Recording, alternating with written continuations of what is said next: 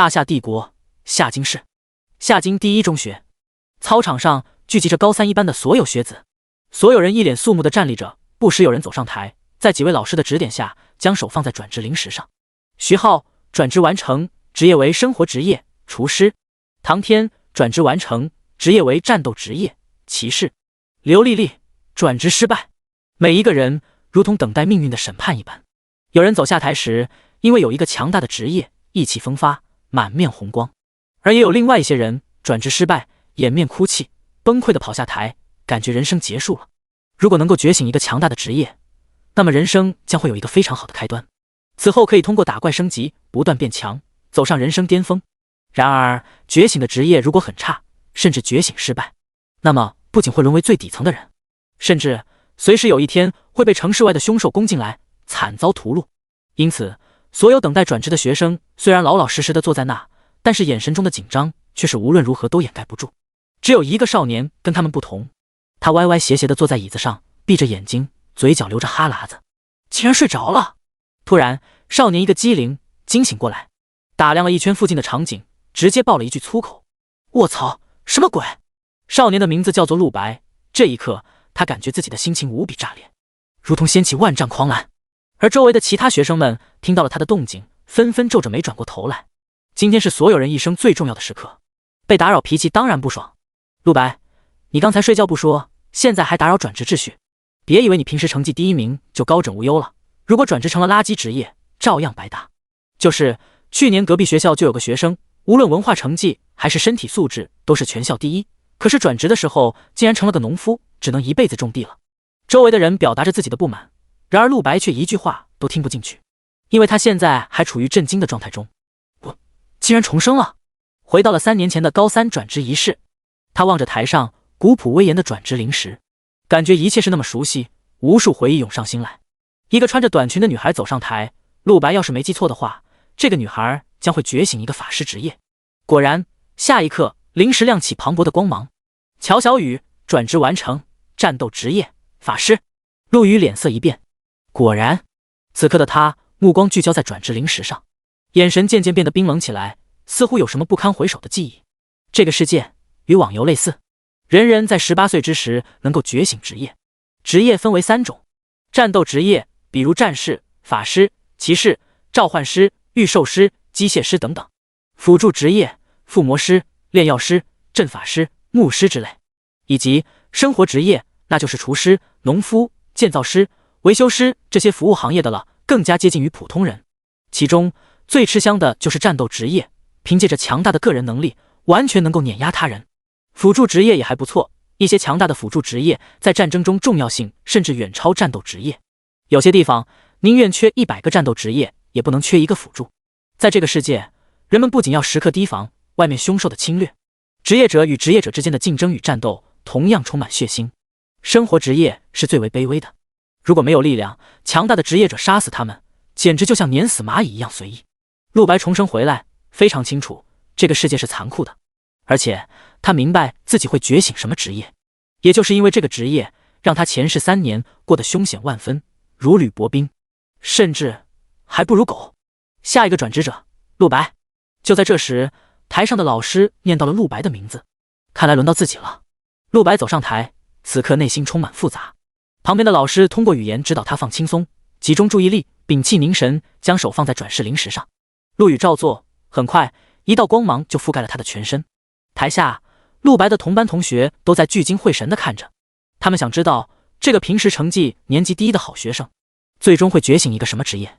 很快，结果出现了，由旁边专业的转职老师大声宣布出来：陆白觉醒完成，辅助职业附魔师。这个结果一出，场下先是冷了1秒，随后所有人的表情都精彩了起来，其中绝大多数是嘲讽与幸灾乐祸。附魔师竟然是辅助职业附魔师，哈哈，这个职业可是非常抢手，地位也非常高的高等职业，在辅助职业都算是顶级的了。陆白，我好羡慕你哦。是啊，能成为附魔师，你可真是有福了。只可惜，唯一美中不足的是这职业和你这个人不太匹配。听着耳边的阴阳怪气，陆白脸色也很不好看。他知道这群人为什么这么说。附魔师是辅助职业中非常稀有，同时又非常高贵的一种职业，主要的能力就是给武器、装备、灵药等各种物品附魔。强大的附魔师，地位崇高，一呼百应，往往是无数战斗职业者巴结的对象。那是真正的人生赢家，手握财富与权柄。可是，这个职业有一个致命的缺陷，那就是费钱。附魔，无论是装备本身，还是附魔用的材料，都是无比费钱的。就拿附魔的必需品凶兽魔晶来说，一枚就需要好几万，而那仅仅只是一阶魔晶的价格，再加上需要试错以及其他的材料费，哪怕是附魔最低级的装备，一次也最少要10万华夏币。因此，附魔师是一个典型的富人职业。然而陆白从小父母双亡，没有任何家产，每天还是靠着姐姐打工赚钱供养的，因此台下的人会有这种反应也就不奇怪了。说真的，以陆白的家境，觉醒一个附魔师还不如一个生活职业有用，生活职业最起码能赚钱吧，附魔师养活自己都困难。是啊，陆白也太可怜了。也有不少人纷纷对陆白投去同情的目光，而陆白什么也没说，只是默默地走下台。这个结果他早就已经知道了。果然和前世一样，附魔师。第2章，金手指到账，神级附魔已绑定。前世觉醒这个职业之后，陆白并没有灰心。穷又怎么样？陆白觉得只要努力就能改变命运。但现实最终无情地打脸了他，因为缺钱买材料，他东拼西凑，身上的每一分钱都用来培养自己的附魔技术。但因为材料品质太低，他附魔的成功率也极低，基本上5%。因此，陆白的生活状况当然无比糟糕，甚至他的姐姐也被他拖累。起初陆白还想着自己虽然没钱，但凭借附魔师的珍贵程度，自己去找大人物投资自己，或者干脆将自己上交国家，哪怕是牺牲自由，也总会有人看中自己吧。但事实证明他想多了，附魔师重要不假，但是培养一个附魔师需要巨量资源，因为低等级的附魔师附魔成功率很低，需要不断的练习，这个过程就是烧钱。可以说每一个附魔师都是用资源和钱堆出来的。陆白当时又没什么拿得出手的成品，自然没人愿意投资培养他。这就好像一个艺术家，如果你一个成名作都没有，那么别人就不可能认可你的价值。再者，花费大量的资源培养起来了，又能保证没有外星，所以没有家族的附魔师形同鸡肋。这一世难道也要如此吗？陆白从操场的人群中离开，背影有些落寞。其他老师看着他有些不忍，一个最好的学生就这样梦碎了。另一个老师道：嗨，你担心他干嘛？还有学生直接觉醒失败了呢，这个世界就是这么残酷的。陆白此刻内心涌上前世记忆，在前世3年，他就一直依附着姐姐的救济生存着，日子很苦很普通，强者能够纵横天地，焚山逐海，但是那些和陆白没关系。突然3年后的某一天，天地巨变，末日降临，天空中深海中无数空间裂缝打开，100位邪神入侵了。在这个世界，修为分为1阶到9阶，每阶又分为9级，而邪神哪怕是最弱的都是8阶强者。100名邪神的降临，瞬间给人类秩序带来了毁灭性打击，哪怕是所有人类最强者联合起来，也不是邪神的对手。世界面临至暗时刻，80%的人口死去，而陆白和姐姐就死在那一场灾难之中。因此陆白此刻心情可想而知。假如他这次重生，一切都和未来一样，重来一遍的话，那么他仍旧保护不了重要之人，改变不了任何事。3年之后，他还是只能像蝼蚁一样，被邪神的入侵无情杀死。叮铃铃，恭喜宿主成功觉醒神级附魔天赋，已绑定成功。接着，一个金色的屏幕直接出现在了陆白视网膜之中，让他整个人都惊到了。姓名：陆白，职业：附魔师，神级，等级1阶1级，0.00%，力量10，敏捷12，精神20，体质9，以上各项属性正常成年人标准为10。天赋：神级附魔，你的附魔100%成功，同时你附魔出来的装备具备神话品质。神级控制，你能够控制所有你附魔装备的开关。神级返还，当其他人使用你的装备时，你将根据他人的实力得到反馈奖励。陆白丝毫不怀疑这个神级附魔是假的，重生这种事情都发生了，还有什么不能发生的？这是自己的金手指啊！瞬间，陆白感觉人生有希望了，腰杆也挺直了。根据这个天赋的描述，这个神级附魔简直不要太牛逼啊！哎，陆白，你怎么走了？就在陆白沉浸在获得金手指的喜悦时，身后忽传来了一道悦耳的声音。一个穿着短裙、肤如白雪、面如粉黛的少女追了过来，是之前觉醒了法师职业的乔小雨。怎么了？陆白问道。陆白，我知道你的家境，你买不起附魔材料，但是不要太灰心嘛。说完，乔小雨直接从口袋中掏出了一张金卡，这里面有50万华夏币，先借给你，你以后赚了钱再还给我。听了这话，陆白内心暗流涌动。乔小雨是他们班的班花，有很多追求者，但是他似乎偏偏对陆白情有独钟，经常会关心他，这真是一个非常善良的女孩。前世的他也提出过要借陆白钱，但是陆白没有收，因为前世的他很清楚，一旦借了，那笔钱他可能一辈子都还不清。他不喜欢欠别人的。不过这一世，陆白郑重地接过了乔小雨递来的金卡，很认真的道：谢谢你，乔小雨，你真是个好人，我一定会报答你的。乔小雨看陆白接受了自己的钱，脸上笑得很灿烂。附魔师可是高等职业，你一定会有大成就的。忽在这时，旁边传来了几道不合时宜的挖苦声。不是我说，小雨妹妹，你把钱借给谁不好，非要借给他。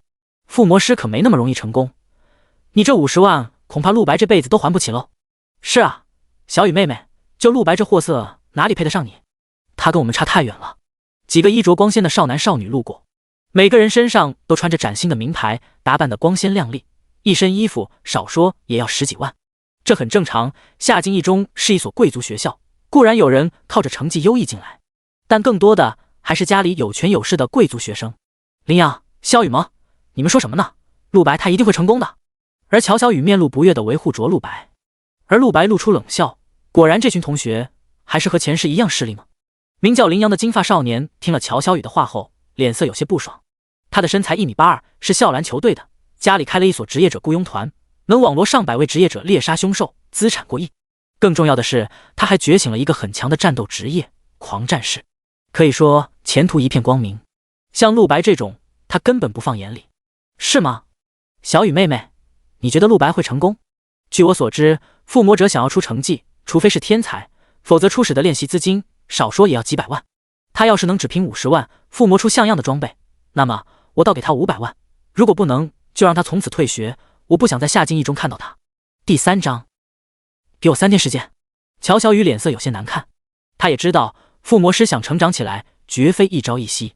林阳道：我也不欺负陆白，给他1个月时间。乔小雨立刻辩驳：太苛刻了，1个月时间怎么可能够？再说陆白凭什么答应跟你赌？这时陆白走到了乔小雨身前，他目光冷冽地望着林阳：你说的像样的装备指什么品质的？林阳冷笑：只要你能弄出1件1星附魔装备，我就输了。那好，陆白直接答应。这个世界附魔的等级是从1星到5星，星级越高，附魔的效果也就越好。1星附魔就足以让1件装备发挥出成倍的效果了。然而恐怕要2阶附魔师才能保证稳定产出1件合格的1星附魔装备。如果陆白没有金手指，那么这个挑战对他一个刚觉醒完成的附魔师来说难度极大。陆白，你太冲动了，就算你要答应，时间也必须延长，1个月你不可能附魔出1星装备的。乔小雨苦苦劝道。陆白略带笑意，听你的。随后就一脸深沉地望向林阳。这场赌局1个月时间不行，3天，我只要3天，必定拿出你想看的装备。这话一出，乔小雨的小脸都傻了。陆白，你说什么？而林阳那边的一群人先是集体愣了一下，随后全都笑得前仰后俯，几个林阳的小弟更是笑得猛拍大腿。陆白，你是逗逼吗？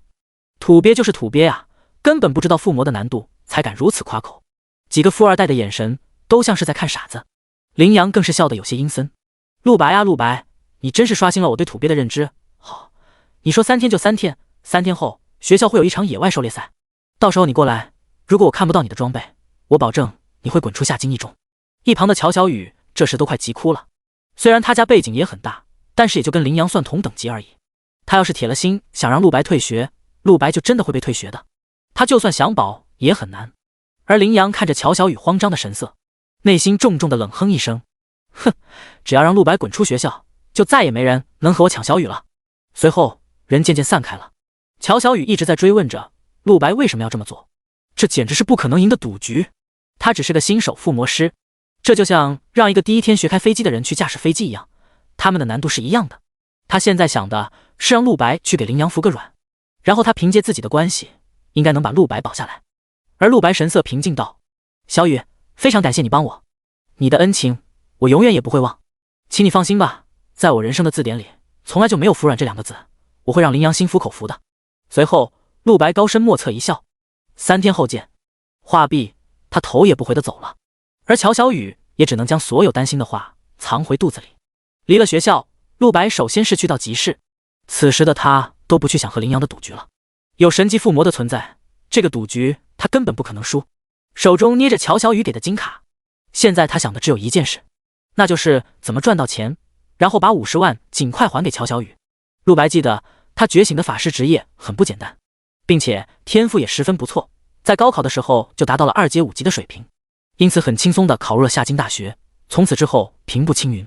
然而却在大学途中，一次去野外的凶兽讨伐任务中被凶兽杀死了，死因是由于他的法杖在关键时刻被凶兽击碎了，丧失了装备，实力大打折扣，最后只能饮恨。前世的陆白得知这个消息后很是伤心，但却无能为力。而这一世，陆白绝不会眼睁睁看乔小雨死，毕竟这是个对他很关心的女孩。老板，这些新手装备怎么卖？陆白来到了夏京最出名的一所装备店。据说这家装备店是附属于夏京一中的，是校长名下的一个产业，所以很多一中的学生都来这边买装备。这家装备店一共有3层楼，每一层从下到上，装备品质也会越来越好。装备分为 D 级、SSS 级，像这第1层最好的装备也不可能超过 C 级了，而越往深处走，装备的品质就越好。陆白想买的这新手装备，则是放在1楼门口柜台的玻璃柜里面，可想而知，就是所有装备里最差的了。只有刚刚觉醒的学生会使用这种装备，不过贵在价格便宜。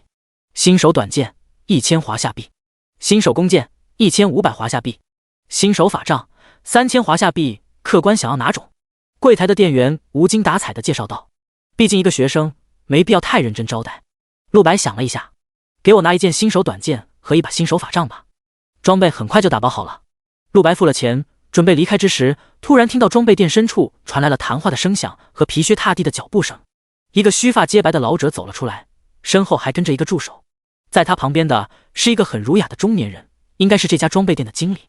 此刻，经理正陪着笑脸，不停地请求道：“那个林教授，您的3星附魔装备确实很好，但是要价5000万，是不是太多了？我全要了，能不能便宜一点？4500万一件怎么样？毕竟3星附魔装备的市场价就是4000万华夏币啊！”林教授听着直摇头：“小张啊，你也太贪心了。你好好看看老夫提供的附魔装备，跟其他附魔装备可不一样。老夫花了大力气，给这些装备都加了特殊效果。比如老夫的那把龙火法杖，附魔之后不仅威力变得更强，范围更大，还额外提供了一支500米的火龙特效。这特效拿出去绝对能把敌人吓出精神病来。还有老夫那把寒冰之枪，附魔也不仅仅是提供了更强性能，还额外增加了魅惑效果，能够让人发情的同时再冰冻起来，体验冰火2重天。第4章开始附魔，神级天赋初展现。张福川听得一脸黑线，这些附魔效果不得不说都很别出心裁，但是对战斗力根本没有提升啊。作为经理，他不可能花大价钱买这种搞怪的附魔装备，加个特效你就能加价500万，自己要是买了不成怨中了吗？而林孝清看到张福川没有一点谈判诚意，直接摆摆手表示不卖了。哎，小张，看来你对卖主的态度还是太差了，老夫只能回去跟校长反映一下这里的经营情况了，告辞。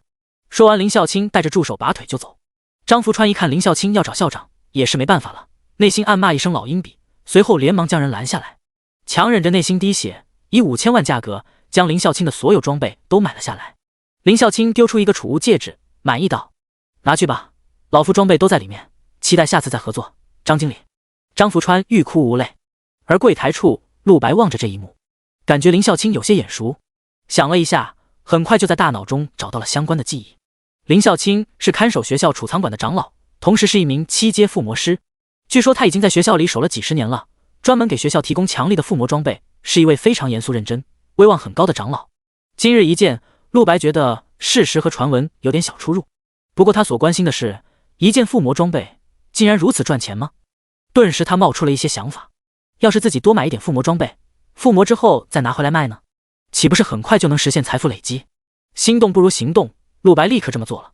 等他回到家之后，他的身上已经多出了30多件各种装备，足足花了10万华夏币。除此之外，还有5枚1阶凶兽晶核以及各种其他的附魔材料，直接把剩下40万几乎花完了。由此可见，买装备花不了多少钱，而买附魔材料才是真正的花钱大头。家中很冷清，姐姐还没有回来，她每天都要打2份工，因此平时都是住宿舍，大概1周回来一次，非常辛苦。陆白本不想接受乔小雨的钱，可是那样他就只能去求姐姐了。人都重生了，还要去找姐姐要钱，陆白感觉自己太不是东西了，所以这种事绝不能做。他相信作为一个重生者，他一定能发财。陆白进入卧室，将卧室的门反锁，随后取出了一枚低级储物戒指，这也是刚才在装备店买的5000元，内置5立方米的储物空间，所有装备和材料都在里面了。接下来开始附魔吧。因为上辈子就是附魔师的缘故，陆白对于附魔的流程早就是轻车熟路。他以自身的灵力和念力创造出一个小型法阵，这就是他的附魔台了。有2个合成篮，在其中一个放入要附魔的装备，另一个放入附魔材料。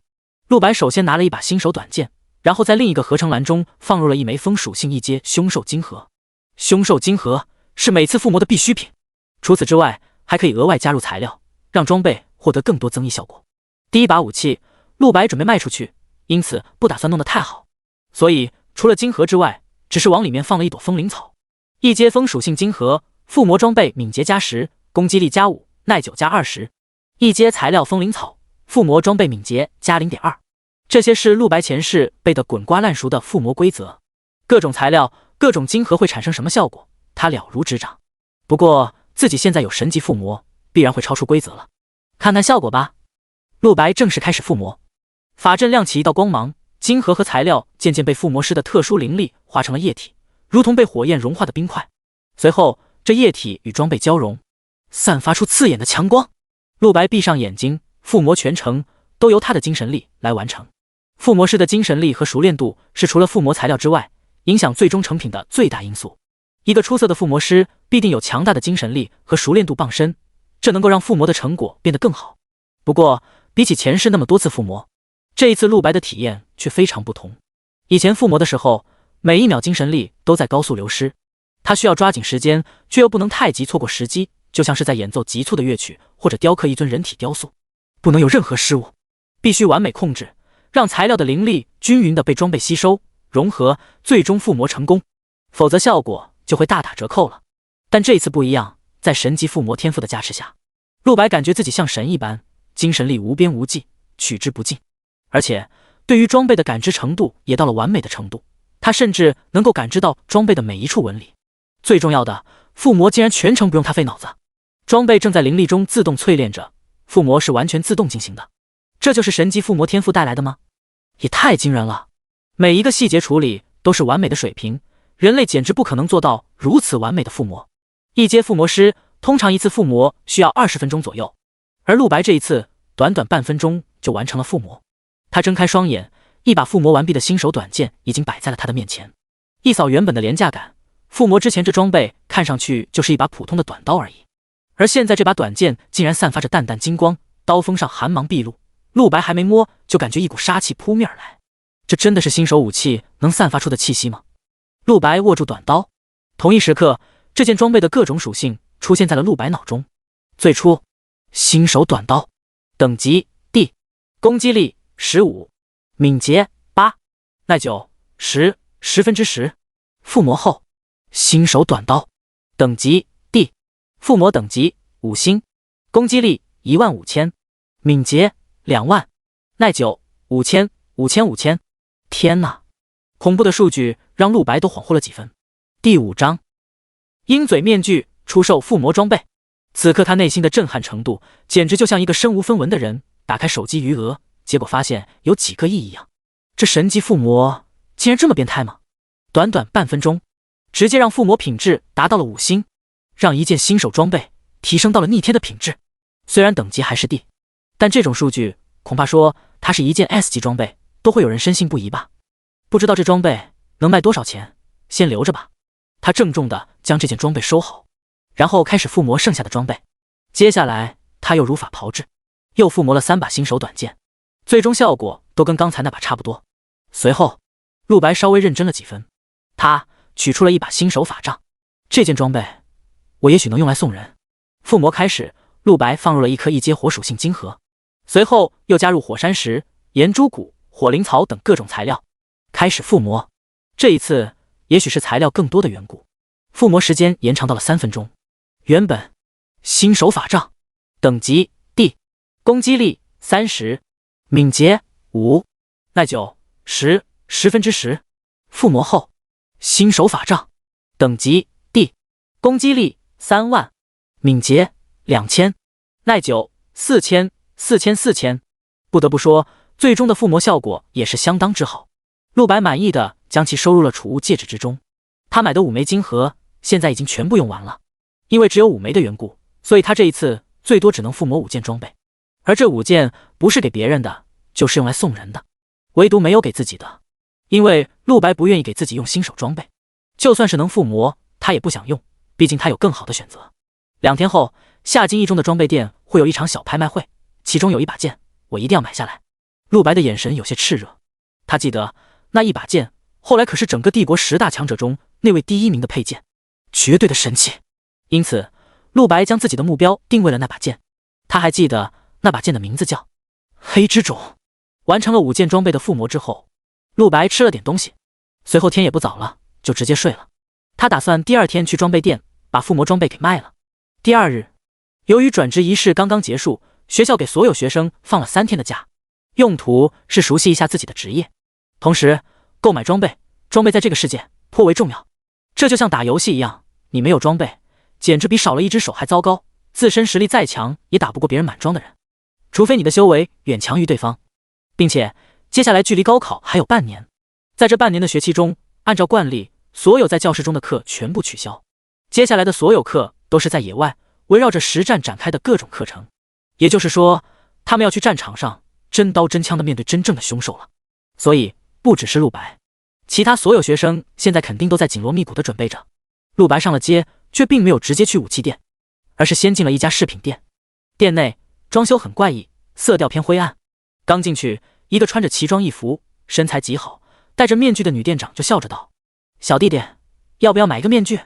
可以帮你隐藏身份，还能增加你的魅力哦。”陆白点了点头：“请给我推荐一款面具。”女店长一听，笑得更妖娆了。她指向身后的一面墙，上面是各种各样的面具，推荐的同时也让陆白看看有没有中意的。最终陆白看中了一款纯黑鹰嘴面具。女店长笑道：“小弟弟真有眼光呢，这款面具是我们店的大师杰森设计的哦，不仅非常帅气，质量极好，而且还能够改变你说话的声音呢。”陆白问：“多少钱？”女店长：“一共6000元。”陆白噎了一下，这价格真特么不便宜。还好自己昨天50万还剩了7500元，反正马上就要卖掉附魔装备赚大钱了，这6000元也就顾不上心疼了。陆白买下了鹰嘴面具，女店长热情道别：“欢迎下次光临哦，小弟弟。”离开了饰品店，陆白的心放下了几分。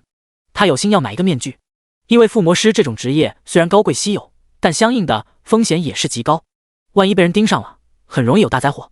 而且出售如此高品质的装备，陆白也不想暴露自己的真实长相。他戴上了鹰嘴面具，很快来到了昨天那家武器店。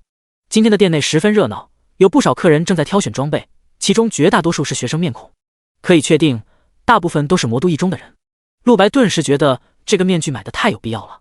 柜台上还是昨天那个无精打采的店员，他趴在那里昏昏欲睡。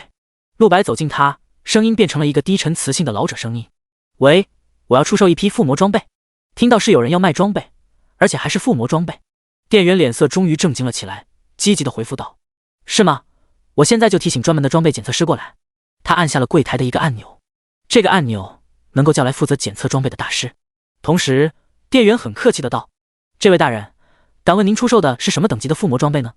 附魔品质是几星？”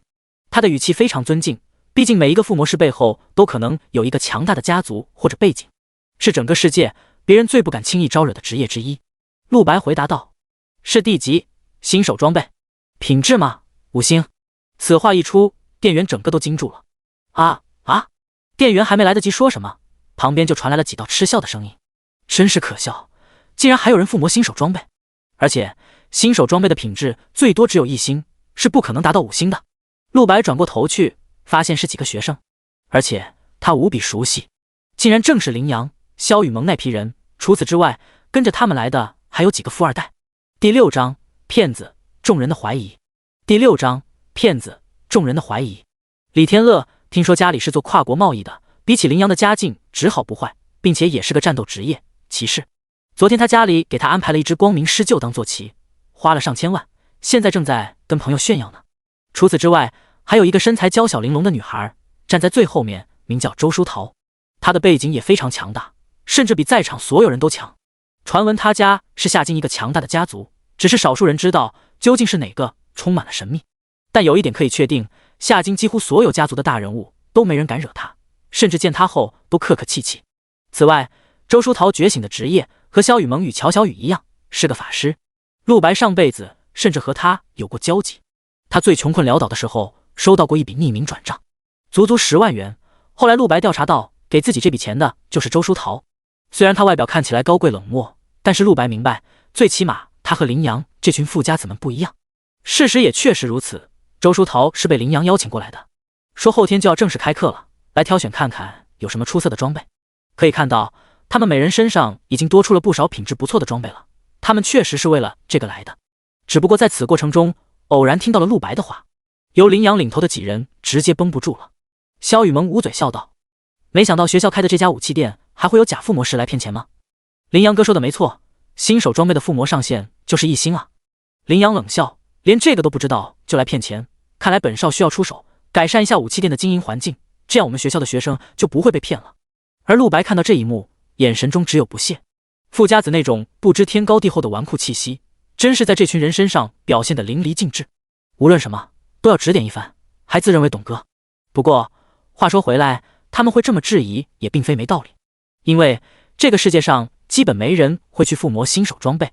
原因很简单，新手装备属性那么差，就算附魔之后属性翻倍，照样还是垃圾装备。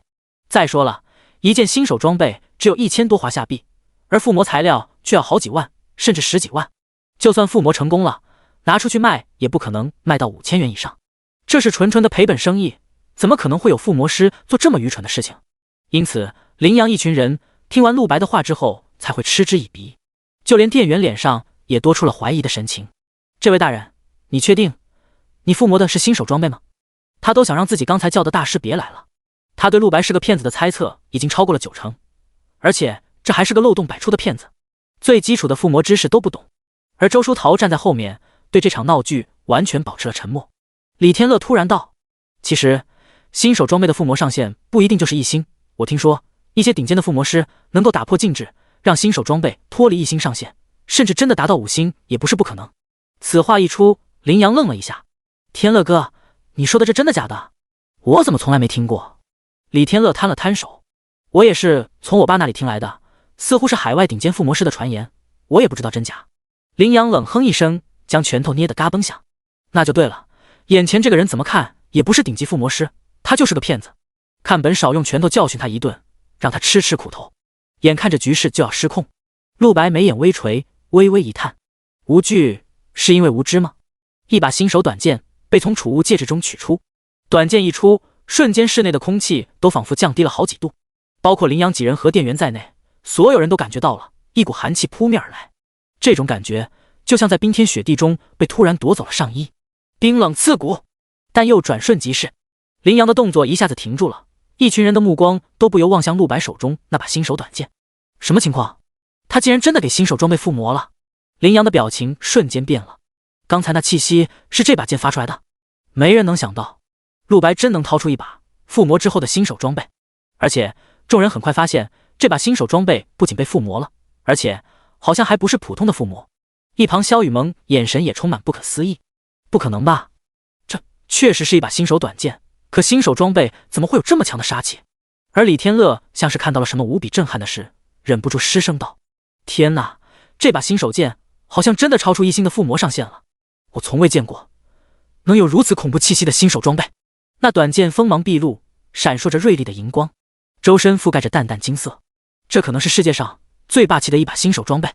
原本准备逐客的店员这一刻也被整不会了，这场面居然反转了，他的脸色有些尴尬。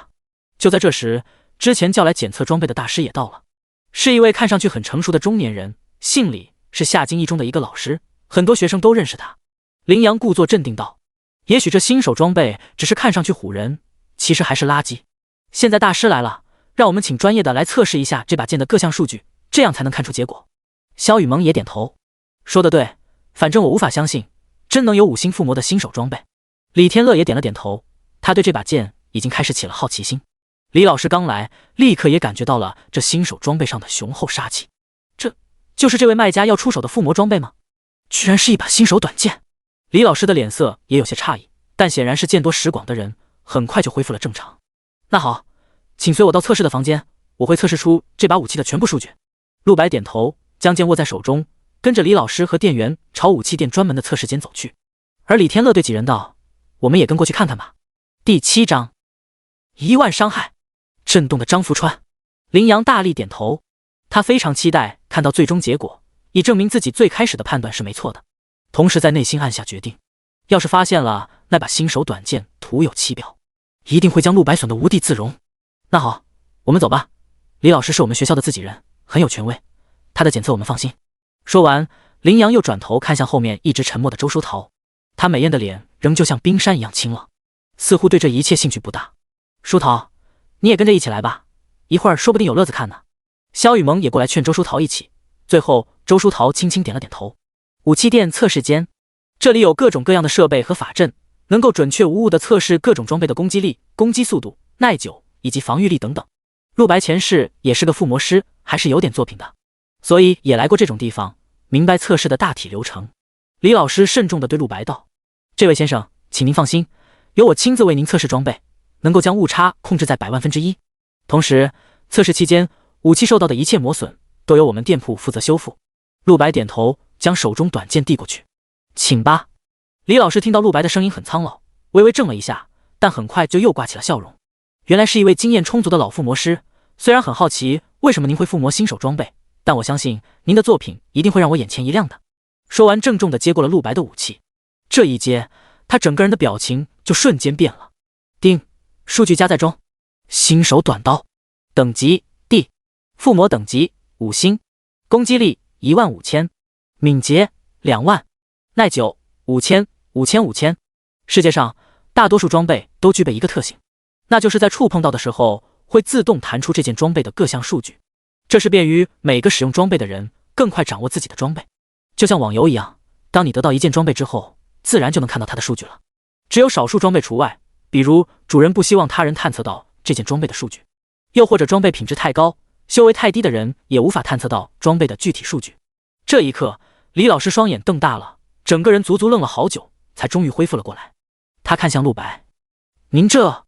就在这时，身后林阳一群人也从门外走了过来，都是在夏京颇具身份地位的富二代，因此武器店员工也没太敢拦。林阳保证他们这群人只是看看，不会打扰店内正常工作，之后就被许可进入了。第一次来测试间，他们也对各种法阵感到新奇，但兴趣最浓厚的还是陆白这件装备的测试结果。李老师，怎么样？测试开始了吗？店员也在一旁问。李大师，触碰数据如何？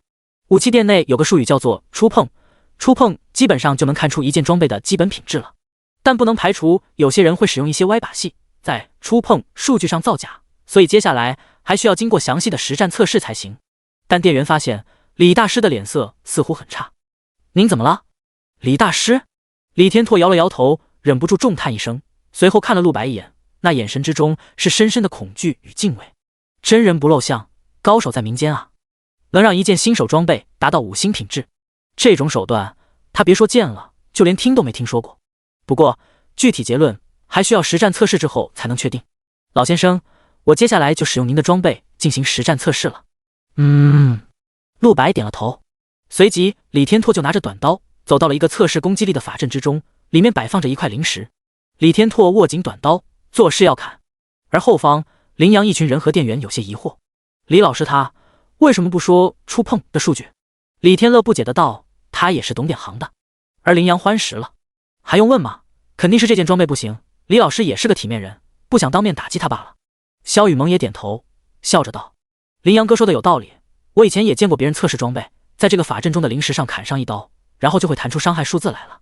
一件新手装备，估计一次造成的伤害也就15至30之间吧。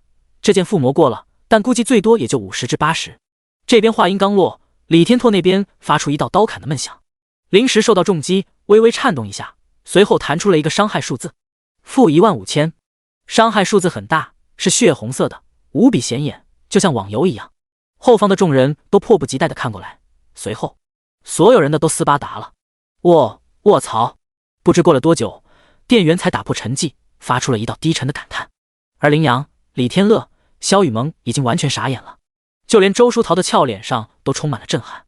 15000伤害，竟然是足足15000伤害！这特么真的是一把新手装备吗？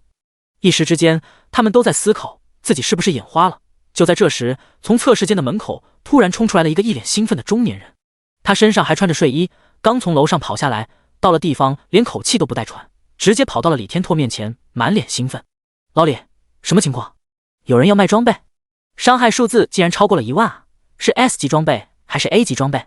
陆白发现来的人竟然是昨天见到的经理张福川。此刻的他一副中了500万的表情，还以为来了大客户。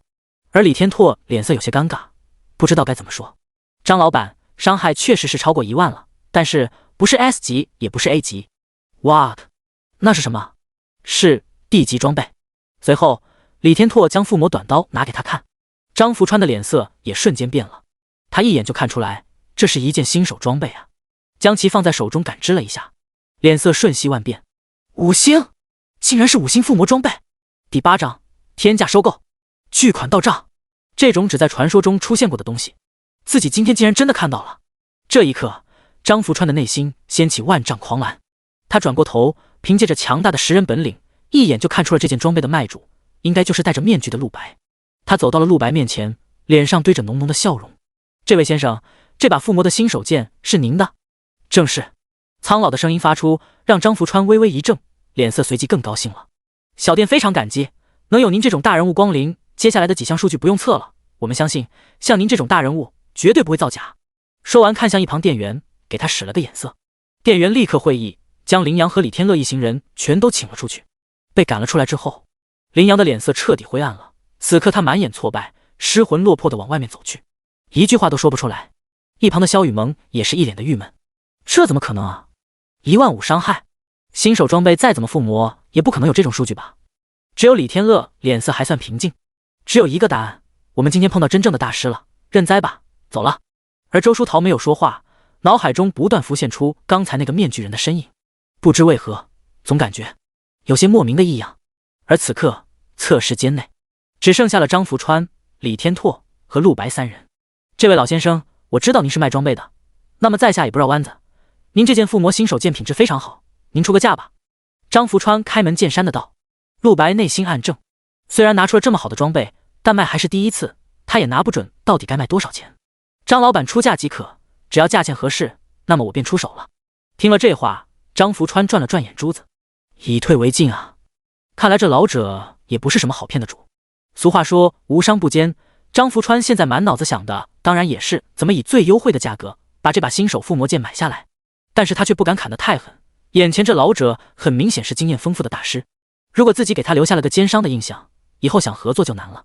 最终经过权衡利弊，张福川道：那么我出价一个亿华夏币，老先生您看可好？陆白已经做了充足的心理准备了，然而在听到了这个数字的时候，整个人还是激动的颤动了一下。1个亿，感情5星附魔装备这么赚钱啊？陆白并不知道，由于这是一把新手剑附魔出来的5星装备，在整个世界都是罕见中的罕见。俗话说物以稀为贵，1个亿如果只是从这把剑的数据上来看，确实有点太多了。通常情况下，只要几千万就能买到和这把剑数据差不多的武器了。但是如果只从实用方面来考虑这把剑，那就是大大低估了其价值。张福川相信，只要将这把剑拿出去，一定会有大把的大人物想要重金收藏，也会有大把的附魔师想要买回去研究的，这里面有着巨大的利益，所以张福川才不惜重金。而陆白虽然震惊，但很快就恢复了正常。1亿虽多，可以说是陆白一辈子都没见过的数字，但他明白这种时候必须要拿捏一下，否则他定然吃亏。张老板，1亿是不是有点？张福川听后一愣，不是吧，这老者还嫌少，看来自己今天果然碰到高手了。那么1亿1000万如何？张福川又给出了一个报价。而陆白心想，果然自己拿捏一下就多赚了1000万，果然这里面有猫腻啊。而且他相信1亿1000万也不是这把剑的极限。张老板，你不会不知道新手剑附魔成5星的难度吧？我敢说整个夏京除了我之外没人能做到。你知道老夫花了多大精力才将这把剑附魔完成吗？张福川的双眼明显瞪大了一下，随后犹豫的道：老先生，您这样让我很为难啊。这样吧，只要你以后还愿意和我们店合作，那么我愿意出价1亿2千万，就当交个朋友。陆白终于满意的点了点头。那好，我看你也挺有诚意，这把剑卖给你了。而李天拓一脸懵逼的看着两个人斗法，内心暗叹一声不服不行。而张福川拿到了附魔剑，同时将一张金卡交给了陆白，这里面一共有1亿2千万华夏币。同时他还给了陆白一张自己的名片，表示以后如果还有附魔装备出售，可以随时打自己的电话。陆白这才满意点头，交易正式结束，随后离开了武器店。陆白前脚刚走，另一边张福川就喜得合不拢嘴了，他拍着李天拓的肩膀，激动的道：老李啊老李，我这回可真是捡了个大便宜。李天拓一脸郁闷，刚才这张福川还装的和割肉了似的，结果人一走就高兴成这样，这就是商人吗？张福川继续开心的道：明天晚上以校长大人的名义，我们武器店会举办一场小拍卖会，到时候我把这副魔剑一亮，你猜会有多少人买？这次真是赚大了，刚好补一下昨天被林孝清那个老混蛋吸的血。哈哈，不说了，老夫得赶紧准备去了。而另一边，陆白离开了武器店，在一个无人暗巷将鹰嘴面具摘了下来。那把附魔剑成本大概只有10万左右，结果转手赚了1亿2千万，这利润简直有点恐怖了。他身上还有3件要出售的附魔装备，但陆白没有一次性全卖完，这也是他的策略，物以稀为贵。自己要是一次性全拿出来，可就不一定能卖1亿2千万的高价了。总之，他现在已经得到了一笔巨款，正好能满足下一次附魔的开销，他需要赶快将经济转化为实力才行。而且明天的拍卖会他也很在意，那把名为黑之种的剑他必须得到手才行。随后陆白去到了材料店，又购买了一批附魔材料，有钱了之后出手也变得阔绰了。这一次他想要购买2阶凶兽金盒。第9章林孝清的震惊，装备卖不出去了。随后陆白就发现了一个让他震惊的消息，跑遍了好几家材料店，想买的2阶凶兽金盒居然买不到。这可是夏京啊，大夏帝国最大的都市之一呀，买不到2阶金盒，物资应该不至于匮乏到这种程度吧。买不到金盒的陆白只能失望的回家，姐姐还是没有回来。但陆白的心境已经和昨天大不一样了，等到姐姐回来之后，自己就能向她宣布一个震撼的好消息，自己现在已经身价过亿，姐姐再也不用过起早贪黑的苦日子了。隔天上午，陆白起床之后，在家中戴上了鹰嘴面具，然后再一次打响了张福川的电话。张福川听到了陆白的声音，无比激动：原来是您啊，这位老先生，难道您又有附魔装备要出售吗？陆白声音没有任何情感：没错，经过昨晚一夜的努力，我又附魔出了3把5星新手剑，想要出售给你们武器店。电话那头的张福川立刻激动了，他一直在筹备着今晚的拍卖会，手上握有5星新手装备的事更是已经放出去了，在魔都上流圈子引起了不小震动，不少大人物都想要来见识一下，这世界上是不是真的存在5星的新手装备。更有很多出名的附魔师闻风而动，想要打假的也不计其数。张福川估计自己这一次肯定赚翻了，到时候整个夏京都会被自己震惊。而现在听到陆白那里竟然还有剑要出手，当下高兴的满口答应。最终经过了几轮磋商，张福川最终答应以同样1亿2千万一把剑的价格收购陆白的3把附魔剑，双方都很满意的挂掉了电话。随后陆白就安心等待着晚上拍卖会的到来，他在电话中答应会在晚上的拍卖会举办之前将3把附魔剑送给张福川。而此刻另一边，夏京一中储藏馆，林孝清正坐在一个摇椅上悠哉悠哉地荡着，手中捧着一本杂志。他镇守了学校的储藏馆30多年了，靠着和校长的良好关系以及自身资历是端上了铁饭碗，每天只用上班摸鱼喝茶睡觉就行了，10年如一日，好不快活，还能被无数的学生尊敬。林孝清唯一的爱好就只剩下捣鼓附魔装备，他是一个非常有想法的附魔师，将自己的装备有一天推广向大众就是他毕生的终极梦想。这时一个助手小跑到了林孝清的椅子旁边，他大概30多岁的样子，是学校储藏馆的员工，名叫小谭。小谭对林孝清汇报道：林长老，您几天前吩咐的采购全市所有2阶和3阶的金盒我已经办妥了，这些金盒现在都在储藏馆的2楼。林孝清听后很满意的点了点头：不错，这可都是校长的意思，你们可一定要好好做，不得马虎。小谭低头应许。林孝清又吩咐道：对了，把我昨晚熬夜附魔的几件3星装备拿过来，老夫也要收拾一下，去找张福川了。小谭一听，立刻转头去了林孝清的私人附魔室。出来之后，手中就多出了3把 B 加级的附魔装备，只用半个夜晚就附魔了3把 B 加装备，而且都是一次成功。林长老不愧是全校最强的7阶附魔师啊！林孝清听完也很受用，同时盘算道：一会儿老夫就把这3把附魔装备卖给张福川，每把装备收他5000万，他一定会乐呵呵买单的。小谭听完有些迟疑，不解的道：林长老，恕我冒昧，虽然您的附魔装备品质很高，但是最多也就值2000万吧？5000万的价格，张福川会买吗？林孝清听完哈哈大笑：你懂什么？张福川那家伙今晚要举办一场拍卖会，估计正在疯狂收购附魔装备呢。而老夫出手的装备，在整个夏京都具备极高权威，不知多少人踏破门槛想求我一件装备。所以，如果我的装备送给张福川去拍卖的话，一件赚个7、8千万轻轻松松。所以，别说是5000万了，就算是再多要1000万，张福川都会乐呵呵的答应的。小谭听到这里，脸色也变得神往起来。这就是附魔师吗？可惜他的职业只是一个格斗师，天生擅长各种柔术、跆拳道、拳击、散打、空手道之类的武术，肉体力量很强，但也只能累死累活的赚辛苦钱。他要是能像林孝清一样当个附魔师多好啊！随手一件装备，钱就像流水一样哗哗进账了。这样吧，小谭，你先跟张福川那家伙打个电话，老夫先试探一下这老狐狸的诚意。林孝清又道，内心想着这次坑张福川多少钱比较好。而小谭随即拨通了电话，通了之后，将要出售装备的意图告知了张福川。林孝清悠哉地躺在一旁的躺椅上，眼睛半闭，等着小谭先帮自己试探张福川。然后小谭才刚说了没几句话，后面就呆然地举着电话，没声音了。林孝清眯着眼睛，有些不满地皱眉：怎么了，小谭？继续说啊，张福川那家伙打算出价多少？小谭转过头来，脸色有些不敢置信：林长老，张福川他挂了。什么？林孝清像听到了什么不可思议的内容。小谭又道：真的挂了，他说手上已经有了品质更高的附魔装备，不想跟您合作。这话一出，林孝清直接从躺椅上坐了起来，眼睛瞪大，脸色略微发青，充满了不敢置信。张福川那小子疯了吧？敢挂老夫电话？老夫的装备他都不要了，整个夏京还有谁能提供更好的装备？这家伙今天难道吃错药了？林孝清的语气错愕着，抢过小谭的手机，又给张福川拨了过去。然而这一次直接显示了对方的电话已关机，请稍后再拨。这一下林孝清的心情彻底不淡定了。而另一边，张福川的武器店今天暂时关门，停止开放。与此同时，在武器店后面的小广场上，工人们正在建设拍卖台。第10章再出售，3把附魔剑卖出。今晚魔都的很多名流都会来，马虎不得。而张福川正在和武器店的伙计们清点着今晚要拍卖的每一件装备。今晚的重头戏就是从陆白那里买来的价值上亿的4件5星新手装备。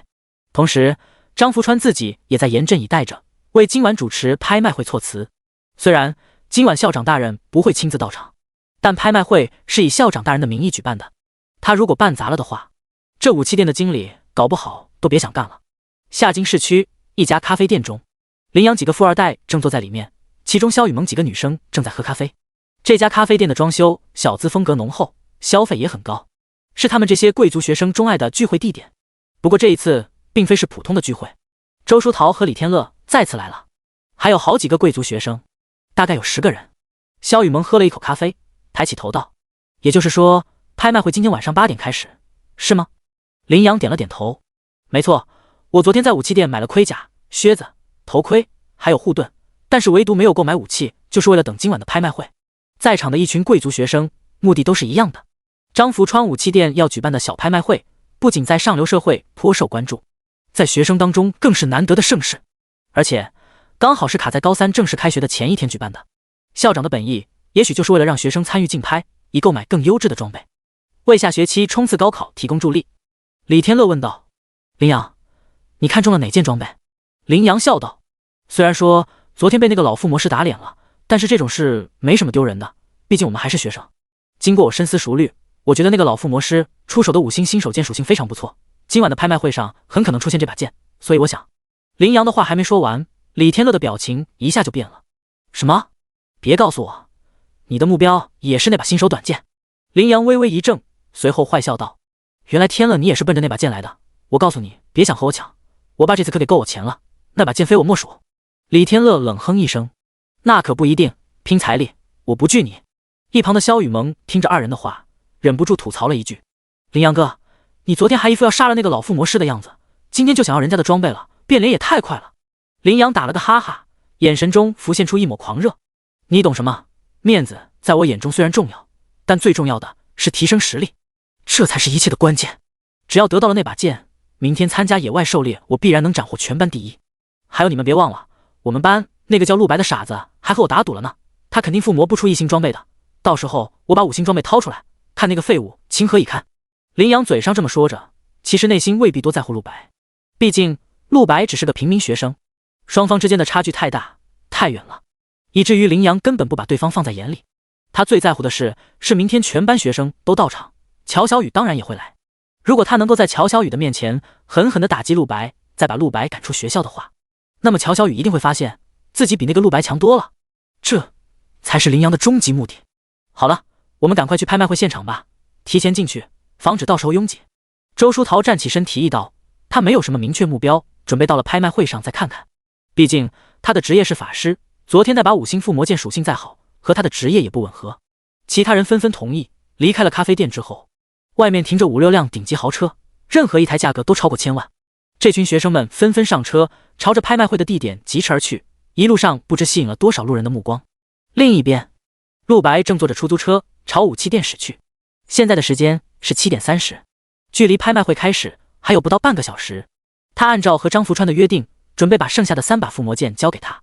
很快，陆白就见到了张福川，简单的验货之后，张福川接收，陆白就成功拿到了钱，一共3亿6千万。也就是说，陆白现在已经拥有了4亿8千万的资产了。而张福川看到了3把附魔装备都没问题之后，对于这个神秘的老附魔师更加欣赏与敬重了。这位老先生，合作愉快，希望以后还能多多合作。张福川笑容满面，内心别提多开心了。他已经看到了大把的钱正在向自己招手，而陆白只是点点头，转身欲走。这时张福川拦住了他，问道：“老先生，今天我们武器店要在后面的广场上举办一场拍卖会，不知您是否有心赏光？”说完，张福川递给了他一张邀请函。陆白将其接过后，却是摇了摇头，拒绝了张福川的好意，表示自己没时间参加。张福川只好遗憾地和陆白告别，但内心却想，这样也好，万一这老附魔师发现了自己用他给的装备拍出了惊人的高价，到时候再找自己要分成就麻烦了。反正他也邀请了，是对方自己不来的，怪不得他。张福川嘿嘿怪笑。陆白离开了武器店，再次进入了一个无人暗巷。出来之时，已经将戴着的鹰嘴面具收入了储物戒指中。拍卖会当然是要参加的，只不过陆白想以自己的身份去参加。随着距离8点越来越近，张福川也赶紧去准备了。陆白也随后赶到了广场上，此刻整个广场已经熙熙攘攘，灯火通明。里面是拍卖台，外面则是在举办一场盛大的晚会，不少上流圈子的男男女女在这里喝酒跳舞，不少学生也来凑热闹。最中心的舞台拍卖会都是给贵族中的贵族准备的，大部分人就算进去了，也肯定抢不过其他有钱人，所以就是来凑个热闹而已。成年人们互相聊着事业、资源、凶兽之类的话题，学生们则是过来见见世面。第11章，陆白的怒火。不过即便如此，在场的所有人也没有一个是背景普通的，因为本场拍卖会是邀请函制，你要是再魔都没有个有头有脸的背景，根本就连广场都进不来。拍卖会入口处，林阳几人昂首阔步，意气风发。凭借他们这群人的家庭背景，想要拿到拍卖会的邀请函，自然是轻而易举。林阳还忍不住吹嘘道：“真是一场盛会啊！如此风景，只有我们这些贵族能够看到了。像陆白那种货色，这辈子连踏足这种场合的资格都没有。”其他人听后都是笑了。萧雨萌附和道：“林阳哥说的没错，那家伙想和你抢小雨，真是异想天开，不知道自己几斤几两。”只有后面的周书桃暗暗皱了皱眉，但也没说什么。拍卖会马上就要开始了，林阳一群人准备进场了。就在这时，其中一人无聊环顾四周时，突然看到了一个不可思议的人影。他立刻拍了拍林阳的肩膀：“喂，林哥，你看那个人是谁？”那人手指了一个方向，林阳和旁边的几人随即望了过去，然后他们看到了陆白的身影。此时的陆白通过张福川给的邀请函已经成功进来了，接下来正准备进入拍卖场，没想到刚好被林阳这群人撞上。萧雨萌也看到了陆白，不敢相信的捂住嘴巴：“天哪，这怎么可能？那是陆白，这小子怎么进来的？”李天乐忍不住打趣道：“还真是他啊，羚羊，这不是你情敌来了吗？而羚羊捏紧拳头，眼神含怒。就他，也配做老子的情敌？真奇怪，这场拍卖会只有贵族才能进来，那小子的家境按理说比乞丐强不了多少，怎么可能出现在这里？想着，羚羊直接朝着陆白冲了过去。陆白只听到急促脚步声，一转头，正好看到了来到他面前的羚羊。陆白没有说话，虽然他的目的只不过是想进拍卖场正常买个装备而已，但他内心明白，哪怕什么也没干，找事的就来了。陆白，你怎么来这里的？不知道这里在举行拍卖会吗？陆白耸肩，我当然知道了，我就是来参加拍卖会的。啊？你说什么？羚羊像是听到了什么笑话一般，满脸嘲讽的道：就你还想参加拍卖会？真是笑死我了！你知道里面最便宜的装备也要上百万吗？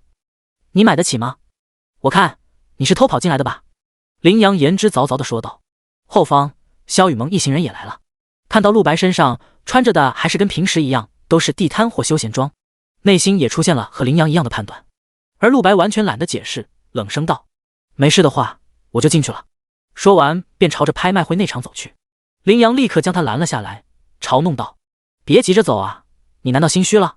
我现在很确定你就是偷跑进来的，真不容易啊，羚羊，这广场守卫这么森严，都让你混进来了。萧雨萌也在旁边帮腔。是啊，这种事你不觉得丢人吗？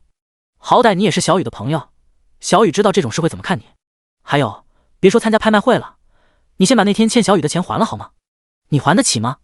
每一句话都在戳着陆白的自尊，倘若他还是前世的自己，当真是完全还不了口，只能咬牙吃下这一切耻辱。但这一世，陆白绝不会让自己蒙羞，更不会让对自己有恩的人蒙羞。羚羊还在说着，看来我需要把保安叫来了，这里有个偷跑进来的乞丐，必须把他赶出去。然而羚羊的话还没有说完，陆白便直接从身上拿出了张福川给的邀请函。邀请函亮出，羚羊、萧雨萌一行人的脸色都变了，竟然真有邀请函啊！李天乐吃惊的道，也就是说陆白是正大光明进来的。而羚羊只觉脸色一僵，又反口咬定道：不可能，一定是偷的，对，这肯定是你偷的。羚羊看上去还想纠缠，陆白内心终于有些忍无可忍。他原本打算明天参加野外狩猎的时候再教训羚羊，但现在看来有必要提前出手了。凭借陆白现在的实力，只需要随便附魔一件装备，等拍卖会结束之后就能送羚羊下地狱了。而就在这时，周书桃上前一步对羚羊道：好了，别争了，既然陆白同学有邀请函，就说明他有进入的资格，至于他是不是偷的，跟我们没关系，拍卖会马上就开始了，我们还是先进去吧。听了周书桃的话，羚羊也只好算了，临行前冷哼了一声，对陆白道：这次算你走运，明天你走着瞧。随后便和旁边的人一起走进了拍卖会场。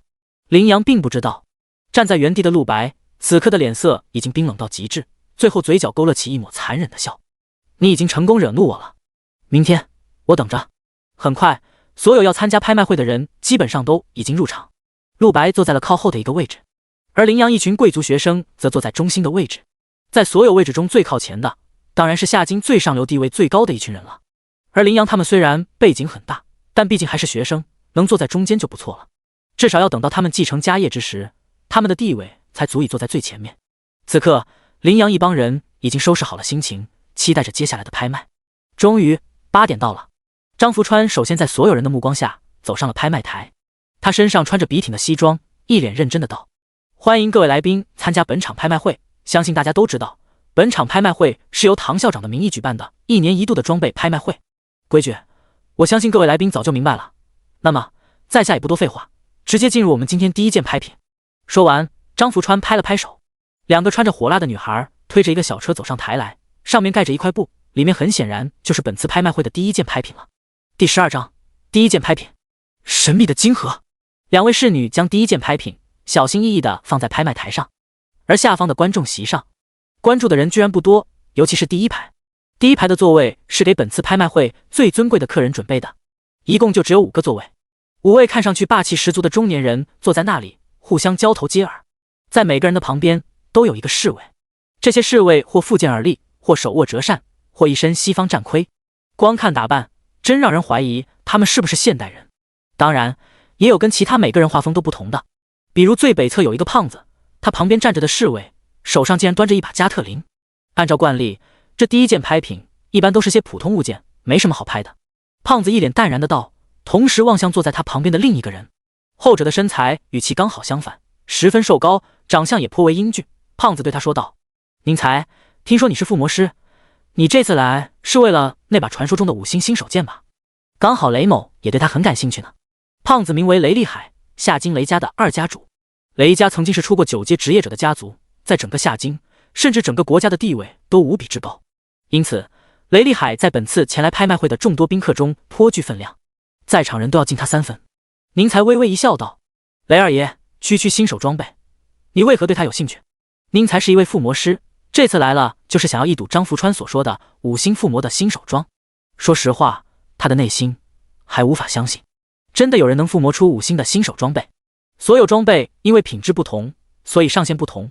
新手装备上限1星，这几乎是定死了的，就算是顶尖大师来，最多能将其破天荒的提到2星。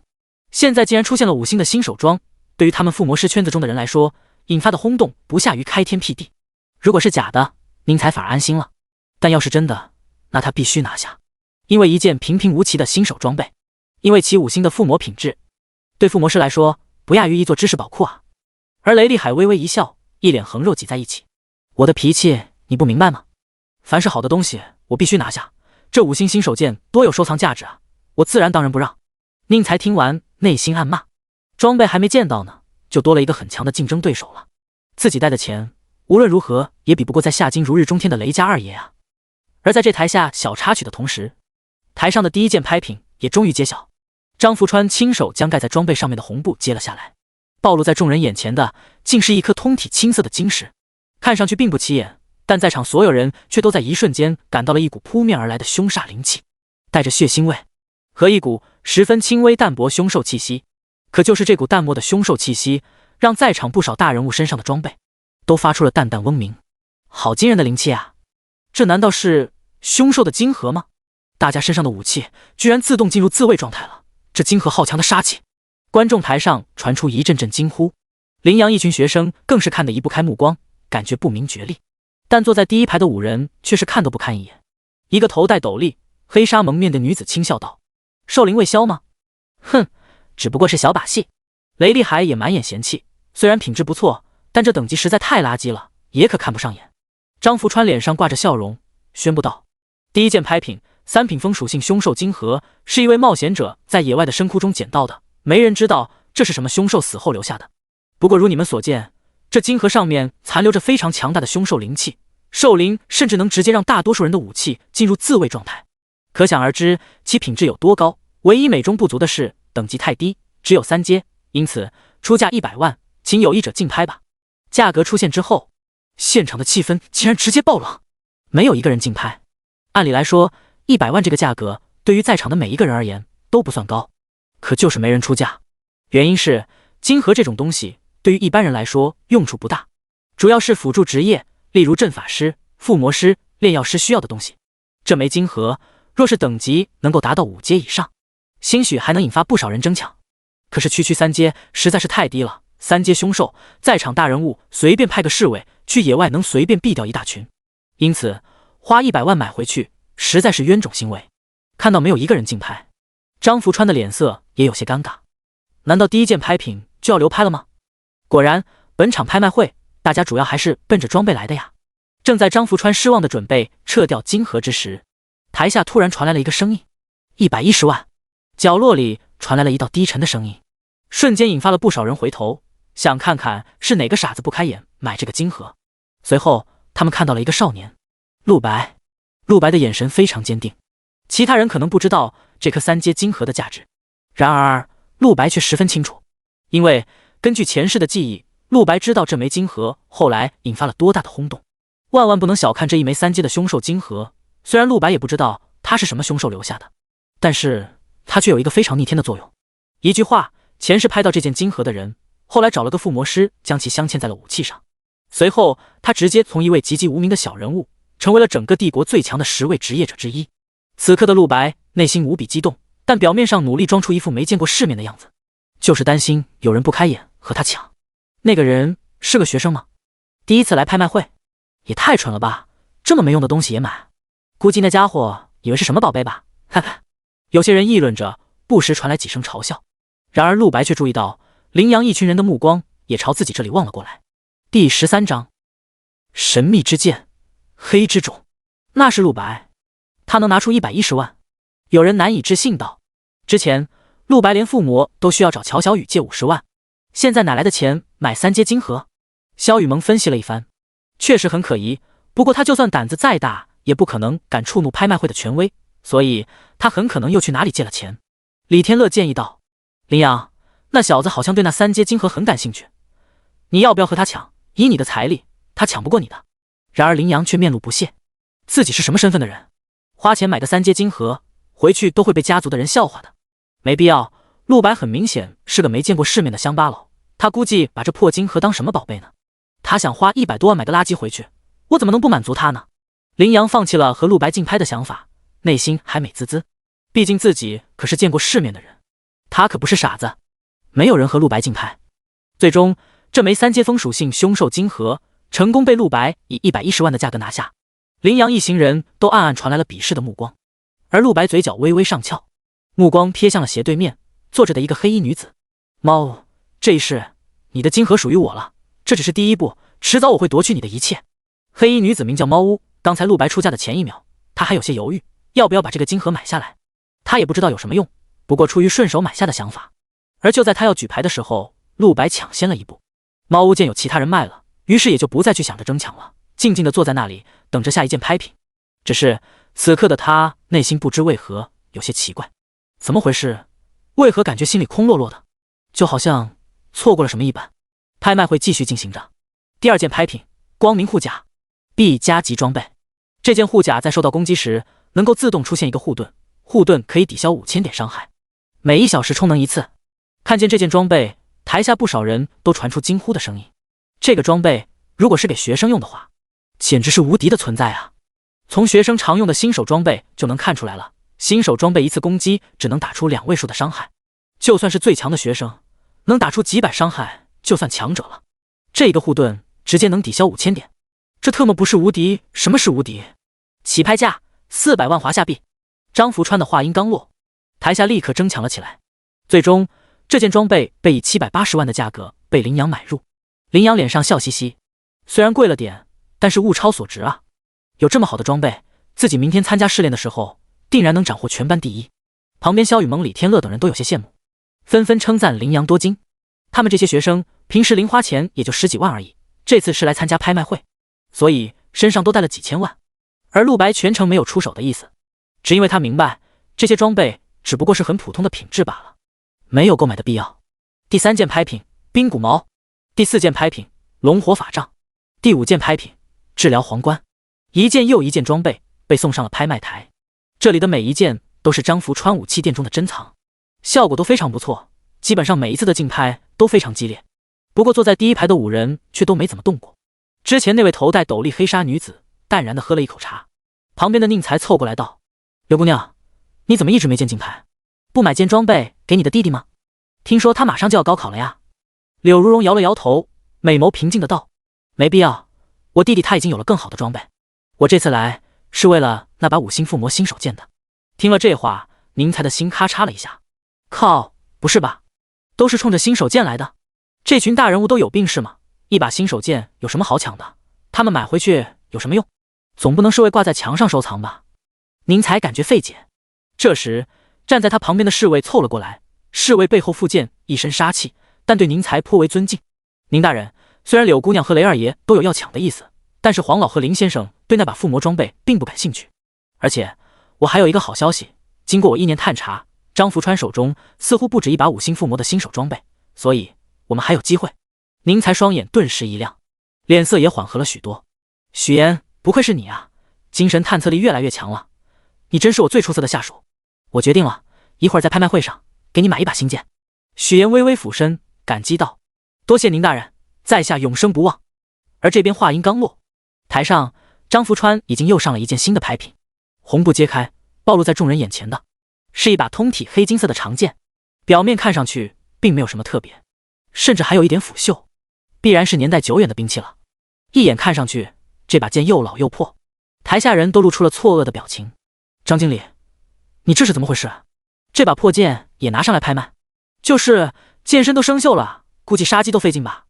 而张福川听着台下喧闹，微微一笑：“诸位宾客，请安静，这把剑没有你们想的那么简单。”张福川轻轻握住剑柄，那剑感受到活人生气，瞬间流露出黑金之光。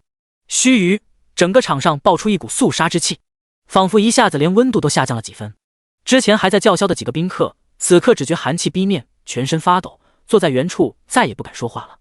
柳如荣秀眉微蹙，好强大的剑气，有点意思。宁采也是双目一亮，这剑本身的品质虽然已经拙劣不堪，但是如果带回去精细雕琢一下，凭借那强大的剑气，定能成为一件很不错的武器啊。他看向一旁的许岩，微笑道：“许岩，这把剑我就买给你吧。”张福川将握在手中的长剑放下，开口道：“他方才的剑气，相信你们都看到了。没错，这把剑的确已经腐朽，它来自上古时期，前任主人的身份已不可考，但张某认为他有资格登上这座拍卖台。此剑名为黑之种。”第14章激烈的争抢，势在必得的陆白。这把剑拥有吞噬活物生气的能力，凶煞万分。不过张某也不敢瞒诸位，这把剑的物理威力很低，一击只能打出10几点的伤害，因此它的所有卖点都在剑气之上。如果是交由剑术大师来使用，一剑能当千军万马。起拍价100万华夏币。张福川的话完了，台下的人却都进入了犹豫，他们都有一种被忽悠的感觉。你张福川吹得那么神乎其神，结果搞半天物理伤害只有10几点，这特么还不如新手装备呢，跟菜刀有什么区别？而且还有使用门槛，必须剑术大师才能用。在场很多人的职业都和剑术师八竿子打不着，自然竞拍者寥寥。不过前排的5位大人物却都有要出手的意思，因为这把黑之种玄之又玄，他们自己虽然用不上，但是买回去的话可以送人或者培养家族中的后辈啊。毕竟剑气这么强的剑世所罕见，其中意愿最强的就是宁采了，他已经决定了把这把剑送给自己的侍卫了。而就在他要举牌的一刹那，突然响起一道少年的声音：“我出价150万。”许多人回头发现居然是之前那个买下3阶金盒的少年，他再次动起了这把剑的心思。又是他，之前其他装备一直没见他动过，怎么偏偏买这些没人要的？呵呵，真是个天生大怨种啊！旁人纷纷摇头嘲讽道。林阳一行人也再次露出了不可思议的表情。陆白还有钱？他哪来的这么多钱啊？这一次他的目标又是一件废物装备，这家伙是真傻还是在装傻？这一次一行人没有再一味的嘲讽，他们也嗅出了几分不对劲，但却不知道究竟是哪里不对劲。那把黑之种怎么看都是一件垃圾装备。林阳眉头微拧，但很快又舒缓下来了。放心吧，陆白可能就是单纯没见过世面而已。他看刚才那把剑神神叨叨的，以为是什么宝贝，估计还想着捡漏呢。乡巴佬就是乡巴佬，眼光真是烂透了。萧雨萌也点点头，和林阳看法一致。张经理都说了，这把剑只有在剑术大师手上有用，陆白是个附魔师，真搞不懂他为什么要买这把剑。旁边林阳的朋友们也都是这么想的。林阳又道：“陆白这个蠢货，他就没发现全场没一个人竞拍吗？足以说明这件装备多烂。陆白的眼光啊，简直奇葩到了极点。我话放在这里了，这件黑之种只有傻逼才会买。你看那群大人物们没一个动的，他们的眼界可是整个夏京的顶尖。”林阳目光露出崇敬之情。我们要是想要好装备，跟着他们买就对了，至于陆白，只是小丑罢了。旁边的一群富二代们听了这话，都是连连点头，觉得太有道理了。林阳也为自己的冷静感到窃喜，和陆白这种人比起来，自己简直就是英明神武。而一旁李天乐脸色却有些狐疑，他怎么觉得事情没那么简单呢？不过最终还是什么也没说。300万。就在这时，前排的宁采举起了牌子，他看中的东西必须拿下。然而柳如荣也举起了牌子，红唇轻启，500万。宁采不甘示弱，800万。价格以飞快的速度被往上抬。林阳脸色一变，什么情况？怎么这群大人物们也开始拍起这件垃圾装备来了？萧雨萌也面露错愕，价格已经朝1000万靠拢了，这把剑怎么会这么值钱？除了柳如荣在和宁采争抢之外，5位大人物中的另外3位雷厉海、黄老和林先生竟然也插入了进来。他们对这把剑也有兴趣，虽然不高，但是也都乐意开价。买中了走运，买不中，嘿嘿，也能多坑一点旁边这几位的钱啊。1500万。雷厉海重声道。场上人一片唏嘘，这价格比起拍价高出15倍了呀。而林先生和黄老也纷纷给出了自己的报价。5位顶级大人物开始为这把破剑争抢起来。短短半分钟后，这把黑之种的价格就被炒到了5000万。场上所有人瞠目结舌，尤其是林阳完全呆住了。他怎么也想不到这把剑的争抢会如此激烈。难道说陆白那个家伙眼光超前？靠，打脸要不要来得这么快啊？李天乐沉声道。果然这把剑没有那么简单啊。不过照这样下去，这把剑应该是5位大人物其中之一得到了吧？陆白应该是买不起了。他摇摇头，毕竟陆白一个普通人，想跟这5位大人物比财力，多少有点自不量力了。林阳听到这脸色也缓和了几分。算了，只要陆白也捞不到便宜就行。前排5位大人物的竞拍速度也慢慢缓了下来。5000万对于他们来说虽然不多，但已经是这把剑的极限了，他们也不想花太多钱。宁财最终开出了6500万的价格。这时其他4位没有再跟进了，就连柳如烟都放弃了。他美眸含笑，那就恭喜宁先生了。而宁财冷笑一声，马德，看这回还有谁在跟我抢？不过虽然得手了，但宁财内心却并不开心，因为这4个混蛋他平白无故多花了好几千万。他真怀疑这4个人是不是故意的。他是一个白手起家的附魔师，钱也不是大风刮来的，当然心疼。算了，只要能买下这把剑就行。就在张福川在台上要落锤了之时，后方再度传来陆白声音：1个亿。这声音沉闷平静，甚至没有任何感情，但却如同一道炸雷一般，在场上掀起了轩然大波。之前嘲讽陆白的那群宾客现在都不敢说话了。之前以为这就是个暴发户学生，没见过世面的土鳖，但现在没人敢这么想了。哪个没见过世面的暴发户能一下子掏出1个亿啊？这人的身份很可能非常可怕。林阳、李天乐甚至周书桃都陷入了震惊当中，他们不敢相信陆白竟然拿1个亿来争这把剑。第15章，寸步不让，陆白的决心。多少？萧雨萌简直怀疑自己是不是听错了。林阳也瞪大了双眼，一句话都说不出来。根据他的认知，陆白这辈子连见到1个亿的机会都没有，更别说拥有1个亿了。但是此刻的林阳一行人觉得陆白不像在开玩笑，谁敢在这种场合开玩笑？李天乐也傻了。林阳，你之前不是调查出陆白是个孤儿家庭吗？他能拿出1个亿，哪怕是他们这群富二代，现在也没有一个人身上装了超过1个亿啊。能有5000万就不错了，还是跟家里软磨硬泡才求来的。而周书桃也微微蹙眉，在他眼中最重要的不是陆白拥有1个亿，而是这黑之种可是前排那5位大人物看上的东西啊。那5位的身份，哪怕他们这群富二代的背景都招惹不起，陆白难道不知道这一点吗？要是在拍卖会上招了他们的仇恨，后果真的很恐怖的。而林阳此刻才从震惊中回过神，他呆然地对着李天乐不停地道：不可能啊，不可能啊！我100%确定陆白确实是个孤儿，家里穷的都跟乞丐差不多了，可为何短短2天不见，陆白怎么变了一个人一样？而周书桃的内心还是很担忧，他不由望向陆白，然而下一刻美眸骤然一缩，他看见陆白一脸冰冷淡然地坐在那里，喊出1个亿这个数字，于他而言仿佛就像喝一口水一样随意。而且他很清楚自己要得罪的是夏京有名的大人物天才附魔师宁财，可是他脸上没有半分恐惧。怎么会这样？陆白他以前不是这样的，他变了，整个人的气质和之前他认识的陆白完全不一样了，那是一种藐视一切的姿态。可是觉醒仪式那日，周书桃分明看到了他脸上的绝望与挫败。是什么让他这么快就走了出来？前方的宁财发现后面居然有个学生也想跟自己抢装备，顿时怒极反笑了，把我夏京天才附魔师宁财当成什么了？旁边这群混蛋仗着家大业大压我一头就算了，今天一个学生也敢和老子抢东西了，再这样下去，明天他的地位是不是该和垃圾桶平起平坐了？1亿5000万，宁财来火了，直接在1个亿的基础上往上加了5000万，瞬间引发场上一片惊叹之声。旁边坐着的雷厉海、柳如荣一行人表情也都精彩了起来。哼，还有好戏看？2亿！陆白没有半分犹豫，宁财直接怒地从座位上站了起来，望向后方，那眼神中流露出一丝杀意，竟让全场的宾客无不噤若寒蝉，全身都无法动弹了。好强的杀气！宁财大佬据说是8阶附魔师啊，他的精神力非我等凡人能及。宁财再次道：2亿2000万！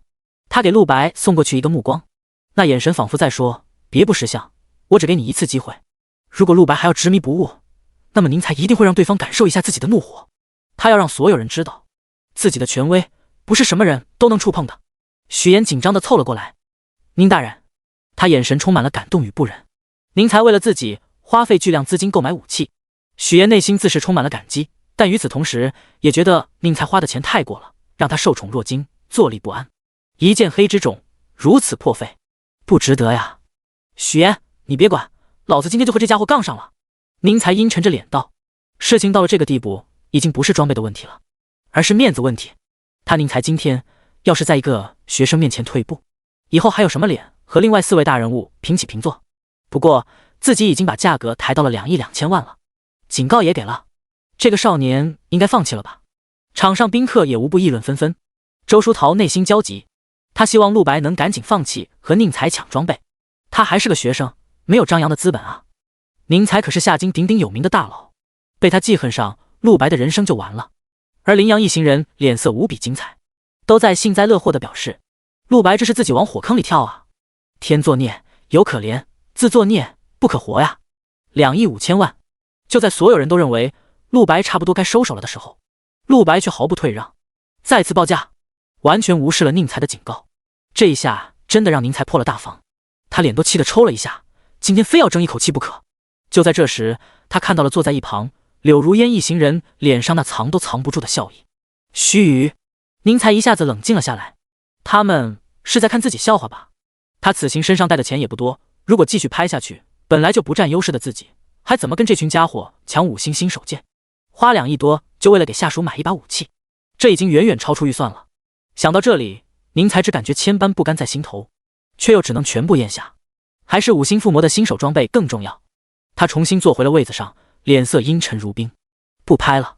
张福川大力落锤，我宣布，古剑黑之种被这位小兄弟以2亿5千万价格拍下。说话间，张福川感觉自己把这辈子伤心的事都想了一遍，否则他都要掩盖不住自己的笑意了。不过是淘了一个老古董，一把上古时期无人问津的破剑，放到拍卖会上碰碰运气而已。竟然真有人买账，而且最后卖出了2亿的价格啊！谁还记得最开始这把剑的起拍价只有100万？这一刻，张福川的内心都快乐疯了。而在陆白听到张福川宣布结果的那一刻，他安心了。无人知晓，他的内心现在也要乐疯了。无人知晓，这把剑究竟意味着什么？而此刻场上进入了短暂的寂静当中。刚才发生的事太震撼了，宁财大佬居然在一个学生面前吃了瘪。林阳和李天乐一行人这一刻都呆坐在椅子上，感觉像做了个梦一样。周书桃的脸色也久久无法平静。刚才发生的那一切都是真的吗？第16章压轴出场，5星附魔剑。第16章压轴出场，5星附魔剑。得到了这把剑，还有之前的那个金盒，这次拍卖会的目的就已经全都达到了。陆白在内心暗道，虽然花了整整2亿5千110万，但是买到的东西绝对是物超所值。钱只有花出去才能叫钱，烂在手里那就只是一堆废纸。没想到死灵吞噬和生灵吞噬的2件神器都被我给得到了。这一枚3阶金盒和一把只能打出10几点伤害的古剑，看上去似乎很废，但只有陆白明白他们身上的秘密。这2样东西可是世界上唯一的无比罕见的具备成长性的神器啊！人或是凶兽这类生物可以通过修行不断变强，这是所有人的常识。可是能够不断变强的装备，又有谁曾听闻过呢？拍卖会还在继续着，众人都收拾了心情，开始关注接下来的装备。转眼间又是好多装备纷纷出现在了众人眼前，越往后装备的品质也就越高。之前一直没怎么出手的5位大人物，这段时间开始频频出手，不少珍贵装备都被高价抢走了。而李天乐和周书桃等人也成功得到了几件非常不错的装备，这些装备不是特别顶尖的那种，不然他们也没机会抢到。品质大概也就和林阳之前买的光明护甲差不多，都是 B 加级装备，最大优点就是非常适合学生。至于 A 级以上的，完全被其他大人物们垄断了。不过毕竟只是一场小拍卖会， S 级以上的装备一件都没有。不过大人物们并不急，他们来的目的本来就不是这场拍卖会本身，而是为了后排座位上。陆白已经不再关心接下来的拍卖了，他现在迫不及待想要拿到黑之种和3阶金盒，然后回家进行附魔。而拍卖会也差不多进入了尾声，但是除了陆白之外，其他人的兴致分毫不减，因为他们每个人最期待的装备终于要出现了。之前负责推送装备的2位侍女不见了，而是换成了2位实力都在5阶之上的高手。两人共同握着一把剑，剑的外围还被做了一个木质剑鞘。这把剑被小心翼翼地放在了拍卖台上。张福川激情四射地宣布道：“诸位宾客们，本场拍卖会的重头戏来了！由一位不愿透露姓名的顶尖附魔师出品的顶尖5星附魔装备。”全场无人说话，尤其是大人物们都在屏息注视着那把剑。由于外面被木质剑鞘覆盖，无法一睹剑的真容。此刻宁财的内心很紧张，真的是5星附魔的新手装备吗？那种东西，这个世界真的有人能做到吗？他可是8阶附魔师啊，可以说在整个世界都是顶尖的了，哪怕是全球附魔师协会都有他的一席之地。可5星新手剑仍旧是他想都不敢想的东西。5星附魔的装备，他曾经做过，可一辈子只做出过一把。没办法，5星附魔实在是太难了，需要顶尖的武器、顶尖的材料、顶尖的附魔师、顶尖的操作，最后还需要有一点运气。5星附魔能够彻底改造一件装备，令其实现质变。毫不夸张地说，一件5星附魔装备足以作为整个夏金帝国任何一个家族的传家宝。雷厉海代表的雷家就供奉着一把 SS 级的5星装备，那是只有雷家曾经的家主9阶强者才配使用的武器。正因这一位9阶强者和一把5星附魔装备，雷家才从夏金一个毫不起眼的3流家族一跃成为顶尖家族。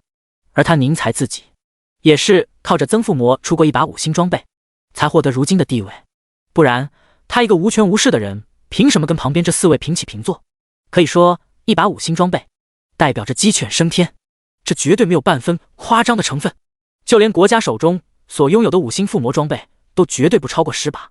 可是现在居然出现了一把5星附魔的新手剑。宁财望着拍卖台上的剑，感觉心脏在不断加快。究竟是怎样强大的附魔师才能做到？旁边大人物们也与宁财的心理活动相似，他们都知道这把剑价值有多么珍贵。毫不夸张地说，过往张福川举办的拍卖会顶多能吸引一群高3学生、大学生或者学生的家长过来，而今年之所以有这么多大人物一起来，就是冲着这把5星新手剑来的。现在终于要看到了。然而台上张福川却在故意卖关子。新手装备大家人人都见过，就像路边的野草一样，毫不起眼。5星附魔装备虽然无比珍贵稀有，但以台下各位来宾的尊贵身份，我相信对你们亦不算闻所未闻。可是今天有一件空前绝后的事情发生了，有人将新手装备和5星附魔结合到了一起。我无法用语言形容我对此事的感受，那么就请大家一睹为快吧。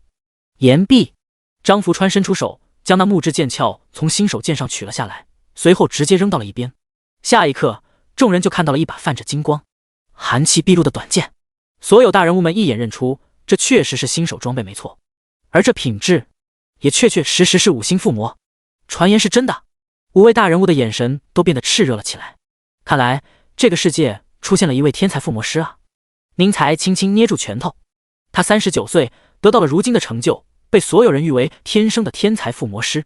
可是当看到了这把5星新手剑横陈在自己面前时，这一刻他感觉到了自己的渺小，如同一颗沙尘看到耀眼的宇宙星辰一般。极大的落差与嫉妒让宁财无法冷静。一旁的许岩皱了皱眉，凑近道：“宁大人，凭借我的感知力，这把剑的属性确实强大极了，已经能和 S 级武器相提并论。张福川说他是5星，并没有撒谎。但我不理解的是，他就算再强，也就是 S 级品质罢了。这群大人物们至于这么激动吗？”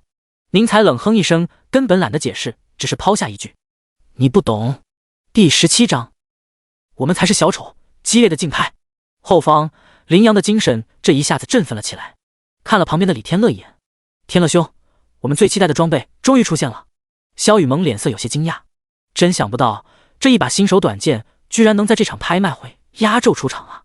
而林阳内心正想着把那把5星附魔剑买下来，作为自己明天的武器。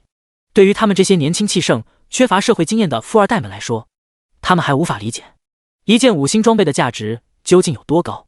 林阳只觉得一把新手装备几千块的东西罢了，再附魔能贵到哪里去？他这次足足带了5000万来，一定能拿下。李天乐也做好了和林阳争抢的准备，他笑着道：“林阳，你别高兴太早，我也是铁了心想要这把剑，我可不像你那个情敌那么好欺负。不过好像你的财力连你那个情敌都不如啊，刚才谁一直说陆白是穷逼来着？听了这话，林阳脸色有些涨红，冷哼一声道：“我呸！据我所知，你带的钱也不超过8000万吧？好像你的财力就有陆白那个家伙强一样。而且，林阳嘴硬的道，我还是坚定，那个陆白绝对是穷逼，他的家境我很清楚。他这一次之所以能拿出这么多钱，肯定不是他自己的。等我出去我就调查。一个平民出身的孤儿矣，比财力，自己怎么可能服输？”林阳的内心充满了作为贵族的优越感，因此他无论如何都不可能承认自己不如陆白。李天乐呵呵一笑，好吧，我不管陆白是不是穷比，反正这次新手剑一定是我的。只有周书桃在一旁露出了一个看透一切的目光。前排的大人物们都在摩拳擦掌呢，你们那点钱哪里能买得起5星附魔装备啊？台上张福川终于要宣布这一把新手剑的价格了。好，接下来正式开始竞拍。5星附魔新手短剑，起拍价1亿5千万。张福川的话音落下，原本热血沸腾的林阳和李天乐二人身体同时抽搐了一下。什么？1亿5千万？这一刻，林阳感觉心脏发出了咔嚓一声的声音，整个人像被雷击了。他兜里的那点钱，竟然连零头都不够啊！而李天乐也被唬住了，他想到这把剑可能很贵，却无论如何也想不到贵到这种程度。假的吧？仅仅只是起拍价就1亿多，一把新手剑凭什么？这个世界疯了吗？二人此刻相视一眼，全身都同时瘫软了。5000万、8000万，加在一起都凑不齐一个起拍价。林阳想到之前还在说陆白是穷比，此刻只感觉脸上火辣辣的，眼神中充满了耻辱。可恶，可恶！而李天乐无神地望着台上的那把剑，本来认为属于自己的东西，这一刻变得遥不可及了。他苦涩地笑了，一句话都说不出来。要说小丑，真小丑还得是我们啊！而最前排5位大人物开始了真正的竞拍，这是一场没有硝烟的战争。柳如荣首先叫价2亿，同时眸如秋水，望向一旁的林先生和黄老，有求情之意。林先生清了清嗓，看了眼柳如荣绝美的脸，决定卖个人情。你放心吧，柳妹妹，尽快去拍，我不会和你抢的。他和黄老本来就对这把剑不感兴趣，这次来只是为了看看，试探一下这事的真假。对于他们来说，这把剑不算什么，真正感兴趣的是这把剑背后的人。能附魔这把剑的究竟会是谁？这才是他们最想调查出来的。如果能够和背后的那位附魔师建立关系，那么才是真正的鸡犬升天，龙腾万里啊！而林先生发话之后，黄老也很快表态，说黄家也不会参与这次竞拍的。因此竞争者就只剩下了雷厉海、宁财和柳如荣3人。3人看上去脸色都很坚定，寸步不让。雷厉海2亿3千万，宁财2亿5千万，柳如烟2亿8千万。雷厉海猛拍桌子，震碎放在面前的紫砂茶壶。3亿！马德，老子拼了！我出3亿，我看你们有没有实力继续和我抢。3亿，即便是对于一个大家族来说，也是一笔巨款了。毕竟要买的仅仅只是一把新手剑而已，从性价比角度考虑，3亿真是个惊人的价格。柳如烟露出了一丝犹豫之色，而宁财完全不退让。3亿3千万！哼，宁财，你这是想跟我杠上啊？雷厉海有些怒意。宁财皮笑肉不笑道：“雷二爷，这件附魔新手装对我很重要，君子不夺人所好，您就成全了我吧。”雷厉海脸色微凝，3亿确实到了让他也无法任性的程度了。而就在这时，又传来了柳如烟的声音：“3亿5千万！”哇靠！雷厉海瞪大双眼，这一次抬价让他彻底放弃了竞争的想法。我不拍了，你们争你们争，再这样下去就要4亿了。雷厉海才不会那么冲动，让这2个年轻人继续杠上吧。而宁财实在无法放弃这件装备，5星附魔装，5星附魔装，自己必须知道上面究竟有什么秘密。宁财的内心无比渴望，病态的渴望，他必须得到这把剑啊！就在这时，许岩走过来，想要劝住宁财，张口欲说什么，却被宁财直接打断：“闭嘴，许岩，什么也别说。我知道你要劝我，但你应该知道这把剑对我有多重要。我出4亿！”这一刻，柳如荣俏脸一震，3亿5千万确实也是让他小出血的价格了。本来还以为这价格能把宁财吓退，但现在看来，还是对方的意志更坚定啊。柳如荣叹了口气，摇了摇头，放弃了继续竞拍。张福川宣布，这件新手装备被宁财拍下。宁财激动的直接从座位上站了起来，太好了，太好了，自己今晚终于赢了一次。这把朝思暮想的5星新手剑是自己的了。宁采简直快要泪流满面，而柳如荣和雷厉海都面露失望之色，看来他们这次注定失望归了。而就在这时，台上的张福川微微一笑。第18章前世仇人。许岩脸色有些复杂的走了过来，对宁采压低声音道：“那个，宁大人，其实我是想要提醒您，您大可不必这么拼命争抢的。我之前已经告诉过你了，5星附魔剑不止一把呀。”话音落下，本来欢欣鼓舞的宁采原地石化，这一刻的他感觉自己似乎苍老了好几岁。张福川对着台下诸位宾客露出了一个意味深长的笑容：“我知道各位大佬都是冲着5星附魔剑来的，不过在下给诸位准备了一个惊喜哦。”话毕，张福川拍拍手，又是整整3把一模一样的5星附魔剑被送了上来。瞬间，全场哗然，惊呼声此起彼伏。天哪，这什么情况？这5星附魔剑居然还有如此神器，居然还能批量生产出来吗？这……柳如荣美眸瞪大，雷厉海也不由得从座位上站了起来。难道说这几把剑都出自于同一人之手？黄老和林先生表情也充满了严肃，惊叹道：“事情看来远远没有我们想象的那么简单。”宁采更是全身瘫软地望向台上，附魔出一把5星附魔剑，和批量生产出一堆5星附魔剑，这可完全不是一个概念。这把剑背后的那位神秘的附魔师，恐怕比他所预想的还要恐怖得多。随着又3把附魔剑的推出，剩下的大人物开始了新的争抢。这一次竞拍没有上一轮那么激烈，反正一共有3把，柳如荣、雷厉海都买到了一份，还有一把则是被后排那位名叫猫屋的黑衣女子买走了。他们花的价格基本都在2亿以内，唯一受伤的就只有宁采一个人。而在拍卖会气氛最热烈的时刻，陆白已经从座位上起身，朝着出口走了过去。随着所有拍品正式售完，张福川对所有来宾表示感谢，然后便可以散场了。陆白无暇听张福川的废话，只想第一个离开，赶紧拿到自己的黑之种和3阶金盒。就在走到门口的时候，一道黑影突然从背后飞来，从背后将脸贴向陆白的耳朵。别动！一个妩媚又冰冷，意外有些好听的女声响起。陆白用余光向后看，是一张少女的俏脸，正是之前坐在对面的猫屋。陆白眼神一冷，前世的他职业是一个刺客，性格冷血，阴险狡诈，善于伪装，为了抢夺自己想要的东西可以不择手段。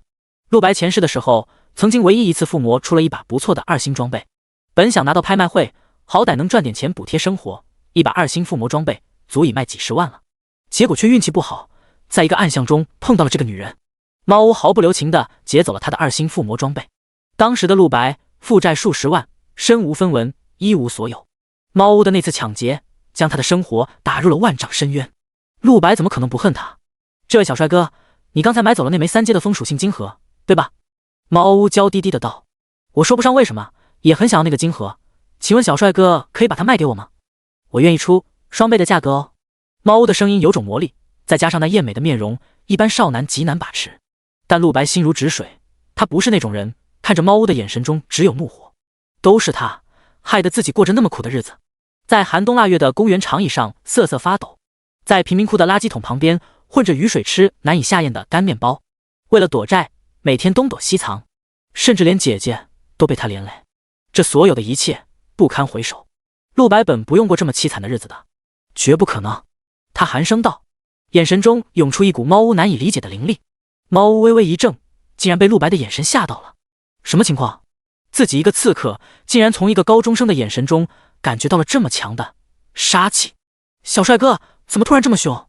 我们商量商量嘛，那只不过是一枚3阶金盒而已，不然我们出去再说。我请你吃个饭，海底捞怎么样？猫屋很快回过神来，满脸堆笑，声音嗲嗲的，背在身后的手上却悄然间多出了一把匕首。如果谈判不成，那么就只能武力硬抢了，反正猫屋没有什么道德负担。你是不是准备等出去之后，用你的寒灵笔杀了我，然后抢走金盒？陆白露出了一种洞察一切的目光，平淡声音缓缓响起。猫屋19岁，3阶修为，夏京大学大一的学生，职业暗影刺客，有2个很强的天赋，一个是能够通过屏住呼吸进入隐身状态，另一个是死亡突刺，可以在10米范围内瞬间出现在一个生物的身后。我说的没错吧？猫屋的脸色骤然变了。什么？你作为一名刺客，职业能力的秘密是最重要的。毕竟你一个刺客如果暴露了攻击方式，那么得手几率就会大大降低了。因此，猫屋敢保证，这个世界上除了他自己之外，无人知晓他的职业技能是什么。凡是知道他技能的人，无一例外都被他杀死了。可是眼前这个人为什么能够将他的能力，包括身份信息，完全准确地说出来？你是什么人？你只是一个高3生，为什么知道这么多？猫屋的神色有些慌了，而陆白露出一个高深莫测的笑容，脸上像是蒙了一层雾。让我猜猜你一会儿准备怎么杀我？你是不是会用左手捂住我的嘴，然后右手反握匕首放在我的喉咙上，以你的能力，短短0.5秒就能杀死我，然后立刻隐身逃离？猫屋握着匕首的手颤抖了一下。如果知道身份信息和职业，还能找到理由来解释的话，那么连自己的日常习惯都能知道，这是怎么办到的？这个男人为什么会对自己这么了解？猫屋震愕之间，陆白的声音还在继续。听说你在夏京大学是鼎鼎有名的高手啊，死在你手上的人不知好几，但是你却有一个致命的不为人知的弱点。第19章，宁财的徒弟，全国附魔师协会，那就是你的耳朵极度敏感，我说的没错吧？陆白妖异一笑，一像鬼一样趁着猫屋没回过神之际凑近了他的耳垂，一口热气哈出，瞬间猫屋的全身如同过电一样酥麻，双腿一软，差点倒在地上，连一点力气都用不出来了。他的美眸中充满了震撼，这个弱点就连他的父母都不知道。这个男人究竟是什么身份？为什么自己的一切都被他给摸透了？这一刻，猫屋的震撼无法用语言来形容。许久，他的身体才终于恢复了气力。然而抬起头后，眼前的陆白早已消失不见了。可恶！此刻拍卖会已经彻底结束，宾客们渐渐散去，猫屋也只能先离开。他已经将陆白的长相完全记入了脑中，一定要再找到这个男人。另一边，陆白已经拿到了自己的拍品黑之种与3阶晶核，他没有迟疑，立刻打车回了家。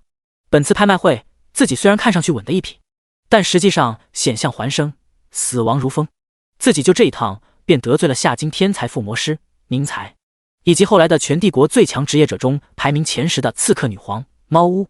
陆白虽然绑定了神级附魔天赋，但现在防身能力还是很弱的。之前要不是急中生智制服了猫屋，那么他很可能已凶多吉少了。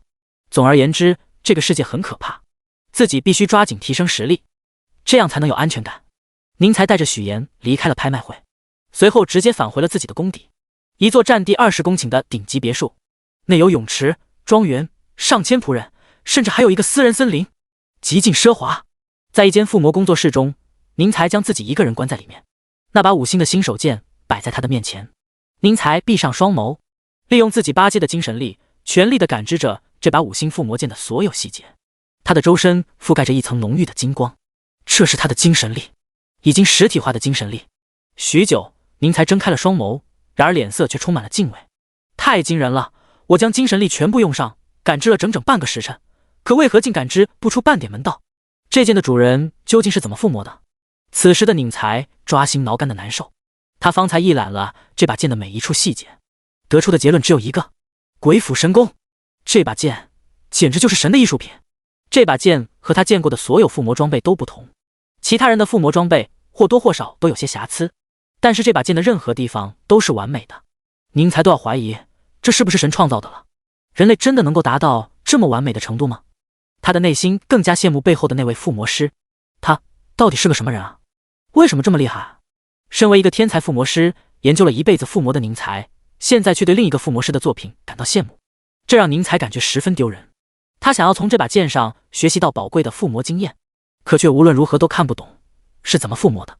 这比考试做不出题来还丢人，毕竟碰到做不上来的难题是人之常情。可是现在的宁财手握着标准答案，答案就在他面前，可是他竟然看不懂答案。我要闭关！宁财怒了，我要闭关整整1月，不看出这把5星附魔剑其中门道，我是不出关。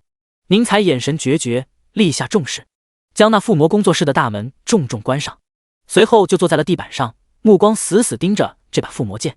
只过了1分钟后，被关上的大门就传来了清脆的敲门声响。什么人？宁财皱眉，谁活腻了吗？敢在自己闭关的时候打扰自己？他飞速走过去，打开门，看清来的人是谁之后，愠怒的脸色却瞬间缓和了下来。小赵，是你啊？一个看上去20岁出头的销售少年站在门外，他名字叫赵成，一个看上去十分稳重内敛的年轻人。师傅，对不起，我不是有意打扰你的，但有一件很重要的事。说完，他拿出了一封信，递给了宁财。这是全国附魔师协会寄给你的。宁财的脸色也认真了一些。协会吗？进来说吧。随后两人席地而坐，宁财将信拆开，而赵成的目光则落在了那把5星附魔剑上。靠，这帮附魔师协会的人是属曹操的吗？老子刚把剑拿回来，他们就知道这事了。宁财看完了信，瞬间发起了牢骚。这封由全国附魔师协会寄来的信，内容非常简单，主要问他2件事情。第一是关于5星附魔剑的细节，这个东西可是宁财花了4亿买回来的，打死也不能告诉他们，一群只想着白嫖的家伙。而第2件事让宁财稍微起了好奇心，附魔协会会长告诉他，协会对内部所有注册的附魔师进行了调查，目的是查出这把突然在夏京出现的5星附魔新手剑背后的作者是谁。结果得出了一个惊人结论，整个协会中没有一个附魔师是符合条件的，也就是说这把剑的作者从来没有加入过协会。那么只有一个解释，要么他是海外的附魔师，要么他从未在大众面前露过面，身份非常神秘。协会希望宁财能够利用自己在夏京的关系，调查一下关于这把剑主人的线索。宁财将信纸拍在一旁的桌子上，骂了一声：真会使唤人啊，而且这事看起来难度特别大。不过这些也早就预料到了，那个背后的附魔师身份绝对很神秘，协会这群王八蛋就会给我派一些极复杂的任务，但也没办法，谁让我是协会的副会长呢？而一旁赵成出声道：师傅，这就是前几天在夏京引发震动的5星附魔新手剑吗？他的声音很严肃，作为一名附魔师，在这方面当然比羚羊他们有见识多了。赵成明白5星附魔是一个什么概念，他一脸神往的道：师傅，有一天我是不是也能附魔出这么强的装备？这把剑是什么样的附魔师创造出来的？第20章储藏室，羚羊的拜访。宁财沉吟了片刻，不知道，但应该是个老头子吧，很可能是9阶附魔师。哼，9阶附魔师又怎么样？等我老了，肯定也能达到9阶。对了，上次给你安排的任务怎样了？赵成听了这话，露出了一个自信笑容，将一个储物戒指在手上扬了扬。5把1星装备，2把2星装备，1把3星装备，小菜一碟。宁财翻了翻白眼，勉强合格吧。不过内心却是乐开了花，这赵成才20岁，已经是3阶附魔师，而且短短40天就附魔了这么多装备，他是个100年难得一见的天才啊！不愧是自己的亲传弟子，宁财决定了，以后要全力将他培养成全国第1附魔师，做自己的接班人。随后宁财将赵成赶了出去，继续努力吧，小赵，1个月后附魔师协会要举办一场全国青年赛，到时候给我拿个冠军回来。赵成立刻给师傅鞠了个躬，弟子明白，请师傅放心。而此时夏京驿中储藏馆，林孝清铁青着脸，听着面前的小谭给他汇报着张福川拍卖会上的情况。听完之后，林孝清一巴掌拍在了面前的案板上，发出沉闷巨响。可恶，我说张福川那个老家伙怎么突然对我装备不感兴趣了？原来是这夏京出现了5星附魔的新手剑。可是怎么样的大人物才能够完成这等壮举？老夫为附魔穷尽一生，但是5星附魔一次都没成功过。林孝清脸色很难看。可恶，如果老夫能够拿到那把剑的实物，好好研究一下就好了。但是这件事现在已经无法实现了。目前所有的新手剑都有主人了，而且都是夏京非富即贵的大人物。他林孝清除了眼巴巴的羡慕别人之外，什么也做不到。忽在这时，门外传来咚咚敲门声。林老，小杨刚才打来电话，说要拜访您，现在在路上，10分钟后就到。另一边，林阳一群人出了拍卖会，直奔夏京驿中储藏馆而来。其中大多数贵族学生结束拍卖之后就都回家去了。周书桃也选择了离开，他此行的目的已经达到了。这次拍卖会，他买到了一件非常不错的法杖——龙火法杖。而在走了一群人之后，只剩下了林阳、李天乐、萧雨萌还在一起。明天就是野外狩猎了，我听说这一届和往年都不一样，明天我们必须好好表现。在回学校的路上，李天乐正色说道。林阳认真的点头，我明白，而且明天就是赌约截止的日子，到时候又要见到陆白那个家伙了。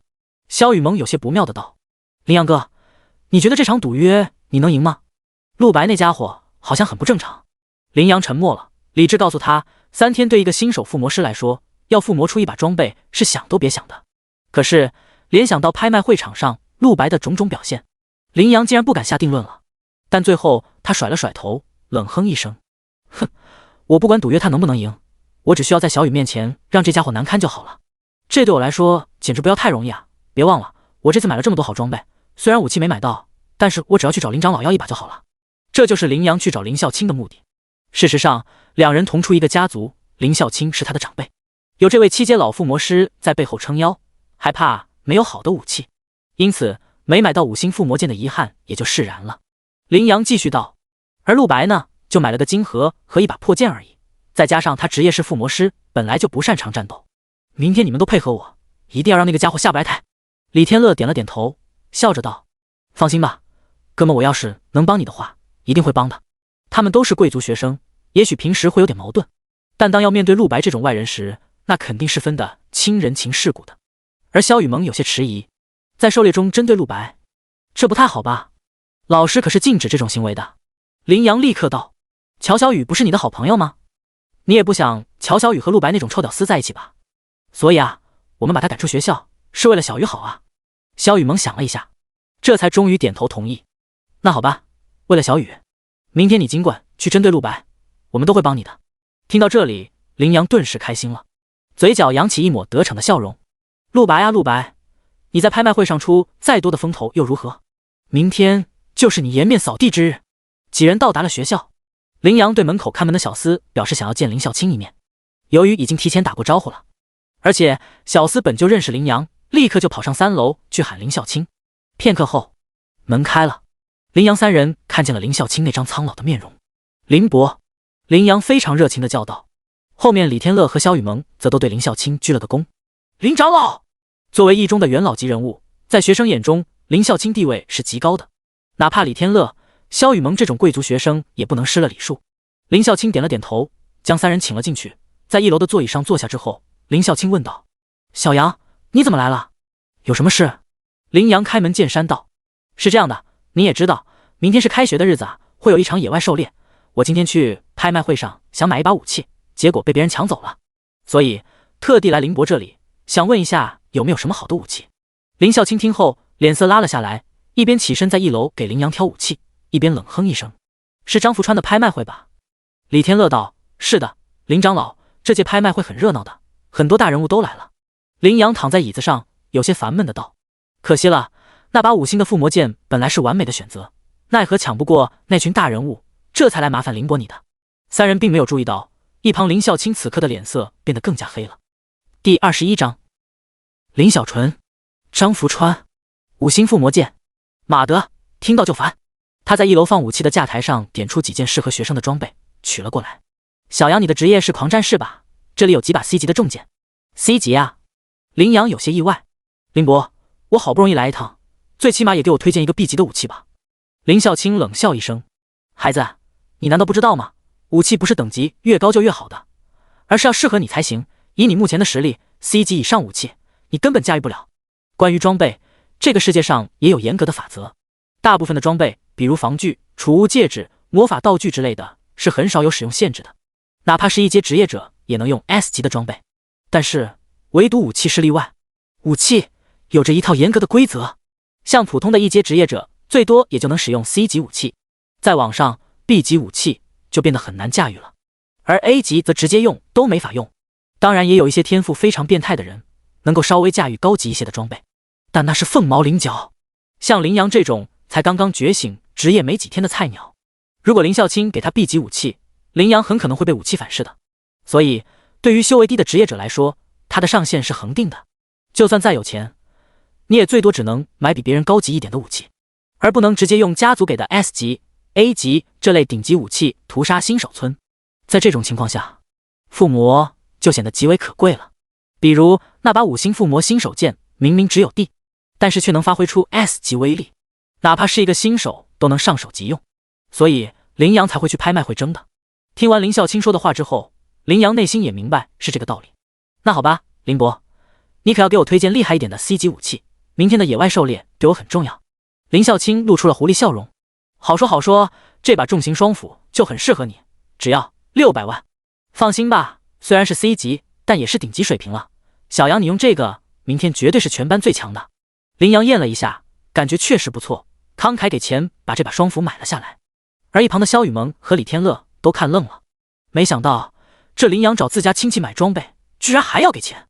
林孝卿收了钱，内心创伤终于得到了几分慰藉。他是一个非常有原则的人，做生意讲究一个雨露均沾，众生平等，绝不会因为你的身份而不坑你。而林阳将一对重斧收了起来，内心幻想着自己明天在野外狩猎中震惊全场，打垮陆白的模样。对了，林伯，小纯姐去哪了？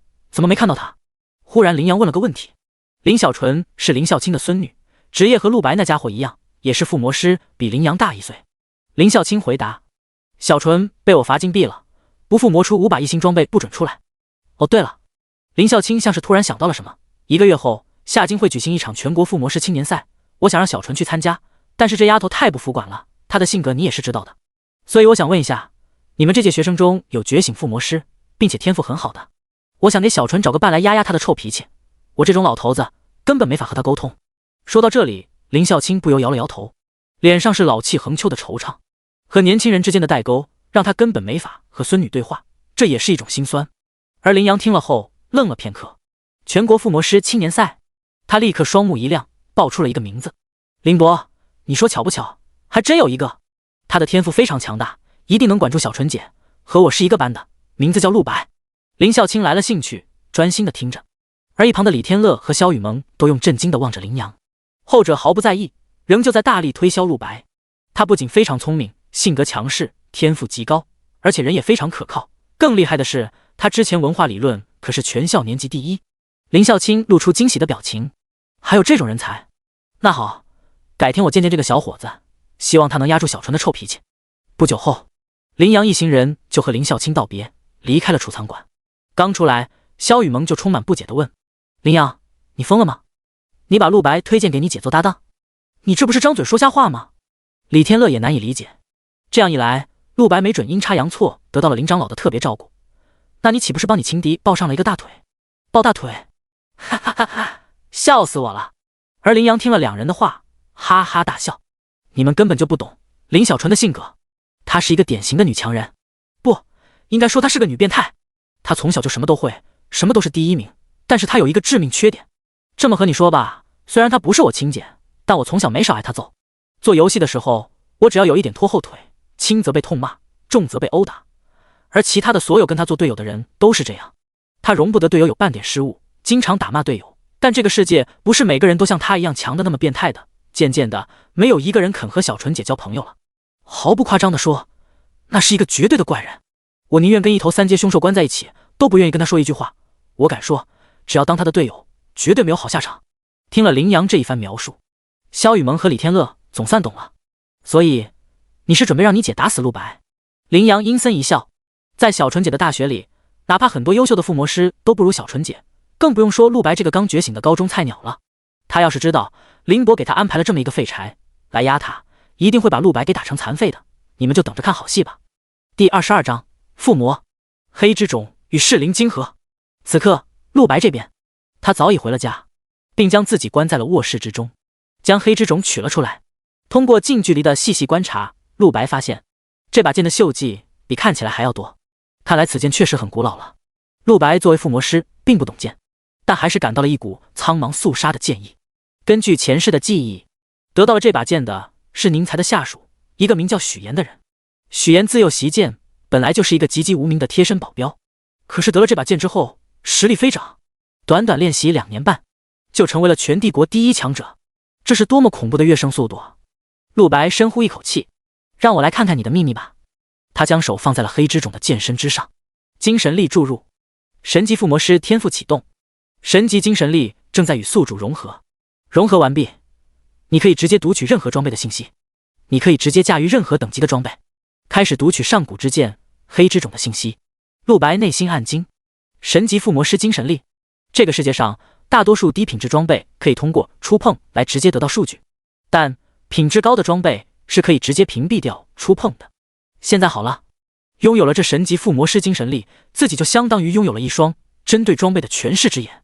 而第二个效果更是不得了，陆白现在只是个1阶职业者，如果没有这神级精神力，那么他最多驾驭 B 级以下装备。而现在，就算是一件 SSS 的装备摆在他面前，陆白都能够直接使用。黑之种，等级 SSS， 攻击15，残破，敏捷30，残破，耐久无限。看了这几个前面的数据，陆白的内心大起大落。这把黑之种竟然是世所罕见的 SSS 级装备，太惊人了！我没看错吧？要知道，这个世界上有记载的 SSS 级装备不超过3把，他们的使用者无不是顶级的9阶职业者。也就是说，我将成为这世界上唯一一个能使用 SSS 级装备的1阶职业者了吧？可是这数据确实太差了呀，简直连新手装备都不如。陆白并不急，继续往下看。根据前世的记忆，他知道这把剑能够摄取其他生灵的生气，反哺自身。特殊天赋1：吞噬生灵，能够吞噬附近一切生物的生气，每一只生物都会让下一剑的伤害翻1倍，伤害至多翻10倍，且在打出之后需要重新摄取生气。2：无双剑气，本天赋目前不可查看，您需要具备战斗职业天赋。陆白内心一惊，这第2个天赋无双剑气居然是锁定状态，他因为不是战斗职业的缘故，无法查看，也就无法使用。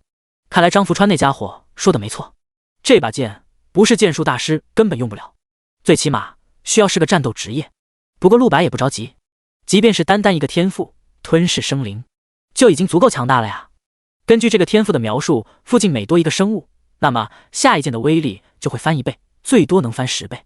不得不说很强，但这是对于陆白而言。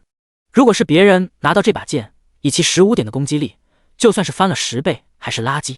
而陆白靠着神级附魔，可以将这把剑通过附魔的方式增强，到了那时候威力再翻10倍，将会如何呢？想着，陆白取出了本次拍到的另一件宝贝3阶风属性晶核，正在读取晶核信息。读取成功，名称噬灵晶核，等级3阶，可成长，特殊天赋吞噬亡灵。原来这个晶核是有名字的，噬灵晶核吗？陆白眼神微眯，这晶核有一个特殊天赋吞噬亡灵，他迫不及待地查看这个天赋的具体效果。吞噬亡灵，使用本晶核附魔装备，装备将具备吞噬亡灵的特性，每杀死一个敌人，将永久性增加晶核的经验值，并提升武器的攻击力。敌人越强，增加的经验值与攻击力越多。陆白飞快看完了这个天赋的效果，简而言之的概括就是，每杀死一个敌人，晶核都会从中得到经验，并且永久提升攻击力。也就是说，这是一把杀人数量越多就会变得越强的晶核，还真是凶残啊！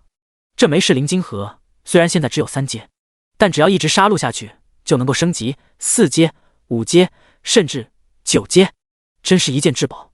那么我就将其与黑之种附魔到一起好了，到时候既能吞噬活人生气，亦能吞噬死人亡灵，战斗力双重叠加啊！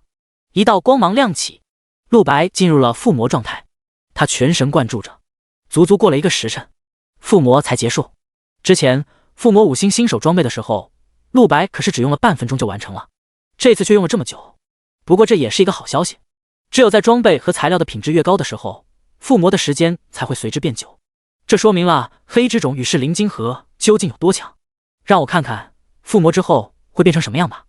陆白将附魔完成的黑之种握在手中，令他惊讶的是，这把剑附魔前后外形上竟然没有半点变化，他现在看起来还是一把锈迹斑斑的老旧破剑。如果换做其他人来看，恐怕都要怀疑这把剑到底有没有附魔过了。黑之种数据读取中，黑之种等级 SSS， 附魔等级5星，攻击力5万，残破，敏捷7万，残破，耐久无限。特殊天赋，本剑已融合噬灵晶核，具备噬灵特性。看完了附魔之后的数据，陆白感觉无比满意。残破就残破，我直接附魔不就好了？5星附魔之后，哪怕是再烂的装备都能变成神器。如此一来，明天的野外狩猎就绝对不成问题了。陆白现在的心情很开心，同时他开始好奇，这把剑是残破状态，可是它毕竟是一把 SSS 阶武器啊。那么假如它能够重新回归巅峰，其数据会有多强呢？只可惜陆白并不知道怎样才能让这把剑回归巅峰。天色不早了，陆白很快上床休息。第23章意外惊喜，技能反馈。而在另一边，夏京大学外，一条繁华的街道上，猫屋正在百无聊赖地走着。此时已经是午夜，他离开了闹市区，很快拐进了一条人烟稀少的暗巷。最近好像没钱了呀，他嘴上喃喃着，眼睛已经在四处寻找目标。就在这时，一个壮汉的身影在他身后出现，一把勒住了他的脖子，手上握着一把长刀，放在猫屋的脸上。小妹妹长得不错嘛，和叔叔来这边快活一下怎么样？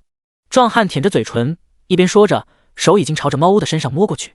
而与此同时，在猫屋身前暗巷的另一个入口也出现了5、6个壮汉，将两边全部堵死。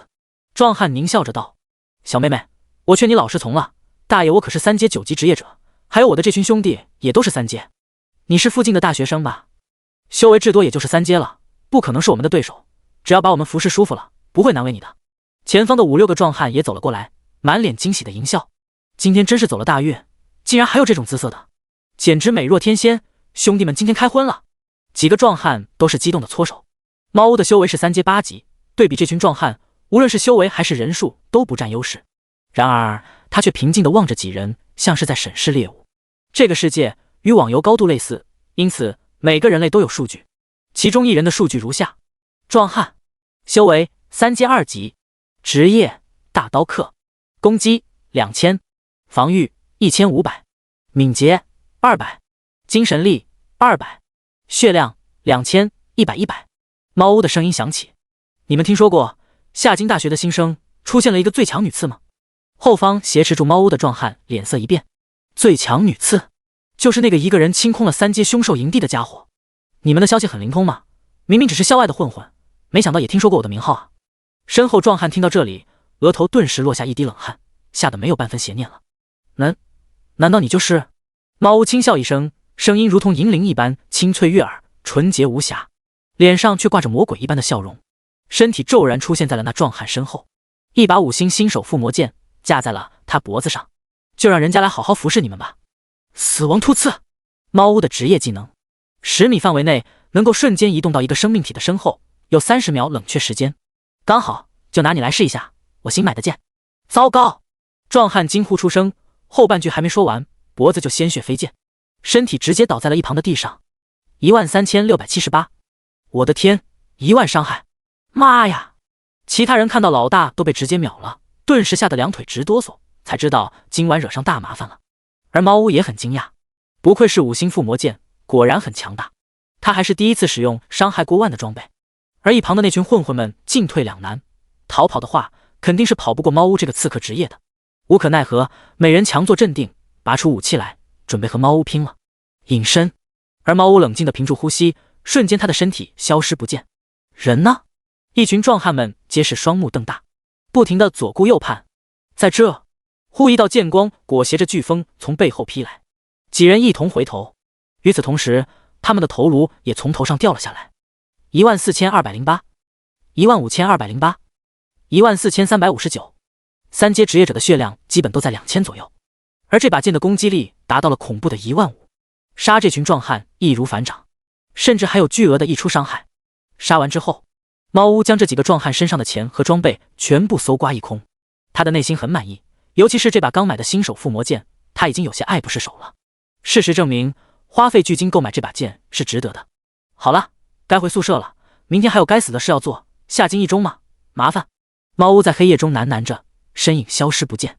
而在陆白家中，陆白正躺在床上呼呼大睡，身上忽亮起了一道光。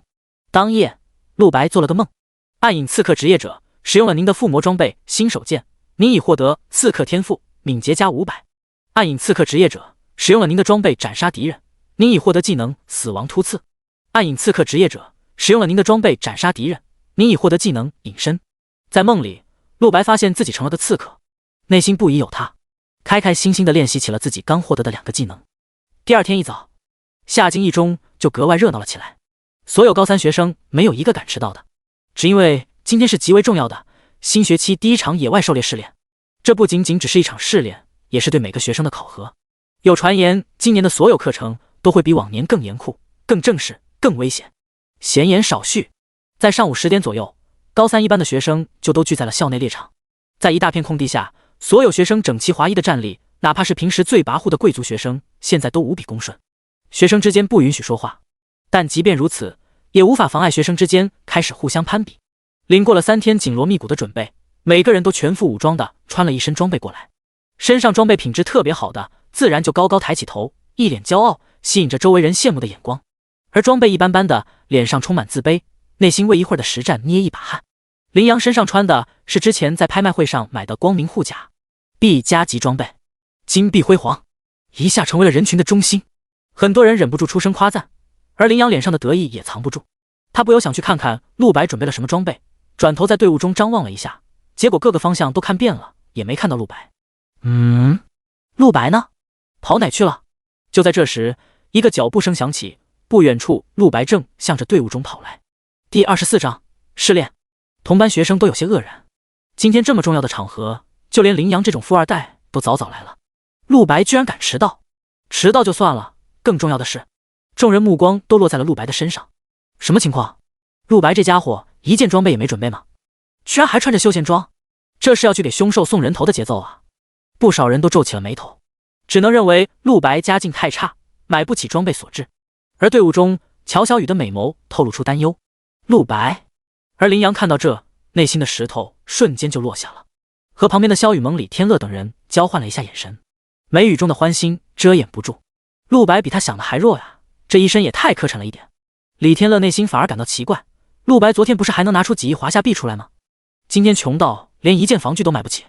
不过很快也不去多想，因为一班的班主任出现了，一个年轻貌美、洋溢着青春气息的美女款步走来。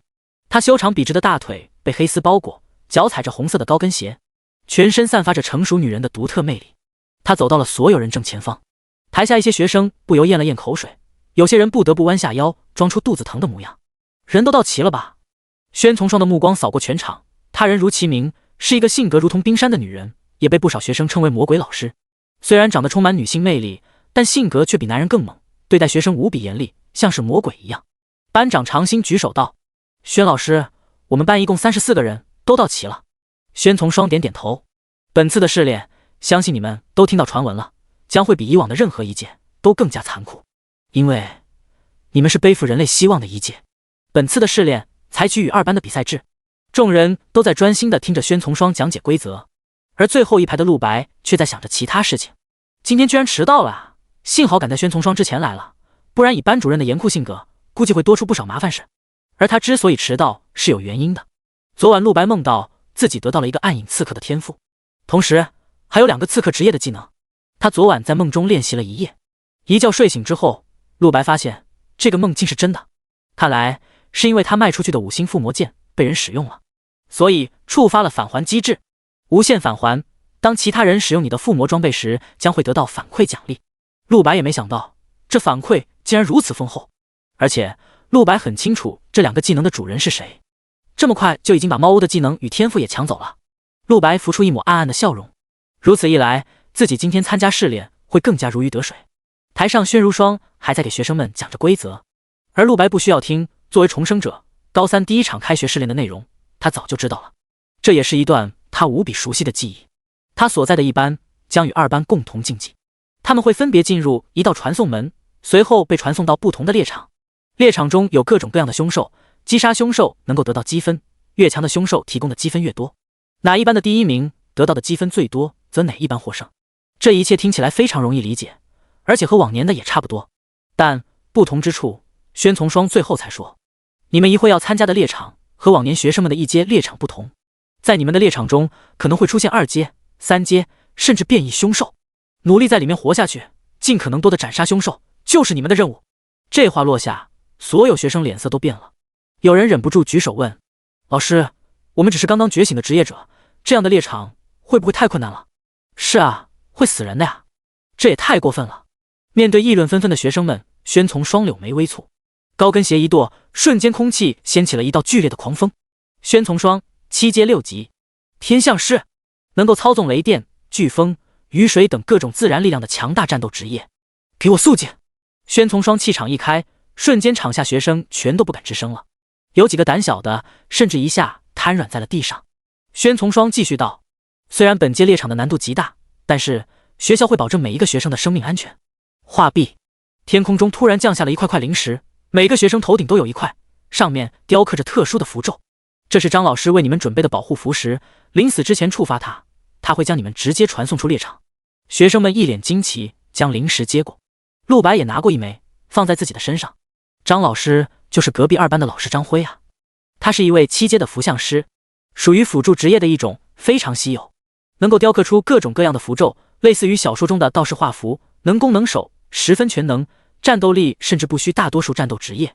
宣从双接着道：“不仅如此，学校还从夏京大学请来了2位学长，分别做1班和2班的带队，他们会保护你们的。”夏京大学，学生们听到这眼睛都亮了起来。那可是大夏帝国最顶尖的学府啊！唯一一个能与之争锋的，就只有华清大学了。不过还是夏京大学略胜一筹。学校能请夏京大学的学长给他们带队，那这次去猎场的安全系数就能大大提高了。要知道，夏京大学的入学条件就是在职业觉醒1年之内达到3阶，只有1/1000的人才能做到。给我们带队的学长会是谁呢？是啊，好期待啊！无论是谁，都一定要抱紧大腿。如果能让学长传授给我们猎杀经验，将会对我们有巨大好处。众人议论之间，忽有另一个班级几十个人列队走了过来，一直走到了1班队伍的旁边。陆白旁边的学生们眼神都露出了几分不善。2班的学生来了。平时不同的班级之间就一直是竞争关系。第25章，猫屋带队。这是夏京一中的校风，强调学生之间的对抗，能够更好推动学生进步。2班一直是1班最强的对手，这次野外试炼，彼此之间还会成为敌人，因此现在见面之后，自然要互喷点垃圾话了。学生彼此敌视着，气氛剑拔弩张。只有陆白不为所动，因为有前世记忆，这场试炼大多数的信息他已经提前知道了。2班前方一道光芒亮起，出现了一个戴着眼镜的高大人影。大家好啊，我是张辉。一露面，张辉就很热情阳光的给1班和2班都打了个招呼。他看上去40多岁，但是为人却很阳光开朗，和宣从双的性格简直是2个极端。张老师，夏京大学派来的带队呢？怎么还没到？宣从双走近张辉，疑惑的问道。张辉微微一笑，放心吧，宣老师，我来的时候他们已经到了。话音刚落，淡淡迷雾在2位老师身旁突然凭空飘出，2道身影各自出现在了2个班的前方。这种像是电影特效的登场方式，让大多数学生都大呼牛逼。其中出现在2班的学长是一位一头蓝发，胯下骑着一头猛虎的青年，他的名字叫做蓝霄，整个人长得十分帅气，胯下猛虎吊睛白额，威风凛凛，长着一身雄壮肌肉，充满了力量感。先做个自我介绍，我是夏京大学大一学生蓝霄，3阶8级，职业是御兽师。随后他主动外放信息面板，公布了自己的属性。蓝霄，修为3阶8级，职业御兽师，血量2100。银将军介绍，一只猛虎，蓝霄的本命凶兽，修为3阶8级，攻击力5000，防御2500，敏捷4000，血量3500，100。一般职业者的信息面板很难被其他人获取，除非是一些特殊的探查类职业者，但职业者可以选择主动公开自己的部分信息。蓝霄的这一番公开数据瞬间就镇住了场下的所有人。卧槽，这猛虎的攻击力竟然能够达到5000啊！太强了，一般的3阶职业者攻击力也就在2000上下吧。凶兽果然猛，和人类体质不同的，这也是御兽师这个职业厉害的原因。还有整整4000的敏捷呢，速度已经快得超越音速了。假如蓝霄想跟我们打，感觉他这一只猛虎能把我们全班都杀了。2班的学生们纷纷惊叹于蓝霄的强大，但很快又是窃喜，因为这是他们的带队啊，有这样的带队，何愁赢不了1班。而1班的学生们也将蓝霄的强大看在眼里，他们纷纷望向前方的另一道身影，迫不及待想看看自己班的带队实力如何。随着黑色的迷雾渐渐散去，出现的是一个面容绝美的女子，她的身材纤细的不可思议，那双眼眸更像鬼魅一样摄人心魄，仿佛天生就是为了迷惑他人而生的。一出现，她就露出了一个柔媚如水的笑容，同时挥挥手给1班的全体学生问了个好。但除了这惊人的美貌之外，这女人似乎没什么其他特殊之处，这让1班前排几个学生都不由皱了皱眉。就这一个女人，和2班那个差的不是一点点啊！但很快，这几人就遭到了其他学生的呵斥：“闭嘴，没见过世面的东西，你懂什么？这可是夏京大学的学生，再弱也不是你们能指点的。就是不想死就闭嘴，别乱得罪人。”见过世面的学生们都知道，永远别以貌取人。这个女人看着平平无奇，可夏京大学里有哪个善茬？林阳一行人都是双眼眯缝，内心丝毫不敢小看这个女人。李天乐凑近林阳，小声道：“林阳兄，你有没有觉得这个女人很眼熟啊？你还记得她吗？”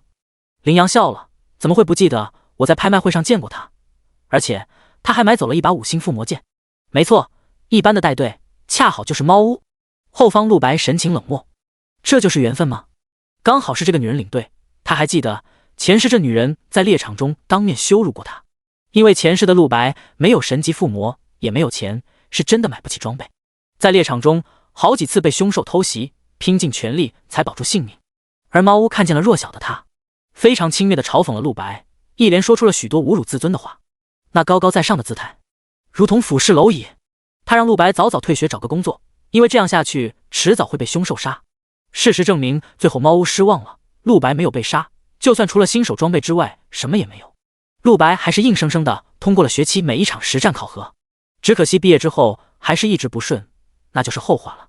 陆白望着猫屋那张带着笑意无比虚伪的脸，他现在对着学生表现得这么热情，其实内心中一定在痛骂这份麻烦的差事。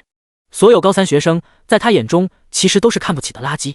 想到前世这个女人嘲讽自己时那个眼神，整整这么多年过去了，陆白仍旧记忆犹新，哪怕重活一世，心中的不爽还是难以消弭。陆白笑了，将目光从猫屋身上移开。不过现在这些都无所谓了，这个女人他一定让她付出代价。所有丢失的尊严，这一世陆白要亲手拿回来。我也来自我介绍一下吧，猫屋职业算是刺客的一种变异，暗影刺客。至于修为3阶8级。猫屋一脸笑意介绍着自己，台下学生们纷纷惊了。变异职业，暗影刺客，听说所有的变异职业都是非常强的啊，修为也和隔壁班那个差不多呀。如果能够看看他的数据就好了。然而猫屋接下来的话却陡然换了一副画风，他收起了原本春风拂面的笑容，有些森冷的道：至于数据，不好意思，由于身份的特殊性，我不能给你们展示，我只能告诉你们，我远远比蓝霄强。第26章异变突生，消失的乔小雨。除此之外，一会儿进入了猎场之后，若是有拖后腿的，恕我有言在先，我会直接放弃你，让你自生自灭。学生们脸色刷一下都变了，前一秒的猫屋还像一个温柔的邻家姐姐一样，这一刻全身气质却都变得如此冷血。这就是刺客职业的伪装能力吗？而最令大家惊叹的是，猫屋居然亲口说他远远比蓝霄强。一旁的蓝霄听后也没有反驳的意思，似乎默认了，只是有些不爽的暗哼了一声。好了，该交代的已经全部说完了，是时候正式开始高三第一次猎场考核。宣从双向前一步，不知他打开了什么禁制，在他身后，一个无比巨大、宽20米、高20米的巨型传送门出现。走进里面，你们将会被传送到野外，特地为你们开辟出的猎场。本次考核时间一共3个时辰，在此期间，你们可以利用手机互相交流，或者查看本场考核的信息。所有学生们脸色都无比凝重。一共有2道传送门，各自出现在1班与2班的正前方。1班学生们纷纷走入，同时朝着不远处2班的学生扬着拳头，一定要赢。走入传送门之后，周身都被流动的光芒包裹着，如同置身在一个高速行驶的隧道之中。其他学生不由以手遮面，头晕眼花，莫名紧张。只有陆白一脸淡然。这个传送门会带他们跨越100公里，到达夏京之外的一个郊区猎场，全程只需要10几秒。正在陆白静待到达目的地时，身后一个郊区突然扑到了他的背上。陆白一回头，发现是乔小雨。他努力克服传送隧道的失重感，来到了陆白身边。乔小雨，你怎么来了？乔小雨伸出细嫩的手，急切的道：陆白，握住我的手，这样我们就能传送到同一个地方，我会保护你的。这一刻，陆白的内心出现了2个选择，接受和拒绝。经过了快速的思考，1秒后，陆白握住了乔小雨的手。乔小雨笑了，从自己的戒指中拿出了一把装备，是一把 C 加级的长枪，一看就知道价格不菲。陆白，这是我给你买的，你用这个吧。陆白脸色变了，这个妮子居然还特地为他买了装备吗？作为一个法师，乔小雨当然不可能会有长枪这种近战装备，这就是特意为了陆白而购买的。一时间，陆白感觉内心很感动，后方的不少同学都看到了这一幕，不少男同学极为不解，自己比陆白到底差哪了？快，陆白，把这件武器收下，传送马上就要结束了。响起了乔小雨的催促声。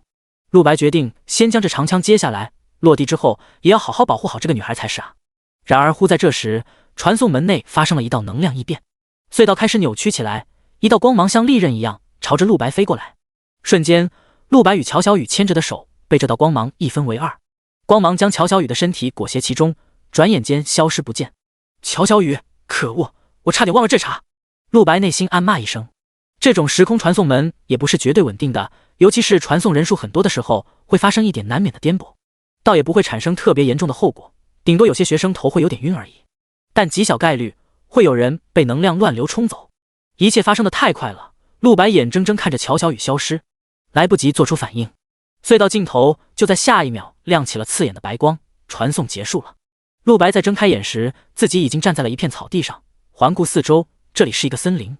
一班的20多个学生站在他旁边，都在打量着附近的环境。陆白快速检查了一下身上的东西，所有私人物品都在，同时每个人身上还多出了一样东西，一台手机。每个人身上都多出了一台夏京一中特供的手机，打开之后界面很简洁，一目了然。有3个大板块：聊天频道、个人积分、班级排行榜。这就是野外的猎场了吗？过了5分钟后，所有学生都差不多熟悉了当下处境。这里风景很好，有树有水，很适合旅游啊。别说胡话，这里可是猎场，恐怖的凶兽随时都可能出现。就在这时，一道光芒亮起，出现了一个倩影。猫屋，你们的班主任不会进来，但是会在外面观看你们的表现，接下来你们就都归我管了。猫屋诞生说道，同时目光扫过了在场每一个人，发现一些不对。你们班是不是少了几个人？长兴点点头，踏前一步，一脸担忧的道，没错，有几个人没有和我们传送到同一个地方，分别是李大力、肖智、顾甜甜还有乔小雨。其他学生顿时有些意外，林阳更是脸色骤变。什么？乔小雨不见了？长兴充满了班长的责任心，带队，我们先去把丢失的同学找回来吧，他们落单了很危险。然而猫屋的脸色却毫无波动，传送门出现颠簸是很正常的现象，他们多半被传送到其他地方了，无伤大雅。试炼一切正常进行，都别给我找理由偷懒或者耽误进度，我可是和2班那个蓝霄打了赌的呀。猫屋毫不在意的语气让一些同学怒了，你说什么？怎么能这么不把同学的生命放在眼里？而就在这时，每个人身上的手机传来了一道提示音，众人拿出来一看，叮咚，新板块地图已更新，打开之后能够查看你与其他同学的实时位置。众人连忙打开地图，发现这个森林比想象中的小，只有几千平方米。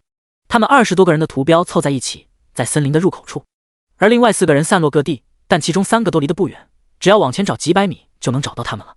唯有1个人的位置非常远，乔小雨，他的图标竟然在森林的最深处，尽头的位置，那里的凶兽也是最危险的。第27章，第1只凶兽。别忘了，这次的猎场中会有2阶甚至3阶的凶兽啊，那种怪物已经是和猫屋这种带队同级别的了。乔小雨这种刚刚觉醒的新人碰到了必死无疑。一时间议论声四起，有人幸灾乐祸，有人同情乔小雨的遭遇，这运气实在是太差了。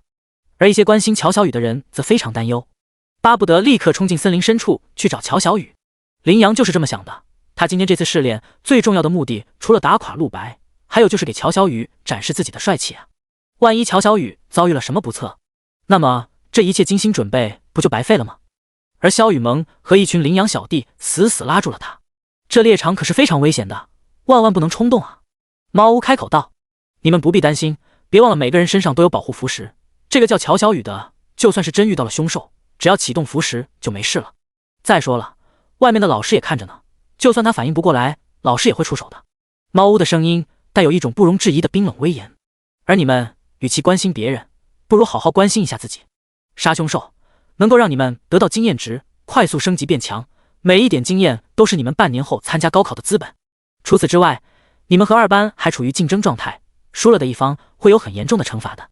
一群同学们渐渐也明白了利害关系，高考才是每个人的头等大事，猫屋这番话确实是为了他们好。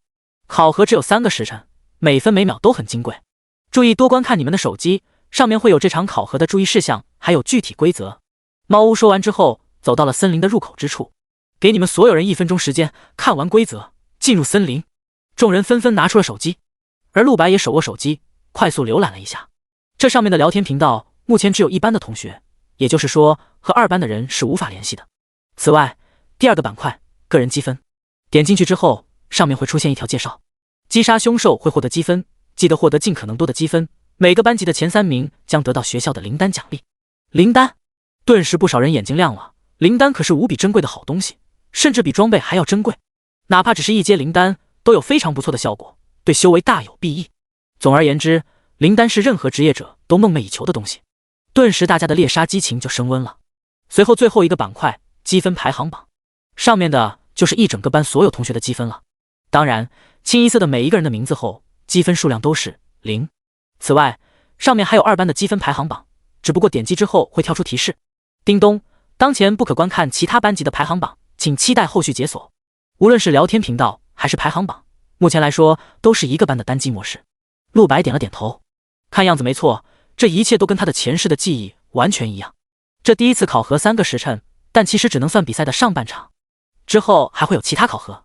到了后面，2个班级所有人的手机会突然连通，可以互相查看对方的排行榜。到了那时候，才是真正的最终竞技。而既然一切都和前世一样，陆白不由担忧起了乔小雨。前世也发生了同样的事情，乔小雨因为隧道中的能量乱流而被传送到了森林最深处。他确实可以用保护符石来保证生命安全，但保护符石不是万能的。前世的乔小雨就是在那里和凶兽发生了战斗，结果被一只凶兽偷袭了左腿，后来只能终生使用拐杖。他上了大学之后，之所以会在一场狩猎中战死，就是因为腿受伤了，撤退不了。可以说，他的死因就是在这第一场考核中埋下的。陆白内心明白，不能让这一切再次发生。很快，所有人就都了解完了规则，然后进入了森林之中。刚刚走进来，立刻就有人闻到了凶兽独有的野性气息。我感到了一种非常吓人的气息，非常恐怖。妈呀，凶兽都还没看到，我的腿就有点软了。大多数学生纷纷把自己的防具、武器都拿出来，增加安全感。而猫屋静静地站在众人后方，除非出现严重情况，不然他不会出手。突然，一个黑色的身影朝着学生们冲了过来。第一只凶兽出现了，所有学生立刻看过去，发现是一个全身裹着泥浆、身躯像一头狮子一样大的野猪。凶兽，魔种野猪，等级1阶1级。介绍：低级凶兽，杂食性凶兽，喜欢待在阴凉的环境中。攻击50，防御100，敏捷30，血量50，100、100。看啊，遇到第一只凶兽了。这家伙体型太大了，而且脾气也很凶，居然敢主动朝我们冲过来。这就是凶兽吗？兄弟们别怕，这只是1阶，一起上啊！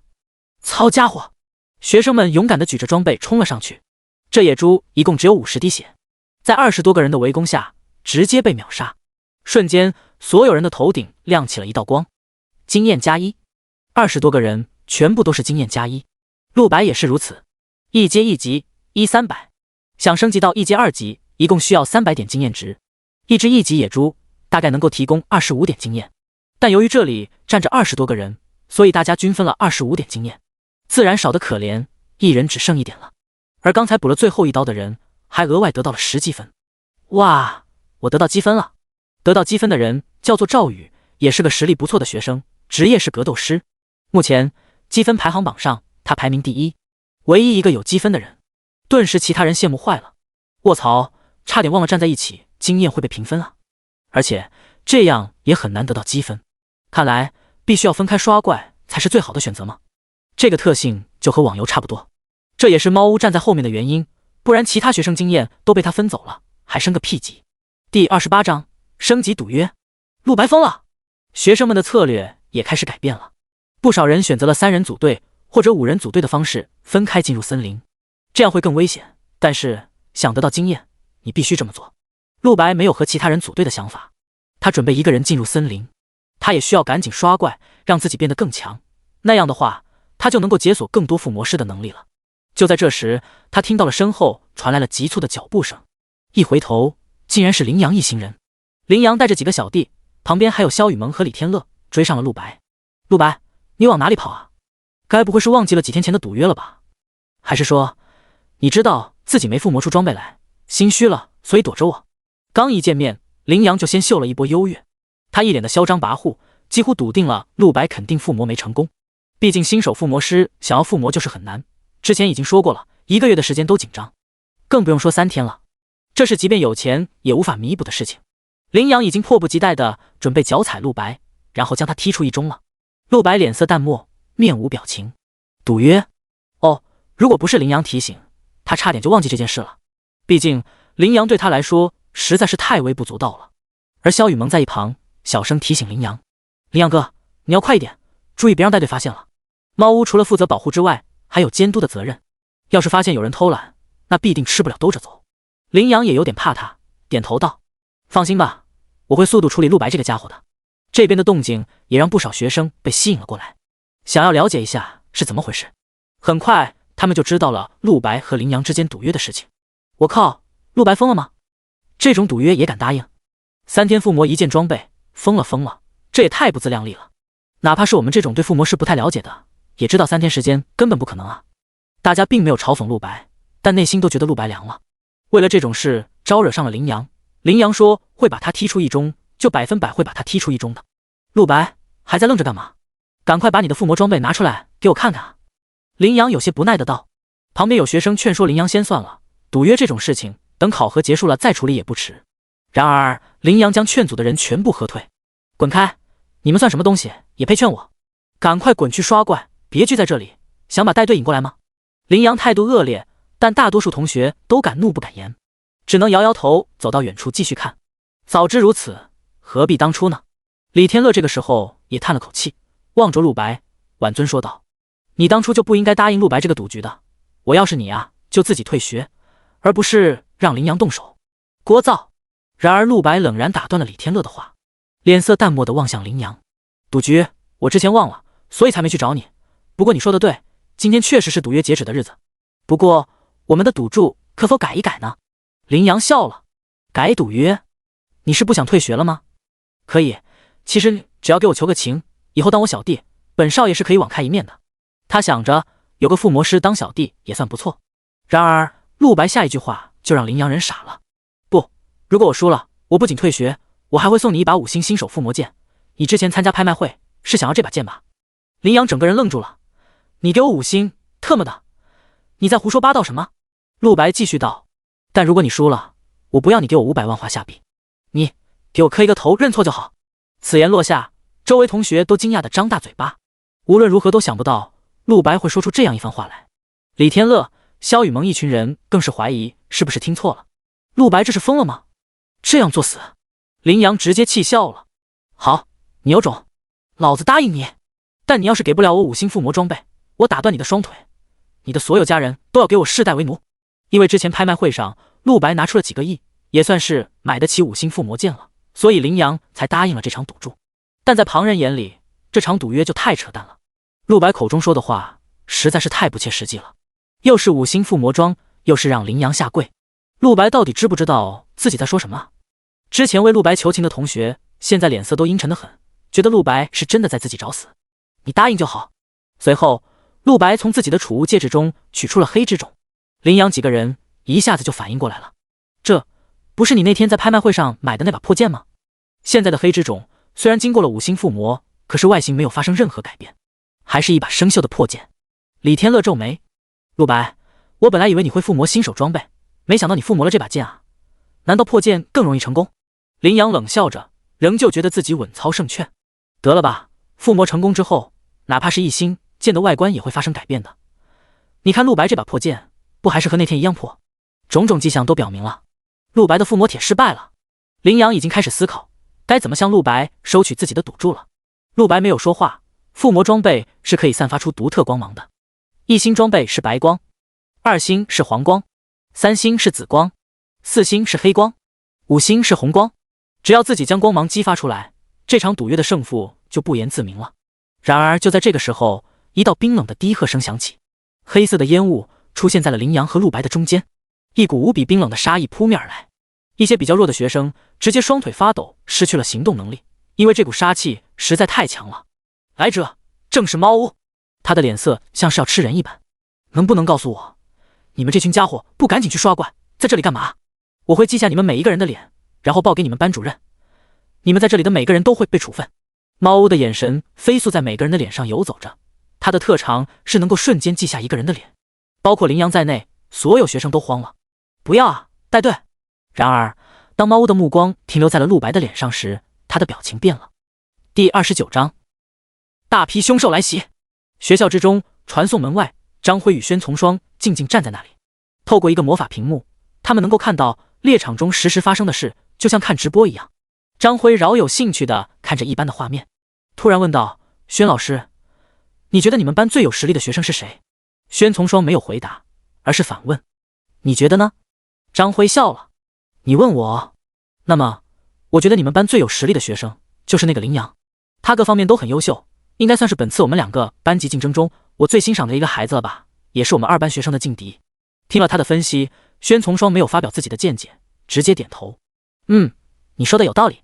张辉打了个哈哈，好像宣老师不是很认可我的意见啊。等下，林阳他们好像被带队猫屋给记过了。这群家伙也真是的，难得的考核不抓紧时间刷怪，凑在一起干什么？猫屋的脾气可是很差的呀。宣从双道，张老师为什么不把注意力自己班级上呢？张辉笑道，这叫知己知彼，百战百胜。我先了解一下你们班最厉害学生的情况，这样我就能知道我们2班胜利的概率了。宣从双拿出了一个电子地图，他手中的地图比学生手中的权限更高，不仅能看到每个学生的位置，甚至还能看到每只凶兽的位置。我想现在林阳他们碰到的最大麻烦应该不是猫屋，有一大群凶兽正在朝他们聚集的位置袭来。张辉闻言满脸期待的道，这样吗？那我就要好奇一下你们班这个林阳的表现了。宣从双也想看看自班学生第一次凶兽实战会有怎样的成绩。林阳确实是一个很不错的学生，但宣从双内心对于这种贵族出身的学生难以真正认可。忽在这时，他的电话响了起来，宣从双拿起看了一眼，真不巧，校长让我过去一趟。张老师，这边就由你盯着吧。说完，宣从双身影一闪，消失不见。张辉耸了耸肩，继续饶有兴趣地观看猎场内的画面。猎场之中，随着猫屋的突然出现，大家脸色都很难看，内心不由开始怨恨陆白。要不是他拖延时间，非要增加赌注，就不会害得被猫屋发现了。而猫屋的目光停留在陆白的脸上，内心震愕。你是那天拍卖会上的？想到那天发生的事情，猫屋脸色一冷。他一直想要找到陆白，然后杀了他。作为一个刺客，陆白知道他那么多弱点，不能让他活下去了。可是这家伙竟然会是夏京一中的学生，在这里没法动手啊！忽在这时，不远处的丛林中传来了一连串的猪吼声，一大群魔种野猪怪探出了头来，数量不下于30只。不少同学脸色一变，有点慌。李天乐道，糟糕了，一定是因为聚的人多，把凶兽都吸引过来了。而林阳冷笑一声，正合我意。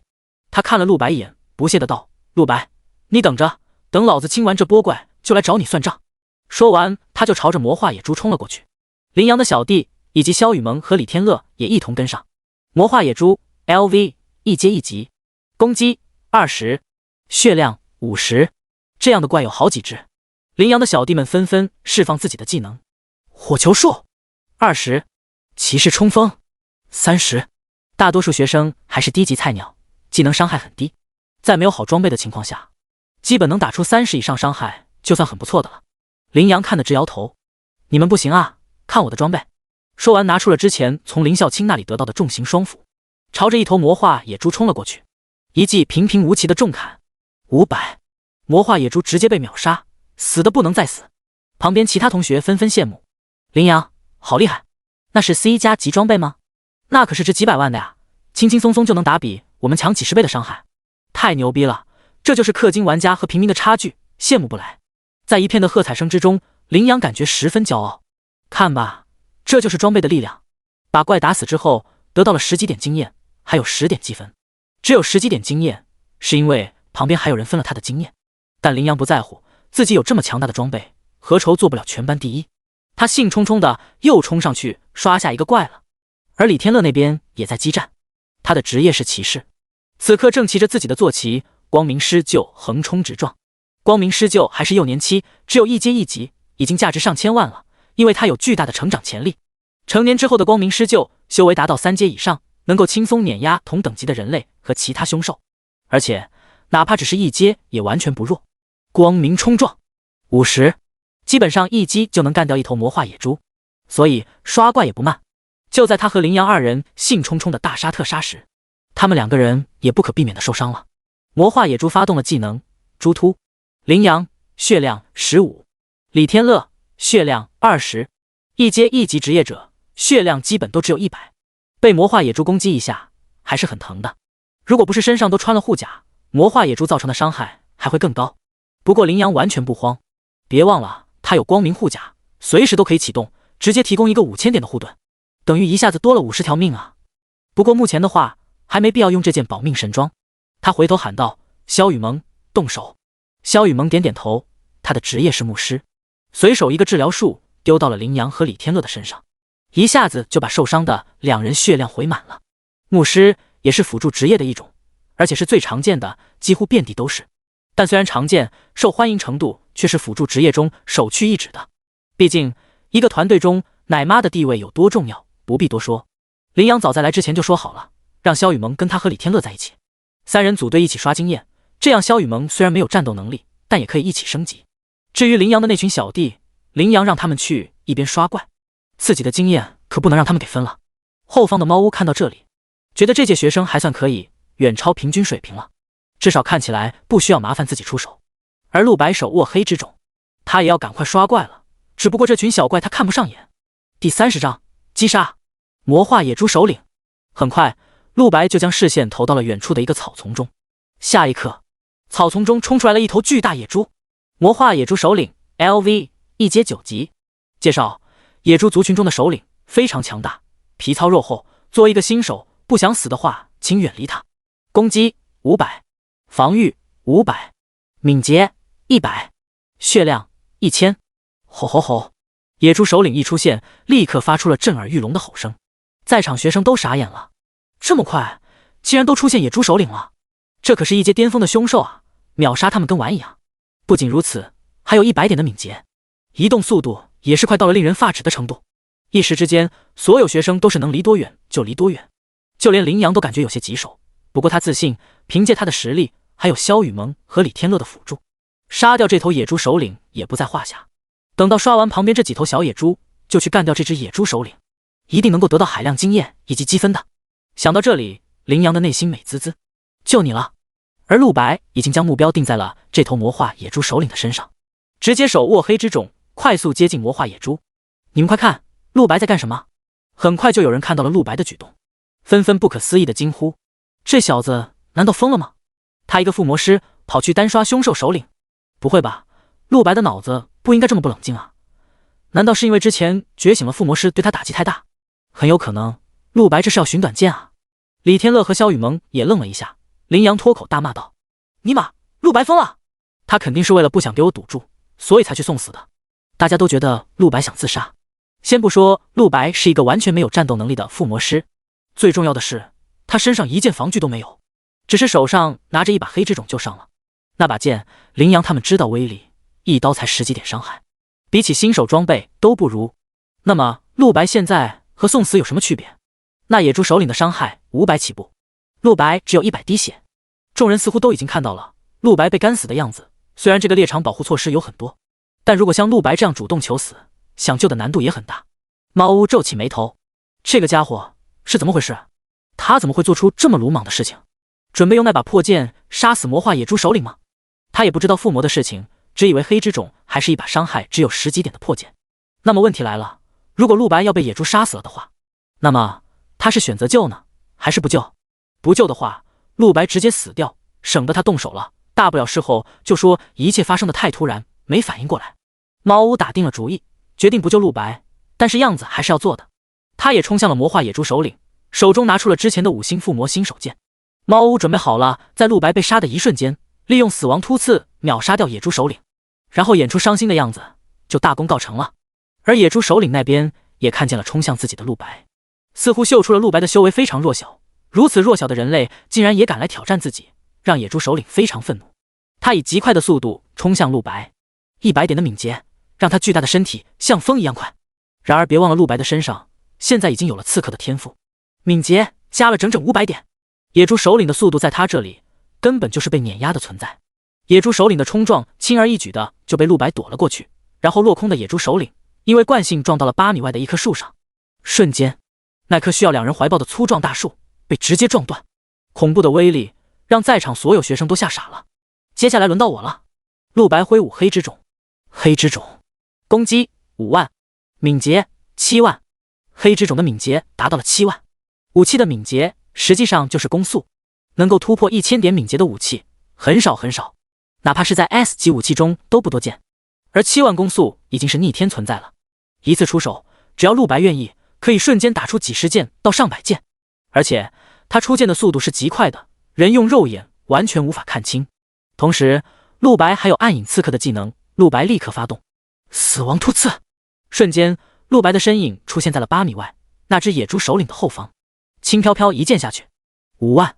野猪首领还没有回过神来，就一命呜呼了。整整5万伤害啊，瞬间让其血条清空。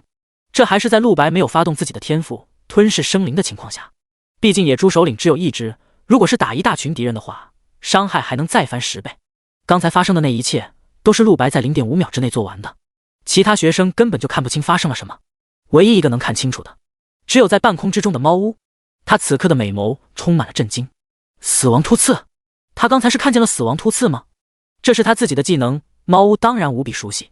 可是他刚才竟然看到了这个技能在陆白身上出现了，这是什么情况？猫屋的内心极度不冷静，但很快他强行让自己平静了下来。也许这只是另一个和死亡突刺很像的突进技能呢？只不过陆白一剑5万伤害是什么鬼？他落到了野猪的尸体旁边，手中尴尬地握着5星新手剑。本来他是准备由自己处理掉这只野猪首领的，然而现在竟然被陆白给秒了。猫屋内心像是掀起了万丈狂澜，他无法相信刚才那伤害是由陆白手中那把黑之种打出来的。怎么回事？这是怎么回事？这难道不是一把只有10几点伤害的破剑吗？而就在猫屋内心陷入重重惊疑的时候，身后突然传来了其他同学称赞的声音：“带队，您好厉害啊！”后面的同学都露出了星星眼。你们刚才看到了，那可是5万伤害啊！太牛逼了，这就是带队的实力吗？带队手中的装备是什么等级的？第31章。什么？击杀者是陆白？林阳、李天乐、萧雨萌3人也露出了不可思议的眼神，推崇备至道：“我们知道，带队手中的那把剑可是5星附魔的剑啊，伤害轻轻松松就能打到上万。刚才一定是带队出手，秒杀掉了这只野猪首领，救下了陆白这个家伙。由于刚才发生的一切实在是太快太突然了，在场学生们没有一个人看见凶手是被陆白杀死的，大家都理所应当的认为这野猪首领是猫屋干掉的。毕竟全场只有他一个人可能拥有这种实力，5万伤害更是在场学生们无法想象的天文数字。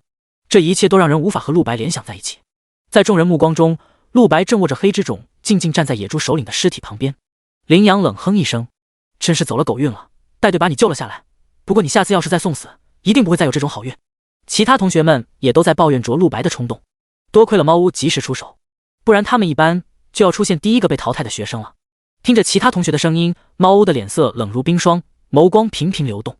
这野猪首领可不是他杀的呀！然而面对着所有人的质疑与嘲讽，陆白的脸色毫无波动，他静静站在那里，正在接收着杀死这只野猪首领后带来的战利品。经验加1500，积分加500，适龄金盒，经验加20，50%，您的攻击力永久提升200。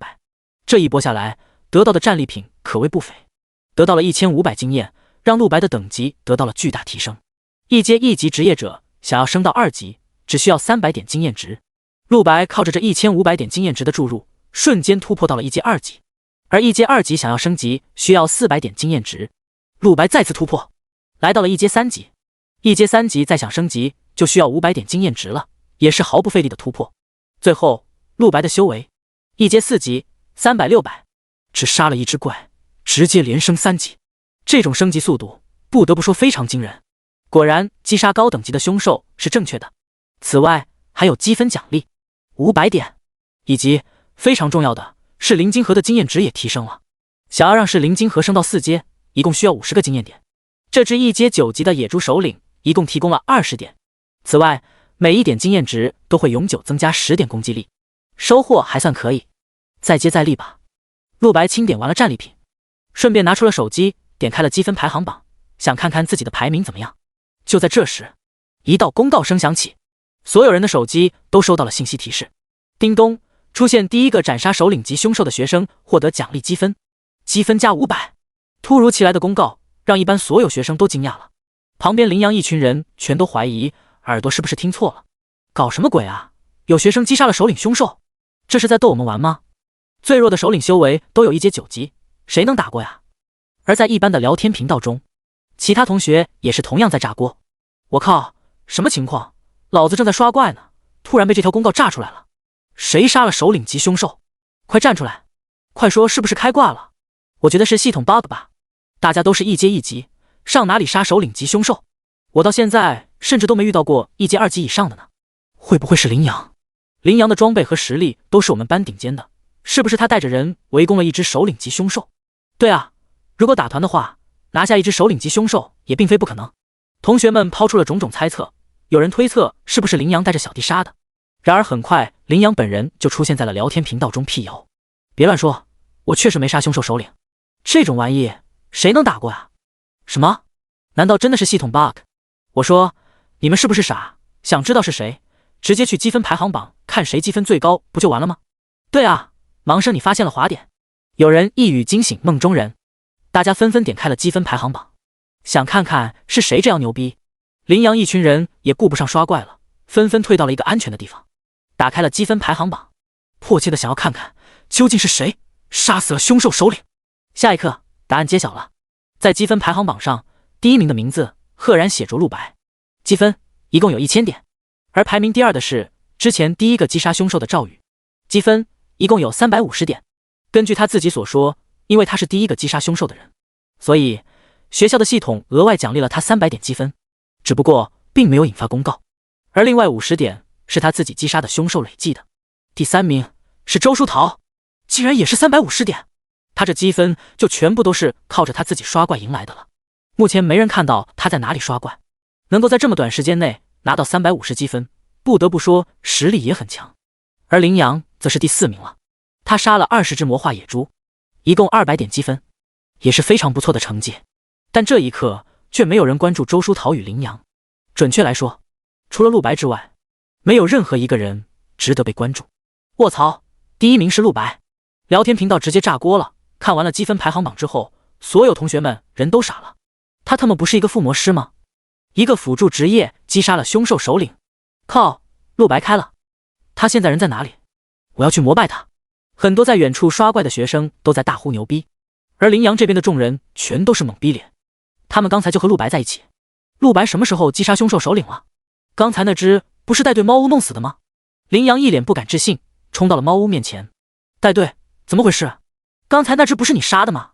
是不是系统弄错了，把分加到陆白身上去了？第32章，请求单刷。深入的陆白，猫屋摇了摇头，也没什么不好承认的，不是陆白干的。此话落下，所有人都成了震惊脸。也就是说，刚才的那5万伤害也是陆白打出来的？这他妈怎么可能？羚羊的身体晃了晃，差点晕倒，但很快又稳定了下来，朝着陆白走了过去。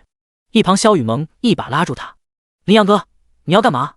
别冲动啊！”而羚羊一把推开他，双目有些泛着血丝：“老子要找陆白当面问清楚。”他无法相信陆白是用那把破剑打出5万伤害的。张福川明明说过了，不是剑术大师的话，最多能打出10几点，这其中一定有秘密才对。想想自己苦哈哈的杀了20个凶兽，中途完全没有休息，羚羊还觉得自己肯定是全班第1名，结果现在才发现他积分只有200，别说第1了，就连前3都没进，这对羚羊的打击极大。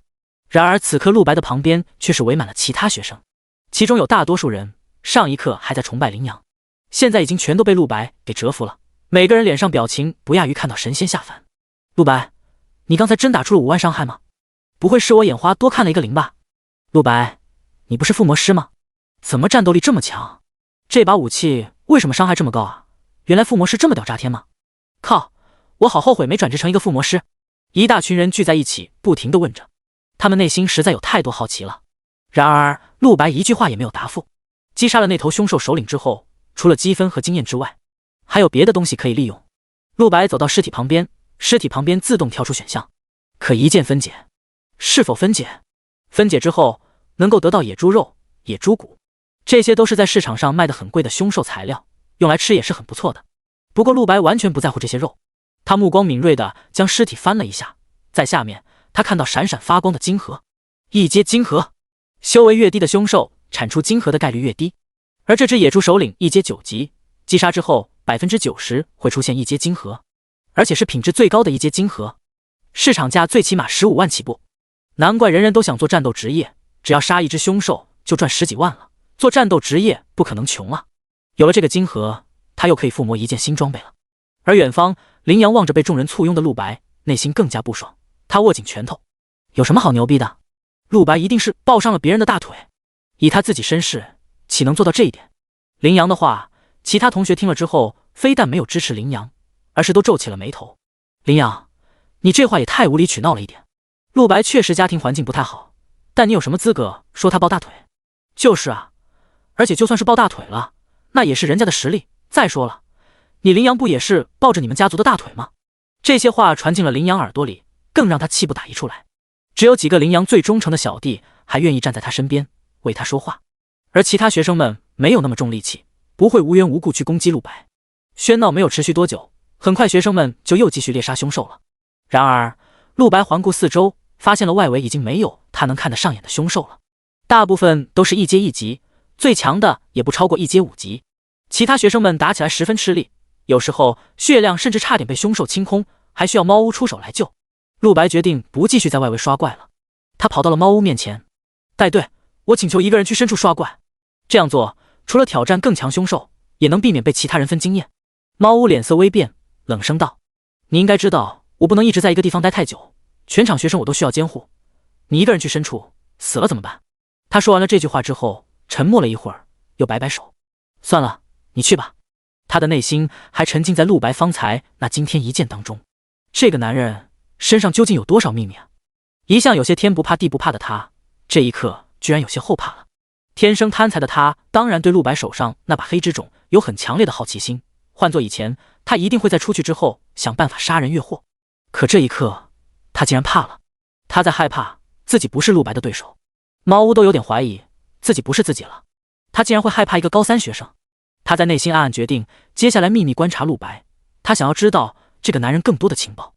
而陆白得到了猫屋的许可之后，立刻转身朝着深处走了去。他记得前世的乔小雨是在试炼结束的最后一个时辰被凶兽给偷袭的，也就是说，他必须在此之前2个时辰之内穿过凶兽密布的森林，到达最深处把他救出来。稍微耽搁时间，就会让悲剧重演。而后方同学们看着陆白背影，都是不可思议。他一个人去深处了，而且带队还许可了，这也太冒险了吧！陆白不怕死。陆白走了几百米远，众人就看到他又碰到了一头魔化野猪首领。然而陆白手起剑落，野猪首领都没来得及蹦跶一下，就被当场秒杀了。陆白继续深入，身影很快消失在了众人的视线之中。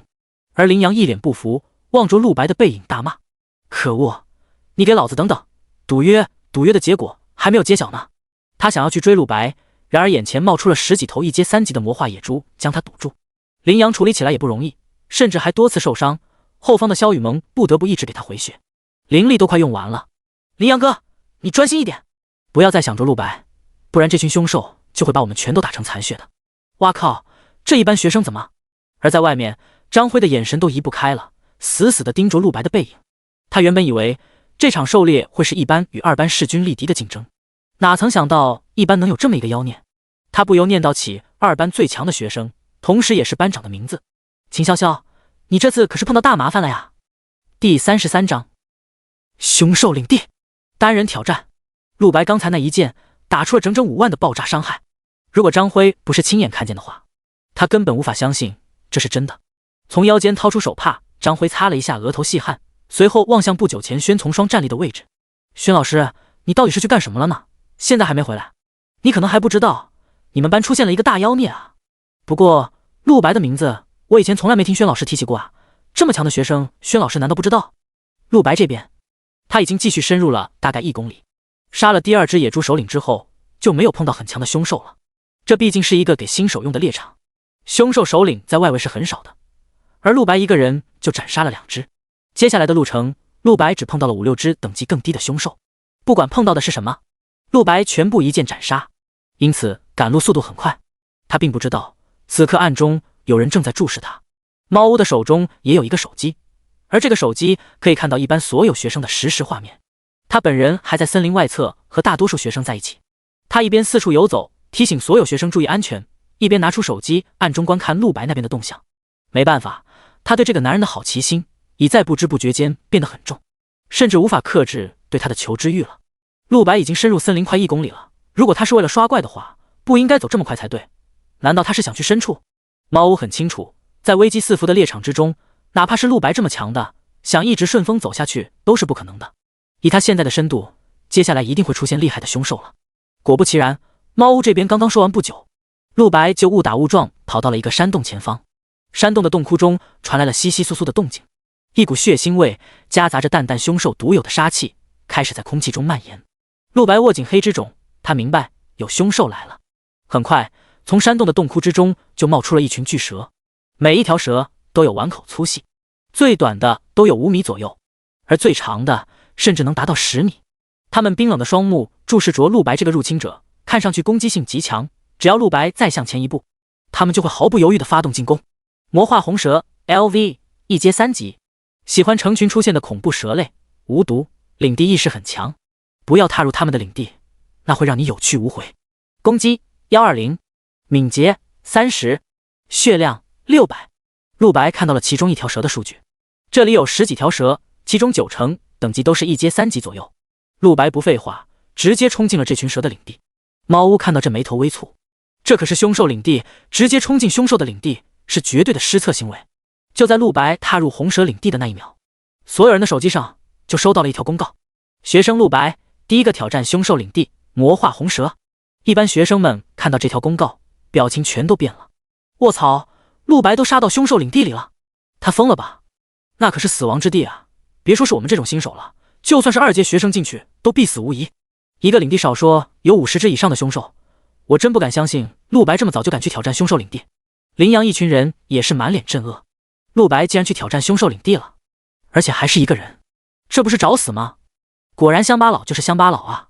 哼，陆白太没见过世面了，不知道凶兽领地是什么概念，以为自己有点实力就敢进去了。而且据我所知，魔化红蛇是一种攻击性极强的凶兽。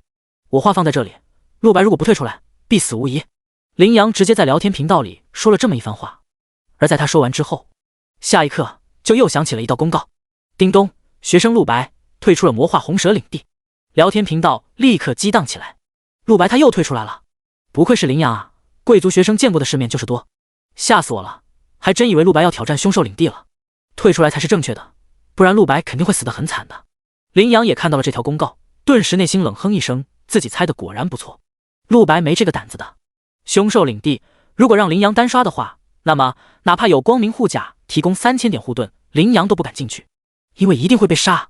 在50只凶兽的围攻下，哪怕是3000点护盾也绝对会瞬间蒸发的。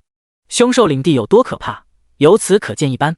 而除此之外，领地还有一个特性，它相当于一个副本，只要有学生踏入，就相当于开始挑战，但只要中途后悔退出来，那么凶兽就无法继续追杀了。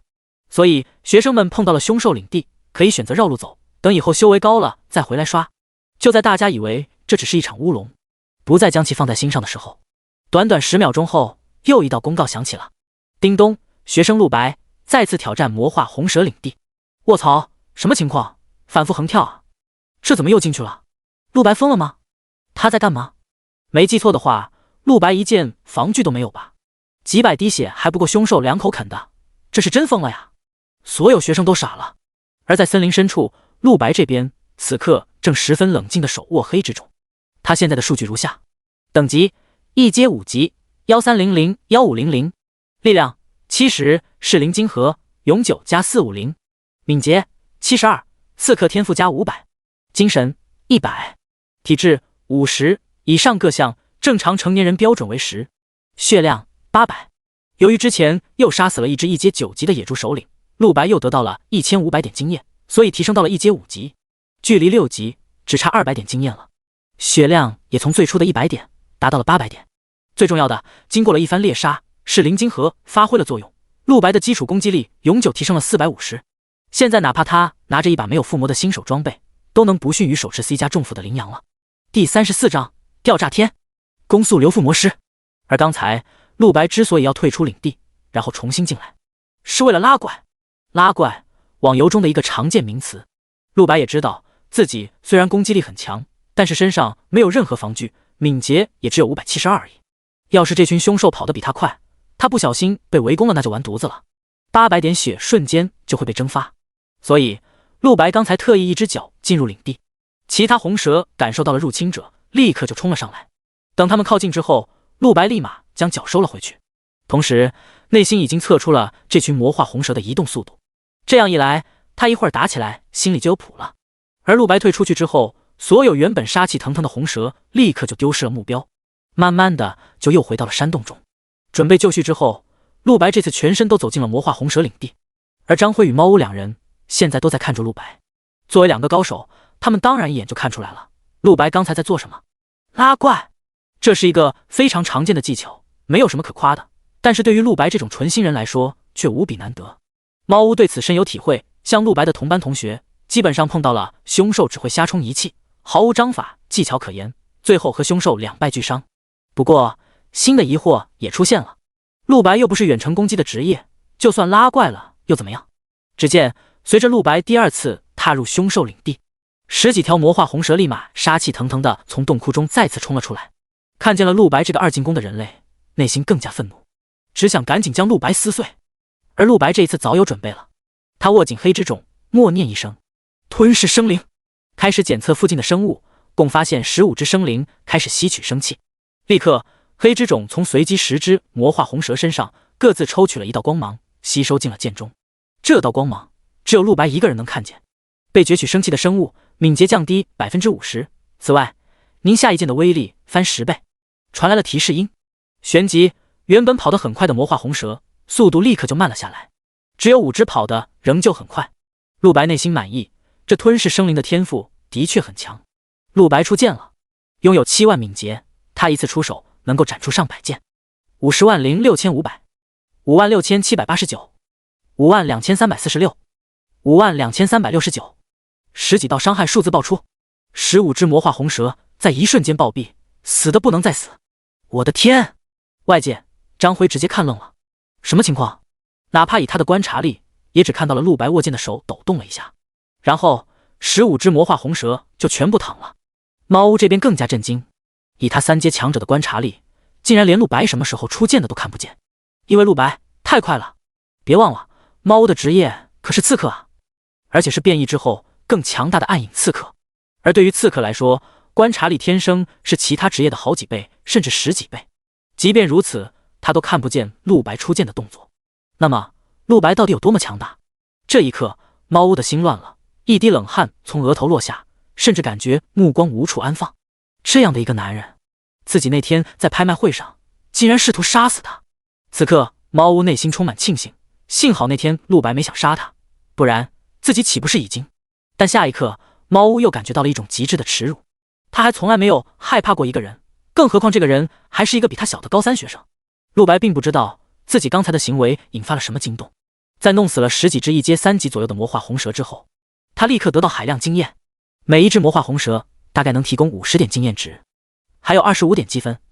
目前陆白已经拥有了1950点积分，而经验值也加了800点。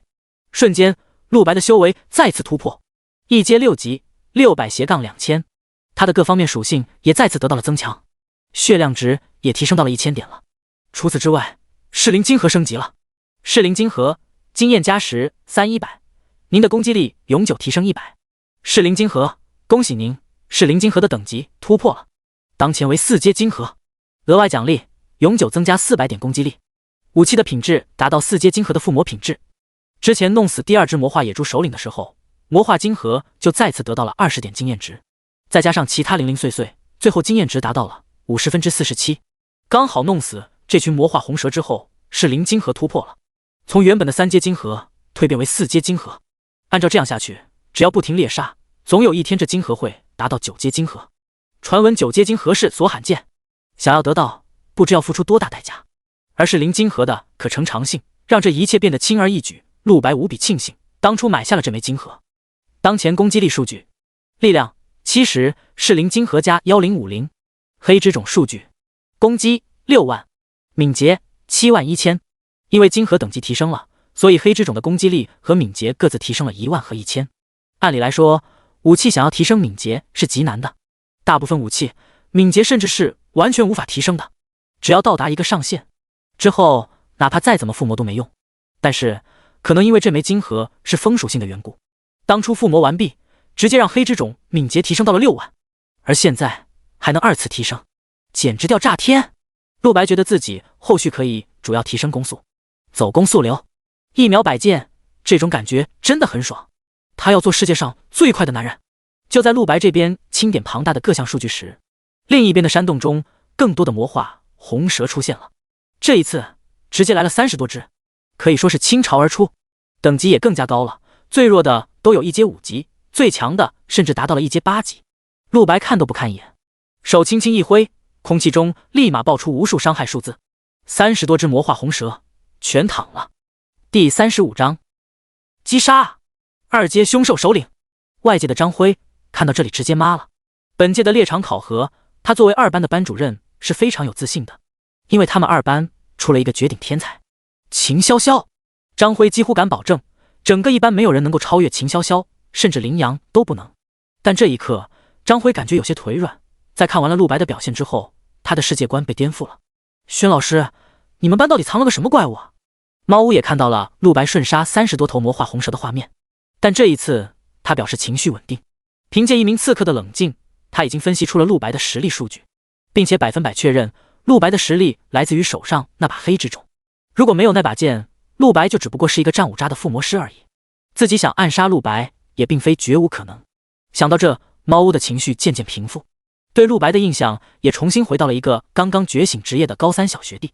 虽然这个小学弟比别人有点锋芒，但只要猫屋想，照样能玩弄于股掌。陆白在凶兽领地中一连斩杀了50多头魔化红蛇，对于一座小型领地来说，陆白已经凭借一己之力将这里清空了，满地都是魔化红蛇的尸体以及鲜红的兽血。陆白收获颇丰，修为直接再次突破，达到了一阶7级。一阶7级480400，仅仅半个时辰左右，陆白就从一个一阶1级的萌新升级到了一阶7级。一般人想要做到这种程度，没有2个月以上是不可能的，这还是优等生的情况下。陆白的升级速度简直就像是坐了火箭一样快，他的生命值提升到了1200点，其他属性略有增加。同时噬灵晶核吸取了每一只死去凶兽的亡灵，让他的攻击力再次永久提升了20点。听说凶兽营地中大概率会刷一只首领级凶兽以及一个宝箱，这个凶兽营地会有吗？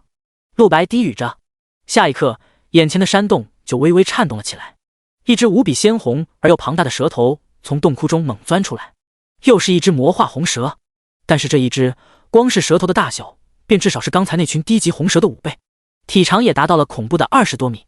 他吐着血红色的信子，怒视着陆白，攻击欲望极强。魔化红蛇首领 LV 2阶1级。介绍：凶兽营地中的首领攻击力非常强大，如果你有能力战胜他，将会得到丰厚的宝箱。技能：锋利蛇牙，巨尾扫击，吞噬。攻击1000，敏捷800，血量1500。看来这就是魔化红蛇的首领了。陆白双目微眯，作为一个小 boss 级别的凶兽，红蛇首领的所有属性都比普通红蛇强大了许多倍，也是陆白目前为止碰到的第一只2阶凶兽。1000点的攻击力已经足以杀死陆白了。更要命的是，他还有800点的敏捷，比陆白还快。陆白只有500多点，只要稍不留神，可能陆白出手的机会都没有就被秒杀了。看你这次怎么办，小学弟。猫屋脸上露出了久违笑意，他双手抱在胸前，做出观赏的表情。想当年魔化红蛇他也猎杀过，然而那时候的他已经2阶了，尚且费了很大劲才成功。别忘了，他可是一个强大的战斗职业，而陆白是个辅助职业啊。陆白凭借着高级的武器，面对低级凶兽确实可以降维打击，轻松扫荡。但是面对魔化红蛇首领这种 BOSS 级凶兽时，附魔师的短板就非常明显了。他的敏捷和血量都很低，没有战斗职业者的身板。最重要的是，还没有技能。技能才是这个世界诛杀凶兽的利器啊！外界，张辉也怀着和猫屋差不多的看法。如果他是陆白的老师，这一刻一定会提醒陆白赶紧撤退。2阶凶兽还不是现在的学生们可以单刷的，如果是10几个人一起打还有点希望。快撤退吧，我可不想让轩老师去医院看望你，趁现在退出去还有希望。张辉推了推眼镜，在心中默念道。然而画面的另一边，陆白没有半分要撤退的意思。红蛇首领已经朝他冲过来了，他非但没有退后，反而迎着红蛇首领冲了上去。猫屋和张辉同时脸色大变，这家伙在干嘛？由于红蛇首领的敏捷属性比陆白高得多，所以陆白完全跟不上对方的速度。再这样下去，等待着陆白的只有死。吞噬！红蛇首领使用了吞噬技能，巨大的蛇头像一节火车一样冲了过来。张辉与猫屋目光定住了，他们怎么也想不到陆白会主动送死。这个距离，就算是使用保护符石都不够了。一个辅助职业居然敢去冲 BOSS 的脸，张辉不淡定了。虽然他不是一般的班主任，但是以他的能力可以将陆白给传送出来。就在张辉要动手的刹那，他的眼睛看向屏幕，下一刻他的脸完全呆住了。这是什么情况？就在巨蛇向着陆白冲过来之时，陆白瞬间发动了自己的技能隐身。这是一个比普通刺客的隐身更加强大的技能，只要你屏住呼吸，不仅别人无法看到你，就连呼吸声、脚步声也会被自动抹去。这招能用多长时间，完全取决于你能憋多长时间的气。除了这唯一的缺点外，这简直是个完美技能。猫屋之所以能成为夏金学府最强女刺，靠的就是这一招。陆白屏住呼吸，瞬间他的身体在空气中消失不见了。红蛇首领的动作猛然停顿了一下，妖异的双眸透出疑惑的光芒，很好奇刚才那个人类怎么突然没了。而当他再回过神来之时，死亡已经降临。陆白使用隐身，堂而皇之地绕到了巨蛇的侧翼，然后利用死亡突刺直接传送到了巨蛇头顶。一剑65324， 6万伤害，直接让红蛇首领血条清零，当场去世。张辉看着刚才那一套操作，整个人直接被整不会了。第36章，熟悉的组合技，猫屋的震惊。隐身加突刺，然后一招秒杀，太华丽了，简直就像一个身经百战的战斗职业者用出来的一样。张辉只能尴尬地放下打算将陆白传送出来的手，内心不由说了一句：艺高人胆大。整个人看着陆白的眼神都不对劲了。这个人真的他妈是个学生吗？为什么自己的班上没有这么妖孽的存在啊？张辉这边唏嘘不已的同时，另一边的猫屋手机差点直接从手上掉下来。他刚才看到了什么？隐身，而且如果没有看错的话，那一招就是他的同款摒弃隐身，配合上死亡突刺，两个技能打出华丽的组合技，将红蛇首领瞬间收掉。这一套操作，猫屋感觉是那样的熟悉。如果到了这里，猫屋还看不出来这两个技能是什么的话，那么他真的就是个白痴了。这不就是自己的两个技能吗？这是什么情况啊？为什么陆白会用自己的技能？他不是附魔师吗？想要跨职业学习技能，并非是绝无可能的，很多职业属性相仿的职业者就可以互相学习，比如战士和骑士、法师和牧师、御兽师和召唤师，都可以学习一些相同的技能，但前提是他们的属性非常相近，基本上是同源。但你让一个附魔师去学习刺客职业的技能，概率是0，绝对的0。刺客职业的技能，哪怕是很多战斗职业都学不会，更不用说辅助职业了。这一刻，猫屋陷入了对世界的怀疑之中。作为一个变异职业，他的两个技能具备唯一性，也就是说，世界上只有他会用死亡突刺和摒弃隐身这两个技能。那么，为何陆白也会用呢？现在的猫屋如同见鬼了一般。不远处有学生招手：带队，你快来看啊！我们组团击杀了一头1阶8级的地龙蜥蜴。好几个学生激动的报喜，脸上成就感满满。一只巨大的蜥蜴躺在地上，旁边是5、6个战斗职业的学生。羚羊也坐在中间，光明护甲5000点的护盾，直接被打掉了2000点，但他很高兴，一切努力都是值得的。旁边萧雨萌和几个小弟不停地拍着他的马屁。李天乐也气喘吁吁地骑在光明狮鹫身上，喝了一口矿泉水，随后笑道：我已经提升到了1阶2级，距离1阶3级也只差一丝。老师说的没错，实战才是升级最快的，而击杀高等级凶兽是最好的办法。羚羊坐在地上哼哼冷笑，这只1阶8级的地龙蜥蜴是我干掉的，我的修为现在已经1阶3级了，仅仅1天升了2级，你们还有谁能做到？旁边同学听后纷纷贺喜，完全能看出来他们的心情有多么高兴。这可是一只1阶8级的凶兽啊！他们跨越了整整7级，越级击杀，这是多么伟大的壮举！所以不少同学跑去找带队猫屋报喜，希望猫屋能够夸奖他们几句。带队，你看看我们的实力怎么样嘛？是不是很强啊？带队姐姐，怎么你的脸色好像不太对？是啊，刚才你的表情怎么难看成那样？听着耳边嘈杂的声音，猫屋瞬间回过神来，心情既愤怒又耻辱，自己的异样居然被这群学生看见了。他将手机收了起来，身影瞬间飞到了地龙蜥蜴的尸体旁，脸色一冷，对这群成就感爆棚的学生大骂：你们这群菜鸟，以为击杀一只1阶8级的凶兽就算了不起了吗？以为这样就能让我夸奖你们吗？恕我直言，你们都是一群井底之蛙罢了，在我眼里，你们什么都不是。我见过比你们更加优秀的学生，跟他相比，你们不过是一群刚学会爬的婴儿。猫屋这一顿毒舌，把在场本来心情不错的学生一下子全都整不会了。随后羚羊就愤怒地站了起来：带队，你说什么？你凭什么那么说？这可是1阶8级的凶兽啊，他们费了不知多大力气才干掉的，结果猫屋不夸奖他们就算了，反而还是一顿狂喷，学生们当然生气。李天乐也阴沉着脸：带队，你说的话太过分了，我倒要看看还有哪个新生能比我们更优秀。是啊，我们已经是顶级水平了。萧雨萌也在帮腔。对于大多数学生来说，都是很害怕猫屋这个带队的。但是这一刻，所有学生因为不满站在一起，公开和猫屋叫板。而猫屋冷声一笑：一群毛都没长齐的高中生，敢在我面前咋呼了吗？我这就让你们看看比你们更优秀的学生。猫屋话音刚落，突然不远处森林猛然出现了一只500米长的火焰巨龙，它从森林中起飞，翱翔于天际。巨龙咆哮，震耳欲聋，所有学生都被这一幕给吸引了，脸上露出了无比震惊的表情。火焰巨龙飞越了大半个天空，最终扶摇直上，在天际轰然炸开，整个苍穹都被晕染成火红色。学生们忍不住惊叹：我的天，那是什么？这么恐怖的视觉效果，这难道是9阶魔法？这个森林里难道还有9阶魔法师吗？猫屋也被这突如其来的场景惊到了，他嗅了嗅，立刻又察觉到了一些不对劲。刚才那火龙虽然具备了9阶魔法的威仪，但是却没有9阶魔法的灵气与杀意。也就是说，刚才那条火龙就是单纯的特效，没有任何威力。这一招是谁放出来的？就在众人内心惊疑的时候，一个手持龙火法杖的少女从森林中走了出来，手上竟然还提着一个2阶1级首领级狮王的头颅。周书桃，来人，正是周书桃。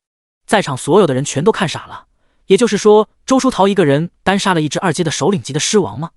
刚才那只巨大火龙也是他释放出来的？周书桃稚嫩的脸上透出这个年纪不该有的杀伐，手中紧握的龙火法杖可是 B 加级3星附魔装备，出自于林孝清之手。林孝清卖给了张福川，后来又在拍卖会上被周书桃买走。这可是一把 B 加武器啊！按理来说，周书桃这种1级职业者是不可能驾驭的。第37章，一般最强势。早在他当初购买的时候，林阳和李天乐就先后表示不解，问周书桃为什么要买一把自己用不了的装备。那时的周书桃没有回答。事实上，他的法师天赋是万中无一的顶级存在，哪怕是放眼整个大夏帝国都是屈指可数。他有能够在1阶1级的时候便完美驾驭 B 级武器的能力，因为这一点，他才能够一个人击杀一头2阶的首领狮王，积分上也能碾压林阳，进入全班前3。一开始在看到积分榜的时候，很多同学还不理解周书桃是怎么进入前3的，但是现在看着周书桃那张杀伐的脸，所有学生都理解了，原来一班最强的学生在这里啊！而在众人崇拜的注视下，周书桃走了几步，下一刻整个人就疲惫地瘫软在了地上。几个女同学立刻聚了过来，一检查，顿时忍不住惊呼：周书桃身上的护甲都被击碎了，而且他的生命值只剩下了3点，是重伤状态。后方所有同学全都惊了，只剩3点，也就是说周书桃差点死了呀！几个牧师职业的学生立刻冲过来释放治疗魔法给周书桃抢救，总算是将他从濒死的状态给拉了回来。周书桃真是太猛了，从今天开始他就是我的偶像，简直就是我们一班大姐大啊！同学们忍不住感叹。说的没错，我们这届全校最强法师毫无疑问就是书桃姐的了。不仅如此，她还是我们一班最强的学生，第一次猎杀就杀了一只2阶的凶兽首领啊！这已经破纪录了吧？没错，我敢说夏津一中历史上都没出现过这么强的学生，会重伤也是理所当然的事情了。那毕竟是一头2阶的首领狮王啊！林阳的表情更是完全僵住了。上一秒他还在吹嘘着自己是一班最强的学生，然而现在就被狠狠打脸。看着周书桃那绝美的俏脸，林阳之前还说过自己要保护周书桃，但现在他感觉自己是那么可笑，这个周书桃比他还强。林阳咬牙切齿，一时间恨不得找个地洞钻下去。对了，如果是书桃姐击杀了第一只2阶凶兽的话，那么公告应该会给奖励才对吧？没错，击杀2阶凶兽应该给额外奖励，并且触发系统播报才对。那怎么现在公告还没来？系统卡了？就在众人议论纷纷的时候，下一刻所有人手机传来了提示音，叮咚，众人都是双目一亮，公告来了。之前陆白第一个击杀1阶9级凶兽首领就被奖励了500积分，那么第一个击杀2阶凶兽会奖励多少积分呢？学生陆白第一个击杀2阶首领级凶兽魔化红蛇首领，奖励1000积分。叮咚，学生陆白第一个挑战凶兽领地成功，第一个单人扫荡了整个凶兽领地，奖励2000积分。一共2道播报声响起，然而却不是周书桃。所有上一秒还在吵闹的学生，这一刻全部陷入了寂静之中，死一般的寂静。不知过了多久，几个学生忍不住面面相觑。我说，你们刚才听到了播报的声音了吧？播报说的人是谁？竟然是陆白击杀了二阶凶兽，也就是说，他在周书桃之前就杀死了二阶凶兽了。更逆天的是，他竟然还一个人荡平了整个凶兽领地。一时间，所有人的内心都掀起了惊涛骇浪，简直无法用语言来描绘自己的震惊。就连躺在地上的周书桃，虚弱的脸都因为惊讶而动了一下。陆白，公告播报的对象竟然是陆白，他的职业不是附魔师吗？一个辅助职业竟然能单刷凶兽领地，哪怕是周书桃，这一刻的心情都充满了迷惑不解。只有猫屋的脸色还算平静，他早就已经知道这个结果了。他走到了学生们的面前，十分老成的说道：看，这就是我所说的，你们不过是井底之蛙。这个世界有的是比你们优秀许多倍的学生，你们还有什么资格沾沾自喜？赶紧提升自己的实力才是正事。这一次再也没有人敢和猫屋顶嘴了，所有同学想不服都不行。带队说的一点也没错呀，和陆白的优秀相比，我们算什么？学生们看着地上躺着的那一阶8级地龙蜥蜴尸体，竟然一点成就感都感觉不到了。在陆白这个怪物的衬托下，他们这点成绩算得上什么？不过带队姐姐真的很厉害啊，刚才陆白的播报声响起，她的脸色一点变动都没有。哎，人家经历过大场面嘛，肯定见过不知多少优秀的学生了，哪怕是陆白这么强的，带队都不会惊讶的。还有些学生忍不住开始夸赞起了猫屋来，猫屋的脸色有些暗暗绯红。他在第一时间得到这个消息时，内心的震惊的完全不下于这群学生。好了，时间已经过去了1个半时辰了，所有人继续猎杀，抓紧时间。猫屋整理好表情，立刻催促起学生们。经历了这一系列事件，李天乐和萧雨萌也服了，两人不约而同的觉得自己这贵族学生的身份好像一点也不耀眼。他们身上都是品质极高的装备了，来之前还以为能在这次猎杀考核中大放异彩呢，谁能想到只能当别人的背景板。李天乐叹了一口气，他还是抓紧继续猎杀吧。就在这时，传来了萧雨萌惊异的声音：等一下，天乐哥，羚羊怎么不见了？你看到他去哪了吗？李天乐听完一愣，四处张望了一下，还真不见了羚羊的身影。什么情况？他人呢？刚才还在这里的，怎么一转眼就没了？李天乐和萧雨萌面面相觑，立刻拿出了手机，打开地图。随后他们就看到了羚羊的图标正在以一种极快的速度朝着森林的深处奔跑。李天乐和萧雨萌一脸疑惑，羚羊在前往森林深处，他这是要干什么？第38章，羚羊战狮王。羚羊的身影在森林之中不停地穿梭，他眼神执着，牙关紧咬，朝着森林的深处快速地奔跑着，手中紧握自己的重型双斧。没想到陆白这个混账成绩已经这么优秀了。羚羊的眼神充满了不甘，他无法接受自己的实力比陆白差的事实，肯定有什么地方出错了。如果说陆白都能够击杀2阶凶兽首领的话，那么他也能杀。自己不能再将时间浪费在那群低级凶兽上了，他也要猎杀高等级的凶兽，这样一定能快速追平和陆白的差距。一边这样想着，羚羊打开了手机上的积分排行榜。第1名陆白，积分一共有5750分，除了系统额外奖励的3000分之外，剩下的就是陆白自己击杀带来的积分了。而第2名周书桃，2150分。如果没有陆白的话，他的实力绝对是全班最强的。别的不说，就那几个系统奖励积分，绝对非他莫属。但因为陆白压了他一头，导致周书桃没有得到系统奖励的任何积分。即便如此，仍旧是全班第2。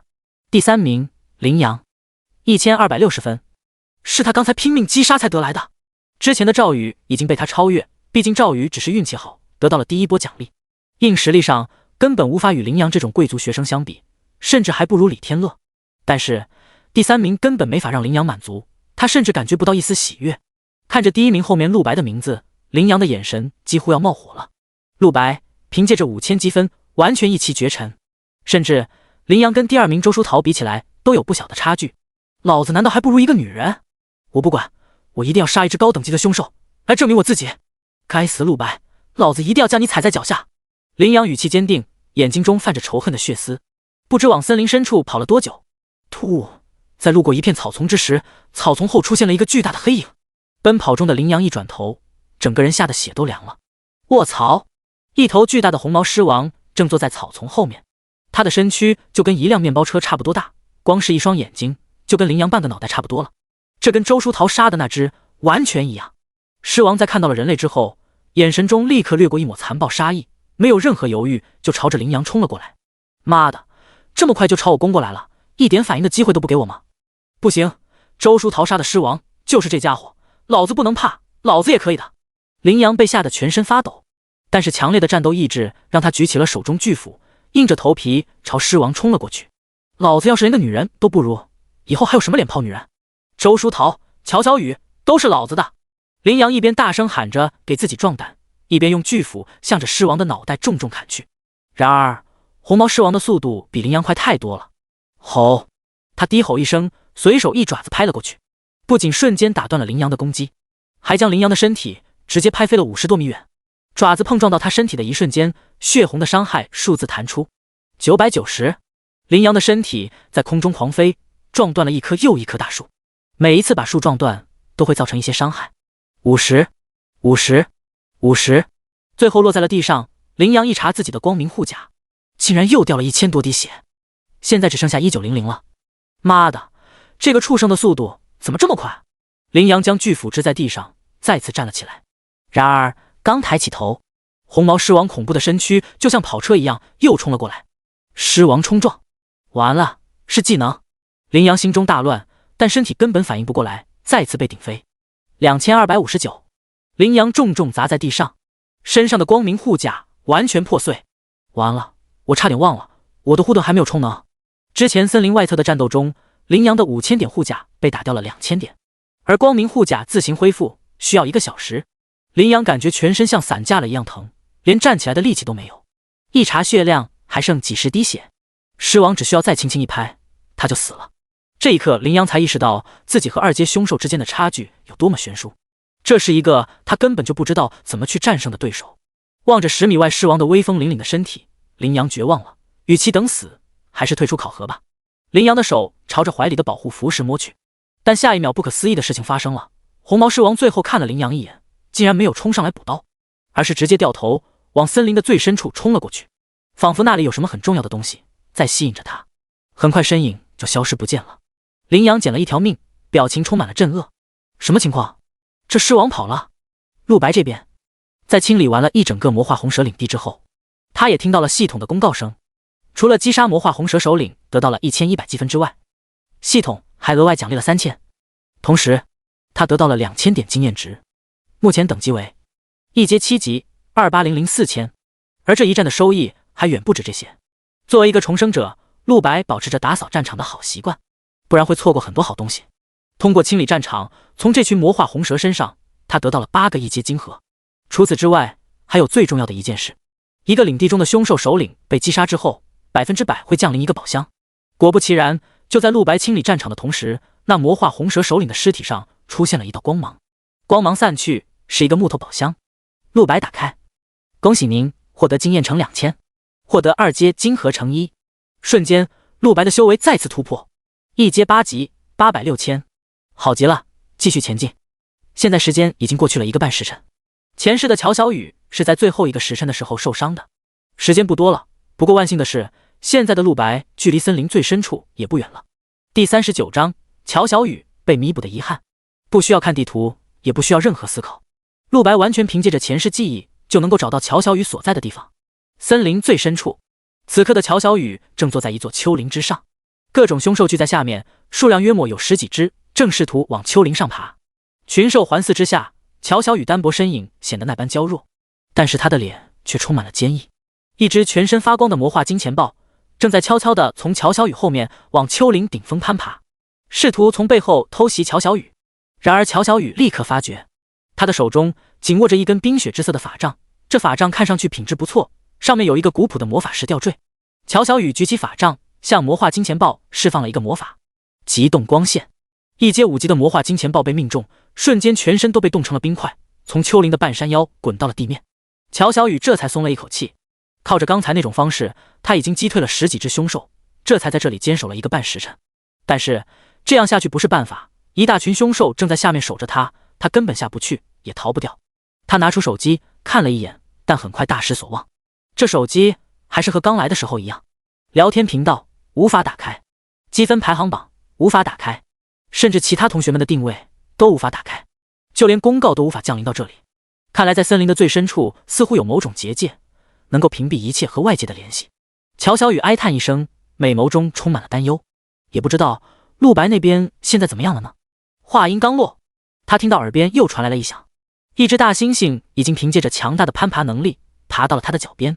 他张开大手，直接朝着乔小雨的脚抓了过来。乔小雨反应迅速，立马一道魔法将大猩猩冻成了冰块，随后一脚踩在他的头上，将大猩猩踹了下去。最开始的时候，乔小雨被一个人传送到这里，他是想要直接利用保护符石退赛的，但是又不甘心什么都没得到就离开，而且他还想要帮陆白，那把长枪还没有送到他手中。最初他以为很快就能离开这里的，但是这里凶兽的数量多的让他不可思议。继续这样下去的话，他好像也没机会把武器送给陆白了。毕竟他现在自身难保，连离开这个丘陵都做不到。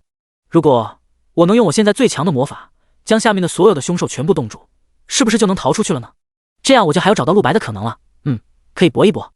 乔小雨一点没有拖延症，说干就干。他站起身，开始吟唱自己现在的最强魔法。但就在这时，他发现山下的凶兽好像有些异样。那些原本聚在山脚下虎视眈眈的凶兽，突然像是察觉到了什么一般，都露出了一种很害怕的神情，然后纷纷退到了一边。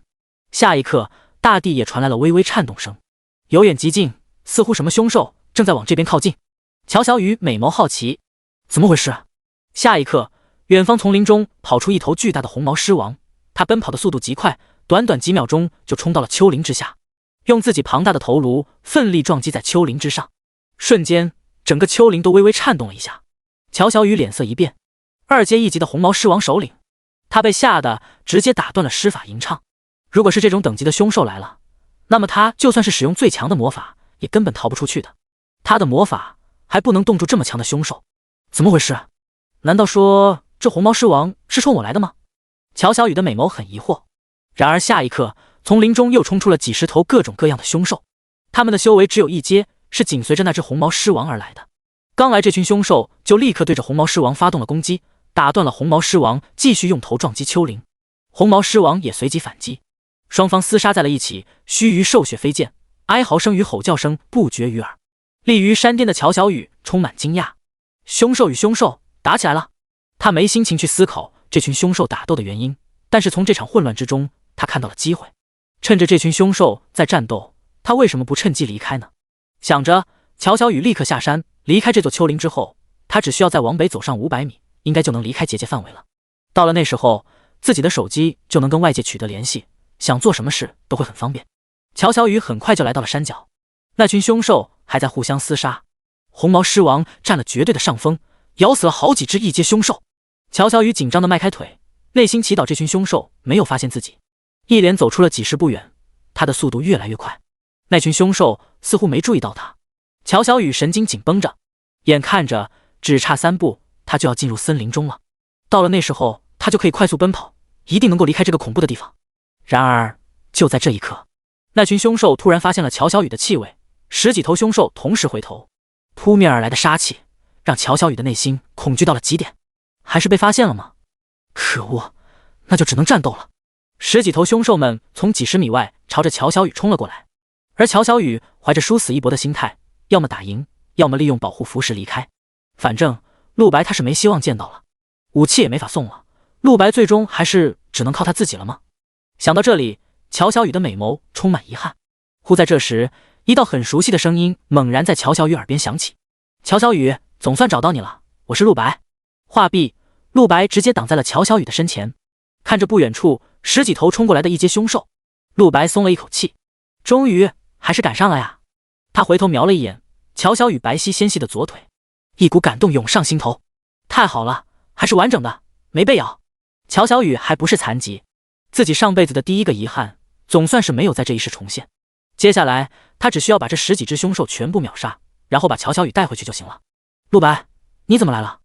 而乔小雨的脸色充满了震惊，他怎么也想不到陆白能找到这里来。第40章，被保护的陆白，当然是为了救你。陆白不假思索的回答，同时手持黑之种，目光专注地望向眼前的10几只凶兽。救我？乔小雨看了一眼陆白手中的破剑，内心感到不可思议。陆白是怎么活着走到这里的？一个附魔师横跨整个森林来到最深处，这简直是玩命的行为，太冒险了。同时乔小雨的内心充满了感动。不行，这么危险的事我不能让你来做，你只是一个附魔师而已。乔小雨手持法杖，突然扯住陆白的身体。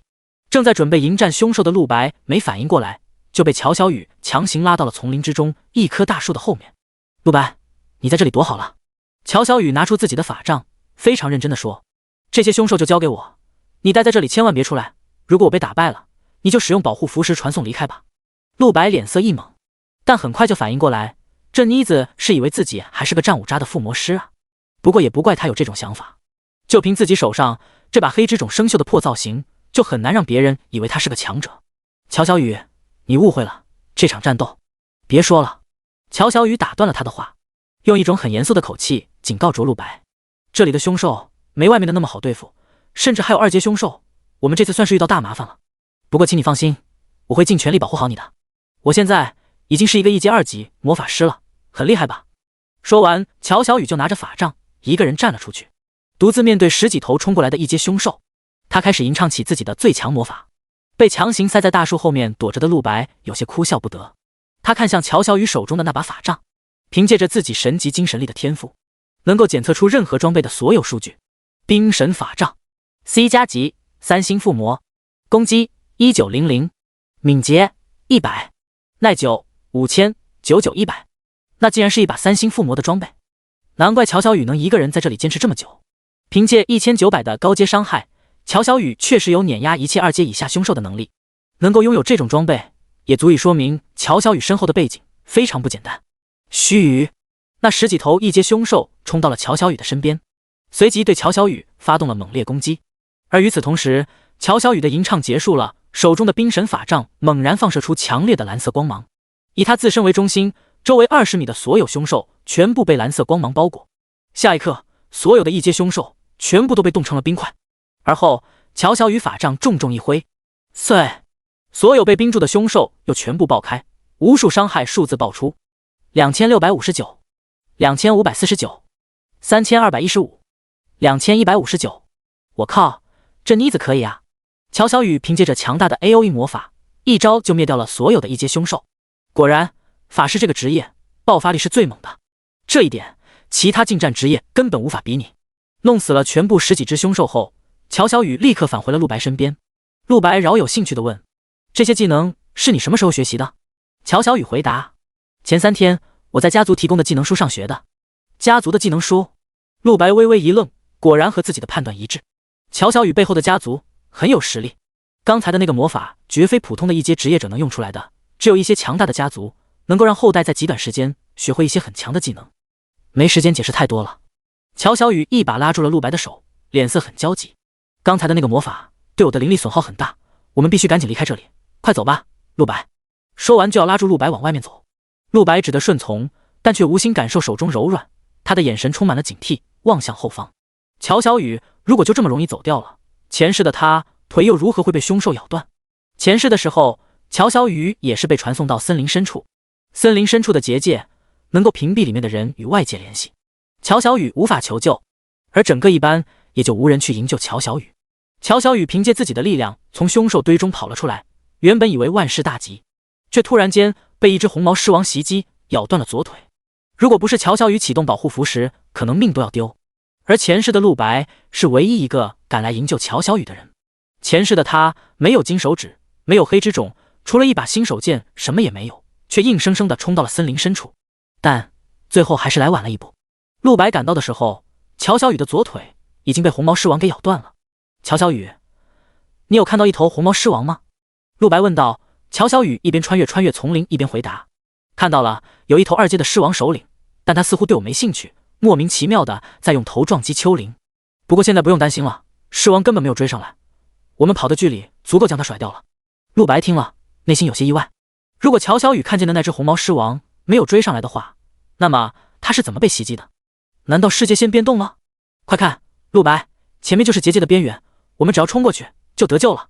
前方出现了一个半透明的蓝色屏障，出去之后，手机所有功能都会恢复，乔小雨就能够打开聊天频道，能够看到所有学生定位，还能看到积分排行榜，当然也能呼叫猫屋过来帮自己。陆白内心渐渐松懈，看样子红毛狮王确实不来了。他与乔小雨共同朝着结界迈去，就在还差3步就能穿过结界之时，一个巨大的身影突突然从结界外朝这边猛冲过来，伴随而来的还有低沉的虎啸。陆白和乔小雨表情都变了，那又是一头红毛狮王，而这一只体型更大，修为更高，速度更快。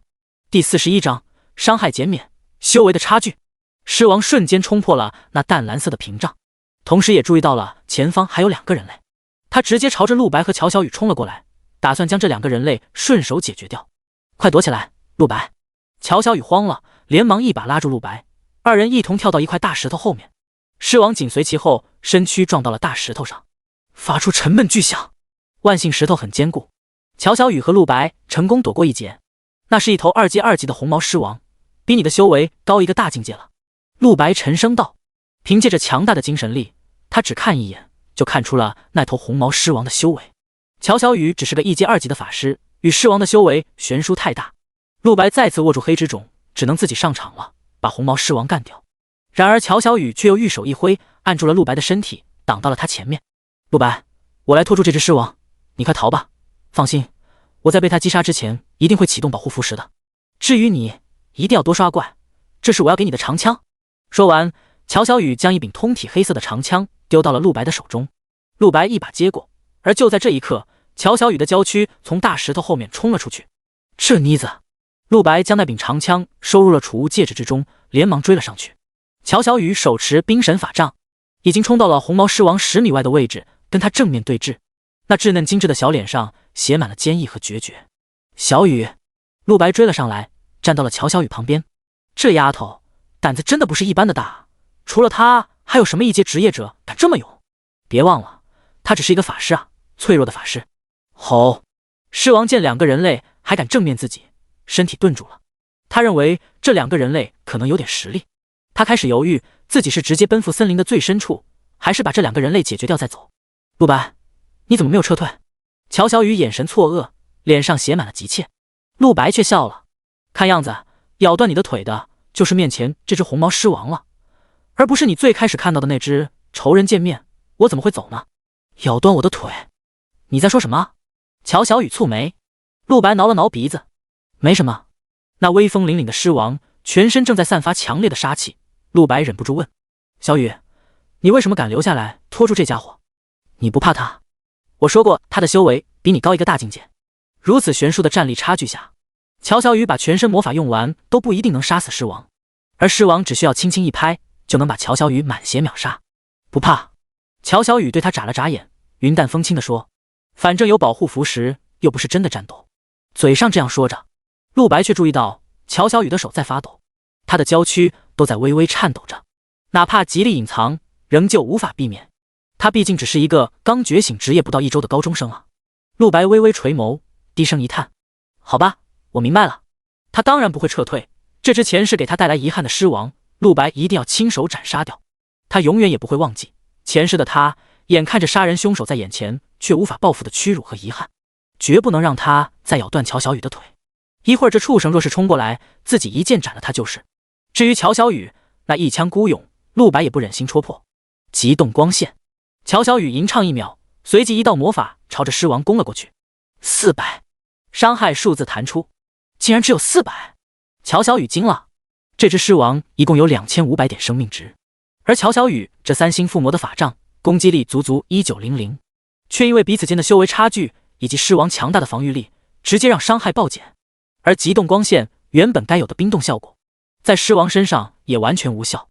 红毛狮王的敏捷下降150点，仅仅只是让狮王的速度变慢了。这也是这个世界的法则，修为在任何世界都是最重要的。高打低可碾压，低打高则难如登天。陆白摇摇头，他现在修为1阶8级，如果黑之种不是5星附魔装备的话，那么他攻击一位2阶8级的敌人造成的伤害恐怕也要减半。但即便那样也无所谓，他的伤害太高，就算是减半了照样秒杀。但放在乔小雨身上就真的要命了，也幸亏那是一把3星附魔装备了，如果没有被附魔过，恐怕伤害会被减到1/10。可恶，之前使用最强魔法把身上灵力都用完了。乔小雨俏脸有些难看，他的最强魔法寒冰爆裂，就是之前一招秒杀一大群凶兽的那个 AOE 技能，用完之后全身大半的灵力会被抽空，并且这一招每12小时只能用1次，不然的话他说不定真能和红毛狮王过2招。幸好狮王暂时被极冻光线减速了，跑不快。乔小雨满脸遗憾，果然还是太高估自己的能力了。陆白，你趁现在快跑吧，我剩下的灵力还足够再用5次极冻光线，这只狮王追不上你的。说完，他挥动法杖，又给狮王来了一发减速。红毛狮王的敏捷又下降了150。乔小雨忍不住想，这个时候如果能有强大的战斗职业者在旁边配合自己就好了，趁着减速用放风筝的方式，也许能击杀掉狮王。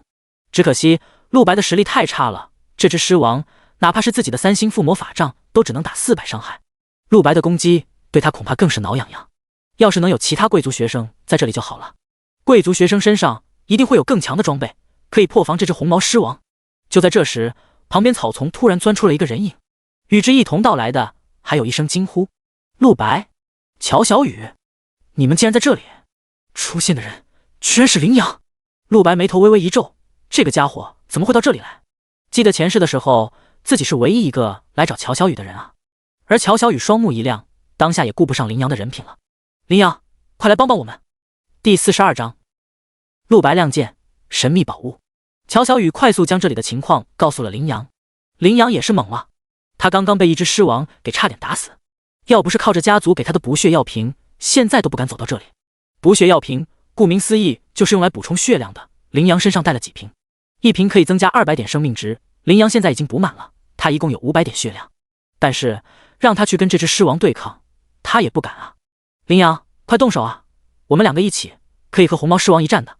乔小雨再次请求道，也是出于无奈，当下除了羚羊没人能帮自己了。羚羊手持巨型双斧，看着红毛狮王，手不断握紧又松开。不，乔小雨，你疯了吗？这可是2阶2级的狮王啊！最终羚羊还是没这个胆子。虽然这是个英雄救美的好机会，可他之前被一只2阶1级的狮王暴虐，身上的疼痛现在还刻骨铭心。而且陆白不是在你后面吗？羚羊看着站在乔小雨身后的陆白，虽然很不愿意承认，但他还是咬着牙不解地问道：你直接让陆白帮你打不就行了，何必要我出手？乔小雨一脸疑惑，你在说什么啊？让陆白帮我？正在2人对话之间，那红毛狮王已缓缓动身，乔小雨的几个魔法彻底激怒了他，他已经决定把这几个人类都杀死了。即便是被减速了多次，红毛狮王的速度仍旧快得离谱，不是他们这群1阶职业者能反应的。望着红毛狮王冲了过来，乔小雨吓得花容失色。不好了，他过来了！羚羊也被吓得不轻，他感觉这一幕很熟悉，顿时直接触发了应激反应，2腿不受控制的颤抖，立马掉头就跑。巨型双斧一股脑收进了储物戒指里，去把乔小雨和陆白都吃了吧！别吃老子，老子还想继续刷怪呢！他一边怪叫，一边直接把乔小雨扔下了。乔小雨的内心充满无语，只有陆白完全不慌，他手持黑之种向着狮王跃去。乔小雨惊了，刚想要拦住陆白，却发现陆白的速度竟然比狮王还要快。在乔小雨的2次减速之后，现在陆白身体上敏捷已经超越狮王了。至于攻击速度，狮王更是远远无法和他相比。我这一剑7万攻速，你拿什么顶？红毛狮王起初还在疑惑，这么一个弱小人类看到自己来了，怎么非但不跑还敢反攻？但下一刻陆白就到了他眼前，手中黑之种对着脑袋就劈了下来，快得根本看不清。咔嚓，68970，直接爆出了6万伤害。红毛狮王血条清零，当场暴毙。后面的乔小雨看到这里，整个人完全傻了。他忍不住怀疑自己的眼睛是不是看错了。6万伤害，那是陆白打出来的。而远方的羚羊跑着跑着竟然摔了一跤，他趴在地上听到了后面的动静，回过头发现陆白一剑6万伤害，直接把狮王给秒杀了。顿时他的表情难看到了极点，双拳握紧，指甲深深嵌入了掌心中。但所有不甘在巨大差距面前，很快又全部都转化成了苦笑。如果2个人的差距用努力可以弥补，那么还有竞争的意义。但现在羚羊明白，陆白和他的差距已经大到了无法形容的程度，除了认命，他不服也没用。陆白是怎么办到的？乔小雨还沉浸在震惊之中，他朝着陆白跑过去，对着狮王尸体试探性的踢了好几脚，后者纹丝不动。真的死了。陆白平静地将黑之种收入了储物戒指中，而乔小雨眼神惊异，这是刚才那把生锈的剑吗？你就是用它杀了狮王？陆白点点头，脸上没有太多表情。他杀掉了前世的仇人，虽然对方只是一头凶兽，但是对于陆白的意义很大。这意味着他真的开始改变自己的命运了。不过，陆白脸上却并没有表现出太多畅快，这并不是什么值得高兴的事情，他只是做了他原本应该做的事，又击杀了一头2阶2级的红毛狮王。陆白获得了2200点经验，以及680点积分，并且红毛狮王的尸体还爆出了一枚2阶晶核。陆白将其收下。由于刚才乔小雨和林阳站的都比较远，所以红毛狮王的经验没有被他们分走。林阳，我有事问你。杀完红毛狮王之后，陆白走向了林阳。林阳一脸紧张，明明就在1天之前，陆白还是他完全看不上的一个废柴，而现在陆白光是走向他，就让林阳有一种喘不上来气的感觉。如果陆白想要报复他的话，那么他就只能像蝼蚁一样被捏死。你想问什么？林阳强作镇定。陆白一脸平静地问道：你为什么会来森林深处？林阳想了下，回答道：当然是为了刷怪，森林外侧的低等级凶兽能提供的经验和积分都太少了，所以我想来深处刷等级更高的凶兽。对了，突然林阳的脸色激动了起来。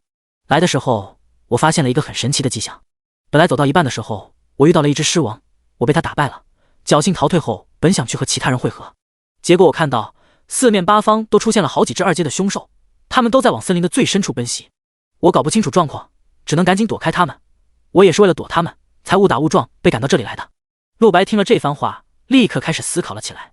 前世中，这森林的最深处，除了乔小雨之外，没人来过。毕竟他们都是一群刚觉醒的学生，不可能闲得没事跑到最深处来。因此，这森林尽头究竟有什么，无人知道。想到这里，陆白转过头，朝着森林尽头走了过去。乔小雨一脸惊异：陆白，你去哪里？不出去了吗？陆白道：我要去森林尽头看看，在那里一定有着什么东西。这群凶兽就是被那东西吸引了过来，虽然我也拿不准是什么，但凶兽有趋吉避凶的天性，能吸引他们的必是宝物。第43章1阶9级石门的秘密。乔小雨明白了，陆白这是要寻宝，可是那里太危险了。他满脸担忧，但很快就下定了决心，跑到了陆白身旁。我跟你一起去，也许我能帮上什么忙呢？陆白没有拒绝，点头同意了。他确实想保护乔小雨，而只有和自己在一起才是最安全的。林阳，你一个人回去吧。林阳见状，全身一愣。他现在光明护甲还没有充能完毕，全身不过500点血量，这要是再碰上什么凶兽……想到这里，林阳也追了上来。我也跟你们一起吧，怎么样？同时，他不由想着，如果真有什么宝物，没准他也能有一份呢，说不定就可以弥补自己和陆白之间的差距。至少，他觉得跟在陆白身边，比自己一个人回去安全太多了。乔小雨顿时露出嫌弃的表情：你也配？一想到刚才林阳把他们扔下，自己逃跑的样子，乔小雨就在内心狠狠翻了个白眼。而陆白未置可否，既然想跟就来吧。不过接下来的战斗绝对不是什么小打小闹，那森林尽头的宝物吸引的一定是整个猎场中最强的凶兽，到时候他可没空保护林阳。三人一同朝着森林的尽头走去，很快就又看到了乔小雨最初躲藏的那座丘陵。在场三人都被惊到了，他们发现在那座丘陵的下方，现在已经聚集了整整5只2阶凶兽，还有10几只1阶凶兽，他们都在不约而同地做着一个有些怪异的行为，那就是在用身体撞击丘陵，像是在做着什么古老的仪式，但彼此之间也在互相争斗。陆白不时就能看到凶兽互相厮杀的画面，看来我之前的判断果然没错，那里面一定有宝物。陆白脸色高深地打量着这座丘陵，丘陵不大，直径只有不到30米。这群凶兽们应该在试图打开这座丘陵的暗门，但是他们也不能容忍其他竞争者，所以就一边开一边杀。地上已经躺了不下于20只凶兽的尸体。不仅如此，远方的森林中还有不少凶兽在遥遥地望着丘陵的这群凶兽，他们也被吸引了过来，但是因为自身实力比较弱，不敢上前。陆白，你也准备过去吗？这里的凶兽太多了。乔小雨感觉自己这辈子都没见过这么多凶兽聚在一起，今天也是小开眼界了。而林阳更是头皮发麻。陆白要是真打算去跟这群凶兽玩命，自己是跟还是不跟？跟的话，他肯定会被秒杀。可要是不跟，这身前身后都是凶兽。他把保护符石取了出来，放在伸手就能够到的口袋中。现在就只有这东西能给他安全感了。陆白一脸高深的道：当然要过去，但不是现在。这群凶兽也不需要我们击杀，他们很快就会自相残杀的。自相残杀？乔小雨和林阳都一脸不信。突然，远方的丘陵传来了轰隆隆的巨响，丘陵正中竟然缓缓出现了一道石门。这群凶兽之所以不断用自己的身体碰撞丘陵，实际上是将自己的兽血注入进去，这样能够将丘陵打开。羚羊和乔小雨都充满惊奇地看着这一幕。可是那石门出现之后却并未打开，怎么回事？陆白，为什么那石门没有打开呢？乔小雨不解地问。陆白解答道：因为兽血不够，他们必须注入更多的兽血，才能把那道石门也打开。羚羊双目一亮，靠，我在家族的书上见过，这是凶兽的一种常见封印术，而想要打开这种封印，必须用凶兽的血才行。乔小雨恍然大悟，难怪刚才陆白说这群凶兽一定会自相残杀。正在几人对话之间，丘陵之下的那群凶兽已经开始大战了。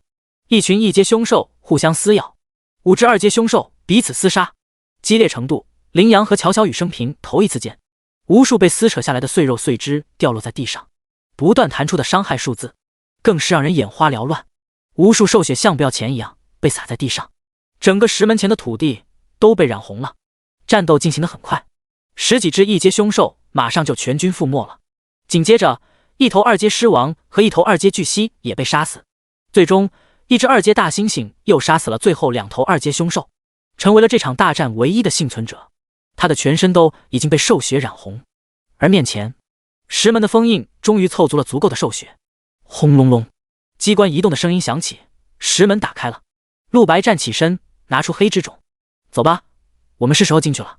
乔小雨和羚羊也起身拿出武器，紧张地跟着陆白。那头2阶猩猩是2阶9级的存在，距离3阶只差1线之遥，因此碾压了在场所有的凶兽。不过他的损耗也是不小的，一共5000点血量，现在只剩下1500点了。之前那群躲在后方的凶兽现在也蠢蠢欲动，朝着2阶猩猩冲了过来，希望能够杀死猩猩进入石门。但是他们的修为没有一个到达了2阶，在猩猩眼中只不过是一群蝼蚁。很快几十只凶兽就被猩猩杀的只剩下2、3只了。忽在这时，一个人影突然出现在了他的身后，在他的头顶来了一剑，45689。须臾，猩猩血条清零，当场暴毙。陆白再次得到海量战利品，经验加3500，积分加900。陆白修为再次突破，当下的修为已经突破到了1阶9级，1阶9级34008千，马上都要升级到2阶了。全身的属性也同时暴增，陆白现在光是血量就拥有了1000点。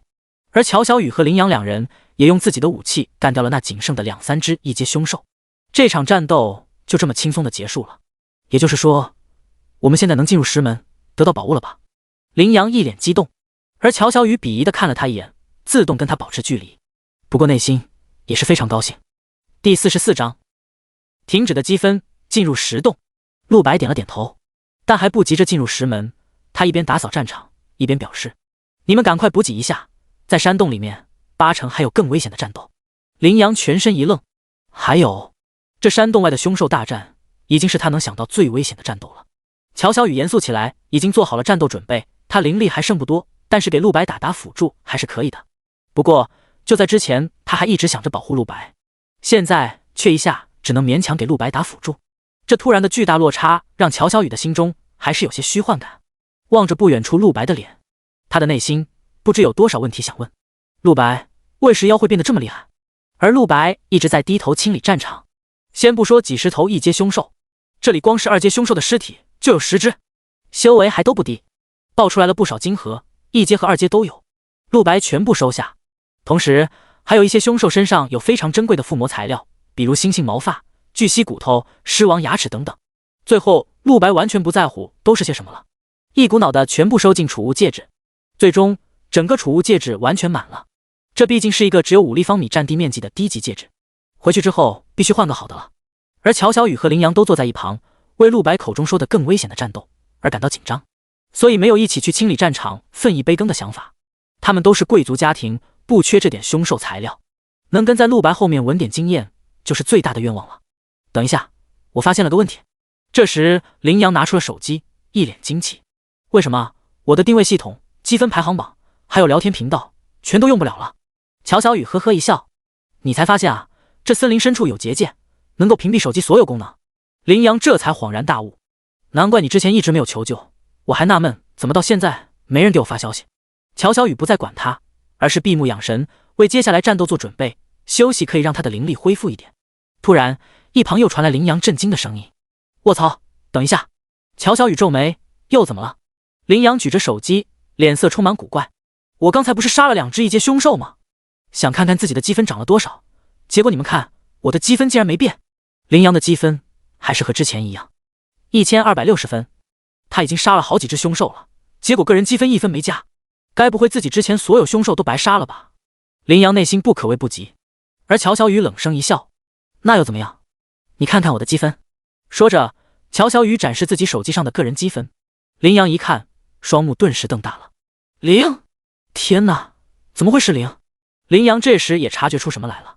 乔小雨解释道：“我也不知道是什么原因，在这个结界里，无论怎么击杀积分都不会动，我都已经杀了一大群凶兽了。”林阳听了，心情直接沉入谷底。杀凶兽不给积分，那他来这里干嘛？乔小雨内心却很豁达，无所谓了，反正经验我们能照常得到。由于后来又杀了不少凶兽，他现在的修为距离1阶3级只差5点经验了，只要再杀一只就能突破1阶3级。靠，积分被扣了你还这么冷静，我可是很在乎排名的呀。林阳哭丧着脸，立马就想出去了。就在这时，旁边传来了陆白平淡声音：“别乱猜了，在这个结界中，击杀凶兽积分是不会被扣的。”凭借着前世记忆，陆白对于猎场规则很清楚，这些规则等过一段时间，每个学生都会知道的。只是现在大家都是新手，这些积分不仅不会被扣，而且恰恰相反，你在这个结界里面得到的所有积分都会翻1倍。只是结界屏蔽了手机的所有功能，所以你看不见，只要你离开了结界，积分就能正常显示了，1分都不会少。乔小雨和林阳面面相觑，乔小雨忍不住问道：“陆白，你为什么懂这么多？”陆白微微一笑：“读的书多而已，这也不算什么特别冷门的知识。”而林阳听到有双倍积分，一下子斗志就燃烧起来了。卧槽，这样牛逼，那我可一定要多杀，这样出去之后排名不是蹭蹭上涨。陆白没搭理他，他从地上站起：“好了，你们休息的也差不多了吧，是时候进入石门了。”话毕，乔小雨和林阳跟在陆白身后，3个人一同迈进了石门。林阳和乔小雨内心的恐惧自不必说，就连陆白其实都有些紧张，因为在这个世界上有很多猎场，这次他们2个班级来的只是一个小猎场，这里最强的凶兽也不超过3阶，因此被称为低级猎场，专门给学生用的。但一般这个猎场却非常特殊，里面竟然有一道屏蔽外界的结界，这种带有结界的猎场被称为变异猎场，是非常非常稀少的，基本上只出现于高级猎场中。很多强者会当寻宝猎人，专门寻找这种猎场，因为在结界里通常会有宝物，与此同时也有各种各样的试炼和危险，有些会有千奇百怪的机关，有些会有非常恐怖的凶兽镇守，总之不确定性很强。陆白他们现在进入的这个低级结界，天知道会出现什么试炼，因为前世这个新手猎场大家等级高了之后就不再来这里了，所以愣是无人发现这个猎场中有结界，陆白也只能多加提防。3人进入山洞之后，刚走没几步，身后就传来了隆隆巨响。林阳一回头，发现石门居然在自动关闭。天哪，什么情况？他扑到石门上，然而石门已经关严实了。最终林阳只能在门上踹了一脚，骂道：“这简直和恐怖片的桥段一模一样啊！”乔小雨指着两边的墙壁，小脸微惊：“你们快看，有灯！”随着石门关闭，整个山洞顿时昏暗了许多，但还是有光亮。原来在石洞的2侧墙壁上，每隔10步就有一铜灯，其上燃烧紫火，长明不灭。第45章3阶凶兽霸王红蛇。山洞的道路也并不狭窄，可供8人并肩而行。现在没有了退路，陆白他们只能选择继续深入了。陆白首先带头往里面走，林阳与乔小雨紧随其后。2人眼睛不停地在山洞中四处打量，生怕会有什么突然冒出来偷袭他们。只有陆白神色平静，猎场结界他前世也是进入过的，那还是一个高级猎场，其他职业者组团猎杀凶兽，他有幸沾光，也跟着一起进了，那也是一个山洞。后来那里面出现的就是一大群凶兽，但总体修为不会比外面的凶兽修为强太多，所以陆白并不是很怕。3人走了有5分钟，突然脚下传来了异响，林阳和乔小雨都明显感到脚下大地颤动了一下，2人立刻将武器挡在身前，做出战斗姿态。难道有凶兽来了？然而等了良久，再无动静，只有一阵强风吹过，2侧铜灯烛火摇曳。林阳拍拍胸口，这特么的山洞搞得我都神经敏感了，怎么老是装神弄鬼的？乔小雨也道：“看来刚才是虚惊一场，可是这山洞究竟有多深？我们怎么走了5分钟还没到头？刚才走了一路，沿途看到的除了岩石还是岩石，没有什么值得注意的。”陆白也停下了脚步，脸色很谨慎。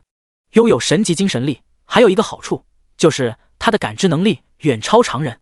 方才脚下大地传来的震动，只怕没有那么简单。林阳道：“我们接着走吧，老子只想赶紧想办法离开这里，感觉这里很不安全。”说着，他就朝前走了一步。乔小雨连忙阻止：“站住，陆白还没动呢，你不知道乱走很危险吗？万一触发什么机关怎么办？”林阳冷哼一声，却还是停下了。哼，陆白说的就总是对的，我们可是贵族学生，你难道觉得陆白一个土鳖懂得比我们多吗？乔小雨呵呵一笑，反正懂得比你多，我看你更土鳖。如果陆白不走的话，我可不敢乱走。这时传来了陆白声音：“不用担心了，我们已经触发机关了。”乔小雨和林阳都怔住了。林阳脸色一变：“你说什么？”而陆白却抬起头望向山洞顶部的岩石。刚才有一阵风吹了过来，山洞里怎么会有风呢？林阳和乔小雨听后惊觉异常，但还没来得及思考怎么回事，脚下大地再次传来了轰隆的震动，这一次更加剧烈，更加迅猛。轰轰轰！林阳和乔小雨身体不受控制地晃动起来，感到一阵头晕目眩。陆白强行用精神力让自己保持冷静，这样无论发生什么，他都能快速反应。下一刻，脚下的岩石轰然碎裂，乔小雨和林阳猝不及防，身体立刻坠落了下去。而陆白反应迅速，纵身一跃，双脚离地，往后跳了5、6步的距离。震动渐渐停止了，陆白眼前裂开了一个大坑，林阳和乔小雨掉了下去，但只落了6米，就掉在了一个平台之上。二人赶忙从地上爬起来，这平台光线幽暗，四面八方伸手不见五指，无法知道这平台有多大，一阶职业者都没有飞行能力。林阳顿时慌了，怎么会突然塌陷？我们现在怎么办？这鬼地方一看就很不安全。乔小雨握紧法杖，保持着基本冷静，只能让陆白救我们上去了。陆白走到塌陷边缘，探出一个头来，发现两人都没生命危险。林阳在内心抱怨了一句：“靠，真倒霉，为什么陆白没掉下来？”而下一刻，好几道黑影突然从陆白的身后掠过。乔小雨捂住嘴巴，发出惊呼：“陆白小心，有凶兽！”竟然是3只巨大的蝙蝠，不知从哪里出现，对陆白发动了偷袭。陆白早已感知力全开，乔小雨提醒之前就发现了凶兽，手中黑之种立刻动了起来。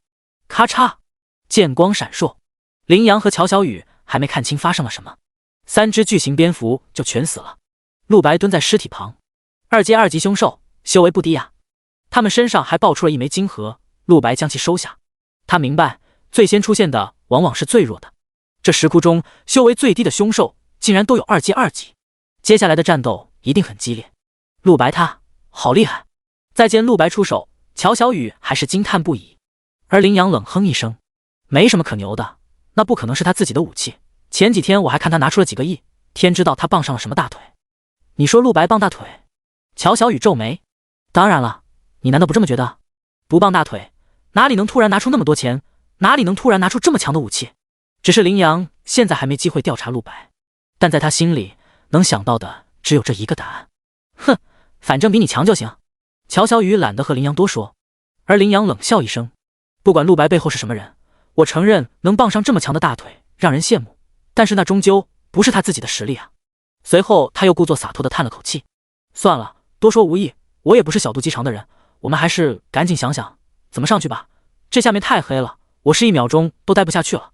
无论怎么看，上面都要安全得多。”林阳是真害怕，一会儿黑暗中突然冲出了一个2阶凶兽，把自己秒了，到时候连触发保护符时都来不及。就在这时，陆白的身前再次传来异响。林阳和乔小雨一起抬头去看，发现在陆白头顶10几尊铜灯同时亮起紫火，同时一条无比巨大的红蛇出现了，他的身体环着一根倒插在洞顶的钟乳石柱上，双眸中透出冰冷如刀的恐怖杀意。陆白瞬间就感知到了这条红蛇的数据：霸王红蛇 LV 3阶1级，攻击力3500，血量5900，3阶。林阳和乔小雨被吓得全身发软，霸王红蛇3阶气场一放，直接令两人连握住武器的力气都没有了。第46章附魔威灵。由于猎场是野外中由人类阵法师利用大法力圈出来的区域，专门供人类练级使用的，因此所有人类都能立刻看出每一只凶兽的实力数据。在看到霸王红蛇三阶实力的那一刻，羚羊吓得呼吸骤停。三阶啊，还是红蛇？红蛇是非常凶残的一个凶兽品种，比同等级的狮王还要强一个档次。羚羊语气颤抖的道，他之前碰到一个2阶狮王就被打得毫无还手之力了，现在看到3阶霸王红蛇，心理冲击当然极大。不过万幸，这只霸王红蛇是在上面，真要杀人也是先杀陆白。顿时，上一秒还吵着要上去的羚羊闭嘴了，他瞬间觉得待在这下面挺好的，到现在还没有一只凶兽出现呢。陆白他没有掉下来，才是真的倒了大霉。陆白，要小心啊！而乔小雨神色关切，生怕陆白有危险。他话音刚落，那在洞顶之上的霸王红蛇就朝着陆白发起了攻击。他的舌头直径有整整2米，身体伸展开来，恐怕在30米长以上，绝对称得上 BOSS 级凶兽了。对于羚羊和乔小雨这种普通的新手学生而言，是想都不敢想的存在。霸王红蛇以迅雷不及掩耳的速度张开大口，朝着陆白咬了过来。陆白也早有准备，连退数步，勉强躲过了红蛇的进攻。他想拔剑回击，但显然霸王红蛇也不是傻子。陆白刚做出进攻动作，红蛇已经把头伸回去了。很显然，靠着3阶凶兽敏锐的洞察力，红蛇已经感受到了陆白手中黑之种的危险，这也让他进攻陆白时有所顾忌。双方都很害怕，不小心被对方秒了，陷入了暂时的对峙中。陆白攻速有71000，双方同时出手，一定是陆白快，但对方要是不进入自己攻击范围，那也是然并卵。陆白低头看了一眼手机，发现时间已经又过去了1个多时辰，距离这场考核结束只剩下20分钟了，没时间跟这只霸王红蛇拖下去了。陆白想了一下，心生一计，不如就用附魔威灵吧。附魔威灵是只有附魔师本人使用自己附魔出来的武器的时候才能够触发的一种气场攻击，这种气场攻击能够瞬间给人造成很高的伤害以及麻痹效果，对于凶兽更是能额外造成巨额的压制力，类似于道术师的法器对战鬼妖邪灵这些东西的时候会加巨额 buff 一样。1星附魔威灵为白光，造成的攻击最弱，范围也不大。2星为黄光，威力与范围略微增强。3星为紫光，威力与范围显著增强，对人类还有极强的麻痹效果，而对凶兽所有效果翻3倍。4星黑光，由于陆白前世掌握的资料太少，他不知道4星威灵是什么效果。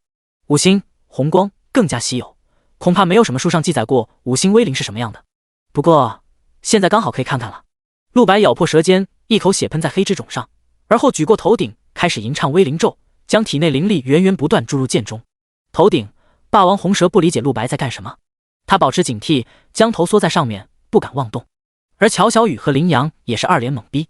乔小雨，你知道陆白在干什么吗？羚羊忍不住提问。看上去陆白神情严肃，额头大颗汗珠不停滚落，好像在做什么神圣的仪式。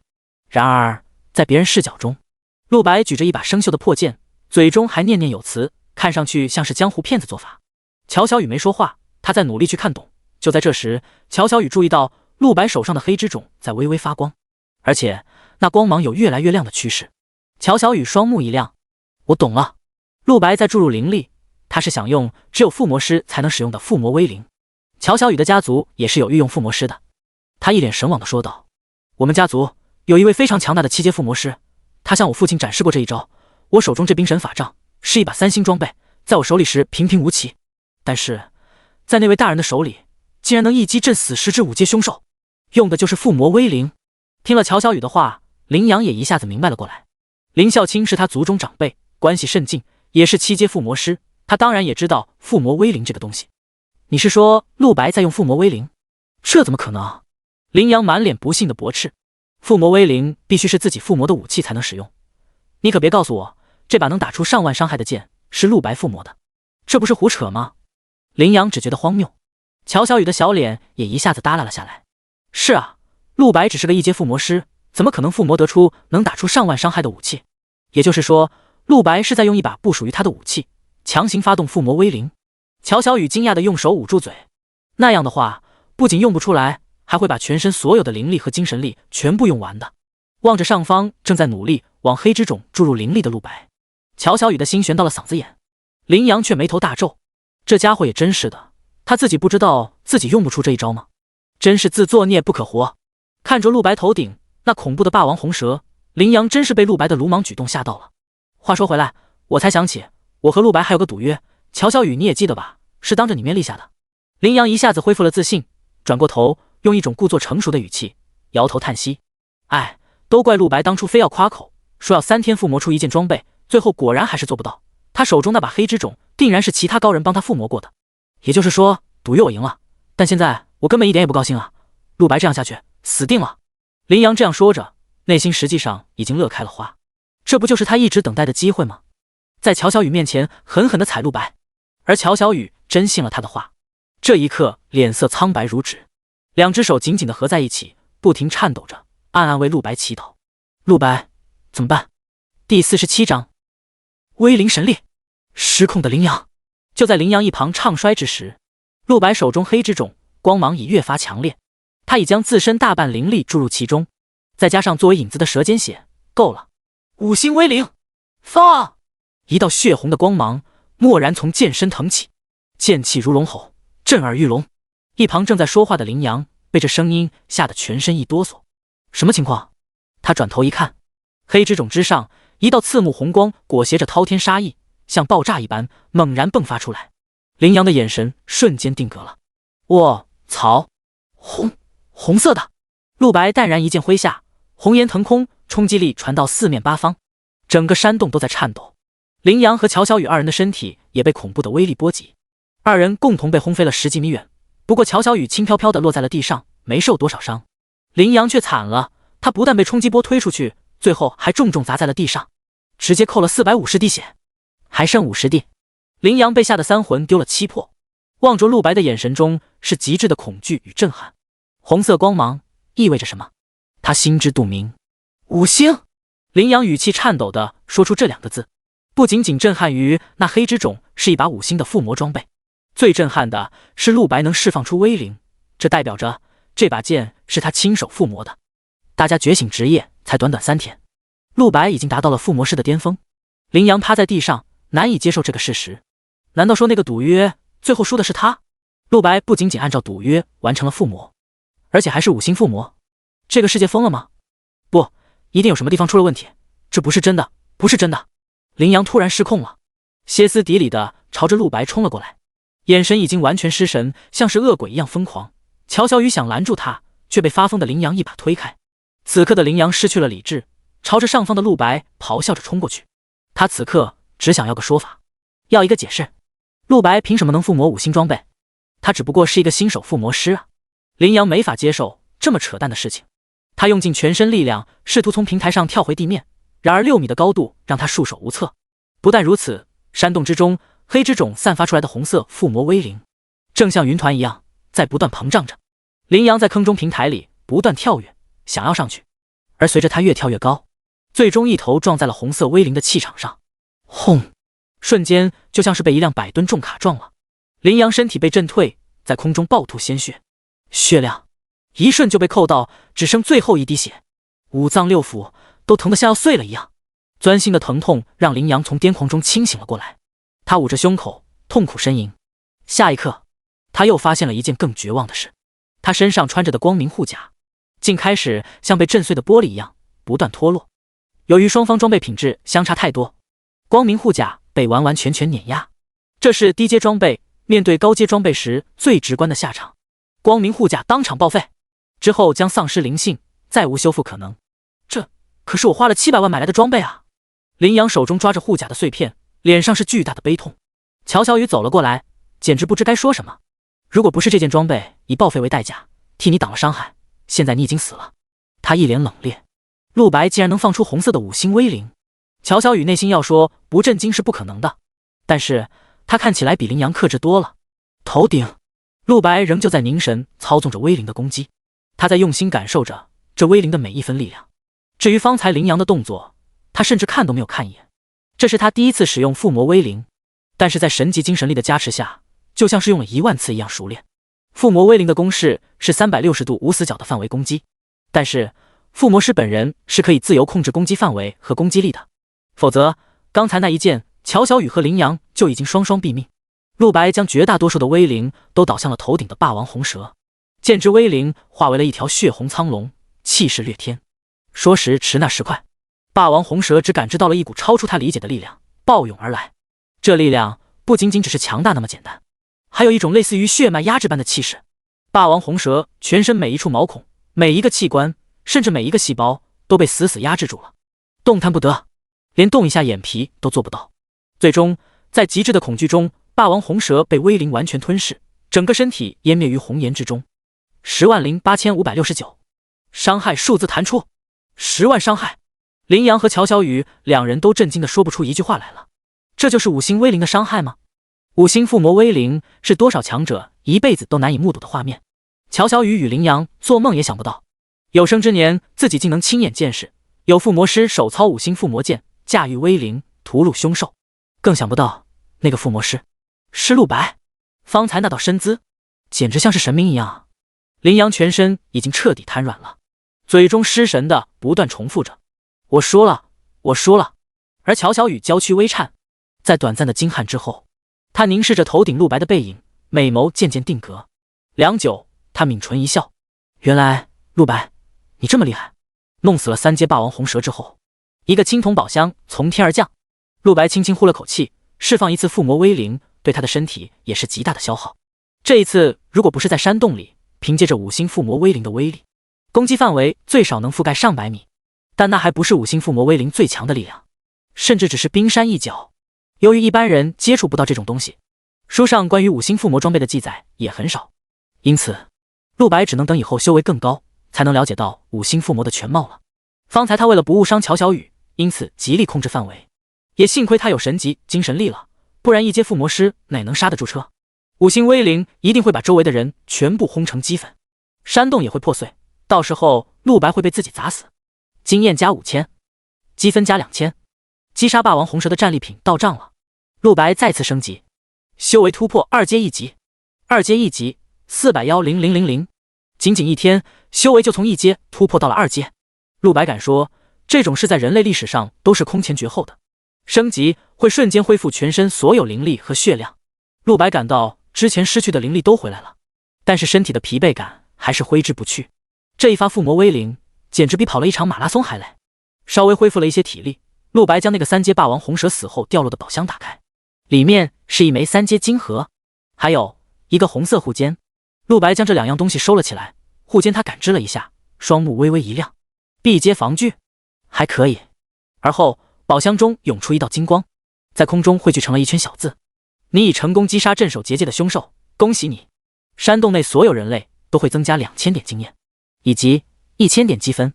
但这不是结束，想从这出去，你必须再杀死50只2阶凶兽才能打开出口。50只2阶凶兽将从外界的猎场中随机抽取，随即小字消失。陆白、乔小雨、羚羊3人头顶都亮起一道光，经验和积分增加了。但陆白现在顾不上这些，让他在意的是小字后面的话。他眉头微皱，还要再杀50只2阶凶兽才能出去。轰轰轰！就在这时，下方羚羊和乔小雨所在的平台上传来了异响。二人一回头，发现黑暗之中突然多出了几十双眼睛。森林外侧，一般学生们在进行最后的猎杀，猎场试炼还有10分钟就结束了，但没有一个人停下脚步。大多数人战果颇丰，但他们还是只能在外侧猎杀一些1阶凶兽，只有极少数人来到了森林的中心地带。书桃姐，我们来帮你控住凶兽。书桃姐，我来给你补血。书桃姐，我们把凶兽赶过来。周书桃之前血量濒危，但是被同学们用治疗术救了回来。随后他继续刷怪，并且投桃报李，愿意带同学们组团一起刷。这样虽然经验少了一些，但是安全系数和效率都更高了，并且同学们愿意把积分让给周书桃，都让周书桃来补最后一刀。在这样的模式下，周书桃带着7、8名同学只杀2阶凶兽，很快一班就出现了好几个1阶3级以上的学生了。周书桃自己更是达到了1阶5级，就在前一刻，积分也超越了陆白，成为一班第1名。第1名周书桃5800分，而陆白只有5750分。自从传出了他单刷凶兽领地的公告之后，同学们发现他的积分就再也没有动过了。周书桃微微蹙眉，陆白他发生什么事了吗？其他同学也都议论纷纷。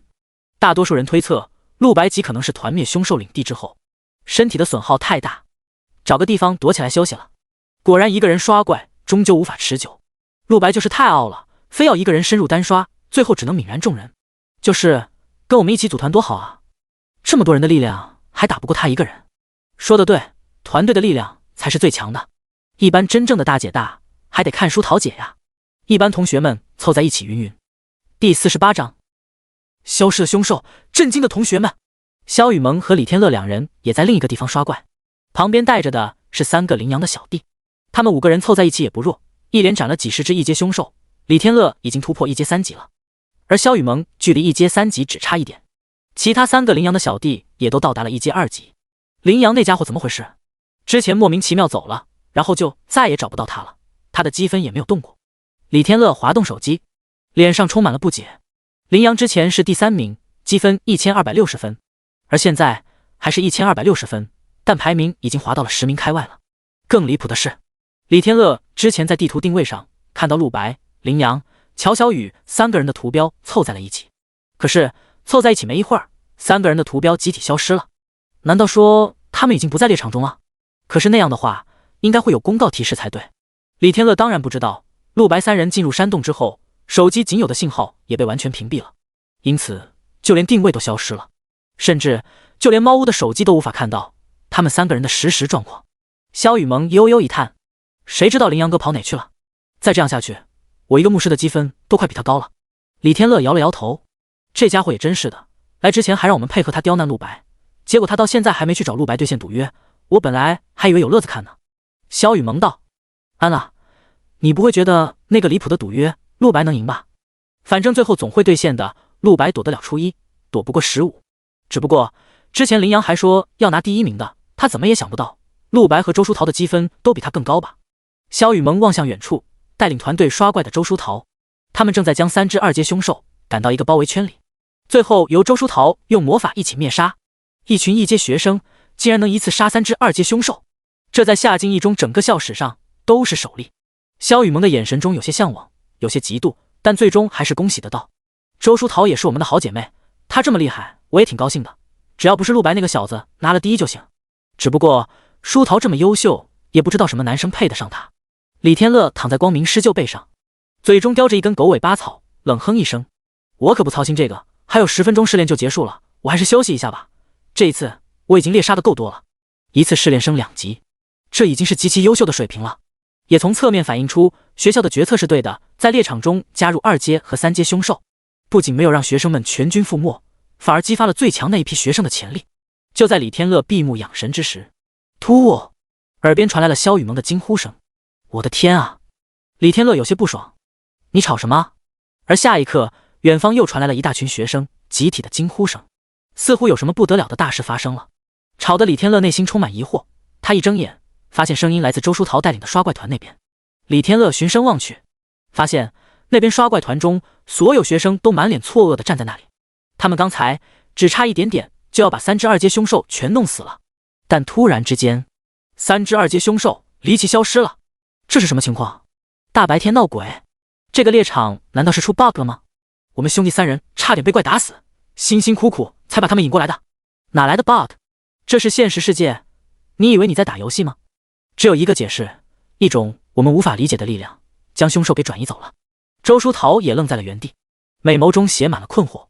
他正要用自己的最强 AOE 魔法龙火吞噬，把3只2阶凶兽全都杀死呢。学生们的震动引来了猫屋，看到带队来了，学生们纷纷凑上去询问猫屋刚刚什么情况。猫屋这会儿脸色也有些迷惘，刚才那种事情他也没见过。在刚才那段时间里，猫屋除了做自己的本职工作外，基本一直在用手机观测陆白的情况。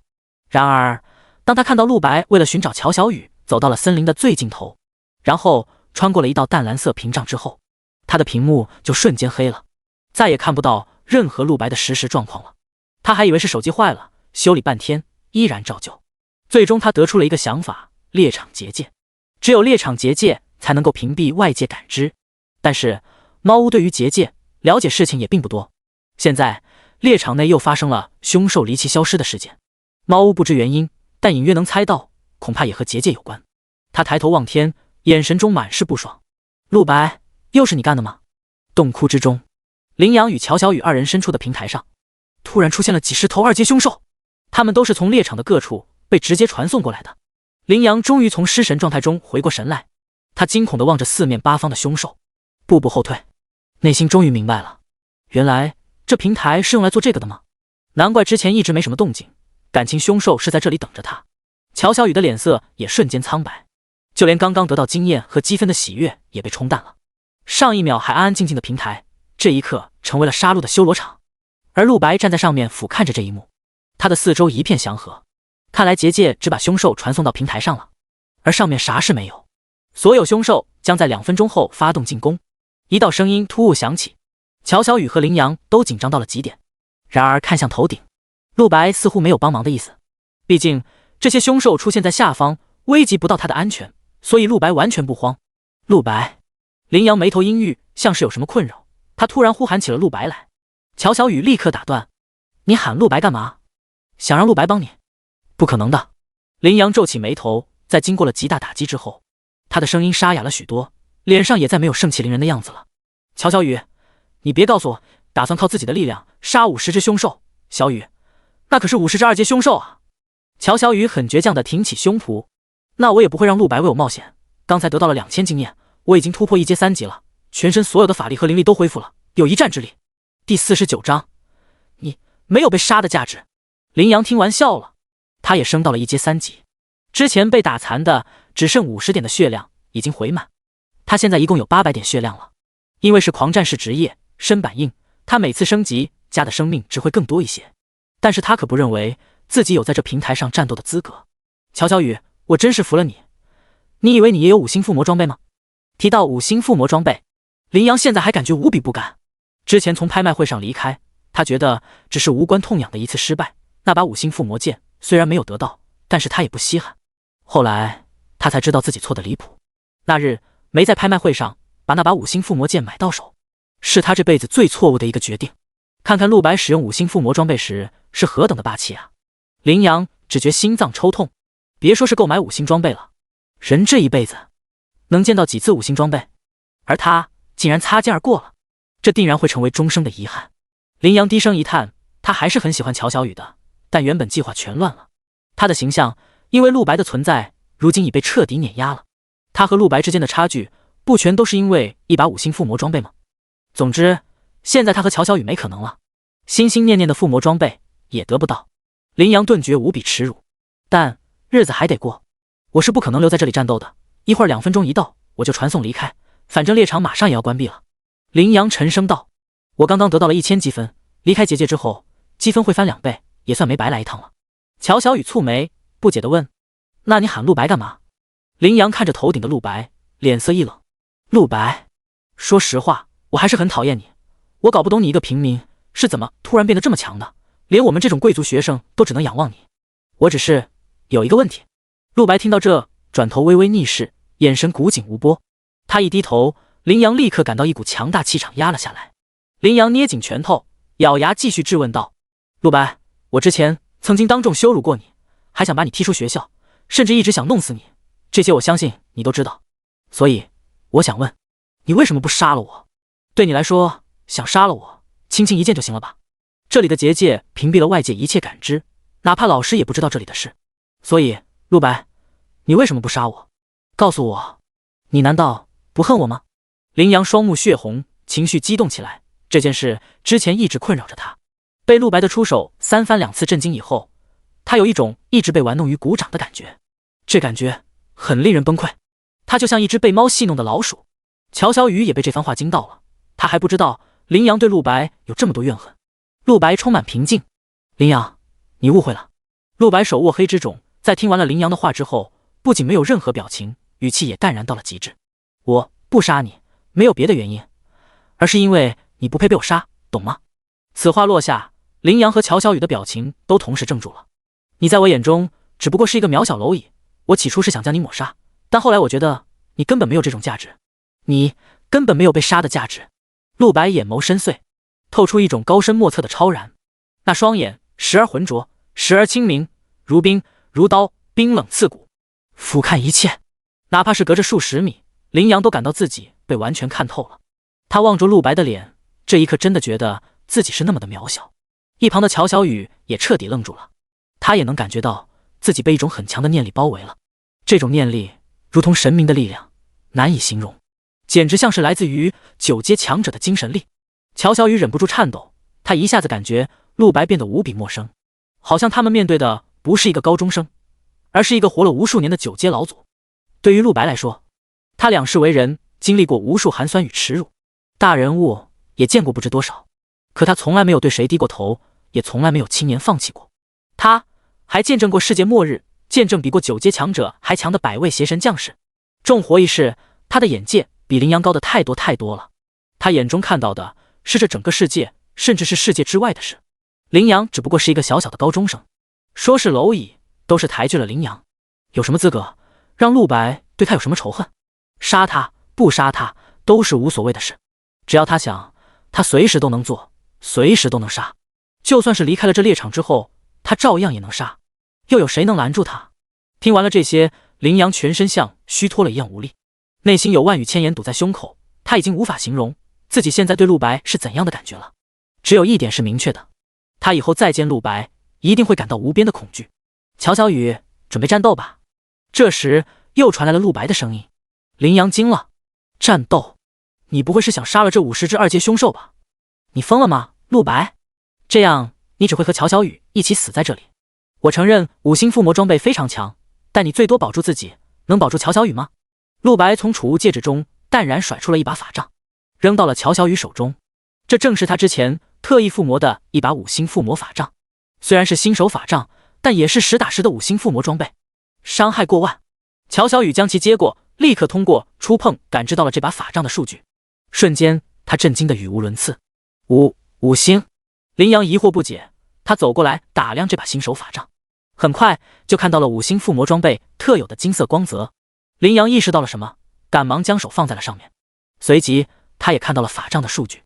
林阳倒吸了一口冷气，卧槽啊！第50章5星法杖连升5级。很快2分钟就过去了，所有凶兽都动了起来，开始朝着林阳与乔小雨发动进攻。林阳和之前自己说的一样，没有任何战斗打算，他直接启动了保护符石，传送离开。只是传送离开的前一秒，他的表情难看得如丧考妣。陆白竟然送了一把5星附魔的法杖给乔小雨。林阳红着眼睛，指甲几乎嵌入掌心。陆白，你不是人！平台之上只剩下了乔小雨一个人，还有整整50只2阶凶兽。他手握着陆白给他的5星附魔法杖，脸上是怎么都无法抹去的震惊。他抬头，陆白，这真的是给我的吗？这东西太贵重了。乔小雨握着法杖的手都不敢太过用力。陆白点了点头，试试看吧。凶兽过来了，50只穷凶极恶的凶兽，距离在不到30平米的平台上，本就无比拥挤。更匪夷所思的是，他们刚被传送过来，就表现出了惊人的默契，彼此之间只有一个共同目标，那就是猎杀人类。四面八方的凶兽纷纷朝着乔小雨冲过来，他没有思考的时间，必须立刻反击。就用陆白的法杖，使用我的魔法。乔小雨快速吟唱，他能够看到这根附魔法杖的数据。附魔法杖5星，攻击力3万，敏捷2000，耐久4000，法师装备几乎是所有职业中敏捷度最低的，这一点在这根法杖就体现出来了。这可是5星附魔的法杖，敏捷才只有2000，其他法师的装备自然要更低。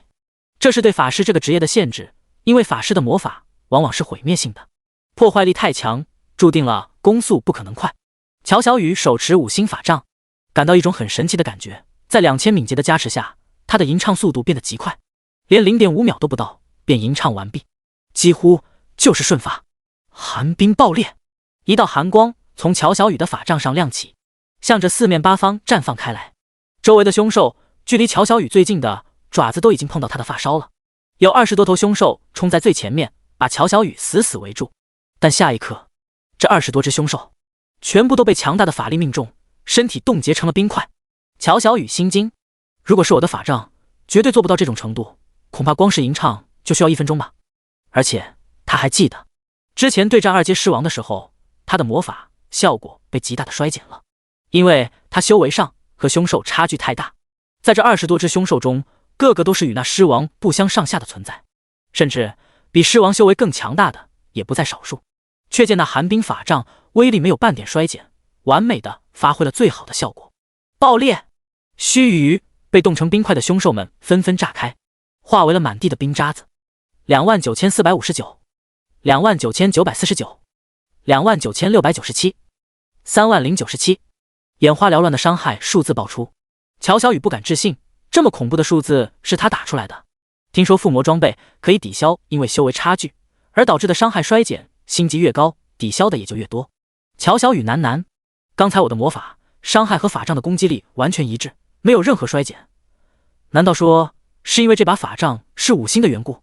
乔小雨正暗暗思索之际，上方传来了陆白声音：你猜的没错，在攻击修为比自己高的敌人时，伤害会衰减，敌人的等级越高，伤害衰减越高。但是附魔装备能够抵消这种衰减，1星装备可以抵消 10%，2星能够抵消 30%，3星是 50%，4星是 80%， 至于5星完全抵消，不会受到任何伤害衰减的限制。听完这些，乔小雨感到无比震撼。岂不是说这法杖就算是面对9阶强者也能完美的打出上万伤害？这就是5星装备吗？巨量经验从满地的凶兽尸体中飞出，自动融入乔小雨的身体。积分加14000，经验加22000。你已突破1阶4级，你已突破1阶5级，你已突破1阶6级，你已突破1阶7级，你已突破1阶8级。最终乔小雨的修为在1阶8级停了下来，仅仅只是一个魔法让他连升了5级。乔小雨瞠目结舌，这就是5星附魔装备的炼级速度，这也太霸道了吧！乔小雨激动的手都有些颤抖了。随着不断升级，他身体的各方面属性都得到了极大增强，血量直接达到了1600点。作为一个法师，乔小雨的肉体力量甚至已经比班上很多战斗职业还强了。就在这时，乔小雨被附近动静惊动，50只凶兽中虽被灭了20只，但还剩下整整30只2阶凶兽，他们慢慢围了上来，丝毫没有因为前面的凶兽被秒杀而感到胆怯。糟糕，我的寒冰爆裂已经无法使用了。乔小雨脸色一变，他的魔法威力确实没有衰减，但他毕竟只是个1阶魔法师，之前一招寒冰爆裂直接抽干了他全身90%的灵力。虽然因为升级的缘故，现在灵力已经回满了，但寒冰爆裂还有一个限制，以乔小雨现在的实力，24小时之内最多只能用2次，除非他突破2阶。今天他的2发已经全用完了。就在乔小雨心急之时，陆白从上方跳下，落在了他身边。剩下30只交给我吧。乔小雨点点头，陆白，你要小心，还有非常谢谢你的装备。他美眸闪烁，简直不知道该怎么感谢陆白。陆白不语，手执黑之种朝着30只2阶凶兽冲了上去。这些凶兽也是一块肥肉，他当然不能全都让给别人。这剩下的30只修为比前面的20只更强，能够提供的经验和积分也更多，并且由于敌人数量很多，陆白的天赋吞噬生灵得到了完美发挥。第51章法师天赋反馈结束的上半场，陆白抽取了30只凶兽身上的生气，您下一次攻击威力翻10倍，而在一剑挥出之后，黑之种又立马会抽取10个新的目标，如此源源不断，直到将30只凶兽的生气全部抽一遍，伤害翻10倍，加上整整71000攻速。陆白挥剑速度快如雷霆，短短半秒就挥出了几十剑，伤害数字疯狂弹出，兽血飞溅。这30多只凶兽根本都没反应过来，就被陆白全秒了。这几十剑中，只有前3剑得到了吞噬生灵的10倍伤害加成。暴击加攻速，这看起来是2个冲突的属性，尤其是对陆白而言，用处实在不大，因为他伤害太高了，在和这些低阶凶兽战斗时，伤害大量溢出。但吞噬生灵本就不是用来诛杀低阶凶兽的，倘若以后有机会一夫当关，面对千军万马之时，这把剑才有机会展示真正的神威吧。以他目前的攻速，就算是这30只凶兽数量翻10倍，他也能在1秒内全部斩杀。望着一地尸体，后方乔小雨嘴巴微张，眼神中充满惊讶与崇拜。对于陆白来说，杀30只2阶凶兽中，简直比切菜还要容易上许多。经验加35000，积分加24000。陆白收到了经验和积分。叮咚，目前等级为2阶1级，35400-10000。由于您还未学习2阶的本命技能，经验值将暂时堆积。等您学习完技能以后，将正常升级。在个人的属性面板上出现了这样一行小字。陆白心中有数，这是这个世界的一个特性。每个职业在突破2阶的时候，都会得到本命技能。本命技能是一种不需要后天学习，光是升级就能自然领悟的技能。根据职业的不同，突破之后得到本命技能的数量也会不同。像附魔师2阶之后，一般只会得到一个本命技能。陆白现在还没学习，要学完之后修为才能继续突破，那就等回家再说吧。比起这些，还有让他更加在意的事情。乔小雨使用了您的5星附魔装备新手法杖，您已获得法师天赋。乔小雨使用了您的附魔装备斩杀敌人，您已获得技能寒冰爆裂。反馈来了，乔小雨使用了陆白的武器，因此就像之前猫屋一样，陆白得到了他的法师天赋，还有一个法师技能。现在的陆白不仅仅本身是附魔师，只要他想，还能去学习刺客与法师的技能书，这就好像他一个人拥有3个职业一般。不过令陆白好奇的是，自己出售了整整3把5星附魔剑，到了现在居然只收到了猫屋一个人的反馈，另外2把似乎一直没被人使用过。陆白当然不知道买走了他附魔剑的人意图是什么，他也只能选择等待了。反正只要有人使用，他就能立刻得到反馈奖励。陆白这一世如果想快速积累个人的力量，复制他人天赋是最合适的一个途径。看来等闲下来之后，他需要多附魔一点装备卖给别人了。他一定要在3年后百位邪神降临之前拥有超越邪神的力量，这样才能主宰灾厄世界，保护想要保护的人，不给自己留下任何遗憾。这是他这一世无论如何都必须完成的目标。陆白，这次试炼的时间快要结束了呢，只剩下了3分钟了。乔小雨走过来对着陆白道。同一时刻，平台开始缓缓上升，头顶的石壁也像机关门一样，竟然自动打开了，露出了蔚蓝的天空。清爽的风吹过来，陆白和乔小雨都有种重见天日的感觉。因为完成了结界给的任务，因此结界自动解除了，他们的手机现在能够正常和外界联系了。陆白道，还剩最后一点时间，我正好清理一下战场。平台上50多只凶兽尸骨未寒，至少爆出来了20多枚晶核，这都是重要的附魔材料，陆白当然不能浪费。只可惜他身上的这个储物戒只装满了，还好晶核占不了多少空间，一枚晶核只有半个拳头大小，挤一挤还是能塞进去的。接下来的时间，陆白一直在清理尸体。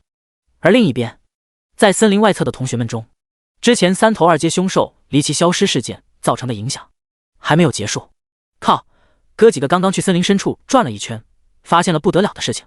不仅仅我们引来的那3只2阶凶兽消失不见了，好像所有2阶凶兽都离奇消失了。我们几个人在森林里搜寻了大半天，一只2阶凶兽都没找到。听了这话，其他学生都傻了。李天乐和萧雨萌对这种事也闻所未闻。不是我说，这次猎场也太灵异了吧？李天乐忍不住皱眉吐槽。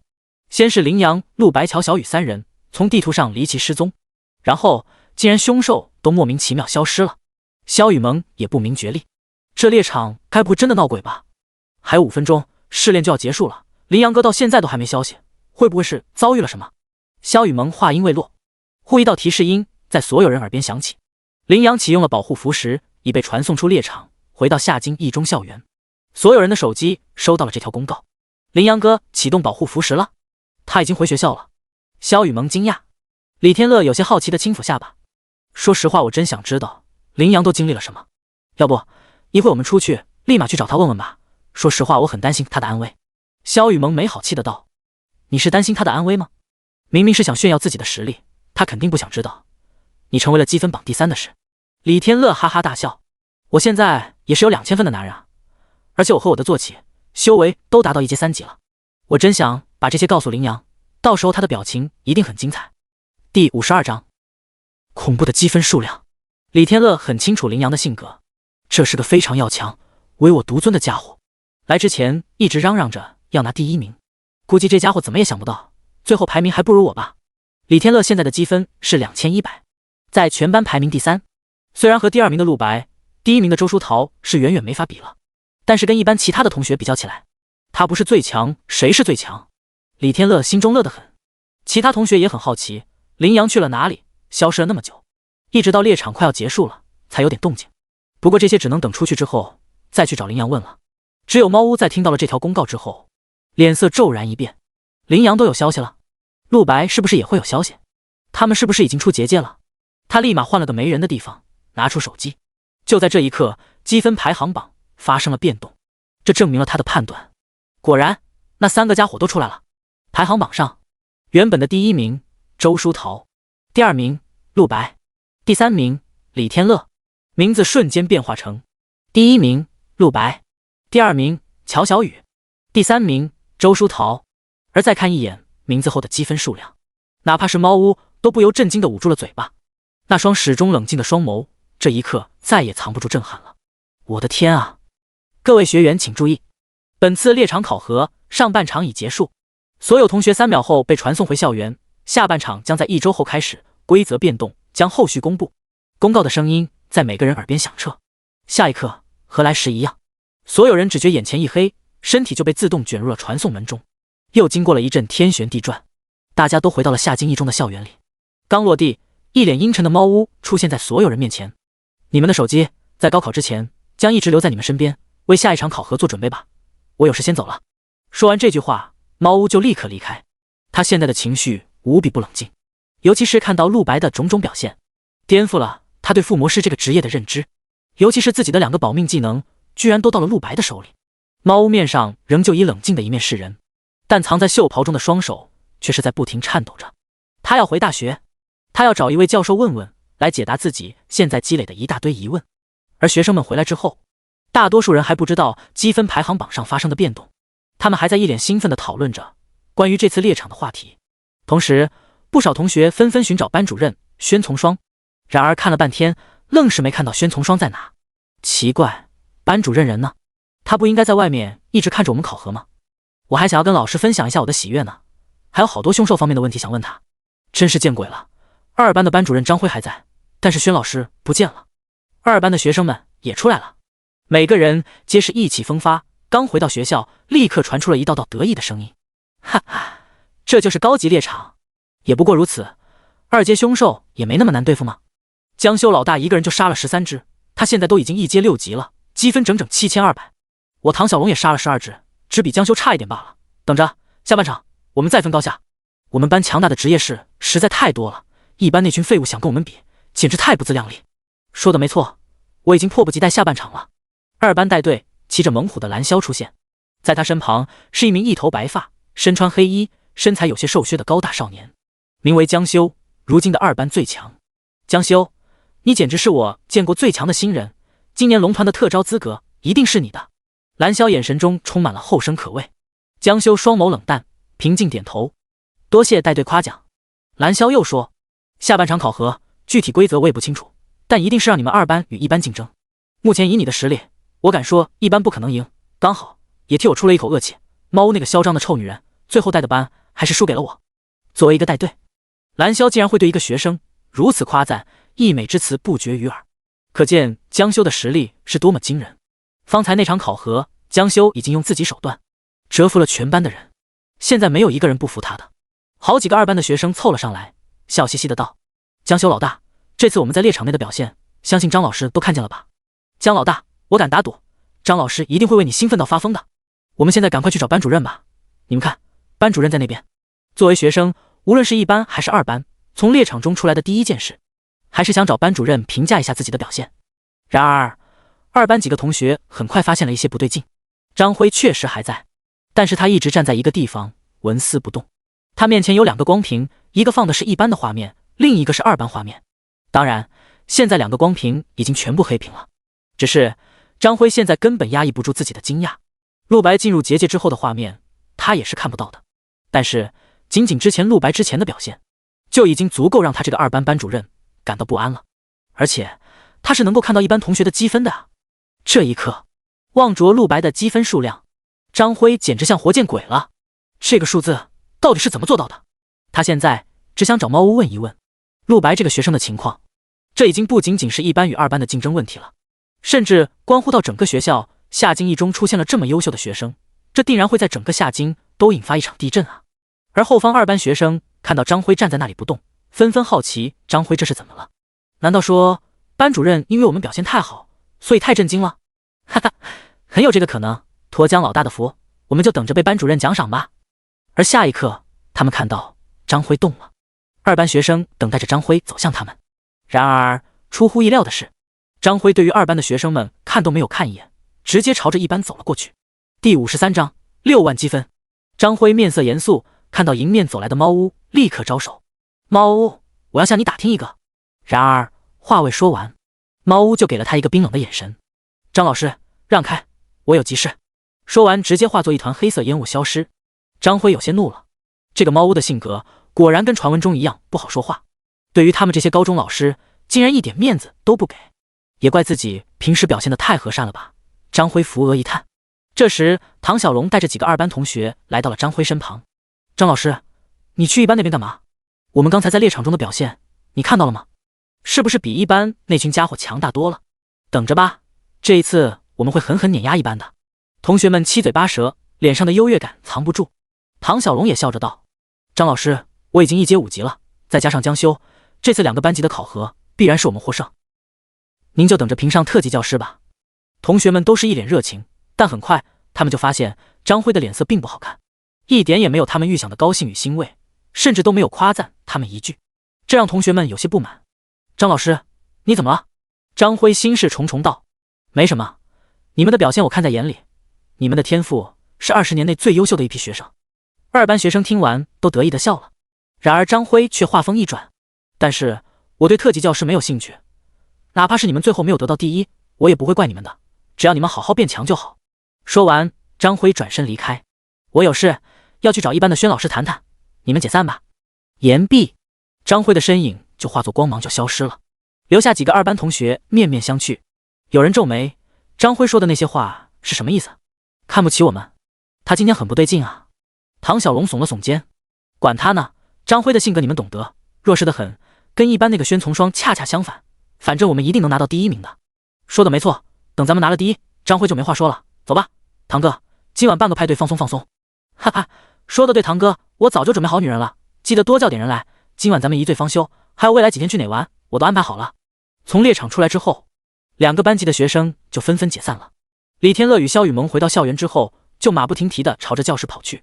果然，一推开教室门，便看到林阳正一个人趴在课桌上，眼神充满消沉。肖雨萌拍拍胸口，林阳哥，你原来在这啊？你在猎场里都经历了什么？怎么提前出来了？没受伤吧？林阳抬头看了他们一眼，但却没有回答。李天乐抽出椅子，坐在林阳前面，笑着打趣道，林阳，你坐在这里干嘛？看你这表情和便秘一样，不会是让凶兽吓破胆了吧？林阳露出了一个愤怒的眼神，你才被凶兽吓破胆了，老子烦着呢，别来烦我。李天乐脸色一变，有些意外，你这家伙怎么了？突然这么暴躁？难道是已经发现我的积分超越你了？说到这里，李天乐的嘴角又勾勒起笑意，一脸得瑟的道，说起来，某人进入猎场之前还说要拿第1的呢，结果到头来还不如我，真是想笑。肖雨萌也走上来，林阳哥，就算没拿到第1也没必要那么沮丧吧，我们去喝一杯放松一下怎么样？说完看向李天乐，还有天乐哥，你也别太刺激林阳了。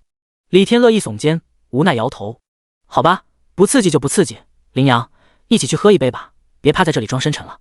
然而林阳却一口回绝了2人邀请，不去，我现在没这心情。之前在猎场离开了你们之后，我去找了乔小雨，他当时正在和陆白在一起。林阳脸色很沉重，语速很慢。肖雨萌听到这来了兴趣，一脸关心的道，难道你是去找陆白兑现赌约了吗？这样小雨应该就看清陆白那家伙是什么货色了吧？他这种人怎么配合我们的小雨交朋友？哪怕是陆白在猎场中表现得极为出色，仍旧无法抹去肖雨萌心中作为贵族学生对陆白这种平民的鄙夷。李天乐也问，我懂了，所以你后来一直在羞辱陆白那家伙，因此没时间刷凶兽了，难怪积分不如我呀。林阳的脸色一下子冷了，他对这2个家伙感到无语。我的积分不如你？我说，你们回来之后就再也没有看过积分排行榜了吗？李天乐皱眉，什么意思？林阳一脸不耐烦的道，自己把手机拿出来看看上面现在的排名再说吧，只拿了2000积分，也好意思一直显摆。听了这话，李天乐和肖雨萌对视一眼，随后连忙拿出了一中的专属手机，打开积分排行榜。这一看，2人齐齐倒吸了一口凉气，整整死寂了许久，肖雨萌才声音颤抖的将上面数字念出。第1名陆白，积分是第1名陆白，积分63500。第2名乔小雨，积分30590。第3名周书桃，积分5800。第4名林阳，积分3980。一直到第5名才是李天乐，原本第3名的他瞬间掉了2个名次，只有2100分。李天乐看到这里，顿时乐不出来了，整个人如遭雷击，手机从他无力的手中滑落，掉到地上，发出清脆的碰撞声。然而他却没有一点要捡起来的意思。李天乐的嘴唇哆嗦着，6万积分，陆白那个家伙竟然有6万积分。萧雨萌也震惊得合不拢嘴，小雨也有整整3万积分，我的天啊，这是真的吗？在森林深处究竟发生了什么？李天乐和萧雨萌这一刻感觉大脑宕机了，他们怎么也想不出陆白和乔小雨是如何在3个时辰内得到这么多积分的。这真的不是系统 bug 吗？只有林阳一脸苦笑，真不敢置信，他们2个人真的把50只凶兽全杀了。第54章炸锅了，同学群的震动。夏津一中高3一班同学群此刻热闹非凡，刚刚从猎场中出来的学生们都像放了假一样轻松惬意。在猎场中整整3个时辰，不仅要一直战斗，精神还要始终保持高度集中状态，否则随时都会被凶兽偷袭，丢掉性命。如此的一场考核下来，别说是这群新手学生了，就算换成2阶3阶的职业者，恐怕都会吃不消。现在的学生们只想休息，于是在聊天群中互相讨论起来，接下来几天要去哪里玩，放松一下。当然除此之外，最热的话题还是关于猎场考核的事情。兄弟们，这次猎场实在太凶险了，不愧是实战，感觉我把未来1个月的体力都用完了。你那还算好的，我差点被一头1阶3级凶兽咬死，如果不是带队及时出手，估计我不死也是残疾了。惊恐 JPG， 累死累活，哥们好歹是集齐1000积分了，这成绩我已经很满足了，已经能排到全班前10了吧。躺平 JPG， 不带这么凡尔赛的，我到现在才600呢，已经把半条命都搭上了。说点正事，兄弟们，我们下一次去猎场的时候，应该就要去更深处刷等级更高的凶兽了吧。说真的，我好紧张啊，毕竟下半场可是要和2班比赛的。没错，2班一定也是这么想的，下半场我们2个班都会把目标瞄准高阶凶兽，到时候战斗一定很血腥。啊，不是吧，现在和1阶凶兽战斗，我就已经在死亡边缘了。聊到猎场深处的2阶凶兽，很多同学都感觉恐怖，那种存在对他们这些普通学生而言太遥远了。真羡慕舒桃姐、林阳那些贵族学生啊，跟我们起点完全不一样。想开点吧，我们本来就不是一个世界的人，也幸亏舒桃姐这次愿意带我们，不然我们混得更惨。哎，真想抱舒桃姐的大腿，她可是第1名啊，那样的话我一定能摆脱苦逼命运，直接走上人生巅峰了。别做梦了，舒桃姐人家不可能看上你们的，不光是她，林阳哥、天乐哥这群贵族学生什么时候来班级群发过言？是啊，感觉能跟他们说一句话都是很荣耀的事了。同学们纷纷感叹起这个世界的参差。突在这时，群聊中一个头像跳动了，从来没有发过言的李天乐竟然破天荒的冒泡了。他发送了一条信息，不得了了，出大事了！卧槽，天乐哥捉！天乐哥求包养，奴家可是牧师哦，还会 cos 呢。天乐哥没想到竟然是你，人家喜欢你好久了，爱心。天乐哥3年了，这还是第一次看到你在我们高中群发信息啊，确实太不可思议了，我都有点怀疑是不是看错了。李天乐一发言，瞬间就班级群中引发了轰动。李天乐的头像是他高2出国旅游时在海边冲浪的时候拍摄的，他站在沙滩上，手持冲浪板，戴着墨镜，赤着上身，脖子上戴着价值100万的钻石项链。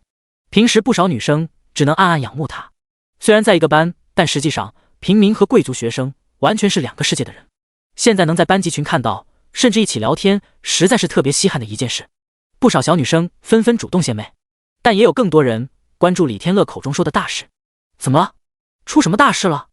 能让李天乐在班级群中发言，这件事情一定是非常重大，因此所有学生都非常好奇。而李天乐一点不卖关子，他快速打字发出了一句话：所有人快看积分排行榜。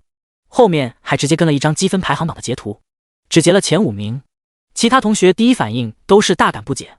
积分排行榜众人被传送出来之前，每个学生都看过，尤其清楚前3名都是谁。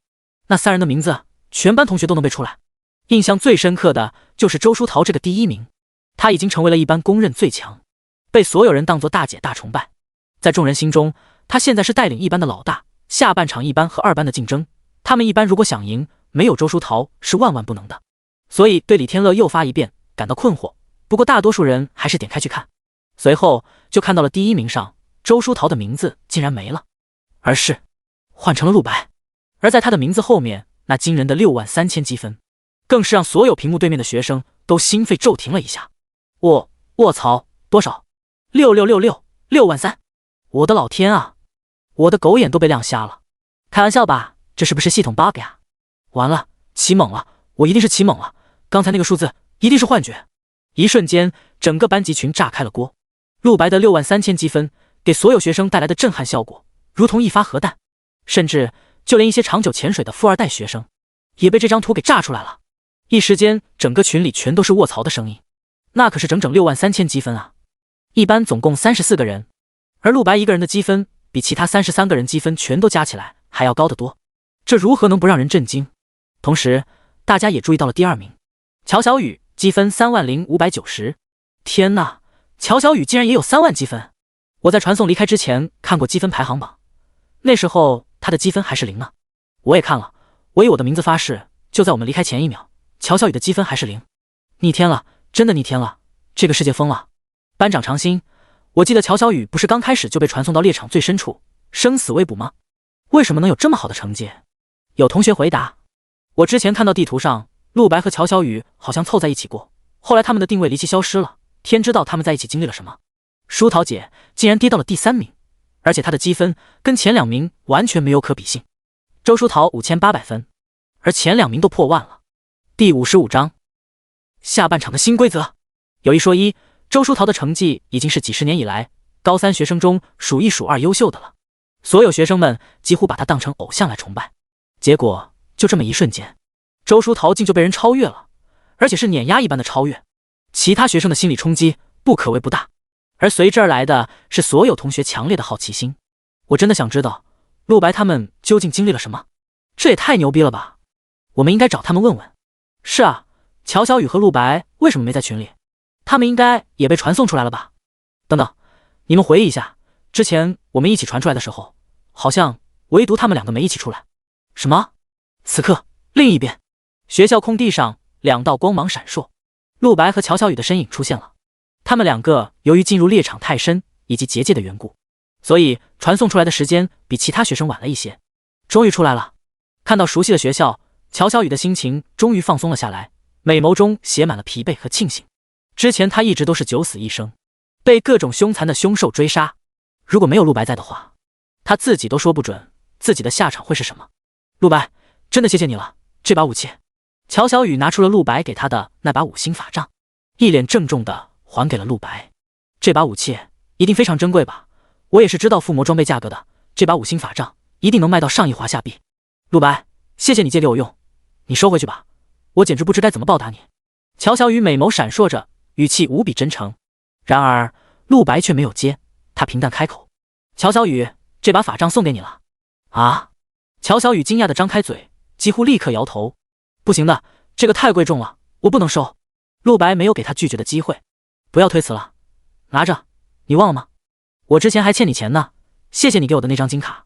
陆白温和一笑，如果你不收下这把附魔法杖，我会非常不开心的。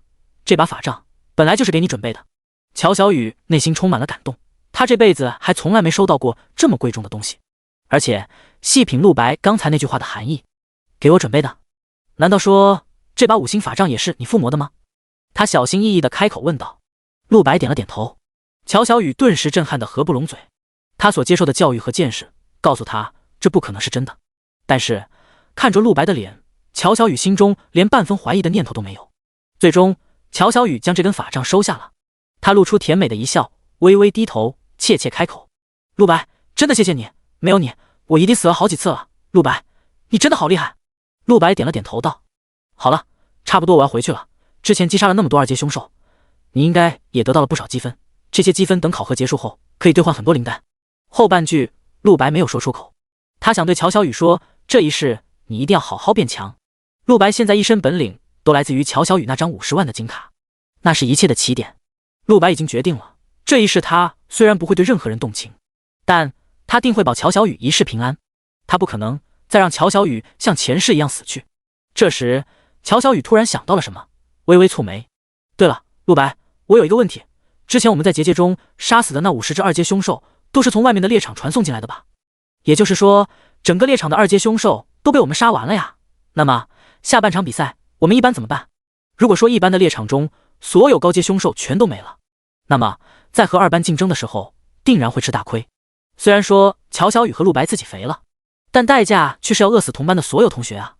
然而听了这话，陆白却微微一笑，一脸高深的道：“你根本不必担心这件事，过几天学校就会颁布下半场的规则的。而且凑巧的是，我知道新规则是什么。”乔小雨蓦然抬头，满脸惊讶：“新规则是什么？”陆白高深的笑道：“互换猎场，到时候1班会和2班互换猎场。”乔小雨心中大惊，美眸中充满了不敢置信。互换？那也就是说，不久后，陆白与乔小雨分别了。临走之前，乔小雨还有最后一个请求，那就是他希望能够改变对陆白的称呼，以后称呼陆白为陆白哥哥。陆白答应了这个请求，这对于他来说都是小事。考核的上半场结束了，但陆白闲不下来，第一件事就是要去更换一下自己的储物戒指。自己现在身上戴着的这个实在是太废物了，仅仅5立方米，实在是费拉不堪。那么自己应该去哪里找最好呢？最终陆白将主意打到了张福川的头上，准备回家之后就找他要一个。啥？为什么不买？这个家伙之前用自己的附魔装备在拍卖会上坑了多么多油水，陆白要是不去捞点好处，内心实在过意不去。而后他看了一眼手机，除了学校给他发的专门为猎场考核服务的手机之外，他还有一个自己的手机，专门为发烧而生的大米手机，一台大米6，当然是便宜货，可这是陆白的姐姐省吃俭用才给他买的。陆白平时非常爱惜。打开手机之后，陆白看了一眼同学群，他虽然不是贵族学生，但是为人性格淡泊低调，高中3年基本上也从来没在同学群里发言过，被不少同学视为怪人，陆白也不在乎，他的性格本来就是独行侠。而此刻陆白看到了群中正像爆炸一样不停刷屏，短短半个小时就发出了几十个99加，全都是在讨论积分排行榜的事情。对于这种震动，陆白也是早有预料的。他并不是一个喜欢显山露水的人，因为他很明白站得越高危险越大，但是有时候出名也不是你能控制的事情。扫了一眼群里的消息，发现没什么有用的，陆白就退了出来，然后点开了通信簿，联系人姐姐。第56章晚宴开场，帝国教育署徐老。点开了对话栏，上面还有3天前的聊天记录。陆白姐姐，今天是高3的转职仪式，我觉醒了职业附魔师。除了这一条之外，陆白还发了好多条短信，问候关于姐姐的状况。然而这些短信的状态都无一例外未读。这么多天了，姐姐一直就没看过我发的短信吗？回想起来，前世的她只知道姐姐在打好几份工，却不知道她究竟在做什么工作，甚至想要找她都不知道去哪里找。陆白长长一叹，现在想来，前世的自己果真是太不懂事了，长期被姐姐供养，却根本没有报答姐姐的机会。算了，没记错的话，再过1周她就会回来了，到了那时她再也不会让姐姐过苦日子。陆白将心放回肚子里，然后回家。回到家之后，他拿出了鹰嘴面具，然后拨通了张福川的电话。没过多久，电话就通了，那头传来张福川尊重的声音：“老先生，是您啊，非常荣幸接到您的电话，有什么能帮到您的吗？”张福川以为陆白又要卖装备了，顿时像看到了大鱼送上门。陆白先不提索取储物戒指的事，而是语气有些不满的提起：“前几天你召开了一场小拍卖会是吗？将我的武器作为了拍品，高价卖给了夏京的上层。”张福川一听顿时慌了：“你已经知道这些事了吗？”陆白扬怒道：“我很不满，五星附魔装备这种事会引发多大轰动，你也不是不知道吧？万一有人调查我，会给我带来麻烦，到时候我可要找你算账的。”听了这些话，张福川冷汗一下子就下来了：“您先冷静，这件事是我不对，我没有提前跟您通气，您息怒。”张福川不是什么3言2语就能唬住的人，但是现在跟他打电话的可是一位能附魔出5星装备的老者啊，一定是9阶职业者，人类顶尖的存在。张福川体量再大，充其量也就在夏京有点影响力，远远没法跟这种世界强者相比的。我愿意给您赔礼道歉，您有什么要求我都会尽量满足您，您看行吗？张福川谨慎得道，没想到开个拍卖会还会给自己招来这么大麻烦。张福川感觉压力巨大，陆白这才稍微缓和了些语气：“那好，我最近想给我的门徒选一枚储物戒指，奈何没有中意的，不知你那里可有藏品？”张福川一听立马道：“有，我一定为您精心挑选一枚，就当为您赔罪了。往后您老有什么事情，只要在下能帮忙的，一定在所不辞。”陆白这才满意，最后说明道：“那好，我给你一个地址3天之内将储物戒指寄到那里，到时候我会去取。张福川那边满口答应，双方放下电话。陆白摘下面具，脸上扬起一抹笑意。他相信张福川一定会把全店品质最好的储物戒指送给自己，因为9阶附魔师在世界上无比罕见，无疑不是背后有强大家族撑腰的，而且那些家族都不是普通的家族，而是跨越国家、跨越民族、世界性的家族。张福川是个聪明人，尤其懂得自保，他绝对不敢招惹一位这样的大人物。而与此同时，高3一班的同学群中，关于积分排行榜的影响还在愈演愈烈。所有同学们激烈讨论之时，周书桃回到了自己的家，一座雍容华贵的古堡。他静静地坐在饭桌旁，旁边是专业的仆人和女仆伺候。长长的圆桌旁坐着很多周书桃的家人，而坐在首位上的是周书桃的父亲。他名为周燕，是一个面相很严肃的中年人，全身气质一看就知道是上流人士。他不苟言笑地坐在那里，整个人不怒自威。其他家庭成员也都沉默着。桌子空出了整整10个位置，看上去还有其他的客人会来。周书桃无聊地把玩着手中的刀叉，虽然刚刚在考核上半场中拿了第1名，但是他看上去一点也不高兴，美眸中透出的光始终有些压抑。突然周燕开口了：书桃，你这一次上半场拿了第1名，不枉费我们家族对你的一番培养。周书桃轻轻点点头，除了那龙火法杖立了大功之外，他身上还有武装到牙齿的防具，各种补灵力、不血量的药瓶、灵丹，这些都是来自于他的家族。可以说他那5800分没有任何水分，都是花了真金白银才换来的。周书桃低声说道：是父亲教导有方。一旁周母柔和地笑道：好了，书桃好不容易放假回来，就不要把气氛搞得这么沉闷了。我们这次特地邀请了乔家来聚餐。书桃在猎场中很累吧？好好放松一下吧。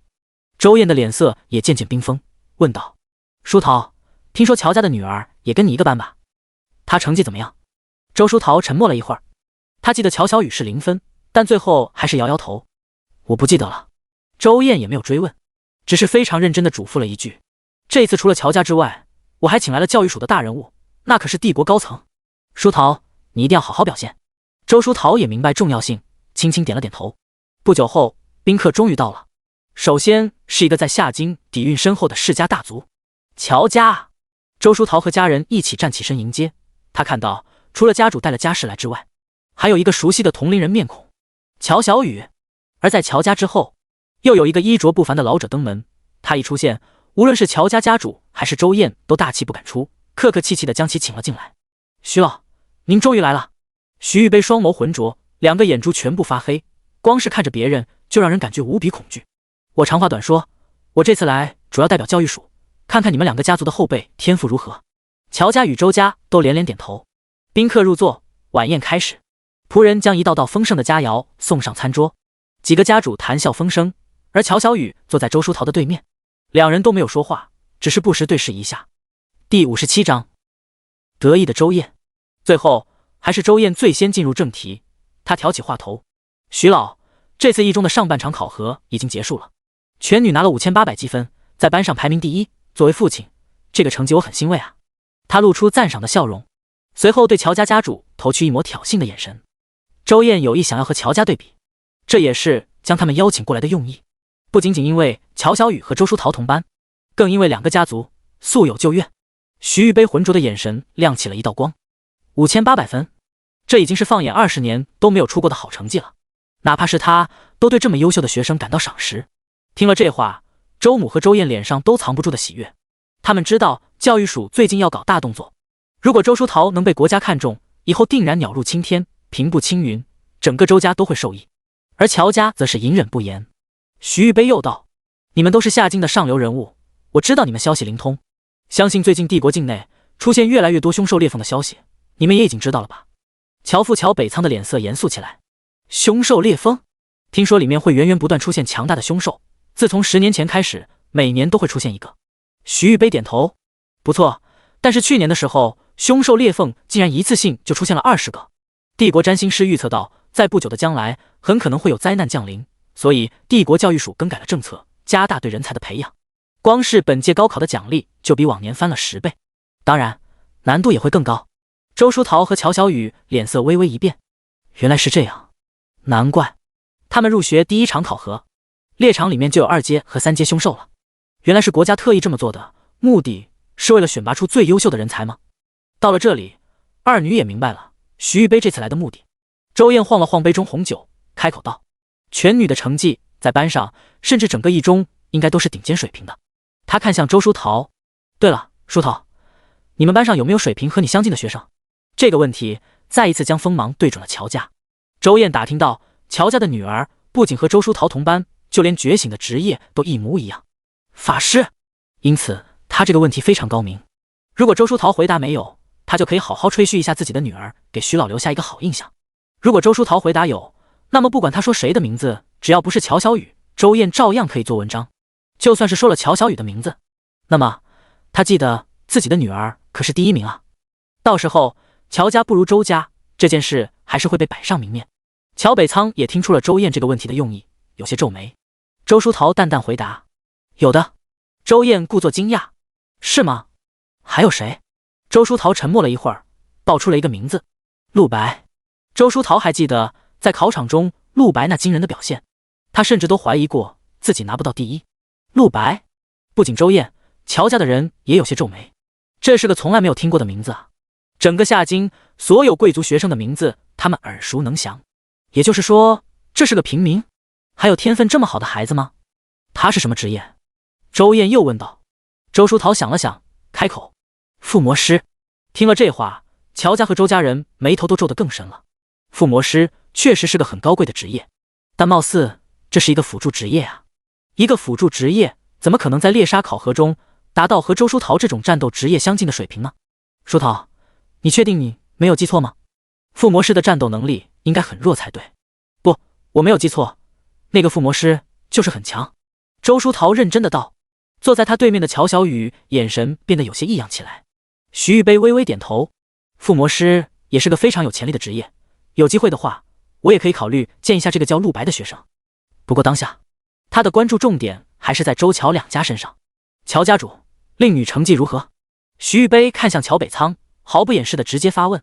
乔北仓放下刀叉，正色道：“徐老恕罪，自从爱女回家之后，鄙人一直没有问过，因此还不知道女儿的成绩。”随后他看向乔小雨，慈爱一笑：“小雨，把你的成绩告诉徐老吧。”周燕一脸高高挂起，反正自己女儿是第1名，周书桃是自己从小到大倾尽心血培养的，他敢说没有人对待孩子比他更用心，乔小雨一定比不上。周母也对女儿非常自信，只有周书桃脸色有些难耐。从小到大，因为乔家与周家的竞争关系，他很小的时候，周燕就给他灌输了一个观念，一定要比乔小雨强，一定要将乔小雨的一切东西都给夺走。但是周书桃和乔小雨关系还是不错的，作为朋友，他一直在刻意回避这种竞争，他怎么能忍心夺走乔小雨的东西？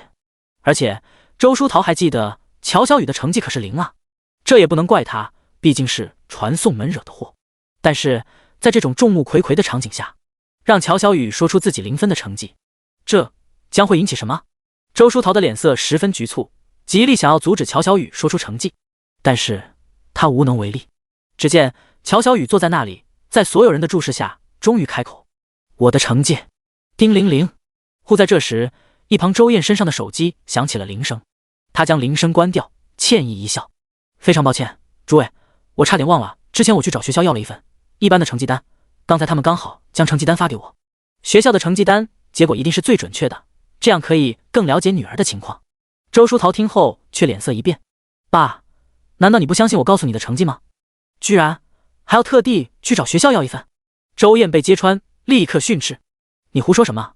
我这是为了看看你班上其他学生的成绩，看看他们跟你的差距在哪里，还有了解你们班上环境。”徐玉杯轻笑一声：“周家主教女有方啊，看得出来很关心女儿。”第58章引发轰动的成绩单。乔小雨随即闭上嘴巴，既然周燕那里已经有了成绩单，当然就不用他自己说了。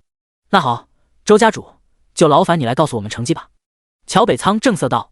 所有人目光都看向周燕，而周燕面带笑容的点点头，望向手机上的成绩单。最先看到的就是自己女儿的成绩，周书桃5800分。周燕自信地读出了这个结果，脸上笑容更盛。这也证明了周书桃确实没说谎，她真的拿到了这么优秀的成绩，没有枉费家族的一番心血培养。他继续看下去，接下来是名次，周书桃第3名，排名也很不错呀。突然，周燕眼神一颤，脸上笑容猛然僵住了。等等，什么？第3名？他猛然从座位上站了起来，失声道：“这怎么回事啊？怎么变成第3名了？”旁边人都被周燕举动惊到，徐玉杯也皱起眉：“周家主，你这是怎么了？什么第3名？”周燕这才意识到自己失态，但是她实在是控制不住自己的情绪，目光快速在成绩单上看了一遍，她分别看到了排在自己女儿前面第2名与第1名的名字，还有他们的积分。最终，周燕彻底傻住了，整个人像是石化了一样，感觉全身都瘫软了。这怎么可能？旁边的人都被他搞得一头雾水。周书桃也茫然地看着他：“爸，你这是怎么了？”印象中父亲是一个非常严肃的人，平时一举一动都格外注意，从来没做过在大庭广众下失态的事情。今天实在太反常了。只有乔小雨轻轻一叹，似乎早预料到这种结果。乔北仓关切地出声道：“周家主，你没事吧？成绩单有什么问题吗？”旁边周母也连忙起身，叫来几个仆人照顾周燕。周燕一把推开仆人，脸色难看至极，手不停颤抖着。这成绩单，他……最后还是徐玉杯实在不耐烦，直接手一挥，强大的黑色法力读取了周燕手机屏幕上的内容。随后，徐玉杯将上面的内容如实投在了空中。如此一来，桌上的所有人都能够看到成绩单上写什么了。就这一看，顿时所有人都斯巴达了。最感到震惊的是乔北仓，在他心里，对成绩并没有周家那么重视。他认为女儿的自由和快乐更重要一些，所以关于成绩的事情并未多问。再加上乔小雨自己从小到大也很争气，因此乔北仓要求并不高，只要他不是特别差就行了。而周家的周书桃从小到大苦练，周燕几乎将他逼死，极力想把他培养成贵族学生中最强的存在。乔北仓也是知道这些事的，所以从来就没想过让乔小雨跟周书桃比，那根本不现实。但这一刻出现在眼前的成绩单，让乔北仓的心情怎么都无法平静。自家女儿竟然有3万多分啊，30590分！旁边的乔家人以及周燕的家眷看到这，内心也全都掀起了惊涛骇浪。他们对于学校的积分机制也不是不了解，往年的学生一场考核下来能拿到1000积分就是很优秀的水平了。这也是为什么周书桃的5800分让周燕那么高兴。结果乔小雨直接拿出了一个3万分，众人一时之间像是见了鬼，甚至怀疑这成绩单上面是不是写错了。但是这可是学校官方出品的成绩单啊，是绝无可能出现错误数据的。于是大家只能得出结论，这个数据是真的。周书桃也完全愣住了，美眸写满了震愕。这是怎么回事啊？他明明记得乔小雨的成绩是0分啊。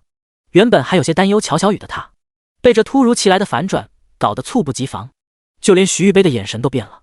他死死地盯住这份成绩单，颤声说道：“自我进入教育署，为帝国担当选拔人才一直以来，我还是头一次如此吃惊。3万积分，这放在人类历史上都是绝无仅有的。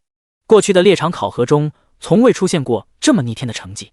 也就是说，乔小雨创造了历史。”然而，徐玉杯指着乔小雨上面的一个名字，一字一顿的道：“但是，最该令我们注意的，除了乔小雨的成绩之外，是他都拿了3万积分这么好的成绩了，但居然只是第2名。”众人听了这话，才猛然发现，乔小雨拿了整整3万积分，可是在他的上面，居然还有一个人，乔小雨竟然还不是第1。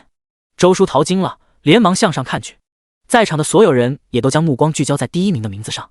陆白，积分63500。周燕失声道：“这是书桃刚才说的那个附魔师？”乔北仓满脸惊骇，倒吸了一口凉气道：“比我的女儿积分还多出1倍，这位学生是谁？”周书桃的手更是直接颤抖了起来，感觉整个娇躯都无力了。是陆白，6万积分，这是怎么回事啊？他明明记得临走之前积分排行榜还不是这个样子的，为什么这一切会变了？乔小雨和陆白2个人的成绩就像是突然出现的一样，充满了诡异，无法想象他们2个一起在猎场深处究竟都经历了什么。徐玉杯从座位上猛然站了起来，脸色阴沉如冰：“此事万分重大，我需要立刻联系这位叫陆白的同学，恕不相陪，周家主多谢款待。”说完，徐玉杯转头就走，只留在桌上面面相觑的众人。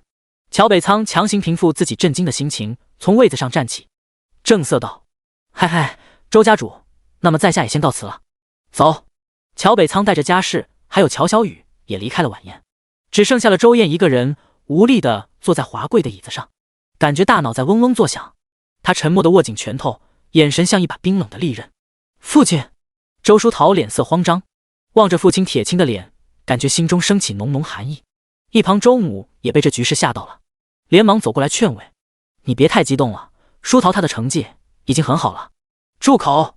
周燕抬起头怒吼一声，眼神中好像有烈焰在燃烧。第59章，本命技能武馆格斗。他周燕什么时候受过这种耻辱？这次聚餐把乔家和教育署的大人物都请来，就是因为听说周书桃拿了一班第1名，想要在众人面前扬眉吐气。为此他甚至还挑衅了乔北仓，可最终结果呢？自己的女儿竟然是远远不如乔家乔小雨，这让他的脸往哪搁？至于教育署大人物徐玉杯，亦是一下子丧失了对自己女儿的兴趣。他之所以急匆匆地走了，只有一个可能，他要去找在那成绩单上排名第1的陆白。是啊，在陆白那般妖孽的成绩面前，上一秒还让他无比骄傲的女儿，这一刻就显得那么平平无奇了。你回房去吧，这几天潜心修炼，为下半场考核准备。周燕淡声说道，脸色阴沉的让人害怕。严静从椅子上拂袖离开，他需要冷静一下自己的心情。周母叹了一口气，目光柔和地走过来宽慰周书桃。周书桃却轻轻咬唇，一道法力乱流将身旁一把椅子轰得4分5裂，美眸悲愤，一言不发地回了房间。陆白竟然拿了第1名，但是周书桃却一点也不觉得失望，反而还挺高兴的。让他悲愤的只有一个因素，他从小到大都在不停地努力着，几乎比同龄人多付出了5倍的努力，牺牲的汗水、心血、时间不可计数，这一切全是为了迎合父亲的期望。可是明明已经那么努力了，最终却还是只能得到父亲的冷眼。周书桃双手颤抖，美眸如冰，内心感觉到的是笼中鸟的压抑与难以言说的耻辱。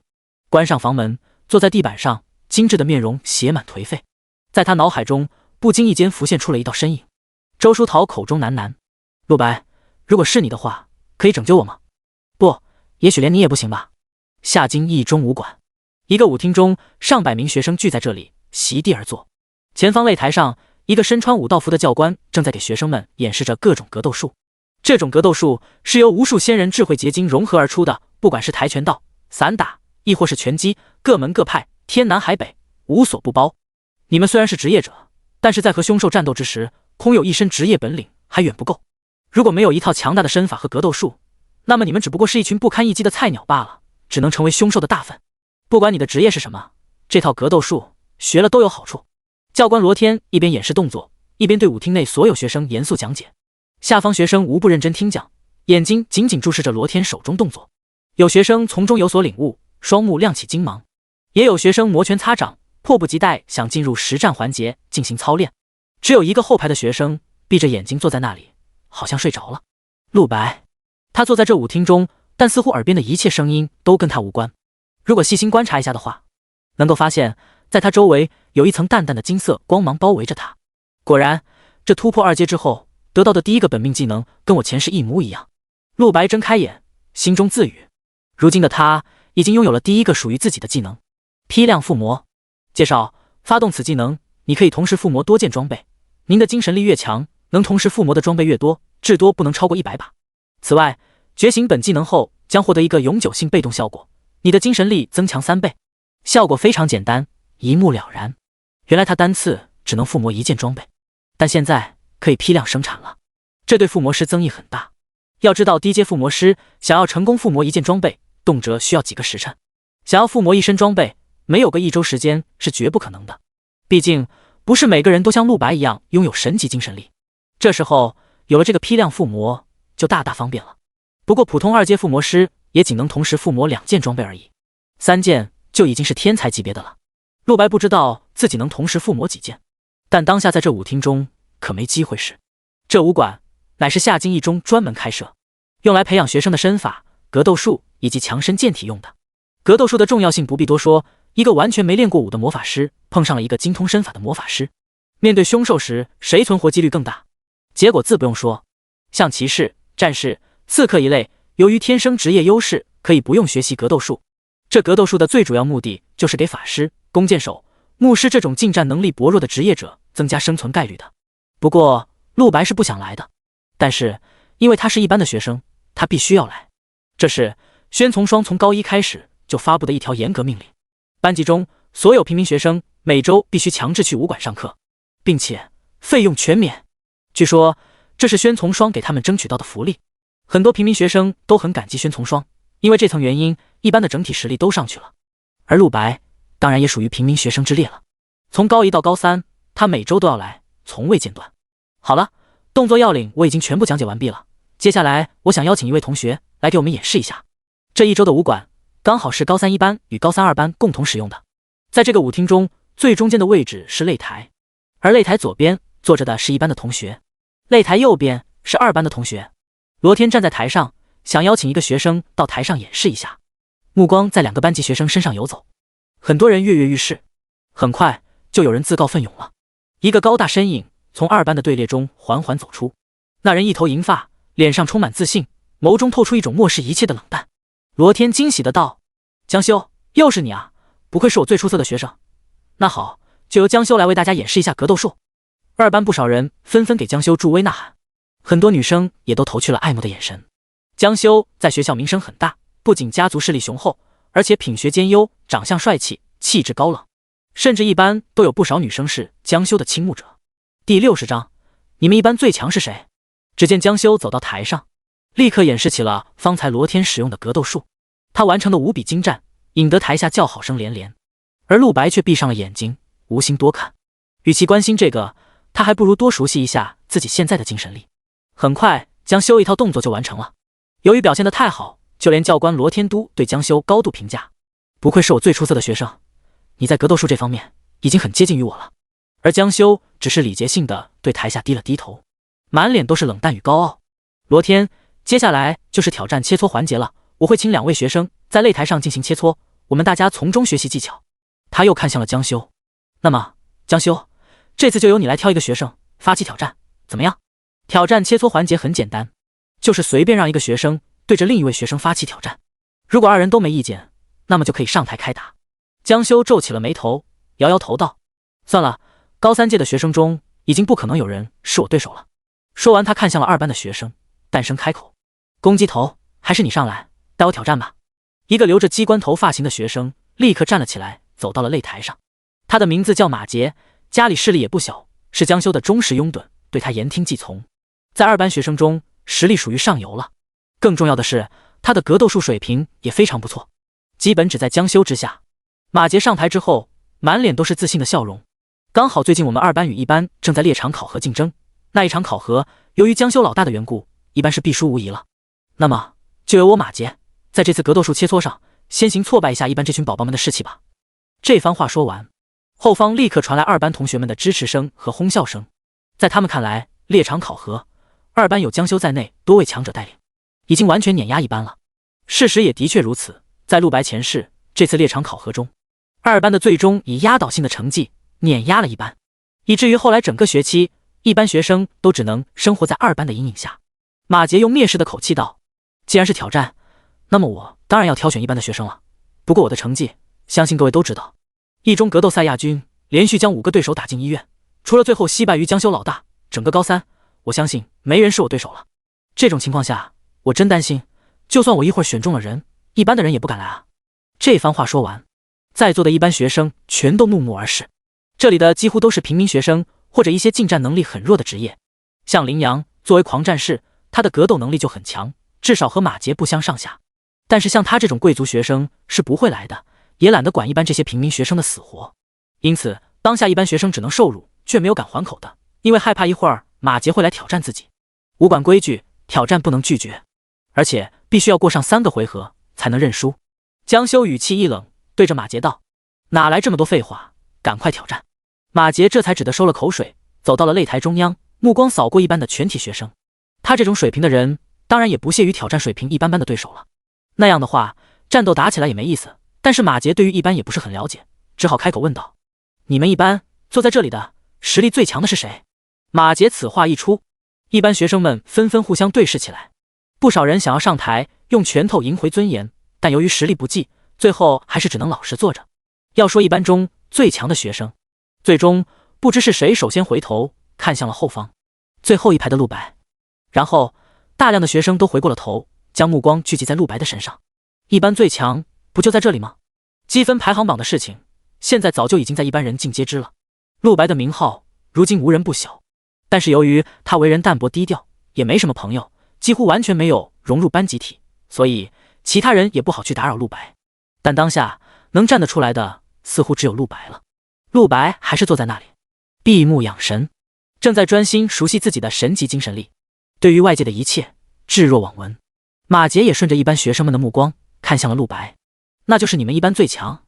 一班几个同学点头，不过内心也是心虚的不行。陆白虽然在猎场中积分高的吓人，但是见过他出手的人少之又少，而且如此庄严肃重的格斗术教学课，陆白好像完全没有听讲的样子。马杰皱起了眉头，这人没见过啊，就他竟然是一班最强，一班看样子是真的没人了。随后马杰高声喊道：喂，后面睡觉的那个，给我站出来，我要挑战你，你听到了没有？然而连喊了好几声，陆白好像完全听不见，仍旧静静地坐在那里。二班不少学生一脸黑线，我靠，什么情况？那根本不会真睡着了，看样子一班这是真的没人了，那种货色也能是一班最强了。如此看来，这次猎场考核确实是我们二班赢定了，哈哈哈。马杰见自己连喊多次，对方一点反应都没有，顿时感到十分恼怒。可恶，不管这家伙是谁，就凭这态度，一会儿没必要收手了，我一定将他打进医院。随后马杰又喊了多声，终于陆白被从精神高度集中状态下惊醒。他睁开眼睛，怎么回事？他抬头看了一眼台上，立刻有些奇怪的道：台上那个机关头是谁？为什么一直在喊我名字？立刻有一班同学凑了过来，附在陆白耳边将情况都告诉了他。陆白终于明白了过来，原来是这样。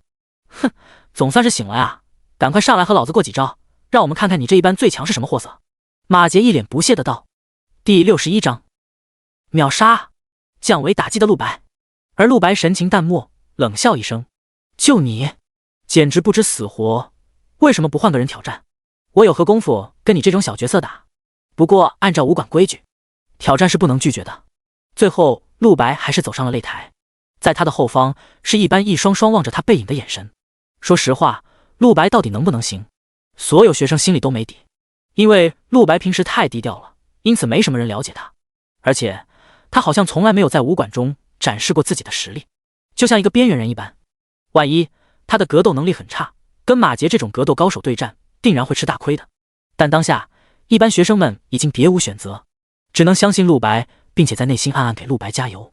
而罗天看到了陆白之后，内心也疑惑，这个学生他好像一点印象都没有，应该是从来没有上台实战演习过，这怎么还变成一班最强了？江修也微微皱眉，他倒是对于陆白有点印象，毕竟陆白的理论成绩一直是全校第一，江修还曾特意了解过他。不过由于陆白存在感太低了，没多久江修就把他忘了。文化理论终究只是理论，和实战完全不搭边。江修在内心冷哼一声，果然这也只是个小角色罢了，一定会被马杰秒杀的。一班真的没人了吗？哼，小子，你今天真是不走运了，老子的实力可是校格斗赛亚军，今天有你最受了。马杰满脸嚣张，他的身材看上去也确实充满力量感。陆白一脸冷漠，哦，亚军，让我来会会你吧。陆白之所以一直不在武馆展示自己实力，并不是因为他弱，而是他觉得没必要。前世的他对于格斗术的学习可以说是所有学生中最认真的，天赋极好，进步极快。在高三学期进行到一半的时候，就已经能够和教官罗天的水平相当了。陆白作为一个平民学生，如此难得的学习机会又怎么可能放过呢？而且假如他的格斗术水平不过关的话，以他一个附魔师的身体水平，前世怎么可能通过高三一次又一次的猎场考核？因此陆白格斗术不仅不弱，而且还是全校最顶尖的存在。如今他重活一世，不仅前世的格斗术技巧全在，而且这还是经过了无数实战磨砺之后的格斗术，只会比这群学生更强更毒辣。并且就算是陆白没有这么强的格斗术，千万别忘了他现在已经2阶了。学习完2阶的本命技能之后，之前堆积的经验值终于开始继续突破。如今的陆白修为已经达到了2阶3级5400-10000，他的基础属性早就比马杰这种1阶学生高了不知多少，几乎就是碾压的存在了。毫不夸张地说，陆白现在哪怕不用武器，动动手指就能秒了马杰。马杰见陆白这般狂妄，顿时感到十分恼怒。多说无益，赶紧开始吧，老子要用拳头好好教育教育你，还有你们整个一班，告诉你们，什么叫做力量？后方2班学生也纷纷给马杰助威。马杰，加油！把这个不知天高地厚的混蛋胆汁打出来，让1班看看我们2班的厉害。哼，这家伙竟然敢挑衅马杰，真是活腻了。不知道马杰的厉害，很快他就会长记性了。随后马杰看向了罗天，罗天点了点头，沉声宣布道：切磋挑战规则，不得使用职业能力，不得致死、致残对手。另外，至少要3个回合之后才可以投降。现在我宣布，切磋开始。随着罗天一声令下，马杰立刻就摆出了进攻造型。他的身法是标准的拳击手手法，攻防兼备。一上来，马杰就先对着陆白挥出了2个摆拳，出手的速度极快，几乎坚不容发。作为校格斗赛的亚军，马杰的战术一直以凶残著称，打人都是把对手往住院了打的。当下对于陆白，他也完全没有收手的意思，甚至拿出了最认真的状态，进攻迅猛如风。然而陆白站在原地，始终眼皮都没有抬一下。雕虫小技，说完直接一脚踢出。他的敏捷现在已经高达整整1000多，跟同等级的刺客职业者差不多高。这种数值拿来打1阶的新手职业者，那就是纯纯的碾压。马杰还没看清楚陆白是什么时候出手的，肚子上就中了重重的一脚，整个人瞬间就被踹飞了出去。空中，马杰翻着白眼，鲜血暴吐，他感觉自己好像是被一辆车给撞了，全身的血量瞬间扣到了个位数，倒在地上之后，意识直接进入了半昏迷。这怎么可能啊？马杰看着陆白，痛得说话都不利索了。他无论如何都无法相信，自己竟然一个照面就被眼前这个无名小卒给秒杀了。而后他直接昏迷了过去。卧槽，这什么情况？马杰被直接一脚踢晕过去了。这个一般最强有2下子，马杰在他手里连1个回合都走不下来吗？这特么的，难怪这家伙之前敢那么狂，看来一般还是有点高手的。2班的学生们都傻了，万万没想到被寄予厚望的马杰一上来就被踢废了，整个人直接晕死过去。而陆白从始至终都没正眼看他过。实际上，刚才那一脚要不是陆白收手，他能直接把马杰给踹死的。别忘了，这是2阶职业者和1阶职业者的战斗，一场完全的降维打击。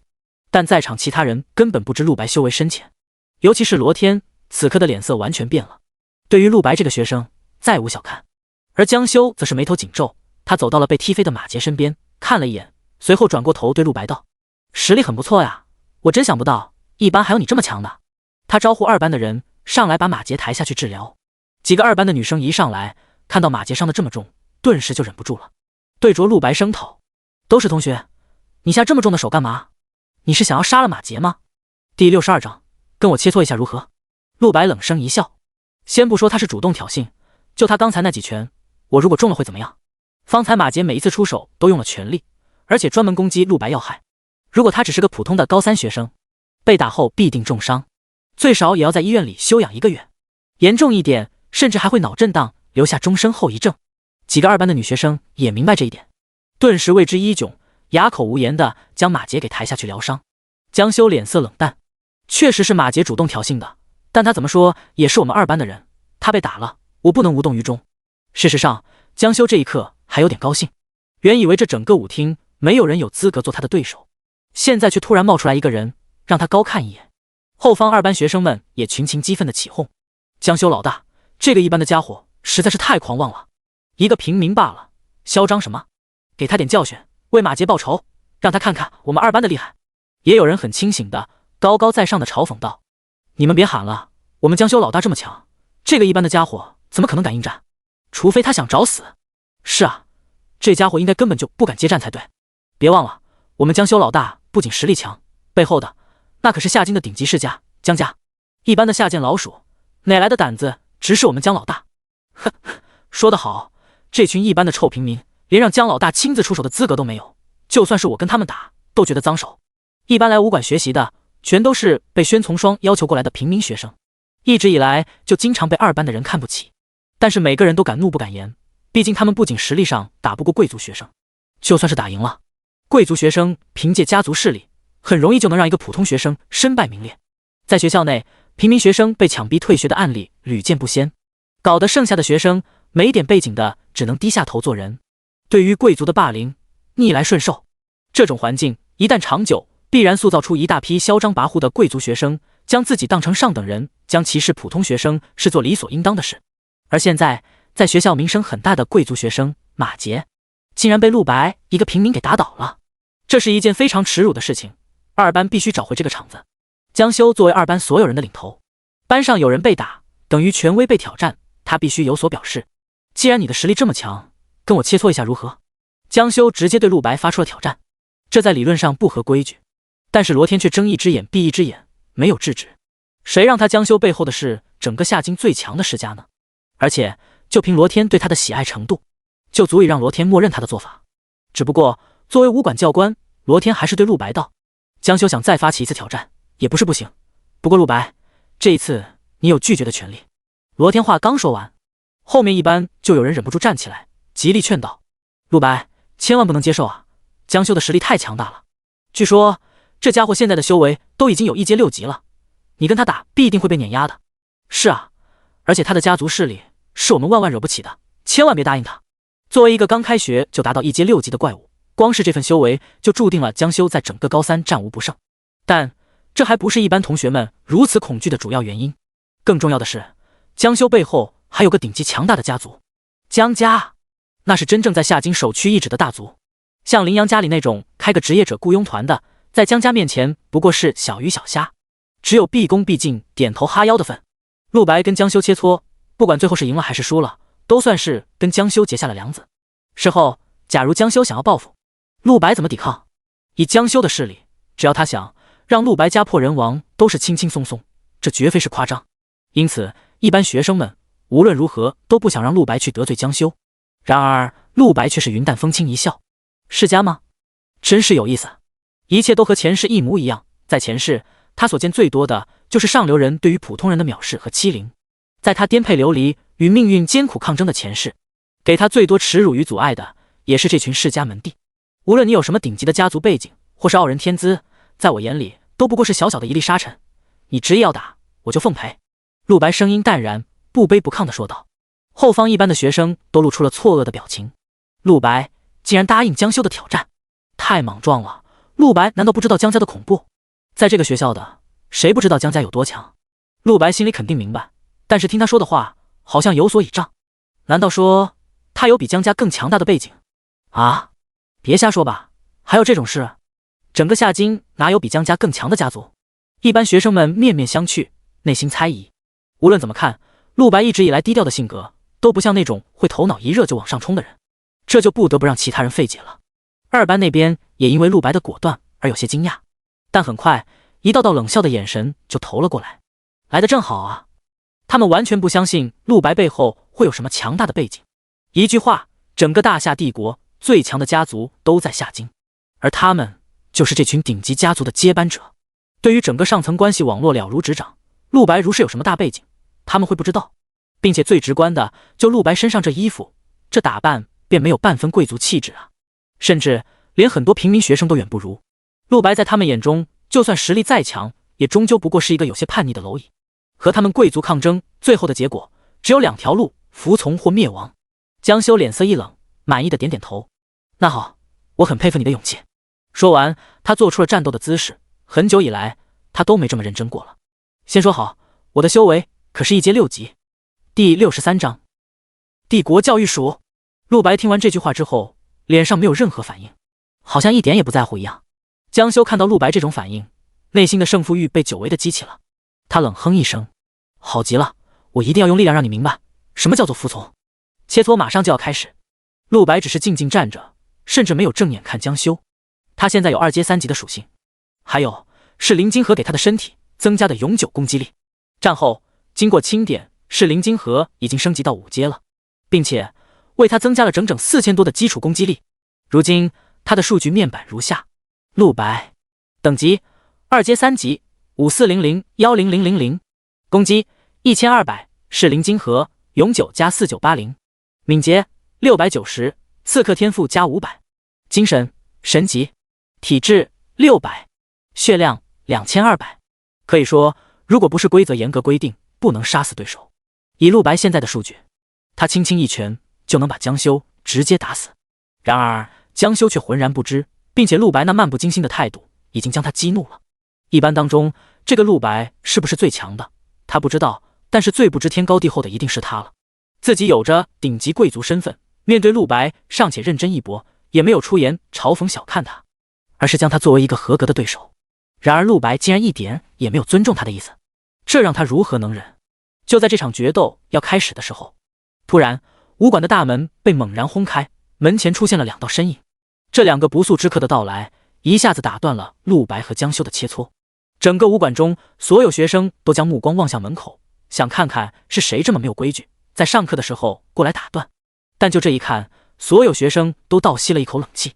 那2个人站在前面的是一名老者，名字叫徐玉杯，后面的是一位身材高大的中年人，名叫文人阳。徐玉杯的2个眼珠一大一小，俱是浑浊不堪，很难想象这是一双活人的眼睛。在他身上也笼罩着一股非常阴森诡异的气息，令人隔着3尺就感到浓浓寒意，生理不适。而跟他相比，后面的文人阳看上去就正派内敛很多，他的脸也非常英俊，眉宇之间有一种天然的正义感，至少和诡谲的徐玉杯相比起来，文人阳一点也不让人害怕。只不过在这2人的臂上都刻着一个在整个夏金帝国都无人敢不敬的徽章——帝国交易署。学生们瞪大双目，忍不住惊呼出声：天啊，帝国交易署，这是国家下来人了！我靠，前面的那个不是徐老吗？我在新闻上见过他的，那可是8阶控魂师，当年参加过战争的，真没想到这种大人物会来我们学校。等等，帝国交易署的人来我们武馆干嘛？蠢货，交易署的人下来当然是为了招揽人才了。等下，难道这2位大人是为了江修老大而来？众人纷纷推测着这2位大人物突然降临的目的。而在门口，徐玉杯的眼神徐徐扫过武馆内每一个学生，强大的搜魂术已经在无意间发动。不久后，他就微微一笑：人阳，我们的目标找到了。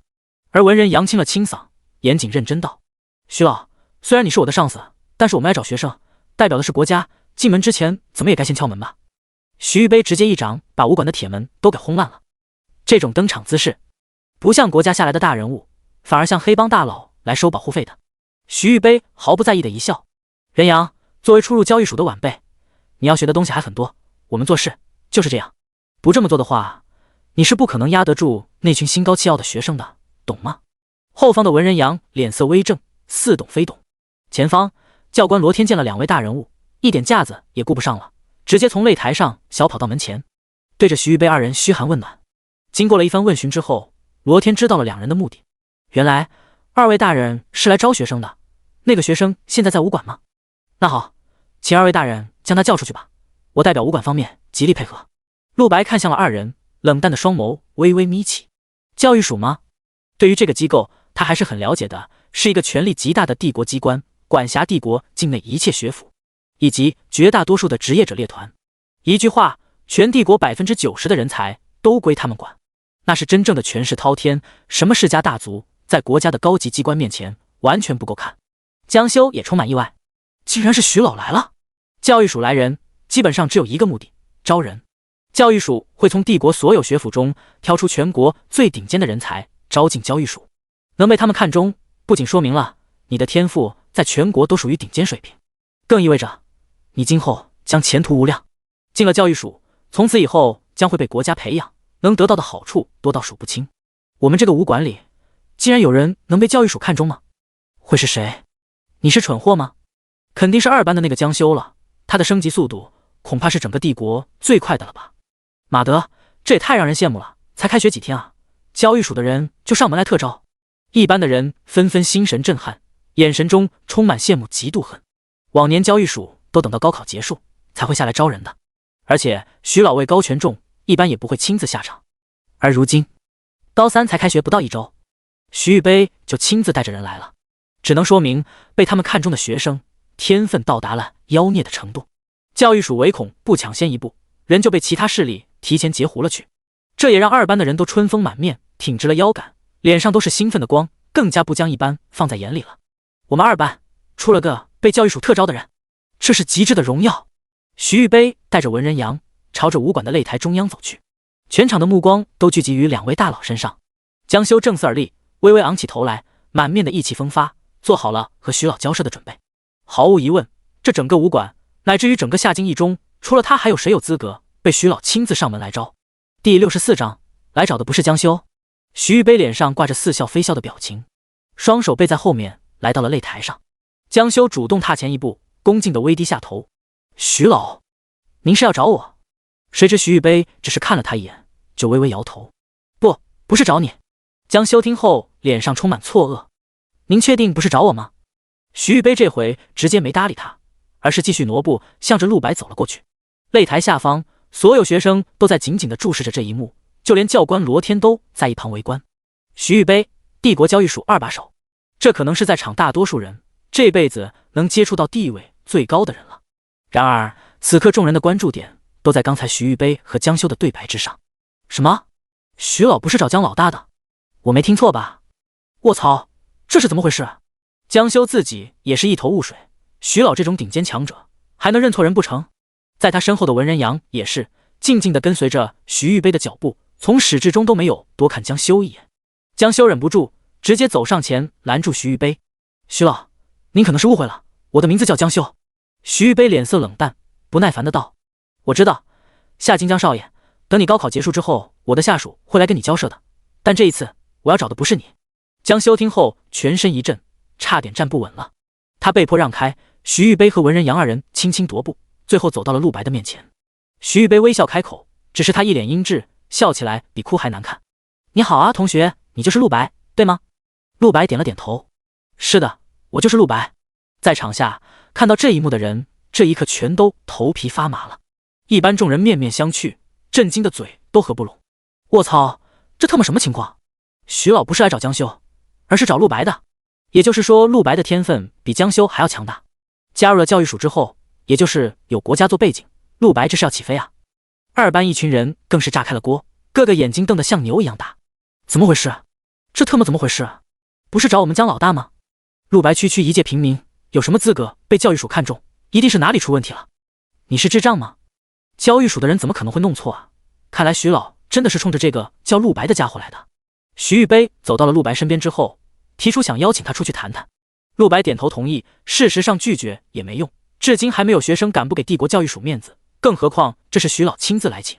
文人阳目光也在陆白身上不断打量着，发现从外表来看，这只是一个家境很一般的学生。就是他拿下了63000积分吗？真是人不可貌相。文人阳在内心如是感叹。随后陆白就在整个武馆所有人的注视下，跟着徐玉杯和文人阳2人走了出去。哪怕罗天这一刻看着陆白的眼神都变得十分小心。他怎么都想不到，这个每周都来上他课，一直以来默默无闻的学生，竟然有这么恐怖的天分。而擂台上，江修双眸无神地走下了擂台，阴郁的眉宇间还是充满了难以置信。2班的学生们立刻围住江修，脸上的震愕也完全不下于江修。江老大，您别太灰心了，这肯定是教育署那帮人有眼无珠，您怎么可能不如陆白呢？有人安慰道。然而江修非但没有领情，反而怒斥道：“住口！你他妈竟然敢骂教育署，你不要命了吗？”徐老的职业乃是全帝国唯一的稀有职业，控魂师，他找人绝不可能找错。此刻他的脸色阴沉到了极点。难道陆白真的比他更强？江老大，说不定陆白那个家伙有什么隐藏的身世背景之类的，而且他就算厉害，也不可能比你强太多啊！我们在下半场考核的时候，一定能把尊严赢回来的。江修听了这番话，脸色才终于缓和了几分，微微点了点头。他的人生字典里从来没有认输这2个字，教育署这次没有特招，他又怎样？下次他一定要让教育署求着招他。我计划在下半场考核中把等级提升到2阶，我要进入猎场最深处，你们到时候都跟我一起进去猎杀2阶凶兽。江修声音冰冷道，旁边人纷纷应和。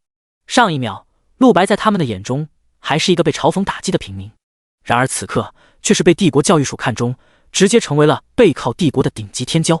这种天骄全帝国有几个？这群2班学生这一刻再不敢大放厥词了。用屁股想都知道，这天下第一粗的大腿是什么？当然是国家啊！陆白抱上了这样的大腿，2班这群贵族的家族背景压根奈何不了陆白，甚至他们要开始担忧，方才嘲讽的那么厉害，陆白日后会不会反过来报复他们了？而在江修心中，陆白也从一个籍籍无名的小透明，一跃成为了他现在最想打击的对手。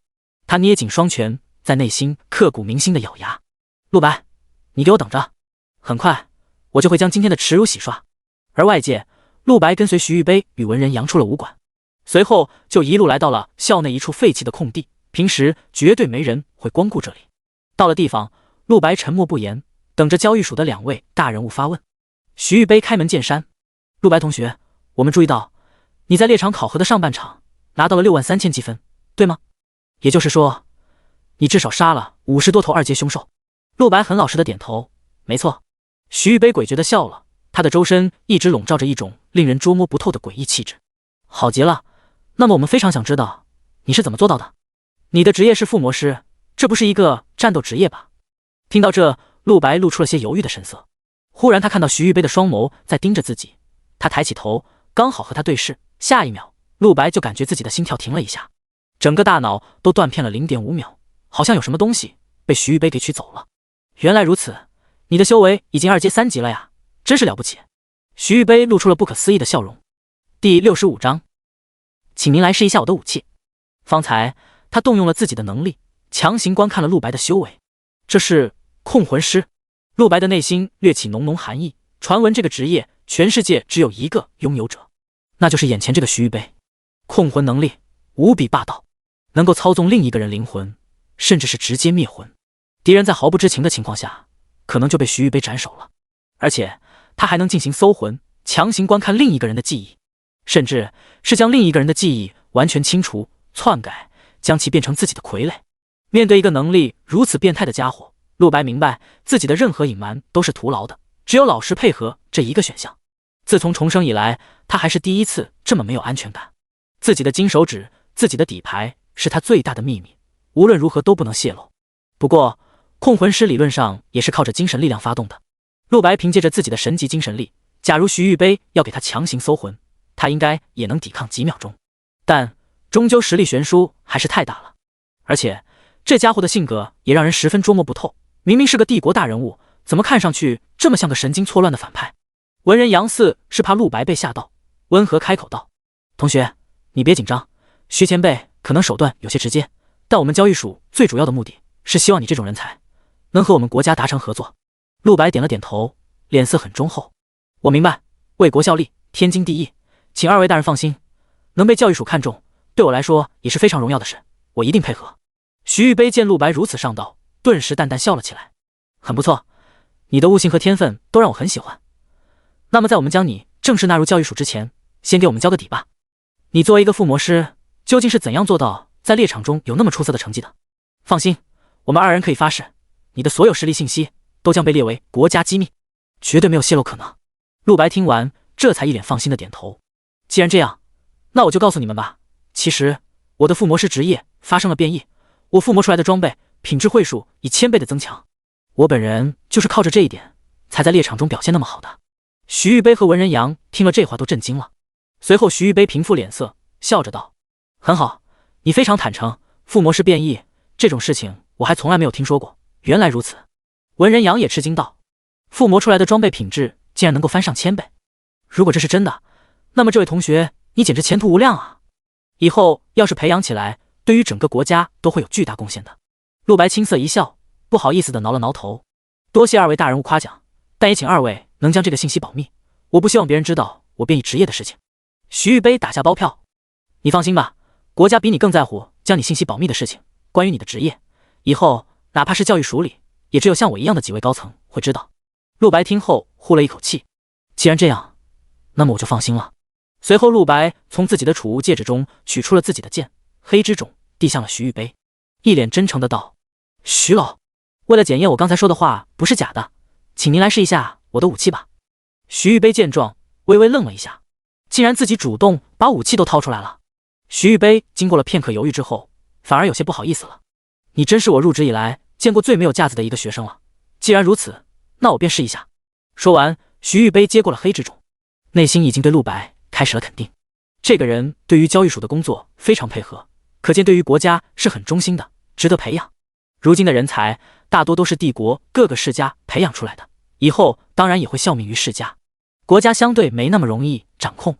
而像陆白这样背景干净、内心真诚，而且职业能力还如此顶尖的，是多么难得，简直就是一股清流。徐玉杯接过黑之种，随后走到了旁边空地上，通过触碰这把剑的数据他已经知晓，顿时一直都挂在脸上的笑容褪去，转而变得无比严肃慎重。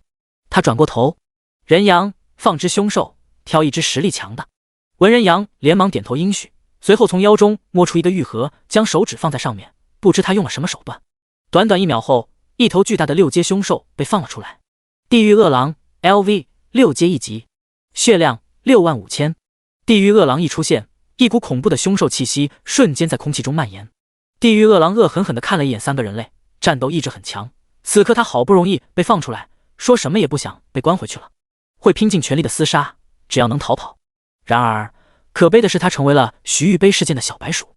由于徐玉杯已经8阶，攻击修为比他低的对手伤害会翻很多倍，因此他暂时屏蔽掉了自身灵气，等于是以一个普通人的身份对着地狱恶狼发起进攻。一剑落下，67289，伤害数字爆出。徐玉杯和文人阳都感觉无比惊人，而陆白看到这里，内心的一个负担也终于卸下。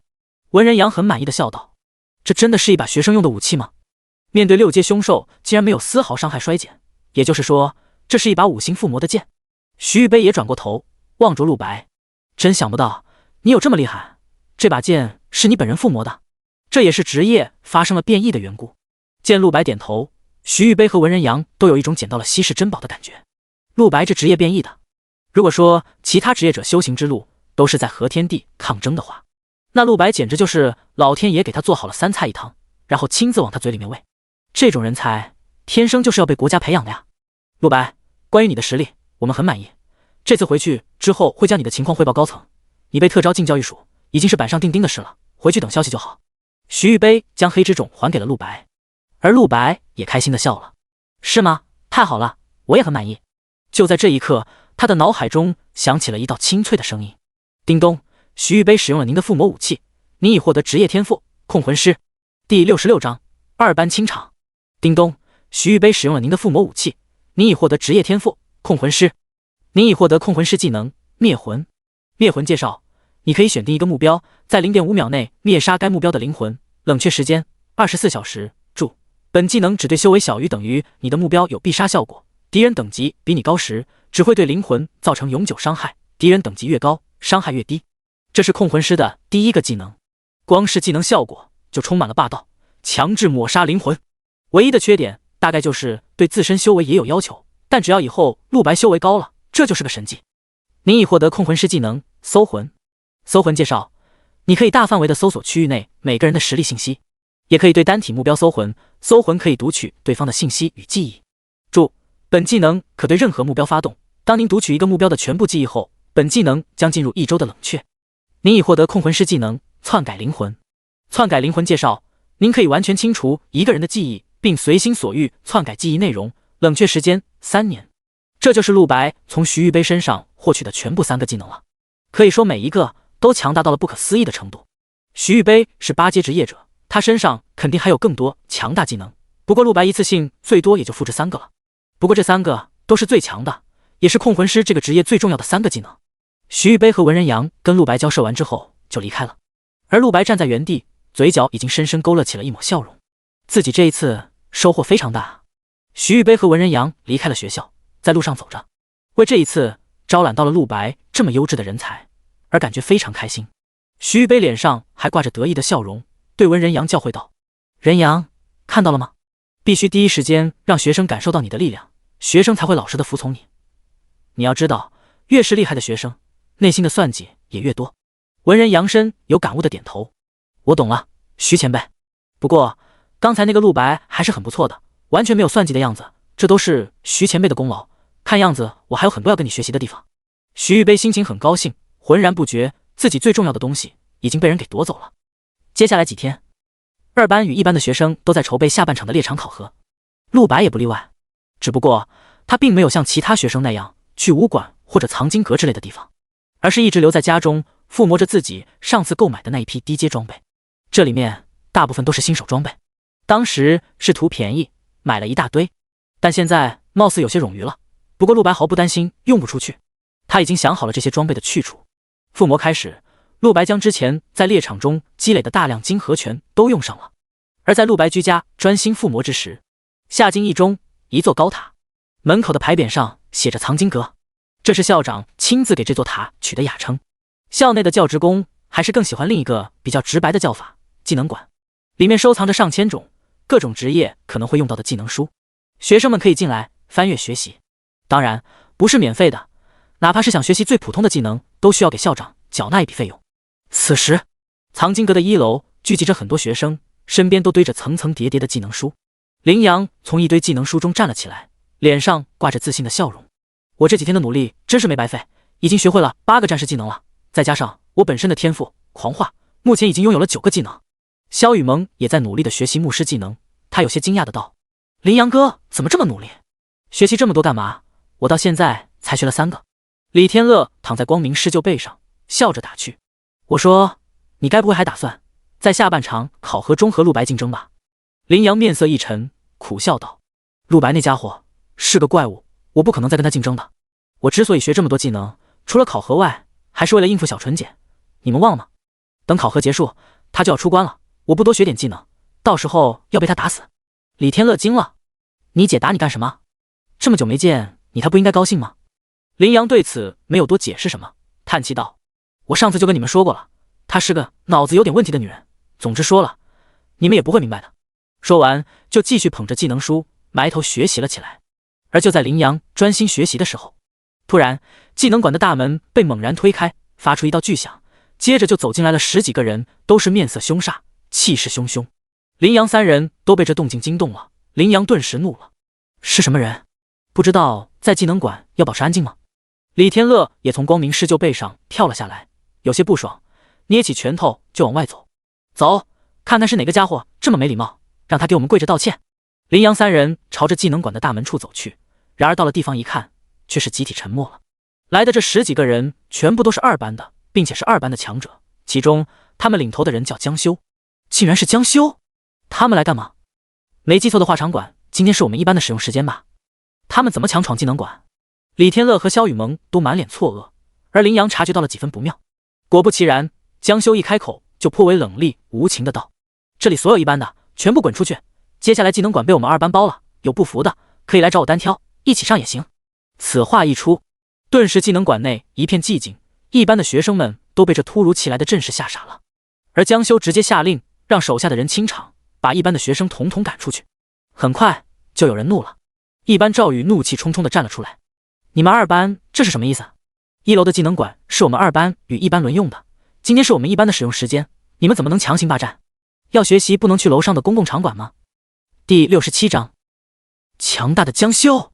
然而赵宇的话都还没有说完，江修一个眼神，旁边2个小弟就冲了上去，2人合力施展了一道黑魔法，瞬间赵宇全身都被黑色火焰灼烧，火焰迅速蔓延了他的全身，而且怎么都无法扑灭。赵宇痛苦不堪，直接跪在了地上，不停地发出惨叫。江修一脸霸道：“还有问题吗？”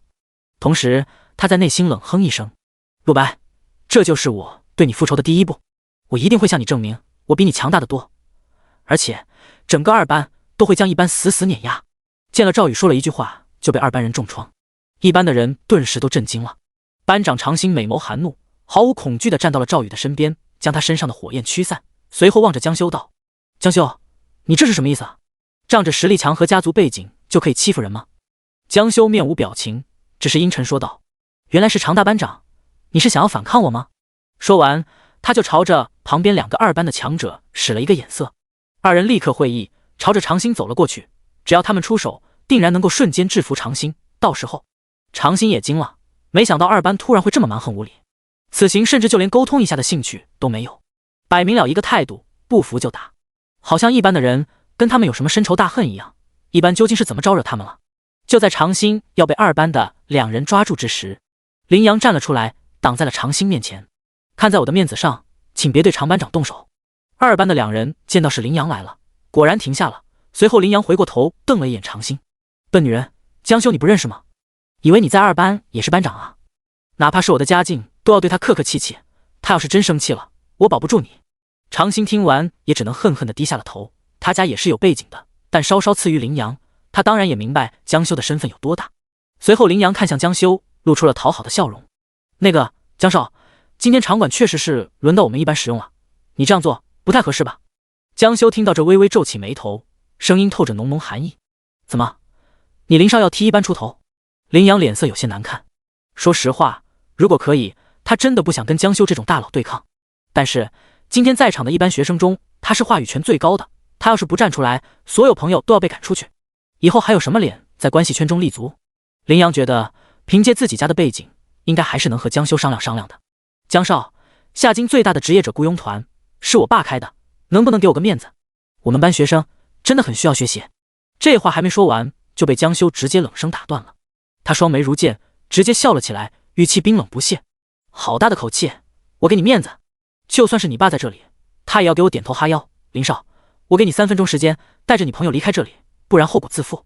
林阳吓得脸都白了，他真没想到江修的背景会比他想的强大这么多，但他明白江修说的是绝对没问题的，顿时他也没了底气，只得叹了一口气，回到了李天乐和萧雨萌身边，准备和一班所有人离开技能馆了。江修已经算是给了他面子，让一班的所有人可以在3分钟之内体面离开，如果再不知趣，接下来江修这家伙就真的要翻脸了。3分钟后，包括林阳几个贵族学生在内，所有学生都被强制赶出了技能馆。第一个站出来给大家出头的赵宇，甚至因为重伤被送到了医院。然后江修带着2班的人将那里强行霸占。出来之后，萧雨萌一脸的闷闷不乐，对着空气挥拳道：有什么好神气的？不就是个江家吗？竟然如此仗势欺人。林阳无奈的道：这也是没办法的事啊，2班的总体实力比我们班强太多了，江修本人更是我们所有人都惹不起的存在。作为一群贵族，一直以来都是他们霸凌别人，什么时候被别人这样霸凌过？这一次真的是小鬼见了大鬼，真是太窝囊了。难道我们一班就是不如2班？有陆白那个怪物也不行吗？李天乐充满不服的道，甚至想让陆白去消灭江修那家伙的威风。然而林阳悲观摇头，只怕也是不行，陆白确实很强，但是只是他一个人强啊，我之前了解过了，2班像我一样强的就有不下10个，猎场竞技要算班级总分的，这怎么比？听了林阳的话，李天乐和萧雨萌都感觉到了无力感，实力大概是这世界最不讲理的东西，有时候你就是不如人家，再不服气也没用。他们注定了只能吃下今天这个哑巴亏了。而在技能馆中，江修带着人把这里霸占了之后，立刻让2班的学生开始了学习。接下来的几天，一直到下半场考核开始之前，这里一直都是属于2班的。他要让2班的所有人紧急的补充自己实力，为的就是要在接下来考核中给1班看看什么叫绝对的碾压。至于他自己倒是不需要学习，因为他的职业非常特殊。这个世界上，技能是一个职业者最重要的东西之一，像战士、法师、弓箭手等等绝大部分职业都需要大量学习技能来补充自己的实力。但是有一些特殊的天赋是不需要的，比如陆白的附魔师。翻遍整个技能馆，你也找不到适合附魔师学习的技能啊。因此附魔师只需要掌握自己的本命技能即可。江修的职业也是如此，御龙师，这是一个极为稀有而强大的职业，上一次出现还是在50年前。他这个职业根本不需要学习什么普通的技能，而且就算要学，以他的家境也没必要来技能馆。江修只学习了本命技能以及家族中流传的稀有技能书，那种技能的品质碾压技能馆里90%的技能，这也是他最大的骄傲资本。第68章下半场考核开始，2班的其他人心中也充满了优越感。恃强凌弱就是这个世界的法则，暴力真是太可怕了，还好我是施暴者。就在2班的人霸占了1楼的技能馆之后，所有人身上的猎场手机也再次传来了提示音，众人连忙拿出一看。现在颁布猎场考核下半场规则，请所有学员牢记，本场考核共有双重比赛，每赢得1场便能获得校长大人的1件奖励。首先是积分，在考核结束之后将比对2个班级的总积分，哪个班级的总积分多，哪个班级便获胜，此为第一赛。其次，2个班级的积分排行榜将会在考核最后1个小时打通，届时2个班级同台竞争，进入前10最多的班级获胜，此为第二赛。另外最重要的一点，本场猎场考核2个班级将互换猎场。规则全部宣告完毕，2班与1班的学生全都第一时间看完了。江修身旁的小弟都聚了过来，对于前2条规则他们全都理解，但是这最后1条互换猎场却让2班一群人有些摸不着头脑，不理解学校这么做的用意是什么。江修只是淡然开口，不必理睬，你们安心修炼，无论是什么规则，我们只要足够强，碾压过去就是，何必考虑其他。其他人听了大彻大悟，连连点头。是啊，只要实力足够强，哪需要考虑什么规则。就像这学校的技能馆，规则上是2个班级轮用的，但是在江修带领之下，他们直接夺过来了。一般的人又有谁敢不从？很快就是好几天过去，这一天下午，高三下半场猎场考核终于开始，两个班级的学生再度齐聚1周前的空地之上，只是这一次不再像上次那般互相嘴炮，双方只是默默对峙，不时横眉冷对。二班的人看着一班，仍旧是满面不屑，高高在上，而一班学生将所有怨恨都累积在心里，知耻而后勇。很快，张辉就出现了，他脸色竟然也有些沉重，不复之前的开朗教师形象，似乎这几天有什么心事。其实他真的有一大堆话，不知道去哪里吐槽。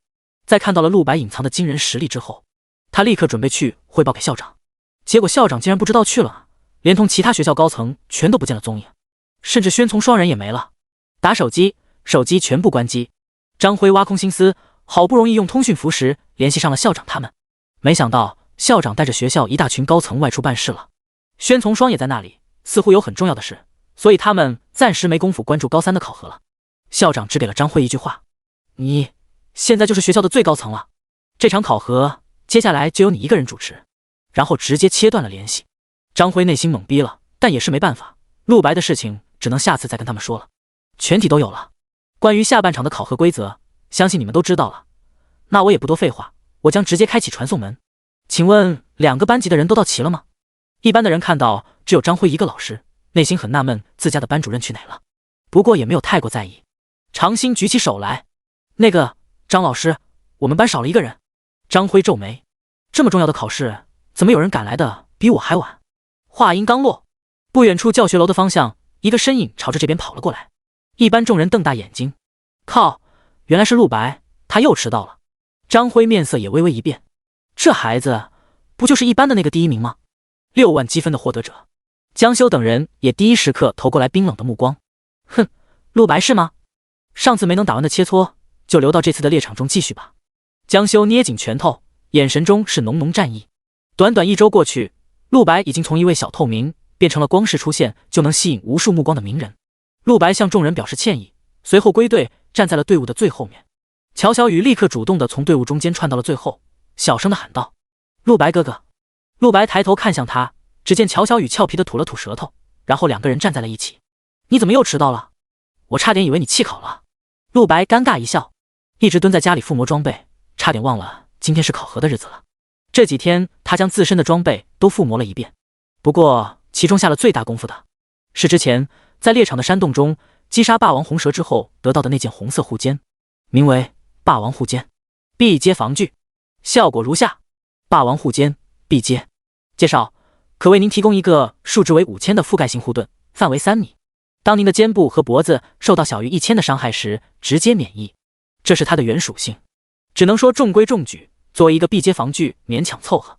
陆白使用了唯一的3阶晶核为霸王护肩附魔，随后霸王护肩的属性得到了巨额增幅。霸王护肩，必接。介绍：可为您提供一个数值为10万的覆盖性护盾，范围可控，最大50米。当您的脖子与肩部受到伤害时，若伤害值低于10万，直接免疫。有了这个，陆白现在可以不惧低阶敌人的进攻了，但也仅限于低阶。如果这次能在猎场中获得更好的防具就好了。乔小雨也注意到了这件红色护肩，好漂亮，是上次在结界中得到的吗？陆白哥哥也给他附魔了。二人聊得热火之时，不经意间旁边另一个目光投了过来，周书桃。她柔美的俏脸有些阴郁，眉宇间像笼罩了一层乌云，尤其是在听到了乔小雨给陆白的称呼之后，她眉间的乌云更深了。陆白哥哥似乎有些什么欲言又止，但他终究什么也没说。好了，接下来猎场传送门开启，所有人打起精神来，最重要的规则相信你们都提前知道了。本场考核2个班级互换猎场。第69章，刚上来就淘汰。张辉严肃的声音落下，所有学生不敢懈怠，在张辉指引下纷纷走入各自的传送门。传送门的隧道之中，乔小雨和陆白靠在一起。乔小雨显得有些紧张，他伸出白嫩玉手，怯怯的道：陆白哥哥，你能抓住我吗？陆白有些犹豫，牵手。他这一世要做的事太多，跟其他人生出情愫，只会给自己和别人都招来危险。但最终他还是握住了。好吧，为了你不再次被隧道乱流冲到别的地方去。乔小雨半低下头，甜甜一笑，俏脸绯红，认真感受了一下手中的温度，真的被握住了哎。很快传送结束了，所有学生睁开眼睛，再次看到了熟悉的森林。终于又回来了，这次必须比上次表现得更好，我要狠狠刷怪。说的没错，有没有组队的？我已经摸出诀窍了。我告诉你们，巧妙利用地形，比如悬崖、树林、瀑布之类的，可以让战斗轻松很多。我说你别装懂哥了，别忘了已经互换猎场了，这可是2班的猎场。你确定你之前总结出来的诀窍有用？不管怎么说，我们都要努力，不要忘记之前2班是怎么羞辱我们的。没错，我们1班绝对不能输。成田、张天，我们现在就去刷怪吧。刘笑笑，听说你是牧师，我们现在4缺1，远程和近战的战斗职业都齐，就缺个牧师了。你来不来？1班学生们激烈交流着，几乎一落地就进入了状态。很多人甚至提前商量好了，要在这次考核中组队合作。比起第一次来的时候，所有人都是小白，现在明显大家都熟练多了。实力强一点的人已经自信地带着小队进入了森林中，决定优先勘察地形。很快1班的人就散开了。就在这时，光芒一闪，出现了一个一身黑衣，表情冷艳，气质像刀剑一样冰冷的少女，带队猫舞。她美眸徐徐扫过1班的学生们，比起上一次，你们这群菜鸟好像进步了很多啊。有学生跟带队打招呼，然而猫屋完全不理，他目光在人群中搜索着，很快就落到了一人身上。下一刻，他眼神陡然冰冷了几分。陆白，上一次陆白竟把他的2个本命技能用出来了，这让猫屋十分不安。于是回去后，他立刻去找大学的老教授询问，本以为老教授德高望重，满腹经纶，说不定能有答案。结果老教授不仅回答不了他的问题，反而认为他说的是无稽之谈，将他赶了出去。当晚猫屋偷走了老教授的钱包，然后只好自己去图书馆查阅资料。然而最终仍是一无所获。一个附魔师怎么可能学会刺客的技能？这在世人眼中确实是无稽之谈。猫屋要不是亲眼看见，他也没法相信。但不管调查结果如何，猫屋内心的不安全感都被大大加重了。猫是敏感的生物，在感知到危险的时候，只能选择把不安全因素杀死。因此猫屋此行已经打定主意，1周内杀死陆白。这一次考核刚好能用来观察他的表现，了解他现在的实力，方便他接下来的暗杀行动。而陆白落地之后，没有任何犹豫，直接朝着森林深处走了过去。乔小雨赶忙追上，陆白哥哥，你去哪里？就在这时，所有人的手机响起了一道提示音，叮咚，聊天频道已打通，1班学生与2班学生可以互相交流。这个消息让众人微微震惊，随后纷纷点进了聊天频道。乔小雨和陆白也没有例外，刚进来就发现这里面已经吵得很厉害了。聊天频道终于互通了，不知道你们这群1班废物情况怎么样了？丑话说在前面，我们2班的猎场可是非常危险的。没错，光是2阶凶兽就多得过分，我已经迫不及待看你们被杀得丢盔卸甲的反应了。我敢说，我们2班的猎场是历年来最危险的一个猎场了，除了我们还有谁能驾驭？1班真是倒了大霉，竟然碰到了互换猎场这种事，哈哈！一上来，2班的人就开始在聊天频道里疯狂起脸，那种高高在上的嚣张气焰，瞬间就让1班的学生们燃起了怒火。我呸！你们2班得意什么？我才不相信，同样都是新手猎场，难度差距会有多大？说的没错，你们就吹吧，我们1班的人没有一个会怕的。好了，大家不要和2班的人吵了，我们会用实力证明我们不是好欺负的，而且我们还有比他们更高的道德和素质。是的，我们一定要团结，要相信咱们班一定能把2个冠军都拿到的。大家都在互相鼓励着。对于2班放出来的语言攻击，不予理睬。然而像是为了证明2班的人说的话似的，好几道公告的声音这一刻同时响起。1班学生成田启动保护符石传送回到校园，1班学生张天启动保护符石传送回到校园，1班学生徐晴启动保护符石传送回到校园。考核开始不到10分钟，1班整整3个学生启动了保护符石，也就是说淘汰出局。1班其他人瞬间震惊了，内心掠过层层寒意。什么情况？这什么情况？我没听错吧？张天他们怎么退了？刚才他们好像组团去刷怪了，启动保护符石只有一种可能，他们是碰到强大凶兽了。什么？这个猎场的凶兽如此凶残，这还在外围啊！看到同班同学被淘汰，1班众人除了震惊之外，更感觉恐怖。上半场考核难度已经非常高了，但他们还是推进到了猎场的中心地带，并且从始至终一个中途退出的学生都没有。然而如今一上来就出局了3个人。聊天频道中，2班的人也看到了1班刚才的公告，顿时全都乐了。1班这是怎么回事？这么快就有人退了？我要笑死了！刚才的势头去哪了？现在知道我们猎场有多恐怖了吗？我打赌，所有1班的人都会诅咒互换猎场这个规则的，1班最后起码要退1半的人，你们信吗？我信，我也赌，我赌他们会退70%的人。第70章，二阶凶兽去哪了？上来就出局了3个同学，这对一班全体的士气也是一个不小的打击。人数减少，代表了最后班级总积分也会因此减少。同时，如果人数减少到一定程度的话，那也意味着一班将丧失往猎场深处推进的能力，到时一班就必输无疑了。不过，一班剩下的人很快从震惊中回过了神来，开始分析当下的局面。看样子，二班那群混蛋说的是真的，这个猎场难度系数比我们之前那个高很多。我带人去里面看过了，是真的变态，不仅凶兽实力特别强，就连数量都多了1倍，太可怕了。照这样下去，我们连外围都攻破不了。最终，一班的人决定回到之前的战术，找到了周书桃，想通过围绕的方法，让一群人给周书桃打辅助，这样能够把战斗力发挥到最强。无论如何，他们都绝不能向二班屈服，必须抗争到底。在上半场的时候，这个战术已经被确认过了，非常有效。周书桃也没有拒绝，这是一个共利双赢的想法。周书桃作为班级排行榜上的第3名，都被人找上，作为第2名和第1名的乔小雨跟陆白，自然收到了更多人请求。一般很多人想要辅助2人抱团推进，然而陆白直接拒绝了。他向来喜欢独行，而且他这一次的目的十分明确，要进入这个猎场的深处看看。如果上一个猎场的深处有结界的话，那么这个猎场呢？他当然没工夫带着一班这群同学一起刷怪了。开玩笑，那只会耽误我练级的速度。而乔小雨看到陆白拒绝，也选择了拒绝其他人，他想要跟着陆白一起。然而就在乔小雨将其他同学都婉拒了之后，一回头发现陆白的身影竟然已经不见了。女人只会影响我拔刀的速度，而且这一路充满未知，陆白不想乔小雨跟他一起冒险。他有5星附魔法杖，待在外围绝对没事。乔小雨似乎也意识到了这一点，小脸顿时耷拉了下来，美眸中充满了失落。陆白哥哥。而猫屋敏锐地察觉到了陆白的动向，在看到他进入密林往猎场深处走了之后，立刻将手机拿了出来。他脸色阴冷，心机深重，暗中观察陆白的一举一动。作为夏京大学最强女刺，她手上已经沾了很多条人命，她杀的人中比陆白更强的不知豪几。这么一个小小的高中生，猫屋坚信自己能够轻松拿捏。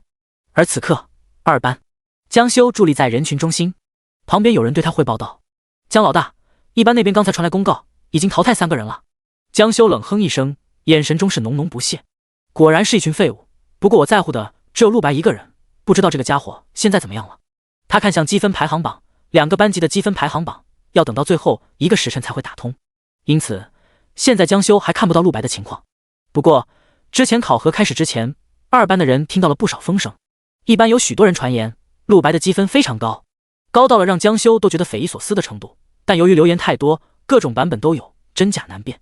大多数二班的人都对那极其浮夸的流言嗤之以鼻，没有人能够得到超过1万积分。一班的人吹牛实在太没边界了，对于聪明的二班人来说，相信这个还不如相信陆白是秦始皇。陆白的积分具体多少，只能等到积分排行榜打通了才能确定。但是之前教育署出现对陆白特招的事情，让江修感到关于陆白恐怖积分的传言很可能并非空穴来风，自己必须抓紧了。都给我准备一下，我们1分钟后直接进入猎场深处，直线前进，只杀2阶以上的凶兽，一直杀到这猎场尽头。江修命令下来，其他人纷纷振奋地开始准备。很快所有人就都准备完毕，整整10几个人在江修带领之下浩浩荡荡朝着猎场深处进发。他们这阵容无比强大，其中不缺高手，如此阵容哪怕是面对5只2阶凶兽同时出现，都能够立刻击杀。等了好久，终于等到下半场考核。江老大的目标是2阶，我们的目标怎么也要定到1阶6级以上吧？没错，我已经迫不及待的大杀特杀了。这次考核我要杀3只2阶凶兽，我要杀5只。出去之后一定能震撼整个学校，尤其是让一班那群蠢货看看什么叫专业团队。一班那群废物之前还在聊天频道和我对喷，态度十分嚣张，自从淘汰了3个人之后，再也没人敢还口了。哈哈，他们只不过敢放嘴炮罢了，之前再技能馆怎么没看到有人敢站出来反抗我们？二班众人一边对一班大秀优越感，一边深入。虎狼之师气场无比强大，沿途碰到的1阶凶兽甚至就连战斗的勇气都没有，就被直接吓跑。江修也没兴趣猎杀2阶以下的凶兽。经过一路推进，很快他们发现了一件无比离奇的事情。等下，这特么的什么情况？我们都走了这么久了，怎么一头2阶凶兽都没看见？众人走了整整30分钟，1阶凶兽倒是看到了不少。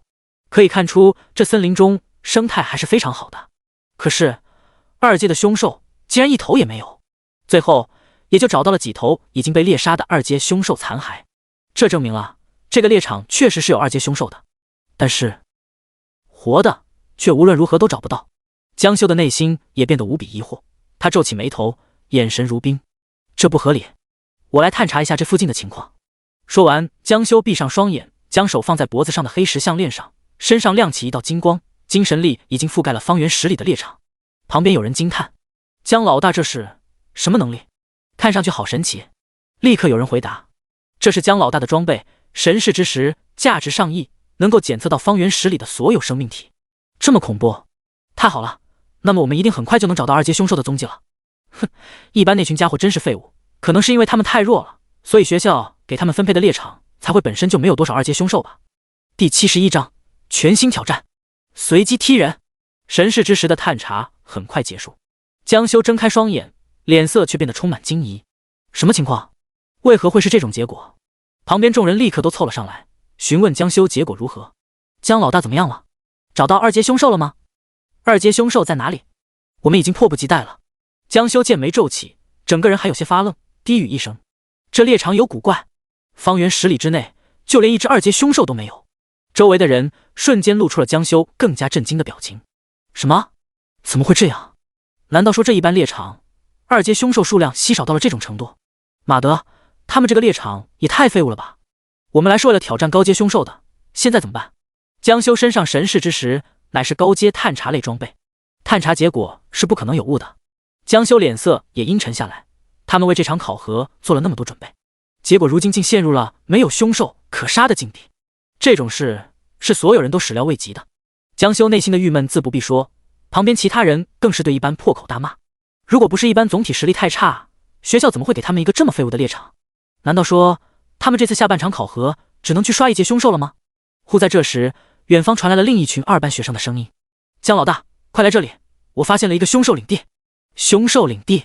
江修心头一喜，旁边众人也都双目一亮，没想到会有凶兽领地啊！听说凶兽领地是非常稀有的，里面不仅有大量凶兽，还有首领级凶兽，并且将领地清空之后还能够得到宝箱奖励。太好了，天无绝人之路，我们快去把那个领地刷了吧！一个凶兽领地也能够提供不少积分和经验了。很快，江修就带着一群人进入了这个领地，所有人都是满脸期待，精神也都紧绷起来。据说凶兽领地是很危险的，众人纷纷做好战斗准备。然而很快他们就发现了一些不对劲的地方。刚进入这凶兽领地没多久，众人就立刻看到地上竟然到处都是凶兽尸体。粗略统计，尸体有大概整整50多具。这是一群魔化红蛇，他们死得非常利索，从身上伤口可以判定是被人一剑毙命杀死的。2班一群人顿时愣住了，难道说这个凶兽领地已经被一般的人刷过了？不会吧，好不容易找到个凶兽领地，结果是空的。你们快来看，在凶兽领地深处有一具魔化红蛇首领的尸体，也已经被人杀了。至此2班的众人可以得出结论，这个凶兽领地真的已经被人清空了，他们属于空欢喜一场。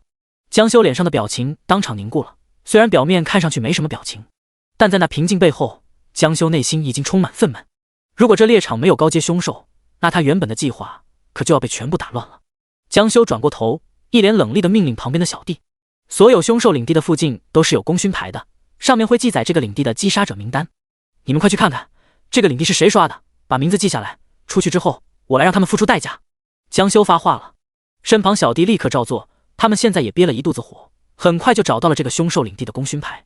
走进功勋牌，一个金色光屏出现，所有参与击杀过领地中凶兽的人名字都会出现在这上面。一人照着上面念道：本领地击杀者名单如下，第1人陆白。陆白？一听到这个名字，不等江修有什么反应，旁边的众人表情就全都变了。又是这个陆白吗？这已经是第2次坏了他们的好事了。江修脸色也陡然阴沉了几分，原来是他干的，好，非常好，旧仇未报，又添新怨。江修对于陆白的仇恨再次累积。将陆白的名字记下之后，江修继续问：还有呢？继续念啊。那名小弟脸色却微微一僵，迟疑地回答道：江老大，这上面只有陆白一个人的名字。听了这句话，在场众人除了江修之外都瞪大了双眼。这凶兽领地是陆白那个家伙一个人单刷的，这怎么可能？他竟然有这么厉害！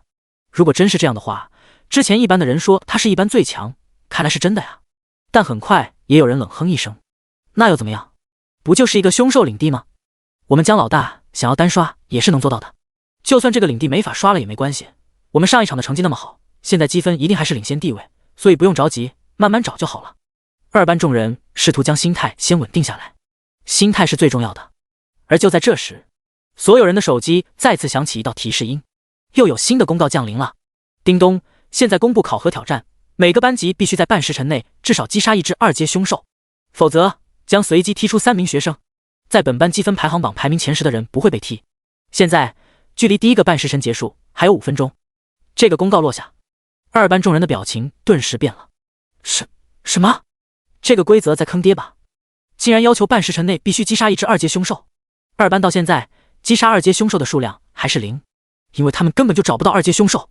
完蛋了，还有5分钟，我们班岂不是一定有人会被踢了？我的排名没有到班级前10啊，我该不会被抽中吧？这坑爹的猎场，学校制定的都是些什么狗屁规则？有些人慌了，也有些人破口大骂。在仅剩的5分钟里，他们已经不可能击杀2阶凶兽了。江修也只能眼睁睁地看着自己班级被随机抽中3个人被猎场强制淘汰。二班学生李志明由于未完成考核挑战被踢出猎场。二班学生徐春杰由于未完成考核挑战被踢出猎场。二班学生唐福由于未完成考核挑战被踢出猎场。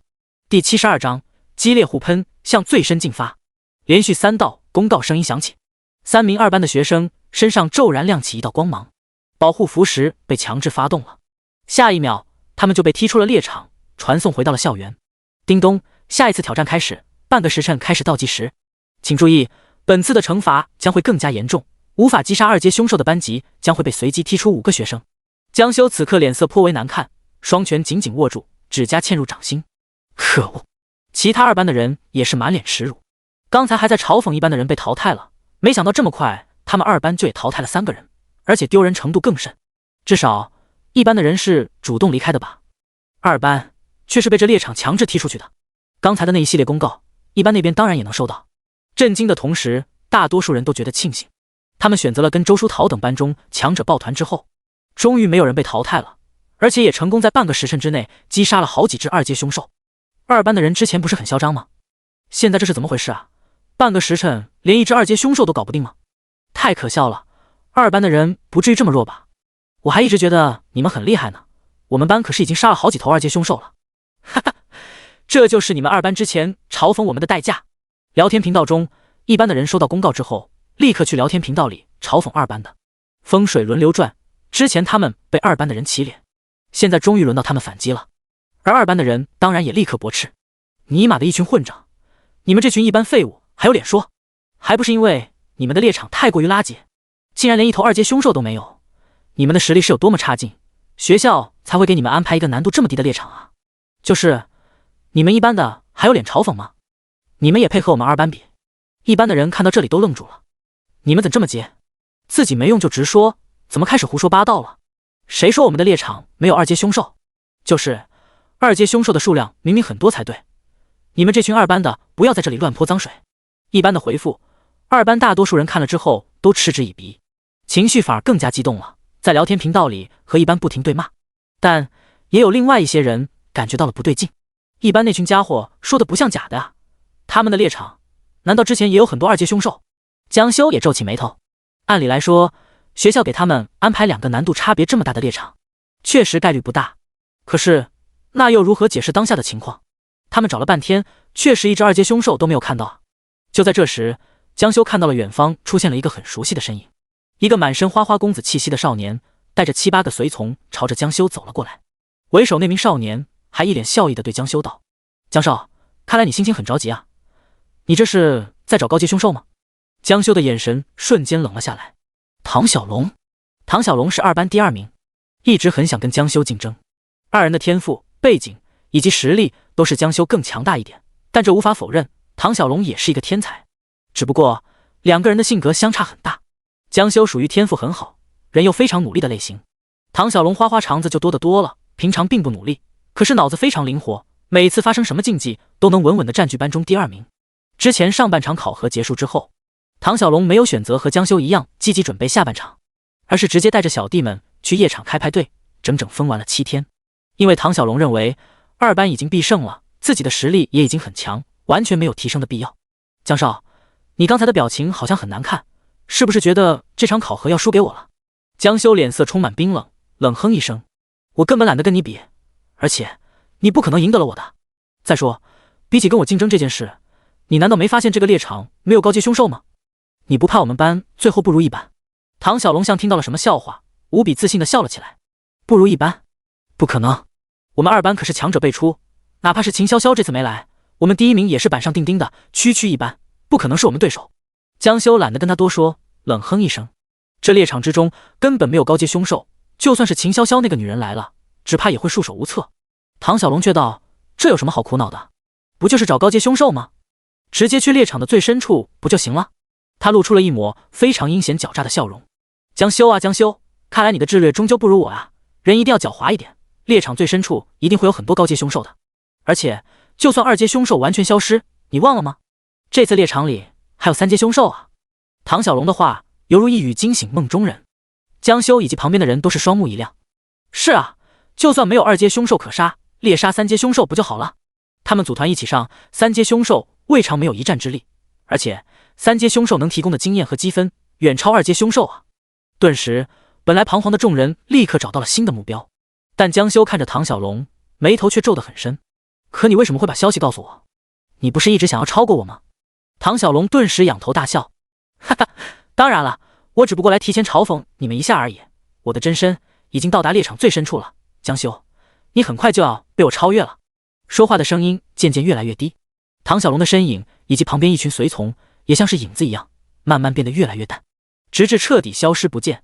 幻影，江修旁边的小弟都露出了惊讶的表情。唐小龙那个家伙的职业真是太古怪了。江修脸色阴沉，俊朗的面容狰狞起来，立刻动身，全速前往最深处，击杀3阶凶兽的必须是我们。第73章新结界。此刻，另一边，陆白正在2班的猎场中前进着，他一路上也碰到了不少2阶凶兽，但是现在2阶的凶兽对他根本构不成威胁，他可以随手秒杀。陆白发现一只杀一只，很快就畅通无阻地来到了2班猎场的最深处。下一刻，他就看到了十分惊喜的一幕：结界。地平线上，一道淡蓝色的屏障出现在了眼前，和上一个一般猎场中那个结界的样子如出一辙。自己这真是撞了大运了呀！这1班和2班的2个新手猎场竟然都有结界，如此珍贵的猎场，在前世的时候竟然被人遗忘了，实在是太不应该。陆白嘴角扬起一抹淡淡笑容，很期待的想要进去看看2班的结界之中会有什么。而在猎场外围，猫屋正在窥屏，陆白一直以来的一举一动他都尽收眼底。对于陆白现在的实力，他的内心已经有了判断。所有的2阶凶兽，陆白已经能做到碾压，伤害也能轻松打到上万，这属性已经完全能够威胁到猫屋自己了。猫屋敏锐地将陆白所有的战斗习惯全都记了下来，基本上将他一举一动都全面认真的分析。只要是人，就会有弱点的，而分析弱点恰恰是猫屋的强项。陆白的出色表现让猫屋更加坚定了暗杀的想法。如此天骄，现在不杀的话，放任他成长下去，将来还了得。就在猫屋大脑高速运转的从陆白的战斗动作中分析陆白弱点之时，他也看到了突然出现在不远处的淡蓝色屏障。顿时他瞳孔微微张大，这是什么情况？又是一个结界。对于猎场结界的出现概率有多么的低，猫屋当然也是非常清楚的。实在是想不到，这夏津一中用来给高3学生考核的2个猎场里面竟然都有结界，更夸张的是还都被陆白给找到了。猫屋的手攥紧了，内心不由紧张起来。该死，陆白一旦进去之后，画面就会被再次切断的，而且他也会搞不清楚陆白再次进入结界会从里面得到什么机缘，实力又会有什么提升，这都将成为他下一次暗杀时的不稳定因素。然而猫屋却无能为力，他总不能传送过去阻止陆白进去吧。下一刻，陆白就朝着那淡蓝色屏障走了过去，身影渐渐没入其中。几乎瞬间，猫屋的手机屏幕闪烁了一下，陷入了黑屏，信号被结界直接切断了。果然又是这样，可恶的陆白，我一定要杀了你！猫屋抓着黑屏的手机，内心有些抓狂。而陆白进入了结界之后，他的手机随即也收到了提示的铃声，是之前2班的3名学生被淘汰的公告。差点忘了，前世的时候学校还准备了一个挑战啊！半个时辰不击杀一只二阶凶兽，就会有学生被随机踢出去。只不过这个挑战在前世并没有太多存在感，因为击杀二阶凶兽，无论对于一班还是二班学生来说都不算难事。这个挑战，也就是对于除了一班与二班之外，高三的其他班级是个噩梦一样的存在。夏津一中的高三年级当然不只有2个班，只不过除了一班与二班这2个怪物班级之外，其他的实在太过普通，里面的就是真正的平民学生了，那完全不是一个层次的，因此从未被一班和二班放在眼里过。而后陆白还看了一眼聊天频道，发现里面已经吵成一片了。他淡然一笑，看着破口大骂破防的二班，表情像是在观赏一场闹剧。之前在结界中他杀死了50只二阶凶兽，所以导致整个猎场的二阶凶兽中都被清空了。这样一来，二班就算是被他坑惨了。陆白还记得那50多只二阶凶兽的尸体现在还摆在猎场的最深处呢，他不希望二班的人发现这一点，不然自己只怕又难免要显山露水了。窥屏了一会儿之后，陆白就将手机收了起来，他要继续前进了。他要看看这个猎场的结界里面藏着什么。搜魂术。前进几步之后，陆白使用了自己的控魂师天赋，利用自己的神级精神力对前方的森林进行全方位搜查。很快搜查的结果就出现了，前方有二阶凶兽5只，一阶凶兽28只，基本上都聚在同一个地方。陆白几乎可以确认，这群凶兽聚集的地方就是结界中心的入口。他立刻动身，凭借着搜魂术，轻而易举就定位到了那群凶兽的位置。陆白这一次没有任何顾忌，无论是防御力还是敏捷，他都碾压了这群凶兽，攻击力更是不必多说。因此他直接无脑乱杀，很快就将所有凶兽全部杀尽。身上霸王护肩的护盾被打掉了一点，不过无所谓，经过附魔之后，每10秒钟这个护肩就会充能一次的，除非霸王护肩全部护盾值被一次性打空了，那样的话就需要整整10分钟才能充能一次。反之，每过10秒钟，霸王护肩就会满血复活，这就是神级附魔的威力。陆白快速打扫战场，将被杀死的凶兽爆出来的材料和晶核全都收入囊中。现在他的储物戒指已经更换了，之前的那个垃圾戒指被他扔掉了，现在他身上的是张福川精心为他挑选的天使之戒，里面能够提供500立方米的储物空间。更夸张的是，他还能够为主人短暂的提供飞行能力。戴上它之后，可以使用技能飞行，每次飞行可以使用5分钟，每24小时只能使用5次。要知道，除了特殊职业和技能之外，随意飞行是9阶职业者才能够学会的能力啊。之前陆白的所有东西都被装进这个天使之戒里面了。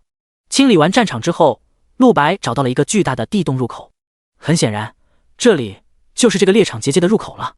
由于陆白击杀了30多头凶兽，凶兽的兽血渐渐渗入地下，很快入口的石板传来了沉闷的轰隆声，石板缓缓移动，入口打开了。第74章积分对赌令。陆白的精神紧绷起来，本以为这个结界会像之前的那个一样，进去之后会有很多强大的凶兽，然而事实不是如此。陆白进入地洞，发现洞壁两边都有铜灯，往里面走了1分钟，发现了一个青石平台，上面悬浮着一行金色小字以及一个青色的令牌。金色小字写的是：欢迎来到猎场结界。你看到的青色令牌名为积分对赌令，你可以利用对赌令选择一个班级，之后你所在的班级与你选择的班级将强制进入比赛状态，比赛时长1个时辰。比赛结束之后，将对比双方班级中第1名的个人积分，哪一班第1名积分最高，则哪一班获胜。输了的班级，全体学生积分减半，增加到另一个班级的学生身上。陆白快速浏览完了金色小字的内容，内心感到十分震惊。积分对赌令，陆白几乎可以确认，这个结界绝对不是天然生出的，而是学校高层人为制造出来的。他们是有意想让学生发现这个对赌令吗？陆白伸出手，将那悬浮在空中的青色令牌握于手中。要发动吗？只要胜利，输了的班级就会被扣除1半的积分，然后加到他们一班学生身上。而且比对的可是2个班级第1名的个人积分，陆白身上已经有整整63000分，整个高3年级有谁比他更高？看起来似乎稳赚，可我为何总觉得有诈？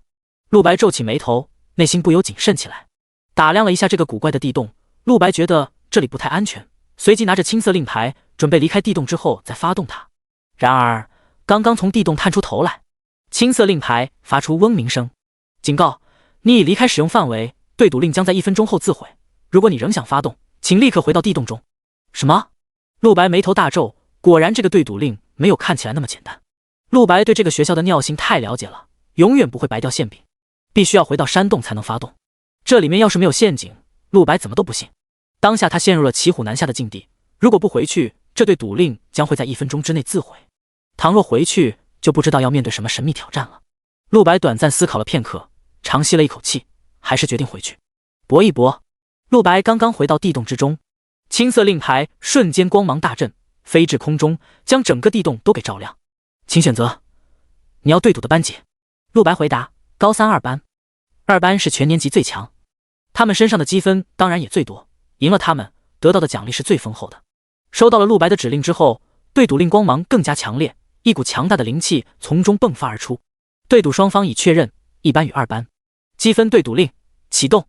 此时另一边，二班众人分为2波，一波是江修带领的，一波是唐小龙带领的，正在全力奔向猎场的最深处。江修与唐小龙都不想让对方吃下这块肥肉，毕竟说到底，这猎场考核不仅是班级的竞争，也是每个学生之间的竞争。谁不想赶紧提升自己的修为？只有修为足够高，才能够学习更多技能，获得更强的属性。想要在4个月后的高考中拿到好成绩，那么杀死的每一头凶兽都是至关紧要的。而在此期间，聊天频道中一班与二班的互喷几乎从未停歇过。如果不是猎场之中没有2阶凶兽，二班何必被迫去猎场最深处寻找3阶凶兽？这所有的怨气，二班众人当然只能化作语言攻击，在一班的学生身上疯狂发泄。你们这群一班的就是废物，修为低下的垃圾，所以学校才给你们分配这么废物的猎场。说的没错，不过你们一班不要以为我们没有2阶凶兽，你们就能赢了。就光凭借我们班在上半场刷的积分，就能碾压你们了。对，我们江老大可是有7200积分啊，你们拿什么比？就算是第2名唐小龙，积分也有6900了，这么大的数字，恐怕一班那群渣渣看了会吓得腿软吧。面对二班的狂喷，一班也有不少人忍无可忍。二班这群人今天是疯了，怎么还在说我们的猎场没有2阶凶兽？自己杀不了凶兽就来怪我们吗？真是一群疯狗乱咬人！而且7000积分算个毛，我们一班光是过万的就有2个了。只可惜积分排行榜要等到最后1个时辰才能打通，不然我们班陆白大大和小鱼姐的积分绝对吓傻你们。二班的人看了这些话之后，全都嗤之以鼻，内心的反应几乎是完全一致的，不信。过万积分这种事情从夏金一中创办以来就从来没有发生过吧？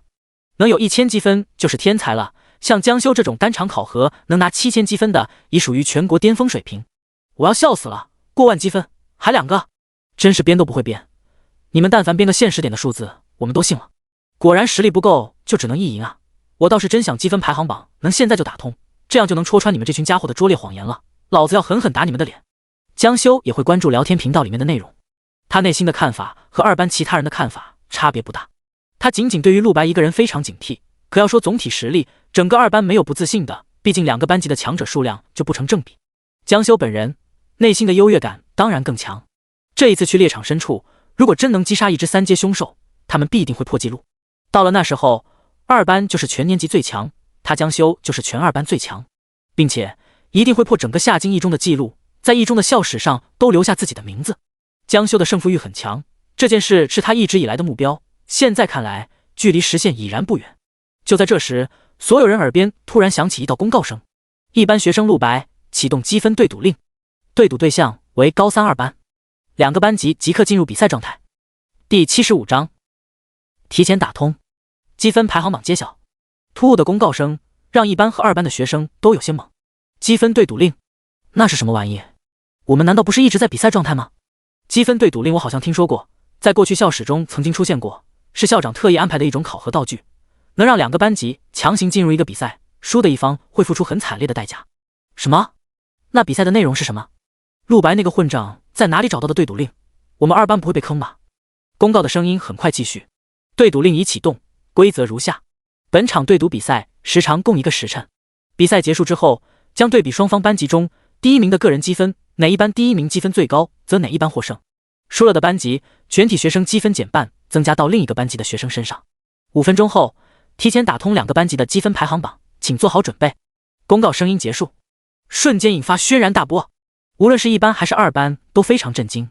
这个对赌的下场竟然是扣除一个班中全体学生整整1半积分，而且比的仅仅是2个班第1名的成绩。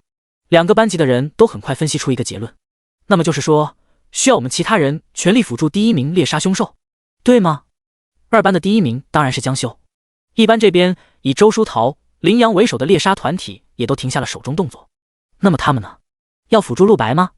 毕竟如果输了这个对赌比赛，代价是扣除整整1半积分，这是任何班级都无法承受之痛。可是辅助什么的没问题，关键是他们现在找不到陆白人在哪里啊！众人纷纷拿出了手机，试图定位陆白的位置，结果就发现了和上次一样的情况，陆白不见了，地图完全定位不到他的位置。又是结界吗？乔小雨也拿出了手机，神色有些担忧。自从陆白独身进入森林深处之后，他不得不留在外围。学生们再次邀请他，希望乔小雨能和周书桃一起并肩作战，大家组团刷怪。乔小雨也同意了，很多人都凑过来想要观看乔小雨的战斗场景。他之前拿下了3万积分的逆天成绩，其他学生当然无比好奇乔小雨是怎么做到的，甚至周书桃目光也一直盯在乔小雨的身上。前几日他的父亲周燕因为他不如乔小雨这件事而大发雷霆。事实上周书桃自己也搞不懂乔小雨究竟为什么成绩比他好那么多。所有人的瞩目之下，乔小雨拿出了自己的5星附魔法杖。然而未及出手，陆白发动对赌令的公告声就响起了。乔小雨不得不停手，大家的注意力也都转移到了陆白身上。陆白到哪里去了？必须赶紧找他啊！没错，这个对赌代价这么大，绝对不能输。乔小雨赶紧对同学们将陆白去了猎场最深处这件事说了出来。他也想要找陆白，自从上次猎场之后，他就很想待在陆白身边，毕竟他还没有报恩呢。陆白给了他这么多，他怎么能不回报呢？就在1班忙着找陆白之时，聊天频道中再次出现了2班学生的叫嚣。真想不到啊，这比赛的内容竟然是这样的。你们班那个陆白，这不是自取灭亡吗？就是比个人积分，谁能够再比过我们江老大，你们1班就等着贡献1半积分吧，哈哈哈。对于2班这种言论，1班的一群人内心都无语了。呵呵，你们开心就好。2班学生继续道，哼，之前的公告你们都听到了，再过5分钟，积分排行榜就要被提前打通了，到时候就会公开所有学生的积分。你们之前的可怜谎言要被无情戳破了。就问你们1班慌不慌？之前不是一赢陆白6万积分吗？我倒要看看是真是假。哈哈，1班的小丑还说他们有2个积分过万的人呢。江修此刻也一边赶路，一边将自己的手机给拿了出来。距离猎场最深处大概再走上不到10分钟就到了，只是他也没想到会突然发生对赌令这种事，而且积分排行榜还要提前打通。江修眼神古井无波，嘴角弯起淡淡笑意。也罢，正合我意，没想到这次还有意外收获。陆白，让我看看吧，你的积分究竟是多少？而1班那边对于聊天频道中2班的狂叫，直接懒得回复了。反正再等5分钟，积分排行榜就会打通，事实胜于雄辩。而就在这时，一旁的猫屋还在盯着黑屏的手机，满脑子都是陆白。虽然陆白进入结界之后他就看不到了，但是陆白总会出来的吧？他就不信了。猫屋决定就这样一直蹲着，必须得到陆白的详细实力情报。就在这时，他的手机突然弹出了一条信息，信息的来源是猎场之外。猫屋蹙起眉头，点开查看，这一看，脸上表情顿时严肃了起来。没想到还有这种事。那好吧，猫屋将手机收了起来，身体闪化为了一道黑影。下一刻，他出现在了乔小雨的身边，附在乔小雨的耳边对他说了些什么。什么？我的家族命令我现在必须出去。乔小雨震惊了，美眸中写满了不可思议。猫屋微微点头，耸起肩膀，给我发来的指示就是这样的，乖乖配合离开猎场吧，大小姐。乔小雨脸色难看，低声道，可是那猎场考核怎么办？我走了会影响我们全班的成绩的。猫屋将手放在他肩膀上，没心没肺的宽慰道，放心吧，最后计算班级总积分的时候，你现在的32000积分还是会正常计入的，所以不必担心，这条命令10万火急，请你配合。听到了这里，乔小雨也没有选择了，他美眸迟疑了几分，最终只得将保护符石拿了出来，轻轻一叹，那好吧，陆白哥哥，我只能下次再报答你了。随后公告声响起，1班学生乔小雨使用保护符石传送回到校园。这个消息一出，其他的1班学生们顿时全都震惊了。第76章，真想不到的结果。卧槽，什么情况？乔小雨怎么退了？他可是有3万积分啊，这一退对我们班损失也太大了。就是啊，什么时候退不好，偏偏这个时候退。链子刚好在关键时刻掉了，所有1班学生内心都骤然一沉。不过大体上还是比较乐观的。虽然乔小雨退出了，但是他们班毕竟还有陆白啊。陆白才是真正的第1名，63000积分，谁与争锋？众人情绪稳定下来，下一刻，耳边就再次响起了公告声音：全体学生注意，即将打通2个班级的积分排行榜，排行榜将合二为一，在保留班级排行榜的前提下，新增总榜，双方学生都可以查看对方的班级排行榜以及总榜。2个班级的学生神经都紧绷了起来，这一刻都把手机拿了出来，迫不及待想要看一下对方班级的排行榜。一班的学生们都是满心欢悦，马上2班那群家伙就能看到他们班陆白的积分了。到时候真想看看2班那群家伙脸上的表情有多精彩。2班学生也急不可耐地进入了1班的积分排行榜，直接搜索陆白的名字。终于，众人的手机亮起一道光芒，积分排行榜正式打通。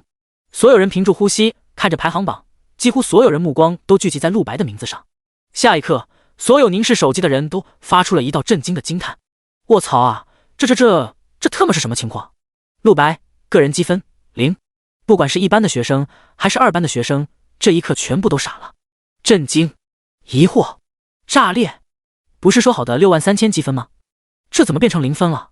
第1名的名次也在这一刻瞬间变成了全班倒数第一。1班的学生们表情全都凝固了，内心犹如万马奔腾，几乎不敢相信自己的眼睛。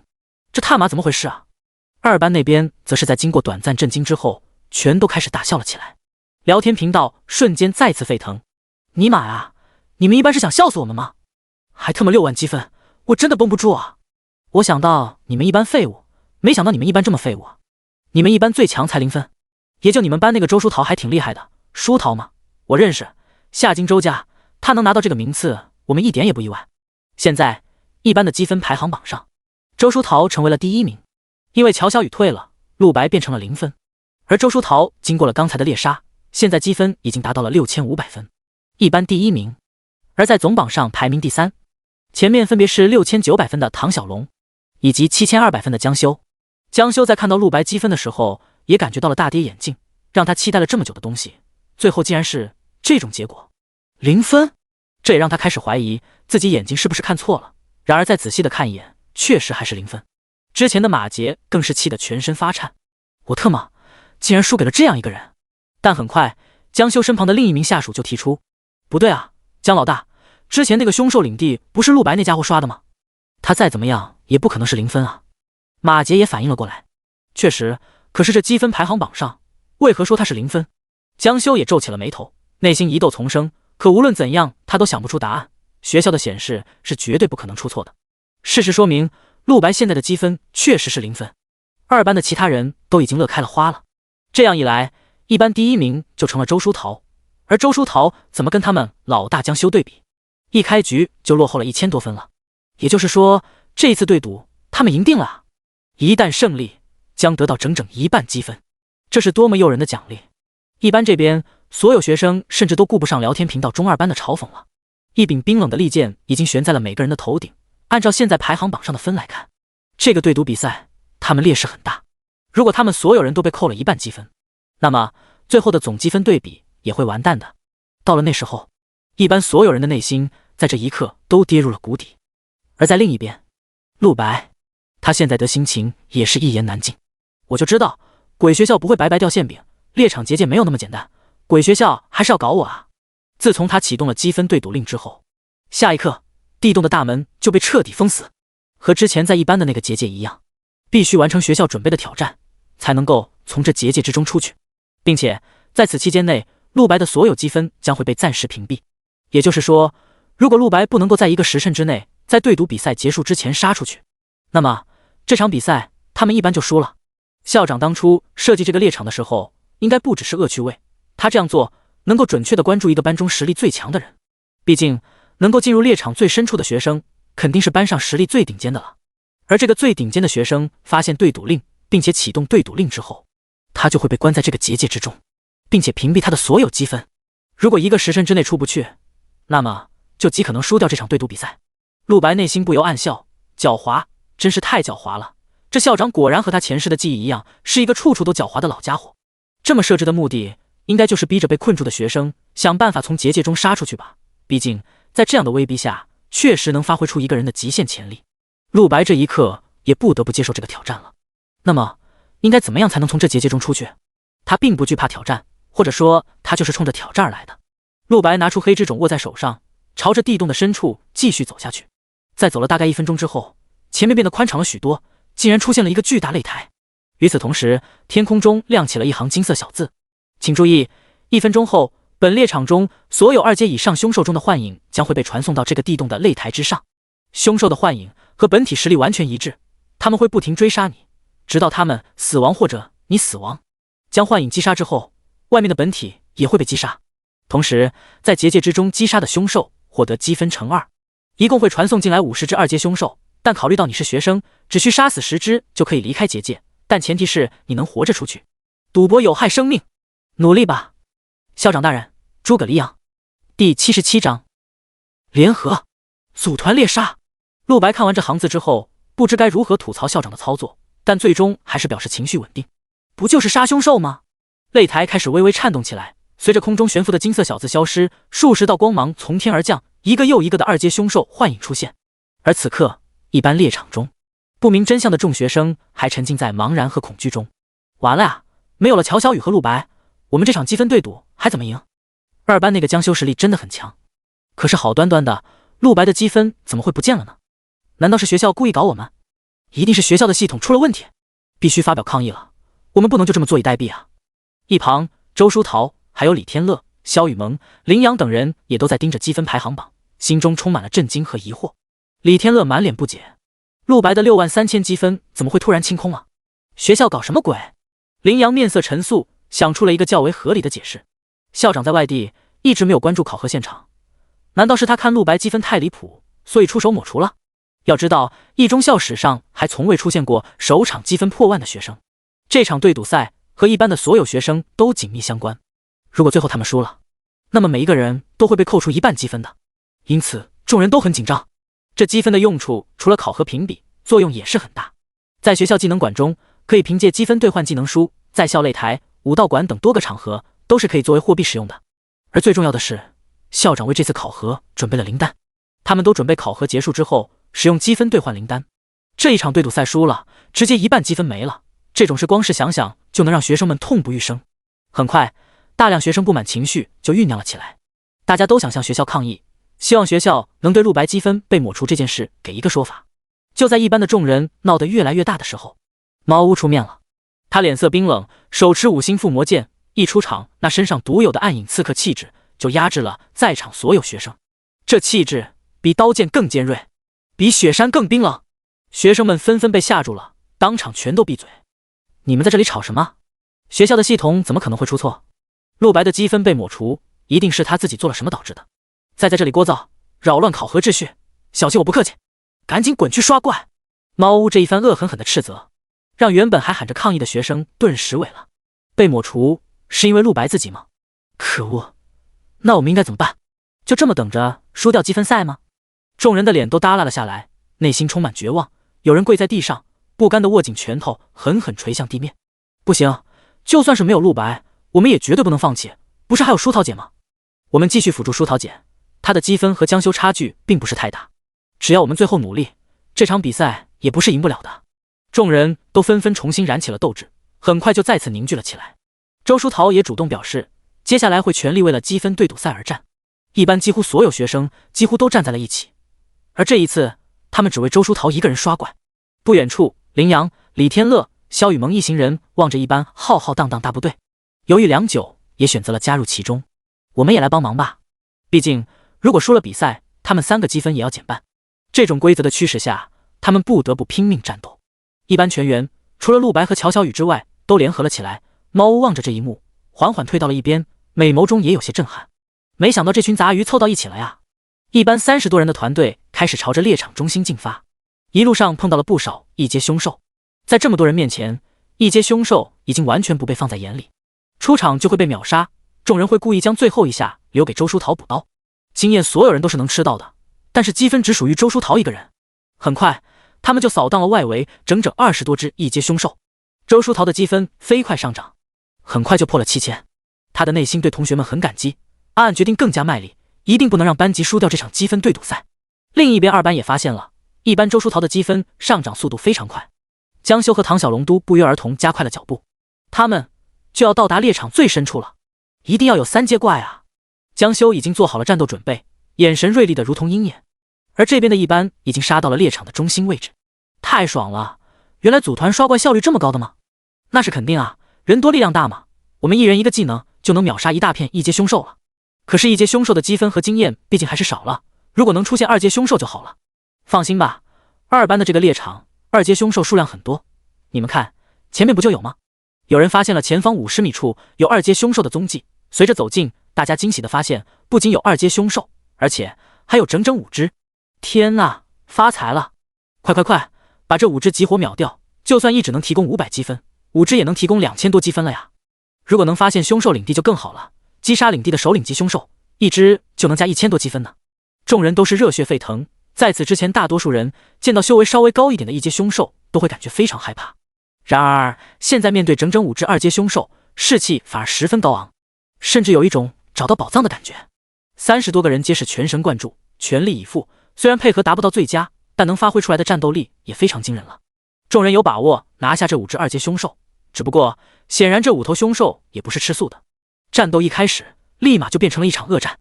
哪怕是30多个学生一起上，还是好几个人重伤。要不是班里几个牧师拼命奶，恐怕就要当场交代了。第78章坑爹，离奇的死亡。快，这5只2阶凶兽全部都大残了！不枉老子这么拼命的输出啊！哈哈，没想到我才1阶就能参与击杀2阶凶兽了。是啊，某种意义上，这也算是我们亲手击杀了2阶凶兽。上，书桃姐，趁着这5个畜生虚弱，赶快补刀。2阶凶兽的血量恢复速度很快的。没错没错，干了这5只，书桃姐的积分一定就超过2班那个江修了。众人连忙让周书桃补刀，周书桃也立刻动手。然而，就在他一个强大 AOE 魔法轰出去的那一刻，诡谲的事情发生了。5只2阶凶兽不知怎么还没有被魔法攻击到，突然集体暴毙了，全都倒在了地上，成为了5具尸体。魔法轰在了他们身上，没有出现任何伤害数字，而且这5具尸体没有提供任何战利品，别说是积分了，就连经验，在场学生都没有一个闻到的。什么情况？刚才发生了什么？我眼花了吗？我刚刚看到这5只2阶凶兽好像自己死掉了。众人在经过了短暂懵逼之后，又确认了确实没有得到任何战利品，顿时所有人都露出了无比震愕的表情。尼玛啊，什么情况？我们的经验呢？现实世界也有 bug 吗？书桃姐的积分也没有增加。卧槽，这他妈什么鬼？难道是因为刚才这5只凶兽离奇死亡的缘故？可是这5个畜生是怎么死的？难道是自杀的吗？学生们的心情都有点崩溃，就好像网游里刷了半天的怪，刷完了之后发现什么东西都没得到，这种感觉真的能让人一秒抓狂。本来还在狂喜的学生们，这一刻彻底炸开了锅，所有人的心中都充满了诡异。萧雨萌紧皱眉头，充满疑惑的开口：我怎么感觉这一幕有种似曾相识的感觉啊？你们还记得上半场吗？也是书桃刷了半天2阶凶兽，快要击杀的时候，凶兽突然离奇消失了。这一次凶兽虽然没有消失，但也非常诡异，直接死亡了。我感觉和上次很像。萧雨萌的这番话也让在场很多学生都想起了上半场的回忆。对啊，上半场也发生过这种诡异事件的。可是这到底是怎么回事呢？难道真的是学校故意给我们一班使绊子？只有林阳在一旁沉默的轻托下巴，眼神若有所思。上半场的时候他也在结界里面，大概明白上次的事是怎么回事。那么这一次会不会也是陆白搞的鬼呢？难道说这个猎场里面也有结界？学生们在集体怒骂学校的不做人之后，终于还是只能收拾心情，继续前进刷怪。他们也没得选，只是这一次所有学生心中都很有怨气。萧雨萌和另外一些女生聚在周书桃旁边，安抚周书桃的情绪。毕竟2次战利品离奇消失这种事都发生在她身上，周书桃真的挺惨的。然而周书桃却柔和一笑，并没有表现出抱怨的情绪。没事的，我相信凶兽不会自己消失的，出去之后我会找学校问背后的原因，一定不让大家白受损失。其他学生也只能收拾心情，继续寻找2阶凶兽。突然有人双目一亮，指向前方：快看快看，你们快看，前面那是什么？你嘚瑟时，卧槽，那是一个凶兽领地。没想到在这么偏僻的地方竟然有个凶兽领地啊，我们这次撞大运了。前方在一座丘陵之下出现了一个淡红色区域，这标志着前方出现了一个凶兽领地。凶兽领地相当于福利的存在，只要你能摆平里面的几十只凶兽，再杀死首领的2阶凶兽，就可以得到巨额积分，外加一个宝箱奖励。一般众人欣喜若狂，只要我们能够将这个凶兽领地给清空，那么积分就绝对能超过2班了。兄弟们冲冲冲啊！之前5只二阶凶兽离奇消失的悲伤都一下子被冲淡了许多。周书桃也认真了起来，带领着30多名学生正式进入这个凶兽领地。这个凶兽领地是魔化钢牙兔的领地，这种凶兽速度很快，非常灵活，攻击力也不弱，但是防御力和血量很低，能够快速刷掉。这个领地当中大概有50多只1阶魔化钢牙兔，最弱的有1阶3级，最强的是1阶9级。学生们直接开杀，经过了一番血战，很快就全部解决了。至此，周书桃的积分已经超越了江修，达到了整整9100分，破9000了。哈哈，这就是我们组团刷怪的优势啊！冲冲冲，争取破万，第1名和第2名没了又如何？我们班还能创造出第3个破万的学生。书桃姐威武，有了书桃姐，我们这次对赌赛必胜了。众人欢欣鼓舞，带着这种情绪开始挑战领地中的大 BOSS 魔化钢牙兔首领，修为整整2阶5级。作为凶兽领地中的2阶凶兽，哪怕仅仅是2阶1级，也会比外面同等级的凶兽强大整整1倍以上，非常不好惹的存在。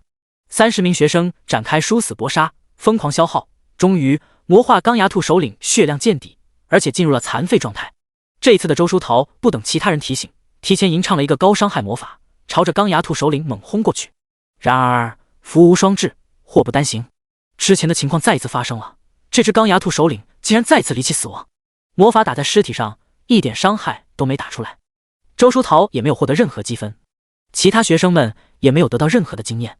这一次所有学生们的心态就真的可想而知了。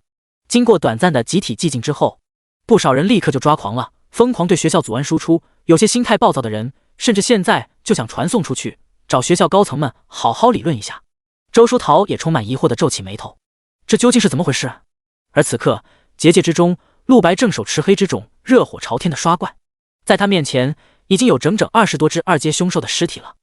第79章猎场深处，这群凶兽数量多又如何？陆白现在防御上有霸王护肩，攻击上有黑之种以及2大天赋，哪怕完全不使用任何技能，凭借着恐怖的攻速一直平 A 就能轻松瞬秒一大片2阶凶兽。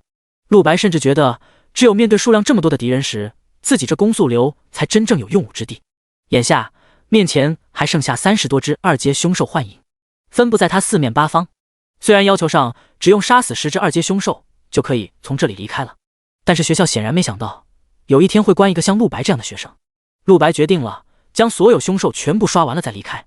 当然他也提前想到了自己这样做势必会让外面那群同学们因此受到损失，但他现在也没有办法，一切只能怪学校安排这么坑爹的规则。忽在这时，头顶上再次出现了一行金色小字：你已经完成了结界的考验，目前你已击杀了20多只2阶凶兽，不得不说你是一个很强的学生。也许你现在是重伤状态了，你可以直接用意念终止结界的考验，传送离开这里，所有凶兽会停止进攻，并且你会得到一个宝箱。根据你的表现，目前宝箱为 S 级 DSSS， 你也可以继续刷怪，提高最后获得宝箱的品质。但校方郑重的在此提醒你，注意生命安全，切勿冒险。嘴上说着让学生注意安全，但是这奖励分明是在诱人犯罪啊！陆白忍不住吐槽了一句。他当然不会退，黑之种横于胸前，4面8方的凶兽幻影继续朝着他冲过来。战斗继续。此刻2班这边积分排行榜上的变动立刻引起了他们的注意。马杰的神情有些紧迫，对着江修道：江老大，你快看，1班那个周书桃积分已经超过9000了，现在已经超越我们班了。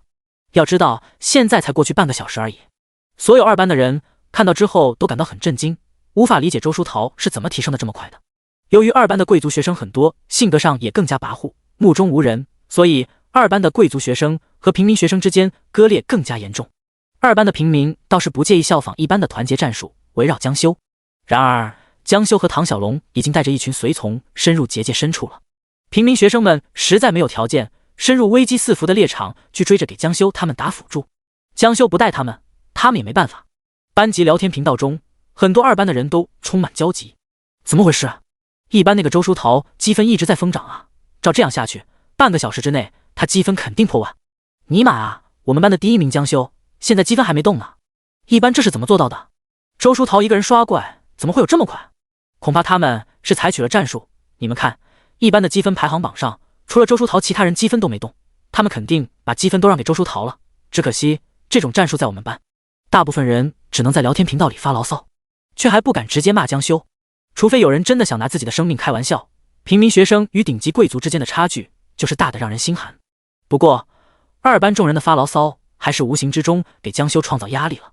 他一边赶路，一边冷哼一声：“不就是9000积分吗？那又如何？你们看，前面就是猎场深处了。我们终于到了，这里必然会有整个猎场中最高级的凶兽，而且这里一般的人绝对没有来猎杀过。毕竟这里可是会有3阶凶兽出没的，一般的学生绝无可能踏足这里。他们可以放心大杀特杀，只要能弄死一只3阶凶兽，最少增加2000积分，直接就把比分追回来了。因此，江修并不是很急，旁边的一群小弟们脸色也都激动了起来。这猎场深处终于还是到了。江老大，你快看，是唐小龙那群人！传来了马杰的声音。马杰手指向前方，众人纷纷顺着他的手指望去。果然，远方唐小龙正带着一群随从聚在一个山洞的顶上，在那山洞的外围还散布着几十具凶兽尸体，其中大部分是1阶的，但也有10几只2阶。江修顿时心中一紧，冲了过去。难道说让唐小龙那个家伙抢了先机？众人飞快地来到了洞口周围，看到地上的有这么多凶兽尸体，大部分人都觉得这一定是唐小龙先来一步带人杀死的。然而江修立刻看出了不对劲，这群凶兽尸体都已经非常腐败了，绝对不是今天被杀死的，也就是说这些尸体全都是一般猎杀的。此话落下，周围的人身体齐齐一震。什么？一般那群人竟然已经来过这里了？不可能啊，这里可是猎场最深处。江修自己都觉得非常震惊，一般那群人难道开挂了？这里可是猎场最危险的地方啊，一群新生就算身上有顶配武器 B 级也不可能走到这里的。就在江修一群人惶然费解之时，头顶传来了唐小龙的声音。唐小龙一群人在发现了江修他们来了之后，不仅没有驱赶，反而还主动的邀请他们：“江修，你们来了，快过来看，山洞顶上，这里。”唐小龙的声音都有些颤抖了。江修的眉头皱得很深，锐利双眸写满了疑惑，立刻带人去到了山顶之上。究竟是什么东西，能让唐小龙放下和自己的争斗，主动邀请自己来看？又是什么东西能把唐小龙这么没心没肺的人吓得声音都颤抖？江修旁边的小弟们脸色都怪怪的，江修阴沉着脸，步伐加快，内心隐隐有种不祥预感。很快，他们都来到了唐小龙一行人旁边，这才发现这山洞顶上竟然有一个巨大的圆形大洞。唐小龙他们都伏低身子，趴在大洞旁边往下看着，眼神中写满了震惊，没有一个人能移开目光。江修一行人也连忙和他们一样，朝着下方望去。下一刻，所有人的眼神都写满了惊骇。第80章，令人震惊的名单。在这洞口之下，竟然密密麻麻地躺着整整50多具凶兽遗骸。从尸体的破败程度，可以判断出他们也是在1周之前死亡的，而且全部都是2阶凶兽。如此多的尸体摆放在一起，给人带来了巨大的视觉冲击。二班众人都觉得头皮发麻。江修呼吸急促着，整个人沉默了。一个恐怖的想法跃上心头，难道说这个猎场中所有2阶凶兽都在这里？此话一出，在场10几个人都倒吸了一口冷气。他们之所以寻找半天都找不到2阶凶兽，是因为他们全都死了。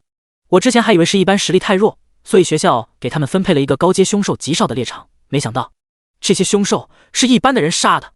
不少人浑身颤抖着，直接坐在了地上，感觉腿直发软。这种事实在太难以置信了，一般的人哪来的能力击杀50头2阶凶兽？这换做任何人都无法接受。要知道，一班总共34名学生，全部凑在一起还不如凶兽的数量多。就算他们2班实力上游的学生想杀一头2阶凶兽，都至少需要8人组队，还不能保证无伤亡。而50多头2阶凶兽，这可不仅仅是数量上的相加，而是强度的质变。结果竟然被一班全歼了。还是江修最先恢复了理智，他将情绪强行稳定下来。在这上面乱猜没用，我无法相信这是一般的人干的。走，我们下去看看有没有什么线索。另一边的唐小龙等人黯然抬头下去。虽然这洞中所有的2阶凶兽都已经变成了尸体，但是那毕竟是50多只2阶凶兽啊，光是尸骸散发出来的压迫感就足以让他们全身颤抖。在场绝大多数人都没有胆量下去，光是尸体就足以让2班人人色变，怕成这样，也让江修更加无法相信这群凶兽是被一般的人杀死的。一群废物，有什么好怕的？他愤怒地握紧拳头。所有人跟我一起下去，敢有不从者，别怪我不客气。江修都这样说了，其他人再怕也只能听命。唐小龙等人也壮起胆子，跟在江修等人后面。5分钟后，所有人都来到了石洞之下，密密麻麻堆叠的尸骸已经腐烂了1周，让本就狰狞恐怖的2阶凶兽变得更加瘆人惊悚。能够激发人生理上的恐惧。万幸凶兽不像普通动物一样，死去之后并不会散发出恶臭味，不然这地方根本就没法下来。许多人望着附近巨大的凶兽尸骸，因为惊恐无法挪动脚步。江修则带着几个人开始小心翼翼在这山洞中搜索了起来。他发现这个山洞有些奇怪，空气中散发着还未散去的灵气气息。难道说这里过去是一个结界？江修当然也知道猎场结界是什么，只是这么稀有的东西，他从没想过会出现在新手猎场。但当下似乎只有这一种解释，能够说明当下看到的一切。唐小龙满脸嫌弃地踢开脚边的凶兽头颅，走近江修。江修，你知道这里是怎么回事吗？江修将自己的推断说了出来，暂时他也顾不上跟唐小龙争斗了。凶兽都被人杀完了，二人现在内心的震惊与疑惑远超一切。唐小龙十分吃惊，内心也恢复了几分胆量。猎场结界，这个推断也太大胆了吧！不过这确实是最合理的一种解释，不然50多只二阶凶兽怎么会都聚在这地方？只不过看这已经散去的灵气，岂不是说明这个结界已经被人通关了？结界有些类似于网游之中的副本，如果没有玩家来打通的话，那么就会一直存在，直到有人完成了猎场的考验，将其通关，结界才会像现在二班众人看到的这样完全消失。现在我只想知道通关这个结界的人是谁。过去曾经发生过盗猎者潜入校方猎场的事件，现在很像是有高阶职业者组团通关了这个结界。如果因为这个原因导致所有凶兽全部死亡的话，我们就能向学校申请重赛了。江修充满冷静的道，旁边的人都双目一亮。神推理啊，江老大的思路太清晰了。这样一来，我们就能要求取消对赌赛，并且更换猎场。那样的话，再来一次考核，我们绝对能碾压一班。那我们快去寻找功勋牌。所有人都喜形于色，像是看到了希望的烛火。猎场结界的通关者名单也会存留下来，保存在功勋牌上，与凶兽领地同。只要找到功勋牌，就能知道一切真相了。江修与唐小龙发动众人一起寻找。很快，有人在山洞的中心位置找到了一块闪烁着金光的透明光屏。一个二班学生激动道：“你们快来看，我找到功勋牌了！”众人立马聚了过来。功勋牌的光芒渐渐强烈，很快击杀者名单就会出现。江修和唐小龙紧张地注视着名单，有 99% 的可能是外界的盗猎者团伙所为。江修沉声道。周围的学生纷纷愣住，为什么是 99%？ 江修脸色阴沉，我也希望是我多想了，但是还有 1% 的可能，这是一班干的。周围人一惊，纷纷出声排除这种可能。不可能有那种事的，作为新生绝无可能通关猎场结界，更何况一班的人比我们还弱。就是啊，江老大太多心了，最有力的证据就是一班之前的积分数量根本不吻合，最高的周书桃也就才5000积分，他们如果真有人杀了50多只二阶凶兽，最起码也有几万积分了吧？等等，几万积分？我怎么感觉这件事跟之前听到的流言有关联呢？有人突然回想起之前有一班的人传出陆白身上有6万多积分，瞬间众人一片寂静。这个恐怖的想法让在场所有人都沉默了，就连江修和唐小龙也脸色难看，他们也无法证明这个想法是错误的。恰在此时，那功勋牌的名单总算显现出来了。众人凝睛细看，下一刻所有人都斯巴达了。击杀者名单：第1名陆白，第2名乔小雨，第81章绝望第2班。这2个名字的出现让众人排除了所有假设。事实证明，真相是所有人最无法接受的一个。大部分人当场如遭雷击，全身瘫软地坐在了地上，不停地倒吸冷气。其他好一点的也都苦着脸，手呆滞地揉着头发，嘴唇颤抖，露出一副见了鬼的模样。江修的身体完全定住，瞳孔震惊放大，目光完全无法从名单上移开。陆白，乔小雨，他声音颤抖了。这一刻，没有人说话，众人脸色要多难看有多难看。现在回想起之前发生的一系列事，二班的众人终于把一切都想明白了。先前聊天频道中，一班那群人说的话，恐怕都不是夸口，而是真正的事实。一班真的有2个积分过万的人，而陆白身上有6万积分的事情，必然也是真的。此刻二班众人都觉得世界观炸裂了。唐小龙苦笑着道：“尼玛的，费尽力气来猎场深处，没想到会看到这种东西。难道说这个叫陆白的加上乔小雨2个人有能力杀死50只凶兽？”对于陆白这个名字，唐小龙完全没有印象。不过乔小雨则因为权贵身份和唐小龙也算点头之交，但他对于乔小雨的了解也仅限于一个普通的贵族学生，无论如何都想象不出他是怎么跟50只二阶凶兽战斗并且还胜利了的。而江修脸色阴沉，脑海中一片空白。他想要出言鼓励一下旁边这些二班的人，让他们跟着自己继续搜索这猎场中可能出现的高阶怪。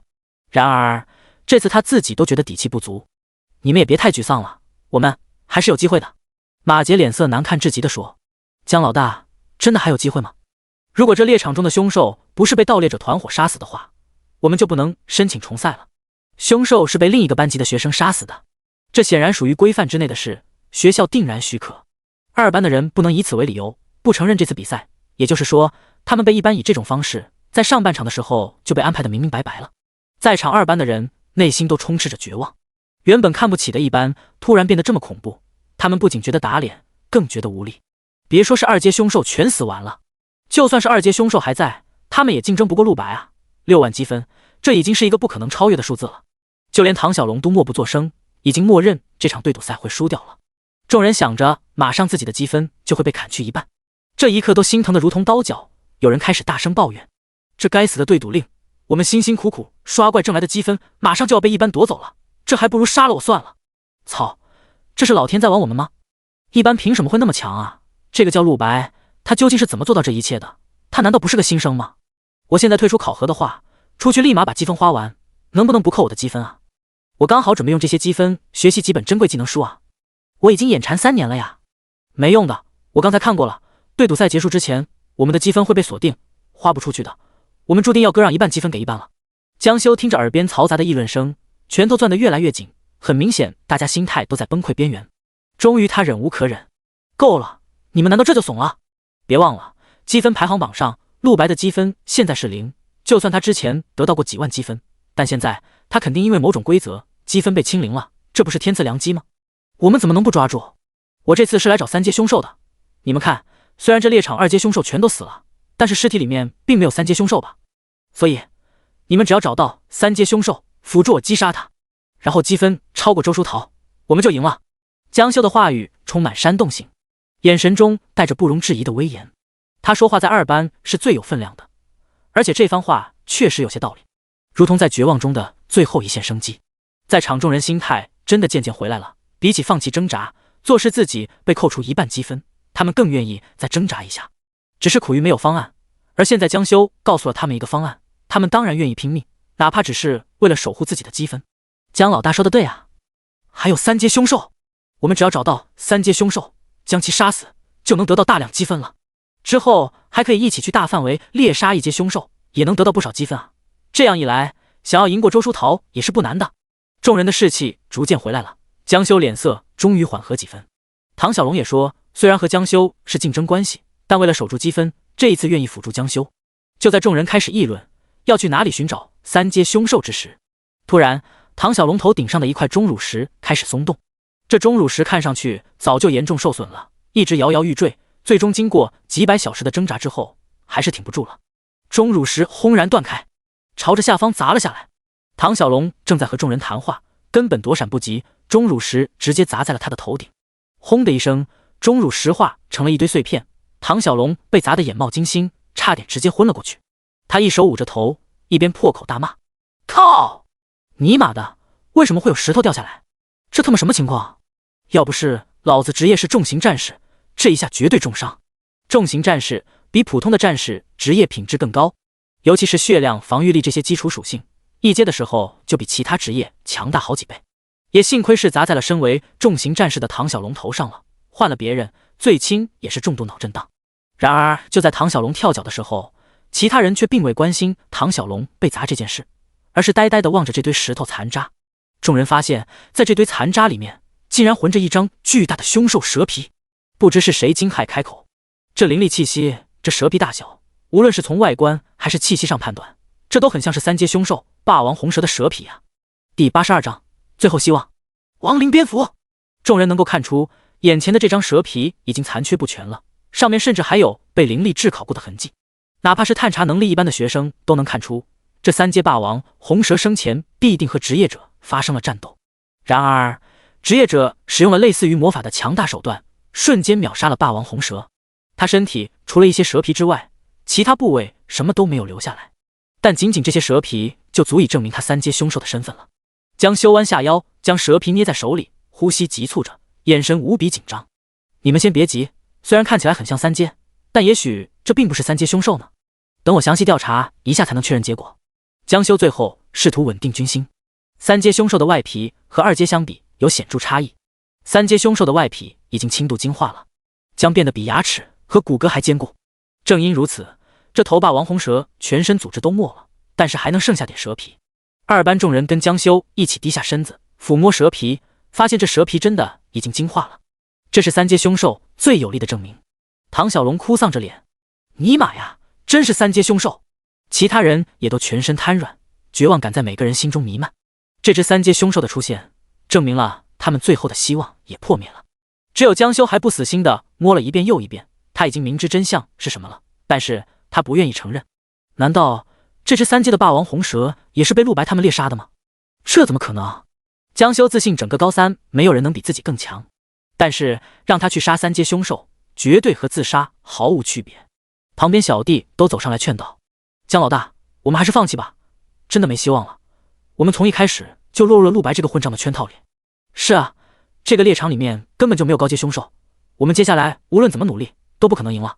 必输的局面下，所有人都开摆了，这一次甚至江修都放弃了。众人在此地坐了良久，决定还是上去，这满地的凶兽尸体实在没法多看，多看一眼都会被强烈刺激到。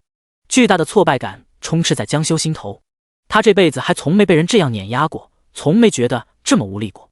陆白那个家伙真的比我强。江修黯然低喃，那意气风发的面容现在就像僵尸一样死气沉沉。就在一群人准备组团上去的时候，忽然耳边传来了无比刺耳的撕裂空气声，来自于山洞的最深处，越来越近，像是什么东西在飞行。在场众人立刻被吸引了，朝着声音来源望去，江修也眉头大皱。这猎场里面除了我们之外还有其他生物。下一刻他们听到了挥舞翅膀的声音，随后看见了无比震撼的一幕，一只和小汽车差不多大小的蝙蝠出现在了众人眼前。他伸出手抓起了地上两只二阶凶兽的尸体，塞在口中囫囵吞咽了起来。骨头被嚼碎的声音在二班众人耳边炸响，令人毛骨悚然。看着已经腐烂了1周多的尸体被这只巨大蝙蝠吃得津津有味，很多人都捂着嘴巴，差点当场呕吐。看起来那巨大蝙蝠好像很虚弱，他一直在不停地吃着地上的尸体，竟然都没看到30多米外站着的二班众人。二班大多数人已经完全愣住了，呆滞地看着这只蝙蝠的所有动作。然而江修却双目大亮，压低声音激动地对所有人道：我的天啊，你们看，这是一只3阶的凶兽亡灵蝙蝠。众人这才反应过来，连忙打开了这只蝙蝠的属性面板。亡灵蝙蝠 LV 3阶1级，攻击力3900，生命值15005800，重伤。众人看完了亡灵蝙蝠的数据，顿时全都出离兴奋了，因为在亡灵蝙蝠状态栏中竟然是重伤状态，他的生命值也消耗了大半。这一切都表明这是一头无比虚弱的亡灵蝙蝠，他之前一定是被什么给重伤了，然后可能在自己的老巢里休养了整整1个星期，恢复了一点力气之后才出来，试图通过吃掉2阶凶兽尸体的方式给自己疗伤。这个世界很像是网游与现实融合之后的产物，因此诞生出了状态这个东西。将一只凶兽打成残血并不意味着凶兽会被重伤，它还是能够正常战斗和行动。想要触发重伤状态，必须给凶兽造成严重的内伤，届时凶兽的行动会变得无比迟缓，犹如将死之人，战斗力大大下降。而除了重伤之外，还有各种状态，例如冰冻、残疾、流血、中毒、生病。跟以上这些状态相比，残血反而都显得最不可怕，因为残血了直接补血就可以，哪怕是最低级的牧师使用最低价的治疗术都能给你加回来。但如果被负面状态笼罩，比如残疾，那么这个状态很可能伴随你一辈子。传说有些牧师强者能用禁咒治疗残疾，但那样的牧师是凤毛麟角，这种禁咒终究不是普通人能享受到的。前世的乔小雨就是因为腿部残疾导致了行动不便，最终战死。这也就不难解释为什么现在二班这群人会这么兴奋了。所有人纷纷做好了战斗的准备，江修也是这时才发现自己有多愚蠢。3阶的霸王红蛇确实已经被击杀了，但是谁说过猎场里面只有一头3阶凶兽？只要能把这只亡灵蝙蝠干掉，他们二班就还有赢面。一班围绕着周书桃的大部队，在发现了凶兽领地中的首领凶兽也离奇死亡之后，纷纷冲出了领地，开始搜索其他2阶凶兽。果然他们很快就发现了更惊悚的事情，再也找不到活着的2阶凶兽了，要么是他们刚找到就发现对方突然嗝屁了，要么就是干脆只能找到尸体。这些二阶凶兽的集体暴毙，让一般所有人都百思不得其解，他们简直无法用语言来形容心中的震惊。第83章，凶兽巢穴。二班的惊喜发现，林阳露出看透一切的表情，内心的震惊更甚于其他人。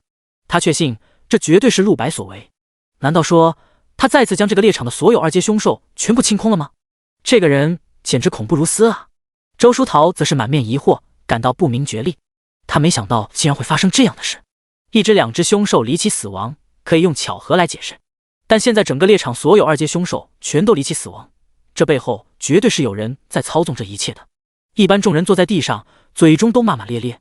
幸好从积分排行榜上来看，书桃姐的积分还是领先的。是啊，你们看，二班那群人的积分竟然从开局到现在完全没动过。对赌令已经过去大半个时辰了，只要优势保持下去，我们就赢了。这猎场实在是太古怪了，等我出去一定要找学校讨个公道。加一，马德学校简直太恶心了，如果我们因为这个输掉，我一定要每天向学校投诉。还好二班比我们想象的要弱得多啊，就这种水平之前还敢那么嚣张，嗨！内心的憋屈的众人在看到排行榜上的优势之后，总算松了一口气。虽然他们遭受了莫名其妙的制裁，但看起来他们好像就要赢了。不少一般学生的腰板都挺直了，在聊天频道说话大声了许多。再遇到敢嘲讽一般的二班人，他们就毫不犹豫的反击。现在的他们已经成为了优势方，自然少不了以其人之道还治其人之身。周书桃在看到这一切后，美眸也终于平静了几分。还好，现在的自己还是总榜第一名，优势很大。大家把希望都寄托在了他一个人身上。假如最后输了，周书桃将完全无法面对这些对自己充满期待与支持的同学们。忽在这时，有人急呼出声：“等一下，出大事了！你们快看，二班将修的积分动了！”突然发生了一些状况，所有盯着排行榜的人都发现，就在刚刚，总榜上第一名与第二名的名次突然变动了。卧槽，还真是，江修的积分一下子就加了2000多啊！书桃姐的排名被反超了，怎么会这样？而此刻，二班江修带着众人已经将亡灵蝙蝠的尸体踩在了脚下。三阶凶兽固然强大，但这只毕竟是重伤状态，10几个二班强者集火还是能轻易斩杀的。干掉这只亡灵蝙蝠之后，江修身上积分直接增长了2000多积分，达到了9900分，不仅超越了周书桃成为了第一名，而且现在距离10000积分只差100分了，这大大提振了周围人的士气。太棒了，江老大，我们领先了！只要继续保持下去，这场对赌赛胜利的就是我们！哈哈，真是天无绝人之路，只是不知道这只亡灵蝙蝠是被谁给打成重伤的，真是帮了我们大忙。所有人都喜得合不拢嘴，一片欢欣鼓舞。江修同样感到庆幸，这只亡灵蝙蝠的身上有剑气残留，可以推测出是被持剑的职业者重伤的。事实上，1周之前陆白进入这个山洞的时候，除了霸王红蛇之外，这里面还有其他的3阶凶兽。霸王红蛇只不过是入侵了这座山洞而已，而在这座灵气旺盛的山洞之中，实际上还有另外一个原住民——亡灵蝙蝠族群。最初，亡灵蝙蝠首领对于人类的入侵十分不喜，准备出击将入侵者杀死。然而，陆白一发附魔威灵，威力肆虐了整个山洞，霸王红蛇被当场秒杀，也给100米之外亡灵蝙蝠造成了重伤，直接让他陷入濒死状态。顿时，亡灵蝙蝠被吓得半死。凶兽也是有智商的，修为越高，智商也就越高。那一发附魔威灵让亡灵蝙蝠彻底清醒了，外面的入侵者不是自己惹得起的。而且当时的他血量只剩下不到200了，只能瑟瑟发抖爬回自己的巢穴中暗自疗伤。他还封闭一切感知，生怕被发现。万幸，陆白最终没有找到他。劫后余生的亡灵蝙蝠躲了1周之后才敢出来，没想到刚出来就碰到了二班众人。江修开口道：“大家再找找，既然这个山洞中还有活下来的凶兽，那么就不一定只有1只，我们继续往深处看看。这个山洞之中有许多岔道，盘根错节。”二班众人克服了心中恐惧，兵分多路，按照江修的命令开始搜索了起来。功夫不负有心人，过了20分钟之后，还真让他们找到了一处隐蔽的凶兽巢穴。众人立刻集合，10几个人聚集在了一座小石窟之前。在洞窟的入口处可以看到7、8只1阶亡灵蝙蝠在不断的进出着，众人都是喜形于色。太好了，没想到这里有一个凶兽族群啊！会不会还有1只3阶凶兽？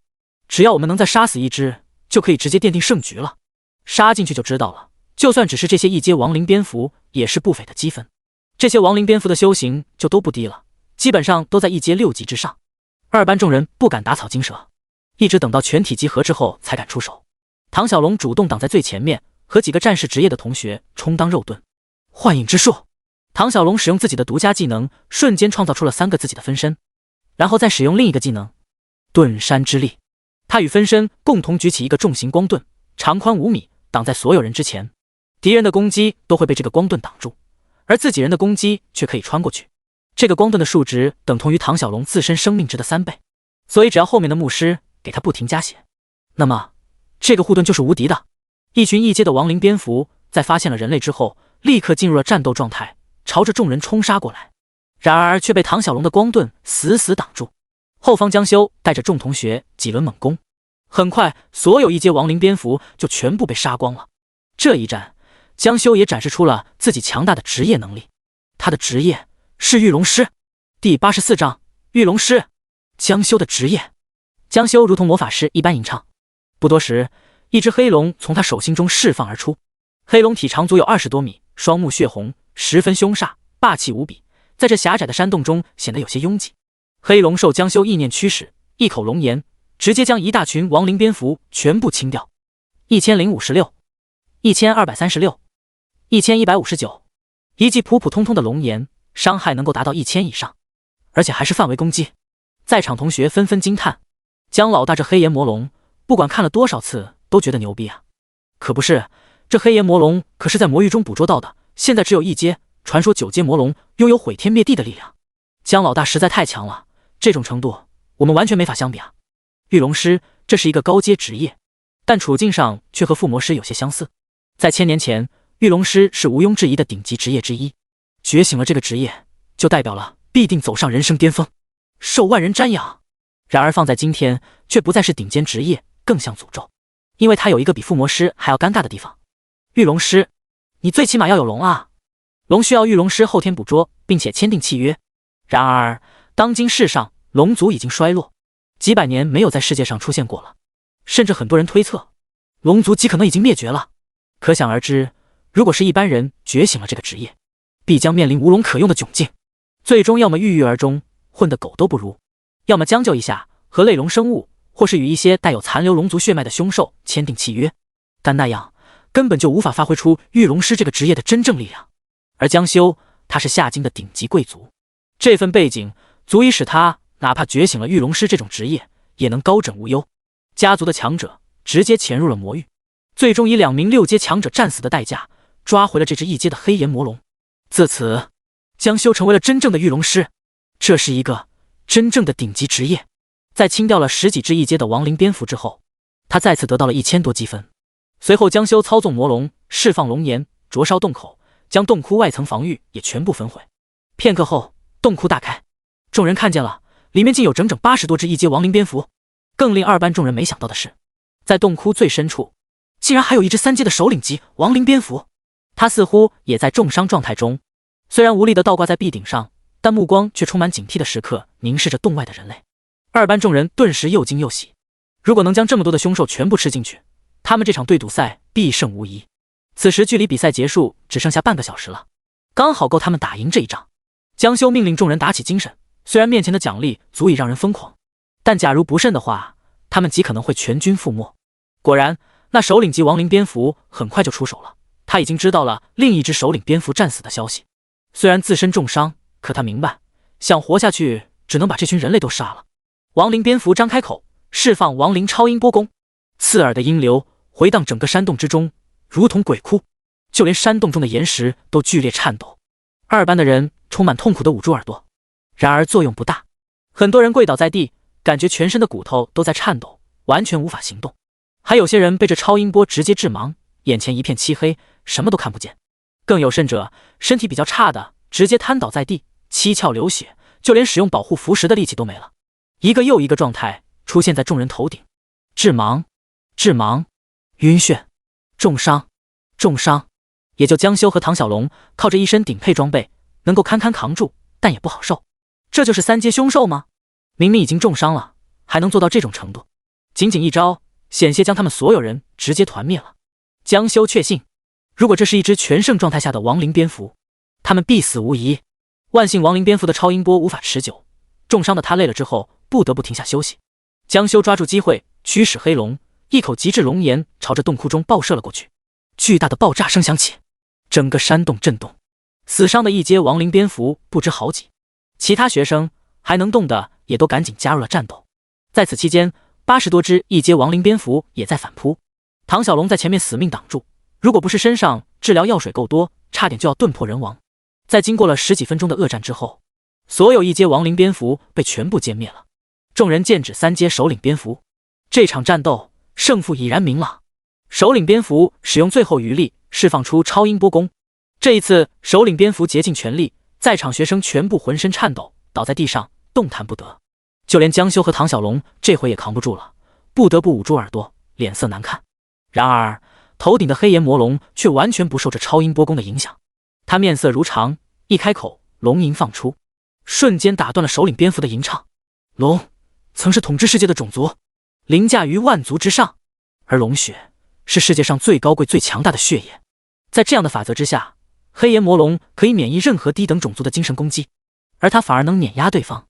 听到龙吟声，首领蝙蝠瞬间被吓得好像丢了魂，他望着头顶的黑龙，内心是巨大的震颤与恐惧，身体直接丧失了反抗的勇气。恐惧状态出现，首领蝙蝠的身体无法动弹了。如此情况下，一阶的黑炎魔龙轻而易举击杀了这只3阶的亡灵蝙蝠，战斗彻底结束了。江修再加2700积分，加上之前那80多只一阶凶兽，如今的他积分真的破万了，达到了19000分。其他人膜拜的同时，江修将黑炎魔龙收了回来，脸上充满了优越感。这就是御龙师的强大啊！只消黑龙一放，战斗全然不用他动手，无数敌人就全都变成了尸体。这世界上哪还有比这更爽的职业？一旁唐小龙虽然一直想跟江修竞争，但他也不得不承认，江修的职业品质比他要高得多。江修长舒了一口气，快意无比道：陆白，我们之间的切磋虽然跨越了这么多天，但最终胜利者仍然是我。第85章绝境反转，恐怖积分。二班众人短暂休整了一下，内心的喜悦难以言表。不少重伤倒地的人这一刻顾不得身上的难受，都露出了得意的笑容。所有人纷纷拿出了手机，看着积分排行榜上江修一骑绝尘的排名，已经逼近2万分了。现在距离对赌赛结束只剩下10分钟。然而周书桃那边积分的上涨速度却很缓慢，毕竟此刻在一班的猎场中找不到一只2阶凶兽的存在。一班众人内心很急，但也只能刷一些1阶凶兽，如此的积分上涨速度根本无法与2班相比。现在周书桃只有13000分，距离江修有6000分的差距，这在10分钟之内是绝无可能补得上的。顿时一班众人的心再次坠入深渊，一大堆人无力地坐在地上，望着手机，目光颤抖，就连回应聊天频道中来自2班的嘲讽辱骂的力气都没了。马上就要输掉对赌赛了，还顾得上嘴炮？只要对赌赛输了，那么他们最后的总赛也绝对会输的。届时得到了丰厚积分的2班可以用积分兑换各种资源，2个班级的实力就真的要被大幅拉开。到了那时，整个学期一班都别想再超越2班了。林阳等人都失魂落魄地坐在地上，纵然不甘，内心却没有任何办法。周书桃俏脸也充满失落，美眸十分惊慌。难道自己又要输掉一场比赛吗？如果他的积分被减半了，回去之后他简直不知道怎么面对自己的父亲。还有同学们在他的身上付出了这么多，他怎么给同学们一个交代？无数负面的想法同一时刻涌上心头，周书桃感觉整个人都坠入了黑暗之中，内心的裂缝再次碎开，他感到一阵窒息，抑郁的情绪将他完全拉住，他再也看不到一丝光明。一直都很坚强的周书桃，这一刻脆弱的像一个小女孩，她从不奢求别人的可怜，她只希望自己能有力量改变一切。我已经拼尽全力去做了，为什么还会失败？父亲绝对不会原谅我，整个家族也必然会唾弃我的无能。我真的能带领整个周家重回巅峰吗？周书桃内心挫败至极，一道道压力让她不堪重负。也许这样的人生只有死了才能真正解脱吧。整个一班现在陷入了绝望的安静中，没有人在刷怪了，大家都在等待积分赛结算时间一到，一切玩完。只有少数人还不死心地盯紧排行榜，其中也包括了林阳。他紧紧握着手机，盯住陆白的名字。李天乐皱眉：林阳，你在干什么？你一直看手机，难道能看出分来啊？林阳语气坚定：没错，我就是要看出分来。距离积分赛结算只剩下5分钟，2班在聊天频道中的谩骂越发猖狂。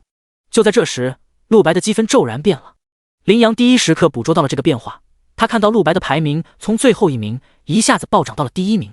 随后他看到了一个足以让他窒息的数字。我的天啊！一班和2班有很多人都在第一时刻捕捉到了这个变化。与此同时，一道公告声骤然响起，陆白独自一人完成学校高层设计的结界任务，成为2个班级中唯一一个发现并单刷结界的学生。结界中共有50名2阶凶兽，陆白全部击败。根据表现，奖励 SSS 级宝箱，请所有人向陆白学习。突如其来的公告让1班与2班的全体学生都傻住了。卧槽！我刚才听到了什么？2个班的同学同时陷入了长达半分钟的死寂。随后1班学生集体沸腾，周书桃的脸色也骤然回转，眼眸深处的抑郁被一扫而空。什么？陆白他？众人全都看向积分排行榜。总榜第1名陆白，积分203000分。20万啊！20万！我的老天啊！瞎了我的钛合金狗眼！这个数字我真的没看错吗？从今天开始，陆白就是我的老大，我的大哥，我只认陆白老大一个人。去你的！怎么这么会往脸上贴金？陆白是我们1班所有人的老大才对，他拯救了我们所有人啊！陆白哥哥实在太帅了，奴家真的做忍不住想为陆白哥哥暖床了。收收口水，你作为女高中生的矜持去哪了？暖床这种事要来也应该是我来啊！此刻的陆白在1班众人心中俨然成为了救世主。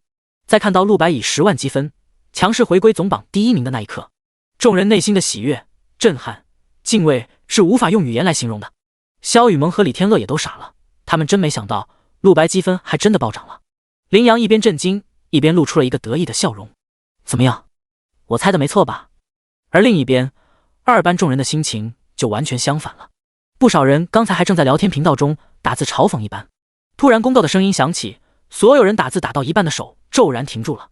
随后所有2班学生无比急切地点进积分排行榜，就看到了陆白那恐怖的积分。下一刻每个人的表情都崩坏了，从天堂一下子跌落地狱，这比直接跌落地狱更加让人痛不欲生。方才江修还在人群中心享受着旁边众人的恭维与膜拜，本以为赢定了的他，这一刻在看到了那20万积分之后也忍不住瞳孔地震了。谁能想到事情竟然会发生如此逆天的反转。对赌赛的倒计时只剩下最后1分钟了，而此刻在另一边1班的结界深处，陆白手持黑之种走出山洞，面色冷静沉稳，目光如冰，似乎心事重重。原本是用不了这么久时间的，但是他突然觉得山洞之中也许还会有其他凶兽，就像之前遇到的霸王红蛇一样。一搜索还真找到了一个3阶凶兽族群，里面有2只3阶凶兽。陆白使用灭魂术直接100米之外将2只3阶凶兽全都斩首。第86章离开猎场，然后随便从身上取出一个附魔法杖，一道寒冰爆裂，秒杀近100只1阶凶兽。一切都在1个时辰之内全部完成。他直接得到了7万多积分，而这7万多积分由于在结界的范围内将会翻2倍，也就是14万。望着自己现在的20万积分，陆白内心成就感顿生。这样一来，这场积分赛接下来就不需要他再费心了。之所以要在1个时辰内做完这么多事，是因为陆白接下来还有更重要的事情要做。望着天使之戒中那放着的30多把附魔装备，陆白深吸了一口气。这对自己来说可都是一个又一个天赋与技能啊！陆白完全可以将这些附魔装备分给班上的同学们，这样他瞬间就能得到全班所有人的天赋，收益很高。但陆白完全没有这么做。小了，格局小了，自己有这么逆天的能力，以后势必会面对身上的天赋冗余的问题，也就是会得到大量他用不上的天赋。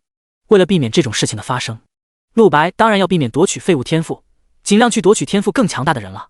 一般这群学生还太弱了。我记得前世会有一个教育署职业团，在今天傍晚5点的时候在一处郊外遇难，那个郊外离学校大概有50公里。我现在回去的话，坐上车应该能在5点之前到达那里。教育署会从全国吸纳顶尖人才，统一培养，能进他们法眼的学生，天赋自然都是没得说，那是天才中的天才，一里挑一都不为过。还有什么比他们更合适的目标呢？教育署下的职业团并不多，总共也就24个，有些已经毕业10数年，其中最著名的一个职业团名为曙光。曙光一共只有10个人，里面的团长如今是大夏帝国3军总指挥，这个含金量有多高不必多说。而陆白看上的这支职业团是一群刚毕业1年的学生，修为都在4阶左右，他们每个人都被帝国付出了大量资源倾力培养，未来也必然成为帝国的中流砥柱，因为他们是全帝国整整一届的青年人才。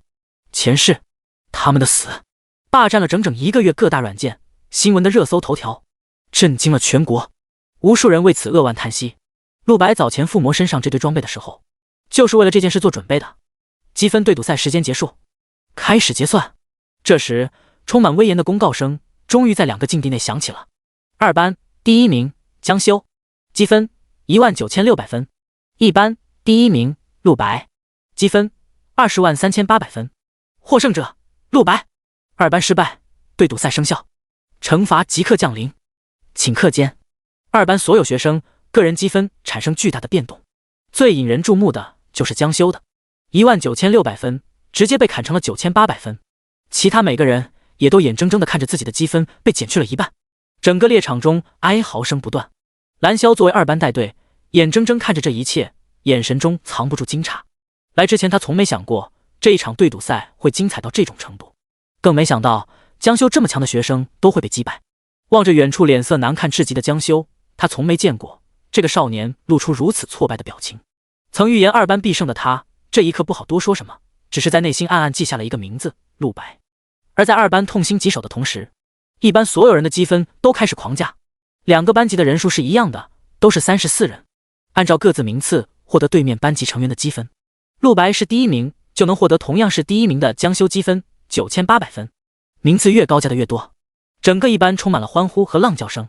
就这一下，他们的班级总积分增加了好几万，无数人激动的相拥，所有人都在崇拜着同一个人，那就是陆白。就连远方的乔小雨手机上都收到了积分增加的通知，他也通过手机上的聊天频道和公告了解到了所有情况，不由在内心为陆白暗暗道喜，心中的赞叹和高兴难以言容。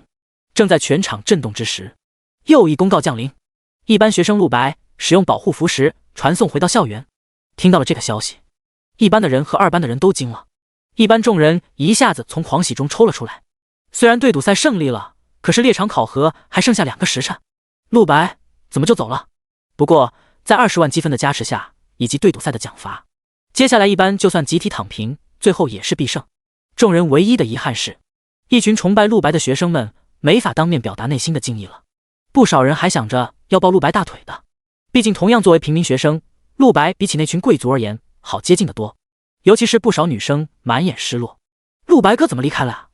伦家还准备放学后邀请他吃饭呢。只有猫屋一人神情骤然警惕，他之前一直守着手机，就为等陆白从结界里面出来。现在好不容易结界破除，陆白出来了，他却紧接着离开了猎场。猫屋立刻想要去追，他原本是打算在陆白结束考核之后就杀他的，这时的他最疲惫，最容易杀死。要是等他将手中积分都兑换成了学校的资源，到时风险就大了。然而猫屋作为带队却无法离开这里，只能又气又急的跺脚。可恶，这个家伙！不行，一个破学校的带队没什么好当的，就算违规我也不能放他走。快速权衡利弊，猫屋直接违反规则，抛下了1班所有剩下的学生，从猎场中离开了。众学生们都惊呆了，什么情况？怎么带队也走了？此刻陆白出了猎场，马不停蹄地离开了校园，来到校门口打了一辆出租车，报出地名去万寿大森林，随后就坐上了车，并加钱催促司机快走。他本人则需要休息一下，虽然神级精神力让他可以毫无限制地释放各种技能，但肉体还是太弱，他本人还是个高中生，持续战斗结束后休息一下是难免的。看看现在时间，2点半，在5点之前到达事发地点应该是没问题的。第87章 SSS 奖励。万寿大森林。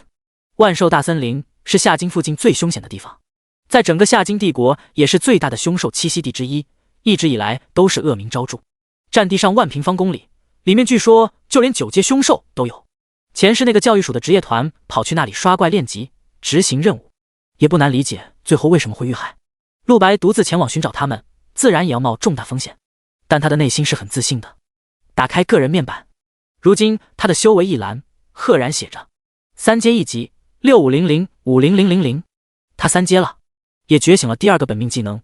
陆白决定等跑完这一趟之后回家再学习，而其他属性也大幅度增强了。陆白攻击2000，噬灵晶核永久加11560，敏捷1100，刺客天赋加500，精神神级，体质1200，血量3800。除此之外，他还有天使之界的飞行能力，加上霸王护肩的巨额护盾，还有控魂师的力量。陆白当下最为在意的是自己3个控魂师天赋中最后一个篡改记忆，这个技能的冷却时间竟然长达3年制，自己是不是应该早点找个合适的人，将其做成对自己言听计从的傀儡，早用早 CD 啊！只是陆白当下还没有一个确切的人选。在他的出租车后方，一个人正在冰冷地凝视着他。猫屋，他也坐上了车，追踪着陆白。而陆白身上除了这些之外，通关了学校的结界之后，他还得到了一个 SSS 接宝箱。陆白打开宝箱之前，原以为里面会是灵丹、积分、装备之类的东西，却未想到里面的东西是一张卡，还有一根无比古朴的黑钻石项链。3好学生金卡。介绍：持有此卡的学生授予校长大人颁布的3好学生称号，该称号只有在结界任务中获得 SSS 级评分才能获取。自开校30年以来，3好学生只有2人，而你就是第2个。尽情享受这张卡能为你带来的特权和服务吧。此外，持有该卡购买校长大人名下任何产品，享半价优惠。陆白看得大跌眼镜，就这没了？难道不该给自己一点大奖励吗？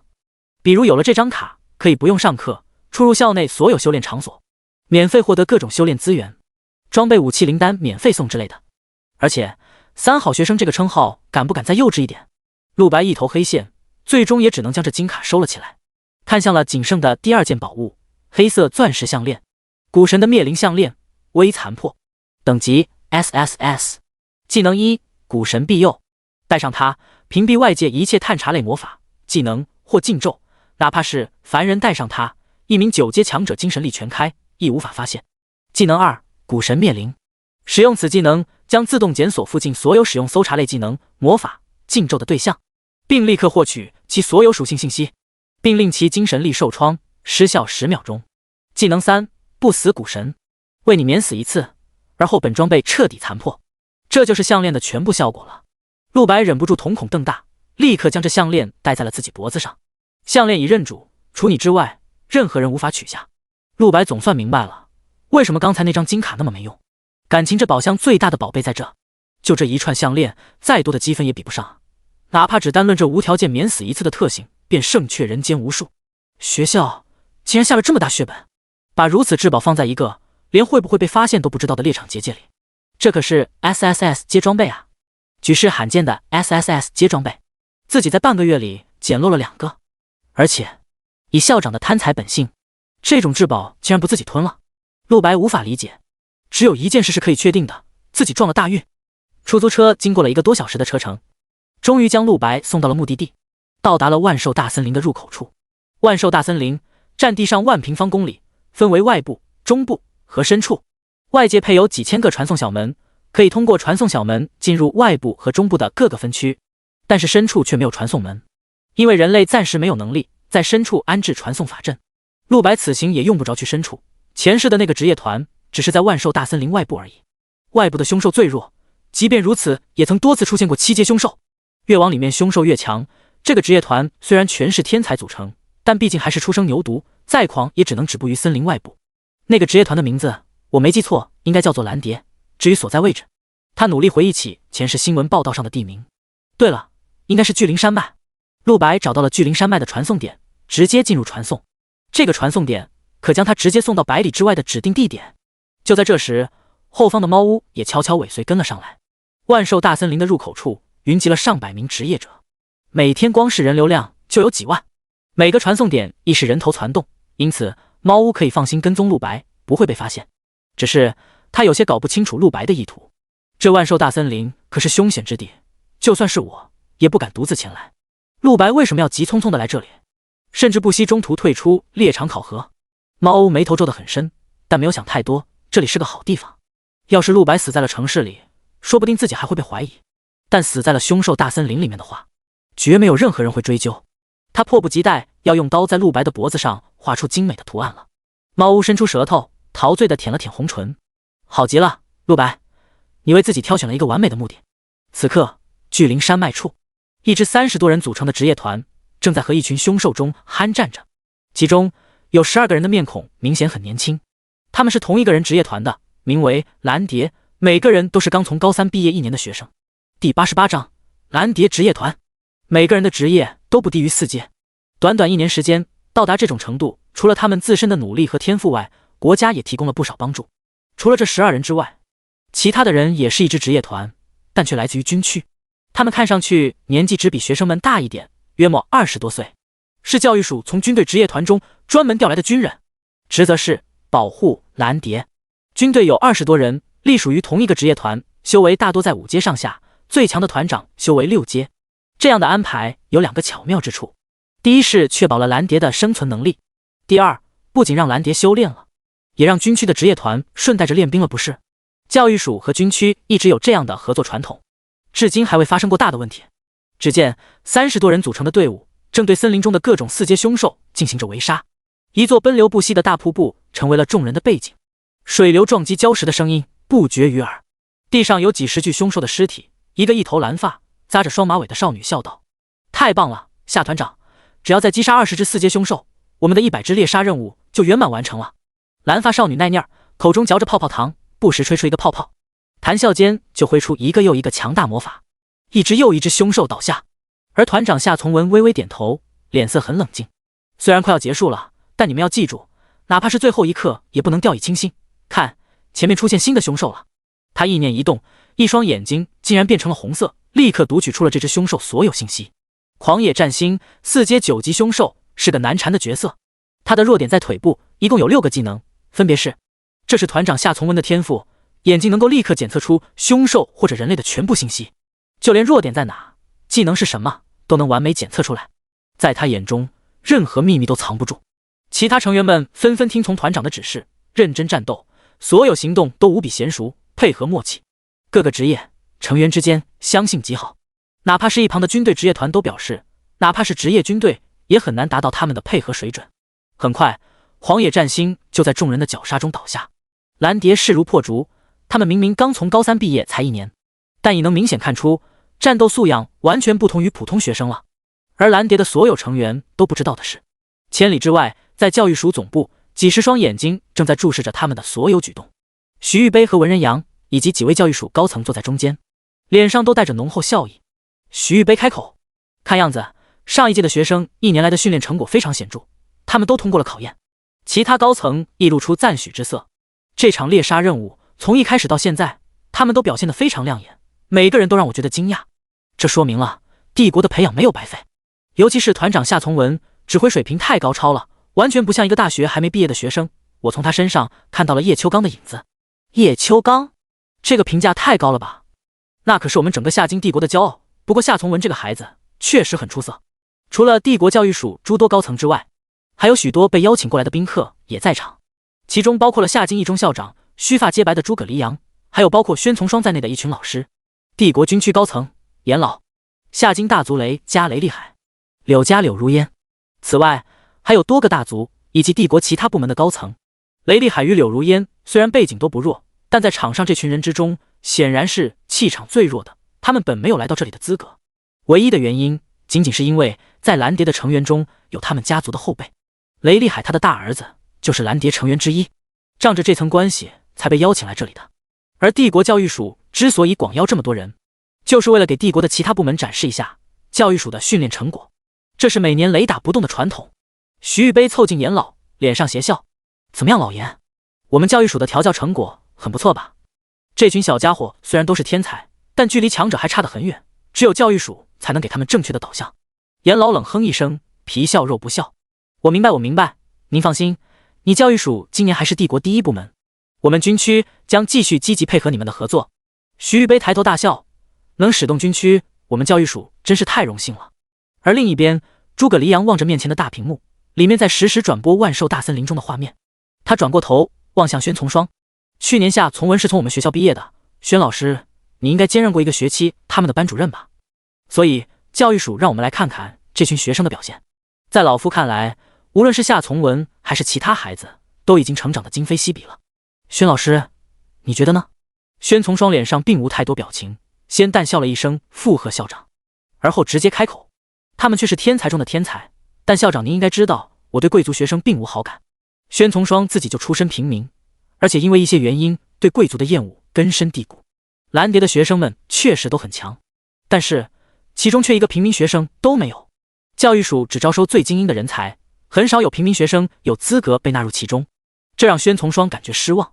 自从他当了老师，每一届都会让自己班中的平民学生享受各种修炼资源，尽力让他们得到和贵族同等的待遇，但是真正成才的很少。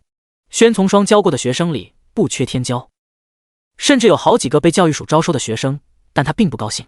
他一直在等待一个能让他骄傲的平民学生，但10数年从未出现。诸葛黎阳叹了口气：“你也别太执着了，平民和贵族之间的差距不是靠努力就能弥合的。你手上这届也快毕业了吧？有出色的学生吗？”宣从双的脑中浮现出周书桃、林阳等人，但最终还是摇摇头，轻轻叹气：“没有我中意的。”第89章七阶凶兽，神王战星。雷厉海凑近徐玉杯，很尊敬的道：“徐老，这次猎杀任务结束之后，职业团应该就能休息了吧？我儿子雷刚可以回家吗？”徐玉杯笑道：“当然可以，一会儿他们回来，所有成员都会放1个月的假。”雷厉海听后顿时喜形于色，思念儿子心切的他露出了满意笑容。这一年犬子劳烦教育署费心了，非常欢迎徐大人此后去我府上坐坐，雷某一定设宴重谢。徐玉杯却转头看向大屏幕，笑问道：“雷刚的职业是天雷战士，他在这一年训练中非常出色，不过雷家主为何这么盼着儿子回去？”雷厉海迟疑了一下，压低声音答道：“不瞒徐老，除了思念儿子之外，最重要的是雷某前些日子在拍卖会上买到了一把5星级附魔剑，想把它当做给儿子的礼物啊。”雷厉海说着就笑了起来，内心已经想象出自己的儿子在收到那把剑之后该会有多么的惊喜。听了这话，徐玉杯双目眯缝，像是想到了什么。前几日夏京拍卖会动静不小，很多人都听说过一个神秘老者出售了几把5星的新手装备，但徐玉杯想到自己前几天招收了一个学生，竟然是变异附魔师，他给自己附魔了一把5星装备，这两件事会不会有些关联？不过此事现为教育署的绝密事件，不方便在外人面前提起。徐玉杯只是道：“原来如此，那祝雷家主早点见到儿子了。”说完，徐玉杯转身离开，走到了帝国各部门高层旁边，文人阳也跟在他后面。他刚刚来，其他高层立刻笑着开玩笑：“徐玉杯，你看起来很得意啊，今年教育署的培养也很不错嘛，这群孩子真让人惊讶。”徐玉杯呵呵一笑：“那是当然的，不过我现在倒想蓝蝶的任务快点结束，那时候我有更振奋人心的消息会公布。”说到这里，徐玉杯眼神也充满了激动：“你们绝对不会想到，我和任阳在几天前招收了一位多么逆天的人才。”其他高层都一脸稀罕：“有这种事？你徐老右从哪坑蒙拐骗了谁？”徐玉杯笑笑，带着文人阳离开：“还是个秘密，但你们等着看好了，我们教育署很快就会成为帝国声望最大的部门。”其他几个高层望着徐玉杯背影，皆是不服的冷哼一声，但对他口中说的人才却忍不住好奇。教育署这么多年，人才招收了不少，却极少有能让徐玉杯反应这么大的。那么他说的那个学生究竟有什么才能？而在另一边，蓝蝶众人任务已经将要完成了，一群4阶的孩子杀死100只4阶凶兽，这个任务极难，稍有不慎就会送命，但蓝蝶圆满完成，无人受伤。终于，雷刚在团长夏从文和其他人的帮助下，一脚踢断了第100只凶兽的头颅，而后所有人如释重负地吐了一口气：“雷刚干得好啊，任务总算是完成了。接下来我们只需要回到传送点就能离开万兽大森林了，出去后就能放1个月的假，我已经迫不及待了。”自从进入教育署，他们一整年没有休息过一天。团长夏从文冷静道：“全体休整一下，10分钟后我们前往传送点。”一场恶战结束，每个人的体力也都透支了，灵力和血量还有精神力都有很大消耗，有的坐在地上嗑药，有的靠在大石头上冥想，所有人都在向往着回家。这次任务完成的这么出色，教育署一定会很满意的，这次放假稳了。然而在场众人都不知道，远方的草丛中一个身影正在凝视着这边。赶上了呀！陆白徐徐扫过众人，确认这就是自己要找的蓝蝶职业团。后方几百米外，猫屋悄然尾随，在巨灵山脉外围发现了一块石碑，上面有教育署的符号。猫屋更加奇怪了，这里已经被教育署包下来了，也就是说里面有教育署的职业团正在执行任务。陆白来这里干什么？他想要凑近看看，忽不可思议的事情发生了，一个黑色屏障平地生出，拦在了猫屋的面前。放眼望去，这屏障竟然看不到边界。猫屋大骇，这是教育署的屏障？不，刚刚明明还没有的，不然陆白怎么进去的？也就是说，这是刚刚才突然产生的。猫屋手上凝聚灵气，一掌拍上去，试图打开屏障，然而屏障纹丝不动。突在这时，他的耳边传来了一道刺耳巨响，如同石破天惊。声音来源距离这里大概有800米。猫屋满目惶然，什么声音？原本竟然安好的蓝蝶职业团正在地上休息，负责侦察的军队职业团和蓝蝶中擅长侦察的成员却都没松懈，他们在放哨，双重侦察，看附近有没有什么凶兽气息。结果是一致的，没有，附近非常安全，这让所有人都放松了警惕。忽在这时，一旁的瀑布传来了一道巨响，一个灰蒙蒙的庞大身影从瀑布的水帘下骇然钻出，众人全都震惊了。抬头一看，那是一只无比巨大的灰色猩猩，身高50多米，在它身上遍布着凌厉结晶而成的铠甲。3阶凶兽，身体轻度晶化；4阶重度晶化；5阶出现晶体盔甲覆盖。然后修为越高的凶兽，身上覆盖的晶体防御力越高。看着眼前这只，众人立刻判断出其修为不低于6阶。灰色猩猩双目血红，发出一道狂吼，探出双手抓住了5、6个军队职业团的军人，咔嚓一声捏成了肉泥。上来就死了好几个人，还是实力更强的军人，蓝蝶的众人都快吓傻了。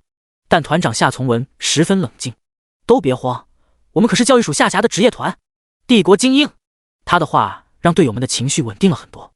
然后他右眼一红，看向灰色猩猩，下一刻他呼吸骤停，自己竟被吓得不轻。天哪，7阶凶兽神王战星！他立刻意识到了事情严重性，一头7阶凶兽袭击了他们，这是完全的降维打击。第90章降维打击，极致的恐怖。就连军队那里都一团糟，众人倒是有心想组织像样的抵抗，但敌人太强大了，他们即便战斗也只是白白送死而已。6阶的军团团长深明这一点，主动站了出来，你们赶快撤，我来殿后。夏从文义对身后同伴们道，赶紧走，这是一头7阶凶兽。万兽大森林不同于人类圈出的猎场，这里是真正的杀戮之地，什么事都可能发生。差别最大的是，普通的职业者将无法获取凶兽的信息，需要夏从文这样的探查型职业者将信息告知其他人。教育署有专门的设备，夏从文在看到凶兽信息之后，能将自己看到的所有数据传输给每个成员。当下其他人就收到了神王战星的数据信息。神王战星 LV 7阶1级，攻击10万，防御15万，敏捷3000已达上限，血量30万，状态狂暴。不仅数据面板高的吓人，甚至状态栏中还有狂暴。在狂暴状态下，凶兽将变得无比凶厉，充满攻击性，战斗力会翻倍。蓝蝶众人瞬间就丧失了战斗勇气，大家都深明战力差距，这是一个他们不可能战胜的敌人。撤退，这是众人唯一的念头。然而这不是那么容易的。神王战星一只大手再度朝着众学生拍了过来，他一只手就有一辆面包车那么大，速度还非常快，眼看着好几个学生就要丧命了。夏从文即运转灵力，左眼亮起一道金光，一发精神冲击轰向了神王战星。神王战星受此一击，顿时身体微颤，精神一下恍惚了几分，动作便被打断了。蓝蝶众人趁机快跑，另一边的军队也是如此，只有团长上宇一个人在抵抗。上宇自恃自身6阶6级的修为，应该能挡一会儿，给其他人拖延时间，却不曾想神王战星挥手一拍，上宇整个人就被轰飞出去了50多米，重重砸在地上，险些当场死亡。而后神王战星手放在大地上，轰隆一声，所有人脚下的板块寸寸碎裂，无论是蓝蝶众人还是军队的职业团，全部被陷在了塌陷的碎石当中。众人心一冷，这下全都完了。而教育署那边突如其来的袭击也让众高层大惊，竟然是7阶凶兽！这么多探查类职业者，居然无人提前发现7阶凶兽靠近，这下糟糕了。按理来说，在外部7阶凶兽还是相对少见的，竟然被蓝蝶碰到了。雷厉海大惊失色，徐老，我儿子他。诸葛黎阳和宣从双等一中来的人也都瞪大双眼。严老拍案而起，催促道：徐玉杯，还等什么？赶快启用紧急措施，把所有人都救回来。徐玉杯脸色阴沉，我明白，紧急措施是在教育署的职业团遇到危险之时，高层可以利用禁咒立刻撕裂空间，打开传送门，派出强者传送过去，救下遇险者。但就在徐玉杯试图发动禁咒时，诡异的事情发生了。徐玉杯瞪大浑浊的双眼，出事了！巨灵山脉附近不知被什么屏障结界封闭了，这结界无比强大，传送禁咒无法使用。你说什么？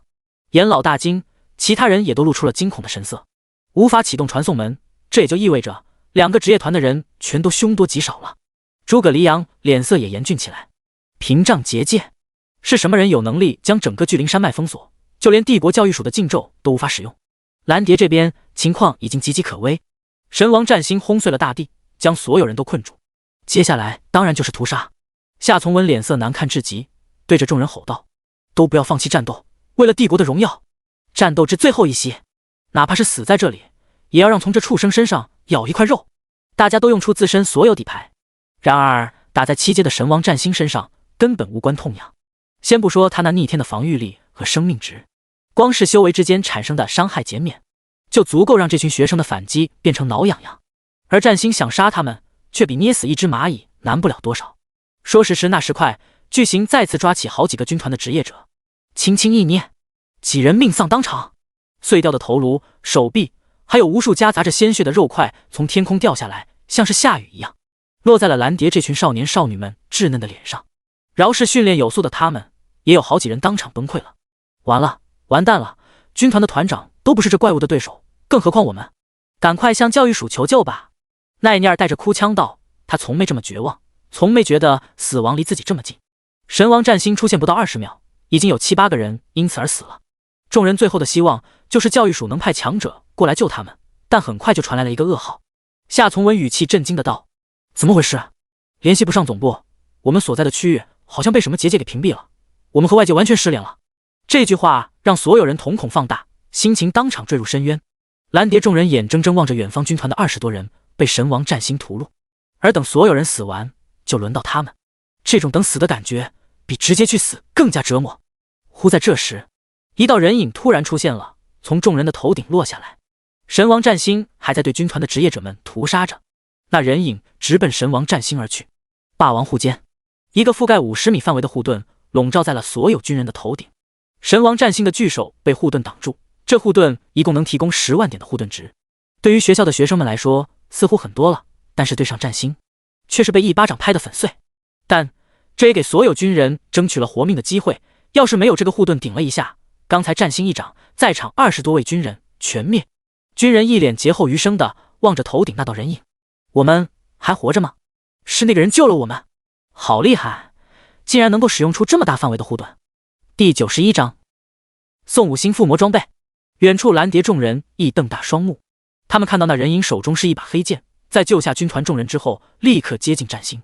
双方初次交手，那人就给了战星重重一剑，出手速度比7阶的战星还要快，其他人用肉眼完全无法捕捉。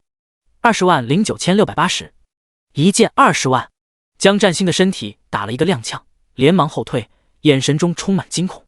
而在场所有人类都倒吸一口冷气，这个人是谁？陆白一剑落下后，在空中转了几个后空翻，平稳落地。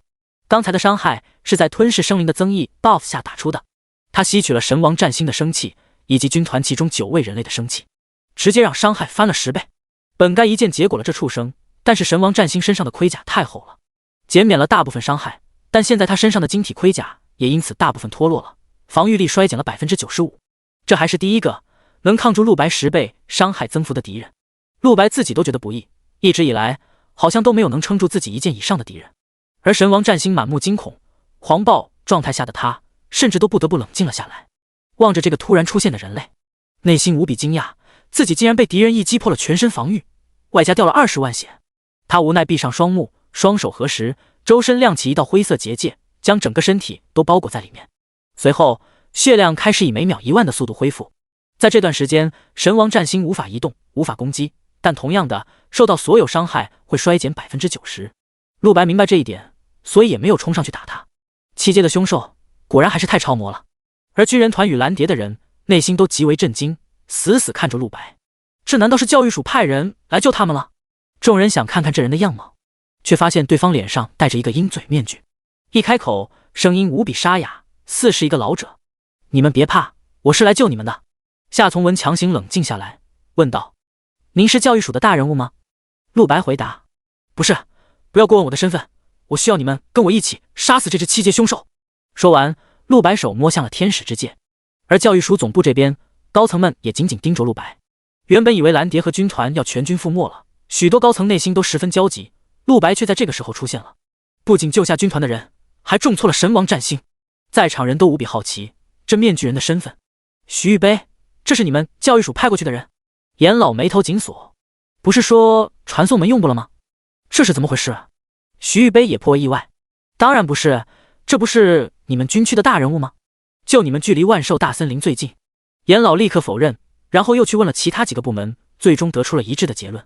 这个人不来自于帝国任何部门，从他刚才出手打出的伤害来看，这人最起码和神王战星是同一个修为的，甚至还要更高一点。但在场没人知道这个面具人的身份。宣从双忍不住道：“没想到有人会出手，真是万幸。只是不知这人从何而来。”诸葛黎阳道：“更不知他是不是这神王战星的对手。神王战星不仅攻击力强，更让人苦恼的是顽强的生命力。他可以不断释放技能恢复生命，就算是修为比他高很多，一拿他没办法。”宣从双惊愕：“照这说法，神王战星岂不是无敌？”诸葛黎阳道：“并不是，但条件也很苛刻。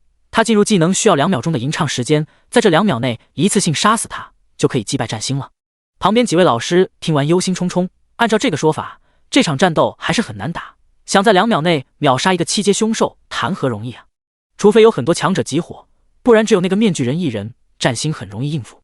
所有人都紧张注视着屏幕，期待接下来面具人会怎么办。雷厉海直拍胸口，内心十分后怕，刚才他还以为自己的儿子要死了，如果儿子真的有什么3长2短，雷厉海绝对无法承受住这种打击的。此刻他只能在内心极力希望面具人赢。在所有人集中的目光下，接下来面具人却做了一件所有人都未曾设想的事情。他从自己的储物戒指中取出了20多把附魔装备，分配给蓝蝶的众人，让众人根据自己的职业取用装备。蓝蝶的每个人都懵逼了，一眼就看出这些装备不是新手装备吗？就算不是新手装备，也都是品质极差的那种垃圾武器。这个老者为什么要让他们用这么差劲的武器？还是夏从文眼神最为敏锐，他一眼就看出来，这些武器确实是低阶装备不假，但上面却散发着异样的光芒，同时上面弥漫出来的气息也绝非低阶装备能散发出来的。他自己先选了一件适合自己的精神类武器，触碰之后，一切都明白了。5星！夏从文瞪大双目，简直无法用言语形容内心的震撼。他这辈子还是第一次见5星装备，但是他无比清楚5星装备意味着什么。望着满地的武器，可怕的想法浮上他的心头，该不会这满地都是5星附魔武器吧？他连忙叫来蓝蝶的队员，所有人都选一把武器，然后大家就集体震惊了，全部都是5星附魔武器，全都有着恐怖的数值。夏从文忍不住直咽口水，对着陆白深深鞠了一躬：“多谢您帮助我们，老人家真不好想象，这么多装备是从何而来的？”陆白没有回应，冷冷回答：“不该问的别问。”他只想要蓝蝶这群天才职业者身上的技能和天赋罢了。夏从文果然不敢再问，这一刻所有蓝蝶的人都像是做梦一样。5星装备这种世所罕见的物品，这个神秘面具人竟然像大白菜一样免费送他们，这不由让人对他的身份充满遐想。恐怕整个帝国能有这种手笔的人物，就只有最高层那几位了。一时间，陆白在众人内心中的地位已经高到了天上去。第92章被秒杀的神王战星。所有人都装备好了武器，而神王战星的施法也结束了，他的血量已经回满了，再次达到30万血。他战意沸腾地发出一声狂吼，再次发动进攻。然而这次学生们家伙再手心不抖，更何况大人物就在身边，都有表现一下的想法，所有人都不害怕了。有这种巨老在旁边盯着他们，巨老能让这战星把他们灭了？不能够啊！教育署总部这边也是目瞪口呆，不少人面面相觑。这是什么情况？那人拿出来的装备是……徐玉杯目光无比敏锐，一眼认出那是5星附魔装备，全都是5星附魔装备。天啊，竟然会有这种事！如果不是亲眼看见，在场任何人都没法相信。国家那里一共才收藏了不到10把5星装备，这面具人一出手就拿出了20多把。什么时候5星附魔装这么不值钱了？在场高层全都集体震惊了。如果这群学生有5星装备的话，那么击杀这只神王战星就完全不是问题了。而画面中，神王战星朝着学生们进攻，这一次他却震惊地发现，本来已经丧失战斗能力的学生们，现在竟然全都不怕自己了。战斗阵型已经摆开，奈尼尔使用附魔法杖，一记平平无奇的火球术，50949，轰在了神王战星身上，直接造成了5万伤害。战星大惊，但还没反应过来，10几道攻击就落在了他的身上，一道道伤害数字弹出，最低的都在5万以上。2秒之后，7阶的神王战星就躺了。蓝蝶的学生们都露出了惊讶的表情，他们竟然打败神王战星了！他们从未想过一只7阶凶兽会有这么好杀。之前因为修为差距，在巨额的伤害衰减之下，这群人普遍只能打出2位数的伤害。如今随便就是几万，带来的满足感亦是难以言容。之前只听说过五星附魔武器很牛逼，今日一用，才发现那是真的牛逼啊！一群4阶职业者用着最垃圾的新手武器，直接放倒了7阶凶兽。远处军团也是人人面露震撼，一群比他们还弱的学生，得到了面具人给的装备之后，就能屠杀7阶凶兽了。那么给他们的话，是不是也可以？那个面具人究竟是谁？这也太屌了吧！教育署那边动作也一刻不停，已经组织了强者，不停地调查并试图冲破出现在巨灵山脉的神秘屏障。更重要的是，帝国想要知道这位神秘出现的面具人是谁。如果他是友方，那对于帝国当然是一桩大好事。可万一他是敌人，那么很可能会造成无法想象的严重后果。毕竟一个随手能掏出几十把5星装备的人，其真实实力一定比表现出来的要恐怖许多倍。而徐玉杯的面色还算淡定，对其他几位高层道：“别慌，别忘了蓝蝶有夏从文这个孩子。”徐玉杯露出了自信的笑容，他有很强的搜查能力，一定会帮助我们探探虚实的。此刻的神王战星倒在了河中，庞大的身躯一动不动，但是他的生命值还没有清空，胸口也还微微起伏着，证明了他确实还没有死。奈涅尔凝聚出好几重强大魔法，他的职业是平平无奇的法师，但是却有一个极强大的天赋，他能够同时吟唱好几个魔法，最多可以同时吟唱10个，这是只有9阶法神才能领悟的本领。奈涅尔一口气10道魔法朝着神王战星的头部轰过去，免疫！万没想到竟然一点伤害都没打出来。奈涅尔微微一惊，从怀里摸出一颗水果糖塞到嘴里压压惊。这是怎么回事？雷刚仰头低喝一声，全身瞬间被雷电淹没，组成了一道天雷铠甲。他手持一把新手剑，将雷电覆盖到这把剑上。雷霆冲能！随即雷刚重重一剑劈在战星头顶，却还是被免疫了。雷刚悻悻退下，其他蓝蝶成员也依次发动进攻，结果却都是一样的，免疫。这时夏从文开口：“都停手，别白费力气了。”他的双目闪烁着金光，显然刚才读取了神王战星数据信息。我注意到了，神王战星有一个技能金刚不坏，在他生命值低于1万的时候，让身体进入睡眠状态，然后他可以免疫每一个低于30万伤害的攻击。也就是说，除非有人能一击打出30万伤害，否则杀不死他。此言一出，学生们惊讶了，30万伤害，虽然他们都手持5星装备，但想打出10万伤害都有些困难，30万更是天方夜谭。如果是所有人攻击加在一起，超过30万倒轻轻松松。可金刚不坏这个技能，必须要求单次伤害达到这个数字，这就让蓝蝶全员陷入了束手无策中。夏从文道：“如果上羽团长没有被这个畜生重伤的慌，让他来也许有希望做到这个数字。可是……”忽然夏从文眼睛一亮，上羽不在也没关系啊，现在身边不是还有一位巨老吗？他立刻看向了陆白，陆白正站在原地发愣。夏从文的眼睛能瞬间读取任何数据信息，9阶之下，任何人都逃不过他的眼睛，包括凶兽、武器装备，乃至于各种资源、灵丹、药水，他都能瞬间读取出所有数据。而哪怕就算是9阶强者，虽然无法看到对方的各种数据，但却还是能看到具体修为。夏从文自信满满的望向陆白，但很快就震惊了，他什么东西都没看到。关于面具人的信息全然是一片空白，就连修为都检测不到。无论夏从文怎么加大精神力，结果都是一样。这怎么可能？夏从文瞳孔收缩，内心掀起了惊涛骇浪。之前在帝国教育署，他偷着读取了好几位帝国高层的修为，气得高层对他明令警告，毕竟高层修为多少属于国家机密，但也拿夏从文毫无办法。那几位高层都是9阶强者，而如今夏从文却在陆白身上碰了壁，这是他第一次碰到这种情况。这时面具人转过头来看向了他，夏从文惊的立刻终止了探查。第93章包围，帝国高层出手。这位大人，这神王战星有一个技能金刚不坏，可以。陆白伸出一只手，我知道你有探查术，但是我也有搜魂术啊。一切生物陆白都能够直接搜魂，自然也知道神王战星身上有金刚不坏这个技能。更何况哪怕不用搜魂，前世这件事轰动那么大，由于新闻的影响力，神王战星的所有技能和数据早就被人扒出来放在网上了。陆白对此一清二楚。夏从文听了再次一惊，大人物就是大人物啊，他好像也有很强的探查术。陆白望向倒在河中的神王战星，他刚才之所以发愣，是因为他在接收这群学生身上的天赋数量实在是太多了，以至于他不得不专心的接收。在蓝蝶这群天骄的职业中，有天雷战士，有神探师，有变异法师，有牧师，还有骑士、弓箭手。几乎所有主流战斗职业的天赋，他现在都有了，还得到了10几个技能，这还真是马无夜草不肥，人无横财不富啊！经过这一波，陆白直接成为全能职业者了。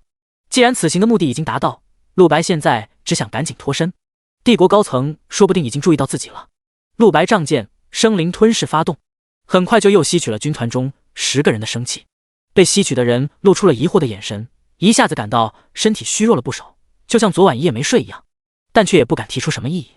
陆白使用天使之戒飞到神王战星头顶，一剑落下，916450，整整90万伤害爆出，战星的头颅也被直接砍成了碎片。死的不能再死！围观众人发出了一片惊呼，教育署的大人物们也都看得瞪大了双眼。平平无奇的一剑就打出了90万伤害，而且这面具人还有飞行能力，莫非他是9阶强者？每个高层内心都对此事无比重视，至少要先摸清楚这个面具人的底细。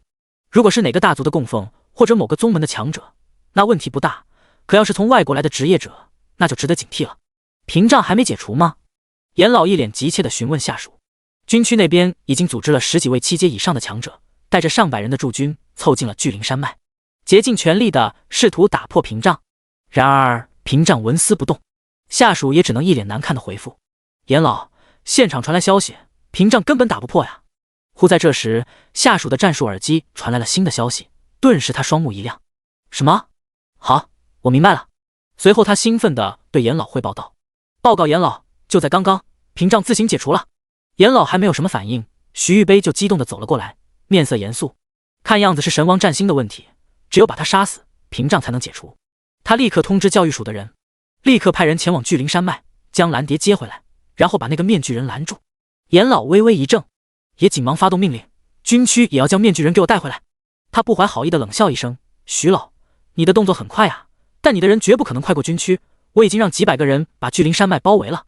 另一边，陆白一剑斩了神王战星，尸体爆出来了一枚7阶金核，金核呈现紫黑色，闪烁着玄妙光泽，透出浓郁的凶兽灵气。陆白知道这是好东西，立刻收入了天使之戒中。前世的他从没见过5阶以上的金核，这一枚7阶金核要是拿到了市场上卖，必然价值连城。倘若用来附魔，会有什么效果呢？而除了金核之外，更让陆白惊喜的是，一头7阶凶兽倒下，瞬间为他增加几10万经验。您的修为提升至4阶1级，但由于您还未学习当前的本命技能，因此经验值将堆积，请尽快学习技能。来之前，陆白只是3阶1级，弄死一头7阶凶兽，让他直接提升了一个大境界。陆白心神激荡，这升级速度未免太疯狂了。他此后可以考虑自己去野外森林刷怪了，之前没去是因为保命能力太弱，去了很可能有意外。但现在陆白的保命能力已经今非昔比。您已增加30万积分。随后又传来了积分增加的提示音。虽然身上的手机是夏京一中发的，但这积分并不是只有在高中才能用。事实上，这是每个职业者觉醒之后由国家颁布的功勋系统。手机只是一个载体，这个积分系统会伴随每个职业者一生，在任何地方杀死任何凶兽都能获得积分。而积分不仅能在高中消费，在大学，在其他的修炼资源机构都可以花。按理说，得到了30万积分是一件本该高兴的事情。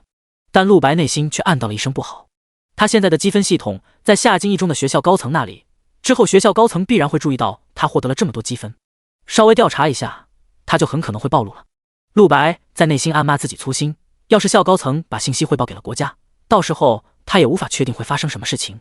但现在也顾不上这些了，还是赶紧离开这里。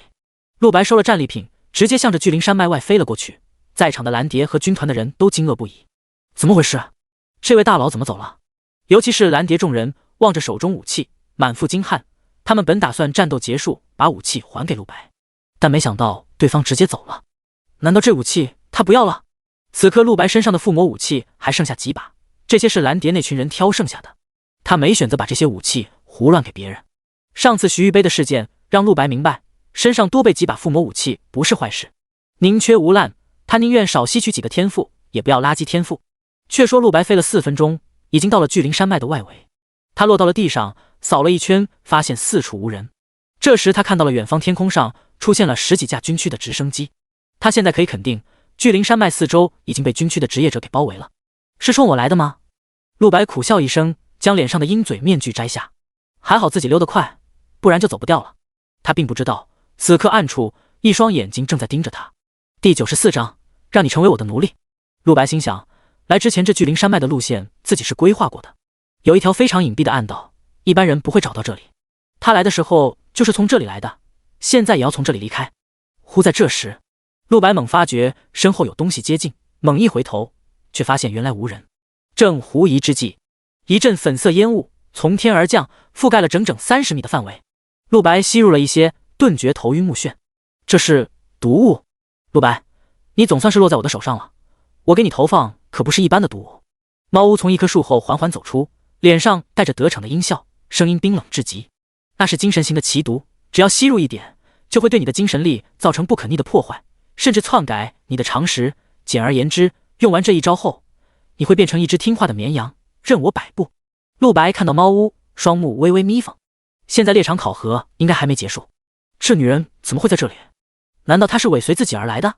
陆白动了动手指，猫屋立刻开口：别妄想挣扎了，你的精神力绝对无法抵抗的，哪怕是6阶强者中了这毒灵力都会被封。我靠着这招已经杀了很多人了，而且这毒会让你全身剧痛无比，哪怕是你成功脱身，没有解药，这剧痛也会伴随你一生。陆白真觉全身十分剧痛，五脏六腑仿佛有蚁虫在啃咬。他无力地背靠在一棵树上，没想到我会栽在你手上，你想杀了我吗？猫屋走近，一身紧身黑裙的她像一朵带刺的黑色玫瑰，绝美的同时充满危险。鬼魅一般的俏脸更带一种摄人心魄的魔力，一颦一笑皆美得如同鬼妖，令人不敢多看，仿佛多看几眼就要被夺去了神智。猫屋走到了陆白的身边，手中提着那把5星附魔剑。陆白顺从的没有动，露出一副真的中招的样子，让猫屋放松警惕。求求你了，放过我，你要什么我都可以给你。猫屋抬起脚踩在陆白的胸口。放过你？别做梦了。他放肆地狞笑着。我杀人不需要理由，仅仅只是看着不爽就杀了。不过你这种天才如果活下去，一定会成为很强的职业者，因此我决定杀你之前好好折磨一下你，你一定会很开心吧？让我痛快地玩弄你吧。猫屋痴痴地冷笑着。陆白没有反抗，任凭他的脚在自己身上踩踏，只是眼神无形间冰冷了几分。猫屋是他的前世仇人，本来就是他要复仇的目标，如今他自己送上门来，倒刚好省得自己日后动手了。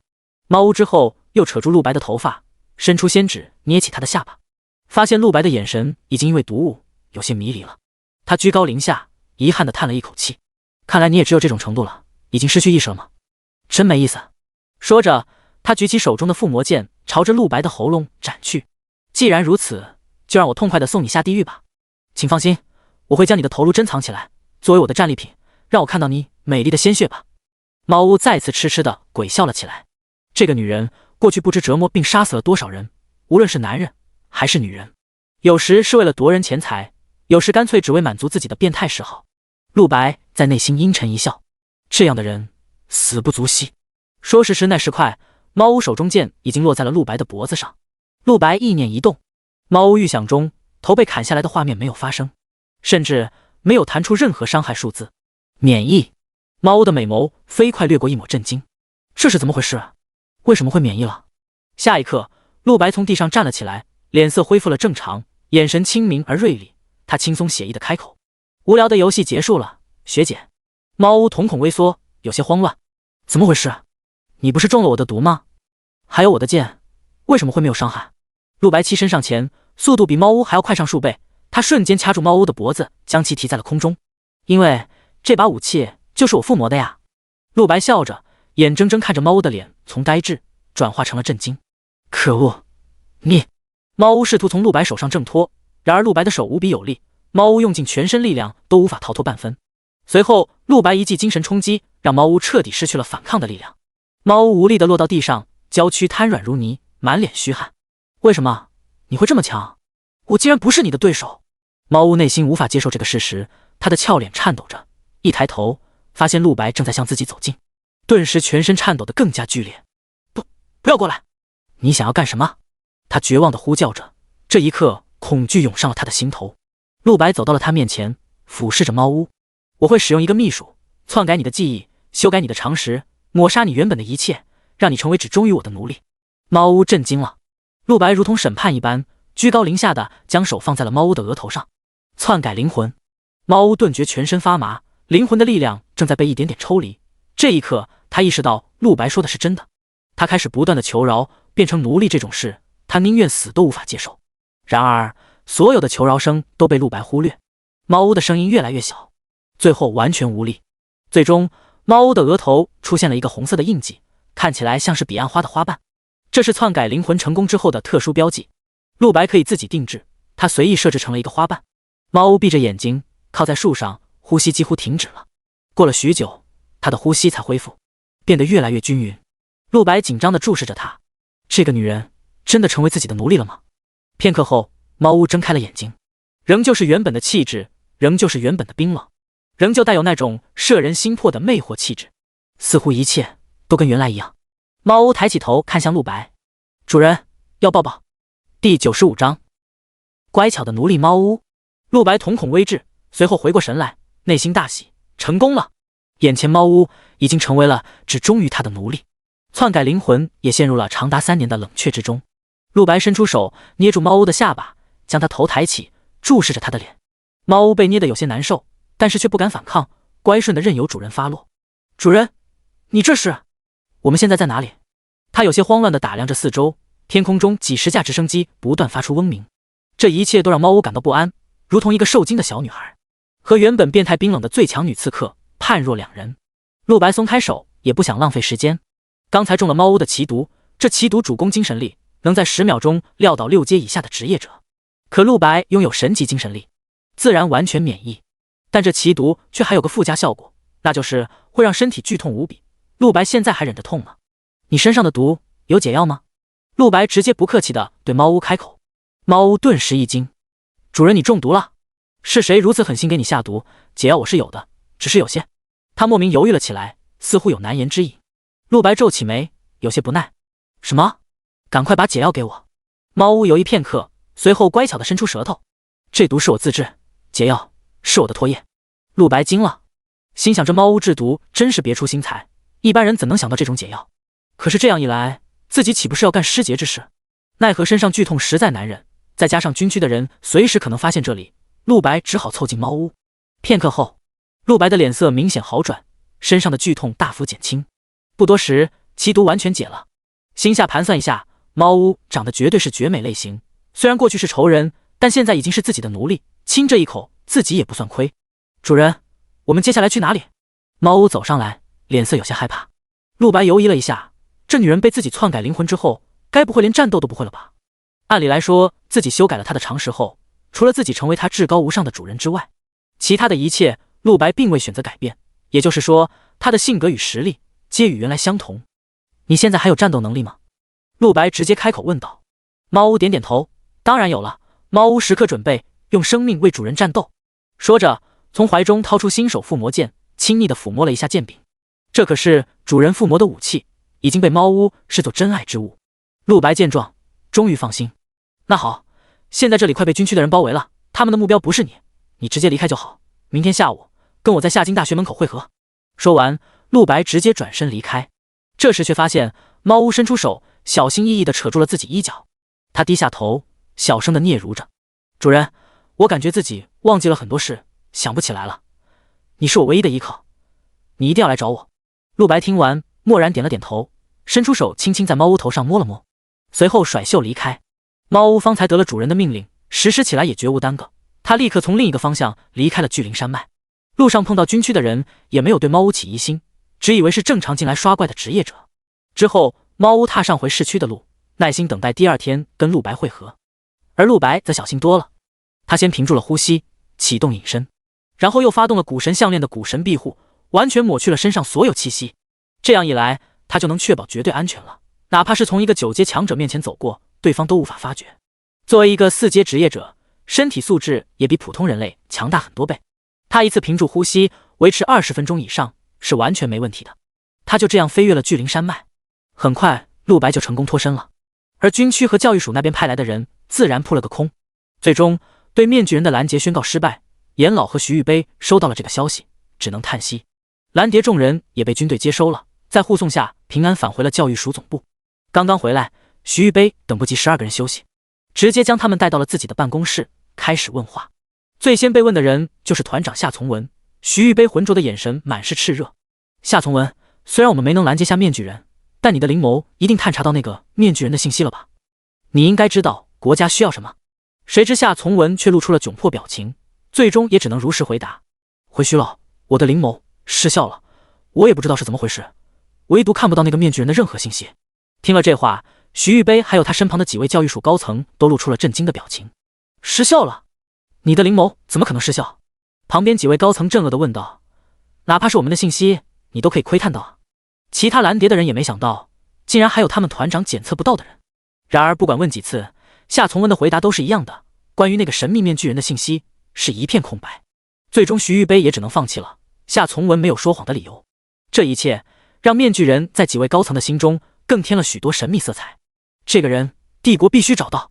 徐玉杯深吸一口气，又下了另一个命令：你们身上的附魔武器全部交上来，然后你们就可以放假休息了。啊！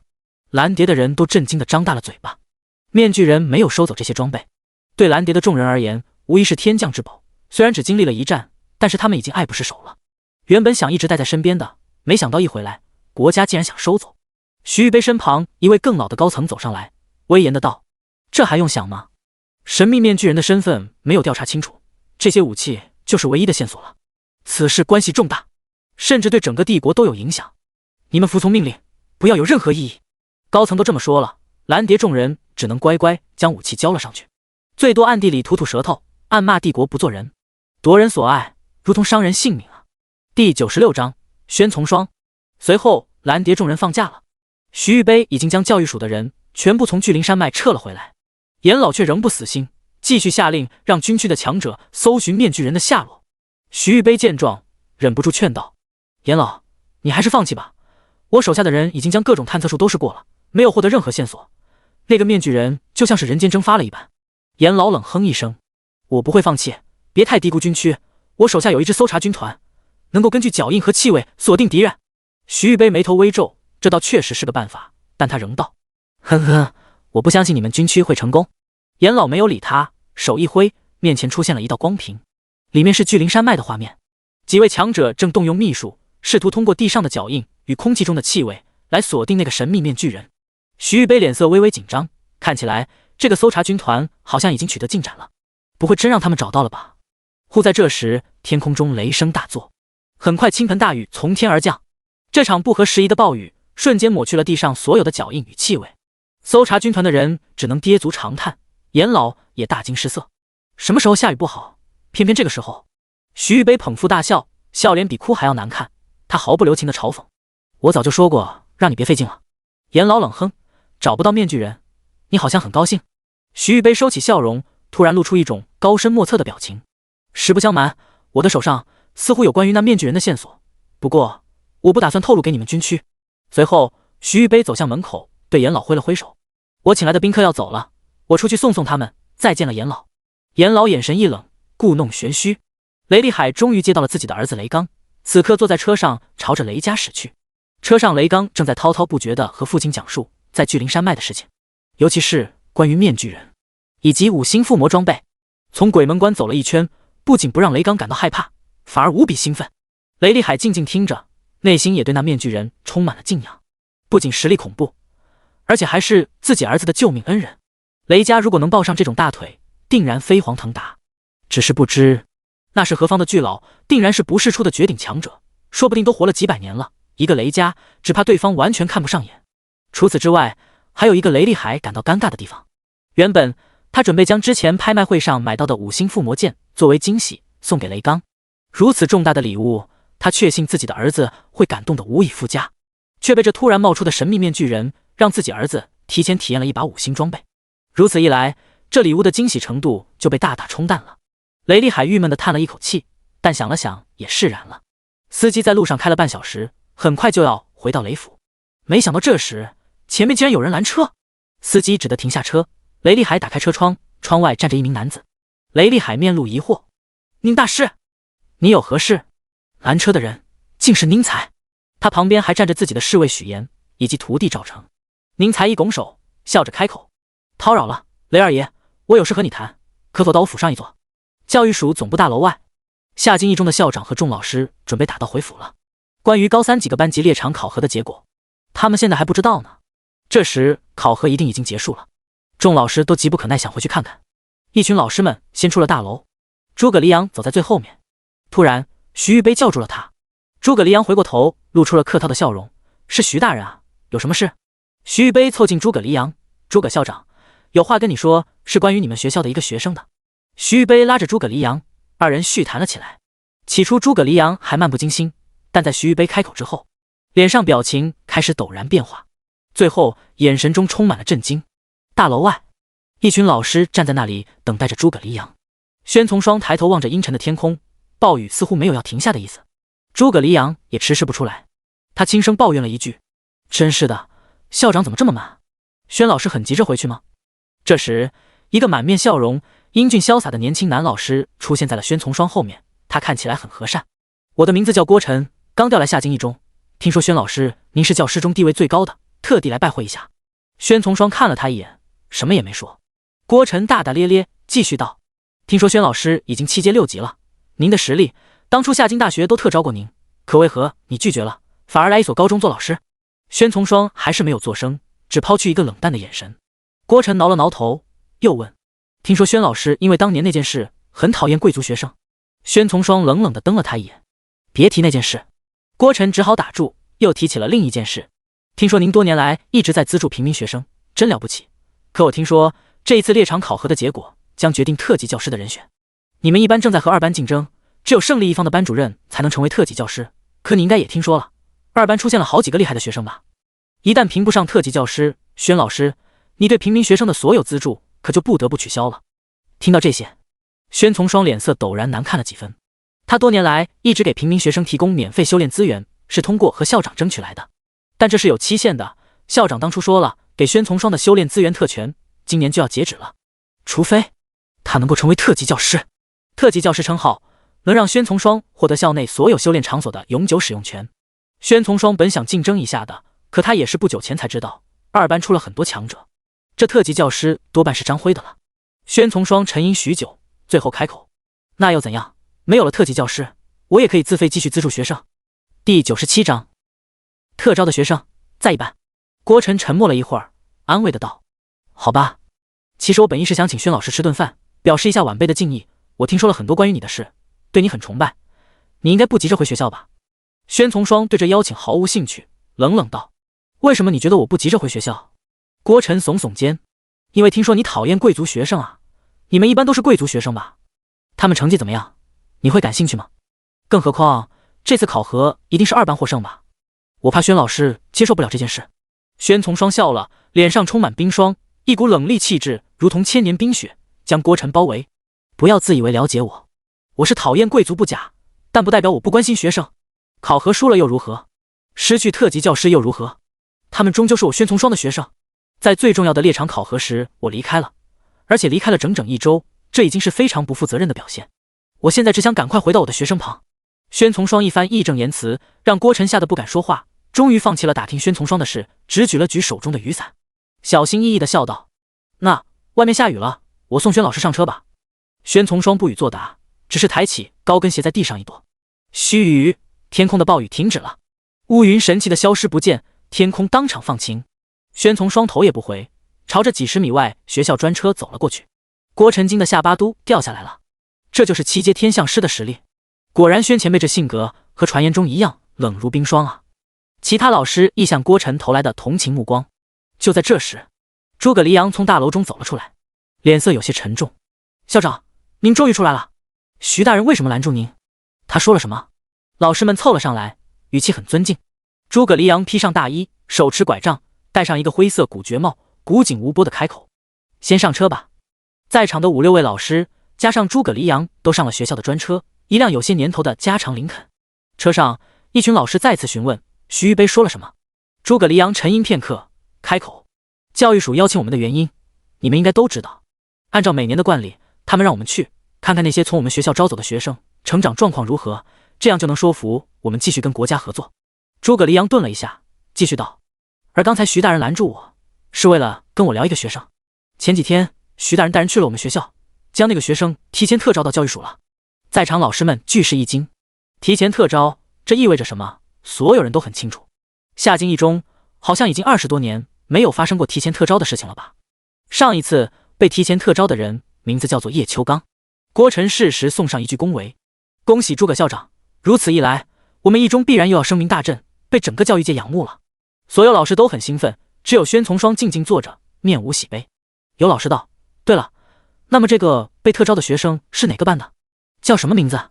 有其他老师抢答：“当然是2班的了，听说了吗？2班的江修觉醒了稀有职业御龙师，姓江，就是那个夏京顶级家族江家的孩子。没错，江修应该没人不认识吧？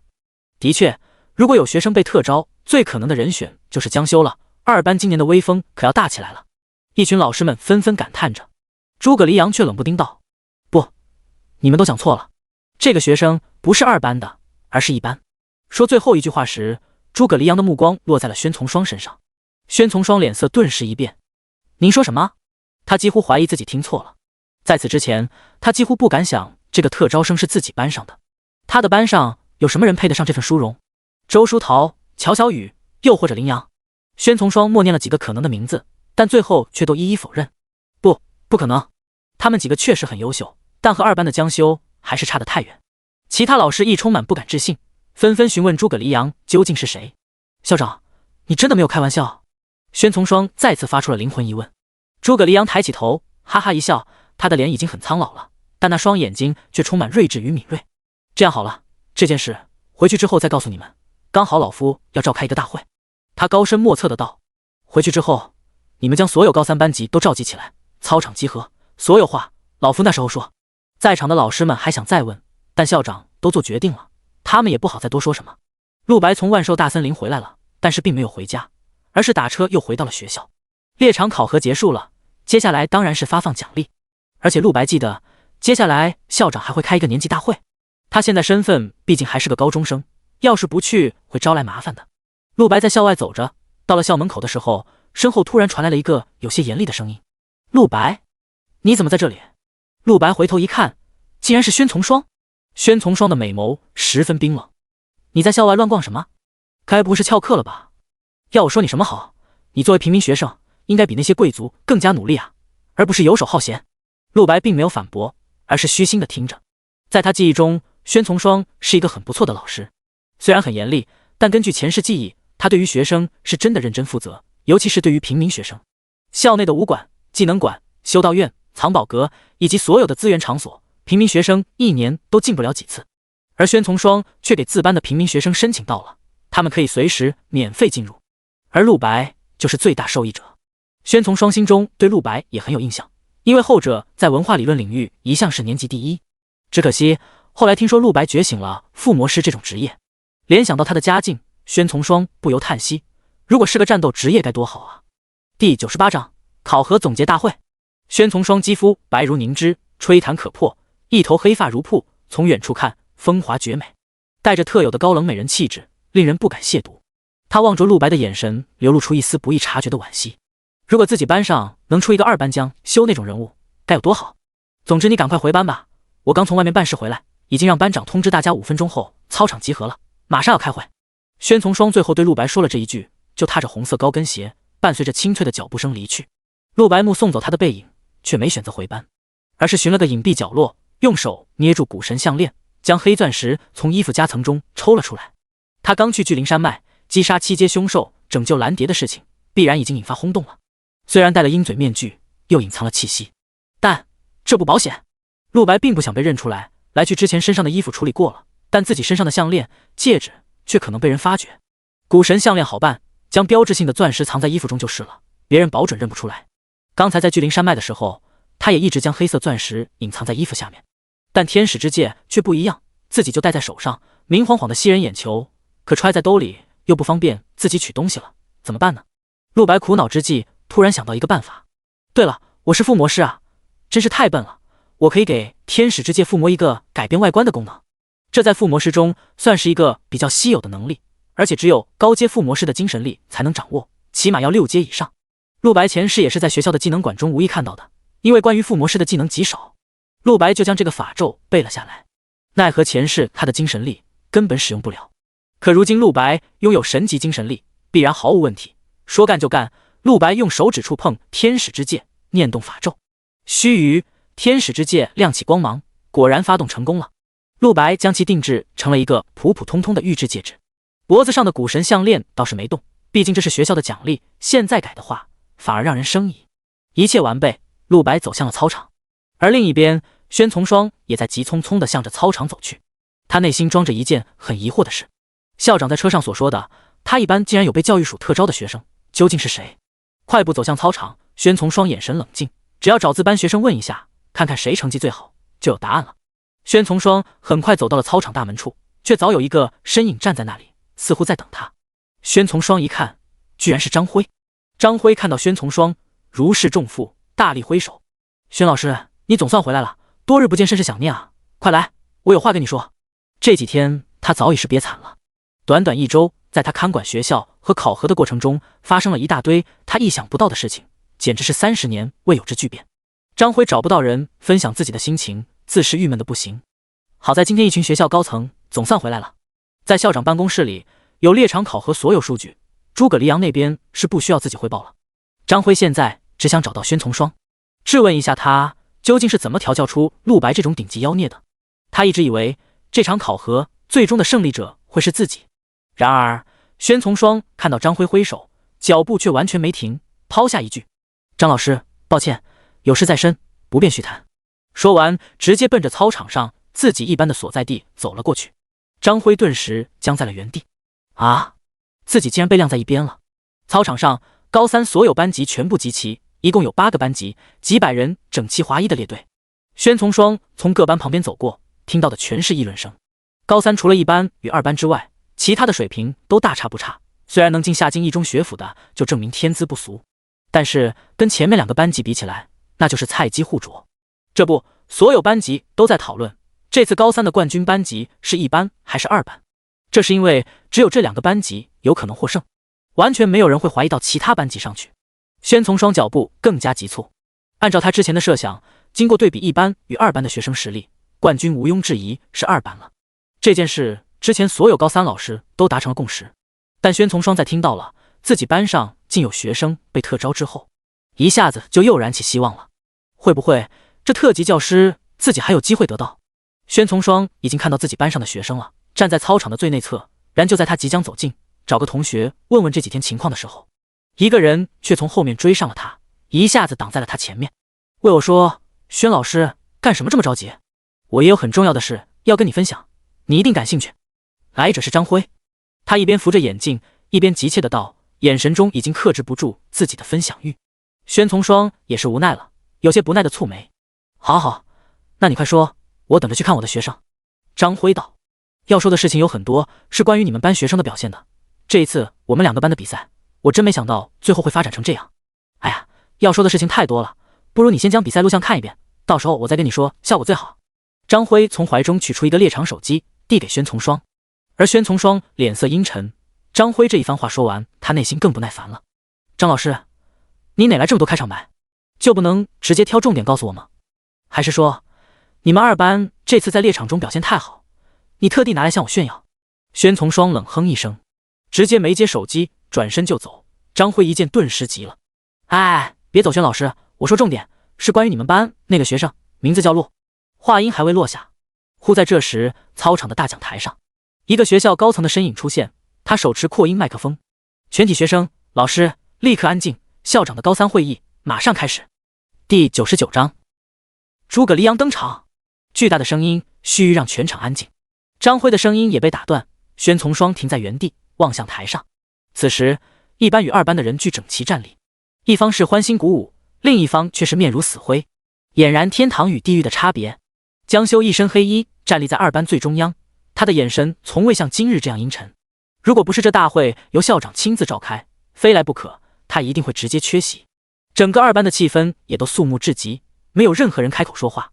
但1班那边气氛迥然不同，热烈的喜悦始终洋溢在每个人脸上。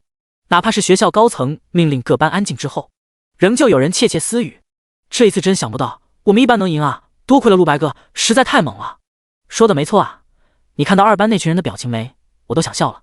哈哈，他们现在已经输得心服口服了。不过我们班的人好像不齐啊，乔小雨貌似没来。自从上次退出猎场后，就没见过他了。不只是乔小雨，陆白哥也没来呢。他去哪了？真是，好想赶紧膜拜一下陆白哥，他才是我们班的主角，也是这场大会的主角啊！林阳、李天乐与肖雨萌三人站在队伍最前面，虽然成为了冠军班级很高兴，但在其他人都夸陆白的时候，他们表情明显很尴尬。是谁在比赛开始之前一直在不停地挑衅陆白？林阳低着头，任何来找他搭话的人，他都只能回敬以苦笑。站在队伍中间的周书桃脸色也不很好看，他的目光徐徐扫过班内每个同学。陆白他没来吗？大会可是马上就要开始了呀！前方讲台上，那名学校高层的声音再次响起：“校长大人，诸葛黎阳降临，所有学生保持肃静，鼓掌欢迎！”瞬间，整个操场掌声雷动。在掌声的海洋之中，一个老者扶梯上台，没有任何花哨的登场方式，所有同学就这样看着他一步一步走到台上。下方所有学生都紧紧注视着，就连老师们都大气不敢出，因为这可是校长啊，几乎几年才会露面一次。往年这种猎场考核示意他从不来的，不知今年是什么原因，能让他老人家亲至。诸葛黎阳头发花白，已经年过100的他精神却很棒。所有班级都到齐了吧？我长话短说，这次大会是为了给所有学生分配之前猎场考核的奖励。在此之前，老夫先公布在考核中获得冠军的班级。下方所有学生都拭目以待，宣从双也凝神细听。忽在这时，一个身影从操场大门跑了过来，他速度很快，几乎不着痕迹就跑到了一班的所在处，但还是让不少老师纷纷皱起了眉头，面露嫌恶。很多学生也忍不住道：“靠，那个人是谁？竟然比校长来的还晚，八成是哪个班级的吊车尾巴，看方向好像是一班的，别管他了。”陆白回到了一班，他刚刚来，一班绝大多数学生立刻炸锅了，对着陆白嘘寒问暖。陆白被问得很快不耐烦，只能敷衍地回答众人，最后干脆闭口不理。站在几十米外的宣从双也看到了这一幕，眼神中有些许不悦。这孩子，而他身旁的张辉却满脸骇然，叹了句：“这孩子。”诸葛黎阳停顿了片刻，在这等待时间中，高三其他班的所有学生都急不可耐地想知道答案。一班的人傲首挺胸，满面骄傲；二班则全都低着头，这场大会对他们来说就是耻辱。终于，诸葛黎阳宣布了本次猎场考核冠军班级一班。此话落下，整个操场反应极大，一班所有学生统一在这一刻高举手臂，齐声欢呼。其他班学生也都很震惊，但他们的角度也只不过是吃瓜群众的角度。只有站在最后面的宣从双，身体忍不住颤抖了一下。什么？一班？幸福来得太过于突然，他的班级和二班差了那么大，究竟是怎么杀出重围，战胜二班的？而他旁边的张辉苦笑了一下，作为被击败的二班的班主任，他内心说不郁闷那是骗人的。在赛前他没少费心，甚至在上半场刚开始的时候，自信心直接爆棚，认为特级教师非自己莫属。但现在幻想破灭，只剩无奈了。而且他也不是心胸狭窄的人，一般出了天才，对于整个学校乃至于整个国家来说是好事。接下来我将公布所有班级的积分。诸葛黎阳拍拍手，须臾身后出现了一个巨大光屏，整个操场的人都能看清这光屏上的每一个字，上面是从高到低每一个班级的总积分。第一名一班357000分，第二名二班101000分，第三名六班45800分，第四名三班39000分。积分出现，下方的所有学生全都倒吸了一口冷气，感到极为震惊。卧槽，请问我是眼花了吗？一班有35万积分，这个数字我人都傻了。听校园论坛不是都说二班比一班更强一点吗？有些人甚至在比赛前还开了盘口，大多数人听说二班比一班强，纷纷高价买了二班赢。此刻不少班级叫苦声一片。尼玛，我这次赔得当裤子了，谁他妈说二班强的呀？给老子解释一下，这二班的积分还没有一班一半多吗？不，你仔细看，好像我们7个班级积分全加起来才能勉勉强强超过一班。一班的恐怖让其他班的老师和学生都瞠目结舌了。不少老师纷纷感叹，开学第一场考核就拿下30万分的成绩，这在以前是从未发生过的。也就是说，一班破了纪录，而且是全国高中纪录。光是凭借这项荣誉，夏津一中今年在教育界地位就要腾飞。宣从双是最震惊的一个，他的班级这么厉害，他自己都没想到啊。张辉有些疑惑的道：“宣老师的表情怎么回事？难道说你不知道会是这种结果吗？比赛前你还装作一副无辜的样子，没想到藏了陆白这么强的学生，太不够意思了。”第100章，宣从双的震惊。张辉开玩笑的道，却不想宣从双反应很大。你说什么？陆白？这时他又想到了刚才的事，即开口追问：“张老师，你刚才来找我，想跟我说的难道就是这件事吗？”张辉笑道：“没错，轩老师总算有兴趣听我跟你说话了吗？”轩从双直接伸出手：“不要多言，之前的手机拿过来，我要看录像。”手机上面的录像可以看全程，但与此同时也智能剪辑出了只有精彩片段的合集，并且还可以转换每一个学生的视角，十分方便。轩从双现在无比想知道，他们一班究竟是怎么拿到这么恐怖的积分的。这群学生在猎场里弄死了一只7阶凶兽不成？张辉将猎场手机交到了轩从双手上，也好，你自己看吧。台上，没想到本届的猎场考核竟然能拿下如此惊人的成绩，作为校长，老夫十分欣慰。诸葛黎阳的声音再次传出，哪怕完全不用麦克风，音量听起来也不大，但他声音就是能传遍校园每个角落。接下来，老夫将给所有人展示本次年级考核前10名单，前10全部出自于高3一班与高3二班。台下喧闹声也同时停下，大多数人还没从之前一班积分的震惊中回过神来，又不由开始期待前10的名单都有谁。轩从双也在这时抬起头来，目光无比专注。巨大光屏的画面陡然变化，下一刻，第一个名字出现。第1名，陆白。看到这个名字，轩从双的瞳孔骤然收缩。陆白，在名字的旁边是在考核中得到的积分，除此之外，那名学生的大头照也会出现在名字旁边。陆白，由于在下半场考核刚开始1个时辰时就退出，因此扣除1000积分，现积分为212000分。所有的学生这一刻全部都沉默了，这恐怖的积分数量像是海啸一样冲击着每个人的神经。我的妈呀！我简直不敢相信我的眼睛，确定那是30万而不是3万吗？这也太恐怖了吧！就算是3万也很逆天啊！一班一共35万积分，陆白一个人就拿了20万。这个人的照片好像刚才迟到的那个人啊！尼玛啊，原来是他，难怪赶来的比校长还晚。一群高3老师也全都惊掉了下巴。之前觉得陆白是吊车尾的，这一刻无比尴尬的低下了头。有这种积分，人家迟个到怎么了？这种千古奇才，就算是要去校长的位置上发表个讲话，估计一群校高层都要鼓掌欢迎。而且最逆天的是，这个陆白他还在考核结束4个小时前就离开了猎场，就这还能拿到如此恐怖的积分。整个操场上大多数学生除了震惊，更感到怀疑人生。越是实力强天赋高的人，越觉得怀疑人生，尤其是2班众人，几乎要把眼都瞪瞎了。真是耻辱啊！江修以手捂面，他没想到陆白狂妄到只参加1个时辰比赛就退出了，而在这种情况下，他跟陆白的积分还差了整整20倍。巨大的耻辱感让江修几乎要将牙咬碎。后方轩从双更是头皮发麻，美眸死死盯着陆白的名字，整整几分钟都无法移开。他感觉自己的呼吸都停止了，好几次怀疑自己是不是看错了，揉了好几次眼，然而再看过去，确实还是陆白。他的瞳孔颤动起来，身体因为巨大的激动而站立。自己的班上出了一个天才，而这个天才还是一个平民学生。轩从双此刻的幸福感无与伦比，他在这夏津一中已经带了6届的学生，但他的愿望却是一次又一次落空。本以为今年也要惨败收场了，却想不到陆白出现了。今天在他手下真的有一个平民学生站了出来，他一骑绝尘，碾压了全校所有贵族学生，一览众山小。轩从双从未觉得如此满足过，如果不是在操场上，他真要忍不住掩面而泣。张辉也没想到轩老师会有这么激动，这个冷若冰霜的女人，在他记忆中无论发生什么大事，都从未见过她有什么大反应。张辉内心嘀咕，看样子这个叫陆白的学生表现这么好，莫非也在轩老师意料之外。台上的诸葛黎阳也在望着排行榜名单，脸上始终挂着淡定笑容。旁边几个校高层忍不住感叹，不愧是校长啊，泰山崩于前而面不改色，这么惊人的成绩，校长全程手都不抖一下。毕竟校长当年也是参加过那一战的人啊，能不稳吗？我们还是要多跟校长学习。事实上，之前诸葛黎阳一个人在办公室第一次看到这个积分成绩的时候，他比全场所有老师还要震惊，因为现在展示出来的这个积分只是陆白离开考核之前的，而诸葛黎阳还看到了陆白在离开考核之后，积分又一次性加了30万，也就是说，陆白现在一个人身上有50万积分，而杀死一只7阶凶兽，差不多刚好能加30万积分。诸葛黎阳不由想到之前面具人的事件，脑海中一下冒出一个恐怖的联想，该不会陆白就是现在国家各大部门在疯找的面具人吧？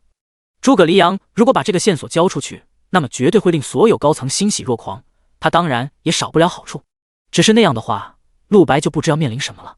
最终，诸葛黎阳选择了隐瞒，这也是他不对场下这群老师学生公布50万积分，仅仅只公布了31万的原因。台下陆白看到这里，眼神也飞速掠过一道疑惑，自己的积分数量现在可已经不止31万了，神王占星给他加了整整30万积分，为什么学校没有一并公布出来？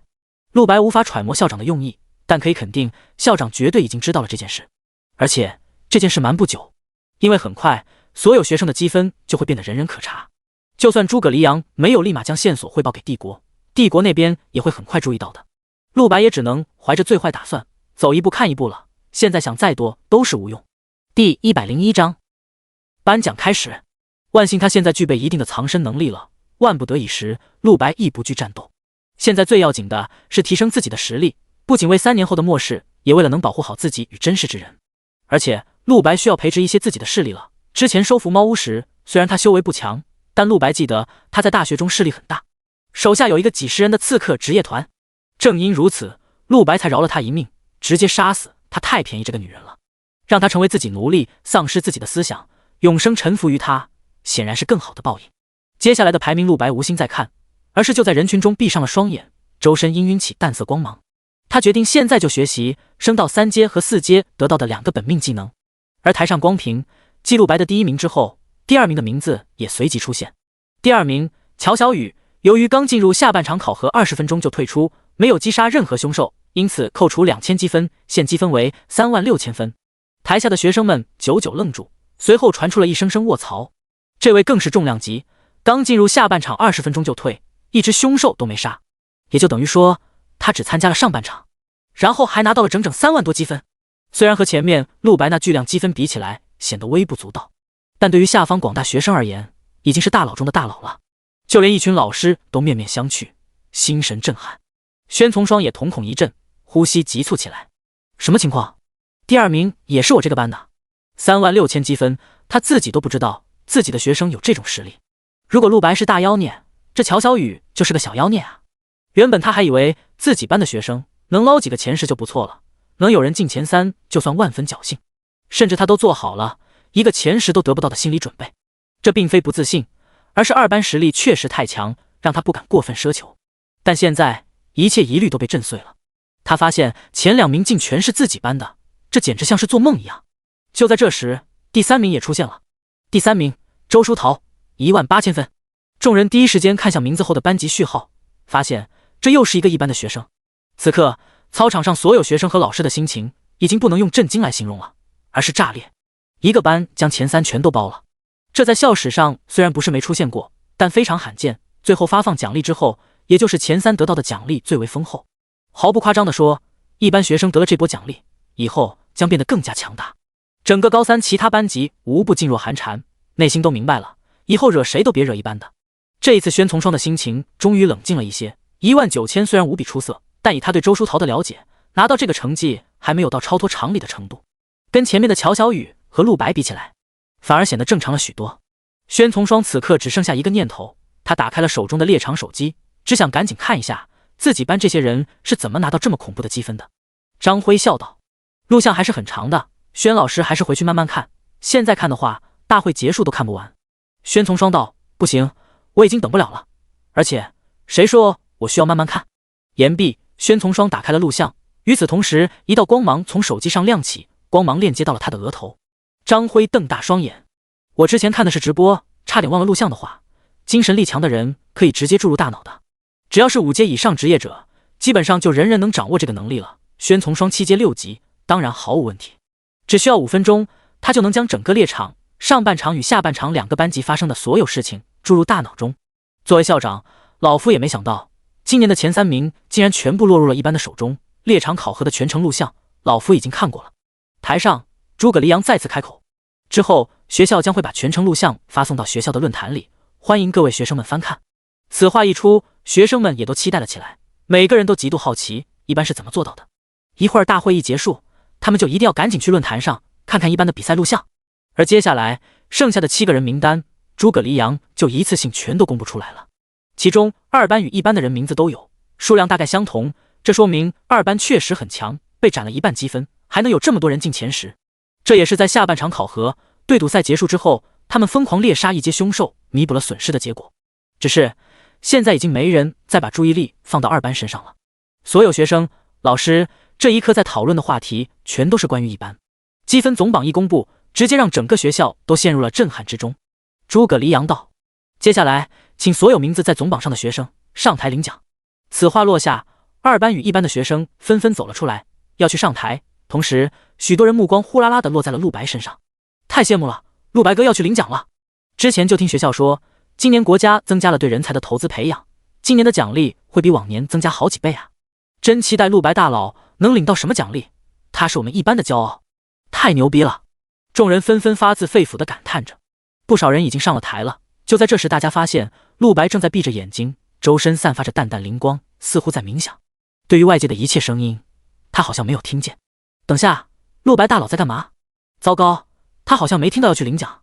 远方宣从双睁开了双目，他已经看完了猎场考核中所有的内容，脸上是极致的惊骇与震惊。如果不是亲眼看到了那些事，我简直想都不敢想。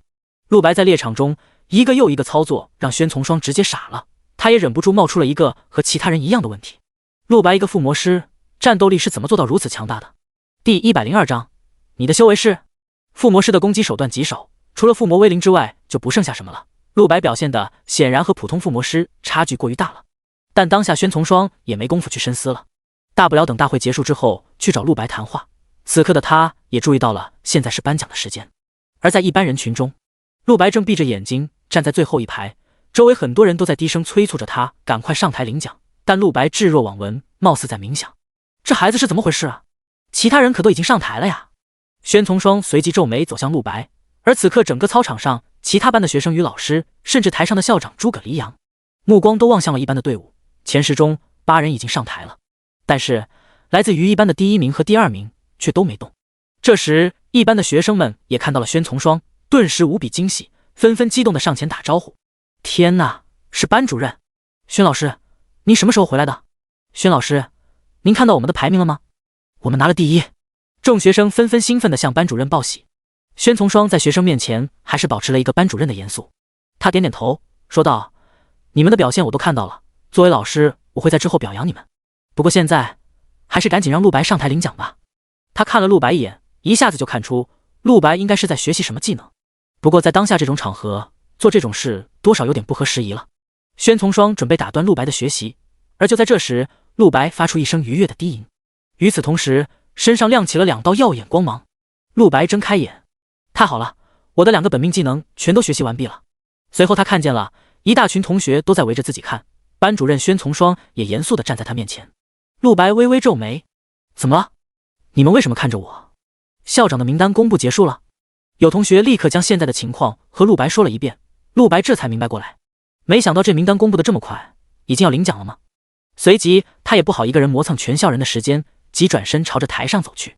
身后一班的学生还有其他班的学生都不由啧啧称奇，尼玛，这就是天才啊，太狂了！别人都在聚精会神的聆听大会，他倒好，居然在会上学习技能。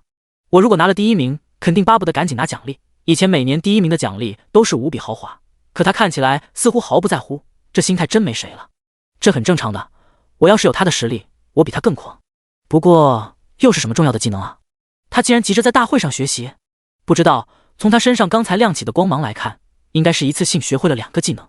陆白朝着台上走去，就在这时宣从双叫住了他。等等！陆白回过头，其他学生与老师也面露错愕，发生了什么？怎么又被宣从双叫住了？宣从双目光有些颤抖的道：“陆白，你刚才学习的是什么技能？”陆白迟疑了一下，觉得这种事情也瞒不住，随后回答：“我的本命技能。”此话落下，全场的人都心想，陆白应该是不久前刚刚升级了，所以急着看自己的本命技能是什么，因此直接在会场上就学习了，倒也可以理解。但宣从双表情反而更不对劲了。刚才你的身上亮起了2道光芒，也就是说，你连续学习了2个本命技能？陆白点了点头，没错，是2个。台上的诸葛黎扬和后面的一群校高层这个时候也明白过来了。一般情况下，附魔师一个大修为只会获得1个本命技能，就算是多个本命技能，如果是在同一个大修为中得到的，也只会亮起1道光芒罢了。根据陆白刚才说出的话，也就是说，他在某场战斗后自身修为提升了2个大境界，但由于没有学习本命技能，所以经验一直积压着。这种情况在其他职业者身上极少发生，一般人巴不得刚升级就立刻学习技能提升战斗力。只有极少数人会让经验积压，但那也是因为有突发事件，使得他们无法学习技能，但一旦事情解决之后，也会立刻学习。而陆白现在居然积压2个大修为的经验，也就是说，他是在极短的时间里积累了足以提升2个大修为的经验值，这就非常惊人了，不禁使人无比好奇，陆白究竟经历了什么。诸葛黎阳也飞身下台，众人都没反应过来，他老人家就来到了陆白的旁边，声音带着无比的认真严肃，同时却又温煦如风，令人感觉不到压力。陆白，告诉我，你现在的修为是多少？整个操场上所有的师生也都被勾起了好奇心，这个积分数量如此逆天的家伙，修为会有多高？此刻在场的同学中，距离觉醒职业也不过才1周多时间而已，90%以上的人都是1阶，而提升到2阶的人不足5%，能1周达到这种修为，都算得上是帝国未来栋梁，万中无一的奇才。至于提升到3阶的，那是绝不可能的事，1周就升到3阶，那简直不能算人类。但接下来陆白的回答却让全场师生都被震翻了。我的修为现在是4阶1级。4阶，这个数字让在场所有人集体沸腾，倒吸凉气与卧槽的声音不绝于耳，更多人直接当场沉默，久久无法回神。2班中，江修、唐小龙一群人内心都掀起了惊涛骇浪，眼睛瞬间死盯在陆白手上，怀疑自己是不是听错了。4阶，这他妈还是人吗？1周时间升到4阶，这究竟是怎么做到的？你就算是把2个班级的猎场中所有凶兽全都杀完了，也升不到4阶吧？在这个世界，修行无比不易，同等级的凶兽击杀的前50只会得到很高的经验值，但后面就会开始减半，只能得到50%。杀了超过100只之后，再杀就只能得到10%的经验了。第103章，生灵十字架。比如一只3阶凶兽杀死能够得到5000经验的话，那么杀死50只以后，就只能得到2500了。100只之后就只剩500，这也算是专对新手的福利吧。但脱离新手之后，就不能一直待在舒适区了。积分系统也内置了同样的规则，在击杀特定数量之后，得到的积分就会锐减，逼着人不得不向着更高级凶兽挑战。而在陆白说出这句话之后，就连诸葛黎阳的眼神都充满了震撼。开校50年来，他从没见过这么逆天的学生，不，应该说整个人类史上都没有在刚觉醒职业1周就直接升到4阶的先例存在。你真是太让我惊讶了。诸葛黎阳将内心的震撼强行平复下来，作为校长，毕竟不能在大庭广众下失态。陆白是吗？你是我见过最出色最优秀的学生，现在上台领奖吧。诸葛黎阳道。陆白听后对诸葛黎阳微微鞠了一躬，转身上台。他虽然对一切人都充满淡漠，但该有的礼数不会少，这是基本礼仪。而周围是一大群还没回过神来的学生。一班中，周书桃、林阳、萧雨萌、李天乐等一帮贵族学生都被吓得表情失控。如果是别人告诉他们有人在开学1周就升到了4阶，他们一定打死都不会信。但说这话的人是陆白，他们全都相信了，毕竟这个男人的实力他们有目共睹。再说了，陆白也没有必要在校长和全校师生面前撒谎，那只会让自己丢脸。陆白很快走到了台上，内心在想着刚才学会的2个技能，前世的他止步于4阶，而如今他轻轻松松就超越了前世的自己。姐姐，等着吧，这一世我定不会让你受苦。而这2个技能效果也是非常强大，等到颁奖结束之后，回去了他再好好研究。而诸葛黎阳也回到了台上，他看了一眼第2名的位置，发现乔小雨并没有来。宣从双对校长反映，乔小雨因为有事请假了，请假的话也是可以的，后续再自己来学校把奖励领走就行。于是诸葛黎阳望着眼前的9名学生，开口道：你们都是我们夏京一中的骄傲，老夫也不多废话，现在开始颁布奖励。说完，诸葛黎阳大手一挥，9道光芒从天而降，分别落在了9人的身上。这个光团能够根据每个学生的职业排名，定制出最属于这名学生的奖励。台上几人都露出了很新奇的表情，9人之中除了周书桃、江修、唐小龙之外，竟然林阳也捞了个前10，排名第8。他的表情是所有人中最激动的。林阳内心无比清楚，这次考核要是没有陆白，这前10绝逼轮不到他。是陆白凭借一己之力，让一班所有人都得到了大好处。林阳就是所有人中除了乔小雨之外最近水楼台的一个。此刻他内心又羞愧又感慨，不敢抬头去看陆白，只能默默地将自己的精神力注入光团。光团瞬间检测到了他的职业是什么。旋即，一个奖励出现了，光芒渐渐淡去，一个散发着金光的盔甲出现在了林阳眼前。荆棘之铠，等级 A 阶。介绍：开启之后提供一个能抵免5万伤害的护盾，持续10分钟，期间会将受到的伤害一半返还给敌人，冷却时间1个小时。卧槽！林阳的内心大呼卧槽，之前一直听说今年大大增加了对学生的奖励，如今来看不是假的呀，竟然直接送了一个 A 阶防具，这效果更是无比强横，比他之前在拍卖会上买的战铠效果要好多了。太好了，这件装备太适合我了。台下的人也都能看到台上众人获得的奖励，在看见林阳这件荆棘战铠后，纷纷大感羡慕。有了这种装备，可以说整个人战斗力立马就达到一个新台阶了。同时，所有师生都不由好奇，就连一个第8名得到的奖励都这么好，那么前面名次更高的人又能得到什么？尤其是陆白，他会得到什么？不多时，台上所有人奖励渐渐都出现了，有些人是防具，有些人的是武器，还有一些人的是技能书。陆白也将精神力集中在自己的光团上，光团不停旋转着，光芒越来越亮，持续时间竟然比别人的都久。大家都已经拿到奖励了，陆白的竟然还没有出现。台上台下的师生顿时都将目光集中在了陆白身上，就连陆白自己也很疑惑，怎么还没出来？是自己精神力太强大了，还是修为太高的缘故？只有诸葛黎阳满脸肃穆，这种情况只会发生在学生的天赋极其强大的时候。整个校史，包括陆白在内，一共也只有2个人身上发生了这种事。终于，在比别人晚了足足3倍的时间后，陆白奖励出现，既不是功法，也不是装备，跟其他每个人都迥然不同。那是一个篆刻着古老符文的十字架，大概只有手掌大小，通体黑色，上面有一个兽头，一眼望上去，玄之又玄，不由让人心生敬畏。这是什么东西？看起来好奇怪。台下立刻传来了议论声，陆白则开始观看这十字架的信息。生灵十字架，宝物，5等级，不可附魔。介绍：使用它可无条件驯养一只忠于你的凶兽，但凶兽的修为不能与你相差3个大境界。此外，你与凶兽的修为差值会从你自己身上扣除。这个效果看完，陆白眼神顿时变得震撼起来，台下也立刻响起了此起彼伏的惊叹声。无条件驯服凶兽，光是从描述上看来就令人感到无比霸道。陆白现在是4阶，岂不是说能直接驯服一只7阶凶兽作为自己的灵宠？这尼玛未免太过变态了。作为一个新手职业者，陆白要是能有一只7阶灵宠，岂不是一步登天？甚至现在学校里一些6阶的老师都会打不过陆白。江修表情一满是惊惧，这第1名奖励未免也太好了吧！光是这一件宝物，简直直接抵得上他御龙师这个职业了。第104章校长的额外奖励3枚大提灵丹。第104章校长的额外奖励3枚大提灵丹。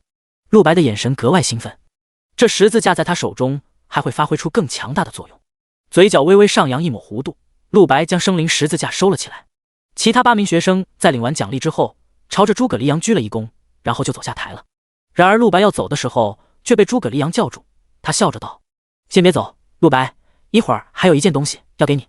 陆白听完，有些狐疑地站在台上。由于方才那光团是根据每个人的实力分配奖励的，因此陆白前世的记忆在这里也派不上用处。他记得前世只是每个前世学生领完奖励后就下台了，但自己却被叫住，陆白只能等着看校长葫芦里在卖什么药。其他人都下台后，只剩下陆白一人立于台上，站在校长诸葛黎阳的身旁。接下来，老夫将发布班级奖励，作为冠军班级，一班所有学生都将获得1枚小提灵丹和2枚大回血丹。小提灵丹3阶以下者服用，将无条件增加1级小修为；而大回血丹服下之后，无论血量还剩多少，都会在1秒钟回满，并且在接下来的1分钟内持续治疗伤势，绝对的保命利器。在战斗之中，有1枚大回血丹，就等同于多1条命啊！其他班的人纷纷无比眼红，这份奖励是冠军专属，他们自然是没有的。而陆白对这奖励却并不觉得多么稀罕，倘若他也和一般那群普通学生一样，定然会对这3枚丹药视若珍宝。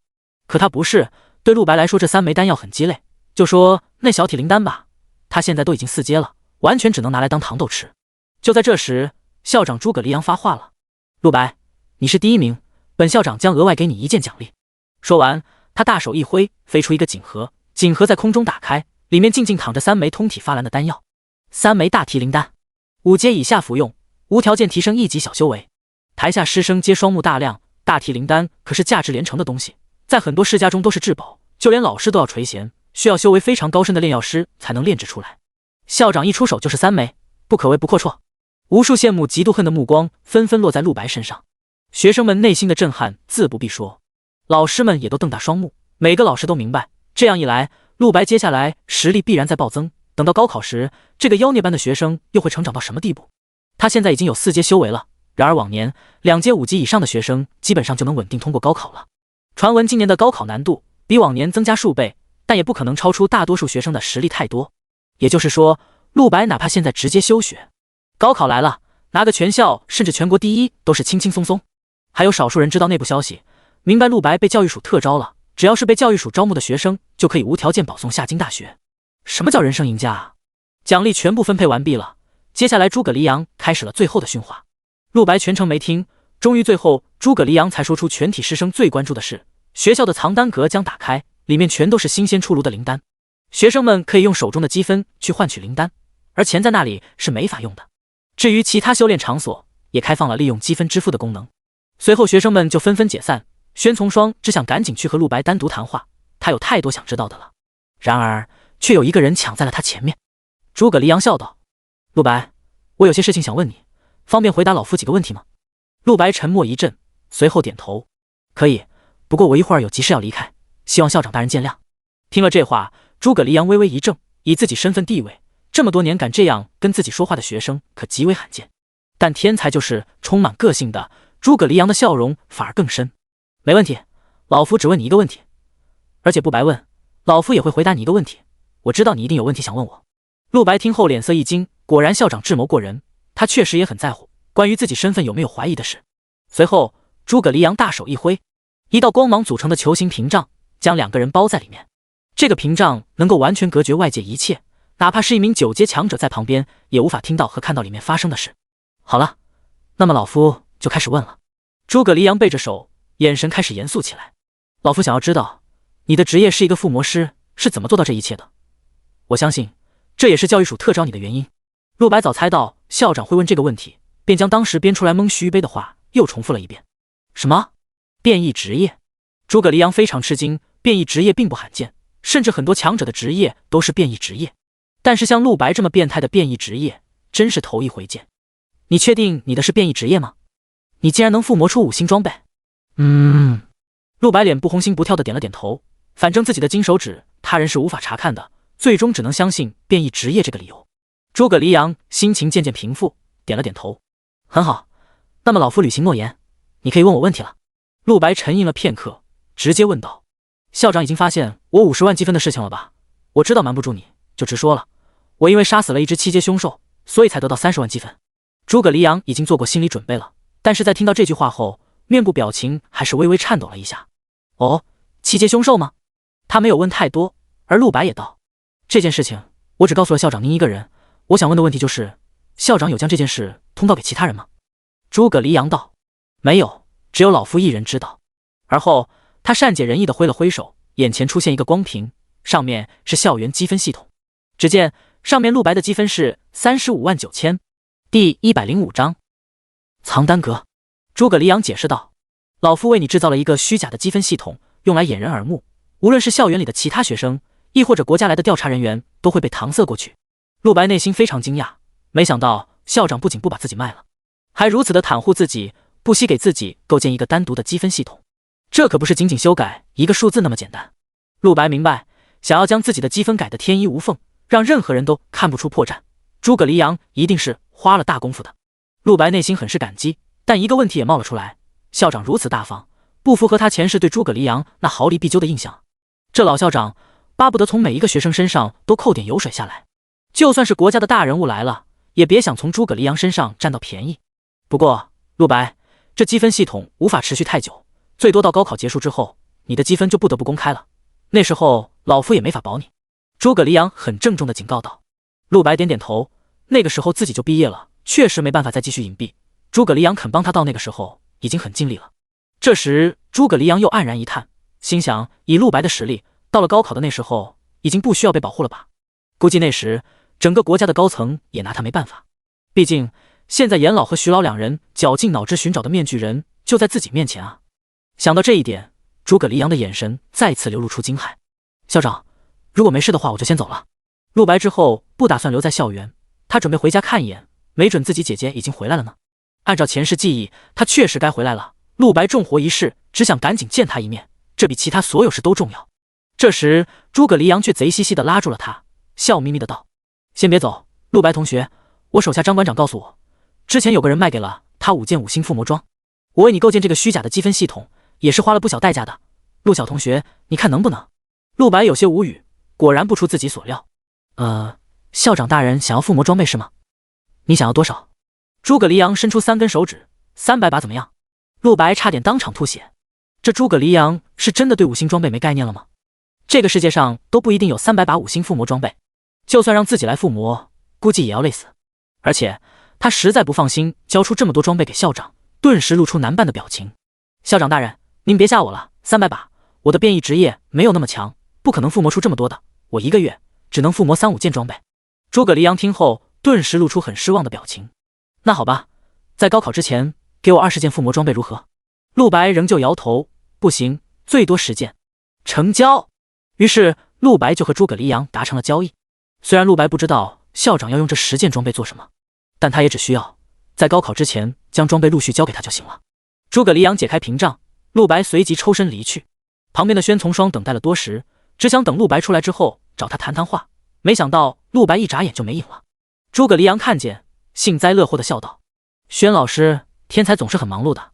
陆白准备在20分钟内离开学校，但临走之前他还有最后一件事要做。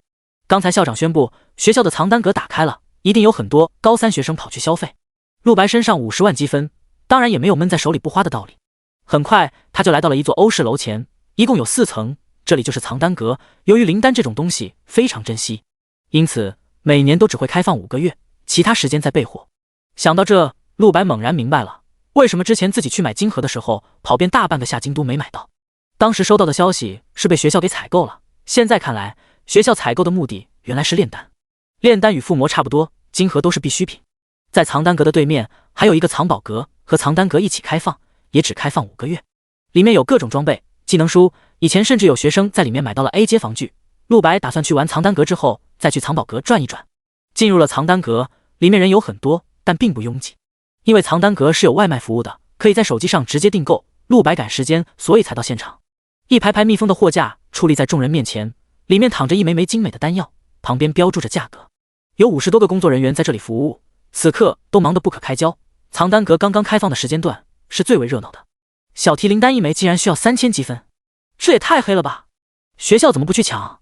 别抱怨了，灵丹本来就很贵的。你看大回血丹都需要1500积分，我还是老实买小回血丹吧，只要500积分。靠，本来还想买点小提灵丹提升修为，但是这定价我直接死心了。慢慢赚积分吧，小提灵丹还算好的，你看大提灵丹一枚就需要3万积分啊！在深处的货架上放置着大提灵丹，可是价格却让无数学生望而却步。小提灵丹就让很多新生买不起了，这价格提了10倍的大提灵丹，大多数人那是完全不纳入考虑范围。真羡慕陆白大佬啊，校长直接送了他3枚大提灵丹。哎，那等天骄我们羡慕不来的，还是买点低品质灵丹吧。看，这里有兽血灵丹，吃下之后可以进入亢奋状态。这个青银灵丹也不错，吃了可以增加敏捷的。大多数学生都不很宽裕，只能对地劫灵丹挑挑拣拣，内心都意识到了刷凶兽的重要性。这藏丹阁就是一座吞金兽，仅仅一枚丹药就能让很多学生倾家荡产。就在这时，一个如风一般的人影跑进了藏丹阁，大家还未看清，他就已经窜到了服务台前。给我来10枚大提灵丹。第106章自然之翼护甲。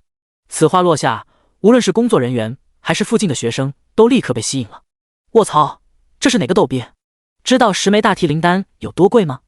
有人不假思索的就嘲讽了。有很多学生开完会以后就热血沸腾的冲进藏丹阁要买大提灵丹，结果一看价格傻眼。在场的学生已经看了很多次这样的笑话了，但张嘴就要买10枚的，真第一次见。就在大家打算看看这个最傻的傻子是谁的时候，下一刻众人就傻眼了。陆白站在服务台前，满脸肃穆，催促着工作人员赶快将10枚提灵丹拿来。卧槽，这位不是陆白大佬吗？陆白大佬竟然会亲自降临藏丹阁啊！难怪人家开口就要10枚大提灵丹，人家确实是有这种实力啊！真想不到我竟然会有跟这种大佬线下见面的机会。陆白现在已经成为了全学校最著名的学生，所有人都认识。往这一站立马就引起了众人轰动，很多人丹药都顾不上买了，一时间求签名的、搭话的、求抱大腿的、看热闹的都有。陆白微微皱眉，并不喜欢这种显山露水的感觉，只想快点买了丹药走人。然而面前的工作人员，一位20多岁的小姐姐却愣住了。作为工作人员，她并不认识陆白，以她的经验，一个高3普通新生是绝不可能买得起10枚大提灵丹的。因此他愣在了原地没动。陆白连催了他好几声，小姐姐仍旧很没眼力见，让陆白再确认一下价格。万幸这时藏丹阁的管事走了过来，他认出了陆白，立刻屁颠屁颠跑了过来，将小姐姐呵斥了一顿，随后恭恭敬敬地将10枚大提灵丹交到了陆白面前，并主动和陆白道歉，言语中有恭维之意。这种顶级天才学生就是未来的神仙，哪怕现在还没成长起来也是惹不起的，最好还是结个善缘。陆白这才松了一口气，立刻取出积分手机，这个手机可以直接用来付账的，很方便，一扫二维码，积分就转过去了。陆白一口气赚了30万积分，随后带着10枚大提灵丹离去。之前的小姐姐工作人员看得目瞪口呆，这人真是刚觉醒职业的新生。离开的时候，仍旧有很多学生围着他，眼神中满是崇拜。陆白逃也似的离开了藏丹阁，总算是摆脱了一群狂风浪蝶。马德，100多个人把他围在中间，差点把他挤死。接下来就是要去藏宝阁了，藏宝阁前人烟稀少，几乎就没有人。原因很简单，在那里大提灵丹只能算下下品，所有商品1万积分起步。学生们内心都是有避数的，知道那里不是自己能踏足的地方，最起码要等几个月后，大多数学生才有进来逛一逛的资格。而陆白直接走入，发现这里面的确都是很贵的商品，有各种技能书、武器、防具、饰品，并且也有一些灵丹，只不过都是极为珍贵的灵丹。陆白直奔防具区而去，他这一趟来不为自己，而是为了姐姐。他已经决定要保护好姐姐，不仅要让她享福，安全上更是万不能有事。姐姐并不是职业者，所以陆白打算给她买个攻守兼备的防具。很快，还真让他在几十件宝品中找到了一件合适的，是一件半透明的护甲，散发着淡淡的金色光泽，看上去如同天使的翅膀，华丽而绝美。自然之翼护甲，等级 A 阶。介绍：穿上之后将永久认定主人，无法脱下，并且护甲将会透明化，与血肉融合在一起。本护甲没有主动技能，所有技能默认自动开启，护甲会自动检测并防御攻击，并且护甲会自动收集周围的自然能量，充能护甲。自然能量最常见的就是金木水火土，这个护甲不仅能够自行防御，还能自行充能。陆白看了一眼就喜欢上了，这完全是为了姐姐量身定制的呀。本护甲在完全没有自然能量的前提下，亦能至少防御3万伤害值的攻击。3万伤害值，这数量对普通人来说绝对够用，但陆白犹嫌不足，不过无所谓，他可以附魔呀。而除了这些之外，最重要的是这件护甲的最后一个效果——篆刻阵法。本护甲内置灵力阵法，您可以在里面存放一个魔法、一个技能、一个阵法或者一个禁术，当护甲主人遇到生命危险时，阵法会自动触发。陆白双目大亮，太好了，这就是自己最需要的。他看向这件自然之翼护甲的价格，发现一共需要20万积分。陆白二话没说将其购买，随后离开了藏宝阁，而后叫了辆出租车，给了司机自己家的住址，自己则小心翼翼取出了自然之翼护甲，准备现在就开始附魔。司机是个喜欢唠嗑的中年人，陆白上车之后就在不停跟他搭话。陆白起初出于礼貌回了几句，后来就完全不理了。然而司机还没有停下的意思，看来小兄弟你是夏京一中的高3生吧？夏京一中好啊，全国顶级高中，能考上这里不容易，我真希望我的娃以后也能来这里读书。小兄弟，你是高3生，应该已经觉醒职业了吧？你的职业是什么啊？司机从后视镜中看到陆白已经闭上了双眼，将防具平放在面前，那装备竟然自主悬浮了起来，并且陆白周身都还氤氲着强烈的光芒。司机倒吸一口冷气，乖乖，你的职业是个附魔师啊，这可是个不得了的高级职业。然后他终于不说话了，司机也知道附魔师附魔的时候要集中注意力，自己不能影响人家。而此刻陆白正在思考着应该用什么金盒给这件装备附魔。他身上的金盒现在多的用不完，但这毕竟是给姐姐的，想了又想，最终陆白拿出了击杀神王战星之后得到的那一枚7阶金盒。对于姐姐，他不会吝啬，7阶金盒一取出，瞬间整个车内蔓延出一股至凶至邪的凶兽之气。司机被吓得全身汗毛倒竖，外面气温20多度，他却如同置身冰窟，不得不打开车里的暖风空调。第107章附魔。幸亏司机也是个老司机，换了一般人在这里早就手抖的握不住方向盘。陆白集中注意力，无论是前世今生，这还是他第一次用7阶金盒这么高级的材料给装备附魔，附魔难度也因此暴涨了。如果是一个普通的4阶附魔师，想驾驭7阶金盒的力量，真是想都别想。哪怕是拥有神级精神力的陆白，也觉得压力比之前高了上百倍。他的精神力完全够用，可是修为却跟不上，但也无妨，他一点点地推进着附魔的进程，无非是需要的时间更久一些而已。过了整整20分钟，陆白在睁眼，附魔结束了。一道强烈的光芒裹挟着浑厚的灵气，在狭小的车内迸发而出。前方司机被震慑的双目瞪大，在恐怖的灵力面前，他感觉自己如同一只渺小的蝼蚁。还好这灵气是没有任何伤害的。这就是附魔师吗？乖乖，真是太强了！一时之间，司机对陆白的态度都改变了，不再将他作为普通学生看待。而陆白也长舒了一口气，内心欣喜。太好了，附魔完美成功。7阶晶核附魔出来的效果本就比低阶晶核强大数十倍，这是自然之翼的原附魔效果。自然之翼护甲介绍：护盾值从3万升级为15万，吸取自然能量的充能速度翻5倍，且内置的阵法威力翻1倍。经过神级附魔加持之后，自然之翼护甲5星附魔介绍：护盾值变为50万，吸取自然能量的充能速度翻30倍，内置的阵法威力翻1倍，且每日可以释放3次。看了当下效果，陆白内心无比满意，自己姐姐穿上这护甲才算得上是真的安然无恙啊。接下来就要给这护甲内置一个阵法了。陆白放一个技能在里面，只要姐姐遇到了生命危险，那么技能就会自动发动。现在陆白身上的技能有很多，几乎全部都是从别人那里偷来的，其中也不乏品质极高的技能。但是陆白却都觉得不放心，别人的技能终究保护不了姐姐，要不就用附魔威灵吧，这一招是最合适的。陆白咬破舌尖，一口血喷在黑之种上，随后开始将全盛威力的附魔威灵放置到护甲中。下一刻，陆白身上亮起强烈红光，比方才附魔时散发出来的气息更强大数十倍。前方正在开车的司机看见这一幕也是虎躯一震，他不知道陆白在做什么，但总觉得很厉害的样子。陆白周围的气息开始越来越强大，渐入佳境，小小的汽车几乎要被恐怖的灵气挤爆。司机这一次是真的被吓得全身瘫软了，强大的灵气让他呼吸都变得困难，只好找个路口靠边停车。终于过了许久，陆白成功将附魔威灵注入到了自然之翼中，回过神却发现车子居然停了。司机大哥，怎么回事？怎么不走了？司机满脸幽怨。小兄弟，我人都差点被你吓晕过去了，哪里还敢走？你的目的地已经到了，就在附近，你快下车吧，车费我也不要了。司机已经彻底怂了，连连摆手让陆白下车。陆白有些尴尬，这才意识到是自己问题，但还是决定把钱给了。但司机哭丧着脸，死活不肯要陆白的钱，逃也似的飞快离开了这里。陆白摇了摇头，算了，还是回家找姐姐吧。他朝着家的方向走去，同时掏出了手机。前些天他经常在手机上给姐姐留言，几乎每天都发，但是陆白发现姐姐还是一条都没有回。按照前世记忆，姐姐确实是今天回来，可是为何不回自己的信息，连电话也不打一个？陆白心中隐隐有些不安，加快步伐往家跑去。插入钥匙，将门打开。一开门，一股扑鼻的饭菜香气立刻扑了上来。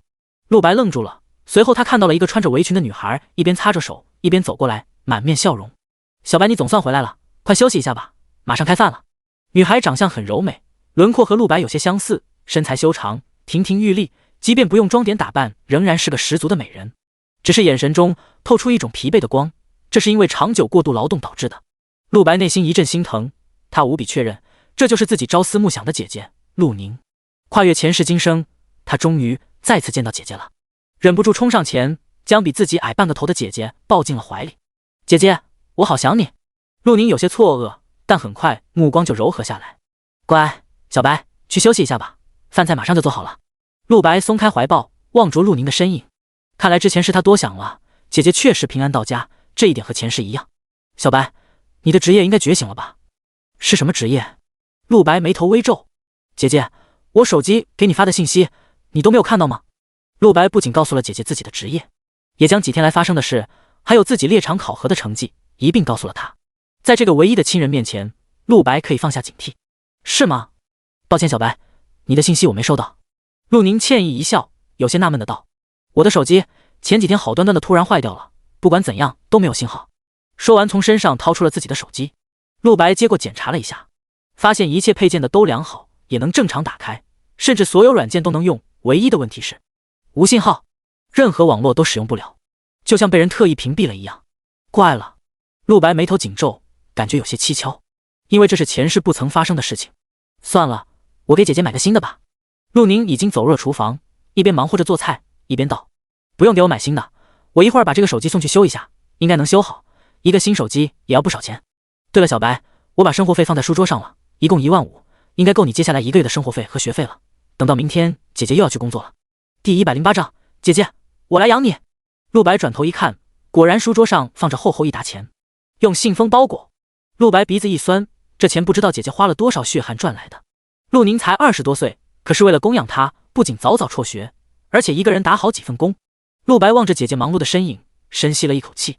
姐，明天把工作辞了吧，先别做饭了，我现在就出去带你买个新手机，还要带你吃豪华大餐，购物买，以后你就每天在家里追剧，睡美容觉，享福就好了。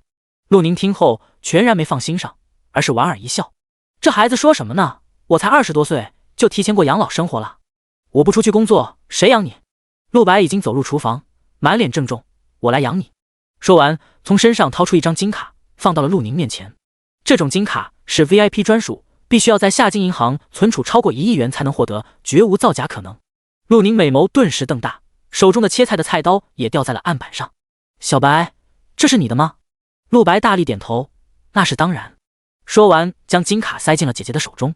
这里面有1个亿，有了它，姐姐这辈子都不需要再去工作了，好好在家养身体，这都是我亏欠你的，我会保护你一生。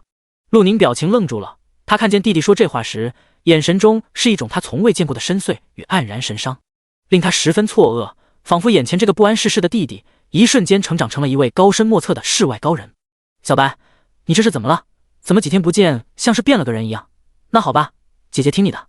陆宁一向是顺着陆白的，对他的一切都无条件相信。他转身关掉了火，解下围裙。陆白笑了，我们现在就走吧。二人离开了小区，走在阳光下，黄昏的余晖洒下来，将陆宁的容颜映照得十分绝美，两人的背影被一同拉长。陆白内心一阵慨然，前世姐姐为了他完全放弃了自己的生活，自己现在终于能好好补偿他了。和陆宁一起走在街上，陆白忍不住想，如果不是3年之后有邪神降临，他宁愿一直过着这种平凡又不差钱的生活。陆白陪着陆宁，两人逛了商场，吃了豪华大餐。陆白用金卡疯狂扫街，以公斤为单位给陆宁奈珠宝，买，狠狠的买，反正自己现在不差钱。陆宁不喜欢这种铺张浪费，但内心还是很感动，而且他相信了这张金卡确实是真的。小白，你的这些钱从哪来的？陆宁问道。感动之余，他更害怕自己弟弟做什么不法之事。陆白随口道，你还不知道我的成绩吧？我今年是高3新生考核中的第1名，又是附魔师这种职业，当然有大人物投资我了，几个亿都是洒水。陆宁因为提前辍学的缘故，没有参加转职仪式，后来也曾经去一些机构检测过自己是否会觉醒职业，但最终结果是觉醒失败。因此陆宁就认定了自己是个普通人，看着自己弟弟如此出息，内心无比欣慰，望着陆白的眼神无限柔和。我的弟弟长大了。二人停在一座商业街休息，顺便喝茶。陆白也进入正题，将之前准备的自然之翼护甲送给了姐姐，并对姐姐大致描述了它的作用。陆宁听得美眸瞪大，有这么厉害？当然。陆白让姐姐装备上自然之翼，一经穿上，立刻发生了神奇的一幕。淡蓝色光芒亮起，自然之翼护甲渐渐和陆宁的血肉融合在一起，其本身则渐渐透明，看上去就像没穿护甲一样，隐藏性极强。陆宁自己也觉得无比奇妙，对陆白送的防具虽然还没用上，但已无比钟爱。谢谢弟弟了，那接下来我去买个手机，你在这里等我吧。陆宁起身，笑靥如花。陆白立刻放下手中奶茶，我跟你一起去吧。陆宁却很严厉地回过头，将他按在座位上。你当姐姐是3岁小孩吗？买个手机都需要你陪着？你陪我逛了半天很累了，坐在这里好好休息一下吧。说完，陆宁就自己朝着商业街中心走了过去。临行前还特意再次叮嘱，听好了，不准跟着。陆白见状也是无奈了，只好坐回座位上等待姐姐回来。陆宁身上有了自己送的自然之翼护甲，又有金卡，外出逛街按理说不可能有危险。而且陆白摊开手掌，上面出现了一个淡蓝色花纹，这个花纹通过自然之翼护甲与姐姐的生命体征连接在一起，只要姐姐还活着，花纹就会一直亮着，如果受伤，花纹就会闪烁，这样陆白可以随时随地检测到姐姐的情况，所以放心。而另一边，陆宁离开座位后走出几步，背对着陆白，眼神竟一瞬间变得无比空洞，双腿也不受控制，朝着与手机店街相反的方向走去。他神情木讷，脸色阴沉，眼神深处满是慌乱。这是怎么回事？为什么身体从刚才开始就不受控制的说话，不受控制的动起来？陆白留在原地，一边饮茶一边等待姐姐回来。然而半个小时过去了，仍旧不见陆宁踪影。陆白顿时起了疑心，买个手机再怎么也不至于去那么久，天都马上要黑了，陆宁不是那种会沉迷于逛街的人。陆白顿时觉得姐姐可能出事了，立马顺着陆宁离开方向追了过去。就在这时，他手心之上淡蓝色花纹开始闪烁，陆白大惊失色。糟糕，自己的姐姐竟然真的被袭击了，这是怎么回事？是什么人干的？陆白速度全开，朝着商业街中心狂奔，方寸大乱之下，什么也顾不上了，连撞好几个路人。然而找了好几家手机店都没有找到陆宁身影，正准备离开去其他地方，忽在这时，竟有一个黑袍人挡在了陆白面前。黑袍人一身黑色斗篷，戴着兜帽，看不清他的脸，并且身上透出一种极度阴森的气息，闻起来还有一些凶兽身上独有的凶力。第109章神秘组织，陆白立誓。陆白立即意识到来者不善，而且急匆匆的他根本懒得管对方是谁，拔出黑之种就斩了过去。滚！挡我者死！黑袍人似乎早有预料，纵身一退躲过斩击，同时闷哼一声：你已经死了，不要再挣扎。说完大手一挥，3只巨大的6阶凶兽从天而降，吓得周围街道上的市民仓皇逃窜。3只6阶凶兽在黑袍人的指引下便向着陆白猛攻过去。突如其来的战斗让整个街道都陷入混乱。面对着3只6阶凶兽，哪怕陆白也要小心应对，但此刻他火急攻心，姐姐陆宁不知下落，他哪里顾得上慢慢打架，顿时直接绕过凶兽不打，对着远方的黑袍人凌空一指，灭魂术。本来充满自信的站在几十米外的黑袍人突然全身一颤，用手捂住头，跪倒在地。这怎么可能？陆白这一下发了狠，将自身精神力全用上了。不过由于这黑袍人的修为在6阶之上，而陆白的修为只有4阶，因此这灭魂术杀不死黑袍人，只能对其灵魂造成重创，但这样已经足以让对手残废了。在神级精神力的全力攻击下，黑袍人的灵魂已经近乎碎片，差点昏厥过去，连站起来的力气都没了。3只6阶凶兽也在这一刻因为失去了主人的控制，仰天呕吼，旋即化为了3团烟雾，消失不见。陆白快步走进黑袍人，一把扯下兜帽，发现这是一个50多岁的老者，职业大概是御兽师之类的。他正大口喘着粗气，不停吐血，冰冷的眼神死死盯住陆白，里面有凶狠，但更多的是悔恨。想不到你竟然这么有本事，被那群人骗了。陆白眼神冰冷极致。畜生，是何人派你来杀我？我姐姐现在在哪？黑袍人闭口不言，陆白也本就没打算从他口中问出有用的，直接将其按在地上，手放在黑袍人额头，开始搜魂。搜魂术既能探查，更能直接强行观看他人记忆。陆白直接查看了这个黑袍人1个月之内的所有记忆，他坚信自己的姐姐跟此事有关。这一看，顿时陆白皱起眉头，表情变得十分惊愕又充满古怪。搜魂结束，陆白将手从黑袍人的头顶放下。黑袍人一脸诡异：你对我做了什么？我的大脑刚才不受控制的回忆了我1个月来经历的所有事。我看了你的记忆。陆白道。黑袍人大惊失色，不敢相信面前这个年轻人竟然有如此恐怖的手段。然而没来得及发表感言，陆白便一剑落下，将黑袍人杀死，同时将他身上储物戒指、装备、钱财一类的东西搜刮殆尽，主要是想看有没有有用的线索。很快陆白就有了发现，从黑袍人腰间他摸出了一个篆刻着兽头符文的玉牌，这也许是某个组织的标识物，我刚才在这个家伙的记忆里见到过这个牌子。将黑袍人尸体就这样扔在大街上，陆白掉头就走，临行前将附近所有监控全部毁掉。他刚才使用了搜魂术和灭魂术，虽然动作极力隐蔽，一般人看不出他用了什么技能，但还是小心为妙。毁灭了录像之后，就万无一失了。从方才看到的黑袍人记忆中，陆白知道了这个黑袍人叫龙刚，本来只是一个御兽师，做着赏金猎人之类的活，在整个大夏帝国四处游荡。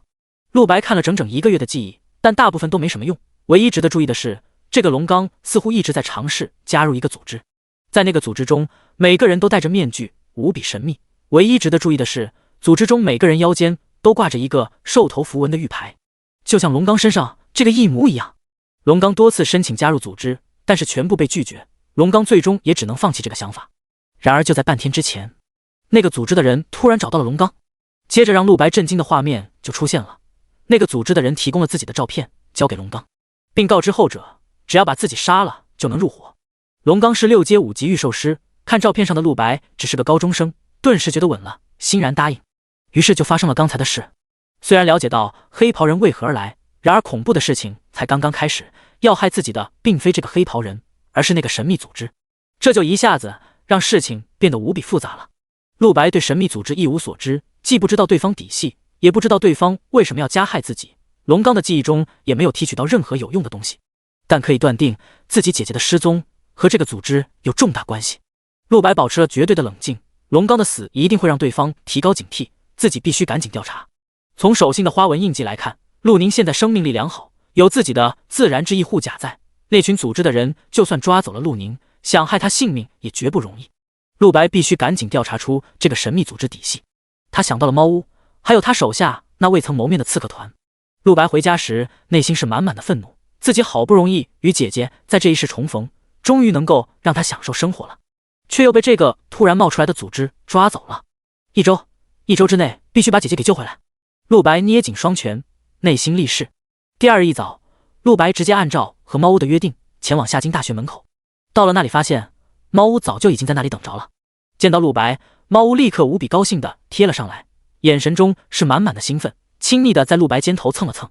主人，您终于来了，猫儿想死主人了。如果是让其他学生看见夏京大学新生中最强女刺，一向冰冷杀伐的女王猫屋露出如此谄媚的一面，定然会觉得世界观崩塌。陆白冷淡道：猫屋，我需要知道你的信息，你的手下有一个刺客团，里面的成员是夏京大学的学生，对吗？第110章赚外快。猫屋听后点点头，没错，主人对他们感兴趣吗？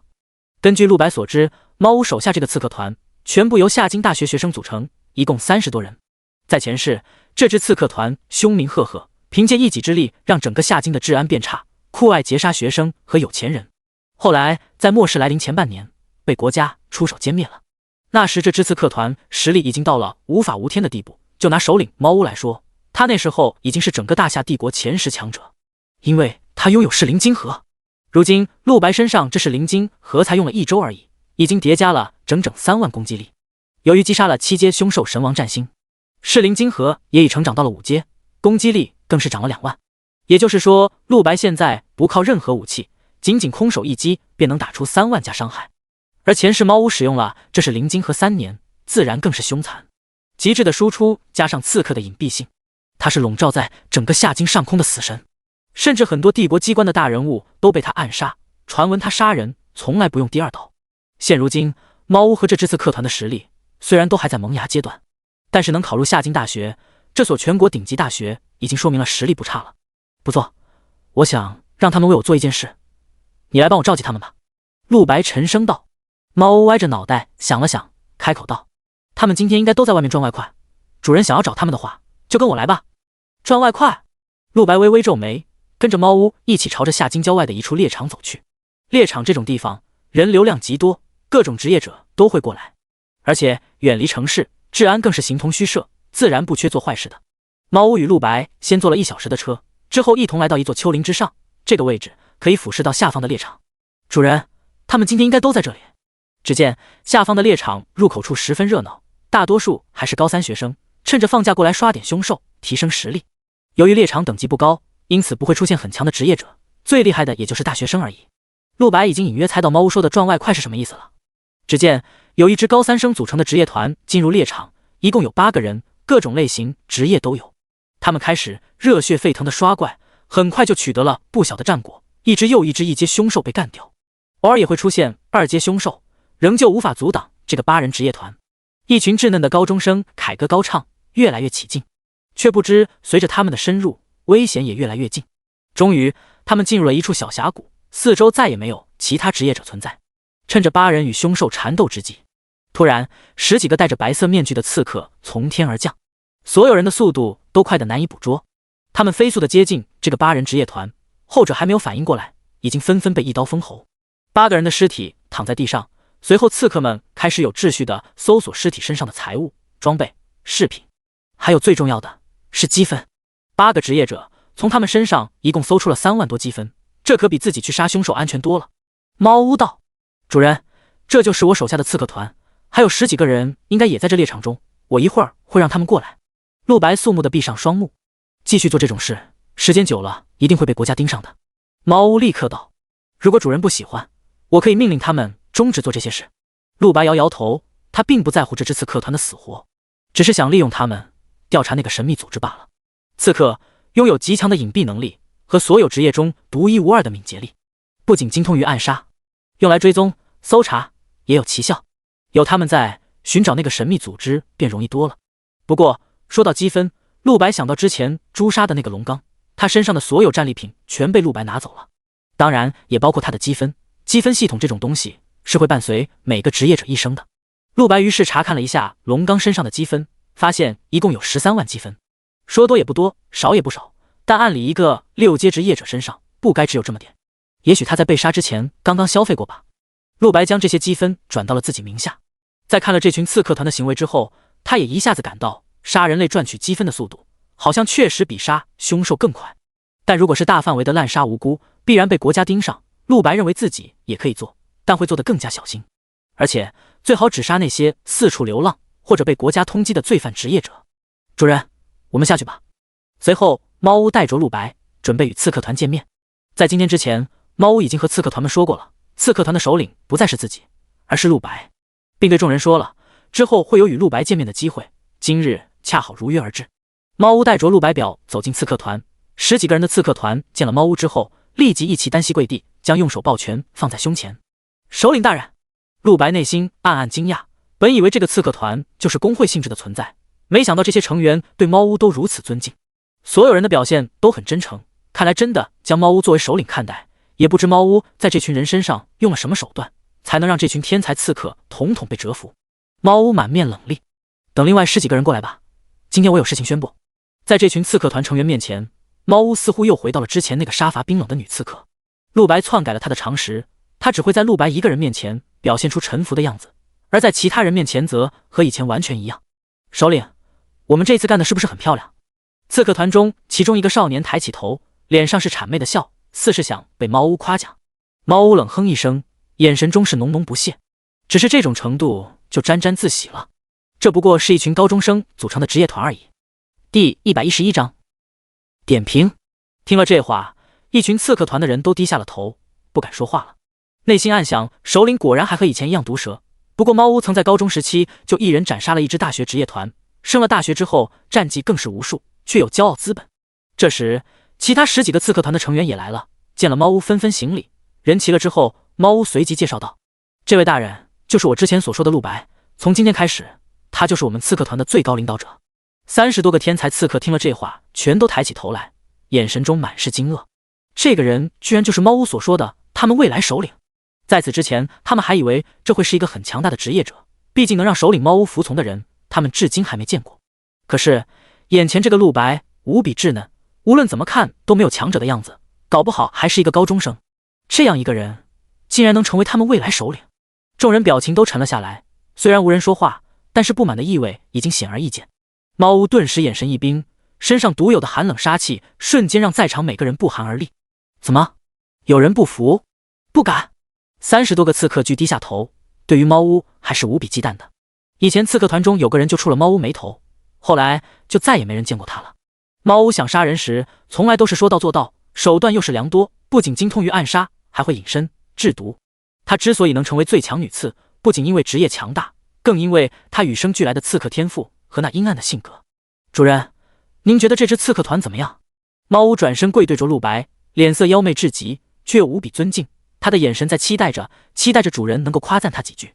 后方跪着的一群天才刺客们全都震惊了。主人，他们的首领猫屋居然对这个高中生喊主人，这个世界疯了吗？众人都觉得无法接受，甚至觉得这是不是恶趣味的猫屋和他们开的又一个玩笑。哪怕是国家下来的大人物，猫屋都不曾放在眼里，怎么可能对一个高中生心悦诚服？渴望着猫屋那真诚的眼神，却又怎么都不像假的。陆白微微皱眉，让我点评一下吗？他只不过想让这刺客团为自己做事罢了，至于点评之类的事，他完全没兴趣。不过猫屋既然这么说了，今后自己也要暂时带领这支刺客团，当然要立威，那就索性。陆白负着手走到一群刺客面前，脸色平淡，那我就说几句吧。一群刺客脸色一变，虽然没人敢说什么，可内心都在想，一个高中生刚刚觉醒职业的菜鸟能看出什么？这个陆白可能确实有吸引猫屋的强大之处，但让他来点评他们这群身经百战的老刺客，属实有些瞎掰。众人都等着看陆白一会儿能说出些什么。一个叫汪凡的刺客抬起头，他是除了猫屋之外所有人中地位最高、实力也最强的，眼神中不满意味最为强烈。让一个高中生点评，简直就是一种侮辱。一会儿陆白说的都是溢美之词还好，倘若敢说半句坏话，他定要手中快刀出鞘。后方其他刺客也不乏这种想法。陆白毕竟见识浅薄，让一个门外汉来点评，至多说些拍马屁的话，走个过场就结束了。这群刺客都是夏京大学百里挑一的精锐，别说是放在整个帝国，就算是放在夏京大学也是天赋绝佳。陆白开口了，面前一群刺客脸色都缓和了几分。这陆白还算会说话，说的也确实中肯，还很中听。但下一刻，陆白的话就让所有人脸色大变。陆白朝一群刺客走近了一步，须臾众刺客都感到一股杀气扑面而来。明明这是一个看上去很稚嫩的新手职业者，但一群刺客的感受却如同一位修为几十年的强者在俯瞰着他们。这位被首领猫屋尊为主人的人，好像确实没有那么简单。你们强固然强，可那只是在世人眼中强，在我眼中，你们不过是不入流的蝼蚁。从刚才你们战斗的过程来看，你们至少有3处不足。陆白并不想胡乱点评，那样只会让这群桀骜不驯的刺客轻看自己，也不可能镇得住他们。看样子不得不甩点干货。蝼蚁！一群刺客听了这话，本来缓和的脸色瞬间变得无比铁青。像陆白这样的职业者，刚才眨眼间他们就杀了10几个，1年算下来不知要弄死多少，现在竟然被评价为蝼蚁，真是好大的口气。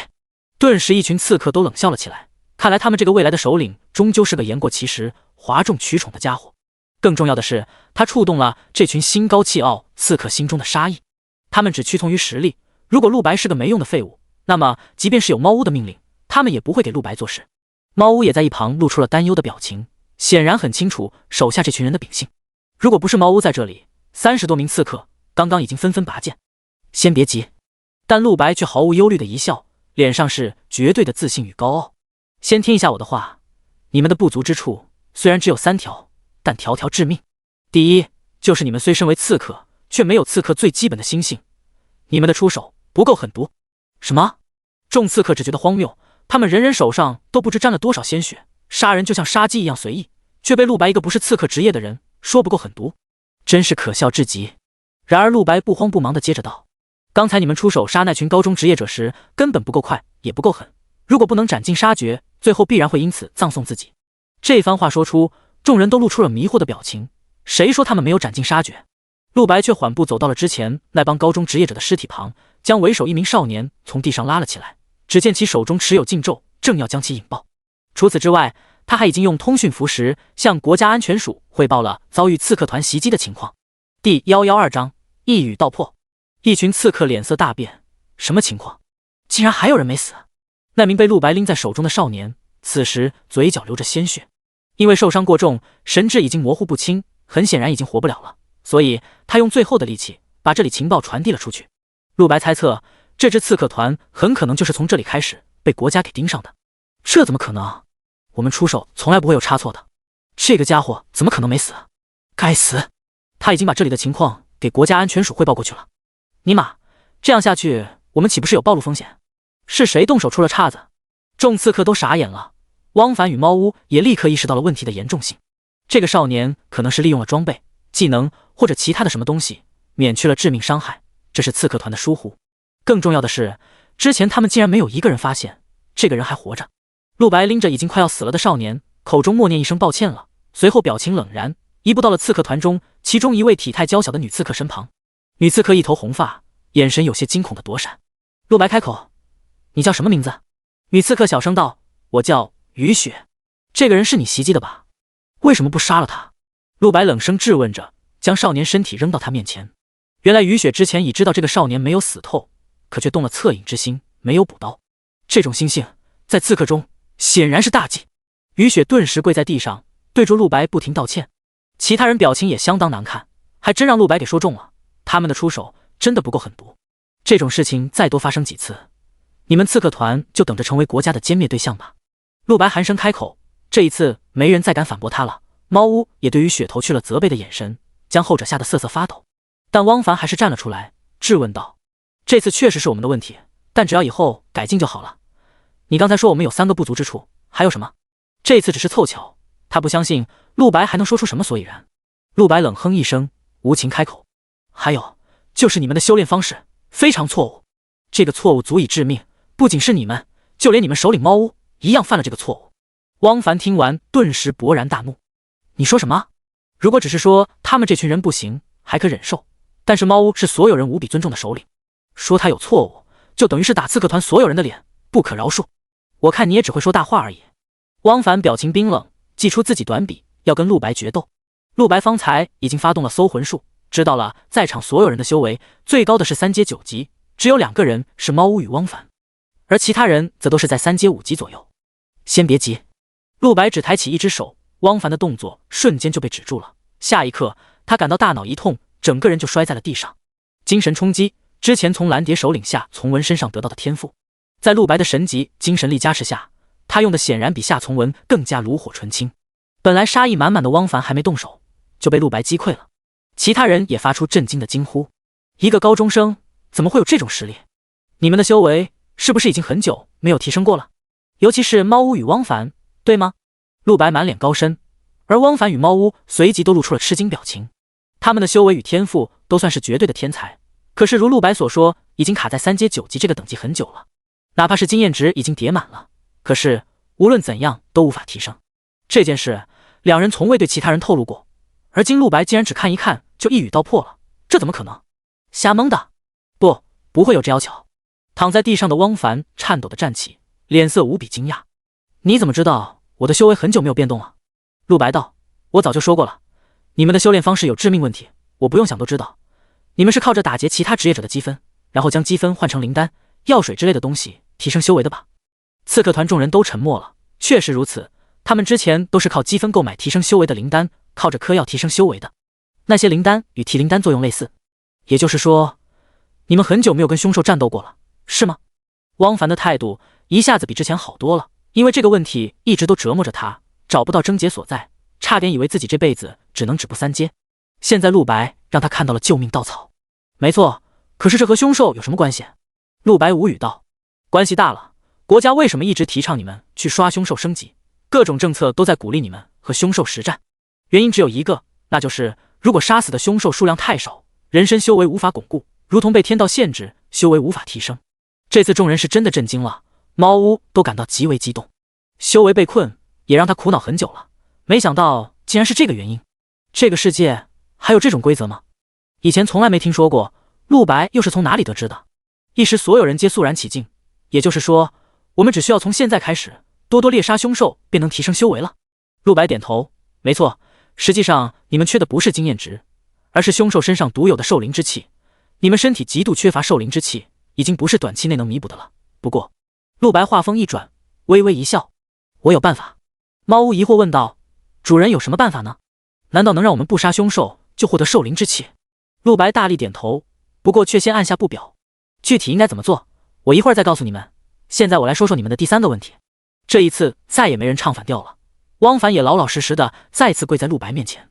原以为陆白哗众取宠，结果前2个问题说的都是一语中的，简直就像一位100年老祖在为他们解惑。第113章武器。第3个问题就是你们身上的装备太次太差。众人又是微微一怔，他们身上武器在同修为中算是强的了，普遍都是 B 阶武器，有些还是附魔的了。再往上 A 阶武器他们没有使用条件，那必须要在5阶之后才行。你们可能都觉得自己在同修为的职业者中装备品质算好的了，但是在我眼中这远远不够。我知道你们自己对提升装备品质毫无办法，但是我可以帮你们，前提是必须臣服于我，为我做事。陆白的声音落下，很多人表情立刻激动起来，真有这种好事。提升装备品质是每个人求之不得的事，对于刺客更是如此。刺客最大弱点就是生存能力太差，因此所有刺客都会追求一击必杀，好武器是必不可少。可是陆白大人怎么给我们提升武器品质？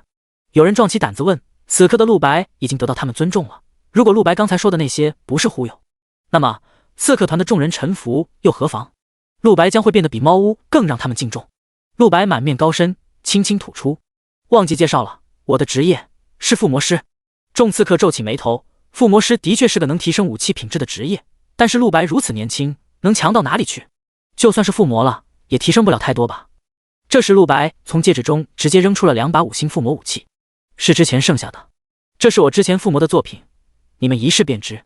汪凡和另外一个刺客端详了一下地上的5星附魔武器，这好像是新手装备啊。陆白大人，附魔新手装备，哪怕是稍微有点常识的人都明白，新手装备最为垃圾。附魔他，还不如去附魔一把菜刀，反正这两件事都是怨种行为。后方众刺客看到这一幕，内心也一下多了许多怀疑。直到汪凡与旁边的人将两把武器捡了起来，触碰数据传来，瞬间他和旁边的人脸色都震惊到了极致。天啊，5星！两人都被吓到了。很快整个刺客团所有人都看到了这两把武器的附魔等级，还有那恐怖的数据。汪凡还找了只凶兽试用了一下，最终整个刺客团都被震惊了。陆白大人，难道能将我们所有人装备都提升到这种程度？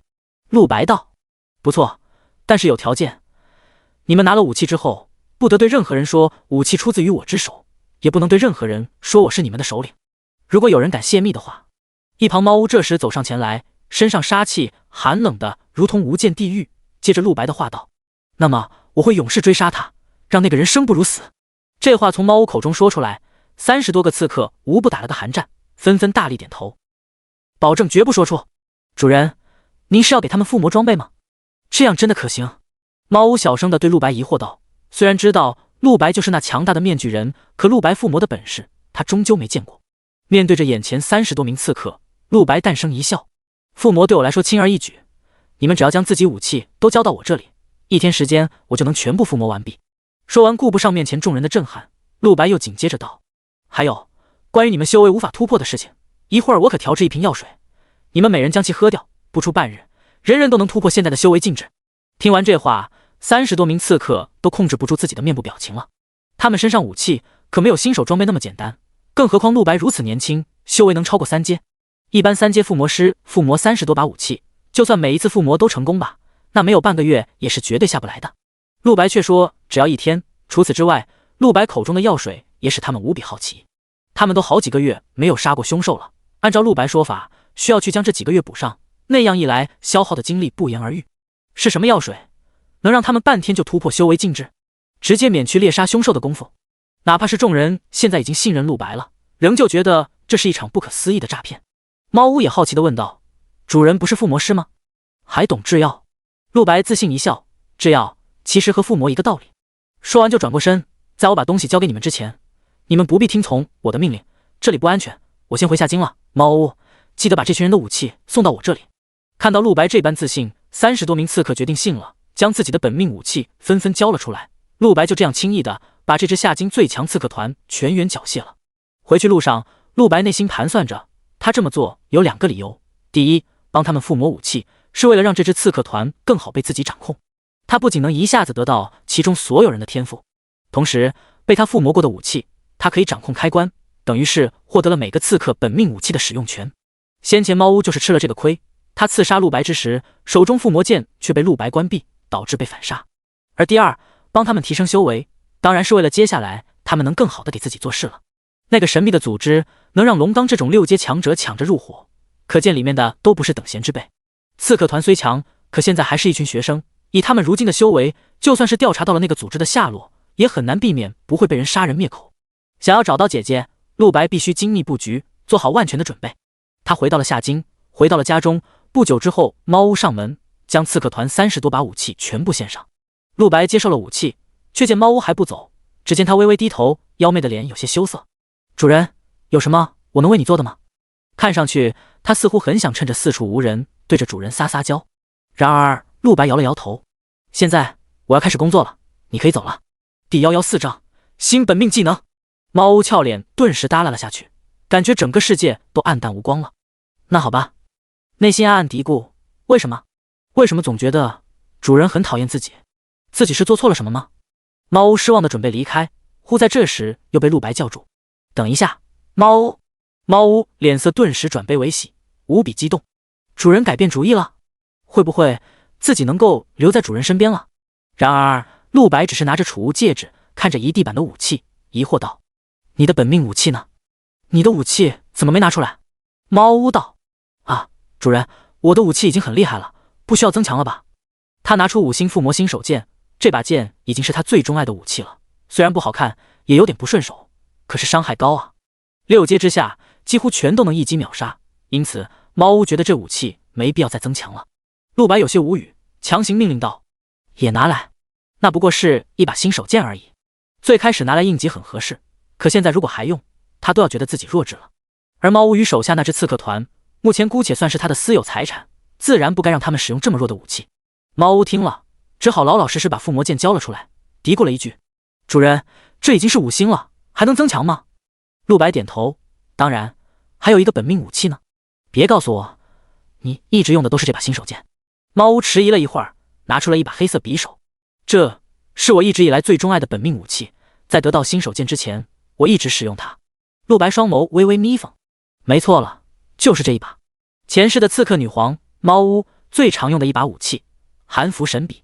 老实说，这一把武器我从小就有了，一直练习，带在身边，也是我用着最顺手的。”猫巫道：“如果不是因为新手剑实在太强，他是万万舍不得放弃这韩服神笔的。”陆白点点头：“一并给我吧，晚些时候我会给你看一个惊喜。”惊喜？猫巫眼神一亮，内心无比期待会有什么样的惊喜。陆白将猫巫的2把武器都接过，随后对他招了招手：“过来，耳朵靠过来。”猫巫顺从的将头贴了过去，以为主人有什么话要说，却不想陆白只是贴近耳垂，一口热气哈出。须臾，猫巫脸色羞红，颤抖的倒在了地上，全身酥麻，瘫软如泥，直接走不动了。陆白一笑，觉得还有点意思：“好了，现在你离开吧，这算是对你最近所做的奖励吧。”“奖励吗？”猫巫伸手捂着耳垂，身体仍然颤麻不已。陆白突然想到了什么，又吩咐道：“对了，问问你手下那群人有没有见过一个神秘组织？那个组织的标志是所有人身上都带着一个雕着兽头的玉牌。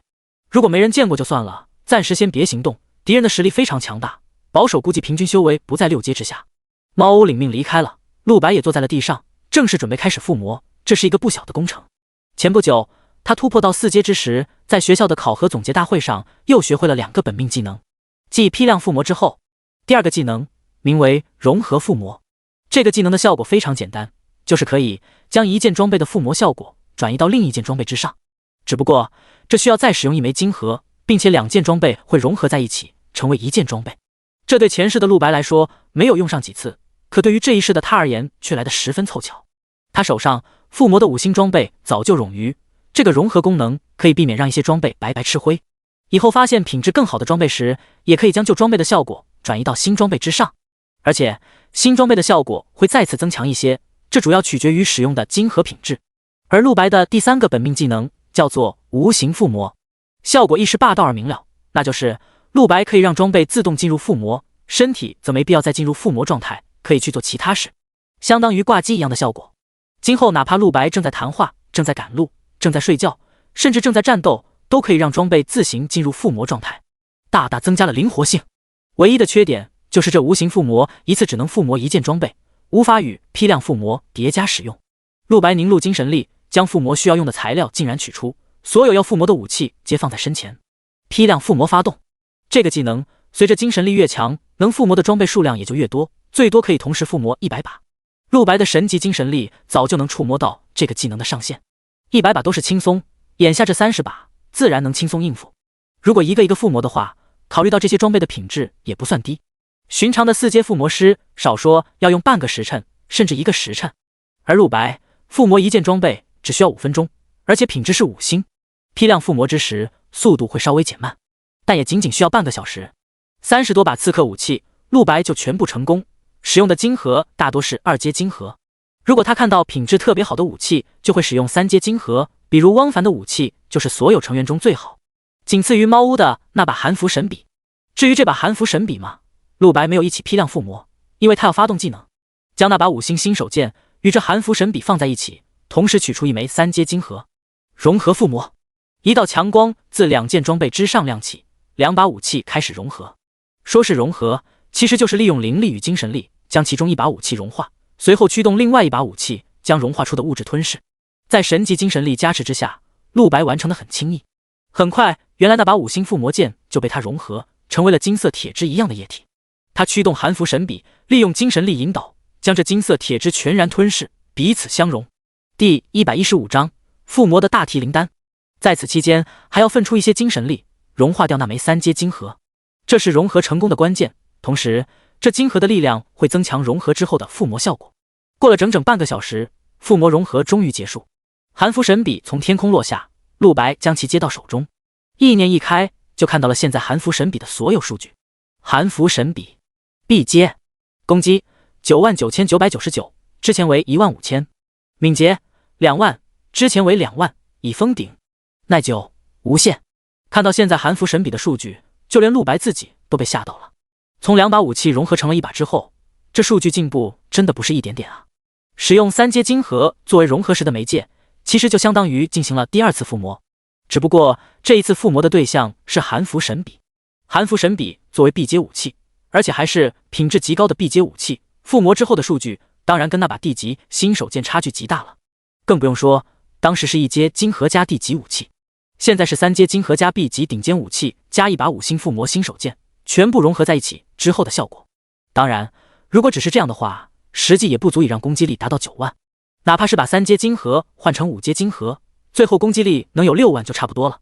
但是这韩服神笔竟然达到了99999，主要还是因为这匕首本身的品质很强，能够超量的吸取灵力。难怪前世他和噬灵晶核绑定之后，攻击力会叠加的那么迅速。武器这方面算是全都完工了，陆白松了一口气，坐在地上。有神级精神力在，无论怎么挥霍都不至于因为精神力透支而被反噬。但还是有一个逃不开的尴尬之处，修为。因为修为只有4阶，附魔这么多装备会让体力受到极大消耗。陆白感觉自己现在就像跑了1个小时的步一样累。接下来是炼制灵药，灵药和灵丹不同，制作门槛没有那么高。这个世界上只有炼丹师，而没有炼药师，原因很简单，就是因为炼丹只有炼丹师能做到，而炼药每个人都可以，它更类似于配置化学药剂，只要将正确的配方组合在一起即可。陆白的计划很简单，他之前购买了10枚大体灵丹，加上校长奖励的一共是13枚。别忘了，除了装备之外，灵丹附魔师也是可以附魔的。陆白的计划就是附魔大提灵丹，然后将大提灵丹炼制成药水，分发给刺客团的众人服下。这样一来，他们的修为必然会进步，而附魔需要用到凶兽的晶核。陆白可以通过自己的手段，将晶核中的兽灵之气尽量留住，再配合神级附魔的加成，自然能帮每个刺客都打破修为禁制了。脑海中已经敲定了计划。陆白修突破7阶，刺客团的那群人会被修为禁制束缚，是因为他们缺少兽灵之气，被天道制裁，而自己会被修为禁制束缚，理由应该是没有学习本命技能才对。这完全是2条互不相干的规则。结果5星附魔之后的大提灵丹竟然一起给破开了，尼玛，这也太变态了有没有？简直是不可思议。陆白暂时停下，看一眼自己现在的属性面板，修为5阶3级，攻击5100，是灵晶核加32000，精神神级，敏捷1700，刺客天赋加500，体质2200，血量6000。修为越是高，每一次升级时各属性的提升也会越多。陆白再次拿了6枚大提灵丹塞入口中，巨大的灵力猛然涌入陆白身体之中，像是爆炸了一样。起初陆白觉得不会有什么大问题，但很快他发现自己错了。恐怖的灵力在陆白的4肢百骸中狂暴游走，几乎要将身体挤爆。他顿时倒在了地上，全身的肌肉全部隆起膨胀，撕裂的痛苦传遍了他全身每个角落。啊！饶是陆白的意志力都忍不住发出撕心裂肺的惨叫。他汗如雨下，手拍向地面，瞬间轰碎地板，拍出了一个巨大的大坑。好烫，血液简直像是岩浆一样。痛苦还在不断加深，6枚5星大提灵丹能够一次性让人提升18个小修为，这显然不是常人能够承受的。陆白对此一始料未及，又过了半分钟之后，陆白体内传来了血管爆裂声音，整个人顿时瘫倒在地，昏死了过去。但最艰难的时刻已经被陆白利用意志力挺过，接下来的疼痛感开始渐渐变弱。爆开的血管在药力的滋润之下，缓缓重新愈合，并会变得比原来更加强大，更加坚韧。身上那膨胀如龙的肌肉也渐渐地缩了回去，慢慢回归了原本的正常体型。陆白脸色渐渐平和。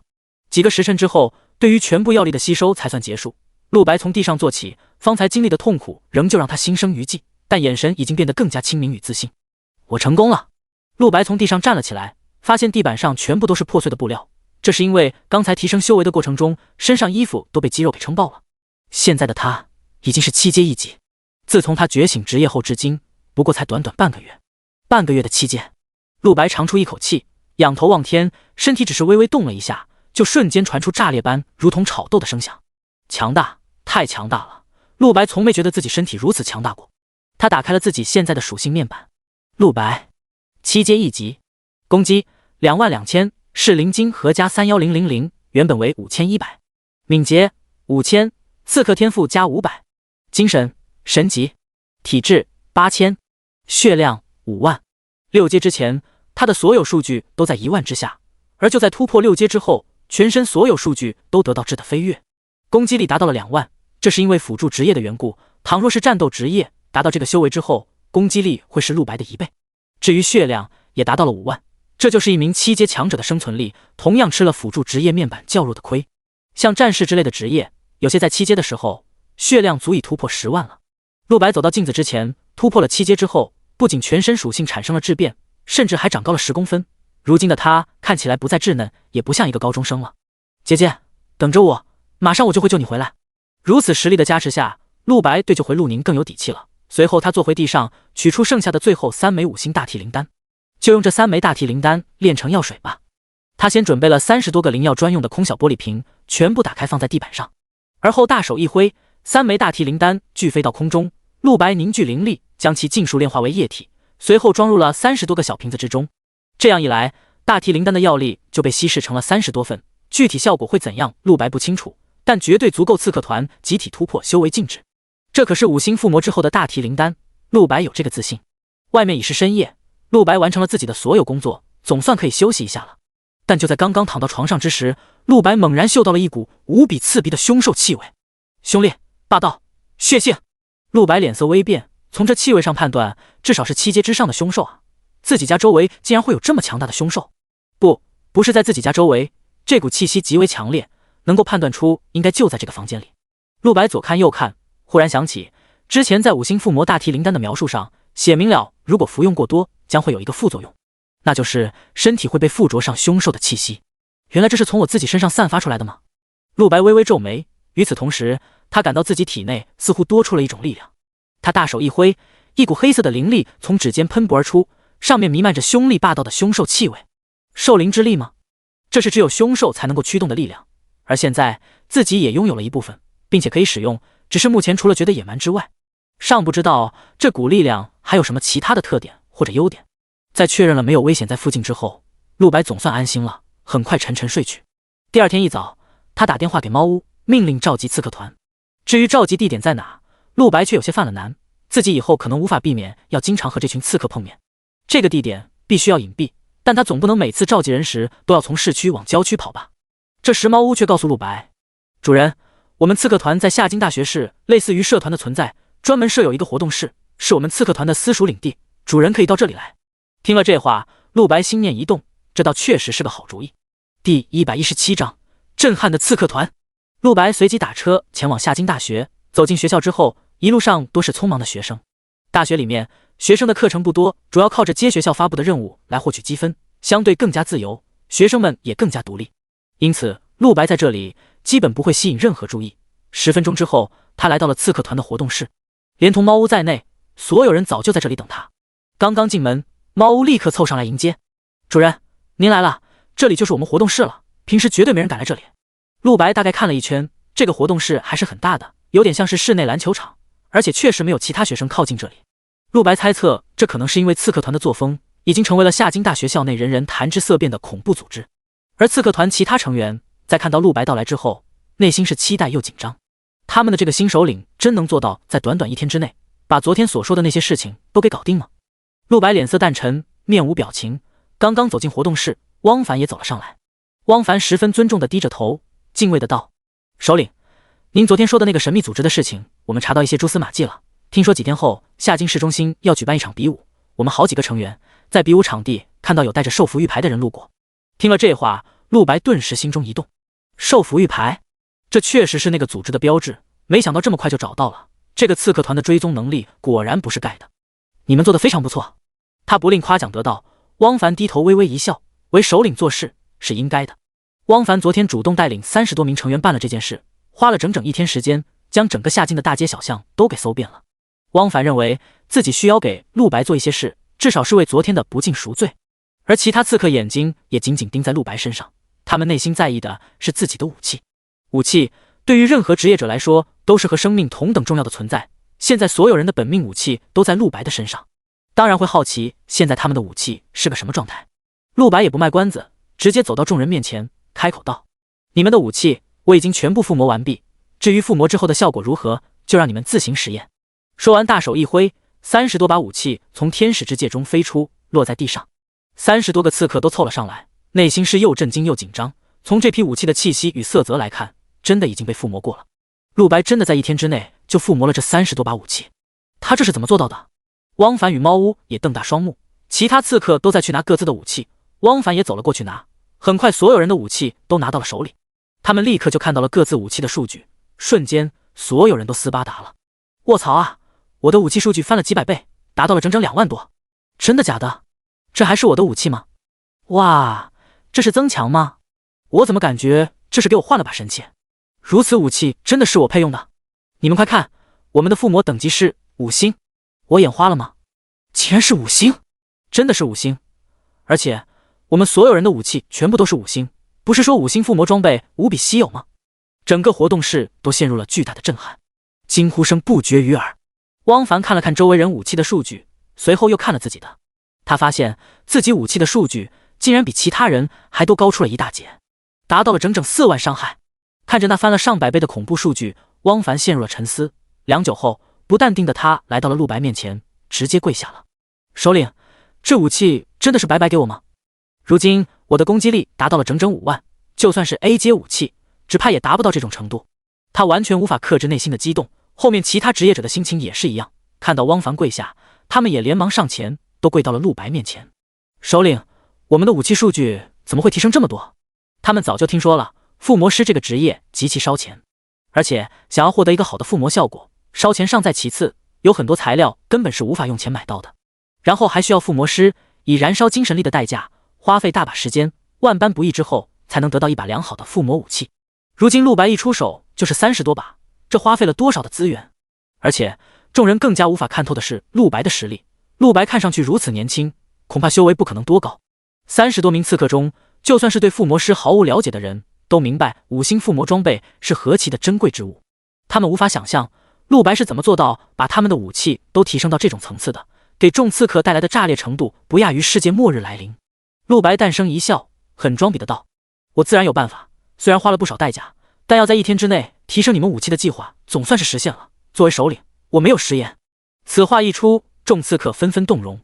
汪凡最先道：我等愿意为首领赴汤蹈火，万死不辞。从此以后，首领说什么我们就做什么。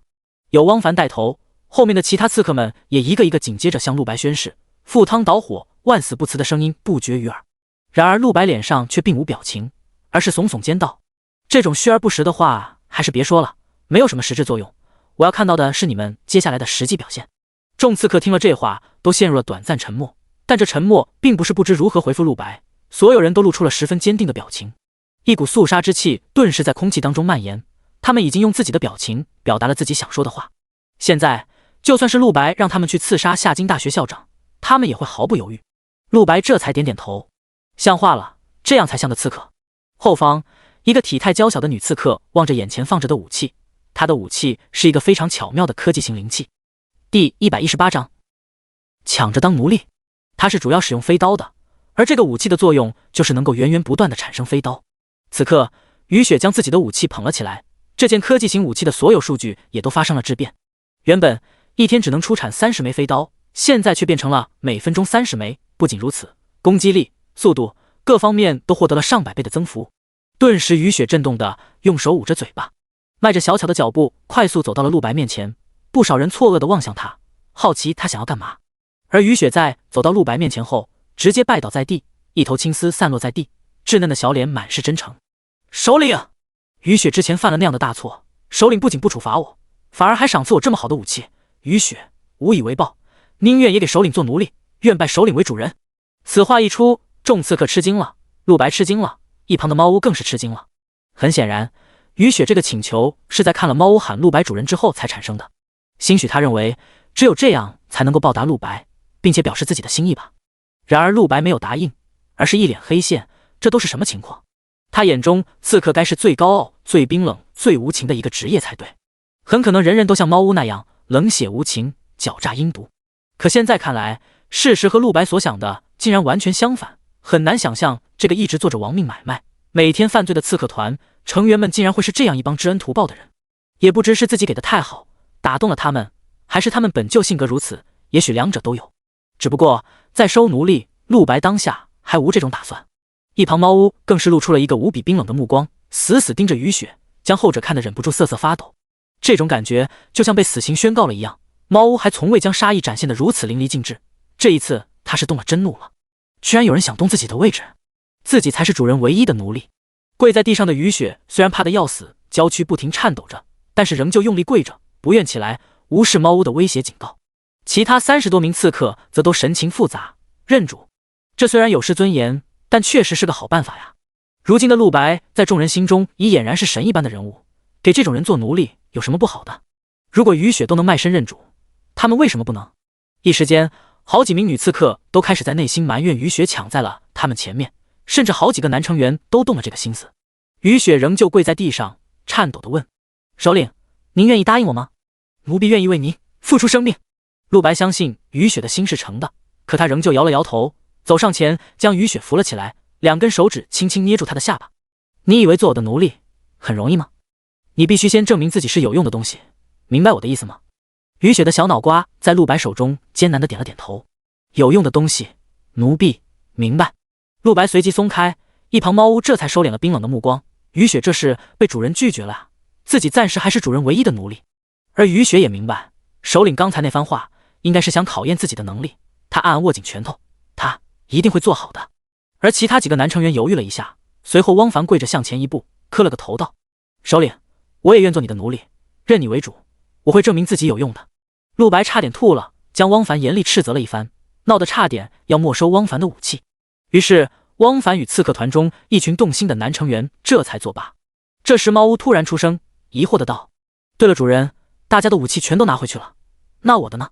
陆白拿出的所有武器中，唯独不见了猫屋的韩服神笔，他可是把自己的2把珍贵武器都毫无保留的交出去了，现在是真正的缴械状态。其他人也投来了好奇目光，原来猫屋也把武器交了，他们不由想知道猫屋的武器被增强到了何种程度。陆白淡然一笑，走进猫屋。猫屋微微一惊，顿时反退数步，微微低头，脸色羞红。自从昨天在陆白家中，陆白对着他耳朵吹气之后，现在的猫屋就有些条件反射了，看到陆白接近，忍不住瑟瑟发抖。陆白道：“你的武器在这里。”说完拿出了韩服神笔，只不过现在的韩服神笔无论外观还是气息都跟原来有明显的区别。猫屋对自己的武器无比熟悉，他一眼看出韩服神笔变得更加修长，更加锋利了，其上附着一层淡紫色光泽，透出森冷杀气。我将你原来的2把武器融合成了这一把，试一试吧。说完将手中神笔丢给了猫屋，猫屋接过，瞬间就看到了那惊人的数据，攻击力99999。顿时猫屋的目光呆了，他紧握神笔，满脸的不敢置信，同时主动的外放了韩服神笔的数据。在场所有人顿时都看到了神笔信息，一个又一个倒抽冷气的声音响起。30多名刺客全都傻了，雨雪的小脸也被震撼得红扑扑的。这就是成为首领正派奴隶的待遇吗？汪凡也石化了，原本以为自己武器就是最屌的5万伤害，可现在看了猫屋的，才发现什么叫真的恐怖。其他人的心中说不羡慕那是不可能的，99999攻击力，距离10万攻击力只差一点点，如此高的伤害几乎能秒杀所有7阶之下的人畜。当下除了羡慕猫屋，更多人开始对陆白齐声恭维。很明显，韩服神笔能增强到这种程度，全部是倚仗陆白。此刻整个刺客团每个人都对陆白服得五体投地了，他现在已经是所有人公认的首领。但陆白能够提供的震惊显然还远不止如此。接下来就是按照之前所说的，为你们突破身上的修为禁制了。陆白脸色古井无波，可一开口，瞬间就点燃了所有人的好奇心与期待。突破修为禁制，首领你要来真的？最激动的莫过于汪凡和猫屋，他们2个的经验值早就足够突破4阶了，却一直堆积着无法突破。第119章群体突破。陆白没有墨迹，手一挥就从天使之戒中放出了自己准备的30多瓶大提灵丹药水，将这些灵药分发给每个人，1人1瓶，喝下之后就能突破修为禁制。这一次没有任何人怀疑陆白的话，30多瓶灵药1人1个，汪凡与猫屋也手持了1瓶，所有人全都一饮而尽。猫屋咂了咂嘴，他内心非常好奇，自己的修为卡住了那么久，也试过了各种药，却一点效果也没有。现在主人这么一瓶小小的药水，真的能突破修为禁制吗？这药水的味道淡淡的，似乎没有什么特别。然而待到大提灵丹药水入腹，雄厚的灵力裹挟着药力，终于在每个刺客体内涌开。众刺客顿时表情大变，一下子就感觉到了这药水的不俗，毕竟那是5星大提灵丹炼制而成的药水啊。30多个刺客皆集中精神力，盘坐在地，专心的开始吸收灵力。对于陆白来说，生吞一枚5星大提灵丹可以很顺畅的吸收，原因在于他的神级精神力。而这群3阶的刺客们，仅仅是稀释后的药水，就必须要集中全部精神力，引导药力才能完成吸收。陆白双手抱于胸前，他也很想知道这药水的最终效果。雨雪娇小的身躯坐在地板上，精致的小脸微拧，正在全心全意吸收灵力。突然他身上亮起一道光芒，突破了。陆白打开搜魂术，清楚地看到了雨雪的修为从3阶3级一下子提升到了3阶9级，而且距离4阶只差1线了。陆白暗暗大惊，3阶9级，这可是稀释之后的药力啊，竟然让这小丫头直接连升了6级，不合理，这特么太不合理了。陆白可以想到几个原因，也许是雨雪自己修为卡了太久，导致经验值有堆积，还有就是这大提灵丹原本是给7阶之下的职业者使用，雨雪只有3阶，当然加得多，可这一下子直接升了6级，还是让陆白感觉不可思议。原本雨雪的修为可能是刺客团所有人之中最弱的，可就这一下便让他追上来了。陆白摇了摇头，感慨之余又看向了其他人。此刻很多人都吸收完毕了，纷纷先后睁开眼睛，发出了修为突破之后的叹声。一道又一道强光在活动室里此起彼伏的亮起。天啊，我从3阶5级突破到8级了！我也是，不仅仅之前修为禁制被打破了，竟然也连升了3级。这药水是怎么回事？为何如此强大？我简直怀疑自己在做梦。我直接突破4阶了，以如此轻易的方式突破4阶了。如果没有首领的药水，我自己来最少要花半年时间啊！众刺客都惊叹不已。这时坐在最前面的汪凡和坐在陆白身旁的猫屋也睁开了眼睛，比其他人吸收药水所用的时间都更久一些，身上亮起一道强光。猫屋高兴道：“主人，破了，破了！我真的打破修为禁制了，而且我现在的修为达到了4阶6级。4阶6级！”陆白自己都觉得不可思议了。这猫屋靠着一瓶药水连升了6级啊！不过其实也不算太意外，只能说明猫屋在修为卡着的时候，经验值堆积了巨多，所以才会在药水3级的加持之后，自己又升了3级。可数字虽只是升了6级，对于实力的提升却是天差地别的。猫屋如今的面板几乎翻了几倍的变强，现在让他去打原来的自己，就算是来10个，他都有自信全部击杀。汪凡的脸上也是充满了兴奋与激动，来到陆白面前报喜：“首领大人，仰仗您的药水，我的修为突破到4阶4级了。”他与猫屋同样卡在3阶9级，如今兽灵之气通过大提灵丹药水入体，一招突破。只不过也许是经验值堆积的数量不及猫屋，所以只升了1级。其他众刺客们对陆白敬畏不尽的同时，也不由对汪凡与猫屋的提升感到惊讶。短短10分钟，他们都升到了原本至少需要半年才能升到的修为。尤其是汪凡与猫屋，他们2个本就是刺客团的2位最强，现在也受到了其他成员不少赞美，称颂2人的天赋。就在这时，众人的目光忽转移到了角落一个娇小的身影上。雨雪仍旧盘坐在那里，身上亮着若隐若现的白光。什么情况？雨雪还在吸收？啊，她的天赋也太差了吧！这药力这么久了，她还没吸收完。其他众刺客见了这一幕，都是忍不住摇了摇头，甚至有些女刺客忍不住小声议论：就这种水平，还想成为首领的奴隶？不仅实力差，还喜欢犯错，这种人就应该早点踢出我们刺客团。陆白也被雨雪吸引了注意力，顿时皱起了眉头。他方才看到雨雪的修为是所有人中最先突破的，当时直接一次性升了6级，陆白还为此惊讶来着，但随即就转移注意力了，实在没想到雨雪居然到现在还在吸收药力，这说明了他还有突破的可能啊！汪凡也意识到了事情没那么简单，他看向雨雪，惊异道：“我感觉雨雪身上的气息好像有点不一样了。”这时猫屋冷然开口，不悲不喜的道：“他的修为已经突破到了3阶9级，我记得他原来只有3阶3级来着。”此言一出，刺客团中其他人都被吓得目瞪口呆，之前议论的几个女刺客也顿时闭嘴了。天哪，也就是说这个雨雪刚才连续升了6级，这是可能发生的事情吗？这特么合理吗？而且更离谱的是，雨雪居然还有突破的可能。众人包括陆白在内，现在目光都聚集在了雨雪身上，等着看她的修为接下来到底能达到何种程度。而外行看热闹，内行看门道，陆白眉头皱得最深，已经操纵神级精神力发动搜魂术进入了雨雪的体内。嗨嗨，是让精神力进入到了他的体内，这可以观测到他现在的修为进展，有些像修仙小说中的那事。第120章雨雪的特殊体质。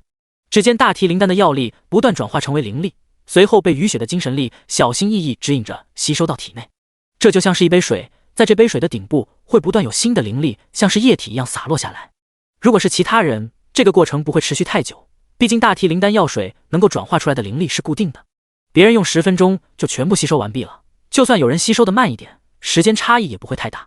但是雨雪的显然极不正常，陆白看到雨雪不仅一直在吸收灵力，而且灵力的灌输速度远远比其他人更快。如果其他人的叫做细水慢流的话，那么雨雪的这个简直就是大水漫灌，无数灵力争破头的源源不断涌进雨雪体内。雨雪的小脸有些难看，她为了应付巨量的灵力入体，精神力快要濒临极限了，但灵力仍旧没有终止的样子，不断流入，就连陆白都从来没有见过这种情况。这不可能，雨雪对灵力的吸收速度很明显比其他所有人都快得多，可却现在还没完事，自己给的那瓶药水怎么会有这么多灵力？这不科学！难道这些灵力都是凭空冒出来的不成？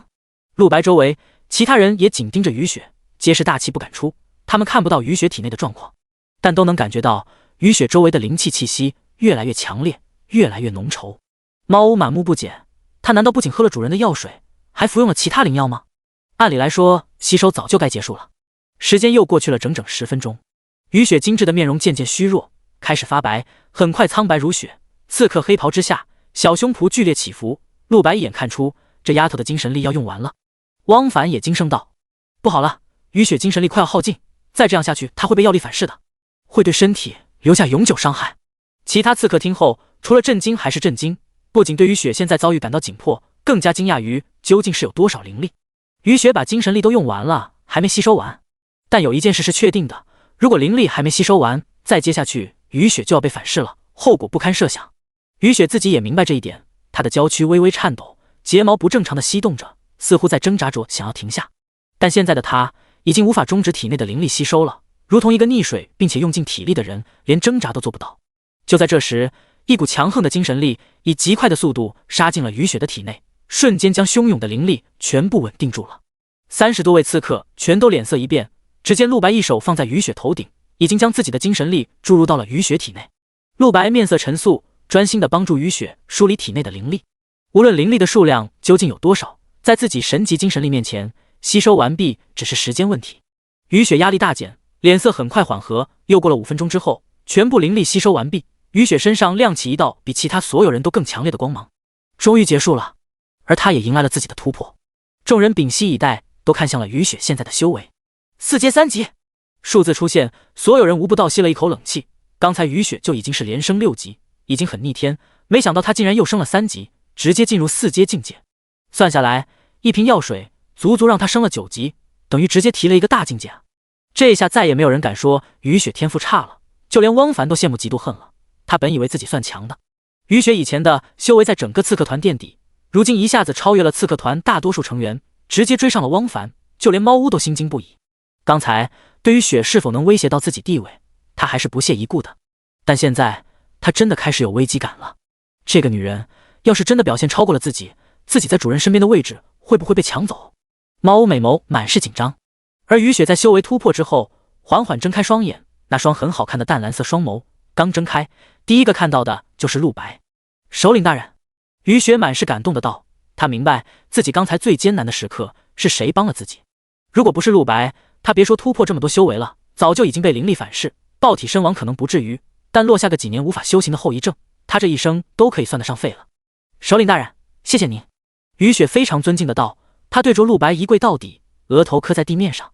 也是因为方才陆白精神力进入了她体内，她才感到陆白究竟有多强大。看上去陆白年纪好像和自己差不多大，可精神力简直像是一位9阶老祖，浩瀚无穷，捉摸不透，要多恐怖有多恐怖。陆白低声道，你成功突破就好，但是我有个问题很好奇，你是怎么靠着仅仅一瓶药水提升这么多灵力的？陆白想不通，无论前世今生他都没有见过这种事情，刺客团其他成员也都很想知道答案，不然心里实在是不平衡。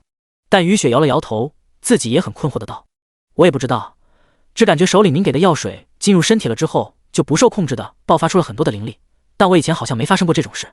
陆白又问道，那你以前也经常通过灵药或者灵丹提升修为吗？这次雨雪点了点头，这是他们一整个刺客团普遍的修炼方式，大家基本上都靠嗑药，但雨雪再次表示，以前不管是什么灵药都没有出现过这次的情况，甚至他本身天赋确实很差，不然就不会修为在所有人中垫底了。陆白听完也只能留待以后再寻找答案了。但是有一点，陆白可以肯定，雨雪的身体中一定有些什么，将大提灵丹的灵力多激发出了好几倍。前世的他见过很多体质极为特殊的人，那种人一般会有其他人没有的特质，和变异职业极为类似。比如有些人天生不怕任何负面状态，有些人使用魔法威力自动翻好几倍，还有人天生学不会任何技能，只能锻炼肉体，而肉体比其他人强大100倍。第121章刺客团的请愿。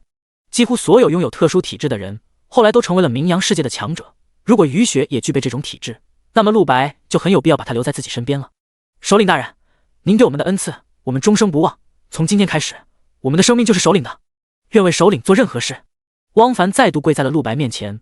在1天之前，没有人能想到这个稚嫩的新首领会有多大本事，但今日一切的疑虑都被陆白用实力震碎，一个又一个神乎其神的手段让刺客团的所有人都心悦诚服了。陆白给他们的远远不是小恩小惠，仅仅一瓶药水帮他们突破修为禁制，连升3级，真正实现了升级像喝水一样简单。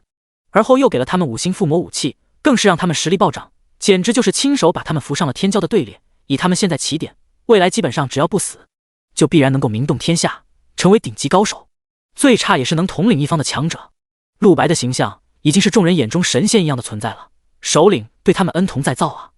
陆白环视众人一圈，内心也感到满意，他的目的已经达到了，现在这支刺客团完全听命于自己，而且他敢保证，整个夏京大学乃至于整个夏京帝国，所有大学社团都没有自己手下这支刺客团实力强。他们现在应该拥有追踪那神秘组织的能力了，不过目前还急不得，很多人刚刚提升修为，需要去学习本命技能，学会之后也要巩固熟练度，然后武器也有了变化，他们还要熟悉自己的武器，因此当然不能让他们马上执行任务。陆白宣布道，所有人1天时间用来熟悉自己现在的实力，你们可以找个猎场用来练习，但是有一点，以后没有我的命令，不准再对无辜的平民下毒手。刺客团所有人都表示遵命。之前那个高中生已经将有刺客团袭击职业者这件事告诉帝国安全署了，可以说现在是紧张时期。对陆白来说，现在刺客团是属于自己的，要是被国家给歼灭了，那就完犊子了，因此必须现在开始就低调做事。将一切全部安排好之后，陆白打算离开，没想到汪凡却带着所有人再次跪在了陆白面前。又有什么事？陆白皱眉。汪凡带着所有人一同请愿道，首领大人，有一件事我们刚才商量了一下，您必须答应。陆白面色有些不悦，先说是什么事？汪凡满脸肃穆的道，我们这就去猎场猎杀凶兽，但是我们刺客团全体成员一致同意要将每个人此后得到的所有积分取出50%送给首领大人，请首领不要推辞。陆白脸色微微一变，30多个人要将此后获得所有积分的1半白送给自己，这真的是一件大好事啊，等于他以后能够躺着拿积分了。就算是一个人1天能给他1000积分，30个人1天就是3万，而且随着刺客团以后实力越来越强，进账数目必然水涨船高。自己真是木头脑袋，之前没想到这个主意，不过他强制要求和刺客团众人主动提出还是不一样的，你们都主动要求给我贡献积分，那以后可就不能说我敲骨吸髓了。汪凡等人见陆白迟迟没有回复，以为他要拒绝，顿时全都给陆白恭恭敬敬地磕了个头，再三请愿。首领大人，如果不同意的话，我们就一直跪在这里。陆白摆摆手，行了，你们都起来吧，我同意了。刺客团所有人顿时喜形于色，谢首领。雨雪的脸色最为诚挚，她的目光始终放在陆白的脸上，少女芳心已经无可挽回的悸动，她甚至能感觉到陆白的精神力现在还有些残留在自己体内。用心感受了一下这份温存，雨雪内心一阵暖意上涌，哪怕是让她将以后获得积分100%全部交给陆白，她都无怨无悔，心甘情愿。汪凡，将你之前调查到的那个市中心比武的地址给我，我要亲自去现场看看。汪凡大力点头，将详细地址告知陆白。陆白又要求道，猫欧，你和我一起去。猫欧当然不会推辞，非常荣幸的道，遵命，主人。10分钟之后，两人就坐上了前往市中心的出租车。刺客团的其他人已经去猎场刷怪了，车上猫欧的目光一直停在陆白身上，小心翼翼地将自己的身体贴着陆白。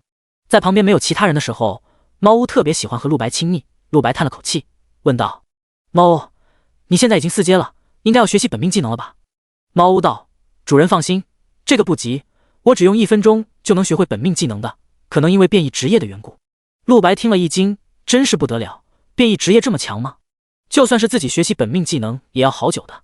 不过听了猫屋这么说，也算宽心了。那好，你现在就在车上学习吧，免得一会儿面临突发事件。猫屋随即学习技能，15分钟之后，车子到达了目的地。猫屋的技能也早就学习完毕了。下了车，猫屋与陆白走在一起，四周都是摩天大厦，夏津市中心的繁华与科技感尽显眼底。主人，比武就在市中心体育馆内部，体育馆就在前面，只不过现在是封锁状态，不允许进入。陆白点点头，我们只在附近调查一下。两人向着体育馆走去，一路上已经能够看到很多海报和广告牌，上面是关于几天后比武的事情。陆白见了以后也有些吃惊，竟然是专门面向大学生的比武，很多夏津贵族都要来参加，这是要比什么？陆白看广告牌上已经写了比武的部分参赛名单，基本上都是夏津的各大家族。陆白不由好奇，这群大家族凑在一起又要干什么事？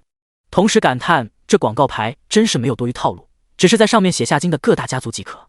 因为有这么多大势力共同推动的比赛，绝对带有轰动效应，整个夏津有点权势的人都会因为好奇来观看比赛的。第122章武器比赛。猫屋主动将自己掌握的情报全都告诉陆白。主人，据我所知，其实这体育馆要举办的并不是比武，夏津几个大族与国家共同举办这比赛，内容事实上是比武器。武器品质最高的人就能成为这场比赛的优胜者，优胜者的奖励目前还不知道，只知道有内部消息说极其丰厚，甚至让夏津好多大族都蠢蠢欲动。陆白听后一惊，比武器？这是什么奇怪的比赛？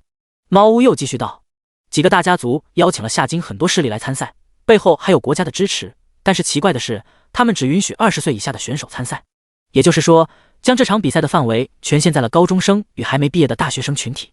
陆白眉头皱起，只允许学生参赛？这么大的比赛，自己前世怎么一点也没听说过？虽然前世的他肯定无缘参加这场比赛了，可是也不至于一点风声也听不到吧？因此，他理所当然得出一个结论，这又是一件和前世的世界线不同的事件。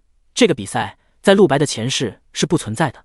不过当下掌握的情报还不够多，陆白也不知道几大家族和背后的国家想干什么，他也懒得管，他现在的目的就只有一个，救回自己的姐姐。看了一眼手心的印记，自从姐姐被抓走之后，印记就没有闪烁过，一直都非常稳定，这说明了姐姐到现在为止没有再受到过任何伤害，这让陆白安心了一些。他与猫屋二人在体育馆附近转悠许久，发现四周还是很热闹的，不少人和陆白与猫屋两人一样，正在对体育馆围观，口中讨论着关于比赛的话题。同时，很多工作人员在不停进进出出，工作人员很热情，会主动和附近学生模样的人物搭话，向他们介绍本场比赛的信息。陆白转了一会儿，发现并没有什么有用的线索。如果之前刺客团在这里发现了那个神秘组织的踪迹，是不是说明了那个神秘组织也对这个比赛很上心？如果是这样的话，只要比赛一开始，他们就一定会来。陆白于是打算先返回，这时途经体育馆门口，一个中年男人却突然叫住了两人。从外观看来，这是个西装革履，一看就是上层人士的中年绅士。他自称是体育馆的负责人，名字叫唐森，并且对陆白二人微笑道：“你们两位看起来是大学生吧？附近的广告你们应该都看见了。是这样的，我们体育馆这次比赛是国家亲自推动的，讲究的是千人竞争，因此希望参赛的人越多越好。两位是否有报名比赛的意向呢？”“报名是完全免费的。”陆白问道。“这场比赛什么时候开始？”唐森回答：“明天中午就会开始，报名将在今天晚上10点前截止。如果你们成为优胜者，将会得到非常丰厚的奖励。奖励具体是什么，现在我还不能透露，我只能告诉你们，这奖励能够让你少奋斗30年。”此话一出，陆白和猫屋都有些惊讶，少奋斗30年，指的是哪方面？但唐森一副不愿多说的样子，对着陆白与猫屋抛了个钩子之后就走了，又在向着来往的其他学生不停推销。陆白内心更加好奇，国家这次的目的到底是什么？有点像要搞全民比赛的意思，就连堂堂市中心体育馆的负责人都要亲自出来拉客了。“主人，你要报名这个比赛吗？”猫屋小声地问道。“如果是比武器品质的话，我们刺客团可以全体参赛，我相信靠着主人之前给我们提供的武器，一定都能取得不错的成绩，就能拿到刚才那个负责人说的丰厚奖励了。这个主意确实非常不错，只要刺客团参赛，绝对能够拿到奖励，毕竟这场比赛是面向学生，什么学生的武器能超越陆白的5星附魔装？到时候直接就能拿到30多份奖励。”但陆白却非常谨慎地摇摇头：“不，到时候可以让刺客团来观看，但绝对不允许他们参赛。现在连奖励具体是什么都不知道，也不知道这场比赛的意义是什么，就去参赛，实在太草率了。”陆白明白隐藏自己的重要性，这支刺客团是他用对付那个神秘组织的，不能因为其他事情分心。但是他自己倒是可以去报名。于是陆白走向了那个唐僧，唐僧让陆白填了一个报名表，登记了姓名、职业、所在学校，还有联系方式，然后就算是报名成功了。唐僧给了陆白一个徽章，告诉他戴在胸前，比赛的时候凭借着这徽章入内。陆白点头记下，内心不由想，报名这比赛未免也太简单了，就连修为要求都没有。很难想象的，这真的是一场由国家推动、牵动下京各大顶级家族的大比赛。就在这时，猫屋突然靠近了陆白，脸色有些异样的道：“主人，我看到了几个人往这边过来了。”陆白听后转过头，发现不远处一群高中生模样的人走了过来，每个人都无比熟悉，竟然是林阳那一帮人。旁边是萧雨萌、李天乐等人，周书桃也在其中。陆白猜测他们应该也是被这比赛吸引过来的。就在这时，林阳等人也看到了陆白，脸上表情唰的一下就变了。陆白对这群同学没有什么话要说的，看了一眼之后就准备跟猫屋一起转身离开。等一下，陆白！就在这时，林阳却主动追了上来。无论是林阳还是萧雨萌、李天乐以及周书桃，脸上表情都很不淡定，好像见了陆白是一件非常震惊的事。有什么事吗？陆白问道。林阳挠了挠头，开口道：“也没什么事，只是很惊讶，你竟然在这里，你不知道吗？轩老师那边已经找你，快要找疯了。”轩老师？他找我干什么？陆白不解。林阳沉声道：“你平时难道都不关注班级群和学校论坛的信息吗？你现在已经成为全校最热门的人了。”说这话时，他眼中是满满的对于陆白的敬畏。经历了之前一系列事件，他早已彻底明白陆白比他强多少，他们根本不是一个世界的人。第123章再遇林阳。学校之中现在多的是追捧陆白的狂风浪蝶，很多人都希望能够邂逅一下陆白，瞻仰这位名震全校的大佬。不少老师和学校高层都议论纷纷。但是陆白在考核总结大会之后就没有在学校出现过了，因此学生们只能在学校的论坛上发帖，发泄内心的表达欲。听了林阳的话之后，陆白拿出了手机。之前附魔装备之时，为了专心，所以直接把手机调成勿扰模式了。这一看才发现有很多人给自己发了信息，宣从双还给他打了好几个电话。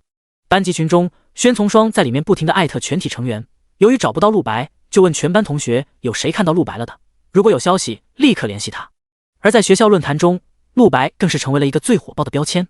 陆白点进去一看才发现，由于校长公开了全部的比赛录像，他在考核之中所有的表现全校都可以查看，引发了巨大的震惊。几乎所有学生都在论坛上发帖，表示对陆白的崇拜，还有些人专门把关于陆白的片段剪辑出来。陆白对此草草翻动了一下，就关掉了手机。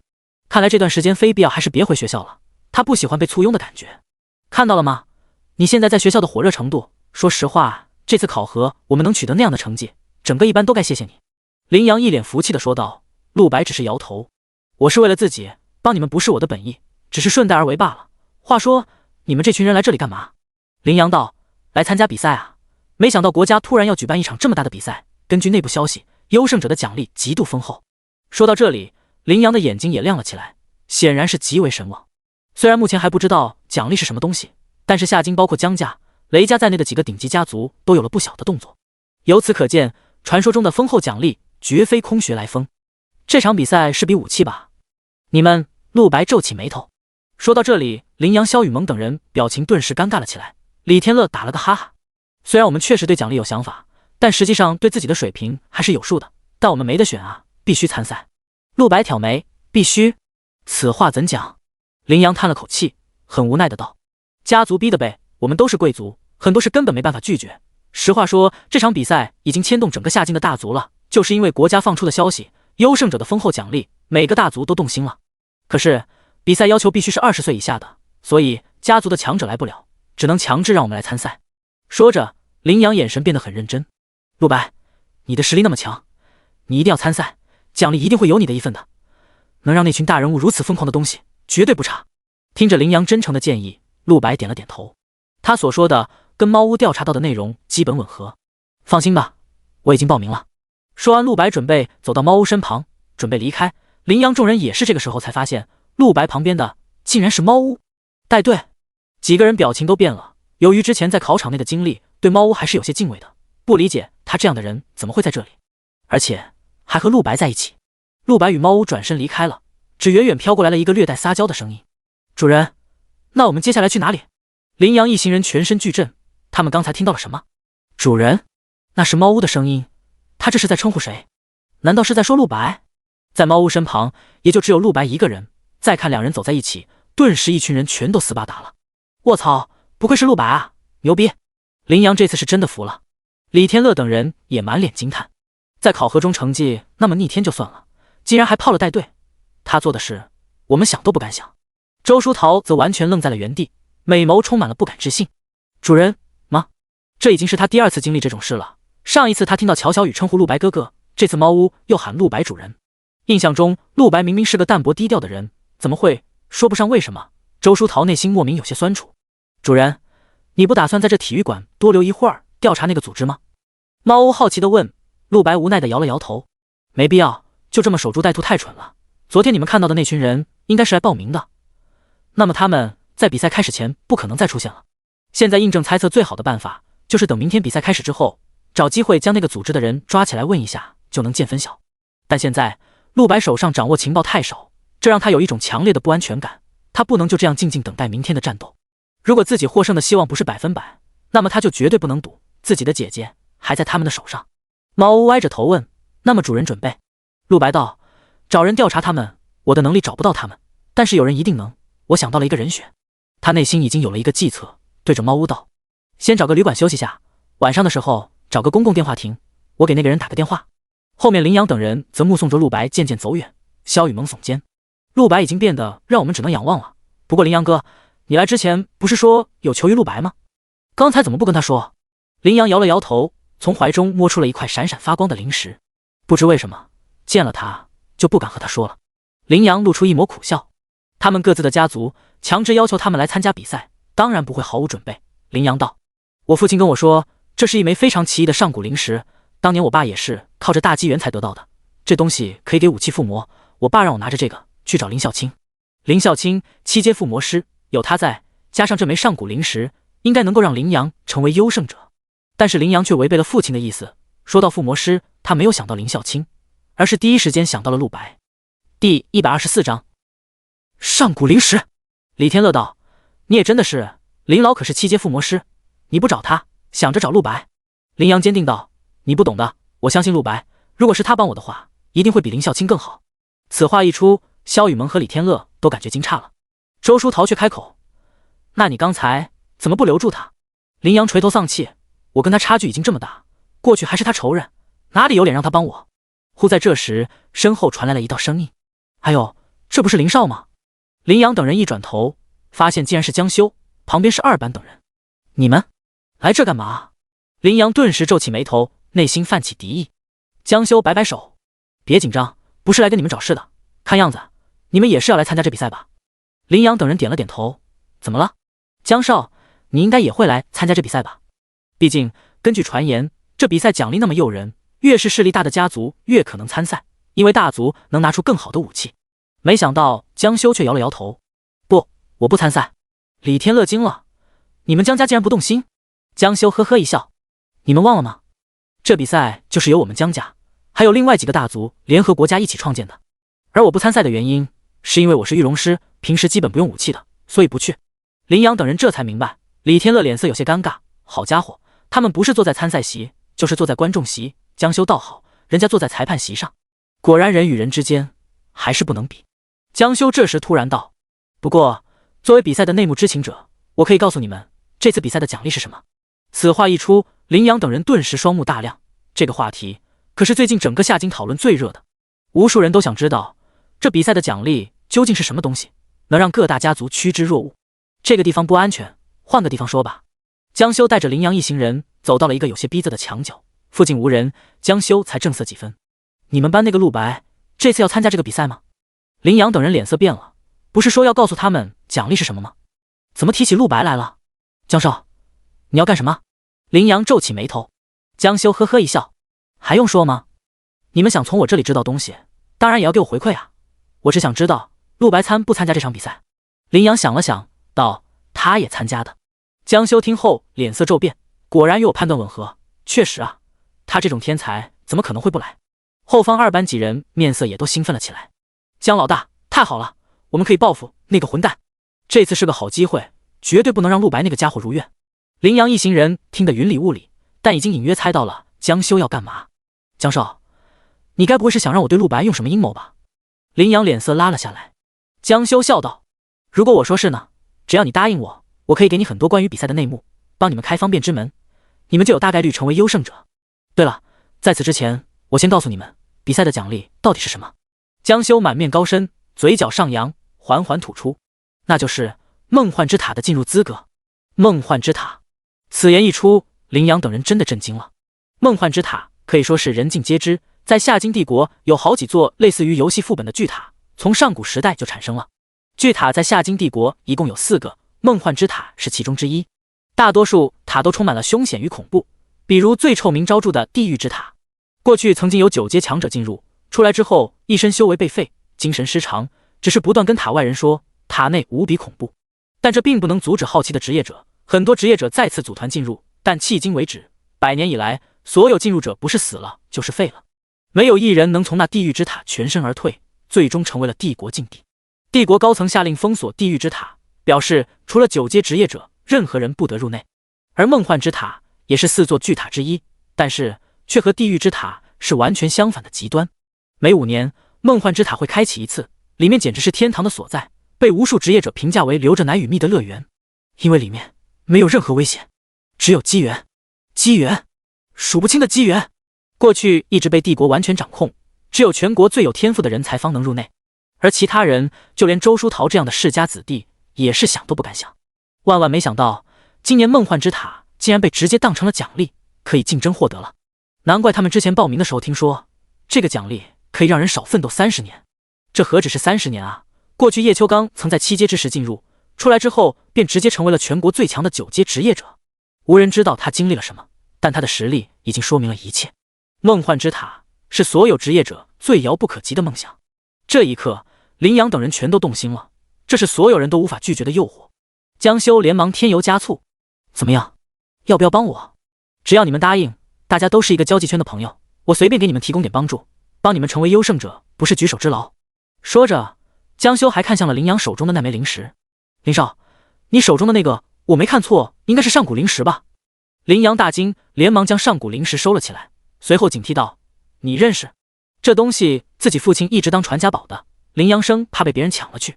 江修一笑，当然认识，随后便从自己的储物戒指中也取出了一枚和林阳那个无比相似的灵石。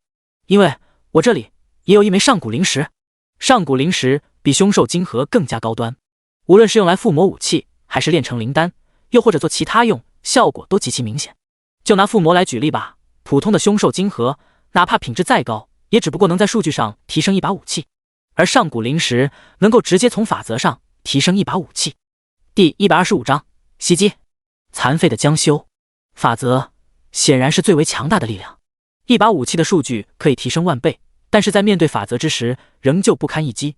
法则之力，甚至很多9阶强者都无法领悟。对林阳这群学生而言，法则就像是在谈论神仙一样，遥远的就像九霄云外的事，只能心向往之。可是，只要利用上古灵石，就能把这九霄云外变为咫尺，那玄之又玄的法则之力，便能真正握于掌心了。林阳脸色出奇挣扎起来，从江修刚才的描述看来，他相信江修说的是真的，江修手上的真的也是一枚上古灵石。我这手上灵石可是我家族祖传下来的，一直都被尊为传家之宝。我父亲跟我说，这是能让9阶强者都动心的东西，无比稀有。但你那里为何也有？江修大笑道：这确实是能让9阶强者动心的东西，但你的那枚差点意思，不过是废品罢了。虽然也有上古灵气，但是不多，而我这枚才是真正精纯的上古灵石。林阳，你对我们江家一无所知，不过如果你能同意帮我在这场比赛里搞定陆白，我可以把这上古灵石送给你，到时候你随便找个附魔师附魔，我帮你100%进入梦幻之塔。江修的话语有着极强的诱惑力，李天乐和萧雨萌都无法淡定了。如果是他们，肯定想都不想就答应了，但林阳却沉默了一会儿，最终问道：你要我怎么做？江修拿出一瓶药粉，这里面的药粉是我托家族的炼丹师专门炼制出来的，只要撒在身上就能让人无法控制灵力。明天比赛，你们找机会把这药粉撒在陆白身上。江修正说间，周书桃却猛然打断：如此阴暗的计划，亏你想得出来，你这是要置人于死地吗？江修见了周书桃，脸色明显肃重了很多。江家虽大，但却奈何不了周家。周小姐，你不要多管闲事。江修眼神中满满是对于陆白的仇恨，只要能报仇，他可以不择手段。江周二人开始争执，然而林阳还在犹豫不决，他不敢再与陆白为敌了。最终，他还是决定拒绝江修。突在这时，天空中猛然降下一道光芒，将所有人都笼罩其中。众人还没回过神来，一道黑色屏障就将他们全部关在了里面。江修顿时脸色一变，什么情况？周书桃也有些慌乱了起来。这屏障好强大的灵力，是什么人释放的？这屏障隔绝了空间，被困在里面的人就连声音都无法传出去。哈哈，没想到只是路过，竟然会有这种意外收获，把你们手中上古灵石交出来。一道沙哑声音响起，一名中年男子降临，他戴着面具，身上挂着一个受服玉牌。刚刚降临，林阳等人就感到了一股扑面而来的杀气，压得他们喘不过气来。你是谁？敢对我出手？知道我是谁吗？江修寒声道，连同旁边几个二班的人都感觉有恃无恐，毕竟江修背后是江家，什么人啊，胆子这么大，敢在夏京对江家的大公子出手。然而那受服玉牌的面具人对江修完全不屑一顾，轻轻一挥，一道黑色灵力化为鞭子，将江修和旁边的人全部抽翻在地。聒噪！江修等人甚至连抵抗一下的能力都没有，就被全部击溃了，身上生命值瞬间就只剩下了不到10%。好恐怖，我身上的防御装备竟然全爆了。江修脸色惊骇至极，这时才意识到这个中年人有多么强大。他身上防御装至少能挡10万伤害的。周书桃取出龙火法杖，使用了自己最强的魔法偷袭中年人，然而后者只是伸出一根手指便轻松化解。别再挣扎了，你们这群蝼蚁，我捏死你们不费吹灰之力。我不想浪费时间，立刻把那2块上古灵石交给我，本大人可以饶你们这群人一条贱命。此言落下，又是无穷威压扑面而来，众人都不敢再抵抗了，因为他们相信这个中年人真的能轻松把他们全部抹杀。但是提出的条件是交出上古灵石，林阳顿时犹豫了，这是自己传家宝啊。而江修更是将上古灵石立刻收入储物戒指，保护得死死的，他无比清楚上古灵石的价值。刚才说要给林阳，实际上只是欺骗他来给自己充当棋子，事情办完之后随便赖账。江修清楚明白，这上古灵石谁都不能给。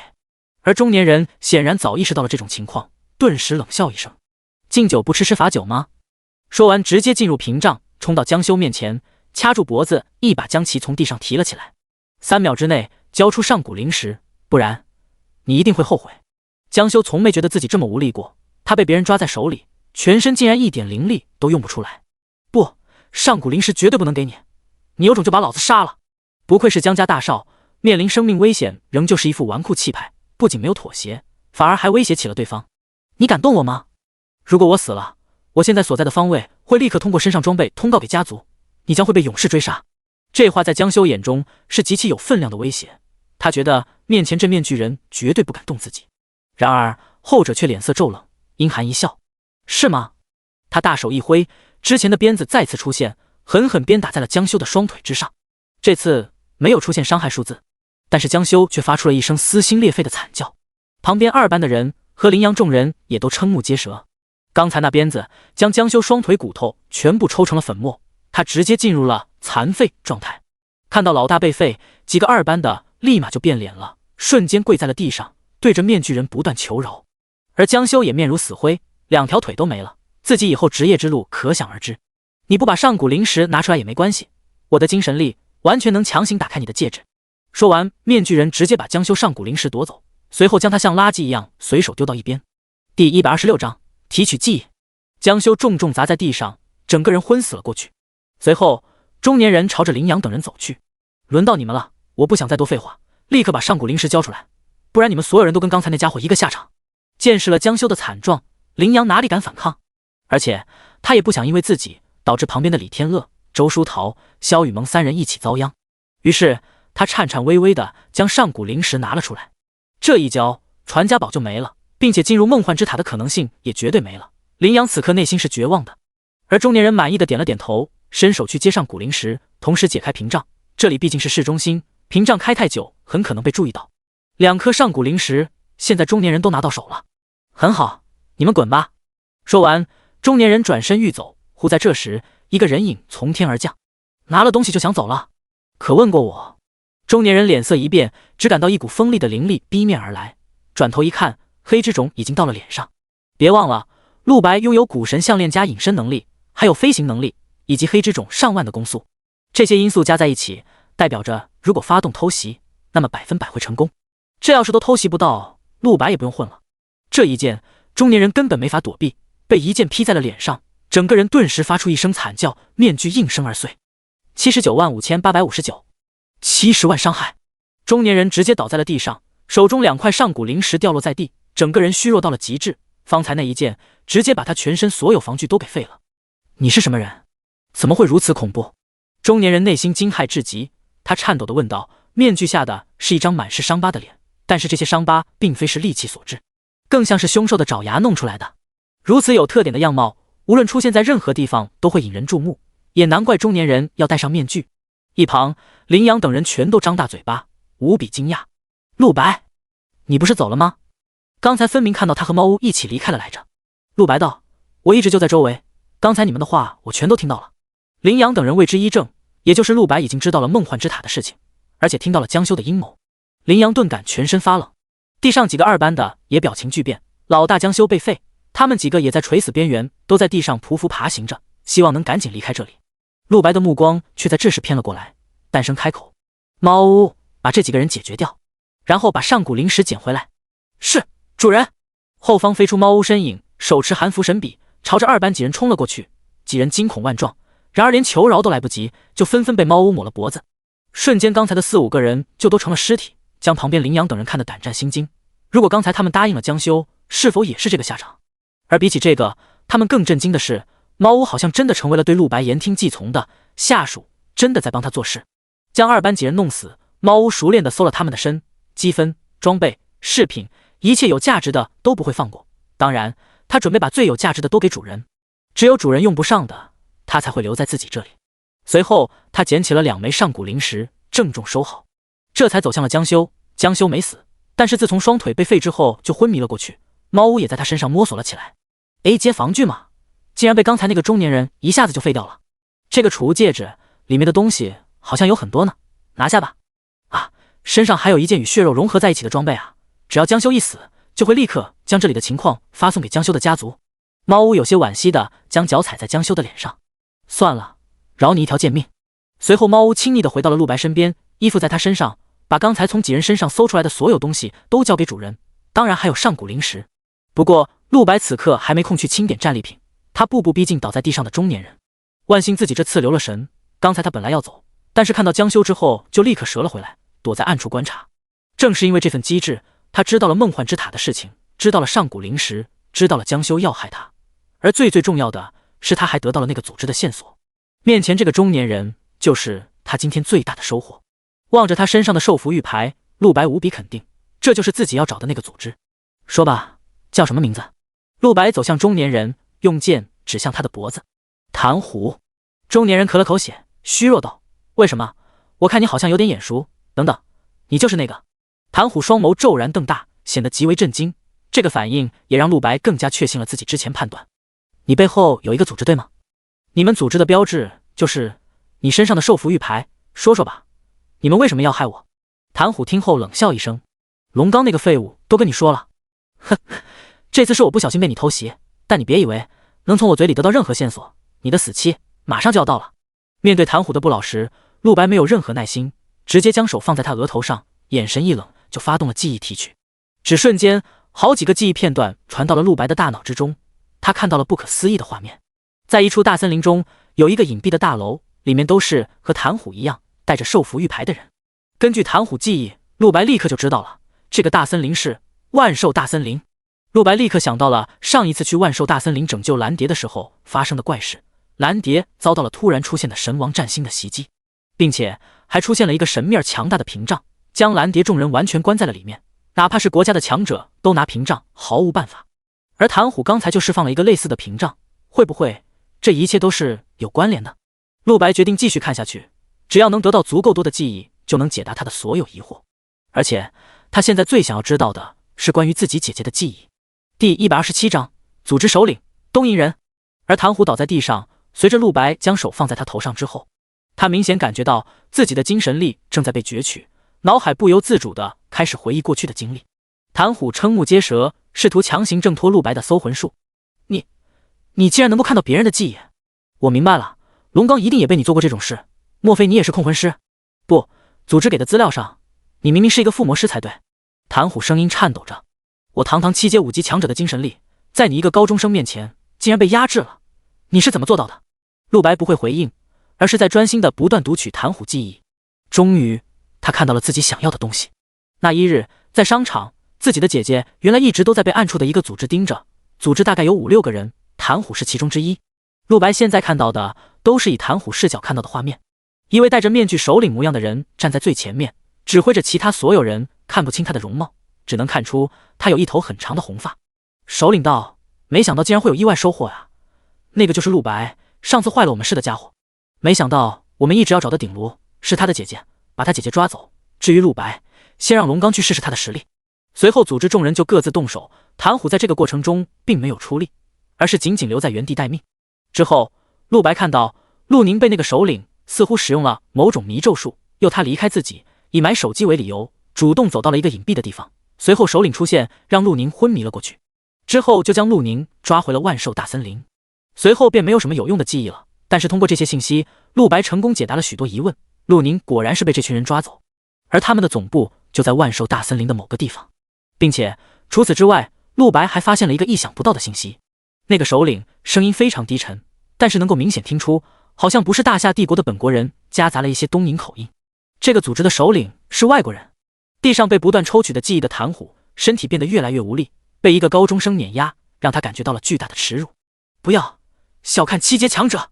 说着，谭虎竟然强撑着麻痹的身体，咬断了自己半根舌头。巨大的痛苦瞬间让他的意识清醒过来，夺回了身体控制权，并且舌尖血将会激发出他体内最强的灵力，和陆白使用附魔威灵时必须咬破舌尖，殊途同归。谭虎立刻从地上站了起来，挣脱了控魂术，随后连退数步。猫巫见状，立刻追杀了上去，使用寒符神笔追砍。谭虎则再次召唤出了屏障，挡在自己身前，接住了猫巫的攻击。谭虎，你还要挣扎吗？你的灵力最多只够你坚持1分钟罢了。陆白淡然说道，他的搜魂术早就把谭虎完全看透。而谭虎眼神怨毒，一边大喘气，一边死死盯着陆白。我知道，但我不跟你打不就是了？我想走，你留不住我的。陆白冷声一笑，不可能。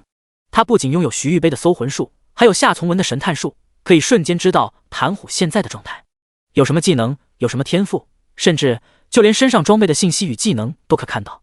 谭虎职业是灵念师，可以将灵力具象化为任何物体，他的技能也非常五花八门，但是没有任何一个能让他在当下这种情况下逃跑。二人就这么对峙着，旁边林阳等人早就傻了，刚才也听到了这谭虎是7阶强者，可这么一位7阶强者在陆白面前竟毫无还手之力，一个照面就被打成大残。陆白现在的实力究竟有多么恐怖啊？陆白手持黑之种，只等屏障一消失，就将谭虎彻底废掉，随后抽空他的全部记忆。而谭虎不断抬头朝着后方一个大楼天台看去，似乎在等待什么。时间1分1秒流逝，20秒后，谭虎再次往后方看，这一次那座大楼天台上出现了一个人影，那人影戴着面具，一头红发。陆白也瞬间看到了这一幕，惊呼道：刚才在记忆中看到的组织首领。顿时陆白内心警惕起来，但那首领并无与陆白战斗的意思，而是双手合十，瞬间谭虎的头顶出现了一个红色法阵。陆白还没回过神来，谭虎的身影就消失了，随后也出现在了天台上。陆白脸色大变，我擦，传送术！他想要去追，然而根本来不及，红发人与谭虎只是一个呼吸间就消失得无影无踪了。陆白也只能长叹一声作罢，这次的收获还是很大的，也许下一次再见到这个组织，就是他救出陆宁的时候。他回到了林阳等人旁边，几人的眼神显然都很紧张，尤其是林阳，他无法判断陆白现在怎么看自己。过去还是仇人，要是陆白想把他弄死在这里，恐怕就像碾死一只蚂蚁一样轻易。只有周书桃的脸色还算平和，他看向陆白，眸如秋水，复杂而暗沉。陆白哥，你还记得我吗？陆白哥！萧雨萌全身大震，李天乐和林阳也都成了震惊脸。周书桃和陆白两人除了同学关系，其他的简直八竿子打不着，两人的背景也是天差地别，完全两个世界的人。因此三人完全想不通，周书桃怎么会突然来了一句陆白哥。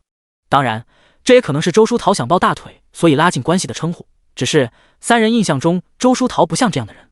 陆白看了他一眼，沉默了片刻，而后道：书桃，你长大了。前世陆白极为落魄之时，周书桃曾隐蔽地资助过陆白，周书桃当然不会平白无故给陆白钱，一切都是因为二人小时候曾有过一段缘分。那时周书桃只有10岁，受不了家中父亲压迫，离家出走，在街头偶遇了陆白。两人在此期间结下了深厚感情，也是对周书桃来说一生中最自由最快乐的时候。只可惜后来周家人还是找了上来，一个是豪门贵胄，一个是平民，自然就从此分开了。再相遇已经是高中时期。第128章上古灵石的附魔。这时的两人都已经无比成熟，不再有互相的交流。小时候周书桃经常跟在陆白身后当跟屁虫，一口一个陆白哥。高中时期周书桃只能将这一切埋在回忆里。后来陆白觉醒了不如意的职业，生活落魄，也正是出于那段时间的交情，周书桃才会出手相助。只不过这一世陆白不再是那个落魄的附魔师，他变得无比强大，无比耀眼，连周书桃都只能仰望他。你比小时候的陆白哥还要厉害。周书桃回忆道，十分感怀。旁边的人这时也猛然反应过来，原来这两个人小时候曾经认识吗？陆白沉寂了片刻，终于转过身，你如果有任何需要帮助的都可以和我说，我会帮你。不过现在他还有更重要的事情要做，当然没有时间和小时候的好友叙旧，将之前猫屋给自己的2枚上古灵石取了出来。只见一枚色泽暗淡，灵力气息非常强大，但可以明显感到含量远远不如另一枚，而另一枚闪闪发光，里面有古朴高深的恐怖气息，定然来自于洪荒远古，令人只是看了一眼就心生敬畏。这2枚上古灵石，前者是羚羊的，而后者是江修的。这东西哪怕是放在前世也是极为稀有之物，但陆白对此充满了解。前世江修将这枚上古灵石直接吸收了，实力暴涨，炼化了整整2年才将灵力吸收了1/10，可即便如此也让他成为一名8阶强者。3年的8阶强者，整个大夏帝国几十亿人，这种人不超过10个。羚羊，你之前是想让我帮你附魔吗？陆白看向羚羊，之前的话他听到了，后者也大方承认，没错，因为我觉得你的附魔技术很强。不过说这话时，羚羊的身体已经忍不住颤抖，目睹陆白连杀数人，将7阶强者按在地上摩擦。他已经不抱希望让陆白帮自己了，而是直接服软。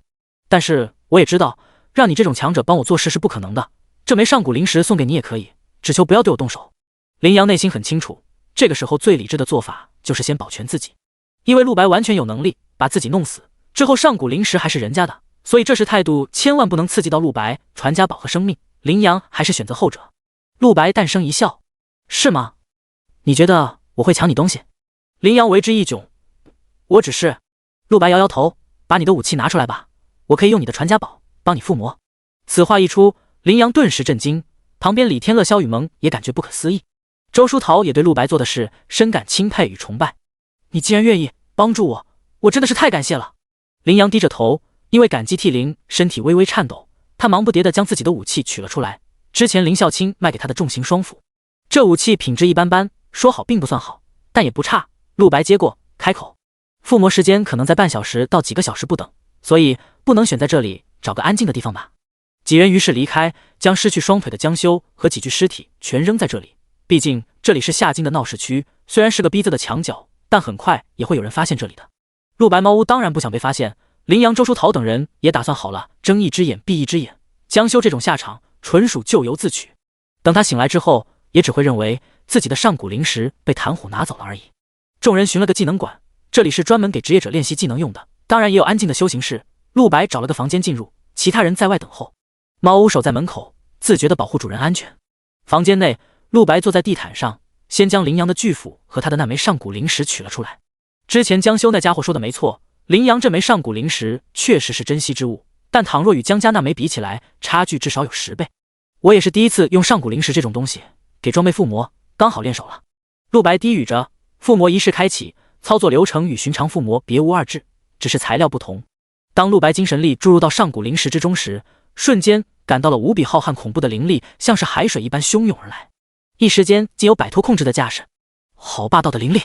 陆白微微骇然，哪怕是拥有神级精神力，也因为不熟练而导致附魔进程磕磕绊绊。如果在狂风暴雨的大海上航行，陆白被恐怖的灵力左右着，始终无法保持稳定。但陆白反而自信一笑，他开始庆幸自己选择了为羚羊附魔，有了这一次练手，一会儿他附魔另一枚时，效果就会更好了。随后，陆白集中了所有精神力，也摸清了这上古灵石的脾性，不再去抵抗它霸道的灵力，而是顺从它，适应它。渐渐的，陆白彻底掌控了上古灵石的力量，在狂风暴雨的海面上航行，海水仍旧波涛汹涌。但这一次，陆白随着海水起伏而起伏，行驶的四平八稳，附魔进程稳定推进。1个时辰之后，陆白全身光芒大亮，双眸闪耀金光，附魔结束。上古灵石已经被彻底炼化，融入到了这巨型双斧之中。来看看它的效果吧。陆白眼神出现这把巨型双斧信息：攻击力10万，攻速3万，已封顶，耐久无限。新增技能定身，强制定身10米内，一个目标10分钟。法则之力，斧头每挥出一次命中目标，下一次攻击伤害翻1倍，可叠加50次。但如果10秒内没有命中新目标，则从头计算。经过了陆白附魔之后，这把双斧直接从平平无奇的武器蜕变成了可以比肩神器的凶器。不仅新增了一个堪称不讲道理的定身技能，最恐怖的就是法则之力，竟然能够每挥出一斧头就叠加1倍威力，最高能翻50倍。也就是说，理论上这武器最高能打出500万伤害。就连陆白自己都忍不住产生了喜爱之感，想要将这武器独吞。第129章黑之种附魔。只不过他不会不守信，将这把巨型双斧放到一边，接下来的才是真正的重头戏。陆白开始用将修的那一枚上古灵石来给自己的黑之种附魔。附魔的过程和刚才一样，只不过这次陆白感觉到了更强大的灵力，同样是上古灵石，二者差距至少10倍。幸亏刚才练了手，不然我一定无法控制这一枚上古灵石的。陆白心有余悸，要知道他现在已经是7阶附魔师了，不仅如此，还有神级精神力。但是在附魔这枚上古灵石的时候，还是好几次险些让伏魔一时崩溃。同时他也可以断定，假如林阳把他的那枚上古灵石送去给林孝清附魔的话，那么林孝清定然会失败。以陆白现在的能力，他可以做出大概判断，9阶修为之下的附魔师完全没有能力附魔上古灵石，自己确实是唯一能帮林阳的人了。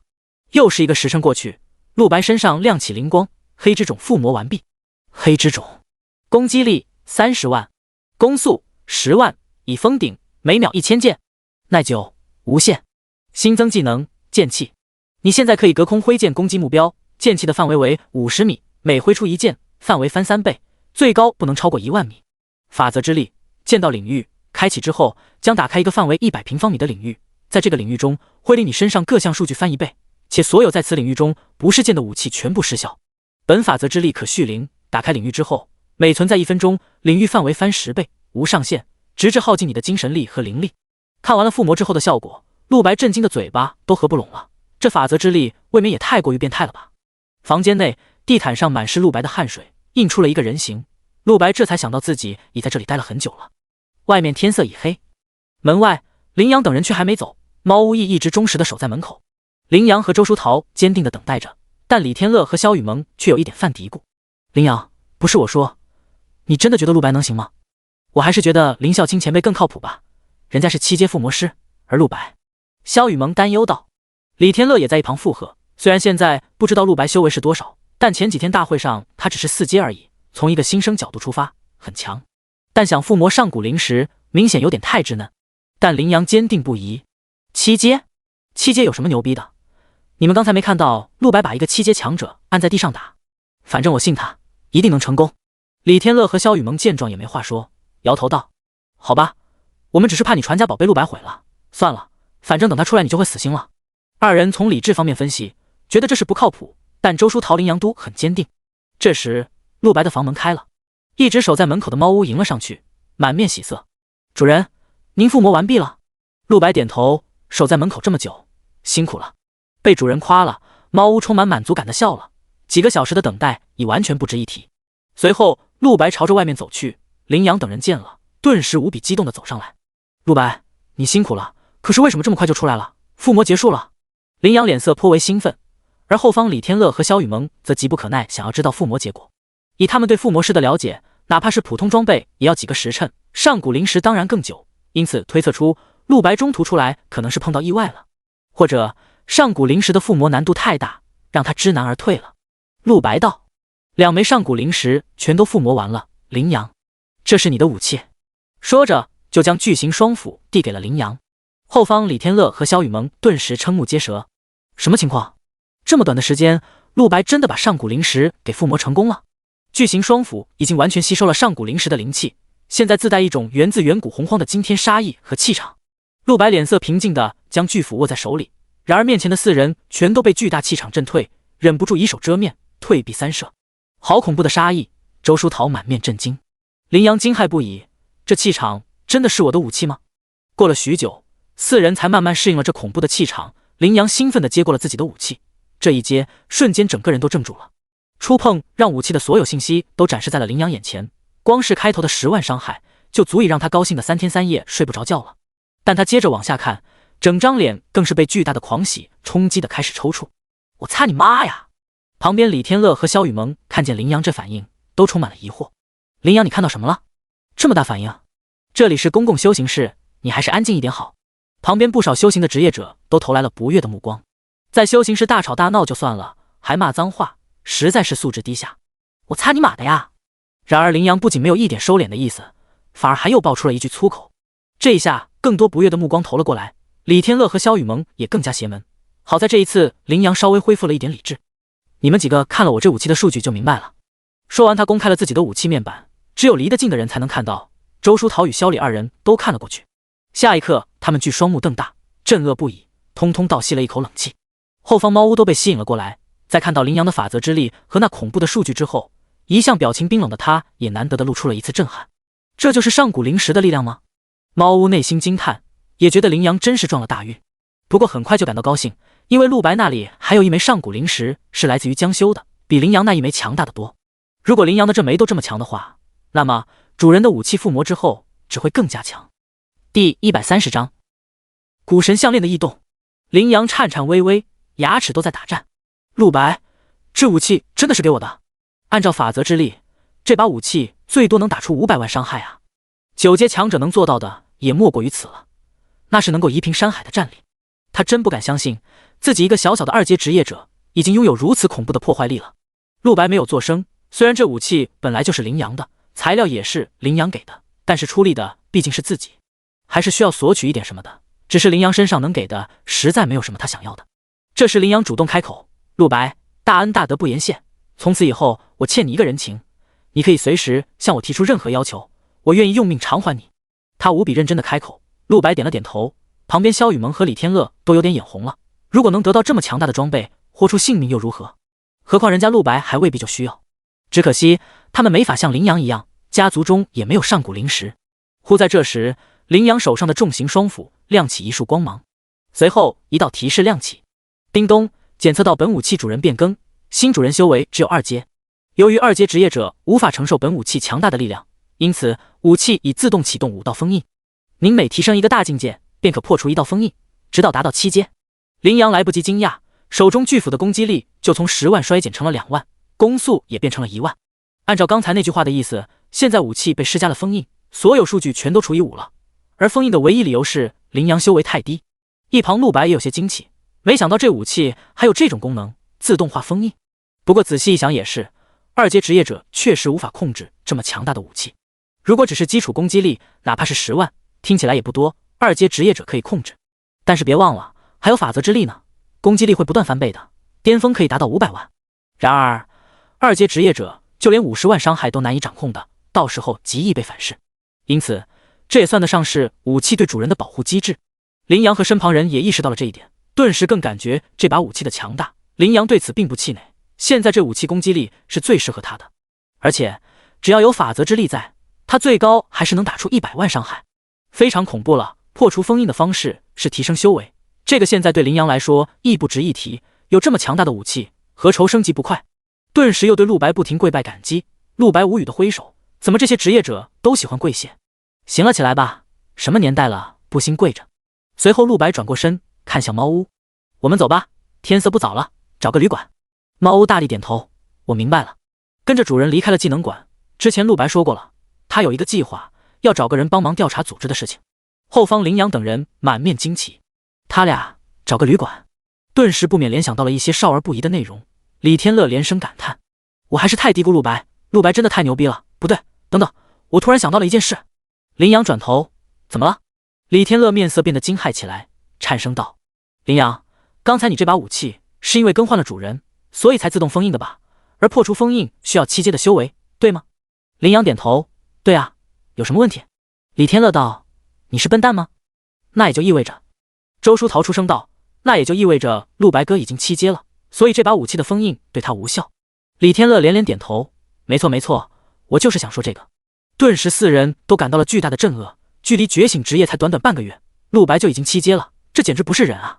而且他们也忍不住想到了另一件事，陆白现在身上还有将修的那枚上古灵石，那一枚比羚羊的强大多了。陆白一定会用这枚上古灵石附魔自己的武器的，那么又该强大到何种程度？众人只觉从此再也不敢平视陆白。另一边，陆白和猫屋出了技能馆，就朝着比较偏僻的城区走去，尽量远离高中和大学，也要远离我家，免得那个人怀疑到我身上。陆白解释道，很快就来到了一处小旅馆，并且在这个旅馆前方就有一个公共电话亭。此时夜已深，附近行人很少，属于完美时机。陆白进入电话亭，猫屋站在外面充当保护的职责。很快陆白就拨了一个号码，突然他脖子上的古神项链莫名颤动起来，陆白面色一惊，有人在用探查术搜索我，而且还是非常强大的探查术。陆白的古神项链不仅能够屏蔽任何探查，而且还能够立刻反探查到对面探查者的信息。陆白冷声一笑，将手放在古神项链上，双眸骤然变为了阴冷的蓝色。他的目光穿透了城市，穿透了夜色，直接看到了几公里外夏京市中心体育馆。此刻体育馆内部，帝国教育署的好几位高层，包括徐玉杯在内，还有军区的严老，以及好几位世家族长，雷家三爷雷厉海，还有天才附魔师宁财，竟然都在这里。徐玉杯望着眼前宁财与雷厉海，所以就是说，你们怀疑那个神秘附魔师和面具人是同一个人，你们想知道他的真实身份？宁财点头，他之前拦下雷厉海的车，就是为了这件事。除了雷厉海，他还找到了好几个世家的家主，和几大家族商量好之后，宁财又去找了国家高层。这次比赛是我提出的计策，徐老、严老，非常感谢您二位能代表国家支持在下。当然了，几位家主能够听我之言，联合起来一起举办这场比赛，宁某亦真诚感激，万分荣幸。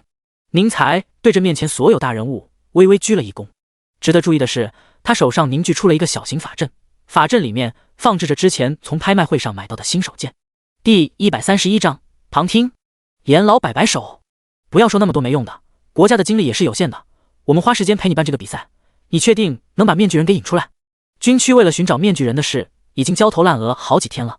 严老身旁放着好几份报纸，都是全国最热门的几种媒体，上面的头条全部都是神秘面具人拯救天才职业团蓝蝶，神秘面具人展示数十把5星附魔武器，在整个附魔师协会引发轰动。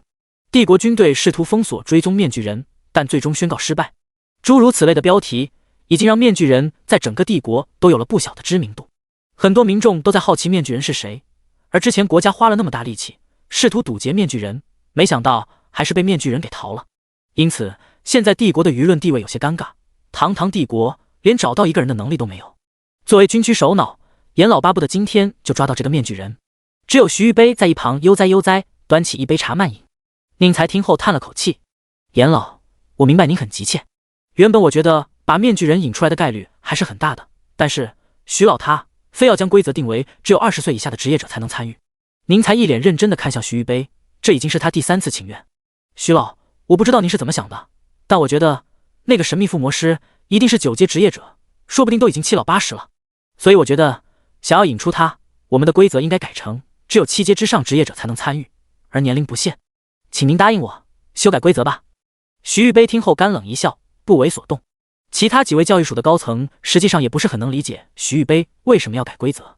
无论是附魔师还是面具人，如果这两个真的是同一个人的话，那从他所做的事情来看，一定是一位绝顶强者，那他怎么可能会是20以下？严老阴沉着脸，徐玉杯，你究竟在搞什么鬼？你如果不解释清楚，老夫就没空在这浪费时间了。这比赛你们自己举办吧。徐玉杯这才打了个哈欠，满脸无奈道：那好吧，我知道我接下来的推测可能会颠覆你们的认知，但你们先别急。说着他看向了宁财，挑眉道：宁财，你手上的不是附魔师协会送来的高科技吗？探查到那个面具人的身份了没有？宁财脸色有些难看，目光聚集在自己手上的法阵上，可以看到在法阵底部是一块熠熠生辉的灵石。之前由于附魔师协会方面急不可耐的想要知道这些5星附魔装备作者的真实身份，因此寄来了这枚神查灵石，是专门用来针对附魔师的，效果非常霸道。只要将一个附魔师附魔的装备放到上面，就能立刻锁定那个附魔师的坐标，无论他在天涯海角。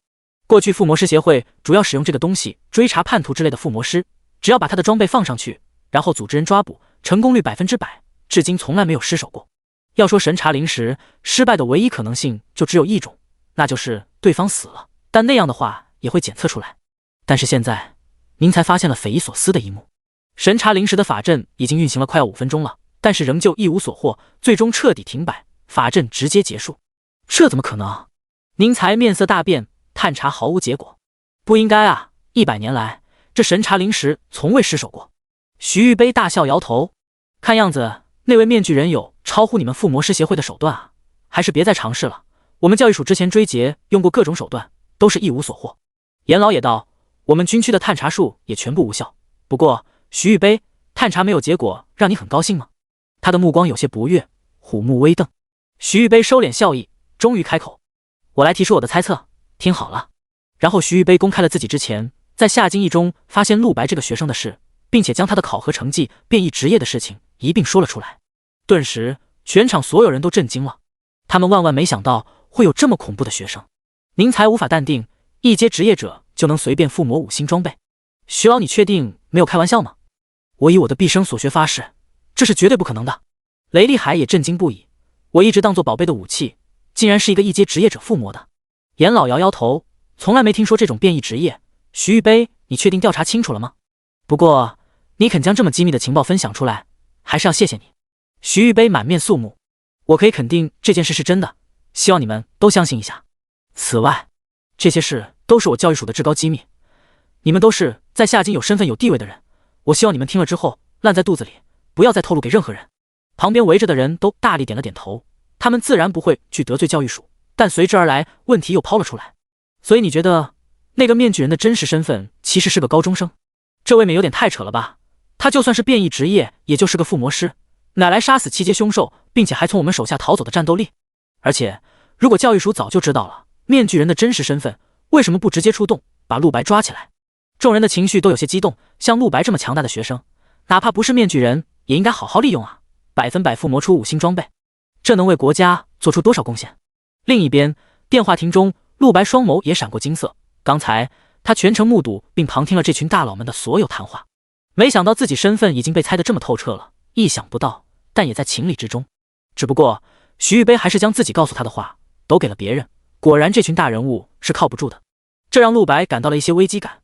如果接下来夏京各大世家还有帝国几大部门要联合来抓捕自己的话，那么他就必须跑路，至少夏京他是待不下去了。第132章幕后黑手。宁财仍旧坚守己见，我绝对不相信面具人的真实身份是一个高中生。徐老，即便是您也别想说服我，这代表了一个附魔师的骄傲啊！尼玛，自己凭借着超强天赋加上毕生苦练才达到如今层次，现在告诉他有一个高中生比他更强，谁都接受不了。严老爷保留意见，假如一切真像徐玉杯所说，那么教育署应该早就把陆白抓回来了，这个部门做事一向是比军区还不择手段的。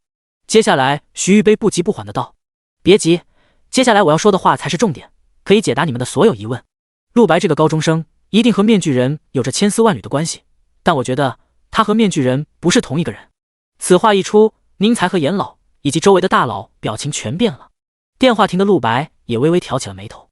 徐玉杯道，我们不妨大胆假设一下，面具人和你们之前判断的一样，也许是一位来历不明的顶级9阶强者，他附魔手段极其高超，实力也非常强大。而且老夫有个习惯，那就是一向不会完全相信学生，任何学生的话我都只当托词听听罢了。徐玉杯诡异一笑，而陆白所说的他能够附魔5星装备是因为变异职业的缘故，在我看来这是一个拙劣的谎言，我也只是假意相信罢了。身后文人杨大惊，什么？假意相信？可是徐前辈，你之前还说陆白老师来着。而严老追问道，所以呢？你觉得这一切到底是怎么回事？徐玉杯端起手中茶喝了一口，特意卖了个关子，然后才道，那个面具人很可能是陆白的父亲、爷爷、师傅、恩人之类的人物，总而言之，他们一定存在着某种合作关系。教育署调查过陆白的家庭背景，发现他的父母在其出生后不久就下落不明，大胆推测一下，面具人就是和他很亲近的人。听了这个推论，严老和旁边众人都反应了过来。您才说道，您的意思是陆白说的变异职业之类的事情都是鬼话，真正的秘密实际上是因为他有一个超强的附魔师在背后帮助他。徐玉杯道，就是这个意思，因此陆白只是个普通高中生，我们真正的目标是他背后的面具人。这也是为什么我一直没有强行抓走陆白，那会打草惊蛇的。这次比赛我会为陆白专门设定一个限制。徐玉杯诡谲一笑，我已经让教育署的阵法师在陆白的赛场上做了手脚，到时候如果他的武器不是他自己附魔的，那么就会直接失效，届时陆白会面临生死危机。那样的话，兴许我们就能逼出那位面具人了。旁边人皆大惊失色，闻人扬惊呼：“徐前辈，这怎么能行？你是拿那个孩子的命在赌啊！”严老也道：“这太冒险了，就算陆白是个普通高中生，他现在也是一个高修为的附魔师了，应该是国家重点培养的人才，他万一死在赛场怎么办？”徐玉杯转过身，脸上仍旧是冷笑：“这些我管不着，诸位别再瞻前顾后了，想要得到大的收益，那就要大胆，什么代价都不付出。你们真以为能够引出面具人？为了找到那位面具人，我宁愿不择手段，哪怕是付出我自己的生命，我也在所不惜。”言尽不语，徐玉杯直接坐在了椅子上，继续喝茶。后方文人阳等来自教育署的高层都满面复杂，还有什么要说的吗？我看这次磋商就到此为止，明天按照我的计划行事即可。徐玉杯一边喝茶一边道：“宁才和严老虽然不太支持这个计划，但当下也都默认了，不再说话，只是一再要求主办方要确保，如果面具人没来的话，能在陆白临死前把他救出来。”而其他下京各大家族的代表更是没话可说，国家高层都同意了，他们还能有什么意见？顿时由江家家主牵头，其他家主都点头附议，就按照国家的意思来，我们会积极配合的。忽在这时，一个小厮急急忙忙跑了上来，是江家下人，他面无血色的跑向江家家主江无南。怎么了？慌慌张张的。江无南气质超凡，眉宇英质，很像古代善谋的儒将，执掌整个江家，是江修的父亲。他在下京是颇具分量的大人物，直下京牛耳，一向都是宠辱不惊。就拿在场这群世家来说，全部都要看江家脸色做事。小厮附在江无南耳边说了些什么，下一刻江无南眉头骤然拧紧，随后表情越来越扭曲，最后更是直接从椅子上站了起来，一巴掌拍在了身旁的桌子上，将茶杯震成了齑粉。你说什么？后方几个世家家主都面色一变，很少看到江无南会如此失态。徐玉杯和严老也皱起了眉头。江家主，你这是怎么了？注意场合。听了这话，江无南才稍微冷静了一些，随后说了一个让所有人都充满意外的消息：我儿江修被人袭击了，而且他的双腿全都被废了。众人都脸色一变，这才明白江无南为何如此激动，在这下京竟然还有人敢对江家大公子动手。严老问道：是在哪里出的事？江无南的脸因为愤怒而抽动着。距离这里3公里的地方，有目击者看到了那里出现过一个屏障，但是我儿被人发现时已经昏迷过去了，双腿也被打断。屏障？徐玉杯和严老脸色都变了。最近2大部门除了一直在寻找面具人的下落之外，还有一件更加重要的事情一直在做，那就是调查上次在万寿大森林中突然出现的神秘屏障是哪来的。当时蓝蝶所有人被关在里面，险些丧命。起初高层认为那是神王占星的天赋技能，但是经过研究之后才知道并不是，释放屏障的另有其人。这就让国家高层感到心生寒意了。第133章面具人的来电。是什么人要出手害教育署的职业团？所有教育署的职业团未来可都是帝国栋梁之才，然而追查许久，由于证据和线索太少，始终没有进展。无论是徐玉杯和严老，按理都是憋着火的，现在听到屏障竟然又在下京出现了，当然激动了。这时有教育署的下属上前，出事的街区附近并没有监控，因此无法知道江公子到底经历了什么，但是那灵气屏障非常大，因此周围的其他监控拍到了屏障，请徐老过目。说着送上来了一个显示器，上面正在播放着监控画面。徐玉杯与严老只是看了一眼，就断定这屏障和当初在万寿大森林出现的是一样的。之前怎么查都没线索，现在竟然主动露面了，简直猖狂！严老大怒，而徐玉杯也道：立刻派人在附近多多搜查，不要放过任何线索。面具人的事虽然很重要，但至少暂时看来对帝国还是没有威胁的。但是这释放屏障的幕后黑手却已经实实在在的对帝国产生了威胁，上次是蓝蝶，这次是江家的大公子江修，那么下次呢？一句话，徐玉杯与严老哪怕暂时放过追查面具人，也一定要先把这个组织给揪出来。江无南紧握拳头，英质的脸色因为愤怒而更加可怖，他咬牙切齿：徐老、严老，我江家与害我儿子的人不共戴天，指望2位能够尽快查出幕后凶手真实身份，我江家愿鼎力相助，事后也有重谢。徐玉杯点头道：江家主放心吧，这件事现在也是帝国的事，我保证一定会将幕后的蛀虫除掉。说着就准备离开体育馆了。江修遇袭的事情信息量很大，让他无法不在意，毕竟之前蓝蝶的事情证明了那个幕后黑手是冲着教育署来的，他手下现在还有10几个职业团在各处执行任务，要是再来一次蓝蝶事件，真吃不消。徐玉杯立刻下令让所有在外执行任务的职业团全部回来，自己则计划先回教育署，亲自部署一下。忽在这时，徐玉杯的电话突然响了起来，他眉头一皱，取出手机，什么情况？有人打我电话，这个手机号码是招生专用的。旁边的人也都将目光投向了徐玉杯。徐玉杯接听电话，那头响起了一个熟悉的声音：“你好，徐老，我是陆白，好久不见。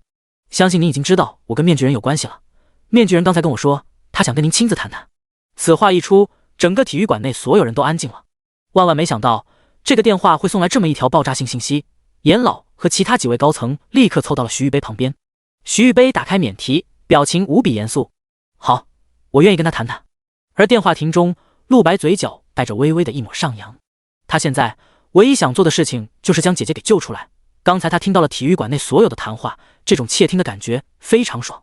既然现在国家这么在乎那个神秘组织的事情，那么他能否将计就计，借助国家的力量？他缓缓戴上了鹰嘴面具。徐玉杯这边电话里就传出了一个沙哑的声音：“我就是你们要找的面具人。”严老脸色顿时变了，后方几位高层亦颇为激动。徐玉杯稳定情绪，准备先顺应面具人的意思，问问他想要干什么。既然人家主动打电话过来，国家这个时候也不该太强硬。却没想到这时严老抢在他前面出声了：“面具人，我们有很多问题想问你，希望你能老实回答。帝国现在对你的身份信息十分重视，希望你能尽快自证，你对我们是敌是友，不然……”一番话还没说话，钢铁手腕气息展现得淋漓尽致，徐玉杯吓得面色大变。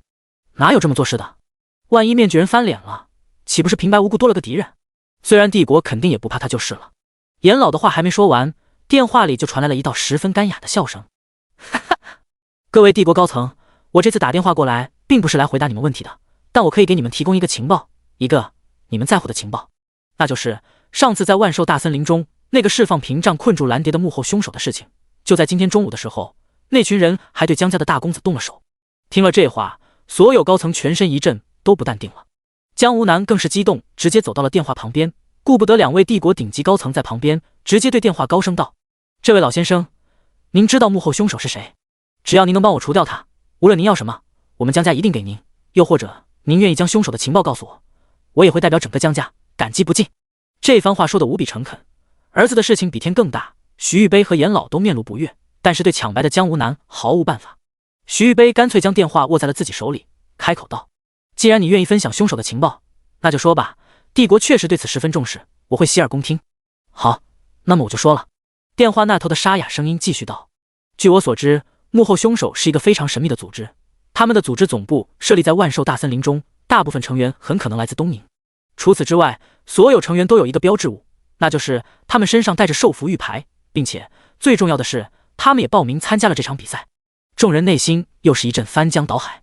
东瀛，兽符玉牌，这个面具人竟然知道的这么详细。帝国那么多人调查了那么久，可都是一无所获呀。而且这次的比赛本来是用来钓鱼面具人，结果反而将那幕后黑手给调出来了。看样子他们已经知道了背后奖励是梦幻之塔。梦幻之塔的进入资格实在是太过于诱人，也难怪那个组织会动心。而令在场众高层感到不满的是，人家直接狂妄到来报名比赛了，然而这么多高层竟然没有一个发现的。第134章赛前部署。第134章赛前部署。在场高层立刻开始记下并分析面具人说出来的所有情报，并且脑海中已经开始形成计划。既然那个组织的人也要在明天来参加比赛，那么只要提前设伏就能将其拿下了吧。这么多帝国高层在场，他们敢打包票，只要对方敢来就绝对别想出去。这时电话那头又传来了声音，陆白深思了一下，又道：“不过今天那个神秘组织的人在下京市区露了面，他们明天为了避免暴露，一定会隐藏自己，将身上能证明身份的兽符玉牌收起来。”徐玉杯问道：“那如果这样的话，我们怎么证明他们的身份？”陆白道：“还有第二种确认方式，那就是经过我的观察，那个神秘组织的所有人身上都会有一种强烈的凶兽气味，靠着这一点也能锁定他们身份。”这是陆白之前自己发现的，这次谭虎那个家伙没被自己弄死，回去之后肯定会对其他组织成员说已经暴露的事情。那么只要他们不是傻子，就不可能再把兽符玉牌挂在身上了。因此凶兽气味成了唯一的辨别方式，目前还不清楚这凶兽气味是从何而来的。徐玉杯与严老交换了眼神，最终无比认真地回复道：“好，那么感谢您提供的情报，明日国家会在比赛现场对疑似那个组织的人进行抓捕，他们现在已经是整个帝国的头号危险分子，因此非常感激你提供的情报。”陆白并没有以面具人的身份向帝国索要什么，只是道如此就行了，然后直接挂断了电话。徐玉杯那边众人也来不及问更多问题，现在一大堆事摆在眼前，也顾不上面具人了。反正目前看来他不是敌人，他们立刻开始部署明天对神秘组织的抓捕计划。陆白那边放下了电话，也回到了旅馆休息，躺在枕头上思绪万千。虽然自己现在已经初步布局，但明天的不确定性还是很多，可陆白已经无法做得更好了，现在只等明天了。猫屋躺在陆白的旁边，像一只猫蜷缩在他怀中，身上是一种有别于其他少女的特殊幽香，那张满是魅惑的俏颜，此刻闭着眼睛，好像睡着了，更显美丽动人。但陆白抬起头，发现怀中可人，顿时颇感意外。猫屋，你在这里干什么？我已经给你开了个房间吧。装睡不成的猫屋只好从床上起来，有点委屈的嘟嘴，主人。陆白摆摆手，先出去吧，我要休息了。猫屋没办法，这才依依不舍地离开了陆白的房间。陆白摇了摇头，要是跟他一起睡的话，今晚只怕就没办法休息好了。随后脱了衣服，安静睡觉。第二天很快就来到了。陆白先跟猫屋离开了旅馆，驱车前往夏京大学。在刺客团的活动室中，30多名刺客全部到齐。经过昨天一天的猎杀，所有人的神情都不一样了，个个英姿飒爽，意气风发。很明显，修为提升并且有了新武器之后，他们的猎杀非常顺利，体会到了从未有过的杀戮快感。陆白一露面，所有刺客就抢着上来表达感激和崇拜，搞得陆白有些无语，最终只好道：行了，看得出来你们现在对自己的实力都很了解了，今天中午市中心的比赛就要开始，我需要你们配合我一起行动。随后他看向猫屋，猫屋把具体计划告诉他们。随后猫屋便将计划大体内容告知众刺客，他们的任务就是在国家抓捕那个神秘组织的时候，必要的时候提供助力，如果国家出现失误，那么就由刺客团来收割，具体到时候看陆白指挥，为的就是确保万无一失。30多名刺客俱表示明白，一定会坚决执行陆白的命令。陆白顿时满意，随后轻轻咳了几声，给猫屋递了一个眼神。猫屋随即会意，满脸冷然地对在场所有人道：现在是你们贡献积分的时候了，所有人把你们昨天猎杀凶兽得到的1半积分上交给首领。很快陆白就得到了整整几10万的积分，他也没想到这群刺客团昨天竟然杀了那么多凶兽，平均每个人都得了2、3万积分，甚至5、6万的都有，人人都割让给了陆白一半。陆白什么都没干，现在就已经有45万积分了，这个首领当的也算不亏。众刺客们作为大学生是可以接校园任务的，因此不仅能猎杀凶兽获得积分，完成各种任务也能获得积分。陆白靠着这些，以后算是获得一个长足的积分收入路径了。很快中午就到来了，在夏京市中心体育馆的比赛终于要开始。这一天市中心空前盛况，上千辆车将这里围得水泄不通，天上还有几十架直升飞机在护送各大世家或者帝国的大人物。上万人朝着体育馆而来，除了参加比赛的人之外，还有观看比赛的。观看比赛的票价在50万华夏币起步，可以说非常之贵了。但是狂热的人群还是很快将10万张票一抢而空。刺客团的30多人，包括猫屋，也全部去了观众席上观赛。这次比赛不仅有10万观众，就连选手都有1000人，大部分都是来自于夏京各学校的高中生和大学生。随着学生们渐渐入场，可以看到每个人的脸上都充满了紧张与兴奋，很多人还是第一次在这么多观众面前表现自己。而且他们听说各大家族和国家高层都会来观赛。最重要的是，这次比赛传闻有无比丰厚的奖励，这才是所有学生主要目的，所有人无不期待这个奖励究竟是什么。陆白也满面平静的入场，体育馆中心无比巨大，已经站了800多名选手，还有100多位正在走入。只见在中心位置那里放置了整整100个传送门，陆白看了一眼就心中了然，估计是和学校的猎场考核一样，选手们进入传送门，随后就能传送到特定的比赛地点了。第135章主持人。所有观众与参赛者全部到齐，体育馆关闭，现场有工作人员维持秩序，指引参赛选手。所有人都到达指定地点之后，本次比赛的主持人终于出现了，竟然是徐玉杯。他在台上一现身，台上台下顿时响起炸裂一般的惊呼，竟然是教育署的徐老，他亲自来做主持人。卧槽，这次票价买的真是值了，这可是国家顶级的高层啊，我平时新闻上都见不到几次的。原来徐老本人长这个样子，看来这次比赛规模真的很大，不然徐老不可能亲自做主持人的啊。徐玉杯一抬手，瞬间台下的喧哗声就平静了下来。他沉声道：本次比赛将在10分钟后开始，我是本场比赛的主持人，相信各位观众对我也很熟悉了。老夫不喜欢多废话，但是在比赛开始前，有些东西必须说一下，比如介绍一下这次的比赛规则以及获胜者的奖励。徐玉杯说到这里，全场鸦雀无声，所有人都在凝神细听。徐玉杯沉声道：首先就是比赛规则，通俗的告诉你们，这次的比赛是一场武器的较量。几乎所有主流职业者战斗的重要方式都是通过自己的武器。本次1000名参赛者也都是这种类型，相信各位选手一定都对自己的武器引以为傲吧。徐玉杯目光落向远处的1000名职业者，其中有些是提前知情的人，但大部分对比赛规则一无所知。听到比试的竟然是武器，顿时脸色一变。不过大体心情还算稳定，因为来报名参赛的都是对战斗非常自信的高手，他们平时使用的武器本身就不差的。台下的兴趣也被勾了起来，这次的比赛声势这么大，形势也这么特别，武器的比赛过去可是从来没有发生过的。不过虽然说这次比赛是武器的比赛，但是你们不用太紧张，归根结底这仍旧是一场实力的较量。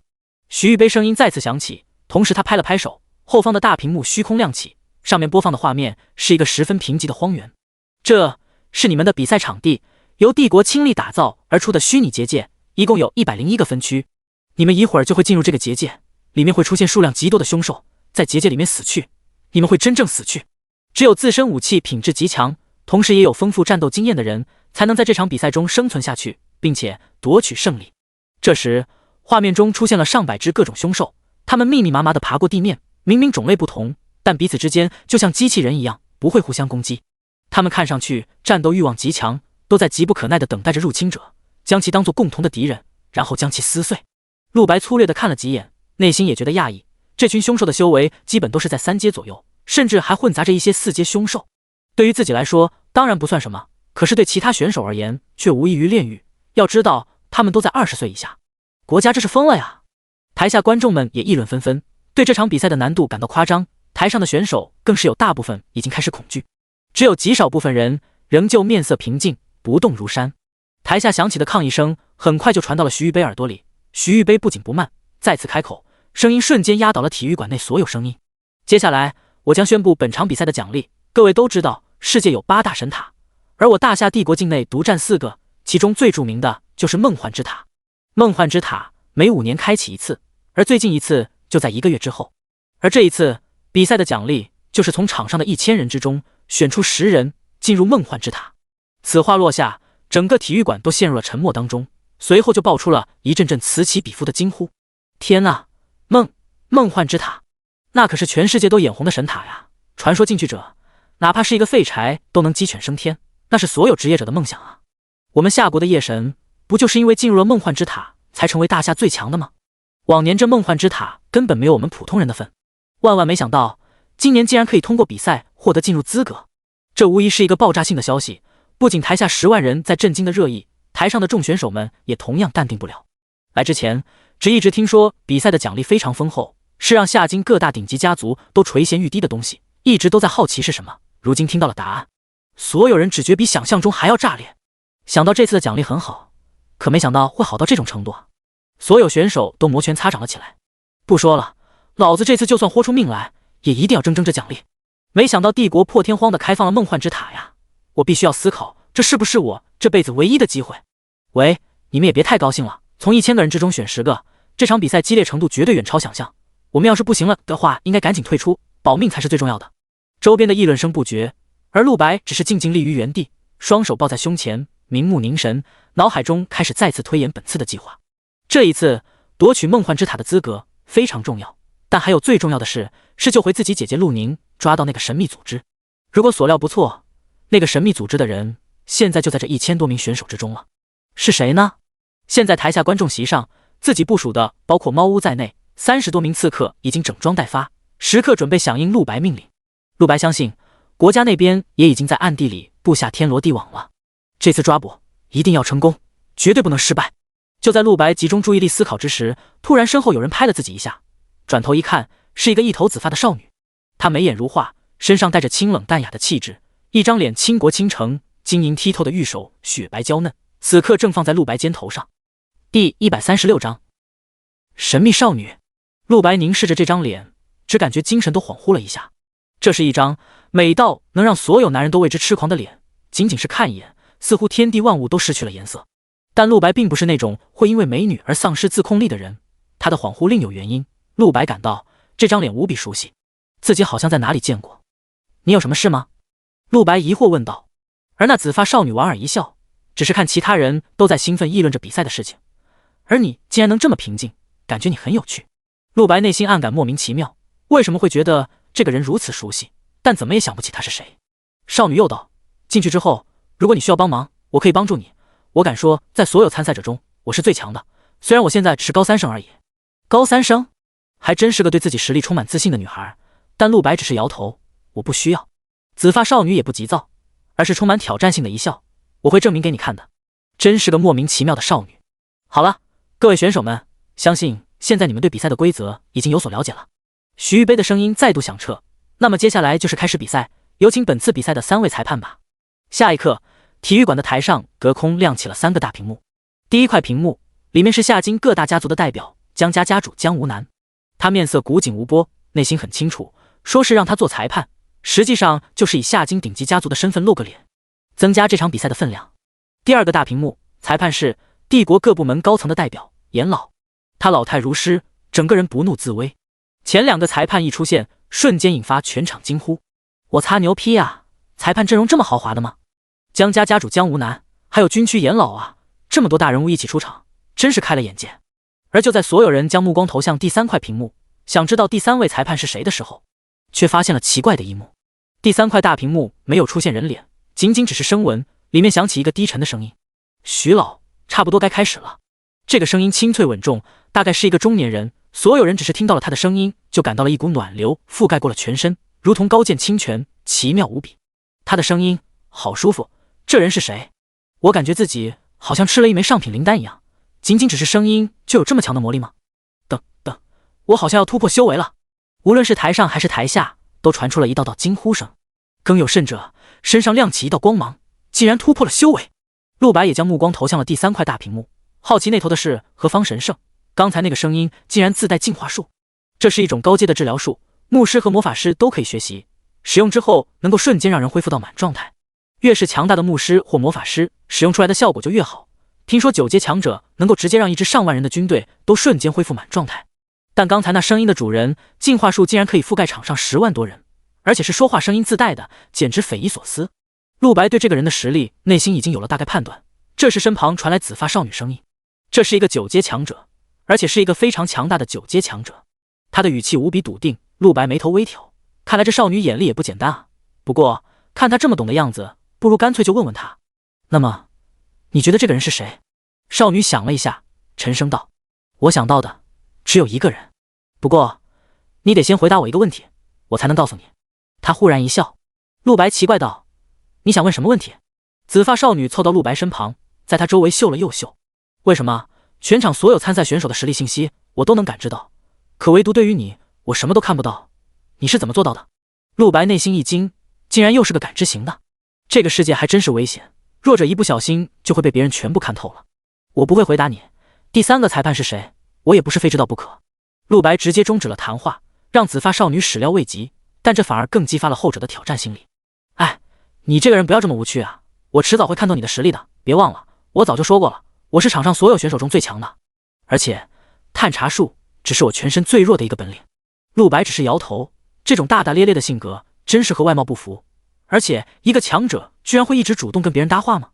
陆白不堪其忧，索性不理他，他现在只盼着比赛赶紧开始，然后实施自己的计划。所有裁判现在已经就位，那么我在此宣布，本次比赛正式开始。徐玉杯大手一挥，所有人头顶出现了各自的编号，而在远处100个传送门上也都出现了不同的编号。接下来每个人按照编号进入传送门，每个结界分区一共10名选手。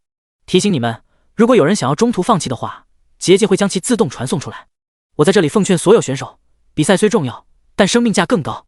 在徐玉杯指引下，所有人纷纷动了起来。陆白注意到紫发少女头顶也出现了一个编号，是01，但他震惊地发现场上所有人头上都有编号，唯独自己没有。紫发少女也讶异地看了他一眼，但很快也进入了自己的传送门。转眼间999名选手全都消失在了传送门中，只有陆白还站在台上。这是什么情况？要对我搞针对？不过无所谓。陆白摇头苦笑，静静等待着任何安排。场下观众也注意到了只剩一个人的陆白。什么情况？这个选手怎么没去参赛？你没看到吗？他的头顶没有编号啊！什么情况？难道这家伙是偷混进去的？在一片议论声中，徐玉杯降临到了陆白身边。第137章单独赛区。他与陆白对视了一下，发现后者的眼神充满了平静，完全没有因为他是帝国高层就怯懦或尊敬的意思。和上次在学校见他时完全不一样了，现在的陆白身上能显著感到城府的感觉。短短半个月，变化很大。徐玉杯内心感叹，想到陆白背后的面具人，内心缓缓燃烧起期待的火焰。他开口道：“陆白是本场比赛的特殊选手，由于他的天赋跟其他选手相比太过于强大，因此本场比赛将把陆白传送到特定赛区。”此话落下，台下一片哗然。特定赛区，这要牛批吗？我看刚才台上选手也不缺天才，有一个还是我们大学的年级第1名，也只是正常参加比赛啊。能够被帝国高层亲口认证天赋强，该有多么变态啊！你们看，那个人身上还有高中生的校徽，那是个刚觉醒职业的高3生啊！我擦，你别吓我，真的假的？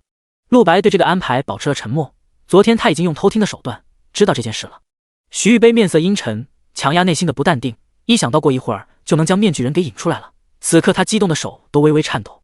陆白，国家为你一个人专门准备了一个赛区，请你进入吧。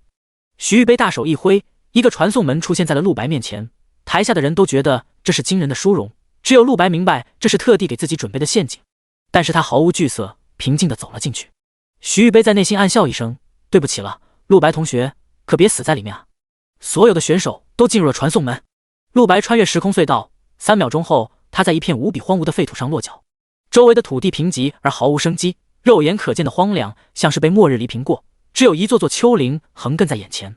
他朝着四周望去，惊讶地发现，在他的两边出现了一批又一批刚才的选手，他们以10人一批出现，每一批人相隔大概50米。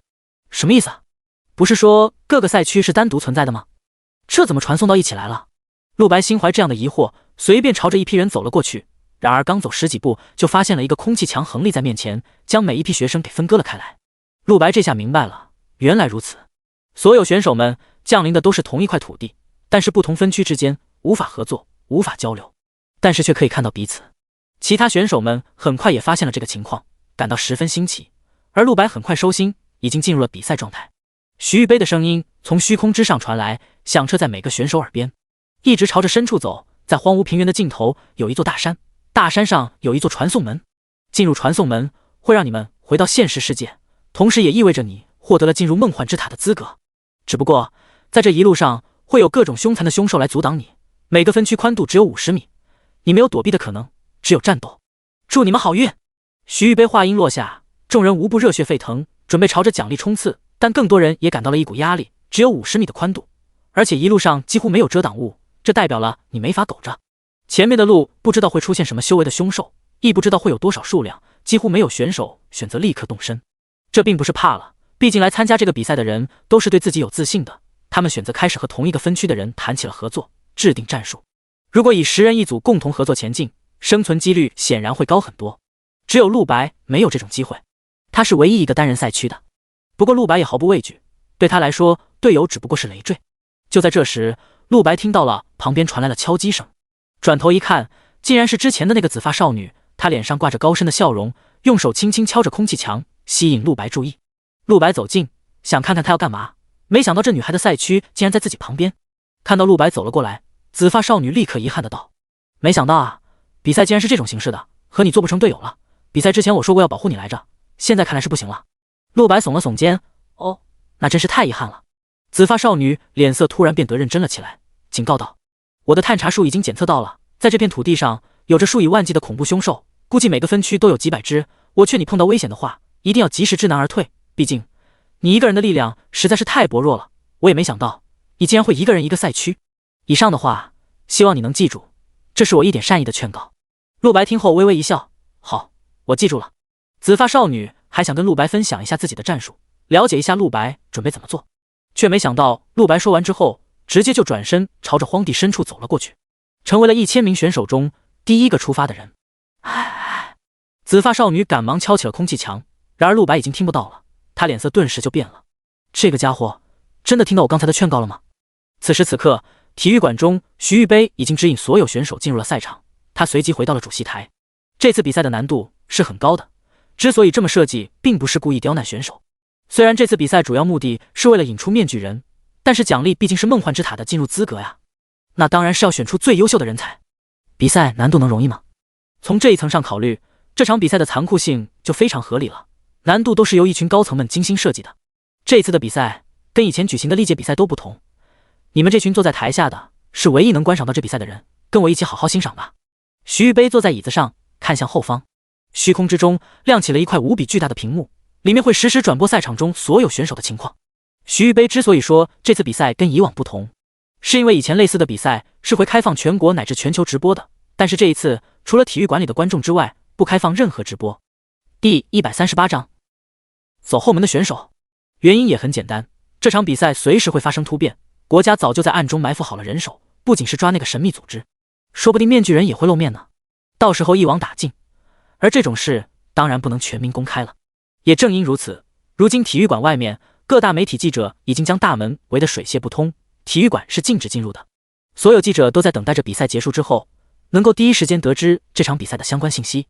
目前主办方没有对外透露任何，大家只知道这是一场国家亲自下场办的大比赛，规模空前。但奖励是什么，规则是什么，目的是什么，外界人都是一无所知。徐玉杯端坐在主席台上，和在场10万名观众与3名裁判一起看向了大屏幕中的诸位选手。看得出来，所有选手都非常谨慎，一落地就开始制定战术了，没有任何人选择先动。徐玉杯淡声解说道，但声音明显心不在焉。这位在整个帝国都排得上号的顶级高层，能够勉强履行一下主持人职责，已经够给面子了。严老与江无南都点了点头，附和道：本场比赛毕竟难度极大，他们先抱团制定战术是正确的，如果有人无脑往前冲，只会被第一个淘汰。毕竟是裁判，戏要做足。场下观众也都紧张地盯着屏幕，虽然不是选手，但仅仅只是看着就很紧张了。就算是抱团，感觉也很难赢啊。刚才看大屏幕上，每个赛区好像都有几百只凶兽吧。难点也是没办法，毕竟要从1000个人中选10个啊，只能看这群选手的合作程度了。台下议论声纷纷，猫屋在内的刺客团也都在其中，不过都保持沉默，他们对其他选手完全不在意，每个人目光都只聚集在一个人身上。陆白。徐玉杯这时也再度开口，却是有些戏谑的轻笑。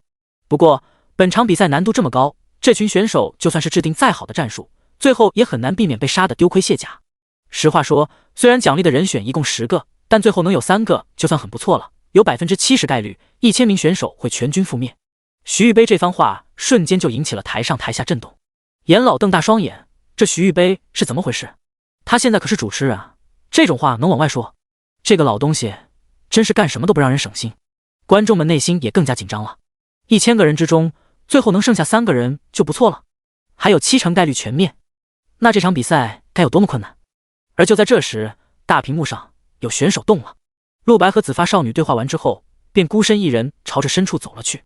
所有人目光立刻聚集到了他身上，徐玉杯也立刻来了兴趣。要说本场比赛1000名选手中，他最在乎的是哪个？那当然就是陆白了。在陆白的分区中有一个专门的限制，那就是所有附魔武器，如果不是附魔师本人使用的话，那么就会失效。一会儿陆白面对凶兽发生战斗，多半就会发现自己的武器无法使用了，届时面对生命之危，面具人是否会出现呢？可以看到，竟然出现了第一个动身的选手，真让我惊讶。徐玉杯开口道，语气中是满满的兴奋，而观众们都震惊了。是之前那个单独赛区的人啊，他竟然直接就往前冲了，胆子太大了吧，太勇了，我真的佩服他。如果我是他的话，我肯定不敢。他不冲也没办法吧？你们看他没有队友啊，只是一个人，也是已经开始同情他了。他只是个高中生啊，该不会第一个淘汰吧？先别急，你们没听到徐老之前说了吗？他的天赋是所有选手中最强的啊。虽然我也不太相信，毕竟他甚至都还没参加过高考。严老的表情却骤然紧张起来。没想到选手陆白会是第一个动身的，从裁判角度出发，老夫希望他能多做准备，免得白白送死。他内心还是有着对陆白的恻隐之心，徐玉杯玩得这么大，万一真把陆白给玩死了怎么办？但他的话根本传不到陆白耳中。陆白满面平静地朝着荒原深处走去，并不知道此刻上万双眼睛都聚集在了自己身上。赶快通关，然后离开这里回到体育馆。如果那个组织的人就在这1000人当中的话，那么我一定要比他更早出去，这样我才能部署对他们的抓捕。陆白在心中道，脚下动作更加快了。但说来也怪，他走了整整快10分钟，一只凶兽都没看到，除了荒漠还是荒漠，唯一的障碍大概就只有在空气中肆意漂浮的飞沙走石。这也容易的太过分了，是因为我这分区难度比其他人都简单，还是说前面有更恐怖的在等我？外面观众们看陆白走了10分钟，一只凶兽没看到，紧绷神经慢慢松懈下来。这哥们运气不错呀，到现在都没事，我还以为他会光速出局。看来国家也不会乱安排，别人都10人一组，他只有一个，难度肯定会酌情降低啊。说不定这个陆白有国家背景，他这个赛区是最简单的，国家专门要给他保送呢。卧槽，有这个可能啊？那这家伙也太可恨了，羡慕让我咬牙切齿。这时有观众惊呼道：“你们快看，其他选手也开始动了！”经过了10分钟，大多数人战术制定都差不多结束了，终于开始行动。几百个人开始朝着深处进发，瞬间整片荒原就热闹了起来。其中一个赛区10个人中有7个都是持剑的战士，人长得也非常高大，还有另外3个是魔法师，可以说是比较完美的配置了。战士能抗能打，而魔法师可以远程，还有 AOE， 并且输出也很爆炸。最重要的是，必要时魔法师还能发挥出牧师的作用，奶一下受伤的人。因此这个赛区的10人走得最快。由于空气墙是透明的，为首的一个青年随即看到了隔壁赛区远远走在最前的陆白。第139章逆天规则，耐久削减50倍。那家伙的赛区怎么会只有1个人啊？只有1个人就算了，还敢走得这么快？青年皱起眉头，看来自己也要加快动作了。很快他就带领自己赛区的9个人慢慢追上了陆白的步伐。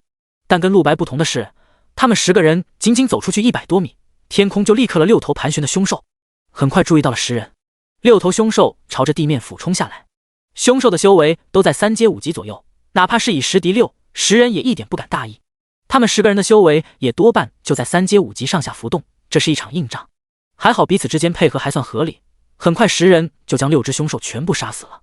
为首那位青年是当之无愧的 MVP， 他手持重剑，刚才的6只凶兽全部都是他补的最后一刀。10人之中，他一个人就差不多打了一半输出。旁边的选手纷纷出声恭贺，对重剑青年表示崇拜。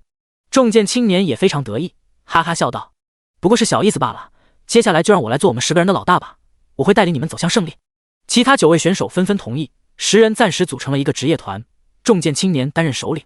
外界观众与裁判们也看到了他们刚才的表现，各个职业之间配合合理，尤其是那重剑青年，实力在3阶职业者中算是很强，如果是和同修为的人类打，最少有以1敌3的水平，很不错的苗子。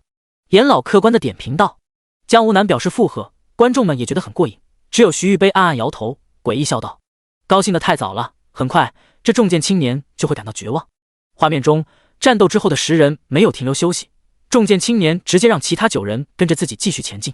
望着前方还在不断前行的陆白，重剑青年冷哼一声：“我们才走了这么点路，就碰到6头凶兽，那个家伙却到现在一点事都没有，该不会有内幕吧？”其他职业者听了他这么一说，也都冒出了同样的想法。原来周围其他赛区中可以看到都已发生战斗了，陆白是唯一一个畅通无阻的，这实在很难不让人产生遐想。但重剑青年不在乎，他沉声道：“就算那小子走后门也没用，他毕竟只有1个人。听好了，我们这一组要成为第一个到达终点的，兄弟们，跟我冲啊！”10人继续高歌猛进，很快就在200米外再次碰到10只小凶兽。这10只都是幼崽形态的凶兽，但是已经是2阶修为了。重剑青年顶在最前面，一剑一个，尽显男儿风范。很快10只凶兽幼崽又被他屠戮殆尽，且全部都是自己补刀。他满脸得意地擦去重剑上的血迹，十分装逼的道：“我刚刚发现，在这个赛场中击杀的凶兽获得的经验和积分是平常的2倍啊！各位队员们，抱歉了，一不小心就把所有凶兽都杀光了，忘记给你们留。”其他9人内心有些不满，但也不好说什么，毕竟确实重剑青年最强。而重剑青年一边擦剑一边哼着小曲，前面陆白的背影只在50米开外了，很快就要被超过。他开始想着，拿到冠军之后，这场比赛结束，他最少能积攒10几万积分，光是刚才那群凶兽就让他得到了3、5万积分了，实在是非常可观啊！看来这比赛也没想象中那么难嘛。忽在这时，重剑青年擦剑的手猛然抖了一下，剑身传来了碎裂的声音，下一刻重剑爆炸，化为了满地的碎片。这一幕把旁边的队员全都给看傻了。什么情况？老大，你的武器怎么爆炸了？重剑青年也震惊了，甚至没反应过来发生了什么。他手中还呆呆地握住重剑的剑柄，但是剑身现在已经化为了满地碎渣了。老子的武器怎么会平白无故的碎掉？这特么什么情况？他整个人懵逼到了极致。忽在这时，一道公告声骤然在整个荒原上空响起，所有选手都能听到。请注意，在本赛场中，所有武器的耐久将会削减50倍。请注意好你武器的耐久度，如果你3分钟内不使用你的武器，那么你的武器耐久度会自动恢复到完好状态，但已经碎掉的武器无法恢复。听到了这条公告，所有选手都震惊了，竟然还有这种隐性规则。此刻几乎有80%的选手都在战斗中，由于事先不知情，现在已经开始吃亏了。最崩溃的莫过于刚才的重剑青年，他跪在地上，满面绝望。这特么不是坑爹吗？为什么不早说？我要抗议啊！其他赛区的人也看到了重剑青年身上发生的事，不由也觉得这个规则太老溜了，非要等有人武器碎了之后才会公开宣布。万幸，他们没有成为受害者。其他赛区中，不少正在战斗中的选手压力大增，一把5000耐久的武器，原本攻击一次只会减少10点耐久的，现在好了，直接减少500耐久，等于说攻击10次就会爆掉。A 阶武器的耐久才会达到1万以上 ，B 阶武器中能达到1万耐久的不是没有，但是很稀有。而这群选手们都是20岁以下，他们的修为使得他们无法使用 A 阶武器，品质最好的也就是 B 阶武器加个附魔而已。在如此变态的规则下，他们的耐久度根本撑不住，更不用说很多人在参赛之前使用武器的时间就很长了，有人的武器耐久参赛之前就只剩一半了，现在的心情可想而知。卧槽，老子的武器耐久只剩最后一下了，我不能打了，你们快救我啊！某赛区中，一个本来前排的战士突然收起了武器，狼狈的转身大喊着逃跑了。躲在后排的魔法师、弓箭手等职业者始料未及，凶兽随即冲向了他们，顿时小队濒临崩溃，很多选手因此淘汰，甚至开始出现了死亡者。毫无疑问，这个规则害了很多人，而徐玉杯只是平静地看着，现在发生的一切都在他的预想当中。第140章，荒漠之符。所有观众们也都傻了，他们完全没想到竟然有如此炸裂的规则，难怪之前徐玉杯说这场比赛难度非常变态。有些观众开始庆幸自己没去参赛了，一把好武器可是非常贵的，参赛的话可能丧命不说，武器要是在里面炸了，谁给你补？严老沉声道，弱者被规则淘汰，而强者会适应规则，不要觉得比赛的规则不合理，我相信很快就会出现站稳脚跟的职业者，他们的存在才是我们举办这场比赛的意义。果不其然，虽然刚才那一波规则直接送走了赛场中差不多100多人，但是剩下的人很快就反应了过来，开始适应规则。既然规则这般残酷，那么他们就要制定新的战术。几乎所有人的推进都停下来了。按照规则，只是3分钟不攻击，武器耐久就会回满。因此，现在最重要的是稳住，队友之间的配合也会变得更加重要。所有选手必须明白，一定要互相着想，互相守护，在队友武器即将崩溃的时候挺身而出，这样才能将每波凶兽的攻势化解掉。重剑青年那边也很快从悲痛中走了出来，9名队员都在唉声叹气地安慰着重剑青年，而后者从地上站起来，刚才是我太大意了，不过这并不能将我击垮。他忍痛将自己用了整整2年最钟爱的重剑剑柄扔到了地上，这把武器大不了老子不要了。他从自己的储物饰品中重新拿出了一把重剑，这把重剑的品质不如上一把，但当下只能勉强一用了。哼，我还要一把，接下来我们小心一点，冠军一定还是我们的。其他人纷纷大力点头，而陆白也听到了刚才的公告声，然而他的内心毫无波澜。武器耐久会削减50倍，难怪说这场比赛是考验谁的武器品质更强大的。你的武器品质要是不行，根本就没法玩。但是他完全不用担心，这个世界上有一种东西叫做无限耐久。不过陆白眉头微皱，我的这个赛区怎么到现在还没出现凶兽？从之前偷听的内容来分析，自己这个赛区应该比其他人都危险才对。话音刚落，忽远处的沙地开始大范围的晃动起来，仿佛有什么生物正在下面蠕动着。陆白立刻停在了原地，面色波澜不惊。凶兽终于来了吗？很快，面前很大一块范围的地面猛然破开，里面竟然飞出了一大群像是蝙蝠一样的凶兽，体积很小，但是数量多得惊人，足足有100多只，凑在一起密密麻麻，像是一团黑色的云，直奔陆白飞来。荒漠之符 LV 2阶1级，攻击力1000，血量3000。很快陆白就看到了其中一只蝙蝠的数据信息，可以看到这种凶兽无论是攻击力还是血量都比较弱，但恐怖的地方在于数量很多，速度也快，像是蚊子一样，100多只，哪怕是一只咬一口也能瞬间秒杀一群职业者。外界的裁判与观众们很快也注意到了这一幕。赛场中所有凶兽的信息是会自动显示出来的，无论是赛场内的选手还是外面的观众都可以看到。卧槽，那个陆白终于也碰到凶兽了，而且他碰到这个难度好像很不低，太可怕了，100多只2阶凶兽啊，我光是看着都有点腿软了，这让他一个人怎么打？众观众无不瞠目结舌。不是说这个陆白是主办方塞进去的关系户吗？这看上去一点也不像关系户啊！这难度很明显比其他赛区都更大吧？为什么他一个人比其他10个人的还困难啊？这时观众们才渐渐相信了之前徐玉杯说的陆白单独赛区的原因，是由于他天赋比其他所有选手都更强。至于什么走后门、难度调低之类的，现在都已可以证明是谣言。猫屋和刺客团的众人坐在一起，看到这里之后，所有人心中微惊，但一想到陆白的本事，很快也释然了。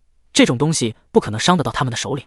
赛场内和陆白邻近的赛区都能看到陆白这边发生的情况，其他人都在按兵不动，因此现在的情况就是几十个人安逸地坐在地上休整，同时对陆白隔岸观火。有人怀着同情，有人感到恐惧，也有人幸灾乐祸。重剑青年双目大亮，他是所有人中最高兴的。我擦，我以为我是最惨的，没想到有人比我更惨，那竟然是整整100多只2阶凶兽啊！因为自己刚刚遭遇了打击，重剑青年急需寻求心理平衡，他旁边的人也纷纷感到庆幸。还好这群荒漠之蝠是出现在陆白的赛区中的，要是出现在他们这里，他们肯定会招架不住。在另一边的紫发少女看到这里，脸色也骤然难看起来。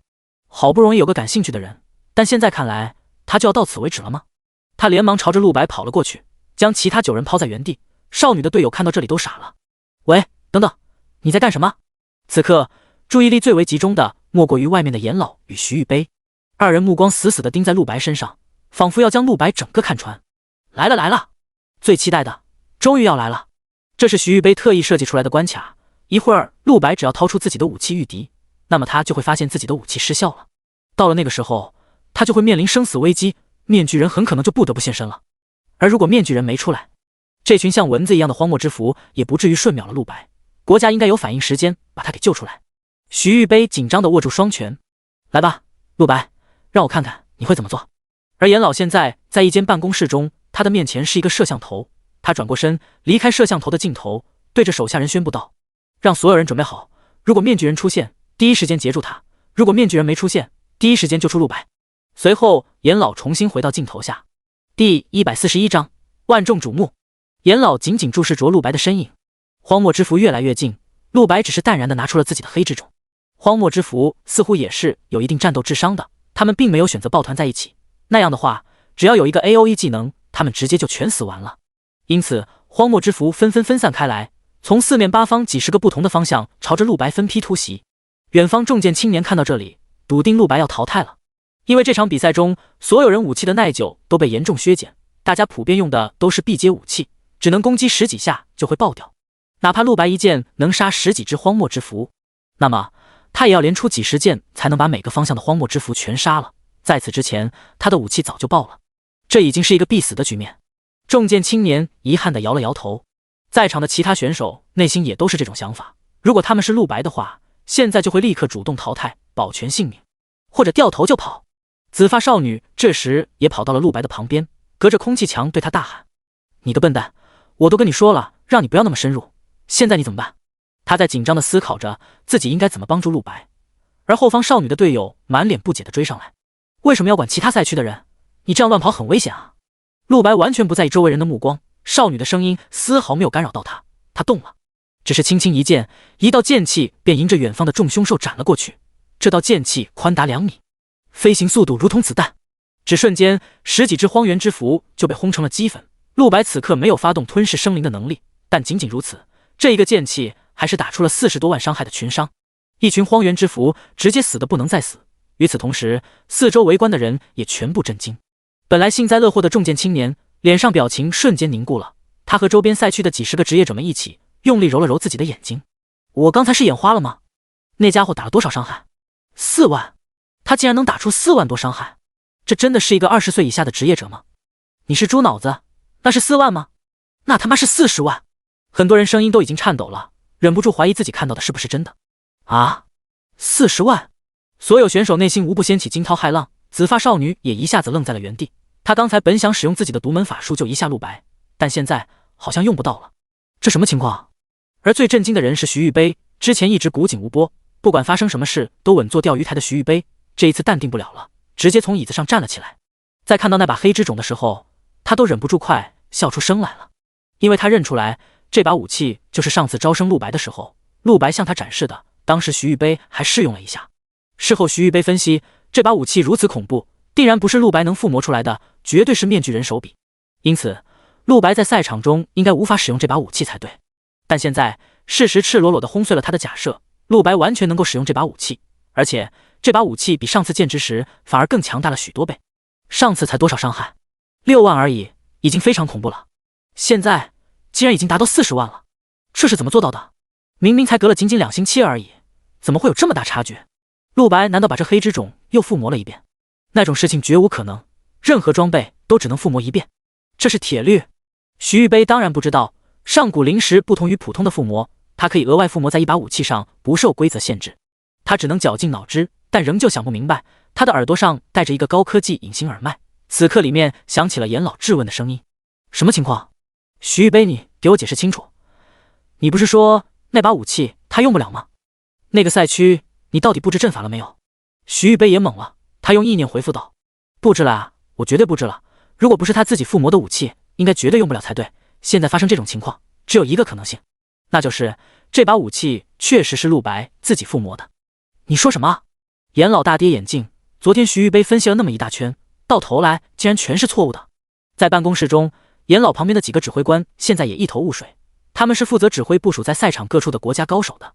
按照刚才严老的命令，无论面具人出现还是不出现，只要陆白发动攻击，那么就立刻传送到他的赛区中。但现在他们还要不要传送了？也幸亏这群指挥官们反应很快，在极短时间内制止住了众高手发动传送，不然可真是要闹大笑话了。场下所有观众们也是极度震惊，40万伤害对于很多人来说简直就是生平仅见，他们中大多数人都没见过能打出40万伤害的职业者，那至少得是7阶强者才能做到，更不用说现在竟然从一个高中生身上看到了。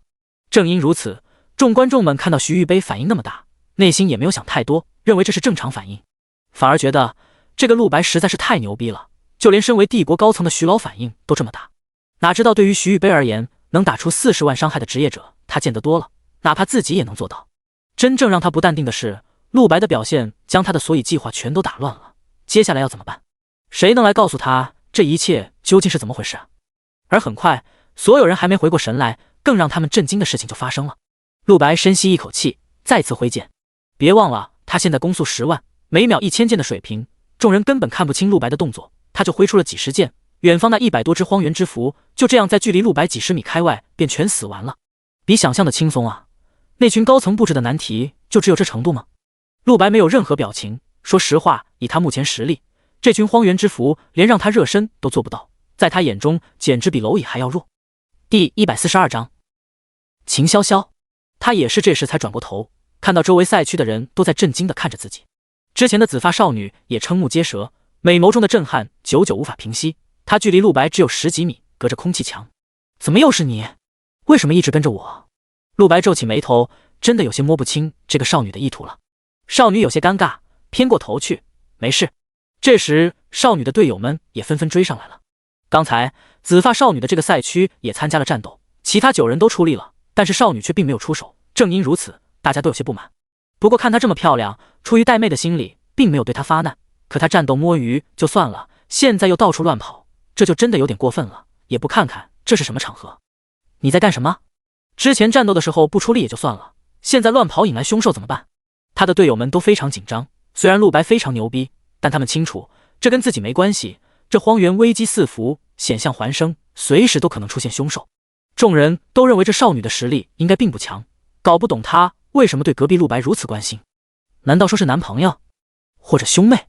正因如此，大家即便不满，但也都不敢说太过分的话，生怕惹毛了隔壁的陆白，出去之后吃不了兜着走。紫发少女看了一眼9名队友，脸色瞬间冷淡了下来。她耸动着鼻子嗅了嗅，无比失望地叹道：一群没用的东西，身上的气息一点也不好闻啊。其他人听后一头雾水，你在说什么？忽在这时，在众人不远处，一座小型丘陵动了起来，下一刻，一只无比巨大的猿猴从中站了起来。荒漠战猿 LV 3阶9级，攻击力45000，血量7万。天哪，3阶9级凶兽！瞬间紫发少女的9位队友都惊了，纷纷急忙动了起来，立刻摆出战斗阵型，为首一人紧张地冲着紫发少女道：快躲到我们后面，你会战斗吗？跟我们一起战斗吧。这只凶兽的攻击和血量都高得吓人啊，我们如果处理不好，很可能要减员2到3人。所有人都很不乐观。然而紫发少女只是一脸冷淡地站在原地。有什么好怕的？声音平淡空灵，严禁不等其他人反应过来，她直接面向荒漠战元，双手合十，开始吟唱。吟唱时间极短，大概半秒之后，荒漠战元脚下就亮起了一个结界，后者的身体顿时被定住，完全动弹不得。其他紫发少女的队友们全都惊呆了。下一刻，紫发少女手轻轻一挥，荒漠战元被她转移到了其他的赛区。那个赛区的10个人之前已经全军覆没了，因此荒漠战元在那里根本无人可打。这种神乎其技的手段，瞬间把在场所有人都看傻了。不是，你这样牛逼，怎么不早说？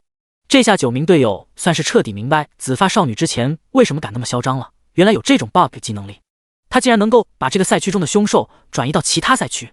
这种技能，这9个人别说见，就连听都没听说过。顿时紫发少女在他们心中的形象顷刻颠覆。原来以为你是花瓶，现在发现你是顶级大神啊！这么多参赛选手里，紫发少女的能力未免太变态了，有没有？不仅能直接传送凶兽，更重要的是，她好像没有武器啊！不用武器就能发动这技能，岂不是说本场比赛耐久削减的限制对她无效了？一个队友忍不住上前问道：“那个，我说你这技能是怎么放出来的？法师放技能都需要法杖，而你竟然能空手？”紫发少女瞥了他一眼，淡声道：“当然不是啊，我也是有武器的，不过在哪里？干嘛要告诉你们？”说着直接偏过头去，不再理另外9人。他努力掩饰着在释放完技能之后自己身体的疲惫，内心暗骂一声：这万恶的比赛规则对耐久的削减也太狠了。而隔壁陆白看到这里也惊了。根据他刚才观测，这个赛区中的空气墙是一种无比强大的法则能力，绝对是9级强者打造出来的，它几乎不可能被摧毁，同时有隔绝一切灵气、魔法、技能的能力，就连自己的搜魂术加探查术都无法穿透。然而紫发少女竟能完全不受这空气墙限制，时空系法术吗？这也太霸道了！陆白震惊之余，不由心想，如果自己也能有这种输赢的法术，那就好了。他走近紫发少女，喂，你叫什么名字？此刻遥远的另一边，夏京一中办公室里，宣从双正坐在桌子上，对着窗外发呆。这几天他心情非常跌宕，多年来的心愿就是想要一个强大的平民学生，证明自己的理念与毕生理想。而陆白的出现让他史无前例的激动起来，但正准备找陆白谈谈，他人却没了。张辉走了过来，手中端着一杯咖啡。你还在找那个陆白吗？还是放弃吧，天才都是不喜欢受限制的。宣从双道，可是陆白这几天连课都不上了。张辉耸肩一笑，那又怎么样？我们班还有一个学生，高3觉醒完职业之后就没来上过课，我估计他至少要等高考才能回来吧。不过在我心中，他是我们2班真正的骄傲，所以就算不回来我也能接受。宣从双听后脸色一变，你是说那个学生，那个出身于传说家族的？张辉脸色肃重，不错，之前我经常在你耳边提过的。他端起咖啡凑到嘴边喝了一口，说话间眼神变得充满敬畏起来。那学生名字叫秦潇潇。体育馆中，所有观众们都被刚才发生的一系列事件惊呆了。徐玉杯重新坐回椅子上，看向紫发少女，竟然是传送术，原来如此，那就是秦家的小丫头啊。赛场之中，面对陆白的问题，紫发少女回答道：我的名字叫秦潇潇，你呢？陆白。第143章荒无实人。陆白将这个名字记下之后，才恍然发觉自己终于想起来在哪里听过这个名字了。在夏京一中高3 2班有一个学生长期缺席，名字不就叫做秦潇潇吗？只不过陆白只知道他很强，甚至江修那帮人都会将他挂在嘴边，但对他具体的了解却并不很多。但今日一见，他总算明白为什么秦潇潇被称为2班最强了。只可惜有这空气墙在，他无法发动探查术，不然就能将秦潇潇的所有信息全部掌握。陆白又道：我要继续前进了。他手持黑之种继续朝着深处走了去，而秦潇潇立刻跟了上去。似乎陆白身上有些什么对他有很强的吸引力，而秦潇潇队友们都愣住了。原来他的名字叫秦潇潇啊，他竟然跟着陆白走了，我们要不要跟上他？废话，当然要跟啊，你刚才没看到他有多强？秦潇潇的9名队友都是大学生，他们能明显看出前者只是一位高3生而已，本来还有轻视之意，但现在是荡然无存了，反而很敬畏。9个大学生就这么跟着一个高中生前进，一共11个人，以一种诡异的合作方式共同前进。周围赛区的人全都看傻了。之前他们还在想着陆白和那少女都是些什么东西，而现在他们都在想着自己是什么东西。重剑青年吴刚现在明白了，自己之前想要追上陆白是多么错误的一个想法，那个家伙实在太猛了。他根本不敢带着自己的队伍像陆白那样毫无顾忌地往前走，只能和其他所有赛区的选手一样，跟着队友们一起小心翼翼地往前摸进，发现任何凶兽都要停下来，每场战斗都要担心会不会丧命。天才与庸人之间的差距，往往在极短时间内就会展露无遗。陆白平静地往前走着，对后面跟着自己的10个人毫不在意。他在思考着徐玉杯那群高层接下来又给自己设计了什么困难。而外面，徐玉杯与严老现在心情总算是稍微稳定下来了。既然之前的猜测全部失误，徐玉杯立刻开始分析其他的可能，同时手忙脚乱地利用意念吩咐下属在陆白的赛区中投放凶兽，这一次一定要增加难度。附魔武器是你自己的又怎么样？只要安排的凶兽足够强，把陆白打得丢盔卸甲，到时候照样能逼得面具人出来救场。徐玉杯擦了一把汗，心想小样，自己对付一个学生还不是轻而易举。在所有的赛区中，其他赛区基本上主办方是不去控制的，出现什么凶兽都是随机的，且各个赛区难度基本持平。唯有陆白这个，一切因素全部由主办方控制。在收到了徐玉杯下达的命令之后，下属们立刻行动，按照他所说的为陆白安插更加强大的凶兽。却见赛场中，陆白等人才走了不过1分钟，前面就又出现了挡路的。秦潇潇的赛区中，几十只各种凶兽出现。这次前者没有贸然使用传送术，因为这几十只凶兽并不算很强，就算是正面战斗也是能应付得过来的。而陆白那边也同样传出了凶兽的动静。陆白站住脚步，这一次他感觉到了比刚才那群荒原之蝠强大数百倍甚至1000倍的气息。难度提升的幅度这么大吗？看来那群老家伙们现在心里很着急啊。陆白玩味一笑，脚下的大地开始颤动了起来，而且越来越剧烈，仿佛有千军万马正从远方朝着这边赶来。秦潇潇那边的9个队友全都傻了，因为他们发现秦潇潇不仅有 BOSS 级的传送术，他的常规魔法竟然也使用的炉火纯青，一个又一个各属性 AOE 魔法砸过去，几十只凶兽不到1分钟就全部被杀完了，其他9个队友只起到了助攻的作用。如果刚才这9个人还对秦潇潇实力心存侥幸的话，那么现在就是真服了。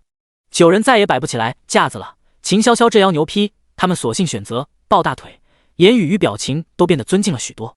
而秦潇潇对其他人反应毫不在意，而是看向了陆白。刚杀完几十只凶兽的他，脸上有些炫耀的道：怎么样，我的实力是不是很强？然而话音未落，后半句的声音就化为了震惊的颤抖。秦潇潇满脸不敢置信的看到，在陆白的赛区上发生了无比逆天的一幕。上百只巨大的食人正在朝着这边排着队前进，每一只食人都有5-6米高。从远处看，这群食人的压迫感简直拉满，他们的表情庄严肃穆，没有多少情感，眼神中只有摧毁与破坏。距离这边只剩下400-500米了，以极快的速度推进着，大概只要1分钟，他们就会全部抵达这里。荒芜食人 LV 4阶1级，攻击力8000，血量15万，护甲值10万，每秒自动回复5%。这荒芜食人仅仅只是一只，就足够让其他赛区的选手感到绝望了。但是陆白那边竟然一次性出现了有200多只，主办方真的没有搞错吗？这确定不是在让考生送死？由于食人们数量太多，以至于其他赛区的大地都颤动了起来。所有看到这一幕的选手全都吓傻了。在看完陆白的赛区难度之后，他们再也不敢说自己的赛区困难了。就连吴刚的眼神都呆滞了，双手颤抖着道：我之前竟然说他是走后门进来的，我真想抽自己一巴掌啊！我现在只想问，这个陆白是杀了主办方什么亲人吗？这得是什么深仇大恨啊！外面的观众也不可控制地发出了此起彼伏的惊呼，不少人被吓得呼吸都忘记了。200多只荒芜食人踏碎大地而来，哪怕隔着一层屏幕，观众们都忍不住感到这是在冲着自己来的，内心的恐惧无法平息。他们隔着一层屏幕尚且如此，完全无法想象在现场看到这种光景是怎样的体验。第144章剑气轰炸。严老看完差点骂娘了，立刻用意念传音对着徐玉杯抗议：徐玉杯，你特娘的在搞什么鬼？200只4阶凶兽，亏你想得出来，整个赛场的人都会说我们这比赛有黑幕的。听着耳边激烈的抗议声，徐玉杯无动于衷。放心吧严老，我心中有数，对于这么强大的学生，就是要用非常规的手段。你安心指挥暗处的高手，大不了事后媒体压力让我来顶。徐玉杯的眼神中就只有面具人，只要那把面具人给逼出来，他宁愿不择手段。观众席上，猫屋等人脸色骤变，汪凡大惊道：为什么首领大人的赛区难度那么高？猫屋眼神冰冷，咬牙切齿，还用说吗？一定是主办方那群混蛋做了手脚，一会儿我们抓那个组织的时候，如果有机会就顺手让主办方也吃点苦头。而赛场中，秦潇潇的小脸久久定格，这时远处最前排的荒无实人已经只差300米就到达这边了。陆白，为什么你的赛区会出现这种凶兽？他想劝说陆白赶快撤退，眼下这情况难道是主办方不小心放错了凶兽？可按理来说，比赛不可能出现这么低级的错误。不过现在的秦潇潇来不及想那么多，只想如何保全陆白性命。如果你需要的话，我可以将你传送到其他的赛区。秦潇潇对陆白大喊，虽然那样做产生的消耗会让他体力直接清零，然而陆白只是淡然一笑，多谢了，但是不必。说完又是一道剑气朝着天空中扫了过去，剑气飞出去50米，最后爆开，将围观的所有人都看得一头雾水。空放，这是准备做什么？陆白满面自信，别忘了，因为附魔上古灵石，他的剑如今新增了一个技能剑气。你现在可以隔空挥剑攻击目标，剑气的范围为50米，每挥出一剑，范围翻3倍，最高不能超过10000米。现在的荒无实人距离陆白有300米，50米的基础攻击范围显然不够，但是问题不大，只需要将攻击范围叠起来就好了。刚才陆白往天空中放了一下，攻击范围就变成了150米。陆白再空一剑，各方的围观者更加迷惑，他被吓傻了，怎么开始乱放技能了？这是在白白消耗武器耐久啊！观众席上的观众满腹不解，大多数人都不能理解陆白在做什么。眼看着200多只荒无实人就要来了，正常人都知道应该立刻逃跑，哪怕是裁判江无南和严老也没能第一时间看破陆白的意图。还是徐玉杯最先发现端倪，暗中惊讶的心想，等等，他好像不是在乱放技能，这第二发剑气好像攻击范围比第一次发高了好几倍。难道说150米已经足够远了？经过了第二次叠加之后，更是达到450米，所有荒无实人现在都在陆白的打击范围之内。然而周围其他选手却仍旧在摇头。吴刚苦笑道，200多只荒无实人，那个家伙不可能打赢，就算是他能一剑秒一个，200多只也足以将他的武器耐久全部耗尽了啊！旁边人听了这话也连声点头，的确如此，这已经是必输的局面了。这个人虽然强，但也只能到此为止了。接下来已经没必要看了，我打赌最多1分钟，这家伙一定灰溜溜的退出比赛。这种情况下坚持战斗完全是不理智的行为，搞不好还要把武器给砸进去。他们的武器就算最厉害的，连续攻击几十次也会残废。在如今这耐久削减50倍的 debuff 之下，众人显然觉得陆白是顶不住的。所有围观的选手都这么想，唯独离得最近的秦潇潇看到了别人无法看到的东西。他注意到陆白的表情无比自信，没有一点溃退或是恐惧的意思，恰恰相反，他看到了陆白眼神中的兴奋。没错，他竟然在兴奋，那种兴奋就像是独孤求败，终于看到了对手的那种感觉。这家伙什么情况？下一刻，陆白动了，他挥舞手中黑之种10万攻速大显身手，一道又一道剑气像是不要钱一样从剑身上狂泻而出，朝着远处的荒无实人轰杀过去。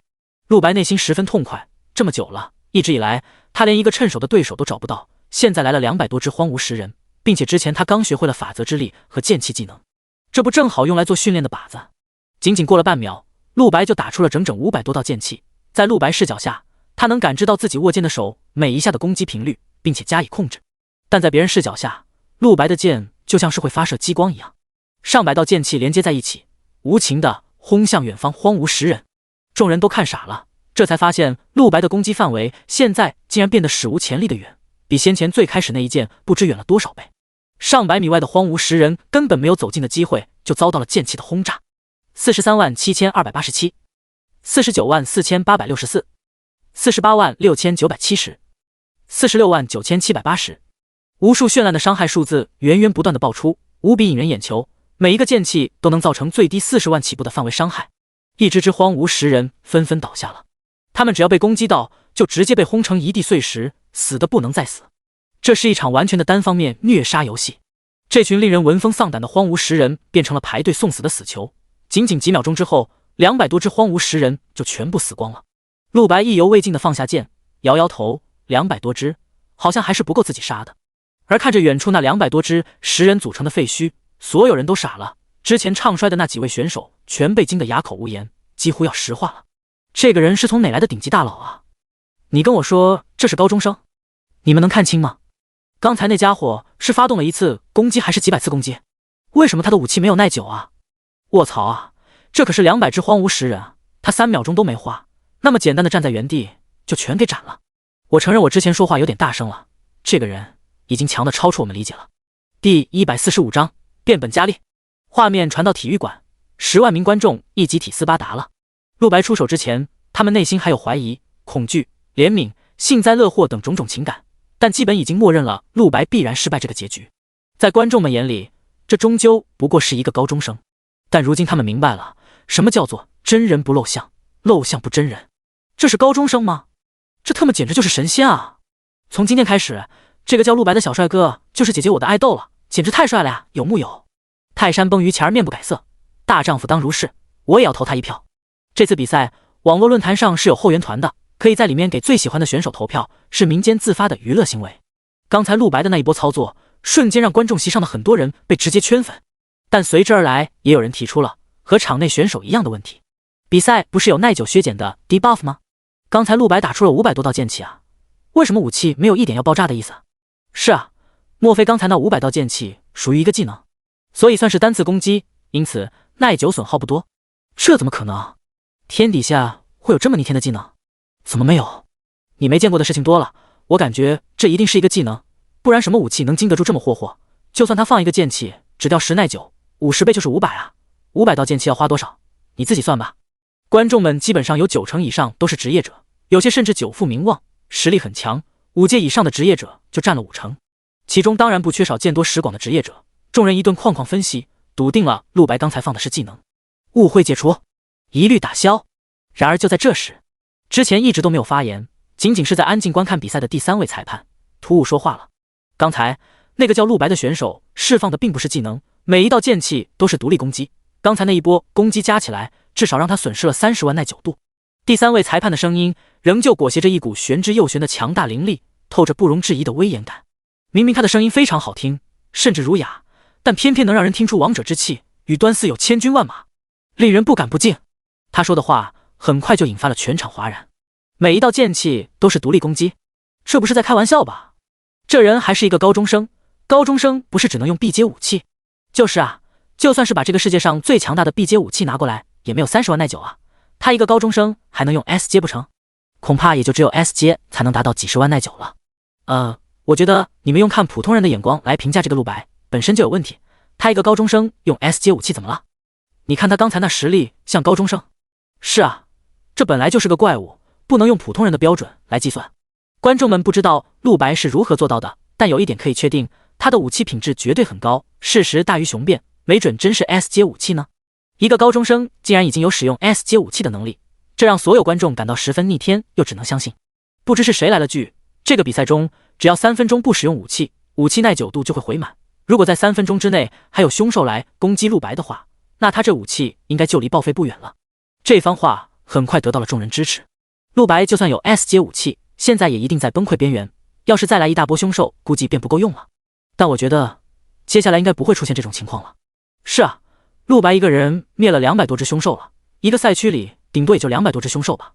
没错，这次冠军非陆白莫属了，他都已经把自己的赛区清空了。而就在观众们议论纷纷之时，台上徐玉杯的表情从刚才开始就无比阴沉。清空？不存在的，自己好不容易安排了200多只荒芜食人，竟然如此轻松就被陆白灭了，别说逼出面具人，就连一点伤害都没造成。这对徐玉杯来说是一种耻辱，极大的激起了他的挑战心理。陆白，我没想到你这么强，但是老夫必须见到面具人。随即再次用意念传音，联系幕后的主办方，给我立刻马上再来一波凶兽，记住要在3分钟之内送到他面前，一定要比上波更强，数量更多。徐玉杯就不信了，这样还搞不定他。他对于陆白那惊人的武器耐久倒没有多少惊讶，因为他是除了陆白外唯一也使用过黑之种的人。那时便看见了，这把武器竟然是无限耐久，这很惊人，但如果是5星附魔的武器，也在合理范畴之内。这更加显出面具人的存在对国家有多么重要。徐玉杯不管豁出多大代价，也要将面具人逼出来，并且极力将他纳入麾下。而严老那边还沉浸在震惊中，就听到了主办方又收到了徐玉杯命令。顿时他再次用意念对徐玉杯怒道：你疯了吗？还加？你想让这个陆白死？刚才陆白的表现已经折服了这位久经沙场的军区首脑，国家实在是太需要这种青年才俊了。严老觉得自己这辈子都没见过这么猛的学生，他虽然脾气不好，却有一个众所周知的性格，护犊子。见了方才陆白的表现，他已经对其生出了爱才之情，但见徐玉杯这个丧心病狂的家伙还要变本加厉，立刻出来阻止。徐玉杯和严老用意念争论了许久，最终徐玉杯以教育署是这场比赛的最大领导者，在指挥权上高于严老这个理由，强行压倒了他。原因无他，这次计划本来就是徐玉杯提出来的，其他帝国部门只是来协助他。顿时严老也无奈了，只能让徐玉杯保证这是最后一次，并且一定不能让陆白死。而在幕后的主办方那里，一大群负责监控赛区的职业者在收到了徐玉杯命令后，都感觉到了压力山大。第146章，亡灵古龙。为首一人正是徐玉杯最亲密下属文人阳，除此之外还有好几位助手，他们的职业全都是与御兽阵法相关。这次比赛是帝国顶级阵法师打造出来的虚拟结界，里面的凶兽并不是真正的凶兽，而是他们这群阵法师与御兽师合力创造出来的，并且创造出来的凶兽和真的简直没有区别，唯一的限制就是只能在这个结界中才能存活。刚才好不容易创造了200多只荒芜食人，3秒钟不要就全没了，现在竟然又要新的，总得让我们喘口气吧。文人阳旁边的几位助手忍不住发起了牢骚，200多只4阶凶兽对他们的精神力和灵力以及体力是不小的损耗啊。而文人阳指道，必须服从徐前辈命令，继续工作吧。而在赛场中，一群选手们也慢慢从震惊中回过神来，他们现在内心的想法和外面的观众基本上是一样的。陆白的耐久之所以那么强大，原因必然是武器本身品质很高。吴刚充满羡慕嫉妒地叹了一口气，自认陆白实力太变态了，别说他了，估计所有选手中都没人比他更强。像这种武器品质又好，自身实力又强大的人，冠军显然是他的。众选手们和外面观众一样，觉得这时候如果能在3分钟内再来一波凶兽的话，陆白的武器一定就顶不住了。但即便是他们之中最用心险恶的人，也觉得这个可能性很低。国家就算再怎么不做人，也要考虑选手的感受吧，哪有把人家往死里逼的？如果真的再来一波，那也太没人性了。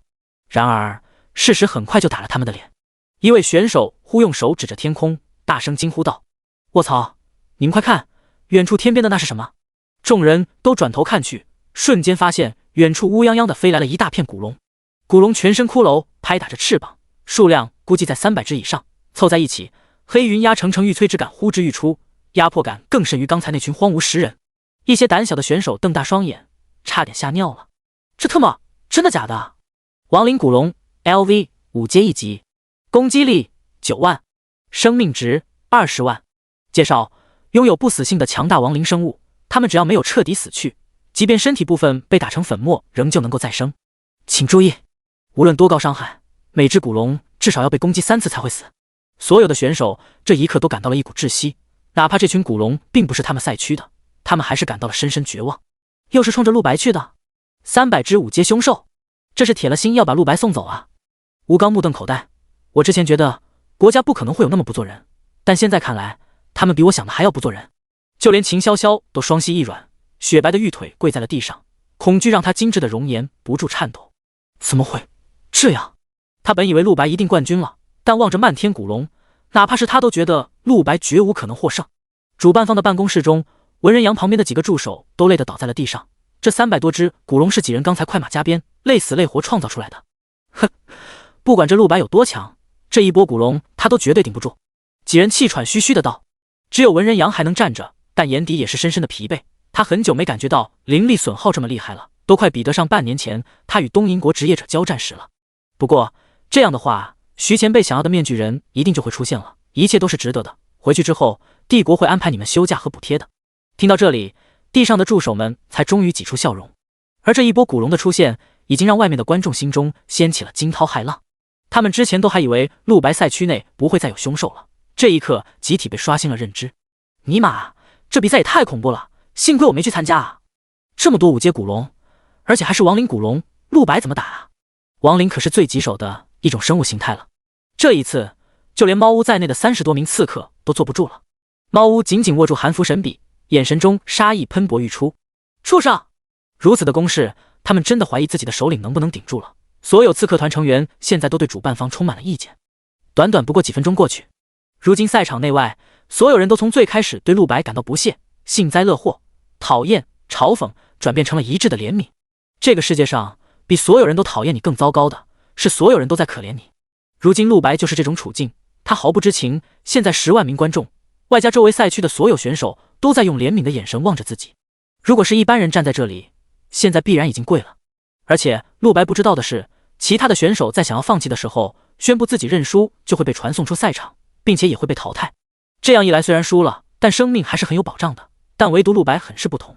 在比赛开始之前，徐玉杯就对主办方的所有人下令，陆白就算是主动认输，也不允许将他传送出来。现在他的选择只有一个，那就是战斗。但最幸运的是，他是陆白，他完全有一战的能力。只见他表情仍旧充满自信，甚至鄙夷不屑。我本来以为这一次徐玉杯能送点有挑战性的凶兽过来，结果就只有这种程度吗？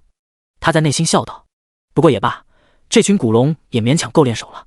300多只亡灵古龙正急速飞行，他们不仅修为比刚才荒芜10人高了一个大境界，所有身体属性亦显著提升。首先就是能够飞行，比起笨拙的荒芜10人，命中难度大幅提升。此外就是速度快了整整10几倍。这群古龙以难以看清的速度从各个方向朝着陆白俯冲，其他赛区的职业者已经忍不住蒙上双眼，不忍再看。这个陆白怎么还不快认输？再这样下去，古龙会将他撕碎的。第147章，古龙的最强攻势。望着漫天古龙，陆白只是道：那么我的动作也快点吧。在所有人注目之下，陆白没有退，他紧紧站在原地，挥剑的手再度舞动。方才那一波荒芜10人为我提供了整整几10万的经验值，如今我的修为已经达到了7阶1级。达到了7阶之后，修为的提升就变得尤其困难，竟然需要20万经验值才能提升一个小修为。有很多职业者终生都只能止步于7阶，像夏京大学的老师与教授们，以及一大把年纪的林孝清，都在7阶这个修为。有道是30岁进入7阶，80岁还是7阶，只因为在这个境界想要升级难如登天。陆白内心还有些感激主办方，把这300多只古龙全部清掉的话，他应该可以再升一个小修为。方才他一剑只能打出40万伤害，虽然黑之种的攻击力很高，但还是吃了附魔师这个职业的亏。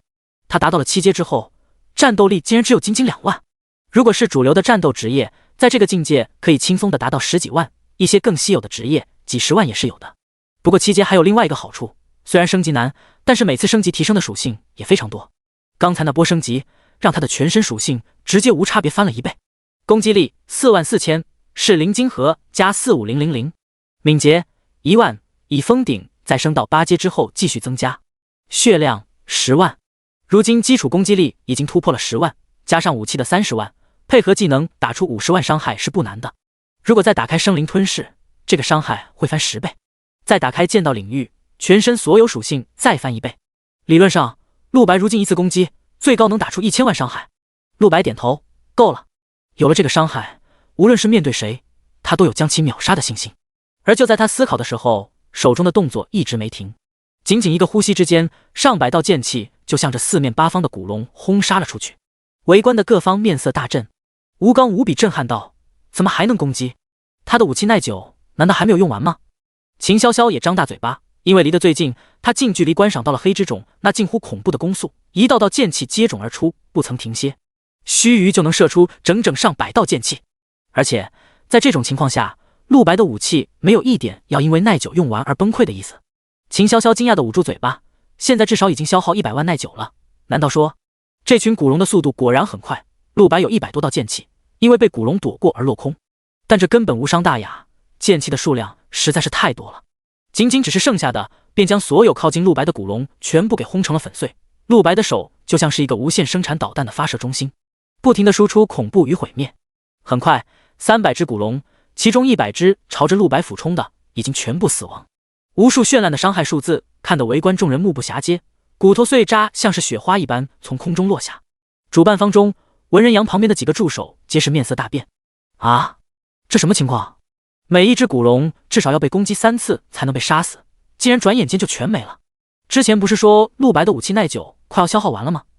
徐玉杯一脸色一沉，这显然不是他想要的结果。再这样下去，这群古龙只能像刚才那帮荒芜10人一样被陆白灭完。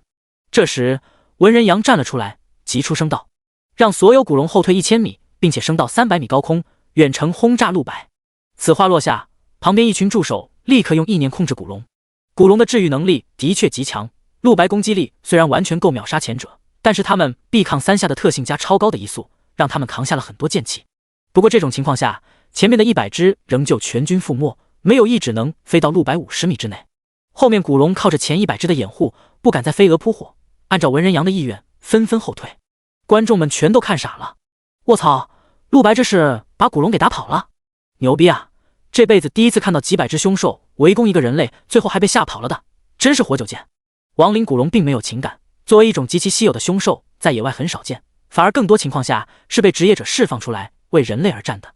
他们具备更强大的身体属性，别看修为只有5阶，事实上靠着自身实力与人类的操纵，经常出现5阶古龙杀死6阶凶兽的例子。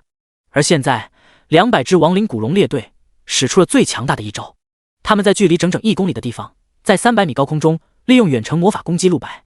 只见亡灵古龙的头颅上眼睛的位置同时亮起了幽蓝色的灵火，同时一齐张开嘴巴，下一刻一道又一道亡灵魔法从口中倾泻而出，朝着陆白轰杀过去。这是一套无解的战术，很多人类军队就经常在战场上利用亡灵古龙这种凶兽，战斗力往往能远超一个100人职业团。在这种位置，一般的职业者根本就打不到古龙，只能单方面挨打，除了等死之外毫无办法。望着漫天的魔法雨，观众顿觉大开眼界。卧槽，原来古龙不是被吓跑了，而是要开大，这套战术也太变态了吧！只有修为到达7阶5级职业者才能有飞行能力，如果不会飞的话，面对古龙这种打法真的一点办法也没有。徐玉杯的脸色也终于舒缓，面具人终于能见到了。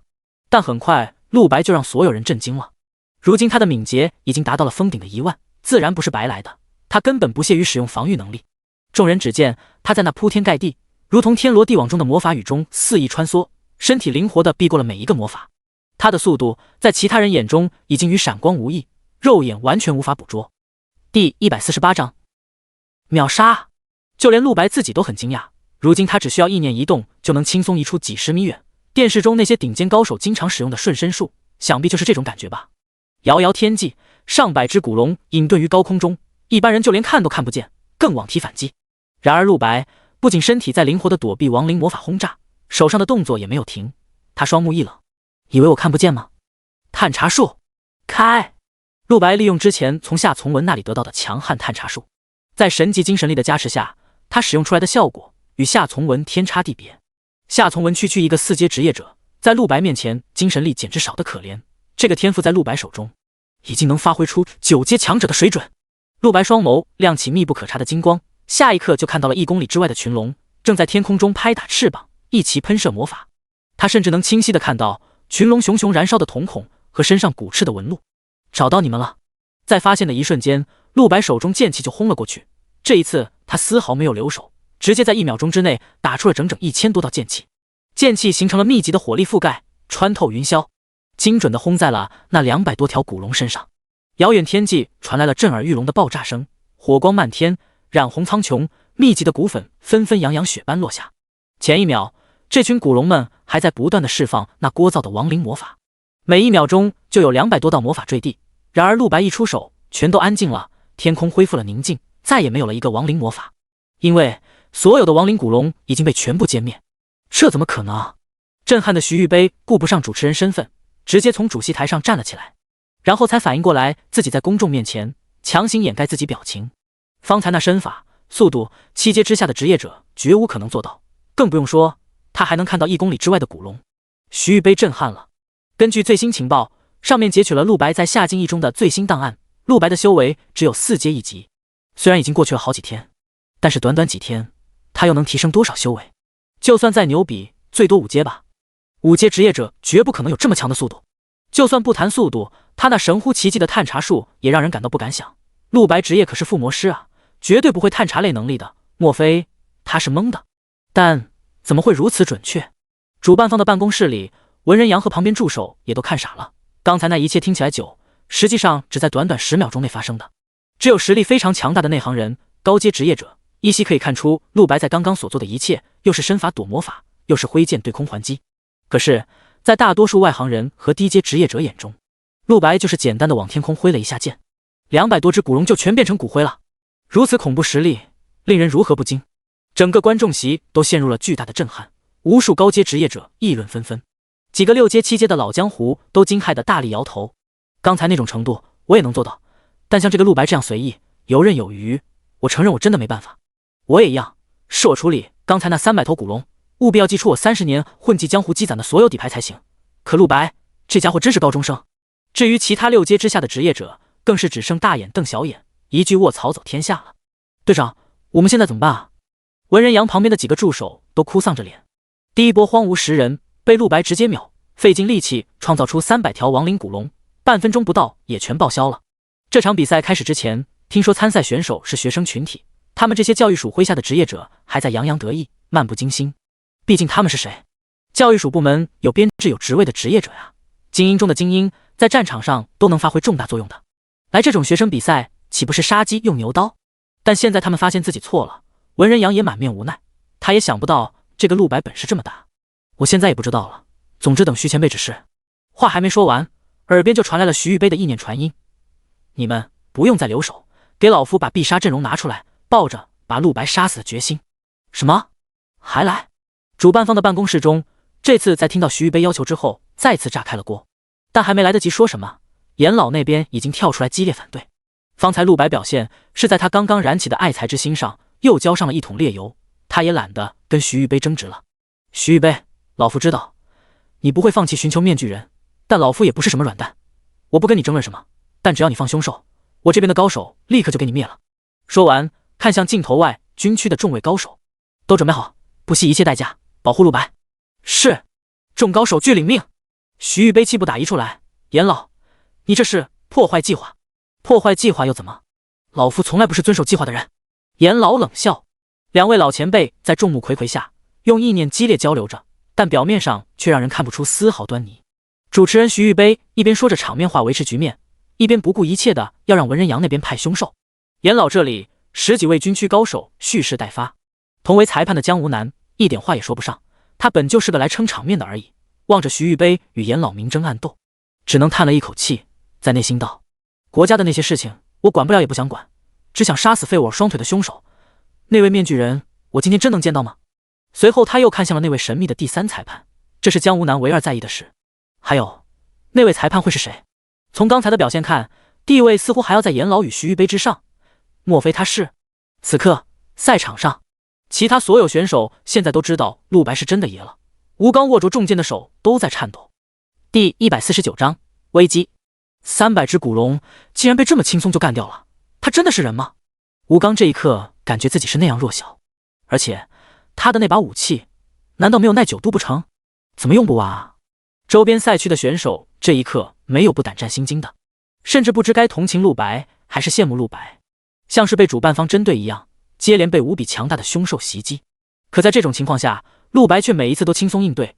众人这时终于才渐渐理解，为什么主办方会专门给他一个人安排一个单独赛区。吴刚，我们要继续前进了，其他赛区的人都继续刷怪了。有队员走上来催促道。吴刚沉重地叹了口气，最终点头，走吧。再怎么震惊有什么用？牛逼是别人的，他们自己的赛区最后还是要依靠自己去战斗。毕竟奖励是梦幻天堂进入资格，没有任何人想就此放弃。各个赛区再次与凶兽交战，一时间打成一片，乱成一团。他们的对手都是2阶3阶的低级凶兽了，但是却打得无比吃力。吴刚带着队员一边辛辛苦苦地讨伐凶兽，一边担忧自己的武器耐久，好不容易得了闲情擦把汗，又不由想起人家陆白的武器，看看别人的，再看看自己的。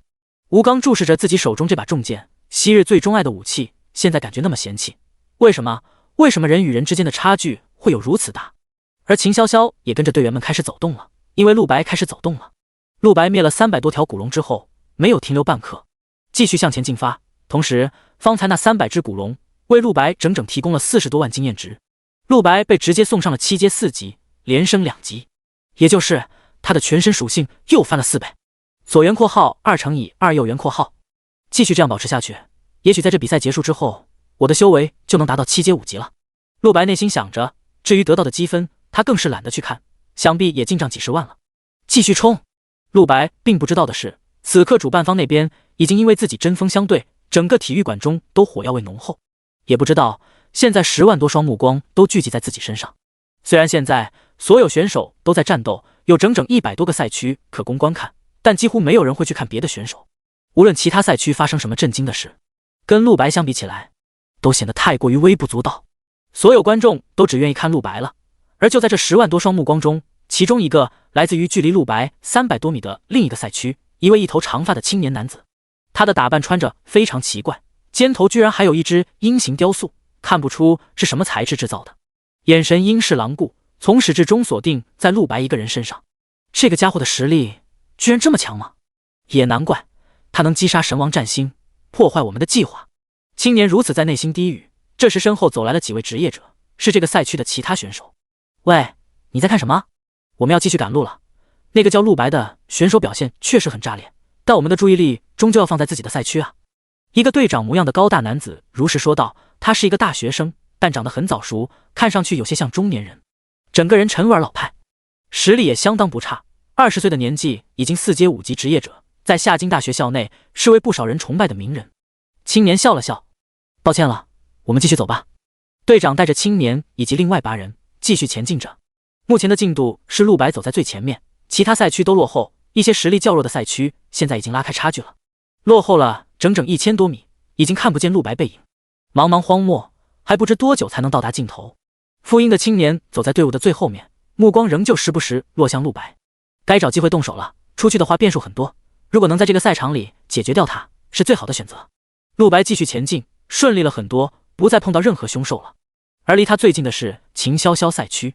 陆白之前看到了，在自己几次面临凶兽围攻的时候，这个少女急切的样子，甚至做好了救自己的准备。不知道她的意图是什么，总之不算坏人。因此陆白无聊之时也会回头看一眼她。果然其他赛区不会像自己这个如此安宁。秦潇潇那边的10人走一段路便会碰到一波凶兽。起初秦潇潇凭借强大实力足以轻松应对，但后来随着出现凶兽越来越强，终于渐渐不支。陆白有了新奇发现，他看到秦潇潇的攻击方式几乎都是魔法，但是却完全不像别的魔法师那样使用武器法杖之类的，基本全是空手释放，并且施法速度还比普通的魔法师快得多，威力甚至也会更大。陆白内心十分疑惑，这种事情怎么可能？武器在这个世界是非常重要的，一般的职业者不使用法杖，根本连魔法都用不出来。同时陆白敏锐注意到，每次释放完一个魔法，秦潇潇的脸都会肉眼可见变得更加疲惫一些。他有武器吗？陆白起了些兴趣，但最终偏过了头罢了，自己有更重要的事做。忽在这时，秦潇潇的赛区传来了一阵惨叫，原来那里也出现了更强大的凶兽。一群敏锐而狡猾的4阶凶兽对着秦潇潇赛区的10人发动了偷袭，竟然突然从后面出现，好几个人立刻受伤，不过秦潇潇倒是无事。20多只长得有点像哥布林的人形绿怪，手持棍棒，朝着面前人类逼近着。完蛋了！几名受伤的职业者倒在地上，满面绝望。方才这群绿怪仅仅一棍就瞬间收了几人2/3的血量，现在还倒在了地上，除了认输之外，几乎已必死无疑。其他几位选手都咬牙切齿，一边退后一边无能为力。少了几个队友，对战力的影响是质变，本来就打得很勉强了，还少人，接下来怎么玩？第150章传送。偏偏这时所有人的武器耐久都已经到极限了，其他队员只能看向秦潇潇，希望后者出手。可这一次秦潇潇也露出了无力的表情。我的体力也到极限了。几十只4阶绿怪没有受到任何抵抗，所有人只能干瞪眼。之前被击倒在地的几位受伤选手为了活命只能宣布认输，传送离开比赛。接着这群4阶绿怪又朝着后面几位选手逼近，一个又一个选手宣布认输。秦潇潇躲在最后面，眼看着队友越来越少，场面变得真够快的，一支10人队伍竟然几分钟就崩溃了。最终只剩下了最后一个人，他转过头遗憾地看向秦潇潇，是我们太弱了，拖了你的后腿，你非常强，队友全部认输，你很难赢了。说完他也认输，传送离开了赛场。秦潇潇什么也没说，虽然队友全都走了，但之前他们挡在面前也拖延了一些时间。秦潇潇终于攒了足够的体力，大手一挥，呵！随着一声娇喝，先前的时空传送门再次在众绿怪脚下出现。须臾，20多只绿怪就被传送到了其他无人的赛区。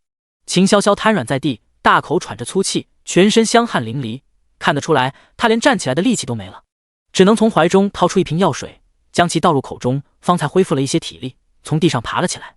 陆白从始至终在旁边看着，你释放技能的方式居然是靠自己的身体，换句话说，可不可以这么理解，你的身体就是你的武器？秦潇潇脸色一变，未置可否。你想知道吗？我可以告诉你实话，但你也要告诉我关于你的信息，我很好奇你究竟有多强。秦潇潇用真诚的眼神看向陆白，陆白真的好奇了，他为什么如此在乎自己的实力信息？你的传送能力很厉害，你还能使用几次？秦潇潇叹气道，我还剩下2瓶药水，也就是说还能用2次。看向前方，不知还有多远才能到终点的贫瘠荒原。秦潇潇一阵绝望，我很可能也要淘汰了。没想到这个比赛的难度居然这么大。陆白道，你为什么不把自己传送到其他赛区？拥有如此的 bug 技能力，秦潇潇的发挥不可能仅限于此。比赛又没有强行规定队伍，他换个赛区就能重新开始了。秦潇潇摇头道，你不明白，这传送能力只能给别人用，但是无法传送我自己。陆白脸色一变，原来如此，那把我传送到你那里吧，我可以跟你一起走。秦潇潇惊愕抬头，什么？此刻另一个赛区中，之前的复阴男子还在紧盯着陆白，差不多该动手了。在此之前，让我先联系一下龙刚他们。说着，复阴男子意念一动，就朝着全部101个赛区都发送了信号。这种信号，就连夏金帝国高层都无法捕捉到，哪怕是9阶强者都难以发觉。很快就有人回应了这个信号。远处另一个赛区，一个脸色煞白、非常年轻的少年突然停下脚步，用意念回复了一句话：意念已收到，我是龙刚，随时可以动手。这个白面少年就是龙刚，他的脸部做了处理。除了他之外，还有整整10几个人混进了这场比赛之中。他们的目的也很简单，除了争夺梦幻天堂的进入资格之外，另外一个便是杀死陆白。几十个赛区中，陆续有人和龙刚一样回应了复阴男子发出的信息。众成员利用意念沟通着。龙刚，我长话短说，之前跟陆白战斗的时候，我被他打伤，但所有打伤我的人身体都会粘上我的血液气息。然后首领给了我一块传送符石，这块传送符石链接了你们所有人，一会儿时机成熟，我可以将你们都传送到陆白的赛区里面去。胡鹰，这次行动由你指挥。龙刚发言结束，之前的那名复阴男子随即道，我是胡鹰，我的位置距离陆白最近，我认为现在就可以动手了。龙刚紧张问，你确定吗？这个传送符石只可以使用一次，如果偷袭失败，外面那群高层就会发觉了。胡鹰冷笑，你放心，我会第一时间解决它。这时胡鹰所在的赛区，其他人也凑了过来。喂，你在干什么？我们都在战斗，你怎么不来帮忙？龙刚这边，其他同赛区的选手也注意到了龙刚正立于原地，像在发呆。小白脸，你在那里站着干什么？其他人满面疑惑，自从进了这个比赛之后，这个看上去很年轻的白净少年就几乎没有出过手，看上去也完全没有战斗力的样子，真的是来比赛的。现在的战况很艰难，你赶紧。几位选手话还没说完，龙刚就做了让他们所有人都看不懂的行为。他将自己的一根手指划破，随后取出了一块符石，将自己的血液注入到了里面。符石随即亮起一道紫色的玄奇光芒。传送已就绪，请确定传送目标。龙刚道，搜索身上有我血液气息的人，然后把我们所有人都传送过去。这枚传送符石拥有极为恐怖强大的性能，理论上可以无视所有封锁，传送到世界任何地方。只要有标记就可以了，标记可以是气味、毛发、灵气，总之任何可以锁定一个人的东西。陆白现在身上有龙刚之前施加的血液气息，因此龙刚只需要给符石注入自己血液，就可以锁定陆白了。而传送符石在龙刚参加比赛之前，就已经和组织的另外10几个人建立了连接。只要龙刚一声令下，10几个人都能去到陆白身边。传送符石的紫色光芒缓缓地与龙刚连在一起。传送目标已经找到，距离520米，是否传送？旁边和龙刚同赛区的选手们都看傻了。你在干什么？胡鹰道，留下10个人继续争夺梦幻天堂的进入资格，不要暴露，只让我们这些老人上吧，陆白必死无疑。龙刚，你可以开始传送了。第151章三方旗帜。龙刚的传送开始了。5秒之后，所有目标将会传送到指定地点，请注意，传送不可取消。此刻陆白赛区中也已经不再宁静，严老与徐玉杯在不断争执，但是文人阳手下那群人可是一刻不停的在创造凶兽，他们只服从于徐玉杯的命令。终于文人阳长舒一口气，所有凶兽全部都创造完毕了。话音落下，陆白赛区中大片土地开始剧烈颤动起来，下一刻就有一只巨大的手从中冒了出来，大地被撕裂，一个黑色的巨人从中探出头来。巨人将2只手都从大地中抽出来，然后双手撑地，拔出自己的全身。他仅仅只是头颅就有整整10米，难以想象他的全身会有多么巨大。观众们顿时就惊呼了出来：卧槽！你们快看，那是什么？陆白的赛区出现了一个巨人，那巨人全身黝黑，竟然没有皮肤，全身上下都在不断蠕动着。就在这时，一只黑色的肉虫子从巨人的脸上掉了下来，大概有20公分长。众人这才惊觉，这个巨大的巨人竟然是由无数只这样的虫子组成的。远古恶虫6阶5级，攻击力10万，血量3000。介绍：无限再生的群体凶兽，它们没有智慧，只有进攻本能，巢穴往往会藏在地下50米的地方，只要巢穴还在，每秒都会产生100只远古恶虫。恶虫数量多时，可以合体成为更强大的远古巨人。介绍一出，所有观众都看傻了眼，其他选手也大开眼界。卧槽，这他妈真的假的？这是人能打的东西？幸好之前荒芜10人与亡灵古龙的出现，已经让所有人心中有了预感，猜想到在陆白的赛区中，接下来主办方一定还会投放更强的凶兽。但是即便是有了心理准备，这巨人的出现还是震惊了所有人。根本没有人想到主办方这一次会玩得这么大，光是看着那技能介绍就让所有人心中恶寒。巢穴竟然在地下50米，这不是无敌了吗？主办方是真想让陆白死啊！等等，为什么那个陆白看上去一点也不怕？远古恶虫组成的远古巨人身体已经完全从大地中抽了出来，朝着陆白走了过去。每走一步，大地都会剧烈颤动。然而陆白却完全面无惧色，他正在和秦潇潇聊天。那就这样吧，把传送门放过来，我这就去你的赛区里。秦潇潇点头，那好吧。说完，他开始吟唱，陆白脚下随即多出了一个传送门。说时迟，那时快，其他所有人根本就没意识到陆白现在在做什么。体育馆那边，火药味已经浓厚到了极致。严老在看到远古巨人出现之后，即便是他都愣住了。徐玉杯，你是认真的？这种东西你竟然放出来对付一个学生？徐玉杯终于露出一抹笑容。不是对付学生，我是为了面具人。文人阳这次干得很不错。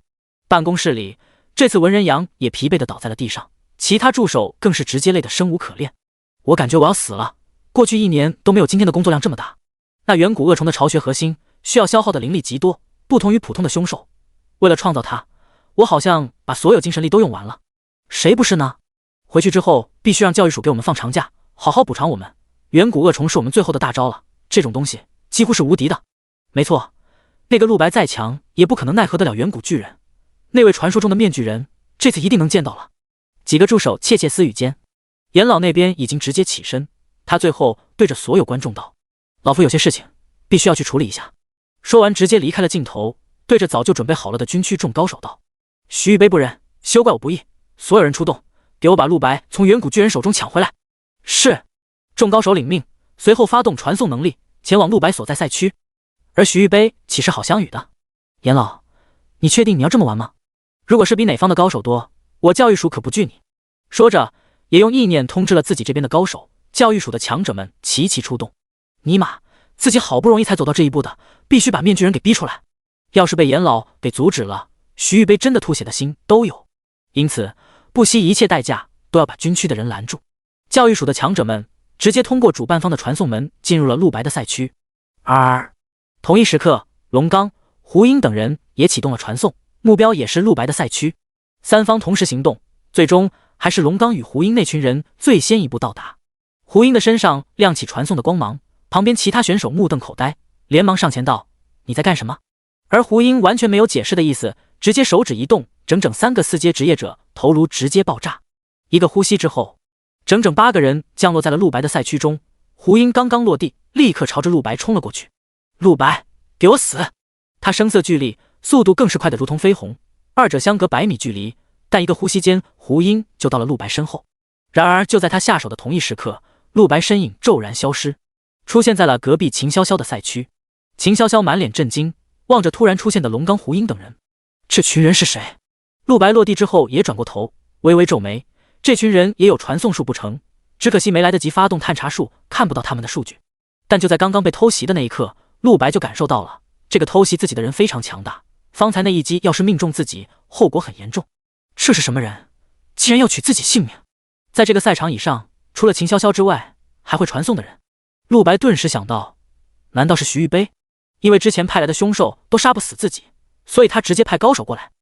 第152章混乱局面。你们是教育署的人？徐玉杯下手挺狠毒啊。陆白冷笑道，而胡英与龙刚脸色大变，这个家伙为什么会传送到隔壁？他提前知道了我们会来。龙刚满脸惊愕，陆白猛然感到这个声音自己有点熟悉，而胡英脸色阴沉，该死，怎么会变成这样？其他6名高手也是全体懵逼，大眼瞪小眼的愣在原地。这时远古巨人走了过来，他一巴掌直接轰向了地面的8人。龙刚和另外6人立刻退后，只有胡英从怀中取出一把匕首，匕首虚空一挥，一道寒芒就切断了远古巨人的大手。大手坠地，上千只远古恶虫摔得散开，随后朝着胡鹰冲了上来。这群20公分长的黑色虫子如同蛆虫一般密密麻麻，令人作呕。胡鹰专心对付起这几千只远古恶虫，心情差到了极致。龙刚，你这家伙的传送到底靠不靠谱？龙刚也懵逼，没好气的道：“这可是首领给我的传送符石啊，你说靠不靠谱？我也不知道现在这什么情况。你之前不是说可以上吗？为什么陆白传走了？”体育馆中所有的观众更是全部懵逼，这什么情况？这群人都是从哪里冒出来的？他们好像是其他赛区的选手啊，我之前在其他赛区看到过他们的，不过存在感很低。什么？选手？选手哪来这么强的实力，一击斩断了远古巨人一只手啊？这群人竟然也能传送，而且其中一个人好像要取陆白性命啊！就连徐玉杯和严老在看到这一幕的时候，都有点搞不清楚状况。陆白竟然被秦潇潇给传送走了，可恶！那我这远古巨人不是白准备了？徐玉杯拍案而起，瞠目结舌。而且这8个人是从哪里冒出来的？秦潇潇看着8人，他们现在都被迫和胡鹰一起对付那只远古巨人。秦潇潇忍不住怒斥道：“你们难道真的是教育署派来的职业者？怎么能这样？如此对待一个选手，要置他于死地，还发动偷袭，简直是丢国家的脸！”在他眼中，刚才如果不是自己传送及时，只要再慢那么一点点，陆白就死了。对一个学生竟然有如此大的恶意，秦潇潇当然不爽。而胡鹰与龙刚等人正在咬着牙对付远古巨人，也懒得搭理秦潇潇。这远古巨人恐怖至极，每一只远古恶虫都是6阶凶兽，合在一起组成的巨人实力变态到了令人发指。一只恶虫虽然只有3000生命值，无比脆弱，但只要咬上一口就可以打出10万伤害。而组合而成的远古巨人一击更是能轻松打出100万伤害。唯一缺点大概就是无论合体还是单独，速度都太慢了，只能依靠数量。谁说这群人是我们教育署的？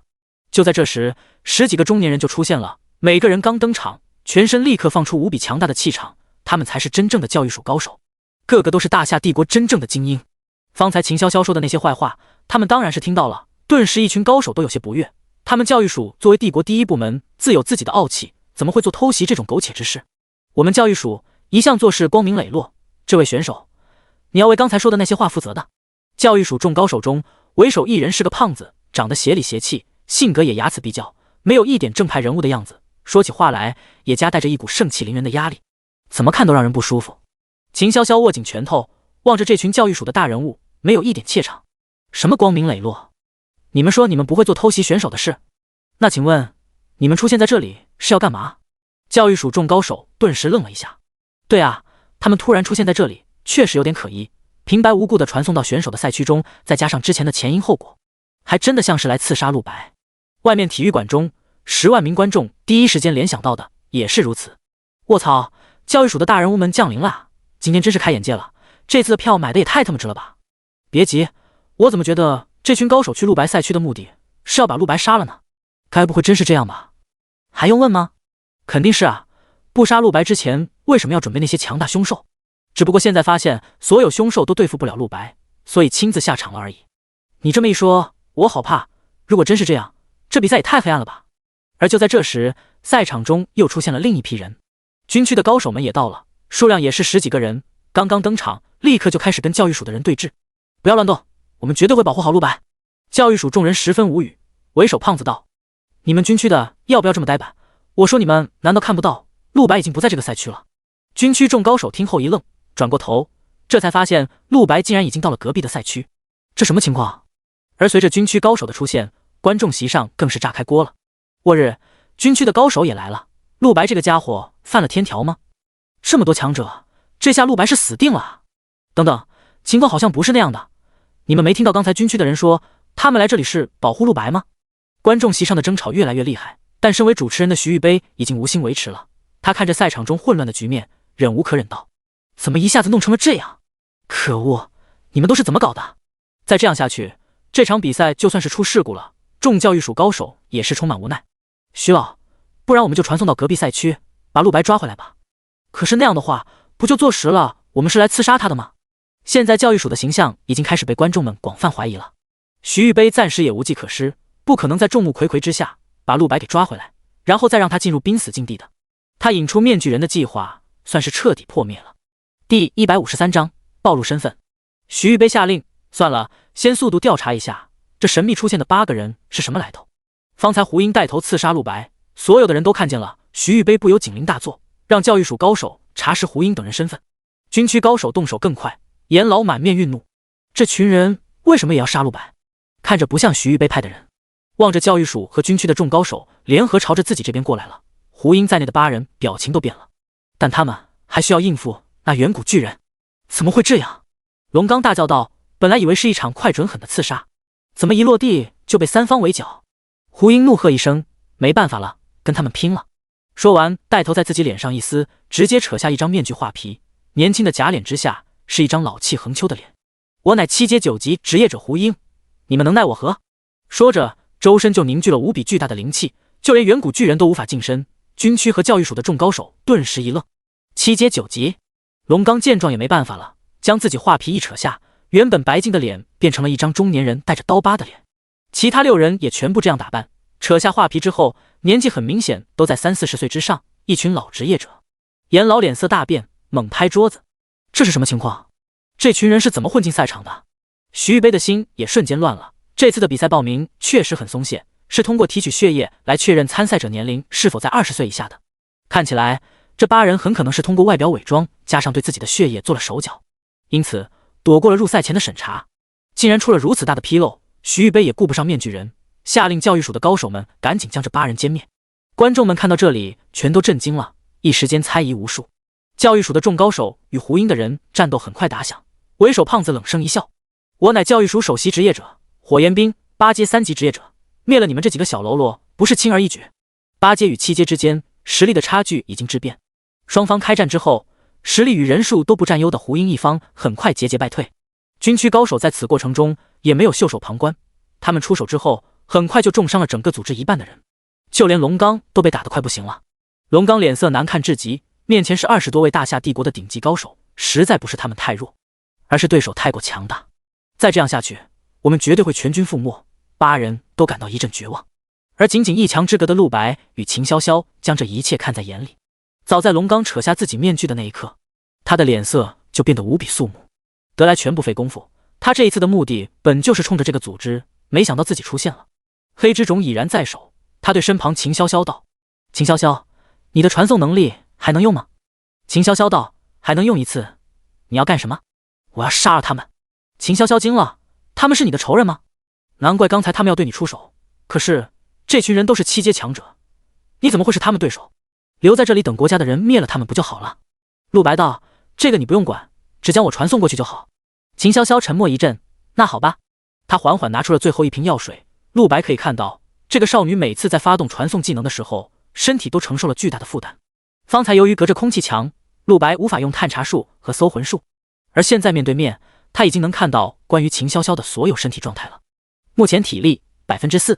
秦潇潇咕嘟咕嘟地喝下一瓶药水，须臾体力开始肉眼可见的上涨，最终达到了体力54%。我使用一次传送技能，全身50%的力量就会被抽空。秦潇潇苦笑道。陆白将这一切看在眼里，体力，这是一个在其他人身上很难看到的属性。不过陆白经过分析，分辨出这是灵力与精神力结合在一起而形成的属性。这个少女，她的身体就仿佛是一个精密的武器，而体力就是武器的耐久，真是个神奇的身体。陆白在内心想着，靠着如此神奇的天赋，他天生就不需要依靠任何武器，便能够发挥出各种技能。这个世界上竟然会有这样的人类。不过由于和武器相像的特性，秦潇潇的身体有一个致命缺点，武器在耐久用完之后会直接崩坏碎裂，而秦潇潇的体力如果用完了，只怕也会当场死亡。我一定会报答你的，而且不会让你等太久，等我把这群人都杀光，我就给你一个最宝贵的东西。陆白沉声道。秦潇潇一边施法一边好奇，什么宝贵的东西？他的大眼睛眨呀眨的，似乎很期待。陆白笑道，你的身体是武器，你的体力如果全部用完，就会像武器毁坏一样当场死亡，对吗？给我用完这个传送术之后，你的体力差不多只剩下4了吧？秦潇潇震惊，你怎么知道的？你能看到我的身体属性？他对于陆白一无所知，然而这个男人却已经把看得透透的，这让秦潇潇感到很没安全感。陆白道，等我回来之后，我会彻底帮你解决这个问题。你的身体不是武器吗？那理论说来也是可以附魔的吧？附魔？秦潇潇大惊：“你是附魔师？”陆白这次没有回应，秦潇潇的传送门已经就绪，同一时刻，他的体力值从 54% 暴跌到了 4%， 整个人身体状况岌岌可危，脸色肉眼可见的疲惫了许多。陆白看在眼里，他握紧黑之种，走入传送门。而在隔壁赛区，状况已经空前激烈，实力最强的胡鹰都快顶不住了。龙刚没有办法，只能释放出了那一招屏障。瞬间，一个屏障凭空出现，将8个人全部都笼罩在了里面。外面几十个帝国高手一时竟无法打破。虽然安全了，可是胡鹰却面色大变：“你这个蠢货，谁允许你用这一招的？”第154章，操纵远古巨人。屏障刚刚出现，军区和教育署的一群高手都愣住了一下，徐玉杯和严老也瞪大眼睛。这屏障不就是他们一直以来苦苦寻找的吗？瞬间，龙刚等人的身份就被确认了，他们就是面具人所说的神秘组织，先前在万兽大森林祸害蓝蝶的就是这帮人。知道了这一点之后，火大尿黄的徐玉杯彻底冷下脸了：“你们害得我计划失败，就用命来偿还吧。”随后便通知了文人阳那边，加快比赛进程，让整个比赛在3分钟之内结束。他已经下定决心，要专心收拾这帮恐怖组织了。严老那边亦对这组织有必杀的决心，顿时8人挨打得更狠了。龙刚苦苦维持着屏障，而其他人基本上都受伤了，紧急坐在地上冥想回血。胡鹰无语道：“原本身份没有暴露，还是有谈判的可能的，现在屏障一出，他们绝对认出来了。你觉得那群老东西还会放我们走？”龙刚无力说话，只是脸色难看至极，他也没有办法了。如果不放这屏障，刚刚就已经全军覆没。亡灵巨人也在后面，不停地用手猛砸屏障，每一次砸击，屏障都会剧烈颤动一下，看上去马上就要不行了。火焰冰冷笑：“还在挣扎吗？我看不出半分钟，你们这个屏障就会破碎。”龙刚恢复了点体力，立刻对着火焰冰咬牙切齿的大骂：“别太得意，不要太小看我们，这屏障并不是我个人的技能，换句话说，他的力量是无穷无尽的。”什么意思啊？火焰冰皱眉。龙刚冷笑：“不仅如此，这个屏障我们组织所有人都是可以释放的。”刚说完，旁边几个受伤的人也从地上站了起来，走到龙刚旁边，跟他一起维持屏障。瞬间，原本摇摇欲坠的屏障力量就稳住了，其气息更是比刚才强大了好几倍。细看之下，才能发现，包括龙刚在内，所有释放屏障的人手中都各自握着一枚受符玉牌。火焰冰惊觉，那东西之前徐老说过了，是这个组织的标志物，但现在看来，这玉牌并非是饰品那么简单。老子如果没猜错的话，这是一个传灵符石。龙刚冷笑：“不愧是帝国强者，眼力不错。没错，这就是一个传灵符石。传灵符石是一种极其稀有的符石，一般是一些强大的职业者工会或者宗门之类的职业者使用的。这群人一般都会有一个总部，而总部会有一个护山大阵类的东西。护山大阵凝聚了几十年和几代人的灵力精华，往往无比强大、坚固，难以攻破。而神传灵石可以借用阵法的灵力。换而言之，龙刚这群人有一个总部，这屏障就是他们转移了总部的力量才放出来的。”一时之间，众强者总算明白了，之前在万兽大森林那神王战星出现时，周围的屏障是从哪来的了。神王战星身上一定也放了许多块这传灵符石，只是在他死时符石自毁，这才一点证据都查不到。这种传灵符石在大夏帝国无人能制作能出来，只有在东瀛那边有一位9阶老符咒师有这种能力。莫非？火焰冰的眼神越来越冷，周围其他强者也意识到了事情严重性。而龙刚不再回话了，和旁边的人专心维持屏障。胡鹰眼看着事情到了这一步，除了战斗也没办法，屏障是没有战斗能力，与其慢性死亡，不如拼了，只能用那一招了。胡鹰眼神一冷，看向了后方的远古巨人，沉声道：“就用你来做材料吧。”说着，便一只手挥向巨人，掌中黑流涌动，那远古巨人的所有动作顿时停了。胡鹰在所有远古恶虫身上施加了控制符咒，这也是之前控制神王战星的手段。好了，符咒已经施加完毕，这样一来，这些凶兽就会服从于身上有着凶兽气息的人类。胡鹰闷哼一声，全身立刻放射出一股无比凶厉的凶兽气息。远古巨人立刻认主，开始受胡鹰控制。在他操纵下，远古巨人朝着帝国的众高手走了过去。一旁龙刚一行人暗暗心惊，胡鹰竟然已经开始动手。控制凶兽是这个组织每个人的能力，这也是之前陆白发现他们每个人身上都有凶兽气息的原因，这是他们独有的天赋。而被施加符咒的凶兽会服从于身上凶兽气息最强的人类。胡鹰就是整个组织所有人中身上凶兽气息最强大的人，包括龙刚在内，其他人都不及他。办公室的文人阳愣住了，自己创造出来的凶兽竟然可以被别人驯服，他们立刻施法，想让创造出来的凶兽自爆，结果竟然失去了控制权。这是什么能力？简直恐怖至极！文人阳和旁边一众助手难以控制心中惊讶，尤其文人阳，这手段让我想起了半年前在东瀛那场战斗，也有人使用了类似手段。看来这群人的身份不言自明了。远古巨人朝着众高手攻去，但以他实力完全奈何不了后者，哪怕是火焰兵一个人都能轻而易举灭杀所有远古恶虫。虽然你的手段很诡异，但是根本没用啊！火焰兵冷笑，而胡鹰道：怎么可能仅此而已？话毕，他大手一挥，手中出现一道黑色灵气，与远古巨人的头部相连，这黑气颜色变得越来越浓郁。随即，远古巨人的实力开始有了质的飞跃，众人眼睁睁看着他的修为慢慢从原本的6阶提升到了7阶，仅仅上升了一个大境界，但实力却是质变。现在的远古巨人说比原来强大了50倍都不为过。这一次，众高手都棘手了起来，虽然不至于被远古巨人打伤，但也足够麻烦了。更惊人的是，现在那地下的核心从之前的每秒产出100只远古恶虫，变成了每秒1万只。这位巨人传输了源源不断的生命力，使其源源不断合体再生。周边其他赛区的选手早已是看傻了，甚至忘记了自己正在比赛中。忽在这时，一道公告天降：第155章赛区合并，比赛进程加快，所有选手武器耐久改为无限，并且武器伤害翻1倍，且每秒自动恢复自身10%生命值。这道公告让所有选手喜形于色。之前最让他们头疼的耐久削减没有了，还有很多增益 buff， 还有这种好事。然而并未高兴太久，很快公告声音再次继续。但是各个赛区中的所有凶兽将在10秒钟之后一齐降临，杀光所有凶兽的选手自动获胜。徐玉杯直接令主办方如此宣布，虽然给了很多增益 buff， 虽然胜利条件听起来比原来容易了，而最终进入梦幻天堂的资格名单仅仅只有10个，但是他毫不担心，最后剩下来的人绝对不超过10个。最后一道公告也降临了，还有5秒，所有凶兽降临，空气墙消失，每100个赛区合成一个大赛区，消灭所有凶兽，并且还站在赛场的选手获胜。只这一条公告，瞬间让比赛难度倍增，这意味着想赢的人要把整个赛场所有凶兽都灭了。就只有陆白的那一个赛区没有合并，其他的100个全部合并了。不少选手听到了这个规则，直接被吓得斗志全无。卧槽，合并赛区，这是要玩大逃杀？100个赛区，到时候岂不是有1万多只凶兽？尼玛的，我不打了，先退了。很多对自己没有信心的选手直接选择退出，一波直接走了30%的人。剩下的人虽然决定搏一搏，但心里也都没底。这场比赛的难度实在是太变态了。徐玉杯对着台上的观众以及所有选手道：虽然在陆白的赛区中发生了一些意料之外的事情，但是这跟你们其他所有选手都无关。在原定的比赛安排中，就是要在最后合并所有赛区的，现在只是提前，还给了你们增益 buff。如果有人没有走到最后，只能说明你的实力不足。这番话直接让一群选手没脾气，虽然有怨言，但也只能在心里骂骂。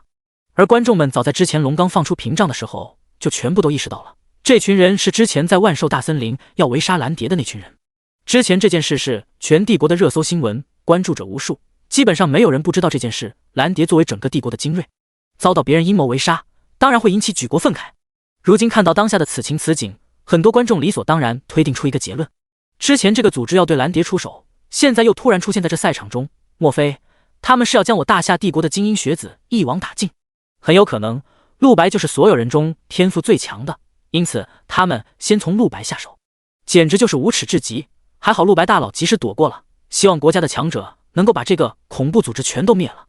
相比于直接被灌输一个意识，人们更愿意相信自己推理出来的内容，而传言的传播速度是极快的，很快现场观众都相信了这个说法，甚至于在这10万名观众之中，还有之前蓝蝶的成员也在其中。他们见了龙刚等人之后，顿觉咬牙切齿。徐玉杯见台下这样，心情也平复了一些，观众们只要不出乱子就行，接下来就专心等待将所有那个组织的人歼灭就好了。赛场之中，100个赛区已经全部合并完成，原本狭窄的赛区成为了无比宽阔的荒漠。同一时刻，上万只凶兽从天而降，所有选手们抱团取暖，大概还剩下500多个人，他们要同时面对1万多只凶兽，压力不可谓不大。但有这么多人并肩作战，内心多少有点慰藉。兄弟们，现在我们所有人都是队友了，随我杀啊！秦潇潇也一下子陷入了这个合并的大赛区中，顿时被吓得面无血色。他现在的体力只剩下4%了，就连释放一个最普通的火球术都非常勉强，只能躲在一个人群角落里。陆白，你快回来！陆白已经通过传送门回到了自己赛区，面前帝国的众高手正在一边压制远古巨人，一边猛攻屏障。屏障从刚刚到现在大概已经被打破了 50%。 帝国众高手也摸出了诀窍，这屏障不同于一般的防御类技能，它没有血量，但是频率高的攻击可以最大限度的削弱屏障。比如一个火球术，这是一个单体攻击，爆炸一下就没了，那么大概只能给屏障造成1/1000的微弱伤害。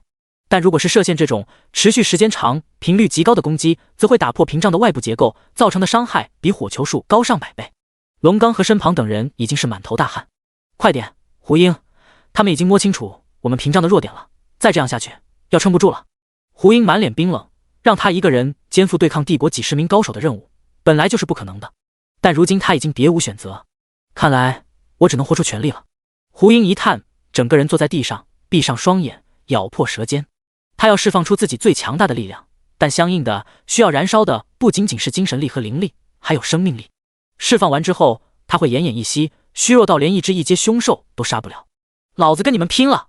胡英暴喝一声，瞬间他手中那条与远古巨人链接的黑色光芒无比浓郁起来，所有远古恶虫实力再次暴增了。这一次竟然从7阶直接一跃成为8阶，上万只8阶凶兽。虽然只是远古恶虫，但是已经能威胁到所有帝国高手的安全了。后者无不瞠目结舌，就连火焰兵都无法淡定了。这他妈什么情况？哪来的邪术？胡英一己之力竟然能供养所有远古恶虫升到8阶，这简直就是赖皮，他自己的修为都才7阶而已啊！顿时帝国众高手不得不放弃了攻击屏障，屏障有了喘息和恢复的机会。然而众高手们只能先回过头来专心对付远古恶虫。远古恶虫的生产速度也从原本的1秒1万只变成了1秒30万只。第156章，陆白的凶兽气息。如此攻势之下，战况有要逆转的趋势。可恶，到头来还能被自己放的凶兽害了。火焰兵大怒，这远古巨人是教育署的人创造的，到头来还打了教育署的人。屏障中，胡英哈哈大笑，眼神骤冷。你们似乎已经猜到我们身份了，那也不隐瞒了。不错，无论是这神传符石也好，还是这操纵凶兽的能力也好，全是来自东瀛国的禁术，整个大夏帝国无人能解。你们就等着被自己的凶兽杀完吧。之前被打得4分5裂的远古巨人，现在已经完全自愈。不仅如此，恐怖的生产能力还让大量远古恶虫在一旁聚集了起来，已经具备合体出第2只远古巨人的能力了。这样下去，必然越来越糟。这时，陆白降临在了自己的赛场。我说是谁？原来你们是东瀛国杂碎。陆白满目冷厉，语气透出满满不屑。胡英见了，双目大亮。本来是想杀你，结果你跑了，现在倒好，你竟然还敢自己回来。随即胡英驱动远古巨人朝着陆白攻了过去，国家众高手赶忙牵制，一名军区强者回头，你来干什么？这里很危险。陆白只是淡然，你们继续守就好，这屏障就由我来打破。你，火焰兵冷笑，不是看不起你，但是你这话太不自量力，我们30多个帝国强者一时都没办法，你一个高中生还能比我们强？陆白没有回应，火焰兵有这种想法是很正常的，但只需要用实力证明就好了。陆白直接闷哼一声，爆发出全身所有灵力，敌人就在眼前，是时候畅快淋漓的一战了。陆白内心念头只有一个，打倒这群人，问出自己姐姐的线索。须臾，周边强者都感觉到了一股无比强大的灵力从陆白身上迸发出来，其中一强者立刻惊觉，天哪，这气息是7阶，这个陆白竟然有7阶了。此言一出，所有人脸色都变了，火焰兵全身颤了一下。尼玛的，别瞎说，怎么可能是7阶？这陆白如此天才。嘴上这样说着，实际上他也已经感受到了陆白这强大的气场，恐怕7阶不是假的。屏障内，胡英等人也惊了，胡英不由低语道，天啊，应该早点把这个陆白设定为首席刺杀对象的，无论如何这个人绝不能留。说着，虚弱的胡英让旁边的人继续维持屏障，自己则走到一边喝下了好几瓶高阶恢复药水，随后一边冥想恢复，一边腾出手操控远古巨人。与此同时，他身上的凶兽气息也更加强烈。这凶兽气息对于被操纵的远古巨人来说，就是让他们臣服的灵药。所有远古恶虫因为这股气息而疯狂，攻击力竟然变得更加强烈了。更恐怖的是，随着胡英喝了药水，坐下冥想，地下核心生产恶虫的速度更快了，渐渐的增加到了每秒50万。这样下去，不出1分钟，第2只远古巨人就会出现。而就在这一刻，突然另一股无比强横的凶兽气息在空气中爆发了。陆白外放了自己所有气场，之前服用大提灵丹，所得到的凶兽气息现在也不再压制，一并放了出来。须臾，竟然直接在规模上压倒了胡鹰的气场。所有远古恶虫在感受到这股气息之后，顿时全都愣住了，停止了攻击。帝国众高手也目瞪口呆，这气息是怎么回事？陆白这小子身上的凶兽气息简直比很多七阶凶兽还要强大了。不仅仅是修为，只有品质极高的凶兽才能拥有如此变态的气息。在我印象中，哪怕是当年跟9阶凶兽战斗，都不曾感受过。修为越高的凶兽身上凶兽气息就越纯净越强大，可一个人类身上怎么会有这么纯净的凶兽气息？难道说陆白的真身是凶兽？而胡鹰那边8个人的脸色也骤然大变，他们如遭雷击的呆在原地。什么情况？这凶兽气息？8双震惊的目光不约而同落在陆白身上。这一刻，内心的震惊是无法言说的。胡鹰更是直接从冥想状态中站了起来，怒道：“这不可能！”撕心裂肺，如同见了鬼一般。而陆白还毫不知情，只是进步向前，准备战斗。不过他也好奇，上一秒还杀意沸腾的远古恶虫，现在竟然都安静下来。而且陆白能够明显感觉到，他们竟然变得温和了，朝着陆白这边缓步靠近，露出服从的意思。远古巨人亦放下拳头，催眠了一般站在原地。陆白皱起眉头，什么情况？被这个禁咒操纵了之后的凶兽会服从于身上有凶兽气息的人类，气息越强，服从度就越高。胡鹰内心暗想，可是除了我们之外，这世界应该不可能再有身上有凶兽气息的人了才对。而且这个陆白身上的气息怎么可能会比我还强？如果现在胡鹰身上的凶兽气息与陆白身上的气息全都可视化的话，就会发现陆白的气场规模比胡鹰强大了整整100倍不止。不仅如此，浓稠程度也是完全不能比的，就好像汽油和航天燃油的差距，质量上和数量上都被陆白碾压。陆白身上的凶兽气息来自之前附魔的时候，意外从金河上提取而出的凶兽气息。如果是一般的炼丹师、附魔师，就算能提出凶兽气息，也只是微弱到可以忽略不计。但是陆白有神级附魔呀，这凶兽气息在附魔的时候同样受到了神级附魔的增幅，因此变得这么恐怖也就不足为奇了。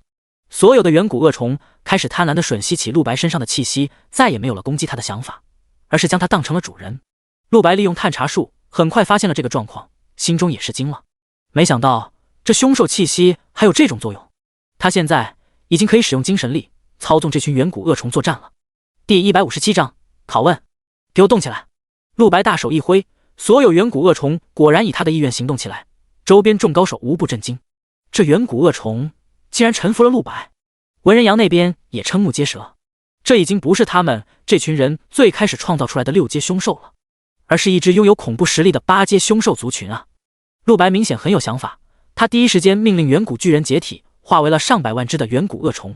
远古巨人在和生物的战斗中拥有压制性的绝对力量，但是现在面对屏障，分散开来更加厉害。陆白手指之下，上百万只远古恶虫如同潮水一般向屏障涌去。胡鹰大惊失色，不好了！旁边龙刚等人也意识到了接下来要发生什么，但是他们无法阻止。上百万只远古恶虫加在一起，攻击频率会有多高？不用多说，众虫仅仅是每只一口，那由7人共同缔结的7重屏障瞬间崩溃了。火焰兵一时语塞，这个家伙真的把屏障给打碎了。想到自己之前说的话，火焰兵不由微微低下头，对着身旁人命令：包围这里，那8个人一个都不能放跑。屏障被破之后，陆白在这群远古恶虫咬死8人之前，让他们停了下来。胡鹰与龙刚等人已经陷入了100万恶虫以及几十名帝国高手的包围之中，而且全部都是重虚弱状态。屏障被打破造成的反噬，直接让龙刚等人失去了所有灵力。胡鹰更是最虚弱的，他忍不住吐出一口血来。我发动禁术，好不容易将这远古恶虫驯化，到头来竟然做了别人嫁衣。我不在乎我最后会死，我只想问陆白，你是怎么做到的？胡鹰死死地盯着陆白，死活都无法理解面前这个高中生究竟为什么能这么强。陆白满面淡然，你不配知道。周边教育署和军区的高手一齐上前，先是一波魔法乱轰，把8人都打到了奄奄一息的状态。随后众高手准备抓人，陆白却一挥手调集100万恶虫挡住所有高手。火焰兵怒目而视，陆白，你是什么意思？你想对国家出手？陆白道，我有问题要问他们，在此之前他不能被你们带走。火焰兵冷哼一声，帝国有更多问题想问他们，而且别太得意忘形。你身上的凶兽气息是怎么回事？一会儿还要接受帝国审查。陆白笑了，审查我？那也要看你有没有这个本事。好了，别再多话了，我现在问他们问题。说完，陆白就向着包围圈中为首的胡鹰走去。火焰兵和一众高手冷冷地望着，随着陆白走近，他身上的凶兽气息越发浓烈。作为人类，天生就会对凶兽气息感觉反感，这会让人类感到极度不舒服与失去安全感。就连奉命保护陆白的军区高手们，现在都有些皱眉。严老与徐玉杯也凝视着这一幕，他们起初只认为是陆白背后的面具人强大，从没想过这陆白本人也有这么强。望着那操纵百万恶虫的陆白，如同一位执掌百万大军的君主，这样的人如果能够效忠于帝国还好，可如果与帝国为敌，那么就太危险了。不过严老与徐玉杯都保持了沉默，并没有让众高手强行阻止陆白。陆白缓步走向胡鹰，虫巢自觉让出一条路。胡鹰灰头土脸地趴在地上，艰难抬头，看到陆白，咬牙切齿：“你们应该都认识我吧？”陆白淡声道：“我想问一下，你们为何杀我？”一旁龙刚脸色惊恐，自己竟然第二次栽在了陆白手中，顿时他给胡鹰传了一个眼色。为了不泄露最终计划，直接告诉他，别忘了，这家伙有搜魂术的。胡鹰接收到了龙刚眼神，本打算死不开口的他，还是妥协。毕竟要是被用搜魂术，他的所有记忆就都保不住了。他们又哪里知道，现在陆白在众目睽睽之下，不可能使用控魂术的任何能力，免得徐玉杯起疑。胡鹰开口：“我们原定计划，只是受东瀛国之命，袭击大夏帝国的精英学子。本来第一个目标是蓝蝶，我们投放了神王战星，没想到却被你给……”陆白立刻打断道：“被面具人杀了。然后呢？”胡鹰怔了一下，随后继续：“杀死神王战星的人身上会附着神王战星的气息，靠着这个，我们能锁定对方的身份。”陆白内心讶异，难怪自己后来被光速找到，没想到自己身体原来被标记了。胡鹰吐了一口血，继续艰难道：“起初我们觉得神王战星是被大夏某个大人物杀死，后来才明白，竟然是一个……”他抬头看了陆白一眼，眼神中满是复杂，犹豫着要不要报出陆白身份。看上去这个陆白好像并不想让别人知道他就是面具人。陆白道：“你不用继续说了。”话说到这一层，陆白已经知道他们要杀自己的原因，在发现杀死神王战星的人竟然是一个高中生之后，这个奉命专门杀大夏精英学子的组织还怎么可能放过自己？于是便发生了这些。一旁帝国众高手密切监听着两人谈话，虽然有些云里雾里，但还是有人很快就听出了端倪。这时，一个身影像雷电一样的老者从天而降，直接就走到了胡鹰身旁，竟然是徐玉杯。他满脸冷然：“竟然要害精英学子，所以就对我教育署出手，好大的狗胆！你们的身份呢？速速把你们的身份全说出来！”见了徐玉杯、胡鹰、龙刚等人，压力更大。这一位也是有搜魂术的呀，如今被困在这里，要是被用搜魂术，绝对无力抵抗，他们只能吞吐实话。我们有个组织，名为恶兽，我们都是恶兽组织的一员，我们来自东瀛。徐玉杯大怒，继续问：“你们在哪里长大？在哪里修炼？组织一共有多少人？首领是谁？是东瀛国谁人指使？接下来有什么计划？全都给我说出来。”第158章，一步九阶。终章开始。徐玉杯不仅强势插入，问的每一个问题还都是直至命脉。同时，徐玉杯还拿出自己的武器打神鞭，对着几人的灵魂猛抽了起来。虽然鞭子是打在他们身上，但事实上是伤害到灵魂。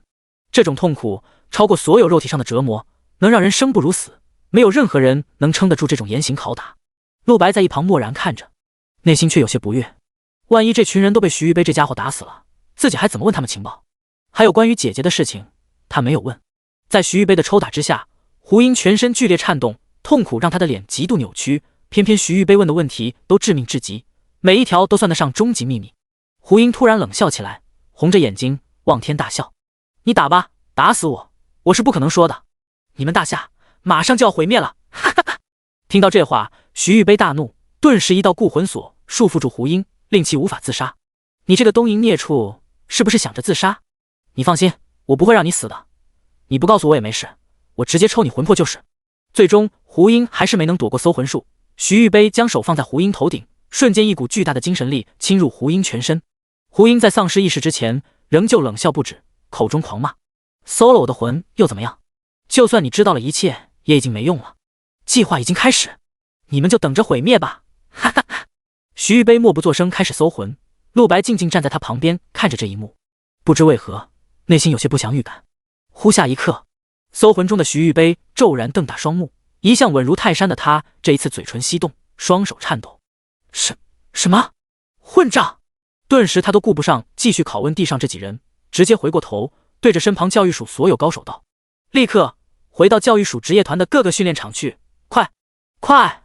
地上的胡英已经虚弱到快要死了，但还是在放声冷笑：哈哈，都让你不要搜魂了，现在后悔了吧？你的所有职业团将在今天之后不复存在。周围教育署的高手一头雾水，但是看徐玉杯如此急迫，也意识到了事情不简单。忽在这时，又一人闯入了赛场当中，飞快来报：徐大人，不好了，我们教育署的训练猎场一共12个，现在全部被巨大屏障包围。顿时徐玉杯气的路都走不稳了，只能怒令：赶快支援，快！随后整个赛场中教育署的人全都走了，严老命令军区的人也一起去，只留下1-2个人看管赛场秩序。陆白已经明白发生了什么了，这一刻他好像明白了为什么前世邪神入侵之时，大夏帝国毫无抵抗之力，就第一个灭亡，导致万兆百姓痛苦而亡。他转过头走向了地上的胡英，然而没等说什么，胡英就主动道：陆白，你的姐姐现在在万寿大森林的古堡之中，你想救她就赶快，不然会发生很恐怖的。话没说完，胡英骤然眼花，死去了。陆白握紧拳头，操纵100万恶虫，将胡英在内8人全部吞噬。除了胡英之外，其他7人在极致恐惧中被恶虫撕碎。陆白如今念头只有速救自己的姐姐。他转身准备离开，就在这时，文人阳出现在了赛场中，急忙跑来，口中竟有恳求之意。现在所有的教育署训练场都被之前屏障包围了，这些远古恶虫也许有办法吞噬掉屏障，可是这些恶虫只能在赛场中存活，我没法把它们放出去。陆白道：所以呢？文人阳恳切道：你有没有办法将这些恶虫带出去？如果是在外界，文人阳凭借自己职业能力，最多放出7阶恶虫，远远不够吞噬掉外面的20多个屏障。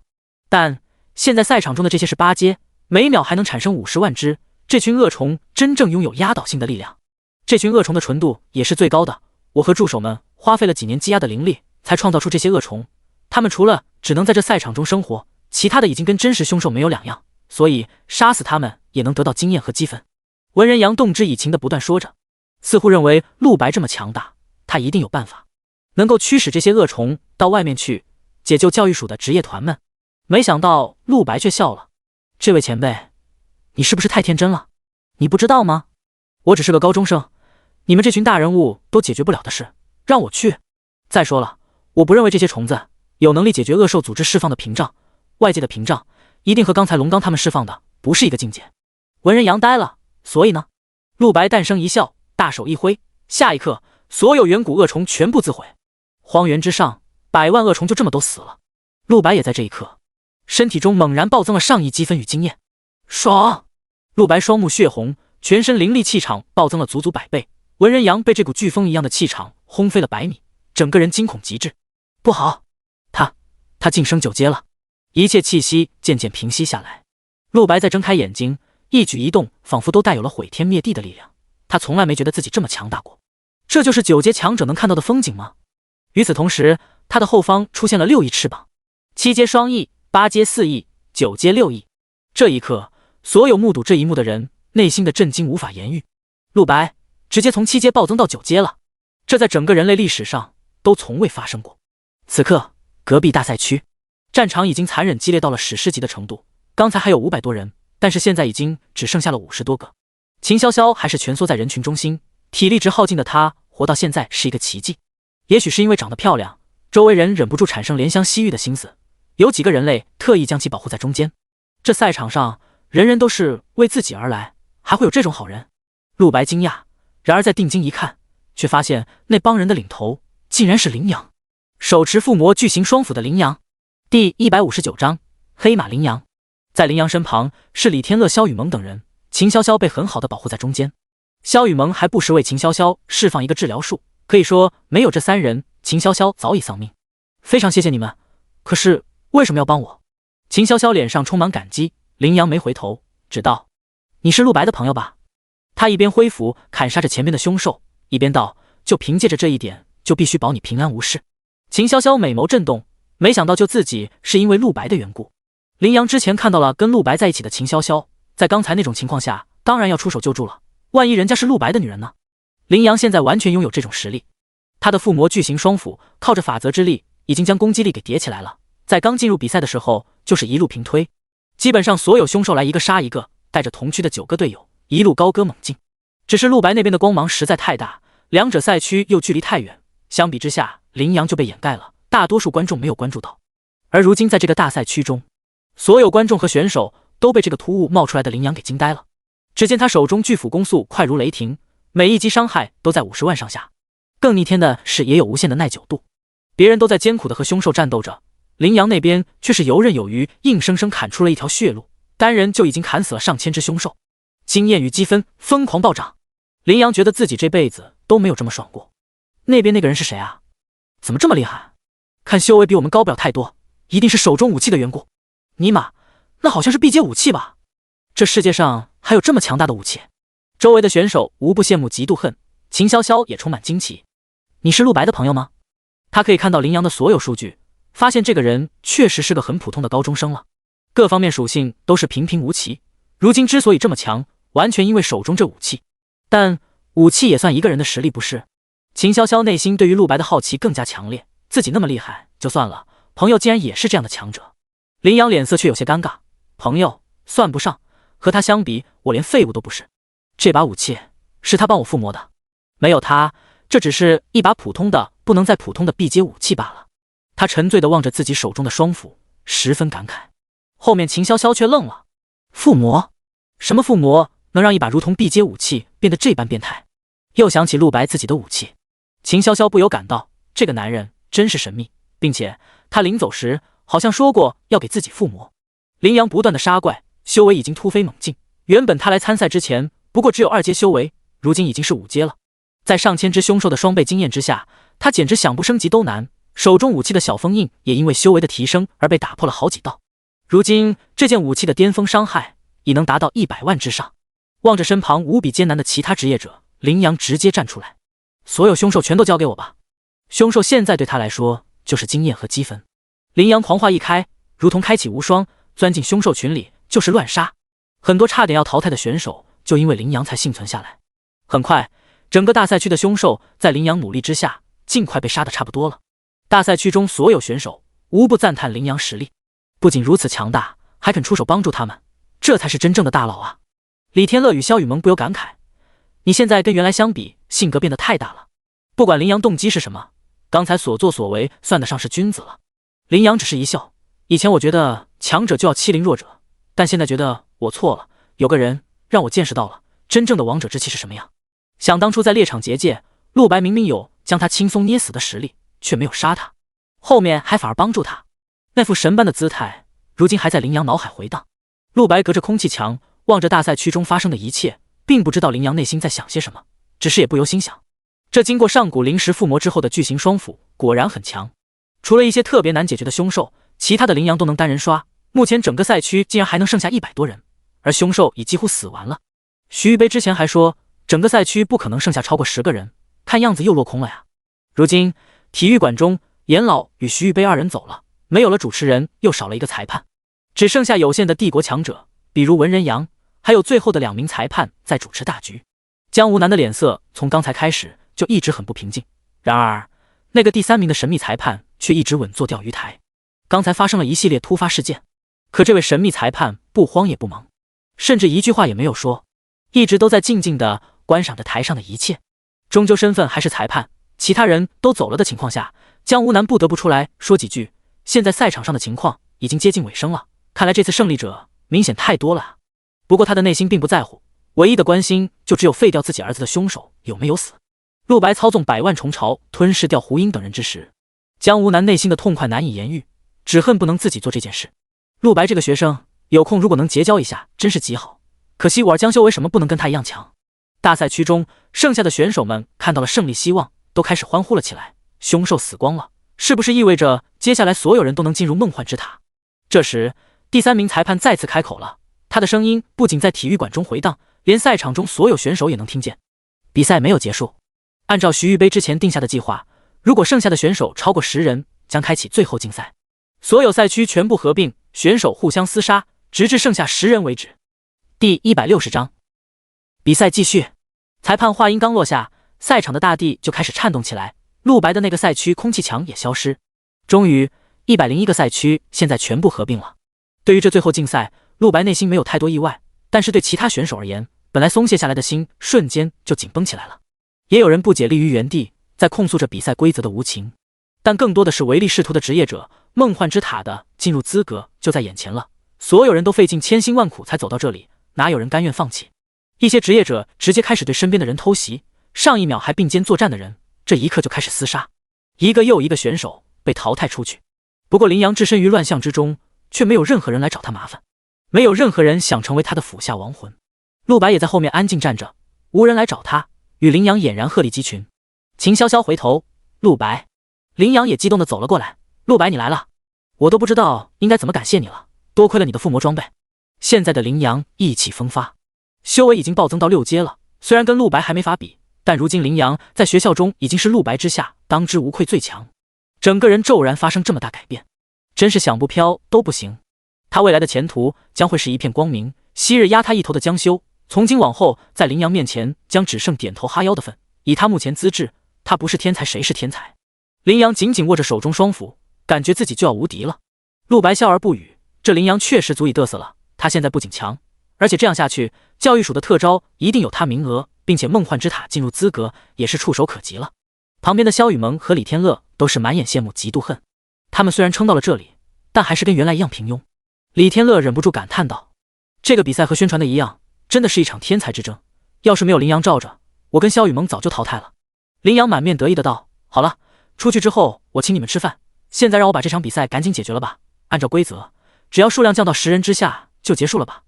他握紧双斧，自信一笑，这个简单啊。随后便冲入人群中，高调的要跟所有人宣战。他这一宣战可是不同凡响，如今林阳早就是所有人眼中大佬，但成为大佬也有代价。林阳宣战话语一出，其他选手立刻开始在内心掂量，这家伙竟然要对我们动手，我们岂不是毫无抵抗之力？必须联合在一起，才有和这个怪物对抗的可能。别说了，直接抱团吧，一个高中生竟然这么嚣张，我们也不是好惹的，联合起来一定能击败他，等打赢这个家伙之后我们再战。很快大部分选手放弃了自相残杀，快速联合起来一起对抗林阳。林阳哈哈大笑，丝毫不惧，痛快，那就来，我会给你们每个人留条命的。说完就狂化一开，冲进人群。这冲锋果然不同凡响，如同狼入羊群，几秒之内就把几十个人给打退赛了。李天乐和萧雨萌紧张看着，而陆白却不由摇了摇头，简直鲁莽，以为剩下的选手和凶兽智商一样低吗？秦潇潇也打开了自己的探查能力，情况没看上去那么简单，有很多选手的控制能力和远程攻击能力很强。林阳攻击力再猛，职业也只是一个狂战士而已，本身敏捷很低，远程能力也很弱，最重要的是没有什么可靠防具，被集火的话凶多吉少。秦潇潇又惊声道，不好了，还有10个人，实力更强，我竟然都看不透。说到后面，秦潇潇声音直接因为恐惧而颤抖了起来，他们的衣服下面也有跟刚才胡英那群人一样受服玉牌。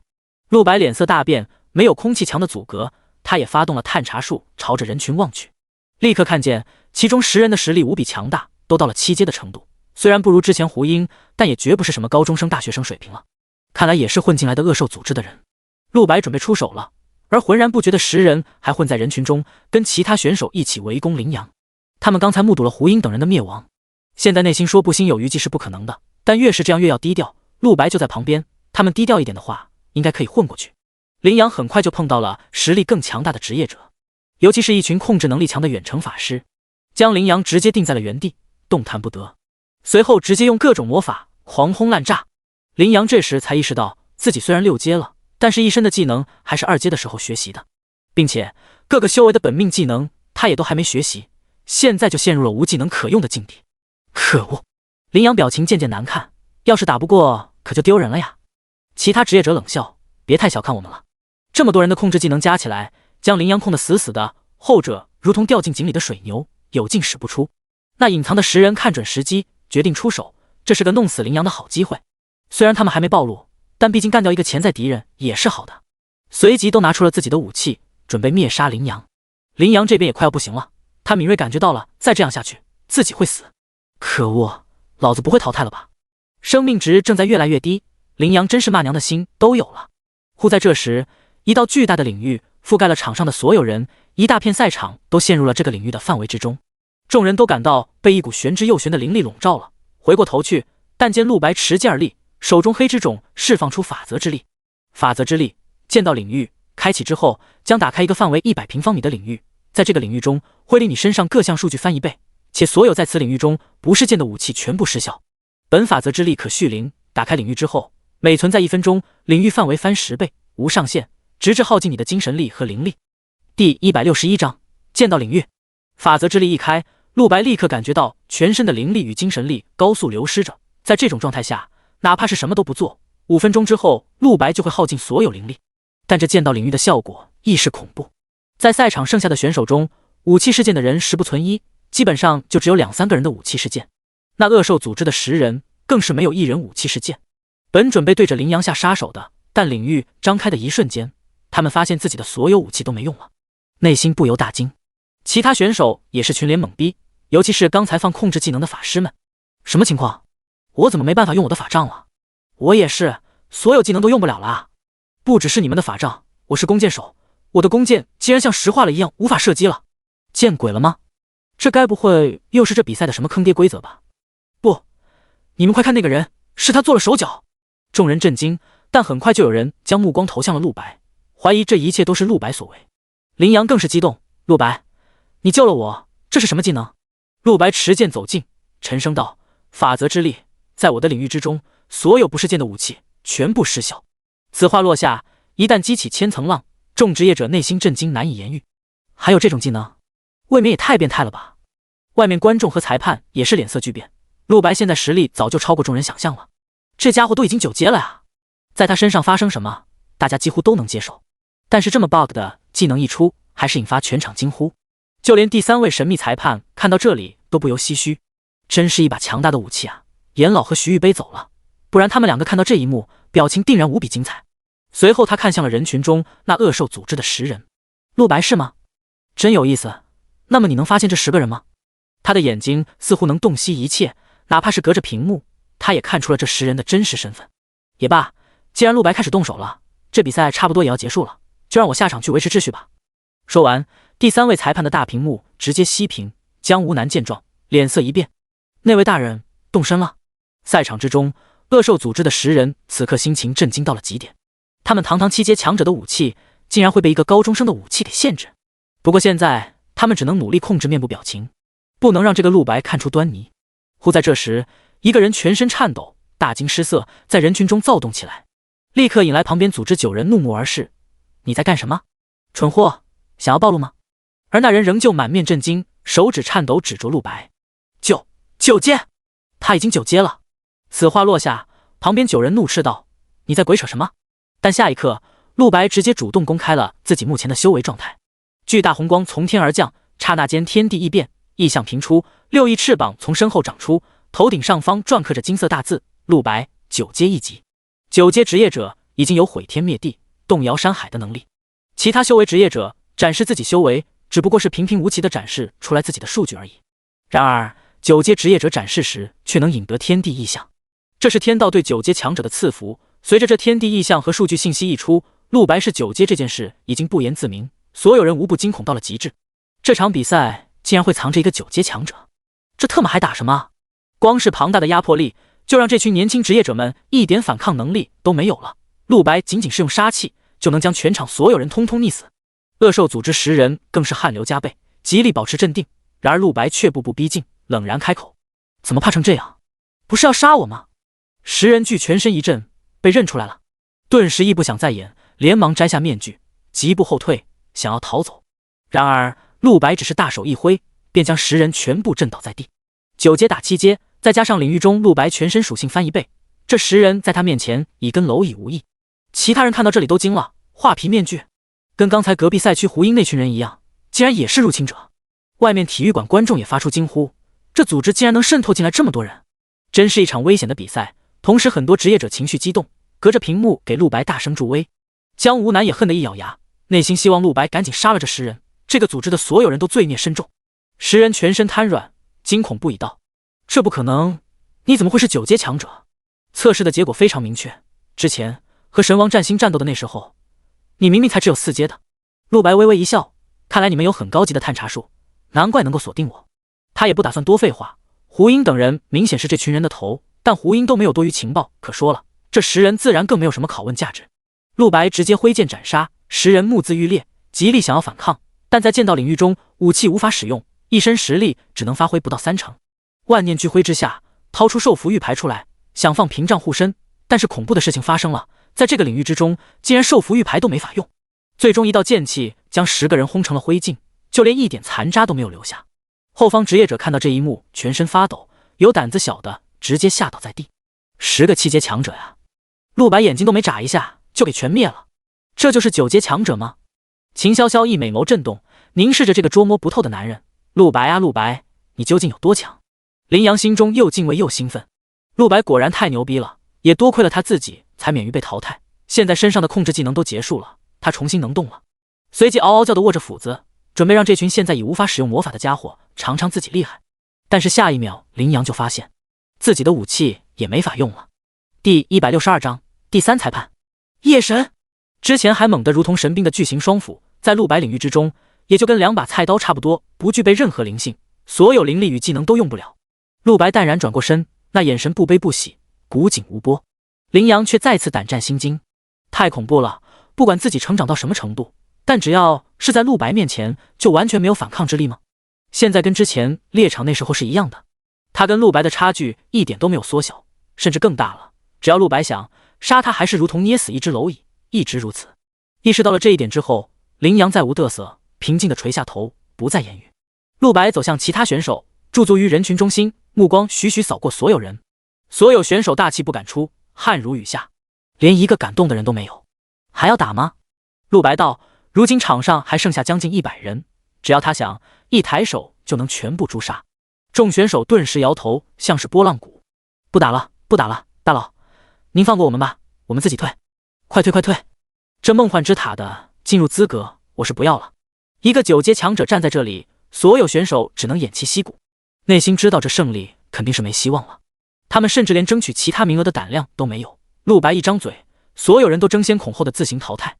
几秒钟后，整个赛场就只剩下了秦潇潇、林阳、李天乐、萧雨萌还有陆白5人。秦潇潇人傻了看着这一切，李天乐和萧雨萌也是苦笑，笑中带着极致庆幸，简直像是做梦一样。本来参赛只是为了迎合家族的要求，走个过场罢了，想都不敢想最后能赢啊。随着所有人全都退了，比赛也即将结束。忽在这时，天空中亮起耀眼光芒，天地异象迸发而出。赛场中除了陆白之外，其他人大惊失色，就连观众们也瞠目结舌。这气场，这异象，又是一位9阶强者。众人说着，一位坐着黑色宝座的中年人缓缓从天而降。他霸气无比，眉宇间颇具神性，指端似有100万雄狮，周身被纯白色的柔和光泽笼罩，像是光明的天神。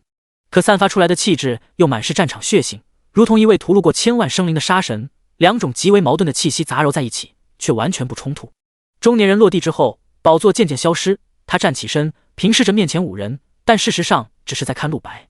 恭喜你们获得了这场比赛的最终胜利，你们将获得进入梦幻之塔的资格。一开口，陆白旁边4人都不由心惊胆战，十分平和的话语，但其中裹挟杀气，无比惊人。秦潇潇震惊发现，这又是一位自己无法看到状态信息的职业者。就连陆白都皱起了眉头，他探查术和搜魂术全用了，竟然也看不到任何东西。这还是目前为止第一次发生这种情况。不过有一点是可以确定的，陆白明白面前这人绝对比自己更强。中年人笑道，不用白费力气了，你们的探查术没有用的。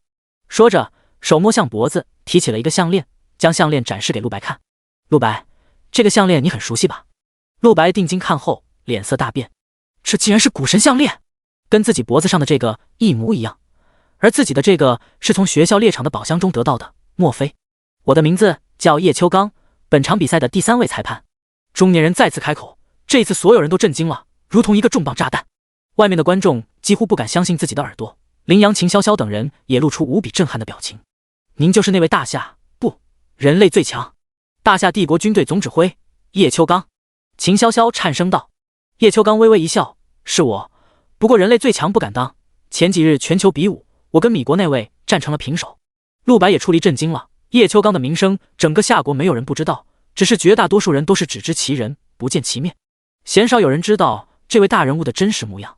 如今竟然现身了，整个体育馆所有观众当场沸腾，能见夜神一面，这辈子没白活啊！陆白缓缓拿起自己脖子上的古神项链，微微躬身后道：“前辈，这项链为什么你也会有？”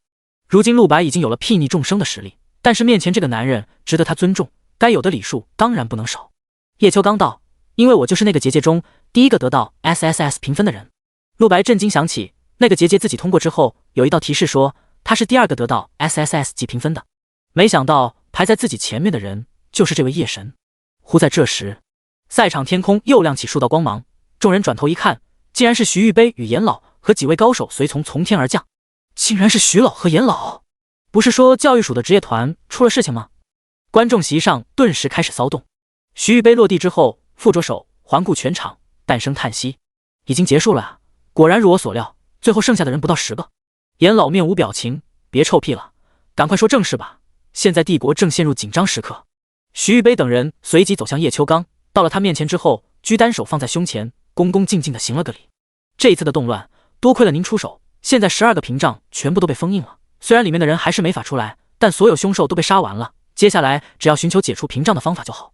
叶秋刚满面淡然：“小意思。”众观众充满不解，外面的屏障动乱竟然这么快已经被解决了，还是夜神出手？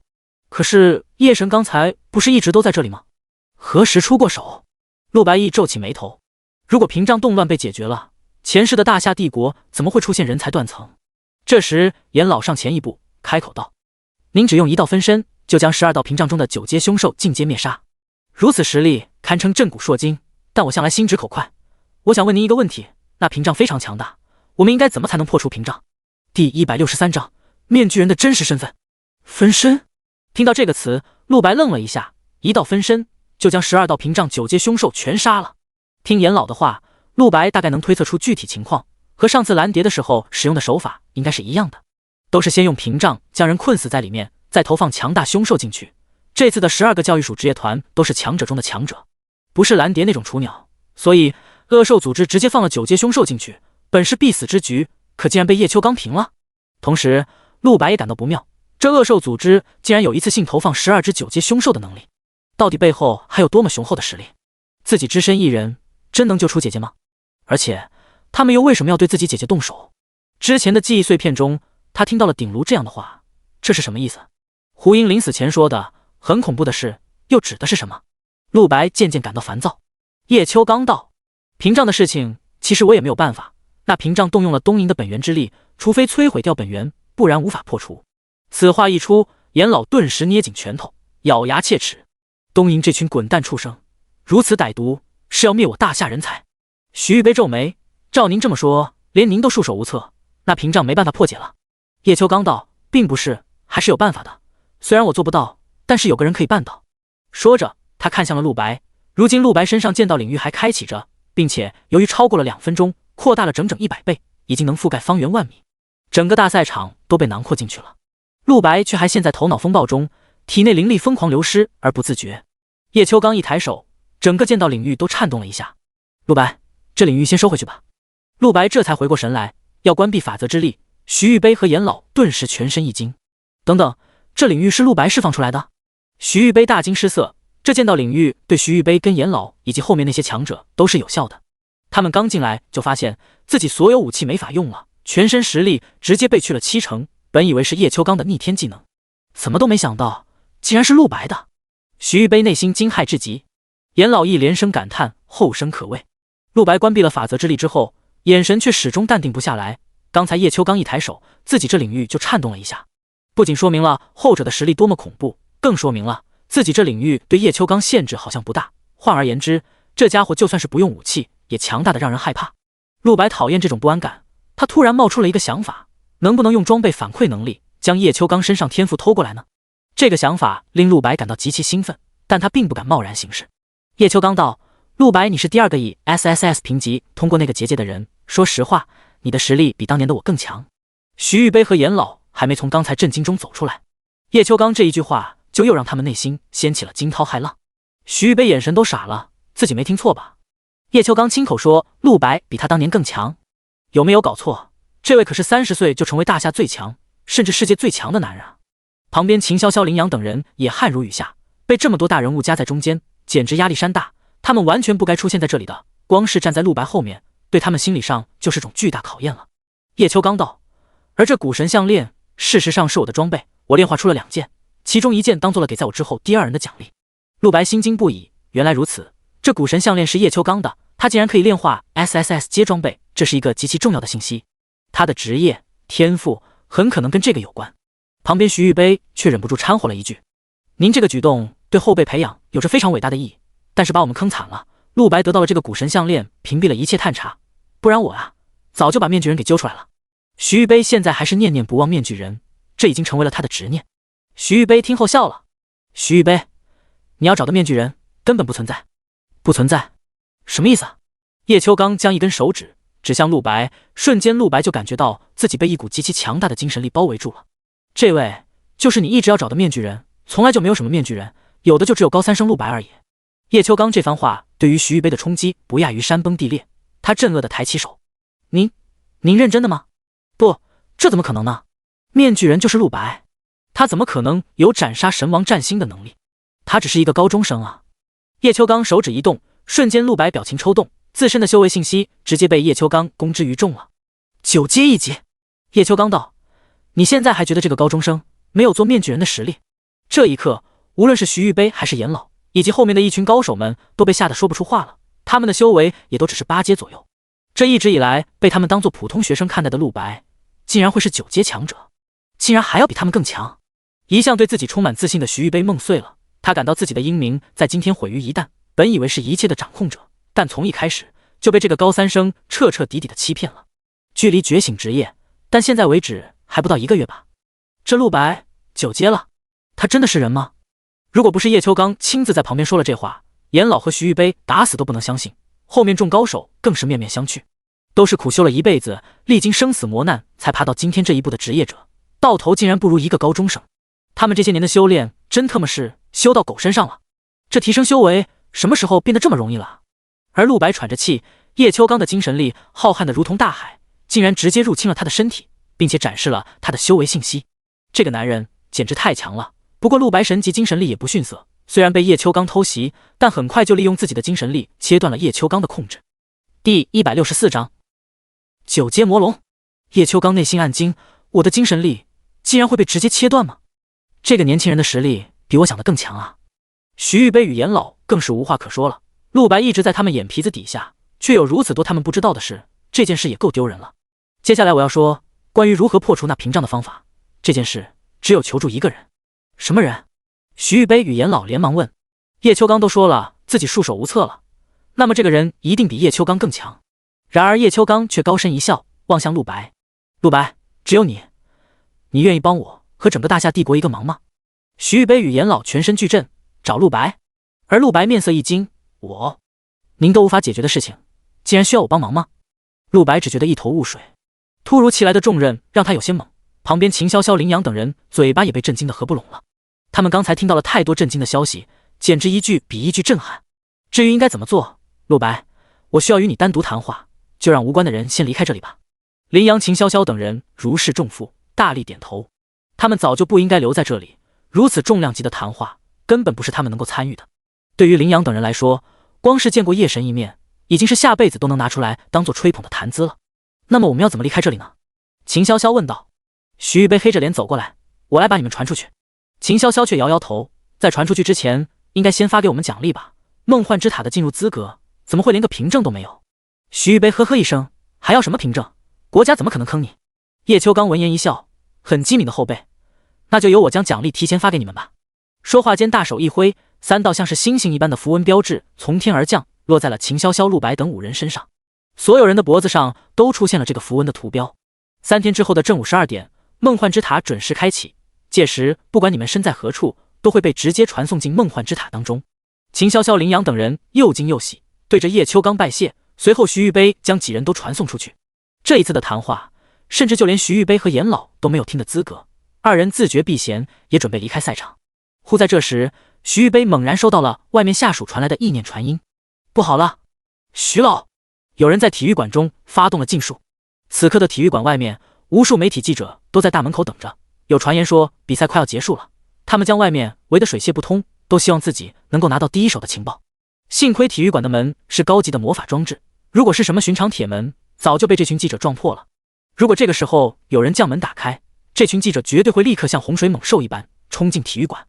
而场馆之内，10万观众本来还在静心观看着赛场里面的画面，叶秋刚的出现和刚才那些话已经让外面所有人都感到极为重磅。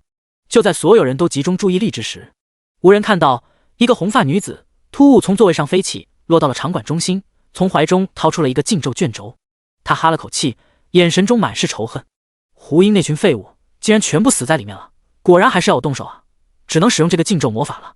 说完，他就开始吟唱起来。有工作人员注意到了这红发女子的异状，连忙来阻止，但是已经来不及了。如果现在陆白在这里看到这一幕的话，一定会惊呼出声，因为这个女人就是那天用传送术救走龙刚的那位恶兽组织的首领。红发女子手中卷轴亮起魔光，须臾巨大杀气肆虐了整个体育馆。一个无比庞大的身影出现了，一条黑红相间的巨龙轰然而出，在场10万观众还没反应过来怎么回事，一股恐怖至极的凶兽气息就向所有人压了过来。体育馆的顶部被巨龙直接撞碎，巨龙尾巴将大片墙壁轰断，墙壁随即砸向地面，上千职业者还没反应过来怎么回事，就已经被砸死了。吼！惊天动地的龙吼响彻整个体育馆，这是9阶凶兽的力量。红大女子残忍笑着站在巨龙头顶，让叶秋刚滚出来，否则这里所有人都死。突如其来的动乱让观众席上10万观众俱陷入慌乱之中，就连猫屋在内的刺客团都被吓得无法动弹。这并不是胆量太小，9阶凶兽的杀气实在是充满了压迫力，仅仅是气场就让整个体育馆几万人都丧失行动能力了。红发女子说的一点也没错，现在整个体育馆所有人都是她的俘虏，她想杀光只需动动手指。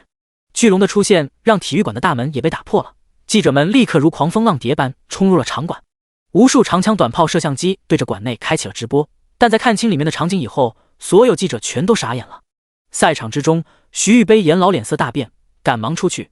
叶秋刚道：“还是我来处理吧。”说着，叶秋刚的身影就消失不见，传送离开了赛场。本来准备要谈话的陆白愣在原地。徐玉杯走过来：“你的气运真是逆天啊！大夏帝国今后的命运可能都要被你肩负了。”陆白第一次看到这一向不正经的徐玉杯露出如此正经严肃的表情，严老也在一旁道：“你已经不是一个普通的学生了。既然叶秋刚说你是唯一能破除屏障的人，那么老夫代表帝国各部门保证，会给你最大的支持和帮助。你现在有什么想说的吗？”陆白觉得脑子有点乱，一切来得简直太快了。先把我传送出去。红发女子立于巨龙头顶，几万观众全都瑟瑟发抖。在他那威胁的话语说完不久，叶秋刚出现了。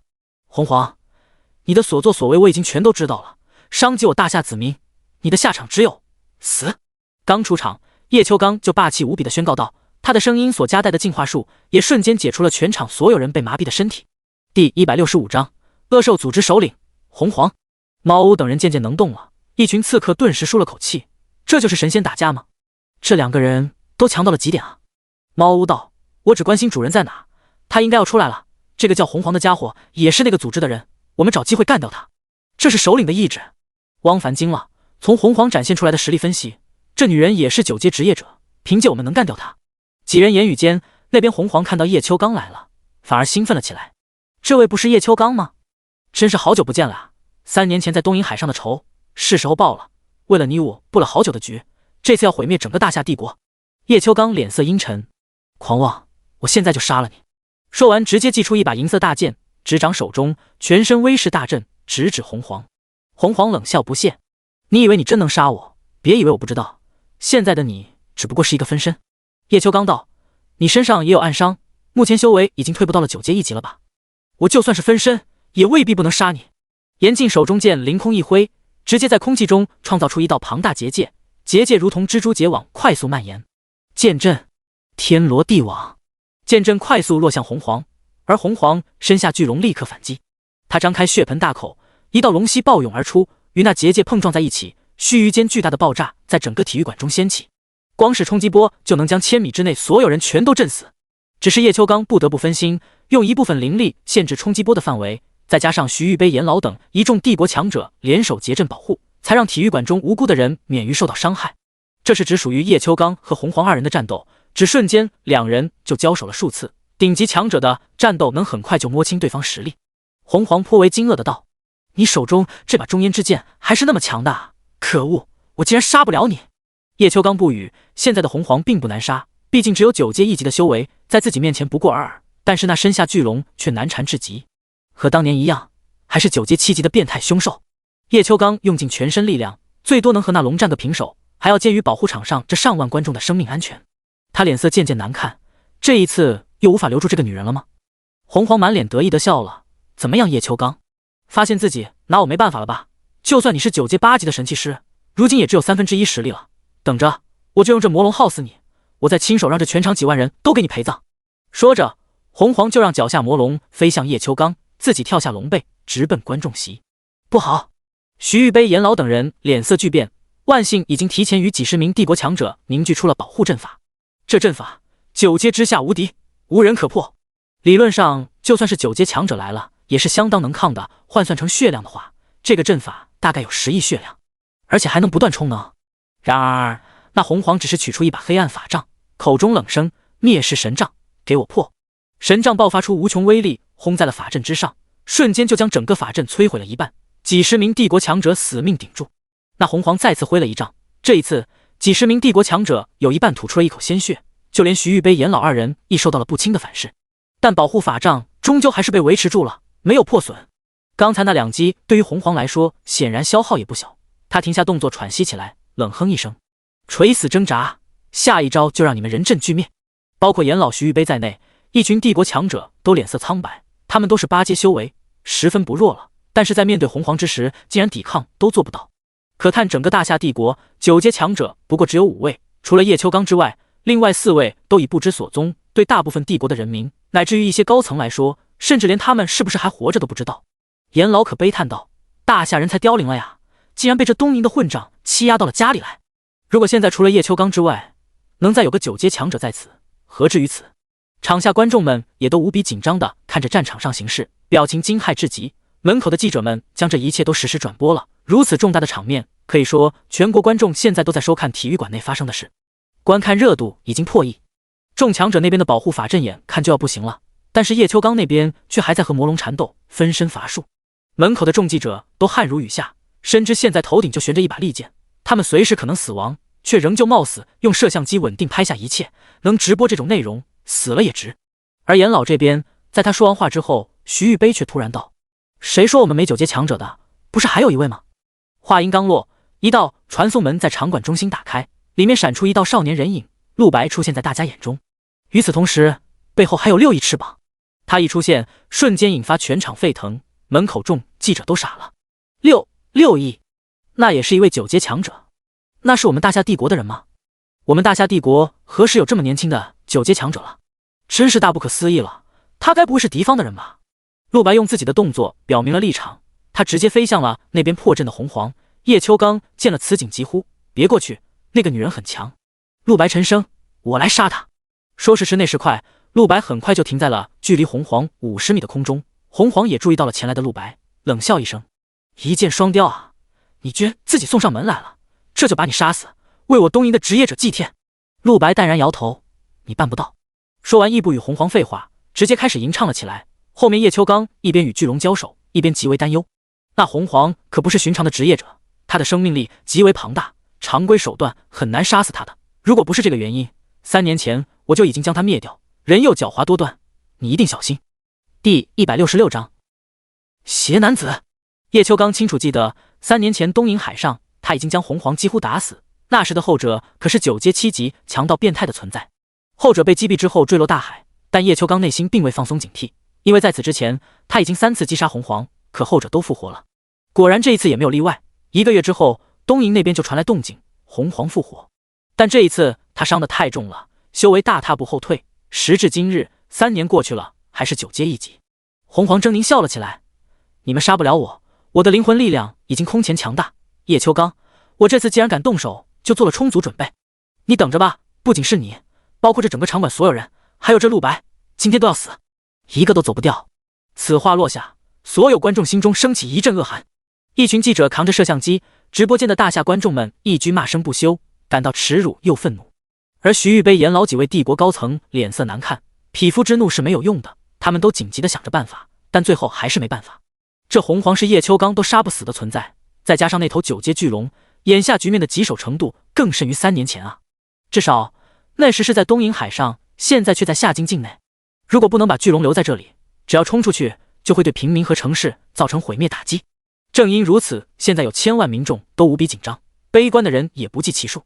而在这时，陆白的吟唱结束了，他张开双眼，低语一声“聒噪”，严禁一记精神冲击就朝着洪皇公杀了过去。后者满脸不屑：“精神冲击，这种雕虫小技对我会有用？”他直接躲都不躲，自信强大的精神力完全不怕这一招。然而下一刻，洪皇就感觉到了一股极致霸道的力量穿透身体，直接轰向了他的灵魂。他的灵魂开始扭曲，剧烈颤抖，如同烈焰焚身。等，这是什么情况？这股力量怎么会？这股直击灵魂的力量开始越来越不可控制，他完全没有丝毫温和的过程，完全冲着灭杀洪皇的灵魂而去的。陆白刚才释放的那一招，当然不可能是普通的精神冲击，而是灭魂术。灭魂术效果，修为越高，伤害就越高，对于同等级以及之下的职业者有必杀效果。陆白如今9阶1级，这洪皇也是9阶1级，恰好也在这必杀范围之内。陆白寒声道：“给我死吧！”洪皇整个人抱紧头，发出撕心裂肺的惨叫，灵魂被抹杀的感觉不亚于被千刀万剐。也多亏了他灵魂力量强大，居然还能挣扎惨叫。陆白之前对别人使用这灭魂术的时候，效果就像是用子弹枪决别人一样，没有任何痛苦，一瞬间就把灵魂灭了。叶秋刚脸色一变，这洪皇生命力竟然在急剧衰弱。满场的帝国强者、上万观众、记者与直播间的民众都惊了，这让其他人都束手无策的洪皇，竟然在陆白出场后10秒内就干掉了。用的技能还是一个平平无奇的精神冲击。一个精神冲击竟然会有这么恐怖的威力吗？这难道就是传说中返璞归真、大道至简？这个陆白看上去好年轻，我前不久看到过关于他的新闻，似乎只是个高中生吧？怎么会这么强？直播间千万民众引发了巨大轰动，有人很快就去找到了陆白的大致信息，发现后者就是个觉醒职业不超过1个月的高中生之后，下巴都惊掉了。任何人看了这样的资料都会怒喷一句胡扯，1个月成为9阶，这简直是编都不认真编。但眼下他们亲眼见了陆白杀洪皇，却是不得不信，更不用说一些观众里面本身就是认识陆白的人，比如夏京大学张辉、宣从双，还有校长诸葛黎阳等人，现在都被这场史无前例的直播吸引了。望着现在陆白的风姿，内心震撼其实言语可以形容。他们都是陆白身份确实是一个高中生的例证者，哪怕叶秋刚也刮目相看。然而在这全场震惊之时，徐玉杯眉头却越皱越深。这一招为什么这么像自己的灭魂术？洪皇中了灭魂术之后，整个人再也威风不起来了，在经过了极致痛苦的10秒后，整个昏厥在地。徐玉杯在确认他昏迷了之后，立刻向周边人下令拿下洪皇。严老义欣慰一笑，这洪皇说是东瀛最强也不为过，如今主动送上门来，没想到会一败涂地吧？这下这场战争我们大夏已经取胜了。陆白脸上却并无喜色，最强的敌人就这么被解决掉了吗？总觉得未免也太容易了。徐玉杯命令属下不要关押，直接补刀送洪皇上路。洪皇一死，那被他召唤出来的巨龙应该也会随即消失。而就在众高手靠近之时，洪皇却骤然睁开双目，巨大气场将周围人全部震飞，死伤大半。严老脸色大变，怎么可能？刚才生命力明明已经降到极致了。陆白一眯起眼睛，中了自己的灭魂术，这女人怎么可能还活着？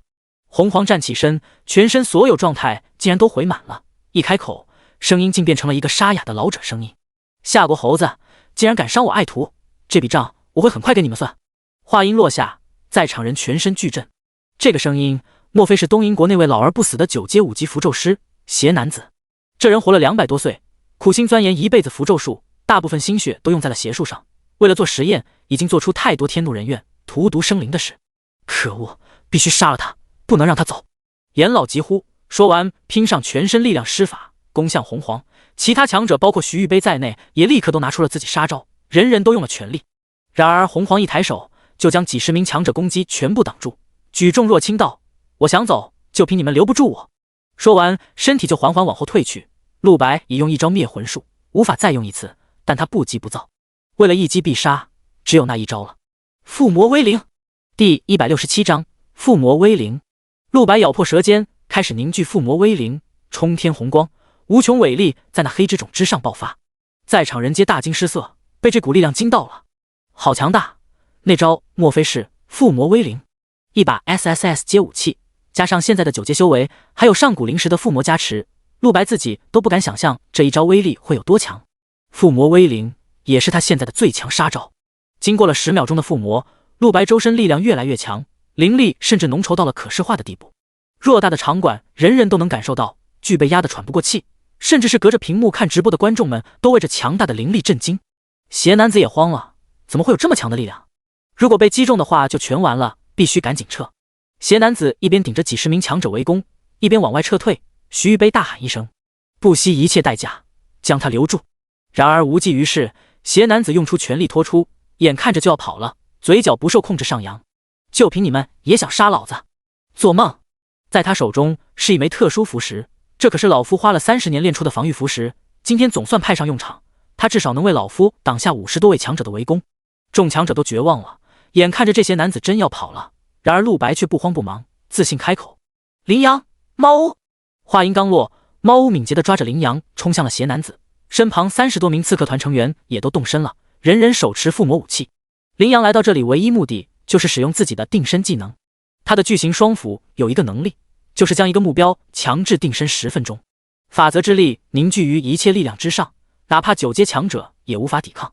而在被定身10分钟的那一刻，邪男子就被宣判了死刑。刺客团众人配合的有条不紊，纷纷动手，30多人围攻之下，再加上帝国众强者齐力，邪男子手中保护符石轰然崩碎。目的达成，猫屋带着众刺客火速撤退，陆白的附魔威灵也已凝聚完成，恐怖的力量将邪男子瞬间吞噬。附魔威灵的力量把这方圆1000米全部覆盖都毫无问题，陆白将范围压缩，可以让伤害更高，控制着威灵指向邪男子与那9阶巨龙。轰！震耳欲聋的爆炸声响彻在所有人耳边，陆白倾尽全力的一击之后，巨龙被当场秒杀，红黄翼倒地不起，全身鲜血淋漓，就连4肢都被吓得只剩下骨头渣子了。仅一招，灭杀2名9阶。这一刻，所有人的目光都看向陆白，他已经成为万众瞩目的英雄，就连叶秋刚眼中都异彩连连。方才那一招附魔威灵，至少打出了几10亿的伤害，如此天骄，简直就是神仙啊！其他帝国众强者以及观众席和网络上的民众们内心的震惊更不必说。从这一刻开始，陆白注定将成为闻名大夏帝国的强者，甚至能与叶秋刚齐名。不过用了那一招以后，陆白直接身体也变得无比疲惫，他喘着粗气，却顾不上休息，赶忙去到9阶黑龙的尸体下方，成功获得了一枚9阶金核，而且还是龙晶。传说龙族金核会比普通凶兽强大10倍，陆白如获至宝，并且击杀9阶巨龙的他也在那一刻突破9阶2级。战斗平息了，叶秋刚与众强者们纷纷落地，一齐望向陆白，眼神中只有满满敬畏，再无半点小看。陆白沉声：我的探查术检测到，红黄身体中只是有一抹邪男子元神，现在红黄生命力清零，邪男子元神也被灭，可他竟然还残存一些灵魂力量，也就是说，这红黄并没有死。这也正合陆白心意了，他大步走近4肢全部断裂的红黄，后者衣服都被轰炸得片甲不留。陆白无心观赏动体，这红黄是恶兽组织首领，只要读取了他的记忆，一切事情陆白就都知道了。而就在他要伸手的时候，先前那一枚破损的保护符石却亮起光芒，随后自动飞到了红黄头顶，开始晶化，速度快得令人啧舌，几乎瞬间就形成了一个鹅卵石一般的石头结界，将红黄身体包裹在了里面。陆白大惊，挥出黑之种劈砍，竟然毫无效果，这结界毫发无损。叶秋刚落在他身边，叹了口气道：这结界跟屏障本源的力量相连，不将屏障本源毁灭，永远打不破这结界的。陆白也只能失望地放下剑，只要毁灭了屏障本源，那12个职业团也会得救吧。所以现在能做的就只剩下毁灭那屏障本源了。陆白沉声道：我现在就去，我知道他们组织总部的位置，他之前在龙刚记忆中已经看到了，他们组织总部就在万兽大森林深处，并且已经记下了路线。叶秋刚将他劝下，先别急，现在红黄虽然没死，但也是自我封印状态，我们的胜利已经注定了，马上梦幻之塔就要开启，你不妨再提升一下实力。陆白思索片刻，点了点头，这样也好，自己现在9阶2级，总体来说已经很强，但变得更强一些总是稳妥的，而且他确实需要做点准备，并且陆白也很期待那梦幻之塔中究竟有什么。叶前辈，你之前说有事情拜托我，是什么？叶秋刚随即打开结界，将2个人包裹在里面，这样说话就只有他们2人能听见。叶秋刚道：我现在的实力事实上只有1/3，我要拜托你的事情就是进入梦幻之塔，只有那样才能完全让我恢复实力，具体应该怎么做，你进去就会明白。陆白听得一头雾水，这都是什么意思啊？叶秋刚要让他帮忙，现在却又不肯明说怎么帮。叶秋刚又道：我也不会让你白忙，这个给你，说着，他取下了自己脖子上的古神项链。这两个项链本是一体，将它们结合在一起，会发挥出无比强大的力量。你是附魔师，应该懂得怎么做的。万般无奈的时候，就使用这一招。陆白点头记下，叶秋刚说的无比真诚，显然不会无的放矢。晚辈谨记。第168章，秦潇潇的附魔。徐玉杯带着严老等人开始收拾战场。陆白拿了叶秋刚给的古神项链与9阶龙族晶核，心满意足，准备抽身离开体育馆。如今他已经万众瞩目，上万观众、上百记者，还有摄像头背后上亿民众都在看着陆白，网上各大论坛更是风起云涌。陆白不喜欢这种被围观的感觉，飞快就消失在了众人视线。临行前，他命令猫屋等人明日将秦潇潇护送过来，自己第二天会在夏京大学的刺客活动室等他。一场大战结束了，陆白内心却并不开心。救出姐姐比想象的更难，而且还有许多谜题没有解开。陆白看了一眼手上姐姐的生命印记，确认后者并没有事，才稍微松了口气。他休息了一下，作为9阶强者已经不需要睡眠，但是陆白太久没有睡觉了，接下来等着他的很可能是又一场大战。因此陆白放下一切，放空大脑，与其给自己压力，不如彻底放松，如此才能更好的提升身体战斗力。这一觉直接睡到了第二天早上。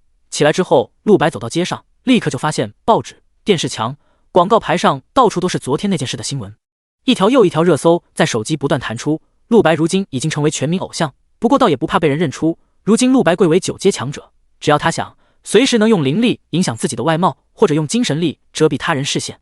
接下来要做什么，陆白也已经无比清楚。靠着这一次比赛中击杀的凶兽，他已经累积了几十亿积分，如此数量，陆白自己都觉得震惊。这些积分应该迅速转化为战斗力，对此他计划得很清楚。直接命令手下猫屋等人去夏京大学的顶级藏丹阁，把所有价格在100万积分以上的丹药全部买回来。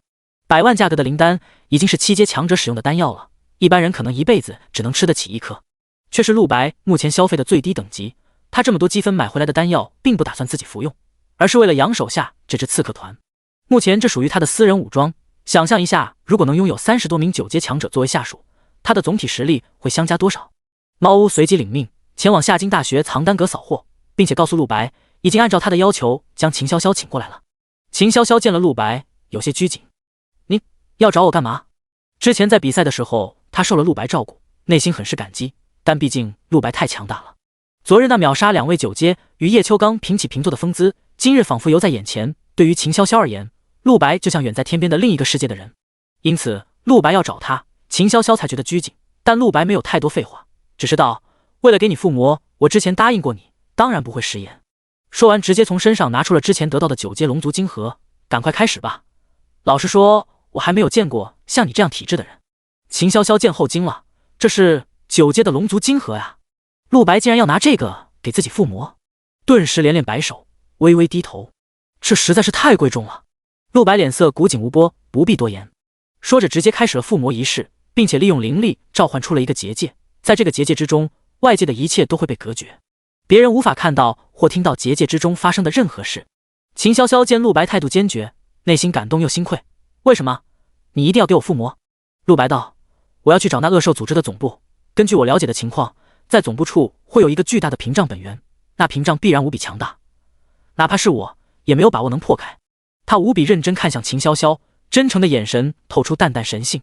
如今陆白谈吐之间，已经像叶秋刚一样，充满一种仙人般的压迫力，能够摄人心魄。所以我需要你跟我一起去，你的传送能力也许能穿越屏障，你愿意吗？说着，陆白伸出了手，望着这只手，秦潇潇美眸颤抖了，他不受控制的将自己纤纤玉手也伸了出去，与陆白握住。我愿意。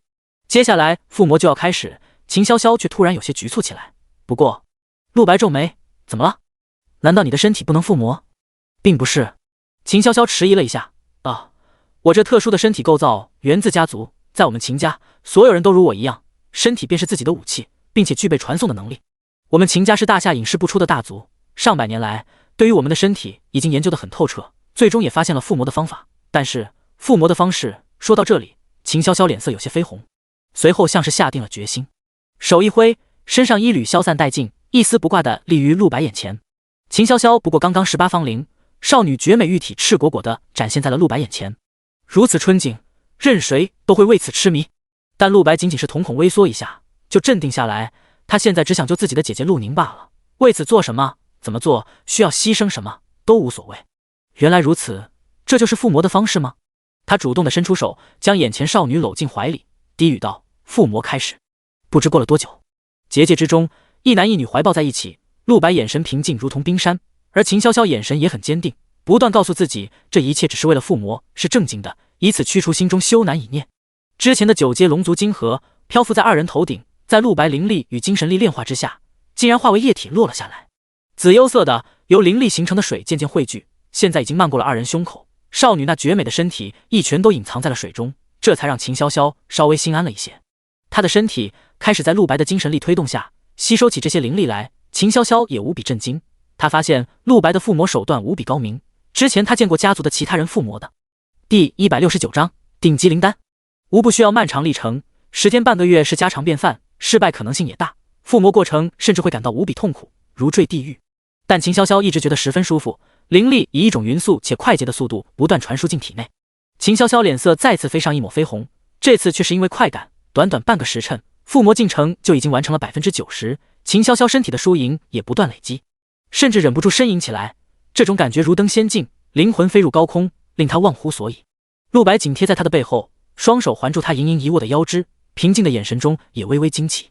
他震惊地发现，秦潇潇作为此次附魔的对象，但是那9阶龙族金河的灵力却不仅仅只流入了他的体内，甚至自己的身体也在以同样规模吸收着。这让陆白无比吃惊，自己是附魔师，怎么也会受到附魔加持？不过他也想不出这是为什么，只能赶紧推动附魔进程。又过了半个时辰，附魔完全结束，二人都长舒了一口气。散开结界，秦潇潇已经穿上衣服，望着陆白的眼神中似乎多了些异样的感情。两人都没有说话，因为都在感受自己身体在附魔之后有什么改变。很快，秦潇潇的俏脸就变得无比震惊了起来，足足颤抖了许久，才不可思议道：“天哪！”秦潇潇打开自己的修为一看，发现他竟然已经是9阶1级的修为，之前他还只是一个4阶职业者呀，这修为的进步速度要不要这么恐怖？而陆白也看到了这一点，虽然也有些吃惊，但觉得很合理。看来秦潇潇的身体特性在附魔之后是可以提升修为的，这并不难理解。之所以会有如此恐怖提升，是9阶龙族金河加上陆白的神级附魔造成的。在这样的大水漫灌之下，他得不到这个修为才算奇怪。陆白平时附魔装备能直接让一件新手装备比肩 S 阶，让一个4阶职业者瞬间成为9阶，好像还真的没什么大惊小怪的。秦潇潇简直无法用语言来形容自己现在的心情。他对陆白千恩万谢，我从来没有见过像您如此强大的附魔师。陆白只是淡然看了他一眼，内心暗笑，接下来秦潇潇必然会忠诚帮助他，自己解救陆宁可能性就会变得更大。你先回去吧，2天之后梦幻之塔开启，那时我们还会见面。秦潇潇走了之后，陆白在活动室等待了片刻，同时在研究自己身体。他已经确认了，在将那枚9阶龙族金河彻底炼化之后，他竟然也得到了和秦潇潇完全一样的加持。只不过由于他的身体不是武器，因此这加持不能直接作用于他的身体，而是以一种非常另类的方式存放在了身体中。通过对自己使用探查术，陆白清楚地看到，在他精神之海中有一个紫幽色光球虚空漂浮着，陆白可以时时刻刻感受到这股力量的存在，只是不能调用。但他根据自己精神力解析之后，直觉认为这股力量是已经被炼化的附魔之力，之后陆白如果得到了什么装备，就可以跳过附魔过程，直接将这股力量作用那件装备上，拿到手就用。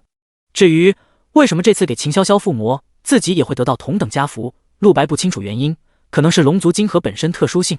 当然，还有另外一种更大的可能，是秦家族人特别的身体构造，给秦潇潇附魔，附魔师本人也会获得好处。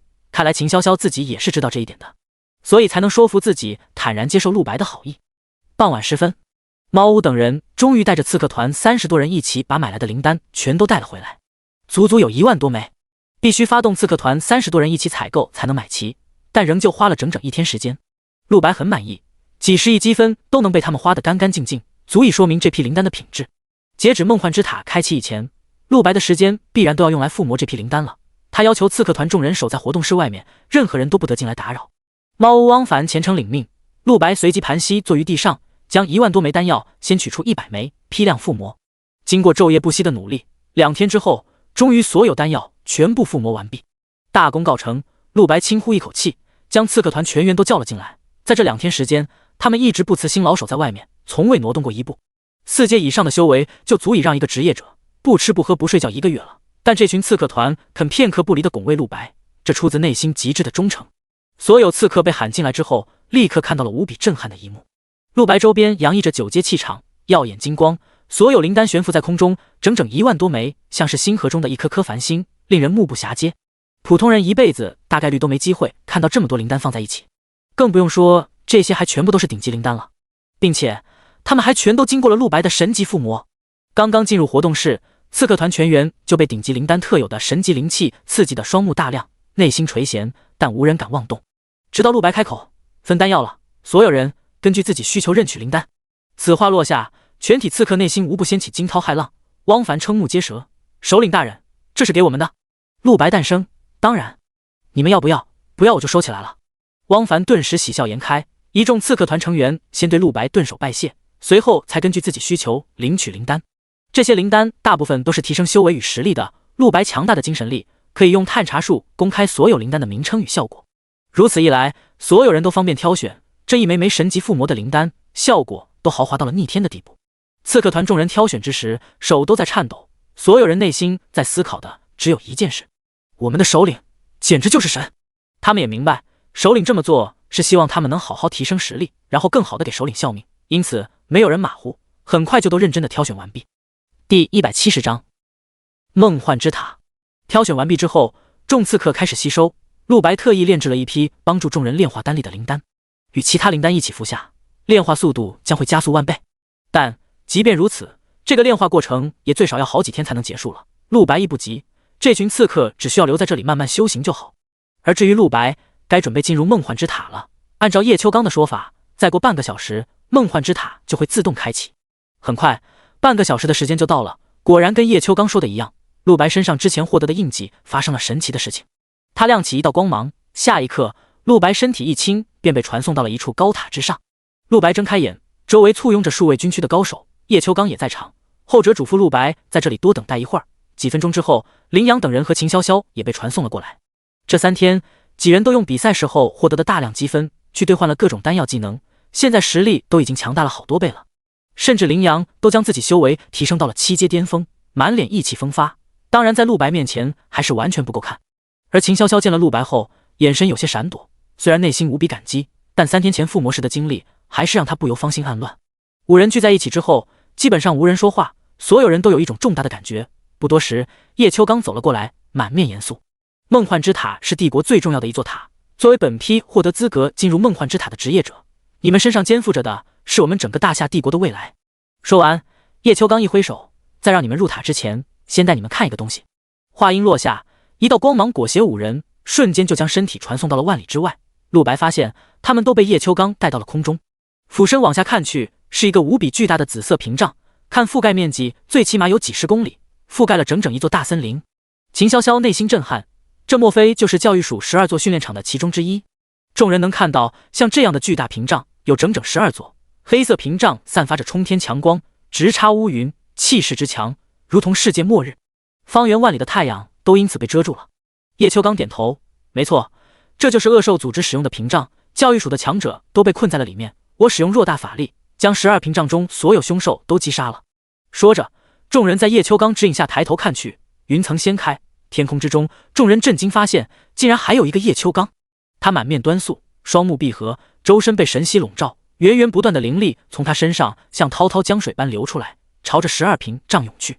陆白一阵心惊，这就是叶秋刚的分身，他就是单单依靠这一个分身的力量，就扼杀了12屏障中所有的9阶凶兽。如此实力，当真逆天。这分身事实上是我身上炼制出来的防具所化，他没有自己的神智，完全靠我的意志行动。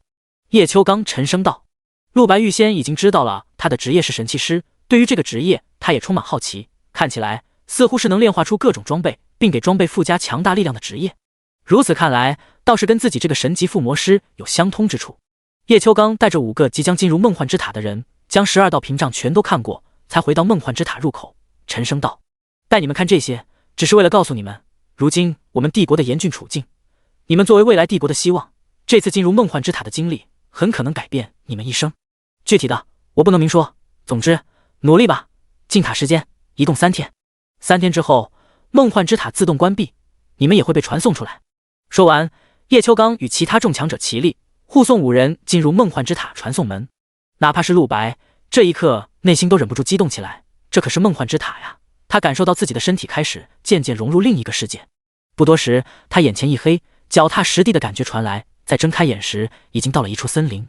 这里生机勃勃，鸟语花香，风景宜人，纯白色的云朵坠在碧蓝天空，一只只白鸽飞过，蝴蝶与蜜蜂共舞，仿佛这里并不是人间，而是真正的天堂。这就是传说中流着奶与蜜的乐园。刚落地，陆白就感到十分惊讶，不仅仅是因为映入眼帘的美景，这里的空气竟然都被注入了经验值。也就是说，哪怕是什么都不做，只要在这里每天生活，修为都会以非常快的速度，无时无刻增长的。这真是个好地方。陆白抬步向前，他这时也发现了自己是跟秦潇潇他们5个人一起来的，但是现在却只有自己一个人了。陆白行不多时，前方出现一只巨大的纯白狮鹫，与陆白体型差距恐怕有50倍，如同山岳一般的狮鹫挥舞翅膀缓缓落地，出现在陆白面前。陆白震惊，9阶8级神明狮鹫，这梦幻之塔里面有这么强大的凶兽啊！不过看起来这狮鹫并没有要跟陆白战斗的意思，他开口，口吐人言：尊敬的职业者，我受命来指引你，接下来我将会宣布你的入塔须知。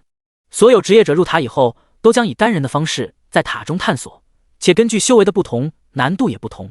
不过不必紧张，这里是帮助你提升实力的乐园，你不会受到特别难的考验，但也不会简单。简而言之，你想在这里提升实力的方式有2种：第一，寻找在梦幻之塔中的各种凶兽，满足他们的愿望，他们就会给你反馈丰富的奖励；第二，与他们战斗，杀死他们，直接获得丰富奖励。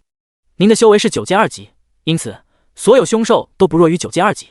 神明狮鹫的话都说完了，他沉声道：尊敬的职业者，你听明白了吗？这个入塔须知只会跟你说一遍。陆白大力点头，我明白了。神明狮鹫随即威严的道：很好，那么我将会在梦幻之塔的终点处等你，我希望你能够坚持到那里。说完，神明狮鹫就挥舞翅膀冲天而去。第171章奇异的任务。这梦幻之塔似乎并没有那么简单。陆白低语着，开始深入森林，在这种光明而柔和的地方，他的全身都感觉很舒服，精力充沛。完成凶兽的愿望吗？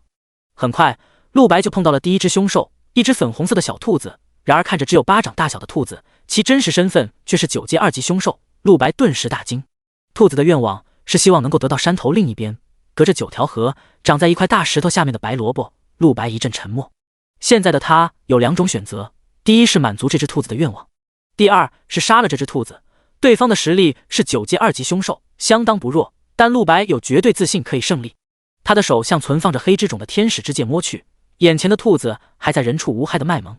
而就在陆白要取出武器的时候，他迟疑了，转而打开6翼翅膀，去帮助这兔子寻找白萝卜。这个任务虽然听起来很麻烦，但是陆白最终还是放下了杀戮的想法。这梦幻之塔不知深浅，贸然开始战斗，实在不智。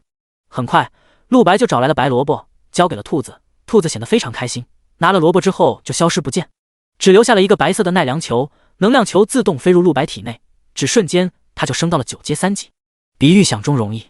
陆白道，随后彻底放下杀心。这段时间以来，他一直都是杀伐慎重，但不知为何，自从来到这梦幻之塔，似乎心灵就被洗涤了。他开始享受起了在这里的过程，仿佛这里天然就是为了他而生的。第2项任务，陆白找到了一批狼群，这群狼群一个个都是9阶2级以上的恐怖凶兽，他们的要求是为他们寻找一处巢穴。陆白也将这个任务不辞辛劳的完成，修为成功，升至9阶4级。继续向前，很快陆白就接连完成了5个任务，而每完成一个任务就会提升一个小修为。如今陆白已经是9阶7级强者。每次遇到的凶兽要求的愿望基本很简单，往往很快就能完成，比如保护分娩的母狮，为森林的树木驱除害虫。但下一个任务开始变得不一样了起来。陆白同时遇到了2批凶兽，2批凶兽分别各有10几只，正在战斗，打得难解难分，各有伤亡。双方的头领看见陆白之后，同时口吐人言，愿望的内容都是一致的，帮助一方消灭另一方。陆白迟疑了，这2批凶兽实力看上去几乎完全一致，可以说他帮哪边，哪边就会赢。甚至他可以野心大一点，先假意帮助一方，再找机会消灭另一方，杀死所有凶兽，直接拿走2份奖励。然而陆白2个都没有选择，而是站到了2批凶兽的中间，用强大的实力制止了双方战斗。双方的统领见陆白如此强大，随即停下了。陆白问道：你们为何争斗？其中一方统领气鼓鼓地诉说，对方抢走了自己一族族长的孩子，必须要讨回公道。另一方亦愤怒，表示自己根本没有抢走对方的孩子。并且他们族长的孩子也失踪了。陆白渐渐明白，这是一场误会引发的争端，随即表示稍安勿躁，我可以试着帮你们找找。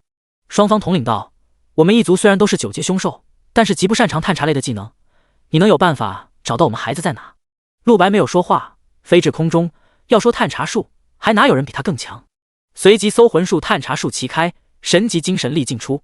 半个时辰之后，在50公里外同时找到了2只凶兽群的失踪的幼崽。原来2只幼崽只是共同嬉戏，不知不觉走远了而已。看到孩子成功被陆白找回，双方统领顿时大喜，对陆白千恩万谢，双方同时止歌，并且为了表示感激，双方统领都为陆白献上了一个能量球作为奖励。陆白兵不血刃，就调停了2个凶兽家族的矛盾，并且拿到了2份奖励。如今他的修为已经提升到了9阶9级。虽然这些任务很怪异，但这升级真是意想不到的轻松啊！完成了这么多任务之后，第一天也差不多该结束了。梦幻之塔中没有黑夜，陆白不辞辛劳，没有休息，第2天继续前进。在接下来，他碰到了一群猿猴族群，几十只巨大猿猴同时出现于陆白面前，个个像是山岳一般巨大。陆白坚信，这里任何一只都能轻松秒杀几十头自己之前碰到的那只神王战星。这应该是下一个任务了，问问他们的愿望是什么。然而陆白还未走近，就被猿猴怒斥驱逐，滚开！愚蠢的人类，这里不欢迎你。你想完成任务吗？看你这么年轻的样子，定然是乳臭未干的小鬼。猿猴的开口毫不客气，一改前面遇到的所有凶兽和蔼可亲的样子。陆白几乎认为，在这梦幻之塔中全都是非常和善的凶兽，但现在他知道错了，这帮猿猴身上果然还是充满了凶兽的野性。陆白手向剑摸去，他现在已经不需要提升修为，9阶9级的他俨然已迈向职业者的巅峰。人类的塔尖。但下一刻，这群猿猴的动作打断了陆白。只见这群巨大的猿猴突然抱紧了自己的头，无比懊恼地哭诉道：为什么我们是蠢笨的猿猴？我们就没有办法像人类一样自然领悟魔法、战士、弓箭手各种各样的能力吗？为什么人类就可以如此聪慧？陆白愣住了，眼前这帮猿猴哭诉的声音震荡寰宇，撕心裂肺，似乎无法学习是一件痛苦至极的事情。陆白暂时收了拔剑的心思，挥舞翅膀来到众猿猴中心。你们并不比人类蠢笨，你们无法学会这些职业能力，只是因为无人传授而已。众猿猴愣住了，看向陆白：无人传授？你什么意思？陆白道：你们想学任何职业，我都可以教你们。靠着神级附魔的反馈能力，陆白现在几乎拥有所有主流职业的顶尖天赋，教一群猴子当然不在话下。第172章神明之莲。猿猴们露出了震惊的表情，而陆白没有多话。你们要学的话就来吧，如若不学也不勉强。陆白定然要一直向前，倘若软的不行，再来硬的也不迟。猿猴们沉默一阵，随后纷纷向着陆白走了过来，表示愿意学习。而梦幻之塔外，严老与徐玉杯齐聚，脸色有些忧虑，望着面前的叶秋刚，将大夏的命运就这样交到一个少年手里，真的可行吗？你确定他能够走到梦幻之塔最后？严老沉重道：过往送进去的职业者有90%第1天就会出来了，能够坚持整整3天的寥寥无几，人类至今除了您之外，好像还没有走到终点的人。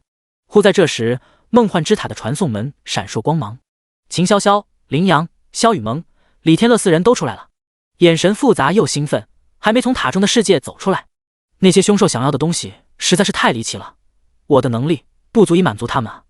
秦潇潇摇头道，而林阳满目不甘，我没忍住和那群凶兽直接发生战斗了，没想到这群凶兽的实力会有这么强，只坚持了1天就不得不退出来了。哎，徐玉杯与严老将这一幕看在眼里，但都没说什么，这是很正常的，只能说明这群人和过去进入梦幻之塔的职业者们没什么不同。那么被寄予厚望的陆白又还能坚持多久呢？这时叶秋刚出声了：错了，严老，你刚才说我是唯一到达终点的人，这是不正确的。叶秋刚的眼神有些沉悲，我没有通过梦幻之塔，否则我现在也不会以分身的形象示人，迄今为止还没有人类能够完全通过梦幻之塔，但是我坚信陆白是可以做到的。徐玉杯与严老听了满目震愕，但是都没有再多说什么，他们能做的也只有像叶秋刚一样相信陆白了。梦幻之塔中，陆白将自己毕生得到的所有天赋全部展示了出来，不遗余力地传授给了众猿猴。1天时间很快就流水般过去，起初众猿猴还会鄙夷不屑，但很快就发现了陆白对这些职业神妙的理解。很多天赋陆白可能1次都没用过，但靠着神级附魔反馈而来的天赋能让他像用过1亿次那么熟练，各种技巧全部都了然于胸，教起来也是极快。不多时，众猿猴纷纷领悟，感激涕零地跪在地上顿首拜谢。陆白轻轻呼了一口气，看来这个任务也算是完成了。会有什么回馈呢？对于职业者的巅峰，事实上陆白也不知道，历史上到达9阶9级的职业者屈指可数，而至于在这之上还有什么，谁能知晓？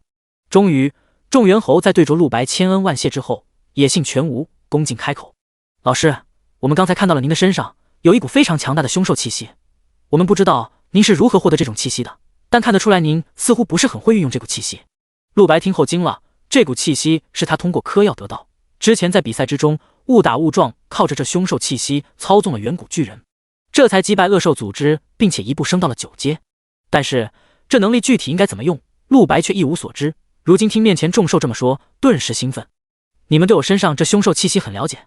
众猿猴连连点头：“那是当然，老师教了我们本领，我们无以为报，愿意将操纵这股力量的能力送给老师。”说话间，众猿猴纷纷双目合十，一道道能量球从他们体内涌出。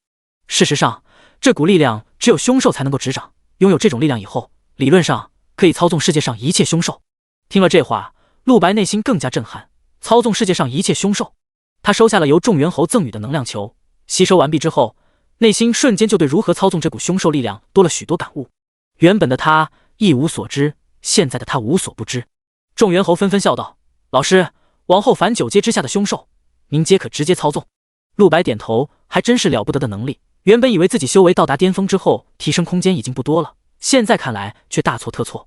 得了这操纵凶兽之气的能量之后，陆白的战力少说又上涨了1倍。离开了众猿猴栖居之地，陆白继续向前。已经过去了2昼夜了，完成了这么多凶兽的愿望之后，陆白也终于迎来了自己的终点。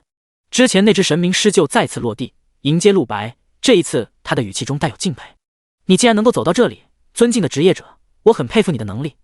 你已经到达了梦幻之塔的终点彼岸，这是我给你的奖励。”说着，神明狮鹫主动匍匐在陆白身旁，让他骑在自己身上。陆白随即照做，神明狮鹫便载着陆白一路驰往远方。在这梦幻之塔中有一座神山，那里是梦幻之塔的起源之地，也是终焉之地。我负责守护神山万年，只为等待有能力的人。在神山之上有一朵神明之莲，服下之后可以助你突破10阶，升华成神。神明狮鹫对陆白道。陆白脸色大变：“你说什么？10阶？这个世界上竟然还存在10阶吗？那岂不是真的拥有神的力量了？”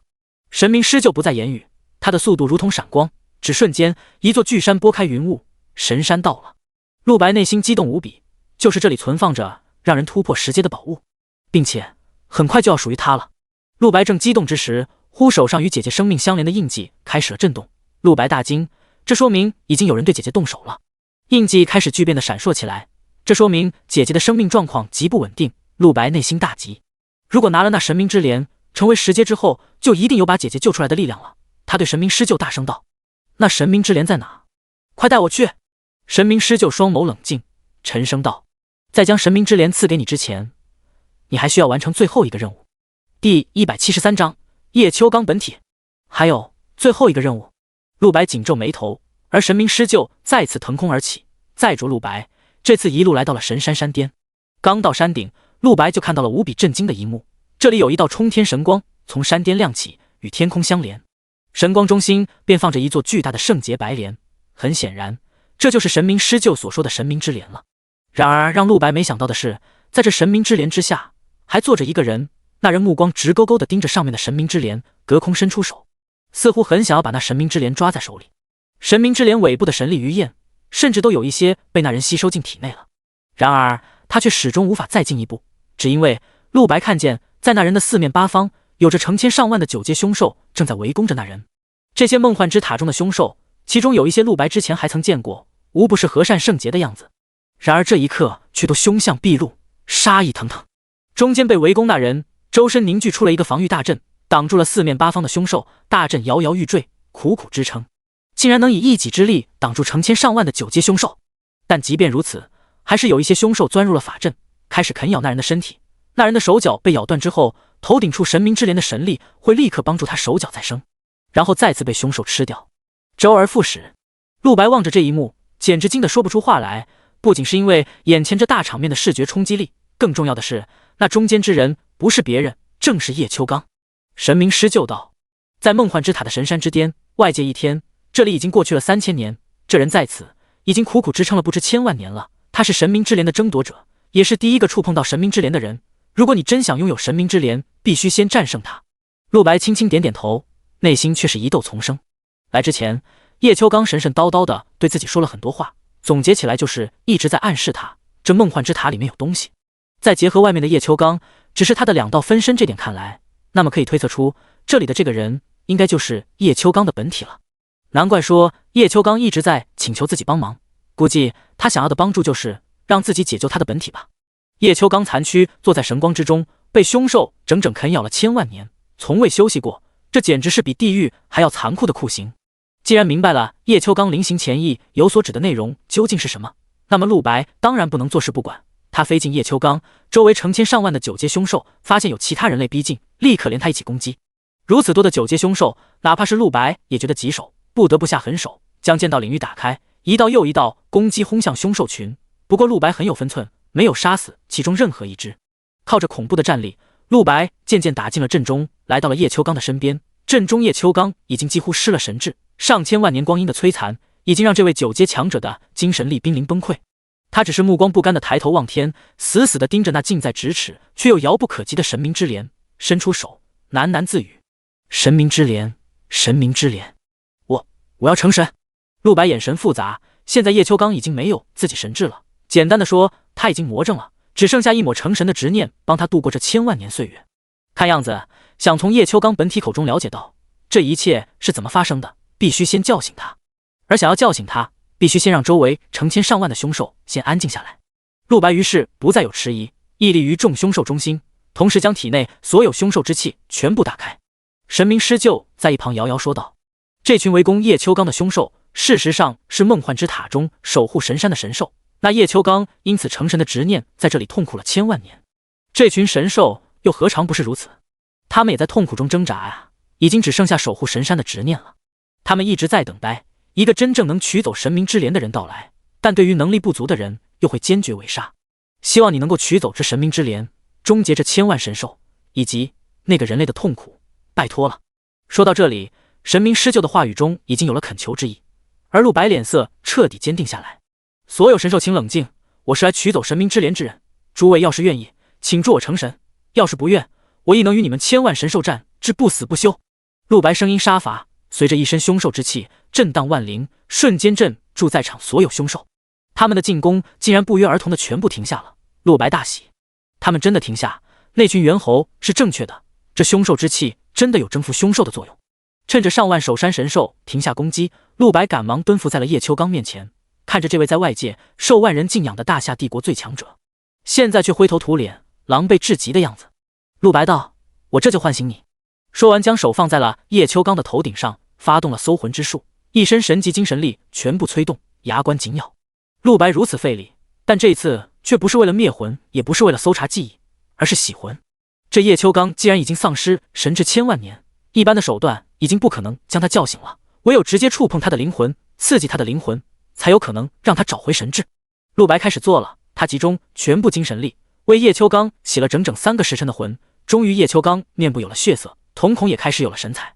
又过了整整半个时辰，陆白停下了搜魂之术，叶秋刚彻底苏醒了。随着神智复苏，这千万年来的记忆、痛苦、执念一起涌入了他的脑海中。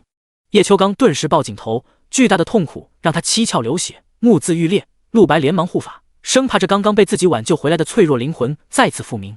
许久之后，状况终于稳定住了，叶秋刚才睁开眼，这一次眼神变得无比清明，并且因为得到了所有记忆，他一眼就认出了面前的陆白。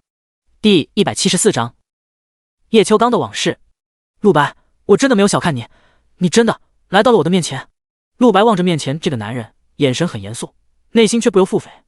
你这家伙希望我救你，结果来之前却不肯把话都说明白，自己这一路连估带猜，要不是艺高人胆大，也真就不回这叶秋刚。也正因如此，现在叶秋刚对陆白充满了赞叹，这一路辛苦你了。陆白道：前辈，这一切究竟是怎么回事？你的本体为何会被困在这里？听到陆白问起这个，叶秋刚的眼神顿时出现了一丝耻辱，沉重一叹，这个说来话长了。然而叶秋刚才刚刚要说，神山四面八方的凶兽就又躁动了起来，继续开始了猛攻。陆白震惊了，这什么情况？这群神兽不是已经被自己身上的凶兽之气给镇住了吗？然而叶秋刚却不慌不忙，坦然一笑，看来他们是感知到了我的神智苏醒了，所以再次发动猛攻，想要将我彻底抹杀。不过放心吧，我现在醒来了，这大阵在我控制下，这千万神兽没有那么容易冲破大阵。陆白也发现，在叶秋刚醒来之后，这护身大阵竟然比刚才强大了整整上千倍。叶秋刚笑道：“在这梦幻之塔中，虽然受尽酷刑上千万年，可也不是白待的。我在这里日夜保息灵气，从未终止过突破，如今已经到达了人类真正的巅峰了，距离成神亦只差一步之遥。”陆白听后，内心也觉感慨。别忘了，这梦幻之塔中，就连空气都充满了经验值，哪怕什么也不干，一天就能提升不少修为。而叶秋刚在这种环境中待了整整上千万年，这上千万年对他来说的提升自然恐怖至极啊！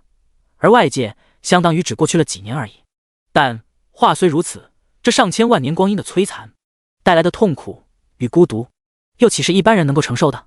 这位大夏最强的叶秋刚确实吃尽了苦头，才有了现在一身修为。陆白看了看，叶秋刚是9阶9级巅峰，经验值已经爆满，生无可生，只差成神。而自己虽然也到了9阶9级，事实上经验值还能再提一提。不过跟叶秋刚费尽千万年才到达这个境界比起来，陆白真是幸运太多太多了。在确认了这群神兽攻不破大阵之后，陆白安心了。一旁叶秋刚继续道：“现在我来告诉你，为什么我的本体会被困在这里吧。”叶秋刚抬头看天，眼神中满是感怀，思绪渐渐飘远。我高中时觉醒了万年不遇的职业神器师，刚觉醒职业1个月，就自主练出了天下第一神器中焉之剑。从此以后，我开始无敌于天下，谁挡我就杀谁，纵横天下，无所畏惧。这些陈年旧事，相信你早就听说过了。叶秋刚对于早年天才经历选择一带而过，陆白淡然点头，这些我确实都听说过了。要说这种经历，陆白一点也不比叶秋刚少啊。叶秋刚随后道：“25岁时，我进入梦幻之塔，那时我才7阶，如今10年已过，沧海桑田，仿佛只是一瞬间。我来告诉你，为什么我的本体会被困在这里，这一切都只因为我太骄傲了。”叶秋刚眼神中透出悔恨，那年我狂傲跋扈，目中无人，自以为无敌，虽然维护了大夏在这世界的威名，却也因此伤及了很多无辜。那些人我已经无法挽回，也正因为我杀伐慎重，进入梦幻之塔之后，我没有选择帮助任何凶兽实现愿望，我选择了战斗。遇到的每一只凶兽，我皆出手灭杀之，就这样一直杀到了神山之巅。听到这里，陆白惊了。从规则看来，每个职业者进入梦幻之塔后的难度都是一样的。根据陆白自己的经历，他已经知道了这一路上的凶兽想要全部战胜难度是多么大。而叶秋刚就凭借着硬实力一路杀上神山，难怪他有骄傲资本，当年他的实力和手段简直不次于自己了。接着叶秋刚道：“我本以为我能够一直这样赢下去，然而上山之后，我发现我错了。因为我之前的暴力，整个神山之巅的神兽都对我敌视，甚至整个梦幻之塔中所有凶兽都会将我视作敌人。在如此多神兽的围攻之下，我与众神兽大战了1个月，但最终还是在距离神明之镰一步之遥的地方倒下了。”叶秋刚说到这里，望向陆白：“你刚才能够让这群神兽停手，并不完全是因为你个人实力的关系，更大程度是由于你来时的路上，帮助每一只凶兽都实现了愿望，他们都对你致以了最真诚的感激，因此你身上没有任何暴力的气息，这些神兽会天然的欢迎你，对你有亲和感。”说到这里，叶秋刚再次悔恨，只恨如果当年我也能跟你一样的话。听到这里，陆白终于一切都明白了，原来刚才那群神兽会停手，并不是因为他身上凶兽之气。想想也是，虽然从猿猴凶兽那里学会了对凶兽之气的所有操纵技巧，但是毕竟身上的凶兽气息还是不够多，只能操纵9阶以下的凶兽。然而这群守山神兽可都是非常强大的9阶凶兽啊！陆白内心顿时有些庆幸，自己之前的直觉是正确的。望着被折磨了上千万年的叶秋刚，他不由想，要是自己跟叶秋刚一样选择了杀上神山，会不会他的下场也就和叶秋刚一样了？那么接下来怎么办？你已经苏醒了神智，应该能从这里出去了吧？或者你还对这神明之镰有心？陆白淡声问道。叶秋刚对此微微一笑，千万年的洗礼，他早就不是当初那个狂妄自大的自己。不，这神明之镰不是属于我的，我不会再试图夺取了，我已经失去了成神的资格。而现在虽然我恢复了神智，但想走并不容易，我仍旧需要打败所有守山神兽，甚至是整个梦幻之塔所有凶兽，才能离开这里。第175章成神之路。叶秋刚说到这里，握紧手上中焉之剑，脸色开始难看，一切都跟千万年前没有区别。这一次他能做到吗？他能战胜整个梦幻之塔吗？这一切都是为了过去的自己赎罪吧。然而就在叶秋刚准备动手之时，陆白一把拦住了他，抓住了叶秋刚握剑的手。你要干什么？叶秋刚一愣，陆白脸色古井无波。前辈，就这样上的话，你觉得能冲出去吗？你确定不会再重蹈千万年前的覆辙吗？说到这里，叶秋刚沉默了。这一战我必须打，就算是死在这场战斗中，我也认为这是我最好的归宿。陆白听不下去了，连连摆手。好吧，前辈，我不管你怎么想，但你的本体要是死在了这里，外面教育署的12个职业团的强者们要怎么办？你不准备救他们了吗？更不用说现在东瀛还在对大夏虎视眈眈着。说话间，陆白坐在了地上，打开了附魔仪式。他现在只想帮助叶秋刚离开这个鬼地方，毕竟刚才救醒他不容易，陆白可不想再来一次。而且让叶秋刚去和这群凶兽们战斗的话，自己也就有时间去吸取神明之莲了。叶秋刚看见这一幕，心中一震。你要做什么？准备附魔吗？陆白点头，不错，前辈，请把你的中烟之剑给我。叶秋刚将手中剑交了出去，他相信陆白是可靠的，虽然从来没见识过这个少年附魔的手段，但是他绝不相信这个1个月就升到了9阶9级的附魔师会无的放矢。前辈，有9阶金盒吗？陆白准备随便从身上拿个9阶金盒出来给叶秋刚附魔，才发现之前附魔灵丹的时候，把身上所有的金盒全都用完了。不过叶秋刚一生杀伐慎重，身上应该不会缺这种东西，却没想到叶秋刚也无奈了。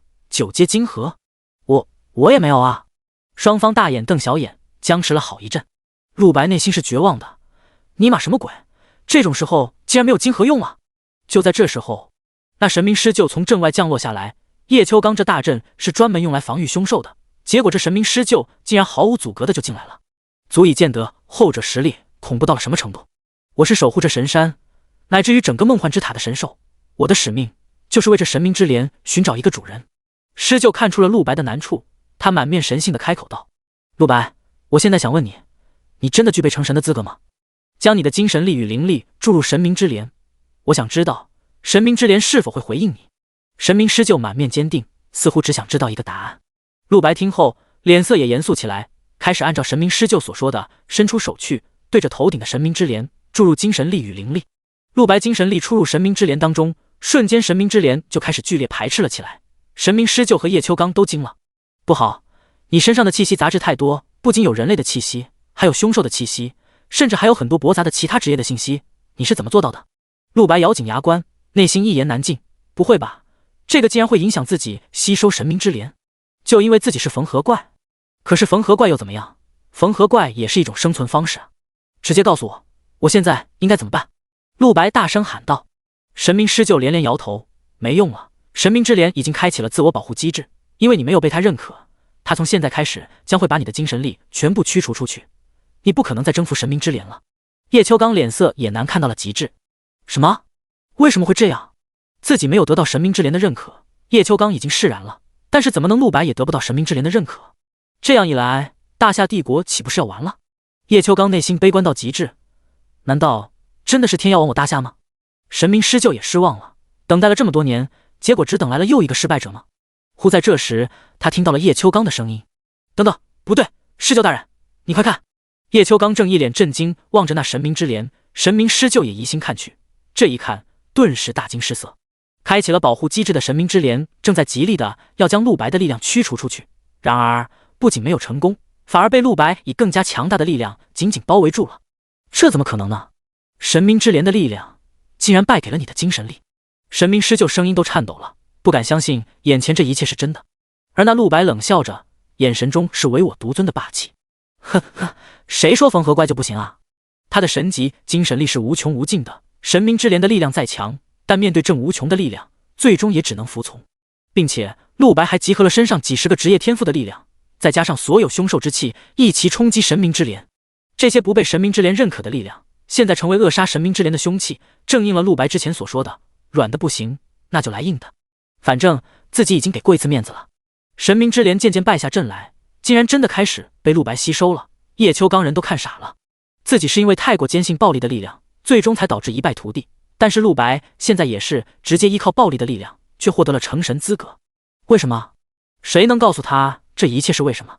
而神明狮鹫看到这里，眼神终于释然了。太好了，梦幻之塔这么多年，终于找到了神明之莲所等待的人。说着，他主动走到了中烟之剑旁，闭上双目，身体竟然开始燃烧起纯白色的火焰，一身精纯灵力水般涌出，却不落地，而是汇聚成一枚闪闪发亮的金核。叶秋刚大惊：“狮鹫大人在做什么？”神明狮鹫笑道：“既然神明之莲将要认主，我也没有继续守护神山的意义了，我不需要再活着了，我该解脱了。你们不是需要一枚9阶金核吗？那么就用我的力量吧。”第176章，神明狮鹫的现身。叶秋刚震惊看出，神明狮鹫是在自我炼化，凶兽可以自愿牺牲自己，死后所有力量会被最大程度保存在金核里。神明狮鹫9阶8级修为，可如果是这种方式牺牲，那么金核的力量将会翻整整1倍。自我炼化一旦开始，就无法结束。神明狮鹫没有给叶秋刚阻止他的机会，后者只能眼睁睁地看着狮鹫的身体开始逐渐消失。狮鹫大人，谢谢你。叶秋刚心被触动，此时已不知该说什么，也许什么都不用说。他握紧拳头，只等带着对神明狮鹫感激而愧疚的心，杀出这困了他千万年的神山。很快，神明狮鹫就命悬一线。临死之前，他又看了一眼被神明之帘下端坐着的陆白，满面感慨：“陆白，尊敬的星神大人啊，接下来就都交给您了。”话音落下，神明狮鹫身体彻底淡化，完全消失，其所有力量都已经集中在了那小小的金核之中。叶秋刚将这金核握在手里，内心一阵暗流涌动，他能够感觉在这金核澎湃的神圣之力。把它给我吧。这时，一旁正在吸收神明之莲的陆白呼出声道：“我来帮你附魔。”叶秋刚惊了：“什么？你正在一边吸收神明之莲，一边还能帮我附魔？你哪来这么强大的精神力？”陆白用不容置疑的口吻道：“可以做到的。”说到这里，叶秋刚也只能选择将中烟之剑和神明狮鹫的金核都交给了陆白。刚才那神明狮鹫是因为你成功吸取了神明之莲才甘愿现身的，不然这世上任何人都没有这福气。神明狮鹫可是全天下最纯净最神圣的凶兽啊！叶秋刚脸色还有些淡淡悲痛，陆白也对这神明狮鹫生命换来的金核很重视。你放心吧，我出手附魔一定没问题。接着陆白就开始了一边用神明之莲的力量成神，一边为中烟之剑附魔。神明之莲的力量被吸收的越来越少，附魔的进程也已经完全大半。又经过了整整2个时辰，神明之莲爆发出惊世强光，笼罩整个神山。神山之下，所有神兽乃至于整个梦幻之塔，万亿生灵无不露出尊崇臣服的目光。陆白感觉无尽力量涌进身体中，这一刻他真正成神了。一瞬之间，他就明白了很多事，对天地大道、世间万物、灵力、精神力的理解都一下子感悟了许多。身后6亿翅膀转为12亿，陆白飞至空中，俯瞰大地，眼神中是让凡人捉摸不透的至高神性。圣息在陆白身旁飘荡，每一个动作都会在虚空中激起一片涌动神辉。下方叶秋刚紧张地仰望着陆白，下一刻，陆白手一丢，丢出了一把剑来。中烟之剑，附魔已经完成了，叶秋刚前辈，拿去用吧。陆白声音没有感情，却能激发人灵魂深处的共鸣，令人为之震撼，为之臣服。音量很小，却能震天撼地，振聋发聩。叶秋刚接过剑，内心惊疑不定，这就是神的玄音吗？等等，在接过附魔后的中烟之剑那一刹那，叶秋刚猛然感受到了一股极致恐怖的力量。如今中烟之剑只怕已比原来强大上万倍，这怎么可能？是因为神明狮鹫的现身？如果只是这样的话，不可能有这么大提升的。莫非是？叶秋刚渐渐明白了，这绝对是陆白手笔，难怪他会这么强大。叶秋刚不再想太多，握紧手中剑，解放护身大阵，开始冲向周边的群兽。千万年前他在这里倒下，千万年后他要从这里爬起来。天幕之下，一场血战正在拉开。上一次的叶秋刚毫无还手之力，然而这一次他只身面对千万神兽，却如同蝼蚁一般将一只又一只神兽斩杀。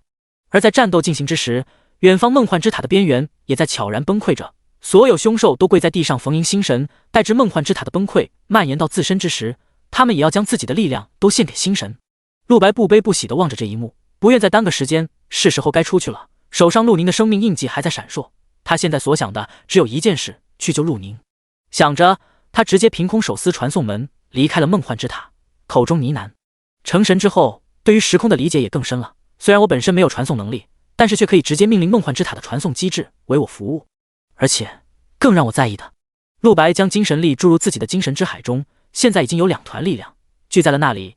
一团是之前给秦潇潇附魔时龙族金核的力量，另一团是刚才神明狮鹫金核的力量。成神之时，他听到了神明狮鹫真正的遗言，原来他所现身的不仅仅是自己，还有整个梦幻之塔。没有了神明之莲后，梦幻之塔的枯竭就成了时间问题。新的神明之莲唯有1000年后才能再次重生，因此神明师就直接将整个梦幻之塔的力量全都炼化了，献给新生的神。他献祭出的金盒中，自己的力量给了中烟之剑，而整个梦幻之塔的力量却留给了陆白。在我走后，梦幻之塔就不复存在了吗？既然如此，我需要彻底消除可能威胁大夏的隐患，不能辜负神明施救与梦幻之塔。陆白如此低语，人也在这一刻出了传送门，传送到了梦幻之塔塔外。外面徐玉杯、严老羚羊、秦潇潇等人都在迎接。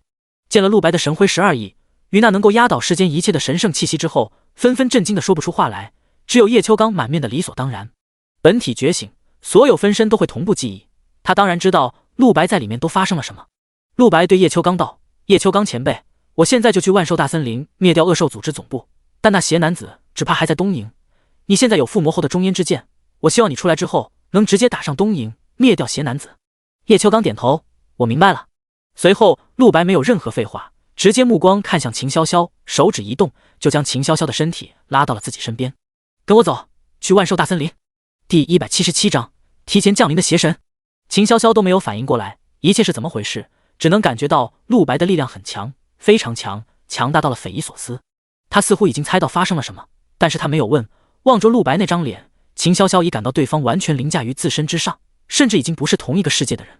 让这样的人与自己对话，简直就是对对方的一种亵渎。因此秦潇潇什么都没有问。万兽大森林一共分为3层，最深处几乎无人能至，因为里面恐怖莫测，哪怕是夏国的最强职业团都很少进去，却也因此给了东瀛可乘之机。他们培养出恶兽组织之后，利用传送之法，将恶兽组织总部就设立在万兽大森林至深之处。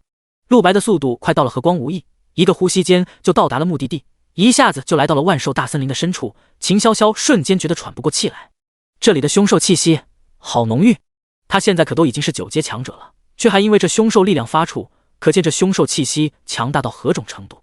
同时在进入森林之后，最先映入眼帘的是一座屹立的巨大古堡，古堡周边被黑色屏障完全笼罩着。陆白断言，一切都跟记忆里看到的一样，这里就是恶兽组织的总部了，这里的屏障就是屏障本源。原来如此，它是使用整个万兽大森林所有的凶兽之气作为能源的。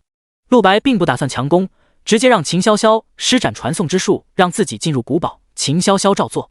这屏障如要强攻，不知需要花费多少精力时间。不过陆白如果亲自出手的话，可以瞬间灭掉。但最麻烦的是，如果直接攻破屏障，等于消灭了整个万兽大森林中所有凶兽气息，会有什么后果不言自明。光是这些凶兽气息就需要千万年才能重新积累回来了，等于是整个大夏帝国的损失。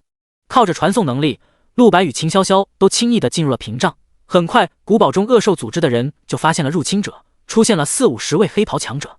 东瀛与大夏帝国的情况类似，9阶强者也是少之又少，不超过5指之数，并且只有在面临灭国危机的时候才会出动，更多的都是8阶强者。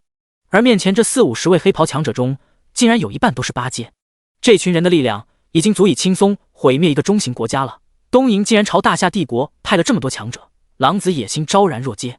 不过8阶强者是强，但是面对现在的陆白，那就是蝼蚁中的蝼蚁。陆白对秦潇潇道：我们走。说完直接将杀机勃勃的东瀛众强者晾在一边，见被忽视，众人大怒，一齐冲杀。然而陆白只动了一根手指，须臾几10名强者齐齐暴死，只剩下唯一一个人还有一口气。陆白直接将手放在他头上，开始读取记忆。记忆抽取完毕，将其也杀死。我知道我的姐姐在哪里了。陆白脸色微变，拉着秦潇潇闯入古堡。古堡巨大，古朴的大门守卫森严，但古堡中的强者刚才都被陆白杀完了，这群守卫又算得上什么？上百名守卫齐上，修为却没一个超过7阶的。陆白连手指都没动，所以靠近他100步以内的自动碎为齑粉。依附在陆白旁边的秦潇潇人都看傻了，内心的震惊难以言喻。将古堡大门轰开，冲进去之后，第3个阻挠又来了。陆白与秦潇潇又看到了被赡养的100多只8阶凶兽冲了过来，为首甚至还有一只9阶凶兽。古堡中剩下的守卫们紧张地看着陆白，希望这群凶兽能阻止陆白。然而陆白闷哼一声，所有凶兽瞬间被驯服。在陆白的操纵之下，反而冲向了古堡中剩下的守卫们，很快将大部分守卫全都撕碎。至此，陆白的前进之路畅通无阻。从刚才的记忆中，他看到了自己的姐姐陆宁在古堡顶楼。陆白闭上双目，朝着远在下境的猫屋等人发了个意念信号，随后开始上楼。秦潇潇都还没回过神来，就跟着一起上了顶楼。一切未免也太过容易了吧。陆白很快就到达了顶楼，整个古堡的人几乎被杀尽了，就算是还活着的人也不敢来拦住陆白。刚刚来到顶楼，陆白就一眼看见自己的姐姐正置身于一个诡异的仪式之中，那仪式正在将一股至阴至邪的力量源源不断地传输进陆宁的身体当中。陆宁身上的自然之意现在已经完全崩溃，在他四周满是东瀛强者的尸体，可见这防具在被击垮之前也杀了不少人。只可惜东瀛的人太多了，如今陆宁已经陷入了昏迷状态，那诡异仪式还在源源不断地朝着陆宁体内输送着力量。已经见有满意之势，陆白心急，立刻上前毁灭掉了整个仪式。陆宁落入他怀中，陆白使用柔和的灵力帮助陆宁苏醒，同时忍不住开始思考，这仪式究竟是用来做什么的？好奇怪，如此偌大的顶楼竟然一个人都没有。秦潇潇在一旁小心翼翼地出声，那是因为无论是邪男子还是红黄都已经被杀了，虽然他们都没死透就是了。陆白抱住陆宁，咬牙切齿道。望着昏迷中的姐姐，陆白此刻充满了愤怒。而就在这时，一旁忽亮起一道虚影，一个人出现了。陆白定睛一看，竟然是胡英。这虚影似乎只是一抹残念，并没有攻击能力。陆白望着胡英，想看他要干什么。胡英看着眼前陆白，身体虚弱到极致，仪式已经进行完毕了，鼎炉已经准备就绪，没用了，一切都没用了，世界末日要来了，邪神即将提前降临，陆白绝望吧。说完这些话，胡英自己也绝望地抱住了头，随后烟消云散。陆白却面色大变，什么？邪神？他刚才说邪神会提前降临，什么鬼？忽在这时，又一道身影出现在了陆白身后。陆白急忙回过头，看清来人后，倒吸一口冷气。邪男子，第178章，复归太平。大结局。邪男子的脸老的像是树皮一样，之前附身红黄时，他被陆白斩杀一次，现在全身实力已经十不存一，但看起来他也没有要战斗的意思，而是满面冷笑。看来胡英那个废物已经告诉你了，恐怕你不知道邪神是什么样的存在吧。总之，这个世界要毁灭了。陆白全身一阵寒意上涌，同一时刻，耳边传来了叶秋刚的意念传音。不好了，陆白，我已经杀进了东瀛国内，将东瀛国5大高手接斩，但是没有发现邪男子。可不是没有发现吗？因为这邪男子在自己这里。你说的邪神提前降临，到底是怎么一回事？邪男子笑道，看来你还没搞清楚状况啊。也罢，反正大局已定，也让你死个明白。说着，他坐在地上，同时凝聚出了一个传送法阵。传送法阵刚成型，陆白耳边又收到了来自徐玉杯的意念传音。不好了，被我们关押起来的红黄离奇消失，好像是被传送走了，我们这么多人竟然都无法阻止。下一刻，红黄出现在了邪男子身旁，邪男子手一挥，将红黄保护起来的晶石开始融化脱落，很快红黄就苏醒了。与此同时，邪男子继续解释道，你的姐姐就是我东瀛国苦心寻找了上百年的鼎炉啊，她的身体构造不同于普通人类，是联系域外邪神的天然纽带，只需要将我凝聚出来的宇宙信号符石通过仪式注入到鼎炉身体之中，鼎炉身体就会自动将信号发送到宇宙之中，邪神就会在指引下降临蓝星，并且被我们东瀛所掌控。说到这里，邪男子放声大笑起来，笑得上气不接下气。你绝对想不到邪神的实力会有多强大的，很快整个大夏帝国都将不复存在了，而我们东瀛会统一世界。哈哈哈！在邪男子脑中，自己就像是一个掌控全局的阴谋者，操纵一切。然而陆白暴起，怒斥道，你这个老畜生，你根本就操纵不了所有邪神，你这么做不会让你的东瀛统一世界，你们东瀛所有人都会死，世界只会被毁灭。听了这话，邪男子表情变了，你说什么？这家伙怎么好像很了解邪神一样？不可能啊，那可是域外生物。而在这一刻，陆白也终于明白了邪男子在干什么，他想通过操纵邪神的方式来统一世界。陆白通过前世记忆，只知道3年后邪神会降临，却不知道邪神还会提前降临。而自己姐姐的身体竟然是什么鼎炉。他用探查术进入陆宁身体，发现陆宁的修为竟然也已经突破9阶9级了，想必是那个仪式和鼎炉的力量，自己姐姐体质竟然一直都如此特殊。一场恶战即将到来，陆白连忙将精神之海中那汇聚了整个梦幻之塔灵气的附魔之力注入到了自己的黑之种中。顷刻间，黑之种神威大振。邪神一共有100位，对吗？但是在所有邪神降临之前，会先提前降临2位，一个是初始邪神，一个是中烟邪神，前者最弱，后者最强。你的计划就是操纵这2位邪神，完成你统一世界的计划。邪男子见陆白竟然知道的如此详细，顿时感到世界观炸裂。这不可能，你怎么会对邪神如此了解？见邪男子承认，陆白再无疑虑。初始邪神作为100位邪神中最弱的，修为只有9阶1级，前世的陆白就是死于这位邪神之手。但是现在已经不足为虑，然而另外一位中烟邪神却是最强邪神，其修为深不可测，比初始邪神强大万倍。哪怕是陆白，现在心里都没底。立刻给我终止仪式！陆白持剑逼近邪男子，希望能够阻断邪神的到来。他非常清楚，一旦初始和中烟降临，后面98位邪神的降临就不可逆转了。